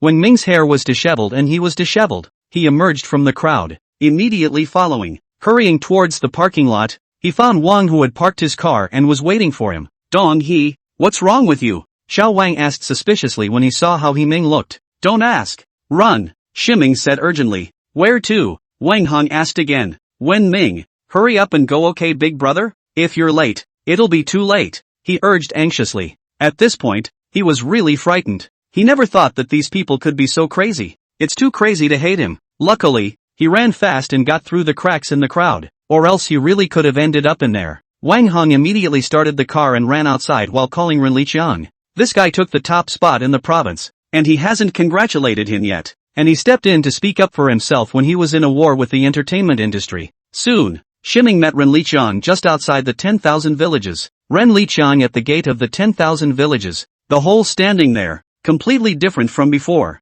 It's not the difference in appearance, but the difference in the whole essence of the person. The former Ren Liqiang, though only in his 20s, however, the whole person was exuding a feeling of deadness, like an old man who had stepped into his 80s and 90s in advance, lacking only the accumulation of age. But now, Ren Liqiang stood there, full of spirit, vigorous, and radiant, and the whole man looked that. It's like a sharp sword. What does essence depend on? It's not looks, it's not physique, it's confidence that comes from the soul. It's a sign of a belly full of poetry, not a self-deceiving forced show of composure. It was the essence of the current Ren Liqiang that was worthy of the phrase the first immortal among the 3,000. After calling Ren Liqiang to the car, Wen Ming laughed softly and said, TSK, Brother Chang, congratulations, the top student in the province. Ren Liqiang smiled and shook his head. I also have to thank you. Without you, I'm nothing. Ha ha. Wen Ming smiled broadly and patted his shoulder. Luck does not fail those who work hard. This sword of yours, which has been polished for 7 years, I merely polished it while it was still rusty. It's just a matter of revealing its sharpness. From now on, the sky is high enough for you to fly, and the sea is wide enough for you to swim. Dropping out of school for 4 years, out of 10,000 people, there won't be one like Ren Liqiang, still choosing to stay up late and study hard, having long ago resigned themselves to a lifetime of being a frog at the bottom of a well, like most of the. Then convince yourself that the sky out there is just the size of a well, that it's no big deal, and that being happy is the most important thing. But happy or not, only you know. It's not just talk, it's countless facts about poor couples. The so-called happiness of the rich is nothing more than helpless compromise and then self-persuasion. These people, however, will never experience it, and some circles are even less likely to be accessible. Ren Liqiang broke his wings for 4 years, but still never gave up the dream of spreading his wings and flying high. Constantly practicing to fly has led to today's flight of fancy. Otherwise, even if Wen Ming wanted to help, he didn't know how to help him. Subsequently, Wen Ming directly took Ren Liqiang and rushed to the Fewer Hotel, according to the agreement, gave him the manager's position on the first floor. Afterward, he took him to Lin'an University and gave Dean Choi Chi-won a chance to talk it over. Applied for a right for Ren Liqiang not to have to go to class every day and study on his own outside of school. To this, Choi agreed without saying a word. The province's top college entrance exam candidate. He didn't think Ren Liqiang would give up top universities, come to this little school of his, and he's heard about Ren Liqiang. who dropped out of school to work for 4 years and has never given up on self-education. The guy's self-discipline is a monster. And even when he's not in school, his academics certainly don't fall behind. Leaving college, Shiming's cell phone suddenly rang. It was his first secretary, Kim Yu-tong, who called. "Hey, what's wrong, Xiaotong?" Shiming asked with a grin. "It's me." Inside the cell phone, an icy voice rang out. "Timing, old king? How did he get together with Kim Wultong? Shouldn't I?" Kim Wultong ran off to Renko Nichibori on her own, but now is not the time to dwell on that. Wang Ming gave a dry smile and said, "Good day, brother Wang." "Not good. You have deeply pierced my heart," Wang Jianba said in a cold voice. "Wen Ming, why does this look like a 7th century couple? It's just that I didn't take you to a concert. As for that what? You can Wang. When did you mix with Jin Yutong?" When Ming changed the subject, Wang Jianba sneered and said, "Don't give me this useless crap. Not only did you blackball me, if you don't delete my micro-X, I'll have Jin Yutong come over and use Secretary Jin's cell phone before I get through to you." Wen Ming, I just want to ask one question. You want a face? Wen Ming, this, so embarrassing. Wen Ming coughed lightly. Hulian Beiji pulled. "Brother Wang, I swear to you, I really didn't do any of these things. My cell phone was stolen. That's why I didn't contact you at the Lu Xinu concert. I really don't know how I could have pulled the plug on you." "Then how do you pick it up now?" Wang Jianba sneered. "I just got it back. It took those picketers a couple days of work to. Just got my cell phone back. I just got out of the picket now." Wen Ming returned. Wang Heng, who was driving in front, kept twitching at the corners of his mouth when he heard Wen Ming's words. Self, the big boss. It's a total flop. Anything that comes out of his mouth, and it's completely unthinking. Self will have to watch out in the future, not to be fooled by him. Wang Jianba on the other side of the phone froze for a moment and returned. "Really? Why would I lie to you? When have I ever lied to you?" Shiming asked rhetorically. Wang Jianba laughed and said, "Which time did you not lie to me? I'll ask you which time you have not been betrayed by you? You big pitbull. Not this time. You have to believe me. I take my word of honor." Wen Ming said in a firm tone. "Personality is long gone anyway. Go ahead and wave." "Okay. I'll trust you one more time this time. Come to Dragon Commercial Building and treat me to dinner. This matter is considered to be over," Wang Jianba said. "Yes." Wen Ming immediately returned. "Hang up the phone." Wen Ming said to Xiao Wang, "Drive. Dragon Mansion. Road." Wen Ming gave Ren Liqiang a call to express his gratitude, and agreed to come out for dinner sometime. The other side, Dragon Commercial Building, Changming Group, Linen Renko Nichibori Financial Services. Wang Jianba hemmed and hawed and returned the cell phone to Jin Yutong. "Secretary Jin, here's your cell phone." "Thanks for the cell phone, haha." Jin Yutong frowned. "Why did Mr. He pull the plug on you?" Wang Jianba gave a long sigh and said, "This matter is a long story." "In fact, it's a long story then." Jin Yutong directly interrupted Wang Jianba and said, "This matter is not important." Wang Jianba, who was about to make a tall talk in front of a beautiful woman. He was almost suffocated from internal injuries by Jin Yutong's words. Wang Jianba coughed lightly and suddenly asked with a gossipy face, "By the way, Xiaotong, how much does Timmy pay you?" Jin Yutong pondered for a moment and said, $1 million a year. Wang Jianba said with a condensed expression. "What did you say? How much does he pay you a year?" $1 million? Jin Yutong nodded. "Right. The base salary of $1 million was paid in advance for 3 years, and gave me $1 million BMW. Wang Jianba? Chapter 206, Jin Yutong returns. Chapter 206, Jin Yutong returns to her heart. $1 million? And after taxes? And it's still just a base salary? And 3 years at once? That's $3 million?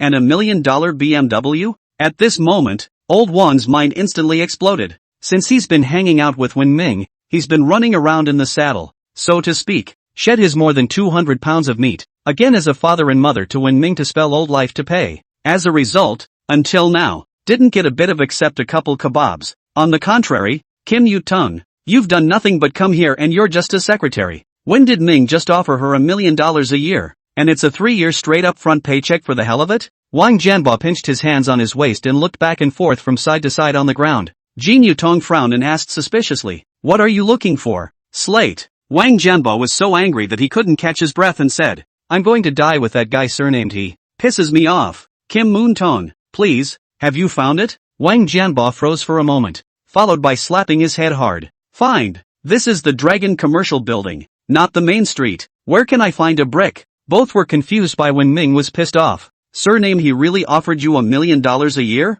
Wang Jianba asked again. Jin Yutong nodded. Yeah, what's wrong? Is there a problem? Wang Jianba took a deep breath and rubbed the back of his head. No problem. I understand. I know what to do. He had already made up his mind that when he would see Wen Ming, he had to ask what the hell that meant. It's so damn infuriating. At this point, Jin Yutong suddenly asked, Brother Jianbo, I have some questions that I don't understand. I wonder if I could ask you. Wang Jianba, who was in a rage, directly called by Jin Yutong this Brother Jianbo to the heart-tingling. Even the anger in his heart was thrown to the sky. What is it? Just ask. If I know, I'll tell you everything. Wang Jianba immediately returned. With a curious look on her face, Jin Yutong said, Can you give me a chat about Mr. He? I'm really curious about him. Wang Jianba? He looked at Jin Yutong's face of curiosity and expectation, and his heart suddenly thumped. That adoring look. This girl doesn't have a crush on Tokimune, does she? Come to think of it. Wang Jianba immediately had the urge to vomit blood.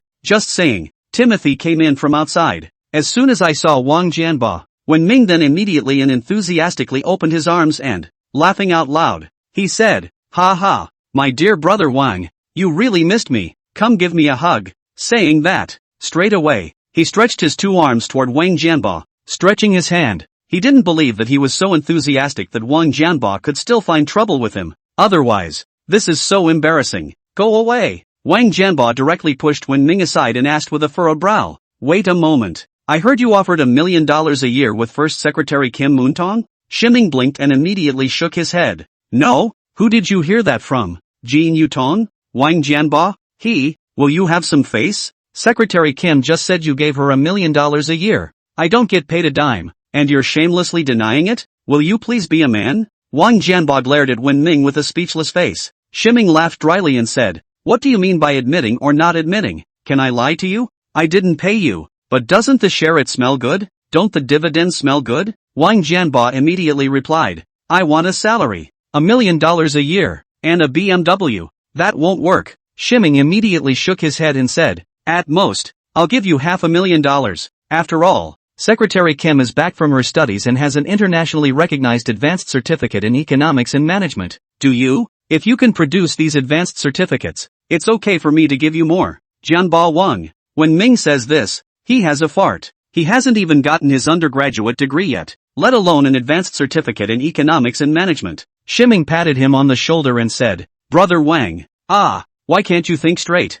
Other than that, as long as the gold futures this time, the dividend of 3 that was guaranteed to you before, how much do you figure on your own? When Wang Jianba heard this, he suddenly brightened up. Yeah, 30% of the money yet. This time, the gold futures are a big business involving billions of dollars. Why do you keep thinking about the paycheck yourself? Split it 30/70ths with Lao He, even after the 2.5 for Lu Baoquan. He also has a 27.5% share in his own hands, so when you do the math, that's $33 million. Old He, when will the money be given to me? You'll get it at the end of the month. Wen Ming said. Yeah. Wang Jianba immediately hugged Wen Ming and said, I really love you to death. Go go go. I'll go to work first then. Let's go for a barbecue at noon. Having said that, hurry up and get to work. After Wang Jianba left, Jin Yutong walked out and asked, Mr. He, about you offering me $1 million a year. Why don't you tell Wang Jianba? Shimming, didn't I say that? I did? Jin Yutong? With a puzzled look on her face, she said, You didn't say. He asked if you were offering me $1 million a year. You didn't even dare to admit it. You just said no. What's there to be afraid to admit? Wen Ming laughed and said, I'm not wrong. You are indeed not $1 million a year. $1 million a year is just the base salary. All told, with personal taxes, you'd have to make almost $1.5 million or so. He asked me if I was offering you $1 million a year and I said no. That's right, isn't it, Jin Yutong? Can it still be interpreted that way? Wen Ming laughed and said, on Wang Jianba's side, I definitely won't treat him poorly. After all, he was the first to follow me. You probably don't know how much of a share of the proceeds of this Human Can Be a bird company he owns. Do you? How much? Jin Yutong was curious. Shimming held out 3 fingers and said, 30%. Jin Yutong's eyes directly widened. 30% of the proceeds? That means Wang Jianba owns 30% of the original shares? No wonder Wen Ming said he wouldn't treat Wang Jianba poorly. At this point, Wen Ming said, Originally, I was prepared to give Wang Jianba 50%, but he insisted on not doing it. Just 30%. When Jin Yutong heard Wen Ming's words, There was a moment of silence. Until this moment, it was only then that she really realized what kind of Wen Ming really was. This is a man who can put profit aside for nothing but guilt. For those not in the group, at 9me099999999999999999999999999999999999999999999999999999999999999999999999999999999999999999999999999999999999999999999999999999999999999999999999999999999999999999999999999999999999999999999999999999999999999999999999999999999999. Jean Yuton immediately replied back, her eyes firming up like never before. As a beatnik, the greatest hope that, isn't it about wanting to find a boss who is worth giving your all to? And now, she felt she had found it. She believes that, if she does well enough, she'll surely become like Wang Jianba. The people who are vital to be around Wen Ming. Chapter 207, The Hottest Boy in the Village. Chapter 207, The Hottest Boy in the Village. After Jean Yuton left, Wen Ming went to his office. Monitor the noon hour. Mom's call came through. Hey son, calling you to let you know we're home already. Don't worry about us. The mom inside the phone grinned. Wen Ming gave a and said, it's good to be home. After such a long ride, you guys get some rest and relaxation at home first. Rest what? Your father just bought a box of huazi and went to the village head to find someone to kibitz with. Wen Ming, take the wazoo. To the village? I think I know what dad's doing there. What's that place at the head of the village? It is the communication center of the whole village, the gathering place of news, and the cradle of all kinds of gossip. It is conceivable that Dad took huazi, stood in the middle of the crowd, talking and laughing. A moment of wind. No two, the hottest boy in the village. This dad, no longer the innocent and naive dad he was, been a simple man all my life. Now that I'm suddenly rich, the desire to pretend is stirring. Mom, keep an eye on dad. I'm afraid he won't be able to take it in. Shimming admonished. Don't worry, that box of wazoo is his stash of personal money, but the rest of the slush fund has been discovered by me, and now his pockets are empty. Well done. Shimming couldn't help but want to give his old mom a big compliment. Hang up the phone. Shimming shook his head helplessly. Dad's pissed off. He really knew it all too well. When he has no money, he is a poor generous man. People ask him for help or borrow money from him. Even if he were to smash his pots and pans and cut his flesh and blood to raise money for others, he would definitely not be allowed to say a word about him as an old buttoned-up pussy. For him, it's all about face more than anything else. According to Dad, it's I'm poor, I admit it, but I'm poor with a backbone. I'm poorer, can't let down the people who trust me, and won't let anyone say a bad word about me if I'm poorer. This is Dad. Now that they have money in the family and Dad's got a hard on, take the wazoo straight to the village head. What's next? When will the song already be predictable? But all this, Wen Ming couldn't care less now. $500,000. It's not even pocket change to him, even if Dad lends it all out. Wen Ming is also not heartbroken, and has ample means to get this money back. His greatest hope. It's the money that's going to make Dad feel better about the life he's leading, have a full awareness and change those old stinkers. If one is willing to come to the city and live with him because of this incident, so much the better. Even the $500,000 he could do without. For many ordinary people, $500,000 might be half a generation, but for him, just half a word too. Noon. Shimming went to the barbecue restaurant with Wang Jianba, called Jean Yuton along with her. After noon, when Ming had just gotten home, he received a call from his dad. Seeing the waving father superior on the screen, an ominous premonition suddenly rose in Wen Ming's heart. You're not worried about what's coming, are you? Shimming took a deep breath and pressed answer with a grave expression. Next moment, Dad's voice, ringing throughout the car. Hey, my good son, busy? He Jinmin inside the phone said cheerfully. Wen Ming, listening to the enthusiasm in his dad's words, Wen Ming's heart became even more uneasy. Steady, temperance. Wen Ming forced himself to calm down and laughed. Not busy. What's wrong, Dad? You say. It's like this. The pair of characters you gave me to the village headman's family. Your second and third grandparents, Grandpa Guoxiang and your cousin's grandpa, they all like it very much, and think your writing is quite good, and they all want you to write a pair for them. He Jinmin chuckled, his voice filled with pride. Timing? Where did all these gentlemen come from? How many people did Dad piss off? Shimming was really speechless. No wonder Dad's so happy. His ominous feeling was right. Dad had screwed him over a bunch of times after all. In the beginning, he felt like the most Dad could do was get offended by being loaned money. As a result, I didn't realize that. Trouble ends up on you. Dad's got this thing going on. Play beautifully. So much calligraphy. Thinking about the way a group of old men approached him for words. Wen Ming had a headache. Dad, you just gave the word away? And promised so many people? Wen Ming was speechless. He's $1 million a word. Just give it away. It's a waste. He Jinmin laughed and said, what's wrong with that? Don't you just scratch it twice? Let's just say it's a deal, haha. I'll go to Linen tomorrow, so you hurry up and write, and then I'll get the words back to them directly. Having said that, straight off the phone, Wen Ming let out a helpless sigh, already completely at a loss for what to say about Dad. Seen the pits. Never seen a pitiful child. This Dad. Invincible. What else can we do, right? Can't you make Dad break his word? Wen Ming let out a long sigh. Subsequently, walking to the study, he picked up a pen and scribbled away. According to Dad, there are 7 characters in all. In no time at all. It was written. I just wrote it. Just got a call from Ding Chuanxiang. Hey, Xiaoming, congratulations. Just after connecting, Ding Chuanxiang lightly laughed.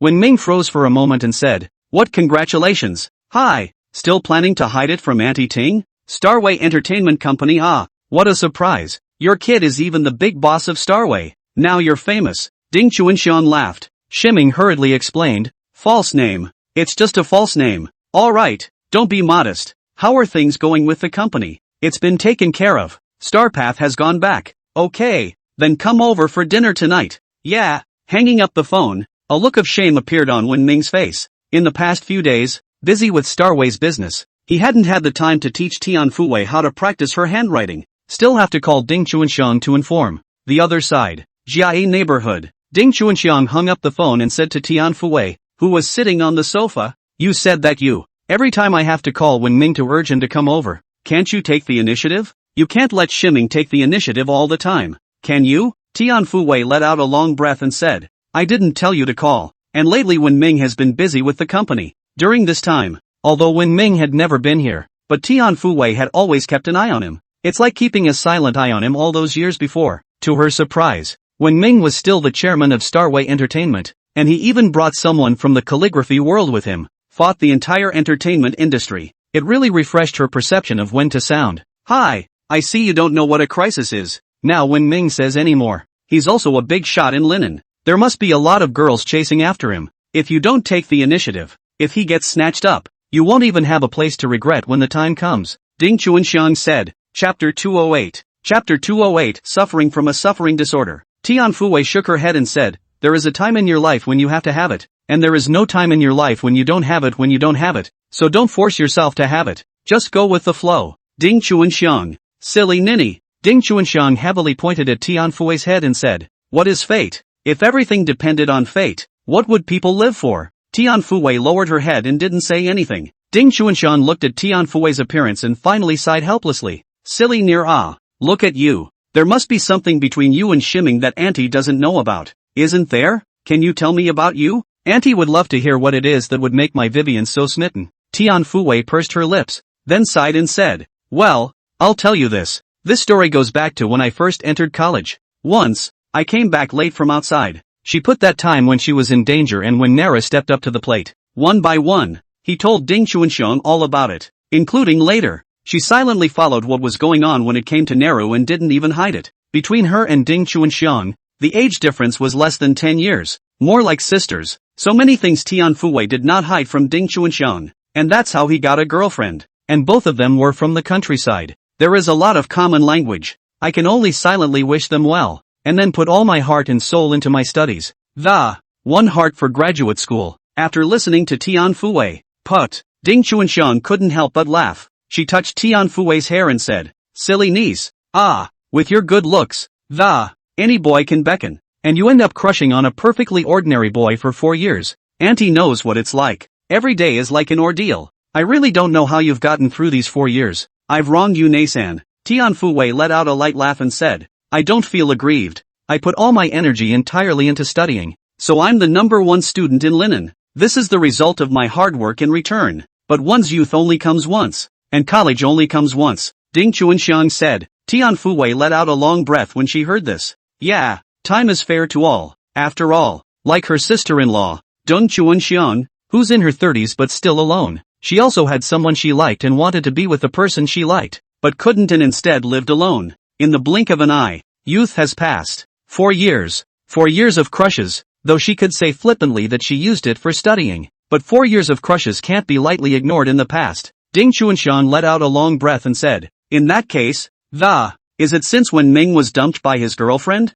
Fei Zhao, that you finally got up the courage to try and get in touch with Ming? Tian Fuwei pondered for a while, and said with a somewhat complicated expression, actually, my heart is very messed up. The Wen Ming I know is a big, sunny boy who doesn't do well in school but is very optimistic. He came from a bad family, but he was very helpful. No matter what happened, he always had a smile on his face for everyone. Smile and face the world. And it was because of this optimistic character of his that I grew to love him. As she said that, a small smile gradually appeared on her face. Hearing Tian Fuwei say this, Ding Chuanxiang followed with a faint smile. It's love between teenagers. They don't care about the rich or the poor, or their status, or their grades, or the gaps between them. Much less care about other people's opinions and just go after what you like. But anyone of some age wouldn't do that, because they have so much to think about. But Junior, just go with your heart. At this point, the smile on Tian Fuwei's face suddenly disappeared and, sighing, he said, but the current Wen Ming makes me feel a little strange and a little scared, especially when he's the chairman of Starway. Standing on the stage radiantly, it was as if Wen Ming, whom I had known for 4 years before me, didn't even exist. My mind is a little messed up, the way she imagined she'd be with Tokimune. It should be like two perfectly ordinary young men and women, talking, reading, and talking about life. But it's been a while. Wen Ming was the one who repeatedly refreshed the image in her mind. In particular, it took the entire calligraphy community to war with the entertainment industry and drew universal participation. It gave her a psychedelic feeling. Hearing this, Ding Chuanxiang asked, this way. Having said that, staring at Tian Fuwei, she said, then when you were with him, did you feel happy and ever feel like a deer in the headlights? Hearing this, Tian Fuwei's pretty face slightly reddened up and hurriedly lowered her head. Ding Chuanxiang lightly laughed and touched Tian Fuwei's head, sighing, silly niece, Wen Ming is indeed a nice boy, no matter if he's an ordinary person or a big star, no matter if he's a chairman or a student, he's all still him. There's only one him in the world. 2. Maybe he's hiding something. However, his character and the way he deals with people is not hidden. After all, it's not just anyone who dares to go to war with the entire entertainment industry. Tian Fuwei frowned, but, Ding Chuanxiang interrupted her and said, there is no but. The important thing about him as a person, whatever he is, he's the same teenager who saved your ass back in the day. It's the teenager who's always been sunny and optimistic and helpful and always has been. Other than that, it doesn't matter at all, does it? When Tian Fuwei heard this, her eyes lit up. Vivian, you like Wen Ming, but do you think Wen Ming likes you? Ding Chuanxiang asked. Tian Fuwei pondered for a moment and shook her head. I'm not so sure. He seems to like me, and it's like you don't like it very much. You, Ding Chuanxiang let out a light laugh and said, you're a typical sufferer of the love period, but Auntie can see very clearly that that boy really likes you and is very attentive to you. Otherwise, how could you just give you $4 million worth of calligraphy in public when you're at school? In fact, it's already an expression of affection.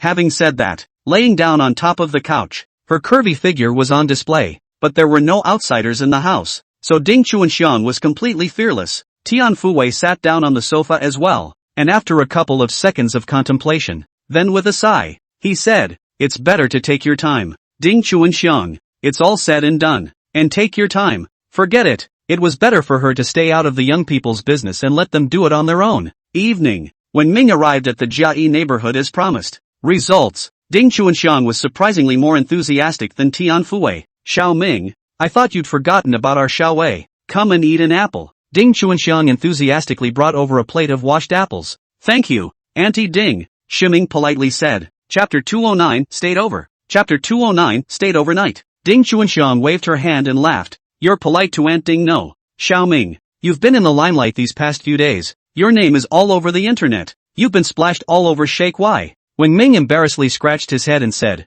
this, I can't help it. Forced, ha ha. Ding Chuanxiang directly laughed out loud when she heard Wen Ming's words. Let's just eat first. If we talk anymore the food should get cold. Tian Fuwei urged. Good. Ding Chuanxiang nodded. Subsequently, the three of them chatted as they ate, basically talking about Starway Entertainment. Or maybe it's a matter of the calligraphy world fighting the entertainment world. After all, being able to state when Wen Ming, a party, and a dominant one at that, it's still a very interesting thing. After a meal, Ding Chuanxiang called Wen Ming aside and whispered, Xiao Ming, let me tell you something. What's so secretive? Shiming replied back, while having some apprehension in his heart. No way. Standing next to a mature woman like Ding Chuanxiang, he always felt something strange in his heart. That feeling, it's like a ripe apple in front of you. Ding Chuanxiang smiled cheekily and said, the day after tomorrow will be Vivian's birthday, so I'll give you a heads up, lest you don't know. Really? Wen Ming was surprised. Sure, Don't forget to get Vivian a birthday present, haha.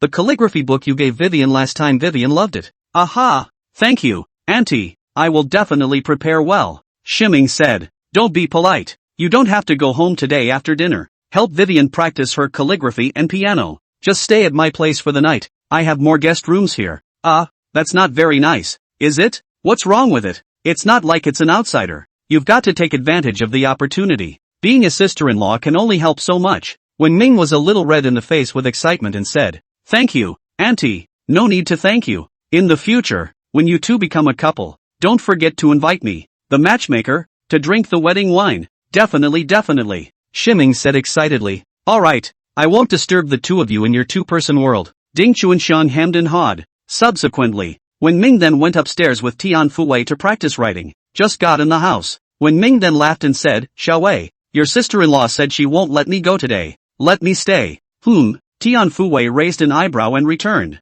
Well, there's a guest room downstairs that you can just pick any room when you get there. Come on, teach me calligraphy. Good. Shimming hemmed and hawed, while his heart was overwhelmed with apprehension. This was the first time he had stayed over at Tian Fuwei's house. Will something marvelous happen with Tian Fuwei? Just a pity. When Ming didn't even get off the pig's feet until after he finished practicing his handwriting. After that, started teaching Tian Fuwei piano practice again. It's a good thing this is a large villa with few neighbors. Much less worry about noisy neighbors. It didn't stop until it was 10:30 in practice. Well, it's late in the day, so why don't you go scrub up and go to bed? There's a guest room downstairs that my sister-in-law is already asleep, so move gently and don't wake her up, Tian Fuwei said. When Ming sat on Tian Fuwei's bed and grated, This big bed of yours, it's so comfortable to sit on. Tian Fuwei raised her eyebrows. Her cheeks slightly reddened as she said in a deep voice, What are you thinking about? No. Shimming hurriedly sat up and waved his hands. I'll just marvel at it.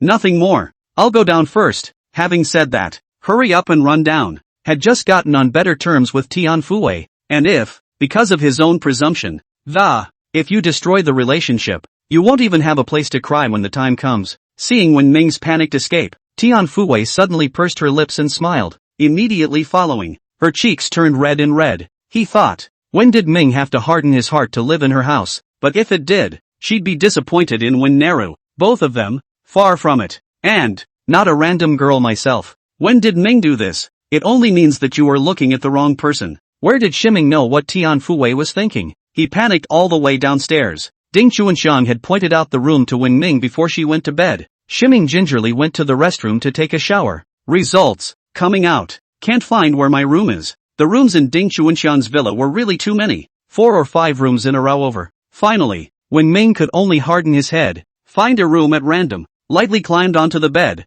and just go straight to bed. I'm really tired from running around today. In a few moments, Wen Ming fell asleep. Night. Wen Ming was in a daze. He felt something wrapped around his body, but Wen Ming thought he was dreaming. He ignored it and went straight back to sleep. The next day, when Shimming woke up, it felt like there was a huge mountain pressing down on him. Open your eyes. Next moment, he was shocked, his eyes wide with horror, only to see that beside him was lying a woman, with her arms and thighs pressed against him. It's none other than Ding Chuanxiang. He gently took Ding Chuanxiang's arm down and, I just moved. Ding Chuanxiang moved her eyelashes twice, then slowly opened them and looked at Wen Ming. However, instead of screaming or exclaiming, she slowly narrowed her eyes and said, Xiao Ming, you're not being honest, are you? You even came to Aunt Ding's room. Are you trying to do something wrong? Wen Ming's face changed. He hurriedly waved his hands and said, No, I couldn't find the room you pointed out last night, so I just went into a random one and went straight to sleep, not realizing it was your room. Ding Chuanxiang stretched her wonderful body. Immediately afterward, he got off the bed and turned back to Wen Ming with a smile. Well, I believe you. Actually, I spotted you last night when you came in, just to see what you wanted. Then I realized you'd gone straight to bed. I just didn't wake you up. When Shimming heard this, he was dumbfounded for a moment. Does Chloe Ding know, but didn't wake him up, and they ended up lying together like this? And they've even fallen asleep and got entangled together? Auntie. At this point, Tian Fuwei's voice suddenly sounded outside the door. Have you seen Wen Ming? When Shimming heard this, his heart thumped. If Tian Fuwei knew that he slept with Ding Chuanxiang last night, himself and Tian Fuwei would be finished. See, he's gone. Ding Chuanxiang returned. When Shimming heard this, he was relieved. Oh, well, I'll go back to the house then. Aha! Go ahead. Ding Chuanxiang returned. Subsequently, the sound of voices coming up the stairs sounded outside. Ding Chuanxiang looked towards Wen Ming and let out a light smile. Xiao Ming, it's fine. Don't worry. I won't tell Tian Fuwei. Shiming's old face turned red and he said in embarrassment. I'm sorry Auntie Ding. I really didn't mean it. Alright. No need to explain. It's not a big deal. Ding Chuanxiang waved her hand and said. Chapter 210, The Lanting Preface Authentic Handwriting now available. Chapter 210, The Lanting Preface Authentic Handwriting now available. After all, she was a person who had long passed through puberty and was open to everything. Last night, although they slept together, but Wen Ming just slept in the wrong room, and nothing happened between them, just as they usually stood and talked. But, Ding Chuanxiang let out a light laugh. You must be good to Tian Fuwei. Don't let me down. Don't worry about this. And Ding, Shiming said immediately. Aha! Go back first, Ding Chuanxiang said. Wen Ming was like an amnesty. A smoke hurriedly ran away. Ding Chuanxiang looked at Wen Ming, who had fled as if to leave, and shook her head with a light smile. It's good to be young. After leaving the Jia neighborhood, Wen Ming felt that what happened yesterday was just like a dream, and kept rubbing his face. Clear your head. It wasn't until he returned to the Yipin Pavilion and took a shower that Wen Ming's spirits were a little better. Forget about that for a second. I can't believe I stayed over at Tian Fuwei's house. In other words, his relationship with Tian Fuwei has taken another turn. Just a pity. Not good at creating an atmosphere myself, and even worse at seizing opportunities. Looks like it's time to go back to Wang Jianba to get some more lessons. The bastard's in on it. Still pretty good at it. Speak of the devil. Wang Jianba's phone suddenly called. Hello? Old he. I took the company staff to a barbecue again last night. When did you reimburse me? Shiming said breathlessly. Why should I be reimbursed for your barbecue? You're the boss. Oh, I'm the boss and I'm supposed to be in charge of what you guys eat, drink and do? What do you think? No reimbursement. Hang up. Wait. Ask you something. Hurry up with your farts. It's like this. I feel like I've been in a relationship with Tian Fuwei recently. Another entry into a whole new. Timing? Hanging up that fast? Ding dong. A micro-X message was sent. It was sent by Wang Jianba. Be human. Wen Ming. He snapped back. I just wanted to ask you what to screw up next. Oh, to love and not to hide is self-defeating. Wen Ming. Got it. It seems impossible to expect Wang Jianba to help. Forget it. Better to think about Tian Fuwei's birthday present tomorrow. What's the gift? 999 roses? Would that be too sandy? A big diamond ring? Would it be too cheesy? These are things that might be hugely lethal to the average girl, but for a girl like Tian Fuwei, it's probably not only useless.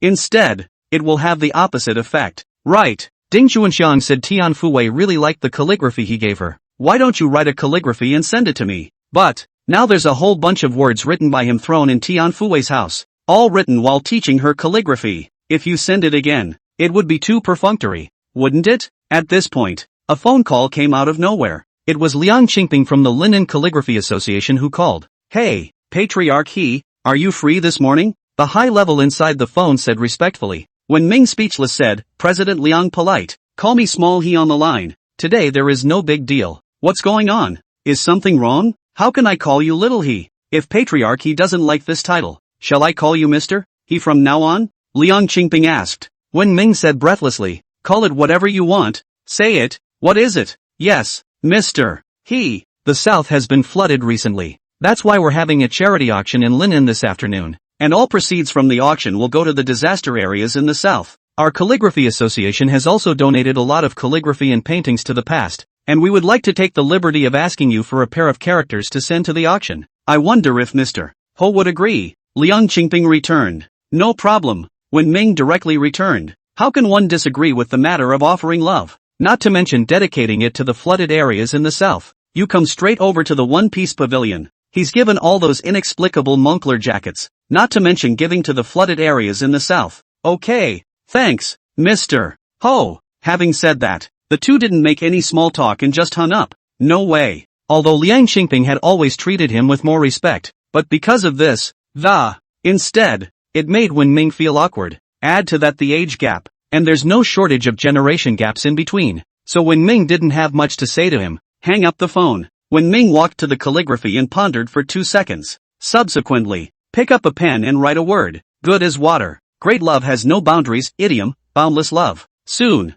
Liang Qingping then came. When he saw Wen Ming wrote the words, he immediately exclaimed, Awesome, Mr. He has heart. President Liang is polite, but I don't know how much it can be auctioned for. Don't worry about this, mister. It certainly won't dishonor Mr. He's name of patriarch. By the way, I wonder if Mr. Ho is free. Let's go to the auction together. There will be a lot of things up for auction then, so if you have any favorites, you can shoot them as well, Liang Qingping said. Shiming raised an eyebrow. Attending a charity auction? I just don't know if it's any more fun up there. Suitable as a birthday gift for Tian Fuwei. Just then, his cell phone suddenly rang. It was the Tomorrow's Headline System news push. Screen. It's a headline. Shocking. Linen charity auction surprises Sage of Calligraphy Wang Shiji's Lanting preface originally. Push time, 7:21. When Shiming saw the headline, he raised his eyebrows in surprise. Has the news department of this Tomorrow's Headline System become the UC Shock department as well? The beginning is shocking, but that said, but what the hell is this Lanting preface?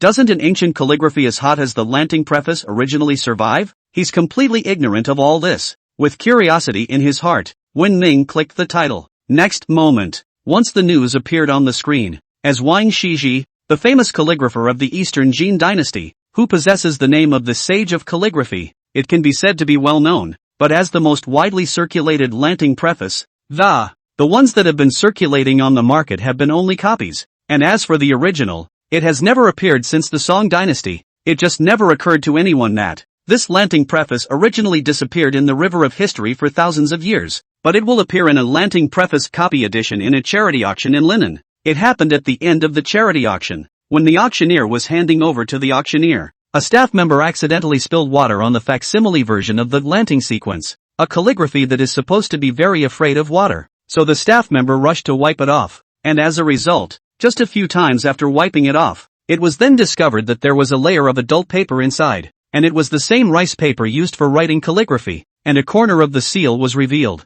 Immediately afterward, the people on the scene immediately wiped off all of the top layer. Up to this point, this piece of heirloom calligraphy, which has disappeared for thousands of years, has finally resurfaced and appeared in front of us. Chapter 211, Unworried Dad. Chapter 211, The Unworried Dad. When he saw the news article, Wen Ming had stared in surprise. Is there really a Lanting preface? The ones that have been passed down before are all copycat versions? Come to think of it, Shiming instantly became agitated. This is the handwriting of Wang Shiji, the Sage of Calligraphy, who has the name of the world's first running script. Although he's not a calligrapher, he's a real master of calligraphy. Again, there is an instinctive yearning for calligraphy. Wang Shiji, on the other hand, is a being known as the Sage of Calligraphy. Although his Wen Ming's patriarchal calligraphy was very impressive, in front of a saint of calligraphy like Wang Shiji, it's not even a fart. The gap here was as big as the difference between a Do Wang and a Do Di. Although the Do Wang was powerful, he was only barely at the point of terrifying as hell. On the contrary,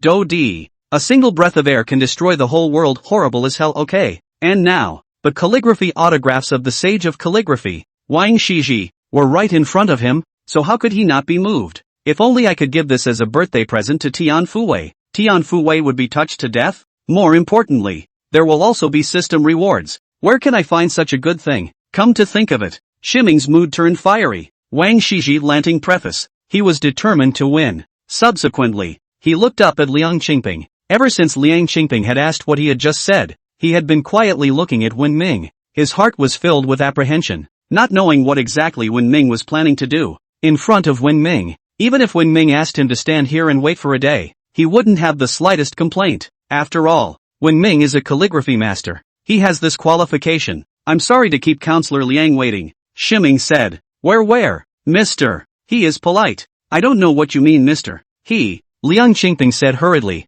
Get me a ticket. I'll go with you. Good. I'll go and make the arrangements right away. By the way, the auction will take place in the conference hall of the Imperial Hotel. It starts at 2 in the afternoon. Liang Qingping immediately returned with excitement. Got it. Shiming returned. Then I'll go ahead with the calligraphy and await Mr. He's visit there. Liang Qingping bowed. After seeing off Liang Qingping, Shiming calculated the money he now had in his hand. Last time, when Ming did not withdraw the $120 million of the first batch of funds from Renko Jidori, he did not withdraw it directly. Instead, it was placed in the company account of Renko Nichibori. After all, a company that wants to operate and cash in on its gold quickly needs money to stay afloat. For now, he's got, like, tens of millions of dollars in his hand. There shouldn't be much of a problem in taking down a copy version of the Lanting preface. However, it's a good idea to have some extra money on hand just in case. For now, the price of gold stocks has basically gone up and is just holding up at this price point, so it doesn't make much sense for him to put any more of that money he's put in gold stocks.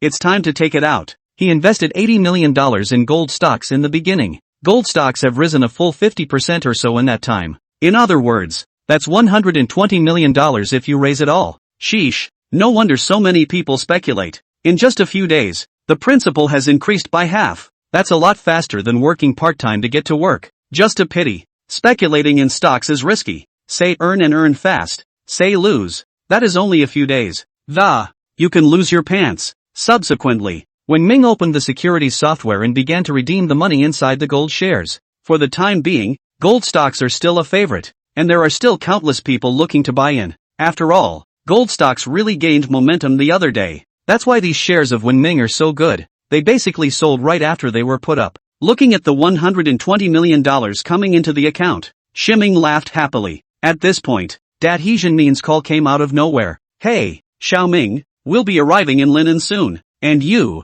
Uncle Jinzhuang, also came with me. You come to the station to pick us up, He Jinmin cheerfully said. My Uncle Jinzhuang? Why did he come along? Shiming was surprised. Ho Kin Chon? Isn't this the son of his second grandfather's family, his cousin? As far as I can remember, He Jinzhuang was dumping antiques all over the place. I don't usually have much contact with the D family, so why did you come to Linen with your dad? Hey, your Uncle Jinzhuang just happened to come to Linen for a bit of business, so we just happened to come over together. I'm sorry, He Jinmin chuckled. Wenming said breathlessly, alright, I'll go over there. It's just after 11 o'clock. Picked up Dad and the guys for a quick dinner, then went to the Imperial Hotel myself. It should be in time. Calling his driver, Wan Hung, and informing him to come and pick himself up at Ipin Pavilion. Then it was a straight walk out the door. When I came to the door of the first pavilion, Wang Hong also happened to arrive and directly rushed towards the high-speed train station together. Linen High-Speed Rail Station is right next to the train store, with the train station to the south and the high-speed rail station to the north. When Shiming found out, Dad and the others also happened to come out from inside the station.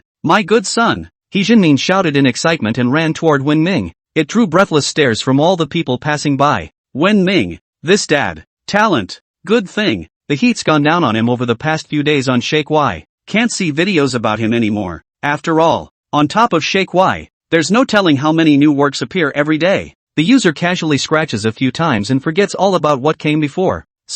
And no one lunged right at him like before, not even recognizing him. Dad, Uncle Jinzhuang is good, Wenming politely said. He Jinzhuang glanced up and down at Wenming and nodded. Not bad, not bad. I didn't realize that Tokimian had grown so big. The last time I saw you, you were only up to my neck. Wenming laughed a little and returned. But Uncle Jinzhuang is still as young and handsome as before. Ha ha. He Jinzhuang's heart was blown away by Wenming's words and said happily, this child, I like it, let's go. Saying that, get inside the car with Wenming. Come inside the car. He Jinzhuang took a look at the decorations inside the car and was surprised. Shiming, you rented this car. Not cheap, is it? Not much, Shiming explained. In fact, how much money he pressed. It is Jin Yutong to do. He Jinmin also looked towards He Jinzhuang curiously. He knows it's a Big Ben, but as for what car, he didn't recognize it at all. Only that it was comfortable to sit in. He Jinzhuang skimmed his lips and said, not much money yet. Think you uncle I do not know the car, is not it? This car, if my guess is correct, should be a Mercedes-Benz business class VIP car, costing almost $7 million or more. As for the rent, it should be around 6,000, and if it comes with a driver, it should be over 7,000. You could even say it's a special car for ministries and above. Having said that, turning to the driver in the car in front of him, he asked, boy, am I right? Chapter 212, A Heartbreaking Dad. Chapter 212, Heartbreaking Dad. Wang Hung, who was driving the car, smiled back, brother, you really know what you're talking about, and your guess was very right. However, this car was rented by Mr. Ho for a long period of time, and in one fell swoop, he rented it outright for a year, so it was relatively cheap, almost about 5,000 a day. Ha! When He Jinzhuang heard this, his eyes widened in surprise. He'd thought Wenming was just renting a day to pick them up for a bit, and it turned out to be a one-year lease? $5,000 a day? That's almost 2 million? What's wrong with you? Including He Jinmin next to him. He was dumbfounded. He didn't even ask for a price the last time he rode in this car. And even more so, he didn't expect that. The car just rents for $5,000 a day. More than he makes in a month of work at a construction site. A year's lease? Did I hear you right? He Jianzhuang looked at Wen Ming in surprise and asked. Wen Ming nodded. It should be a year. I'm not too sure. Ho Qianchong. Wen Ming, are you out of your mind? $2 million to rent a car? Wouldn't it smell good if you just bought a Porsche? He Jianzhuang was like looking at a little cutie. Like looking at Wen Ming. Spend $2 million to rent a car for a year. This kind of operation was completely out of his league. No one can even do something that brain dead without a 20-year brain clot. Wen Ming waved his hand and said, $7 million of cars, $2 million to rent a year is not expensive. And with a dedicated driver, you also don't have to worry about maintenance and a host of other things. You just have to sit on the line, and it's pretty cost-effective. Ho Qianchong. That sounds like a no-brainer. After all, when a car is driven for a long time, all kinds of problems come out, and it has to be re-maintained. A series of hassles. That said, $2 million to lease a $7 million plus business car for a year is really nothing to sneeze at. But the $2 million, can't you just buy a luxury car? That's $2 million? He Jianzhuang no longer knew what to say. Kid, taking $2 million to rent a car for a year. I'm really convinced. I've grown up since I was a kid. Never before have I seen someone who dares to play like you. He Jianzhuang said, giving a thumbs up to Wen Ming Jian. It's more than awesome to be able to get $2 million for a rental car off the top of your head. Wen Ming gave a dry laugh and said, no, it just feels like the best deal. Scratch that? He Jianzhuang shook his head breathlessly. Getting $2 million to rent a car can't be described as a bargain by any stretch of the imagination. Can it? Xiao Ming, can I ask you what kind of business you're in that's so lucrative? Can you take uncle to play as well? He Jianzhuang asked hesitantly. Wen Ming spread his hands and said, it's not much. It's just a random errand. Aha. He just runs here and there to collect money and not much else. Ho Qianchong. Running random errands? What's the point of renting a $7 million commercial vehicle? Who's the fool? But there was no way he could get to the bottom of it if Wen Ming didn't say anything. After leaving from the high-speed train station, Wen Ming took the two of them directly to the 4-Hotel. Originally, Wen Ming asked Wang Hong to go as well, but Wang Hong was dead set on not going. Inside the hotel. Meal time. Wen Ming asked Jianzhuang, Uncle Jianzhuang, are you coming to Linen this time? He Jianzhuang smiled and said, isn't there a charity auction this afternoon? I've heard that there are antiques and paintings for sale inside, so I'd like to take my chances and see if I can see anything good. Ha? Wen Ming raised his eyebrows in surprise and asked, Uncle Jianzhuang is also going to the charity auction? He Jianzhuang nodded his head a bit and said, you also know about the charity auction? When Shiming heard this, he laughed. Coincidentally, let's go together later then. Wen Ming said directly. Yes. He Jianzhuang answered and asked, by the way, your father said your handwriting is quite beautiful? Where? Just writing casually. Wen Ming modestly said. He Jianzhuang smiled and said, don't be too modest. By the way, you practice calligraphy. You know Chairman Liang of the Linen Calligraphy Association, don't you?